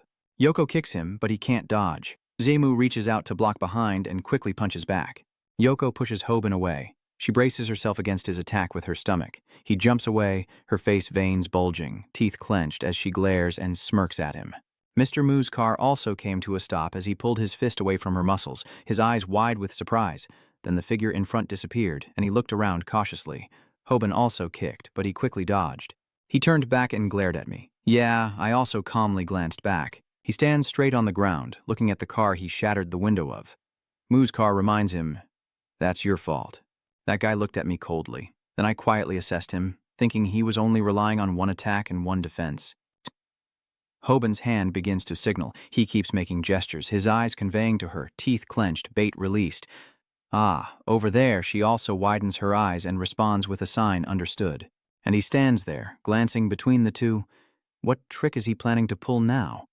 Yoko quickly strikes. He looks at her with boredom. This time, is it her turn to make the first move? Her speed leaves him feeling overwhelmed and slow. She stomps her foot on the ground before gritting her teeth and throwing a punch. Yeah, I also quickly dodged. Huff. She steadies herself, then grins with bared teeth at her remaining fist. A's rushing kick easily dodges. I also find these attacks a bit confusing. She keeps attacking and I keep dodging. If you get hit, your face looks serious and those punches could be dangerous, but with such slow moves, how can you land a hit? Over there, she's still gritting her teeth and punching, and there are plenty of openings. His father's car raises a fist, eyes flicking to her arm as if not intending to defend at all. Immediately after, she launches a straight punch to the stomach. Hoban's voice rings out, Yuck. She grimaced and gritted her teeth as she tightly embraced his arm, locking it in place. Hoban also rushed over. He stared intently at Yoko, who was holding his arm with confusion. His eyes flicked over, then he quickly punched toward him, one hand crossing his back. Then locking him tightly, Hoban's foot pressing on the ground, he kicked back while Hoban held him, lifting him up to block the attack. His eyes widened in surprise. Seeing her hugging and pushing the blind man away, he quickly understood and glanced back at her. So that's how it is? You deliberately lured me into a trap? Is she laughing? She confidently holds him tight. Do you think you can escape? I'm feeling great. Over on the other side, Hoban also rushed forward. He also looked at him. Based on earlier, that guy looked pretty pleased, holding his face and warning, This doesn't seem like a good idea. She pushes his body away while he punches at her stomach. His face grimaced, his shirt torn open to reveal his chiseled abs, and they separated. Then he muttered to himself, All right, just endure a little more. Yuck. She looks confused. On the other side, her face is full of anger as she throws punches and his foot jumps off the ground. Then he used her as a support to stand up and kicked Haben in the stomach. His foot struck his abdomen, making him grimace and spurt blood. Then he was kicked away. "Senior." She looked up in panic. She let go, and on the other side he was overwhelmed and lying on the ground. He swung his hand to punch, her face full of panic. No, over there he also looked up in shock. She tried to run after him, "Senior," but Songmu threw a punch at Yoko. His face darkened with an unreadable expression, her eyes wide with shock, as Songmu raised his fist to strike her straight in the face, tears streaming down her helplessly as she screamed. "No, stop." He punched him straight in the face, causing him to fall to the ground. Her eyes filled with panic as she watched. Then she closed them completely, tears streaming down, overwhelmed with pain, crying and losing control as she rushed toward him. "Ah ha ha ha." She swung her hand to punch. He squinted and punched back. The slope, her body bearing the blow from Zong Mu. Her face full of pain, she lost consciousness. Mr. Mu's car confirmed the end. She closed her eyes in pain, her body trembling as if an electric current was running through her muscles. Mr. Mu's car also noticed his foot halt, then Yoko fiercely swung her fist forward. She's suffering and keeps punching, while he just raises his hand to block. The punch suddenly stopped. He looked over cautiously, her back hand struck up and his fist blocked her with calmness. The two bodies separated and he stepped back. Over there, Yoko's relentless punches left him no time to react as he crossed his arms to block, and she cried out in agony, "Ah, ah, ah, ah, ah, ah." His eyes examined her condition. Over there, she grits her teeth and fights on losing her mind. He recalls Shu Hyuk's appearance, his face slightly blurred in comparison, looking no different from Beach Shu Hyu. At that moment, she was still attacking wildly on this side. He looked at those punches, frowning. With no one left, he threw a punch and Yoko punched back. He aimed a direct blow to her stomach, causing her to stagger. Mu's mind was blank, any will to keep fighting gone. Yoko spat blood, struggling fiercely. "Ha!" His leg froze, his eyes glanced at her, and she kept punching his stomach. He raised his hand to block. She lost her mind, grimaced, and he looked at her with confusion, wondering if he should look away again. Immediately after, Song Mu punched her back, causing her to step back and stop. Then she swung her hand to punch his stomach. He responded with a punch to her stomach. She punched his side, he pushed into her stomach, and Yoko punched his stomach again. This time he agrees, and she also tries to grit her teeth and keep punching. Yoko Mu approaches her closely, reminding her that this is enough. Stop now. Then he delivered a final blow to her side. Her eyes rolled back and blood vessels burst. Cough. Yoko's legs tremble. Her body sways. He looks at her, but she still doesn't give up, swinging her hand toward him. "Ah ha ha ha." He looked at her calmly. Mr. X also shook his head in disbelief at this stubbornness. Her body seemed to be electrified, and she collapsed to the ground right in front of the blind Mr. X. She gasped for breath, regained her senses, and glanced sideways at the senior. A second later, he also turned and walked away. "All right, as promised, since you're still kneeling on the ground, I have no choice but to come in front of you. I'm holding a regular rope, so don't even think about anything funny when you look up." She looked confused and wide-eyed, the rope. What is he trying to do? He tightens the rope and looks at her. "Just stay still and let yourself be tied up." The library quickly lit up. Ara, terrified, clung to Manhwa. Inna smiled reassuringly at them. "It's okay. There's nothing serious, probably just a temporary power outage." Suddenly he looked around anxiously. "But wait, where is Dae-gun?" Jongmin also panicked and ran in. "Hey everyone, come quickly and see this." They all looked out the door. He told everyone to look over there. "Is that Dae-gun? Down there, he's tying those two people together. It looks like it's really him. But wait, those faces of the others show some excitement. Tied with ropes, Dongmin nearby is also wide-eyed. First check if they're okay. 4 people quickly go downstairs. Someone steps out, a man observing them. The man removes his mask. Below, she tries to struggle free from the ropes. She clenches her fists and sweats, closes her eyes tightly, then sighs. I can't take it anymore. I've given my all." Hoban also glanced over there. Mr. Mu's car was standing with his hands in his pockets, watching them. "Are you all awake now? Say something so I can check if you've had a concussion." She looked at him angrily and shouted, "Let me go right now, you sick pervert." Hoban remained silent on the other side. Yoko was shouting while holding a double standard. "If it were an elder, I could accept it, but being blinded by someone like you, no way." Seeing that, he also frowned calmly and reminded him to be quiet. Bringing tape would be troublesome. Mr. Mu's car reminded them to follow the previous agreement first and talk later. Hoban looked at him seriously, saying, "I never said I wouldn't do it." Hearing that, he also looked at him with confusion. What the hell are you supposed to be? He glared and smiled. At least I'm not the one you're thinking of. Don't you know he's already dead? I muttered calmly. Of course I know. That guy glared at him mockingly. Truly stupid. So why are you still sitting there asking? He reminded Zongmu that what he should care about is why I targeted him, but he simply kept his hands in his pockets, calm. I smile at him, knowing you're from Mood Club, so it must be because of the match against BU Haiyu. That guy glared and explained. That's true, but not enough. Mood Club has decided to close the DJ Dong branch, so he has no reason left to target you or BU Haiyu C anymore. Then he glared at him and kept talking, saying this has nothing to do with Mood Club. I only act according to my own will and the reason I targeted you. He interrupted and then confirmed it to prove his point. He also furrowed his brow in confusion, trying to understand the explanation. Your mind integration mechanism is similar to ours, but there is one crucial difference that cannot be ignored. Yoko listens nearby. He looked at him and he calmly looked back at that guy. Quadon, you achieved this state naturally, and it's that core difference. I need to verify if it affects the outcome, while she just glances over there, eavesdropping. Moo's car recalls the moment Borum entered a state of frenzied madness. Are you also trying to recreate the flow state with that so-called sucking? It's just a poor copy. Sucking isn't anything special. Haben also admitted that such half-hearted efforts are not worth mentioning. If mind and body do not become one, it cannot be considered true immersion. He thought that the brain would have enough energy to operate at full capacity. Not just focusing the mind and muscles full of energy, Haben explained, but the body must also reach perfect harmony. When the physical body can keep up with awareness, that is true immersion. He thought of the powerful unity of the body, brain, and muscles as he stared at him, realizing that nerve signals must not only travel through the brain, but also spread to every cell in the body. In theory, this is quite similar to your state of focus. Muye silently looked at the guy. He added, do you describe entering the state of focus as just climbing a hill, or is it truly a different feeling? His eyes are full of determination, but for us, entering that state is like igniting a flame. When we reach it, we call it catching fire. Have you ever witnessed the moment right before entering the state yourself? His face looks at him calmly. I remember the crazed faces of the three guys I met through Haben's voice, feeling like the heat is rising, as if the fire is about to ignite but hasn't yet burst out.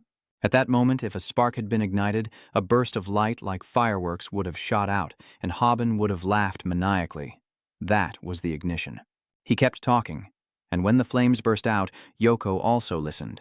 The expression on his face was full of excitement as he laughed. That was the moment you reached a state of immersion. Then he stopped laughing and glanced at him. Of course, without in-depth research into immersion, that would be impossible. The one capable of turning this into reality is Bak Hee-jun. Meanwhile, Hoon is sitting in the car's driver's seat, also thinking about that guy. Bak Hee-jun? Haben insists he used to be part of the Mutt Club. At that time, Mutt was considered a kind of stimulant, and the others were crazed about taking it. His body was full of muscles in darkness. When everyone else only reached a half-conscious state, he achieved a physical immersion. Hyun still retained his reason, with eyes shining coldly in the immersed state, and spiritually, he was also close to reaching full mastery. So Park Hee-jun had the chance to fully experience the state of immersion. Hoban added that, based on what he had gone through and deep reflection, the drug stimulated his brain, allowing him to find the ignition point, the trigger that could lead to the immersive state. Then Hoban confidently smiled at him and said, let me tell you something you once said you were on the decline, right? He looked up, and you also looked down from above. If you think the reason you're going down is because there's no way to move forward anymore, then you're making a big mistake. I was surprised to hear what he said. Lighting my own fire without external stimulation? That's the real difference. That guy used to think about others laughing excitedly, but now that's nothing special anymore. Besides, isn't your fire also gradually dying out? His face was expressionless. First, make it burn again, or you'll be swallowed whole. Hobby frowned. Whether or not to prove that the fire is truly different is a matter for later. The car speeds into somewhere in the Gapcheon Nursery Center. The voices of people talking. She wondered what this place was, right? Surely she had heard a little about it before. Kim Chun is very calm, you know. There is a river called Gapcheon winding through Yangijiang. He remembers the deep blue water on a sunny day of that river. Even in the dark corners where the eye cannot see, the water keeps flowing. At night, it still flows endlessly in the darkness. The dirty waters quietly flow in the darkness, eventually converging at a single point. The waters colliding there form a deep abyss, also known by another name, Gapon. The two stand facing each other, and Kim Chun keeps talking. All the dirty deeds happening in this area flow back to Gapon Cheon. He looked at the girl in front of him, pleased to meet her, and she also looked up at him. The man calmly narrowed his eyes and introduced himself. I am Kim Chun, the leader of Gap Cheon. This is the boss of Gap Cheon, Kim Chun. Next to him is Gap Cheon number 2, Zon M. He stands with his arms crossed, looking annoyed. Next, a large man with glaring eyes confronts Cheon number 3. The girl sees them hesitating and steps back slightly. My explanation might be a little hard to understand. She looked up at the smiling group. Everyone has finished their studies, right? That night here, Bal with the third eye smiled. What did you just say? His eyes were filled with disbelief and amazement, asking if we had gone to school. Immediately after, he turned his car towards the blind man.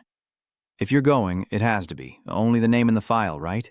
That doesn't count as graduating, right? The guy frowns and crosses his arms. Next, he turned to the girl wearing a hat. Hey you, if you're here without benefiting me. He frowns and threatens, so there's no reason for me to keep you safe here. You need to do something useful or beneficial or just leave.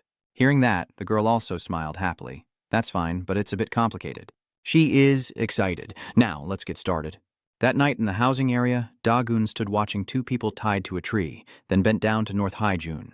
Then he seriously asked again, is Beekun from Mood Club really a member of the new student council? Could it be that Yanwai's death was caused by him interrupting me, and I didn't even know? He looks at him seriously, mind your own business, and ask that person. He raises his hand to threaten. Luckily, he seems to know his place now. Seeing that, the woman next to him clenched her teeth in frustration, but he remained stubborn, and he only lowered his hand. The strange look on that guy's face, the sound of clashing weapons drew his attention to the other side, where two weapons were fighting each other. Manhwa, with his 3-section staff in hand, frowned and questioned the guy with the knife in front of him. What kind of bastard are you? You're still using real weapons? That's dangerous. The guy in the mask and coat, with only his eyes visible, swings his knife and slashes at Manhwa's neck. He quickly bent down to dodge, then impulsively struck his hand, but the guy quickly pulled back, stabbing the knife into the back of his neck, only for him to clamp down with the baton. The guy withdrew his sword, and the baton shot back. Han stepped back. Manhwa kept rushing forward, and then both sides stopped. The other guy with the knife looked at the crowd. He stands guard in front, coughing behind him as he looks at the masked man in black. Who is that guy? Then he widened his eyes and shouted, Are they some criminals attacking innocent people? Is he planning to stab from behind unexpectedly? Min's face also panicked and shouted in fear. Ara looked at Inna with worry and panic. Jinin, are you okay? She looked over. I'm fine. Luckily, Manhwa intervened in time. Manhwa noticed his knife, frowning cautiously as he looked at the man in front of him. That knife must be the Halo 6 model from Microtab. If this was a random attack, it's too strange because that knife is always prepared for a specific purpose. Then Manhwa stared intently at the guy, and his fighting style was quite professional. He also glared back, his eyes full of determination as he surveyed the crowd. Then he charged toward In. She opened her eyes wide in horror. Then he ran over, placed his hand on her shoulder, kicked the guy away, pulled back his leg, and the attacker still flew backward, crashing into the target area and scattering everywhere, his face cold and stern. What are you doing? Inna looked on in confusion. He sat up on the ground, then frowned and lowered his head, the mask falling off. She was also stunned by this. Wait a minute, he looks at that guy with confusion. Her eyes widened in shock. Could it be that right after that guy also jumped over the wall and ran away? Jiang Min shouted, He's gone. What happened to Manhwa? He explained that suddenly we were attacked without warning and we don't know who or why. He glanced back. Have you finished dealing with them over there? They turned back to Yoko and Hoban, but the ropes had already been untied, and they ran away too. He looked at him and asked, Is it those guys from before? That's right. He silently fell into deep thought. Meanwhile, Dong Min, holding his head in confusion, looked at Ho Dong and asked, What just happened earlier? This matter is too dangerous. He also scratched his head, and I don't understand either. He glanced around cautiously, thinking I might not get any information about Park Haijun, and wondering if he would find an excuse to come back and fight me. Then he looked at Ina. She looked back at him, but right now the urgent thing was to get home safely. He recalled his conversation with Manager Lai, his face serious, and based on the director's reaction, he didn't think they would act so recklessly. He looked at the missed call on his phone from Director Lai Don and turned to instruct the team, Stay here and be careful when you go back. Ara looked at Inna and said, I'll call my dad to pick us up. In, you're coming to the house too. Hearing that, he looked at her and interrupted, I'll go with her. Her face was a little red and full of surprise. Suddenly, Manhwa approached, closed his eyes, and took hold of his arm. Dagun, wait a moment. The two people behind Hodong and Dongmin also look on in confusion. They are whispering to each other. Dongmin looks on curiously. Why is he like that? Manhwa widened his eyes and pointed to his eye to tell him I am using a special technique that allows me to see two targets at once. It's a squint, one of the features that allows you to observe two targets at the same time. He looked at him with confusion. So, what happened next? His face was full of seriousness. He stared at him and shouted passionately, "But in love, you can't look at two people at once." He placed his hand on Manhoho's shoulder and firmly declared, "Listen carefully. No matter what happens, I don't intend to use the method of looking at two targets at once like you think, so don't worry." Hearing that, Manhoho looked serious. "Do you use that method in combat too?" Dagun confirms I don't use it. Somewhere in the center, the girl in the hat points at the staircase on the board looking down. "So, everyone has played the North Star game before, right?" She points to point B on the board and then glances at the people below. "Now I'll start from here, so where do you think we'll end up? Guess everyone?" B, excited, laughed loudly and replied, "You don't need to look for too long to know we've reached number 3. That's too simple, too easy to guess." She snapped her fingers and smiled, praising. "Exactly, you find it too simple, right?" She visualizes the answer in her mind and explains to the others. "Actually, even if we don't directly draw the path, we can still guess that it will go forward." She looked at the 3 guys below and confirmed that this approach can be applied to seeing through the present to predict the future. The girl's eyes narrowed as she confirmed that this is called a divine insight. The human ability to predict the future far surpasses that of other creatures. In ancient times, humans already used weapons, and other animals had to submit to humans, which is why humans could dominate the food chain and surpass other animals even if they were physically stronger. This is something no other species has. She widened her eyes, shining her flashlight on her face as she looked down at the 3 of them. But there used to be species with prediction abilities comparable to humans today. She even remembers the early ape humans with hair and superior strength compared to us. She points towards Kim Chun.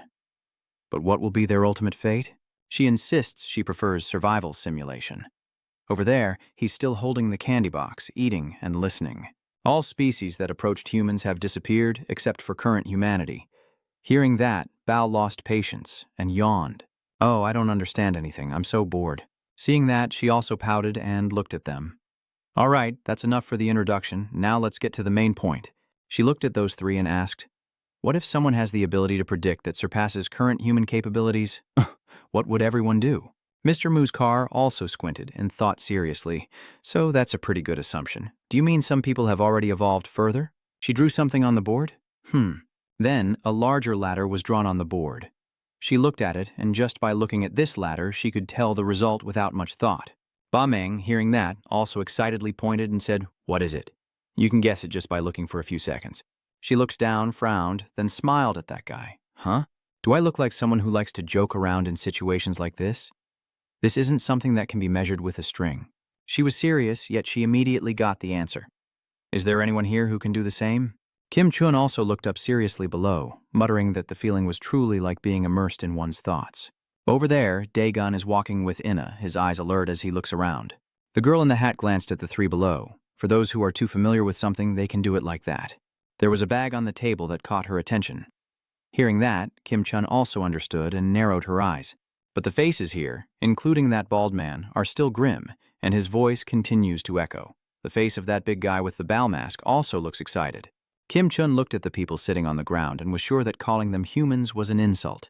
These social beggars could never be called superior thinkers. Then he stared intently at the suitcase in front of him, judging that everyone was just following orders and hadn't come up with any real strategy. She also silently pouted at the suitcase beside her. He smiled, revealing dimples, with his eyebrows furrowed in interest. "That's impressive. As you said, some people truly excel beyond others in certain fields. A car is still speeding down the road." Yoko and Hoban are sitting in the car. She looks worried. "Senior, how do you feel now? Is it difficult to move?" The passenger seat is occupied by the guy with the mullet ponytail. She whispers to Hoban, "But Senior, why is this guy here? Isn't he from Loki's side?" He also looks up with suspicion. The ponytail guy turns back and asks, "Are everything on the other side taken care of?" He explains, "The matter with Ys is definitely not simple." At that moment, the superior also sent a message down. Hoban looked on alert and asked cautiously, "The superior? Who are your superiors?" The curly-haired person quietly turned around and looked at them. I misspoke earlier, sorry, it's not my superior. He explained that it's a message from our branch manager. Hoban was also stunned. Yoko widened her eyes and said confidently, "From now on, Eris will be managed by our Southern Sun branch." Hoban frowned and denied it. "What nonsense are you talking about? This guy East doesn't belong to any branch at all." The ponytail girl remained silent. They also looked at him. She was really angry. Hoban signals to stop. The car stops at the red light. He is very cautious. What about the shrimp balloon? On the other side, everything is quiet. Suddenly, the hammer on their waist starts to glow. Hoban also sensed something was wrong and turned to look. There was a syringe at his feet. He laughed maniacally while Hoban looked up cautiously behind him. The two guys with the hammers also stared at them with smiles. Then the two also prepared their defensive stance. Suddenly, a spotlight shone down, and everyone looked up. A black car crashed into the front of the vehicle, causing both the front and the black car to become deformed. Inside the car, it shook violently, and the people inside swayed back and forth while the vehicle was pushed away. On the black car, the other person kept steering sharply. Then it turned around to chase the stopped white car. The black car stopped, and the person inside rushed out of the vehicle. The man inside the other car grimaced in anger, while the person from the black car hurried over, looking at Haijun with a terrified expression. He saw them light up with excitement, and those guys shouted in shock. Suddenly, he punched the driver straight in the face, shattering the glass. He quickly grabbed his collar and looked inside. Haijun pulled him out by the collar, fists clenched in anger, then blood spattered everywhere, his face cold. "Tiep Haijun bam te lin ke ni vao hobio bentrong, sauta chui vao hoitham. Are you okay?" He also stepped forward to call Baki. Yoko, surprised, looked behind the ponytail guy as he quickly grabbed a hammer to strike, but Haijun dodged, and the man's face darkened as he frowned. Then he looked at him and sighed. Indeed, Jiangzong Rock's sense of smell is really fast. "Who are you?" He looked up with a frown and introduced himself sharply. "I am Oda Asu, the branch manager of the Southern Division. And not Jiang Zhongdak, but Jiang Lo Kai." Hearing that, he also thought it was his own mistake, staring at him with shining eyes. "So now the team leader wants to fight me?" His face darkened as he approached with the hammer, asserting that nothing is impossible. Haijun's eyes also coldly looked at him. He stomped on the ground and leapt up, then swung his hammer towards them, but they quickly dodged. The other guy turned his hammer back and struck at Hun, but he stepped back to avoid it. Dayu charged forward, swinging his hammer again, eyes wide as he watched every move he made, then quickly leapt up. Hai moved swiftly, dodging all of his attacks. The continuous punches rained down on Daisu's face. His eyes look up then down. Over there, someone also swings a hammer, and he dodges by leaning aside. Haijun just took his medicine and looked at him. How come his reactions are so slow? With a cold, contemptuous expression. Tsk, even his balance is completely off. His hand kept punching Daisu so fast he couldn't react. The guy's face contorted beyond recognition, unrecognizable even to his parents. Lo Rung clenched his fist, smiled seductively at the other guy and said, "Tell Jiang Zong to help me. If you want to use the body, you first need to learn how to use your brain." Immediately after, he was thrown off the balcony and his body fell freely downward. That guy was pushed into the sea. Haijun glanced at him as he put the half-smoked cigarette to his mouth, thinking that the trouble spreading to other branches was only a matter of time. Then he throws the spent cigarette into the sea, turns around and opens the car door to tell Hoban and Yoko everything is done. "Let's go back. It's quiet inside." They are riding in the black car that just crashed. Haijun looked in the mirror and asked Hoban. He also looked back. "So how is Kunjan?" "You also looked up. You bastard in the shadows, are you trying to turn me into a pile of ashes?" Next to Yoko, who was listening without understanding, he drove while shaking his head and denying. "What are you talking about? I already stopped you. If you still try to rush in, who else can you blame?" Immediately after, Ara turned back with a serious expression, so the curiosity was left unresolved. Hoban calmly explains that when he detects Quan Jian's neural input, his processing capacity becomes overloaded, causing his focus to rapidly decline. Next to Yoko, she pouted curiously. She widened her eyes in confusion. "Huh?" Hoban glanced over and continued speaking. Facing him, the effect of the drug was drained in the blink of an eye. The car sped down the road and your voice still echoed, meaning a huge amount of absorbent was needed to compensate. Hearing that, Haijun also widened his eyes, saying that fire lit by hand will eventually go out no matter how big it burns. The other two just remained silent. Haijun frowns seriously and confirms that only flames that ignite on their own can burn steadily. Hearing that, Hoban behind him also raises his voice, "Baki, this is a lesson for you. Act quickly. He glared dissatisfied and said, "Please, Hoban, get off the car. We do this at an apartment building to protect Sin." She looked at the person in front of her in confusion. What? Manager Lai looked at her seriously with wide eyes and said, "Please cooperate." On the table, 2 glasses of water were neatly placed. Does she already know everything? Ina, stunned, scratched her head and said, "No way." So what exactly is going on? The man beside him also looked over. Manager Lai sat cross-legged, watching her seriously as she explained. Her approach to investigating behind the director was too reckless. "What are you planning to do?" Sin also knows very well that she is not someone who can face this situation alone. She hesitated before looking at him. Daegun also encouraged that. "It's okay. Just say it. You're frowning because it's the confession you were going to make the other day, right?" She widened her eyes, waved her hands nervously. "Oh, I mean, but you know that's not the kind of confession, right? You're confusing me. What kind of confession is that?" She blushed. "It's not like I like you or anything." "I didn't think that way." Manager Lai watched them talk. Ina tried to deny it, saying there are too many people who like me, so I was afraid you might misunderstand. Daegun remains calm. First, drink your tea and then talk calmly. Then she thought to herself. From this perspective, she was no different from a girl. She placed her hand on the teacup and then bowed her head sadly as she recounted, "I actually have a younger brother named Salin." She remembered her brother lying in the hospital on a ventilator, now bedridden because of an incident. "Why is Director Ma's face like that?" She firmly insists. Actually, it's the director and his henchmen. Ina recalls the past, the GON organization, the GON Nurturing Center. Jugun bows his head to inform Kim Chun. "There are too many obstacles in my way, so I can't act directly." He narrowed his eyes in anger and said, "Get it straight and stop wasting time like an idiot." The guy looked terrified and explained, "I tried, but in the end I couldn't stab him." Then Kwanju looked up trembling, but that was enough to serve as a warning. Kim Chun's face darkened as he glared at the guy, and he didn't hesitate to give him a slap. Junju fell to the ground, looking down from above. What kind of dull blade is this? He looked at the person kneeling at his feet with contempt, so the blade must be sharpened evenly. "How old are you that you still make me sharpen it myself?" His face turned to utter terror as images of himself being cut in multiple places. Blood oozing out, flooded back. "Don't worry, big brother, I'll sharpen it myself so it's not dull." He also squints lazily, ignoring it. "All right, in times like these, I have to do my part." "Boss, everything is ready." Kim Chun quickly moved towards that guy, leaving Kwanju still watching. He said to Balmang and Seon-mu, "Let's go." The 3 of them entered the room and stood in front of a group of young men cowering in the corner. They looked down at them with cold arrogance, sneering at the young men as if to say, "You lot are just bottom feeders in society." That guy stands at the door and those people look up at him, never being treated like humans. His face is full of arrogance, and no matter how much he begs to be human or screams at the world, it's all useless. They looked at each other in confusion as Kim Chun injected into the minds of those lost souls because from the very beginning, we were never born as humans. Outside, Zongmu and Baal stood guard at the door, but at least they had to die as humans.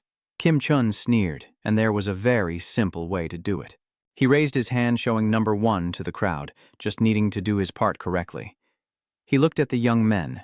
If they could do that, they could become proper and complete humans. They bring over a water bottle, then open the nearby suitcase. Kim Chun clenches a handful of medicine and mutters, "But in this life, not everyone can become a human when he sprinkles the medicine on those young people." They look up curiously at the medicine, and Kim Chun's serious face announces that out of the 30 of you here, only 10 will be given a chance to fulfill part of your task. The crowd quickly picked up the medicine and swallowed it. Kim Chun turned around and said, "See you again." As humans, those 3 leave the room. Ina grimaces and explains that Jaeon takes advantage of the fact that the kids are minors not responsible under Seoul law, forcing them to do all sorts of dirty jobs. From bribes and favoritism to unspeakable crimes, they are the henchmen cleaning up the mess left by the director. She bowed her head, hands on her knees in frustration. "And my younger brother, you have been exploited to the bone marrow during that process, and in the end, you chose a drastic way to end everything." Hearing this, he also widened his eyes and couldn't say a word. Manager Lai also closed her eyes in sympathy and said, "I understand the situation, but this is not something Ms. S. can handle alone." Then she frowned with determination, and it's best for her to step back from this. She nervously widened her eyes and explained, "I have collected a lot of evidence and documents about the director's misconduct. I can report them to the police right now." He stays silent beside her, while Manager Lai can't object. She explains seriously that the director won't fall easily. Moreover, the organization called Gapcheon is extremely violent, and I want to confront them. He suddenly said, "That's a good idea." Manager Lai looked puzzled and asked, "What? What did you just say?" Ina also looked at him. "That's good. They're extremely violent." "Then, that's great." She listened to him, and she knew too that only greater violence could defeat violence. She also widened her eyes at him. "Isn't that the reason for the existence of the Dukon Trung Tree Dukon project?" He furrowed his brows with determination and said, "I will do it. After all, this is what I do best." In a quiet neighborhood, a luxurious car arrived, and inside the elegant room was chaos from the bedside lamp to the plant pot. Moving to the side are broken bottles and glasses that show the chaos of this place. Hoban, with a calm expression, turns his head to glance at the people inside the room before speaking casually. Emergency contact failed. Yoko remained unfazed, calmly opening the hidden door disguised as a bookshelf and peering inside. All data about the shrimp swarm has been erased, but then he went over to Haijun, his eyes flickering with suspicion. Something's not right. How did Loki's leader find out and come looking? As Hoban finished speaking, Hun simply looked at him calmly. "Only the three of us know about this secret." Haijun pauses for a moment and then nods. Han looks hesitant, but also understands the issue. "That means," but at that moment Yoko was surprised and immediately rushed forward, loudly interrupting. There's no way she would oppose fiercely. Tom Bao would never betray. Seeing that, Haijun remains cold and calm. Mood Club is facing serious internal division. He spoke the truth with an obvious tone, his emotions unchanged. Today's enemy could be tomorrow's ally, and vice versa. Then he gradually turned his back to them and continued. "The situation will change very quickly," Hoban asked softly again. "What about the plan?" His eyes glanced back, suddenly becoming a bit dangerous, with an even colder tone. "Just stay silent, then gradually become mysterious. Stand quietly in the eye of the storm." Just like that, an ominous, mysterious whirlwind appears in the imagination, according to his words, then observes others being swept away. With caution, Hoban also advised the team leader that Loki wouldn't stay still, but he calmly replied, "No, it's chaos over there too." At that moment, she was exactly following his words, scattering white pills on the floor, sometimes even busy picking up fallen candies to eat. Then they all left the house together, and Hun carefully reminded them in his usual cold tone, "Report to the whole team." His gaze and tone remained unchanged as he looked at them. From this moment on, Eraser disbands. In a villa decorated in a traditional Korean style, a woman in a red off-shoulder dress approaches the man and bows carefully. The meeting went well, right? But the silver-haired man, team leader ODIU, still hasn't come back? The woman carefully responded that she couldn't reach him and hadn't heard from him. Hearing that, he angrily muttered and cursed Hunbaki, that damn venomous snake. He's drinking and muttering to himself, so that's how he's playing it? Seeing that, the woman subtly and softly asked for his opinion. "Is he planning to set fire at DJ Dong? I can contact headquarters for instructions," but then he scolded, which surprised her. "You're truly stupid. If you don't know, just keep your mouth shut and don't talk nonsense." A sly smile barely shows on his lips. "Just let that fire burn." He slowly swirls his glass of wine. "When it's big enough, I will take it." In the modern-looking blue dormitory area, D-Gun splashes water on his face and waits for it to drip down. Just a few seconds later, he hears the click of the door handle. He opens his eyes, looks at the door through the mirror reflection, and sees Ina. As soon as she reacted, she shyly shouted, "Ah, sorry." Then she immediately closed the door and leaned against the wall, reassuring herself with a blushing face. Finally, she shyly whispered to herself, "Just remembered." She recalled Manager Lai's words from their previous conversation with a completely calm tone. Soon, she would temporarily live here with Daijian. Did she react immediately? Then she shyly continued speaking. Besides, he also looked surprised and objected with a determined gaze. Living together with a woman shouldn't leave her wondering for long. Manager Lai lightly lifted his glasses and replied with a teasing tone, "I'm here too." I don't understand why she thought it was just the two of us. It's really confusing. Ina, with her cheeks flushed, hesitantly spoke up, but once again, Manager Lai quickly interrupted to answer her question. "It won't take much time either. I have no intention of dragging this out." With a serious expression, Manager Lai continued to share. "It's just as important to me as it is to you, Jin. I understand you're anxious, but now more than ever, you need to be cautious. Your gaze is gradually becoming more trusting, even though there's a hint of unease when you look at Manager Lai. I will definitely overthrow the chairman in a short time. Get ready," and then he softly calls her. "If you're ready, let's go." She was surprised and looked at him blankly. "Huh?"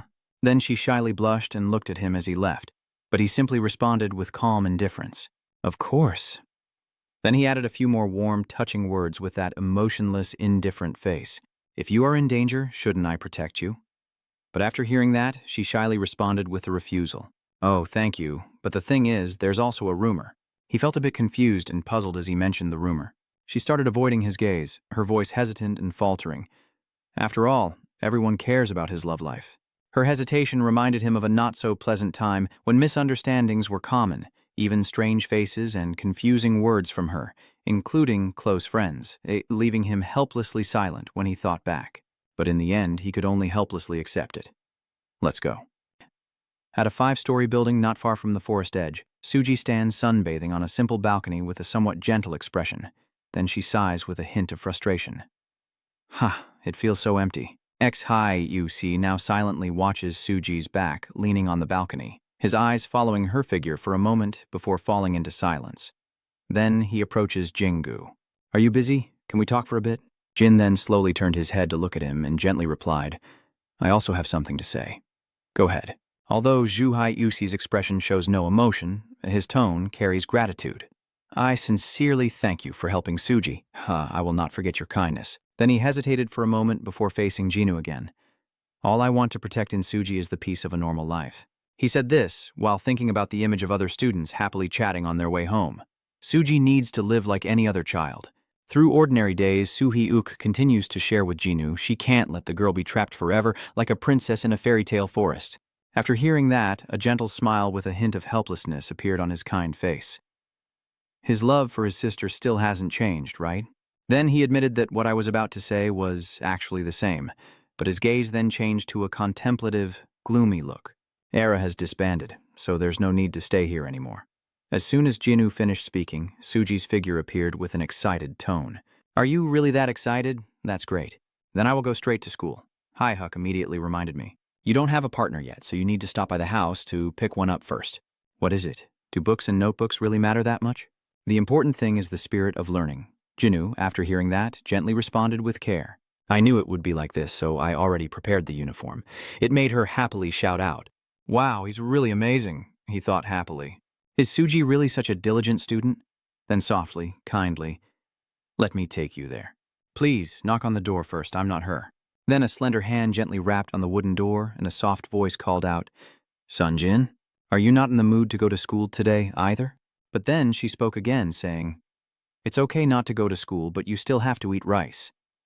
Jungjin sat inside the room, feeling dejected, ignoring the call echoing in. Skipping meals all the time will make you very thin, his mother asked again out of concern. Then at least drink some milk. He immediately snapped back. You said you didn't want to eat, which only made your mother more confused and worried. Oh, then, the dish Sunjin likes the most. But Sin was actually very calm in the room at that moment, pretending to get angry to reply to her. Oh my God, I'm really annoyed, don't talk to me anymore. The half-eaten snack he was eating is still scattered on the table. Then he quietly calls out, Suji, where are you exactly? Why didn't you send me any message? Suddenly, his phone screen lit up and the ringtone followed, catching his attention. His eyes lit up with surprise when he saw his phone light up. When he opened the message, he saw it was from Shuhi-uk. Sorry, I haven't been in touch lately. I have something to discuss, so I'll come see you.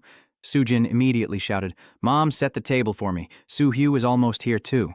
At the same time, at Jumran School, the eyes of the male students all turned in one direction. Not only the boys, but the girls also looked on in amazement. Everyone was amazed as they turned their eyes towards Suji, confidently walking by. It's Bak Suji. They all focused their attention on her walking without carrying anything.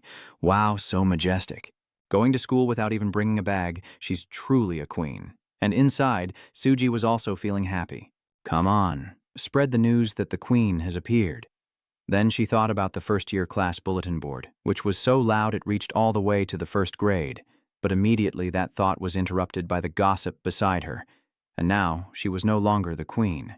The teasing guy then responded, making her feel like her soul was leaving her body. Well, it makes sense, because Dion is the king, and having a queen without a king would be pretty strange. The blonde guy then corrected the teasing guy's words, it has to be the queen. After hearing this part, she finally breathed a sigh of relief. What is that? Less than 10 seconds after feeling relieved, the instigator's words again startled her, of course not implying that B. Suji is the empress. Yeah, that's right. Their words afterward only made her more curious. I heard he's going to school with SG in 9th grade today. What? Oh, so the Empress is on their side? But just as the blonde-haired guy was about to continue, they both had to turn and look at the figure standing right beside them. So it's really over. Suji, with her beautiful face radiating deadly intent, spoke arrogantly. Your voice is really loud, huh? What is this? Are you trying to let them hear on purpose? Then why not just say it to their face? If you have no guts, it's best not to open your mouth, isn't it? Her fierce opposition made them immediately worried and trembling. Also, sorry, but you totally misunderstood. I don't have any feelings for Kwanjan at all. Just as she was about to make up a story, the other side suddenly shouted loudly, Hey, it's Dion! In a moment, she ran into the classroom but was still spotted by him. Buji looked toward the door, a faint look of relief and happiness in his eyes, thinking to himself, I haven't seen her in a while. I was worried too. Luckily, she's okay. Behind the classroom door, Suji's face was now flushed with embarrassment.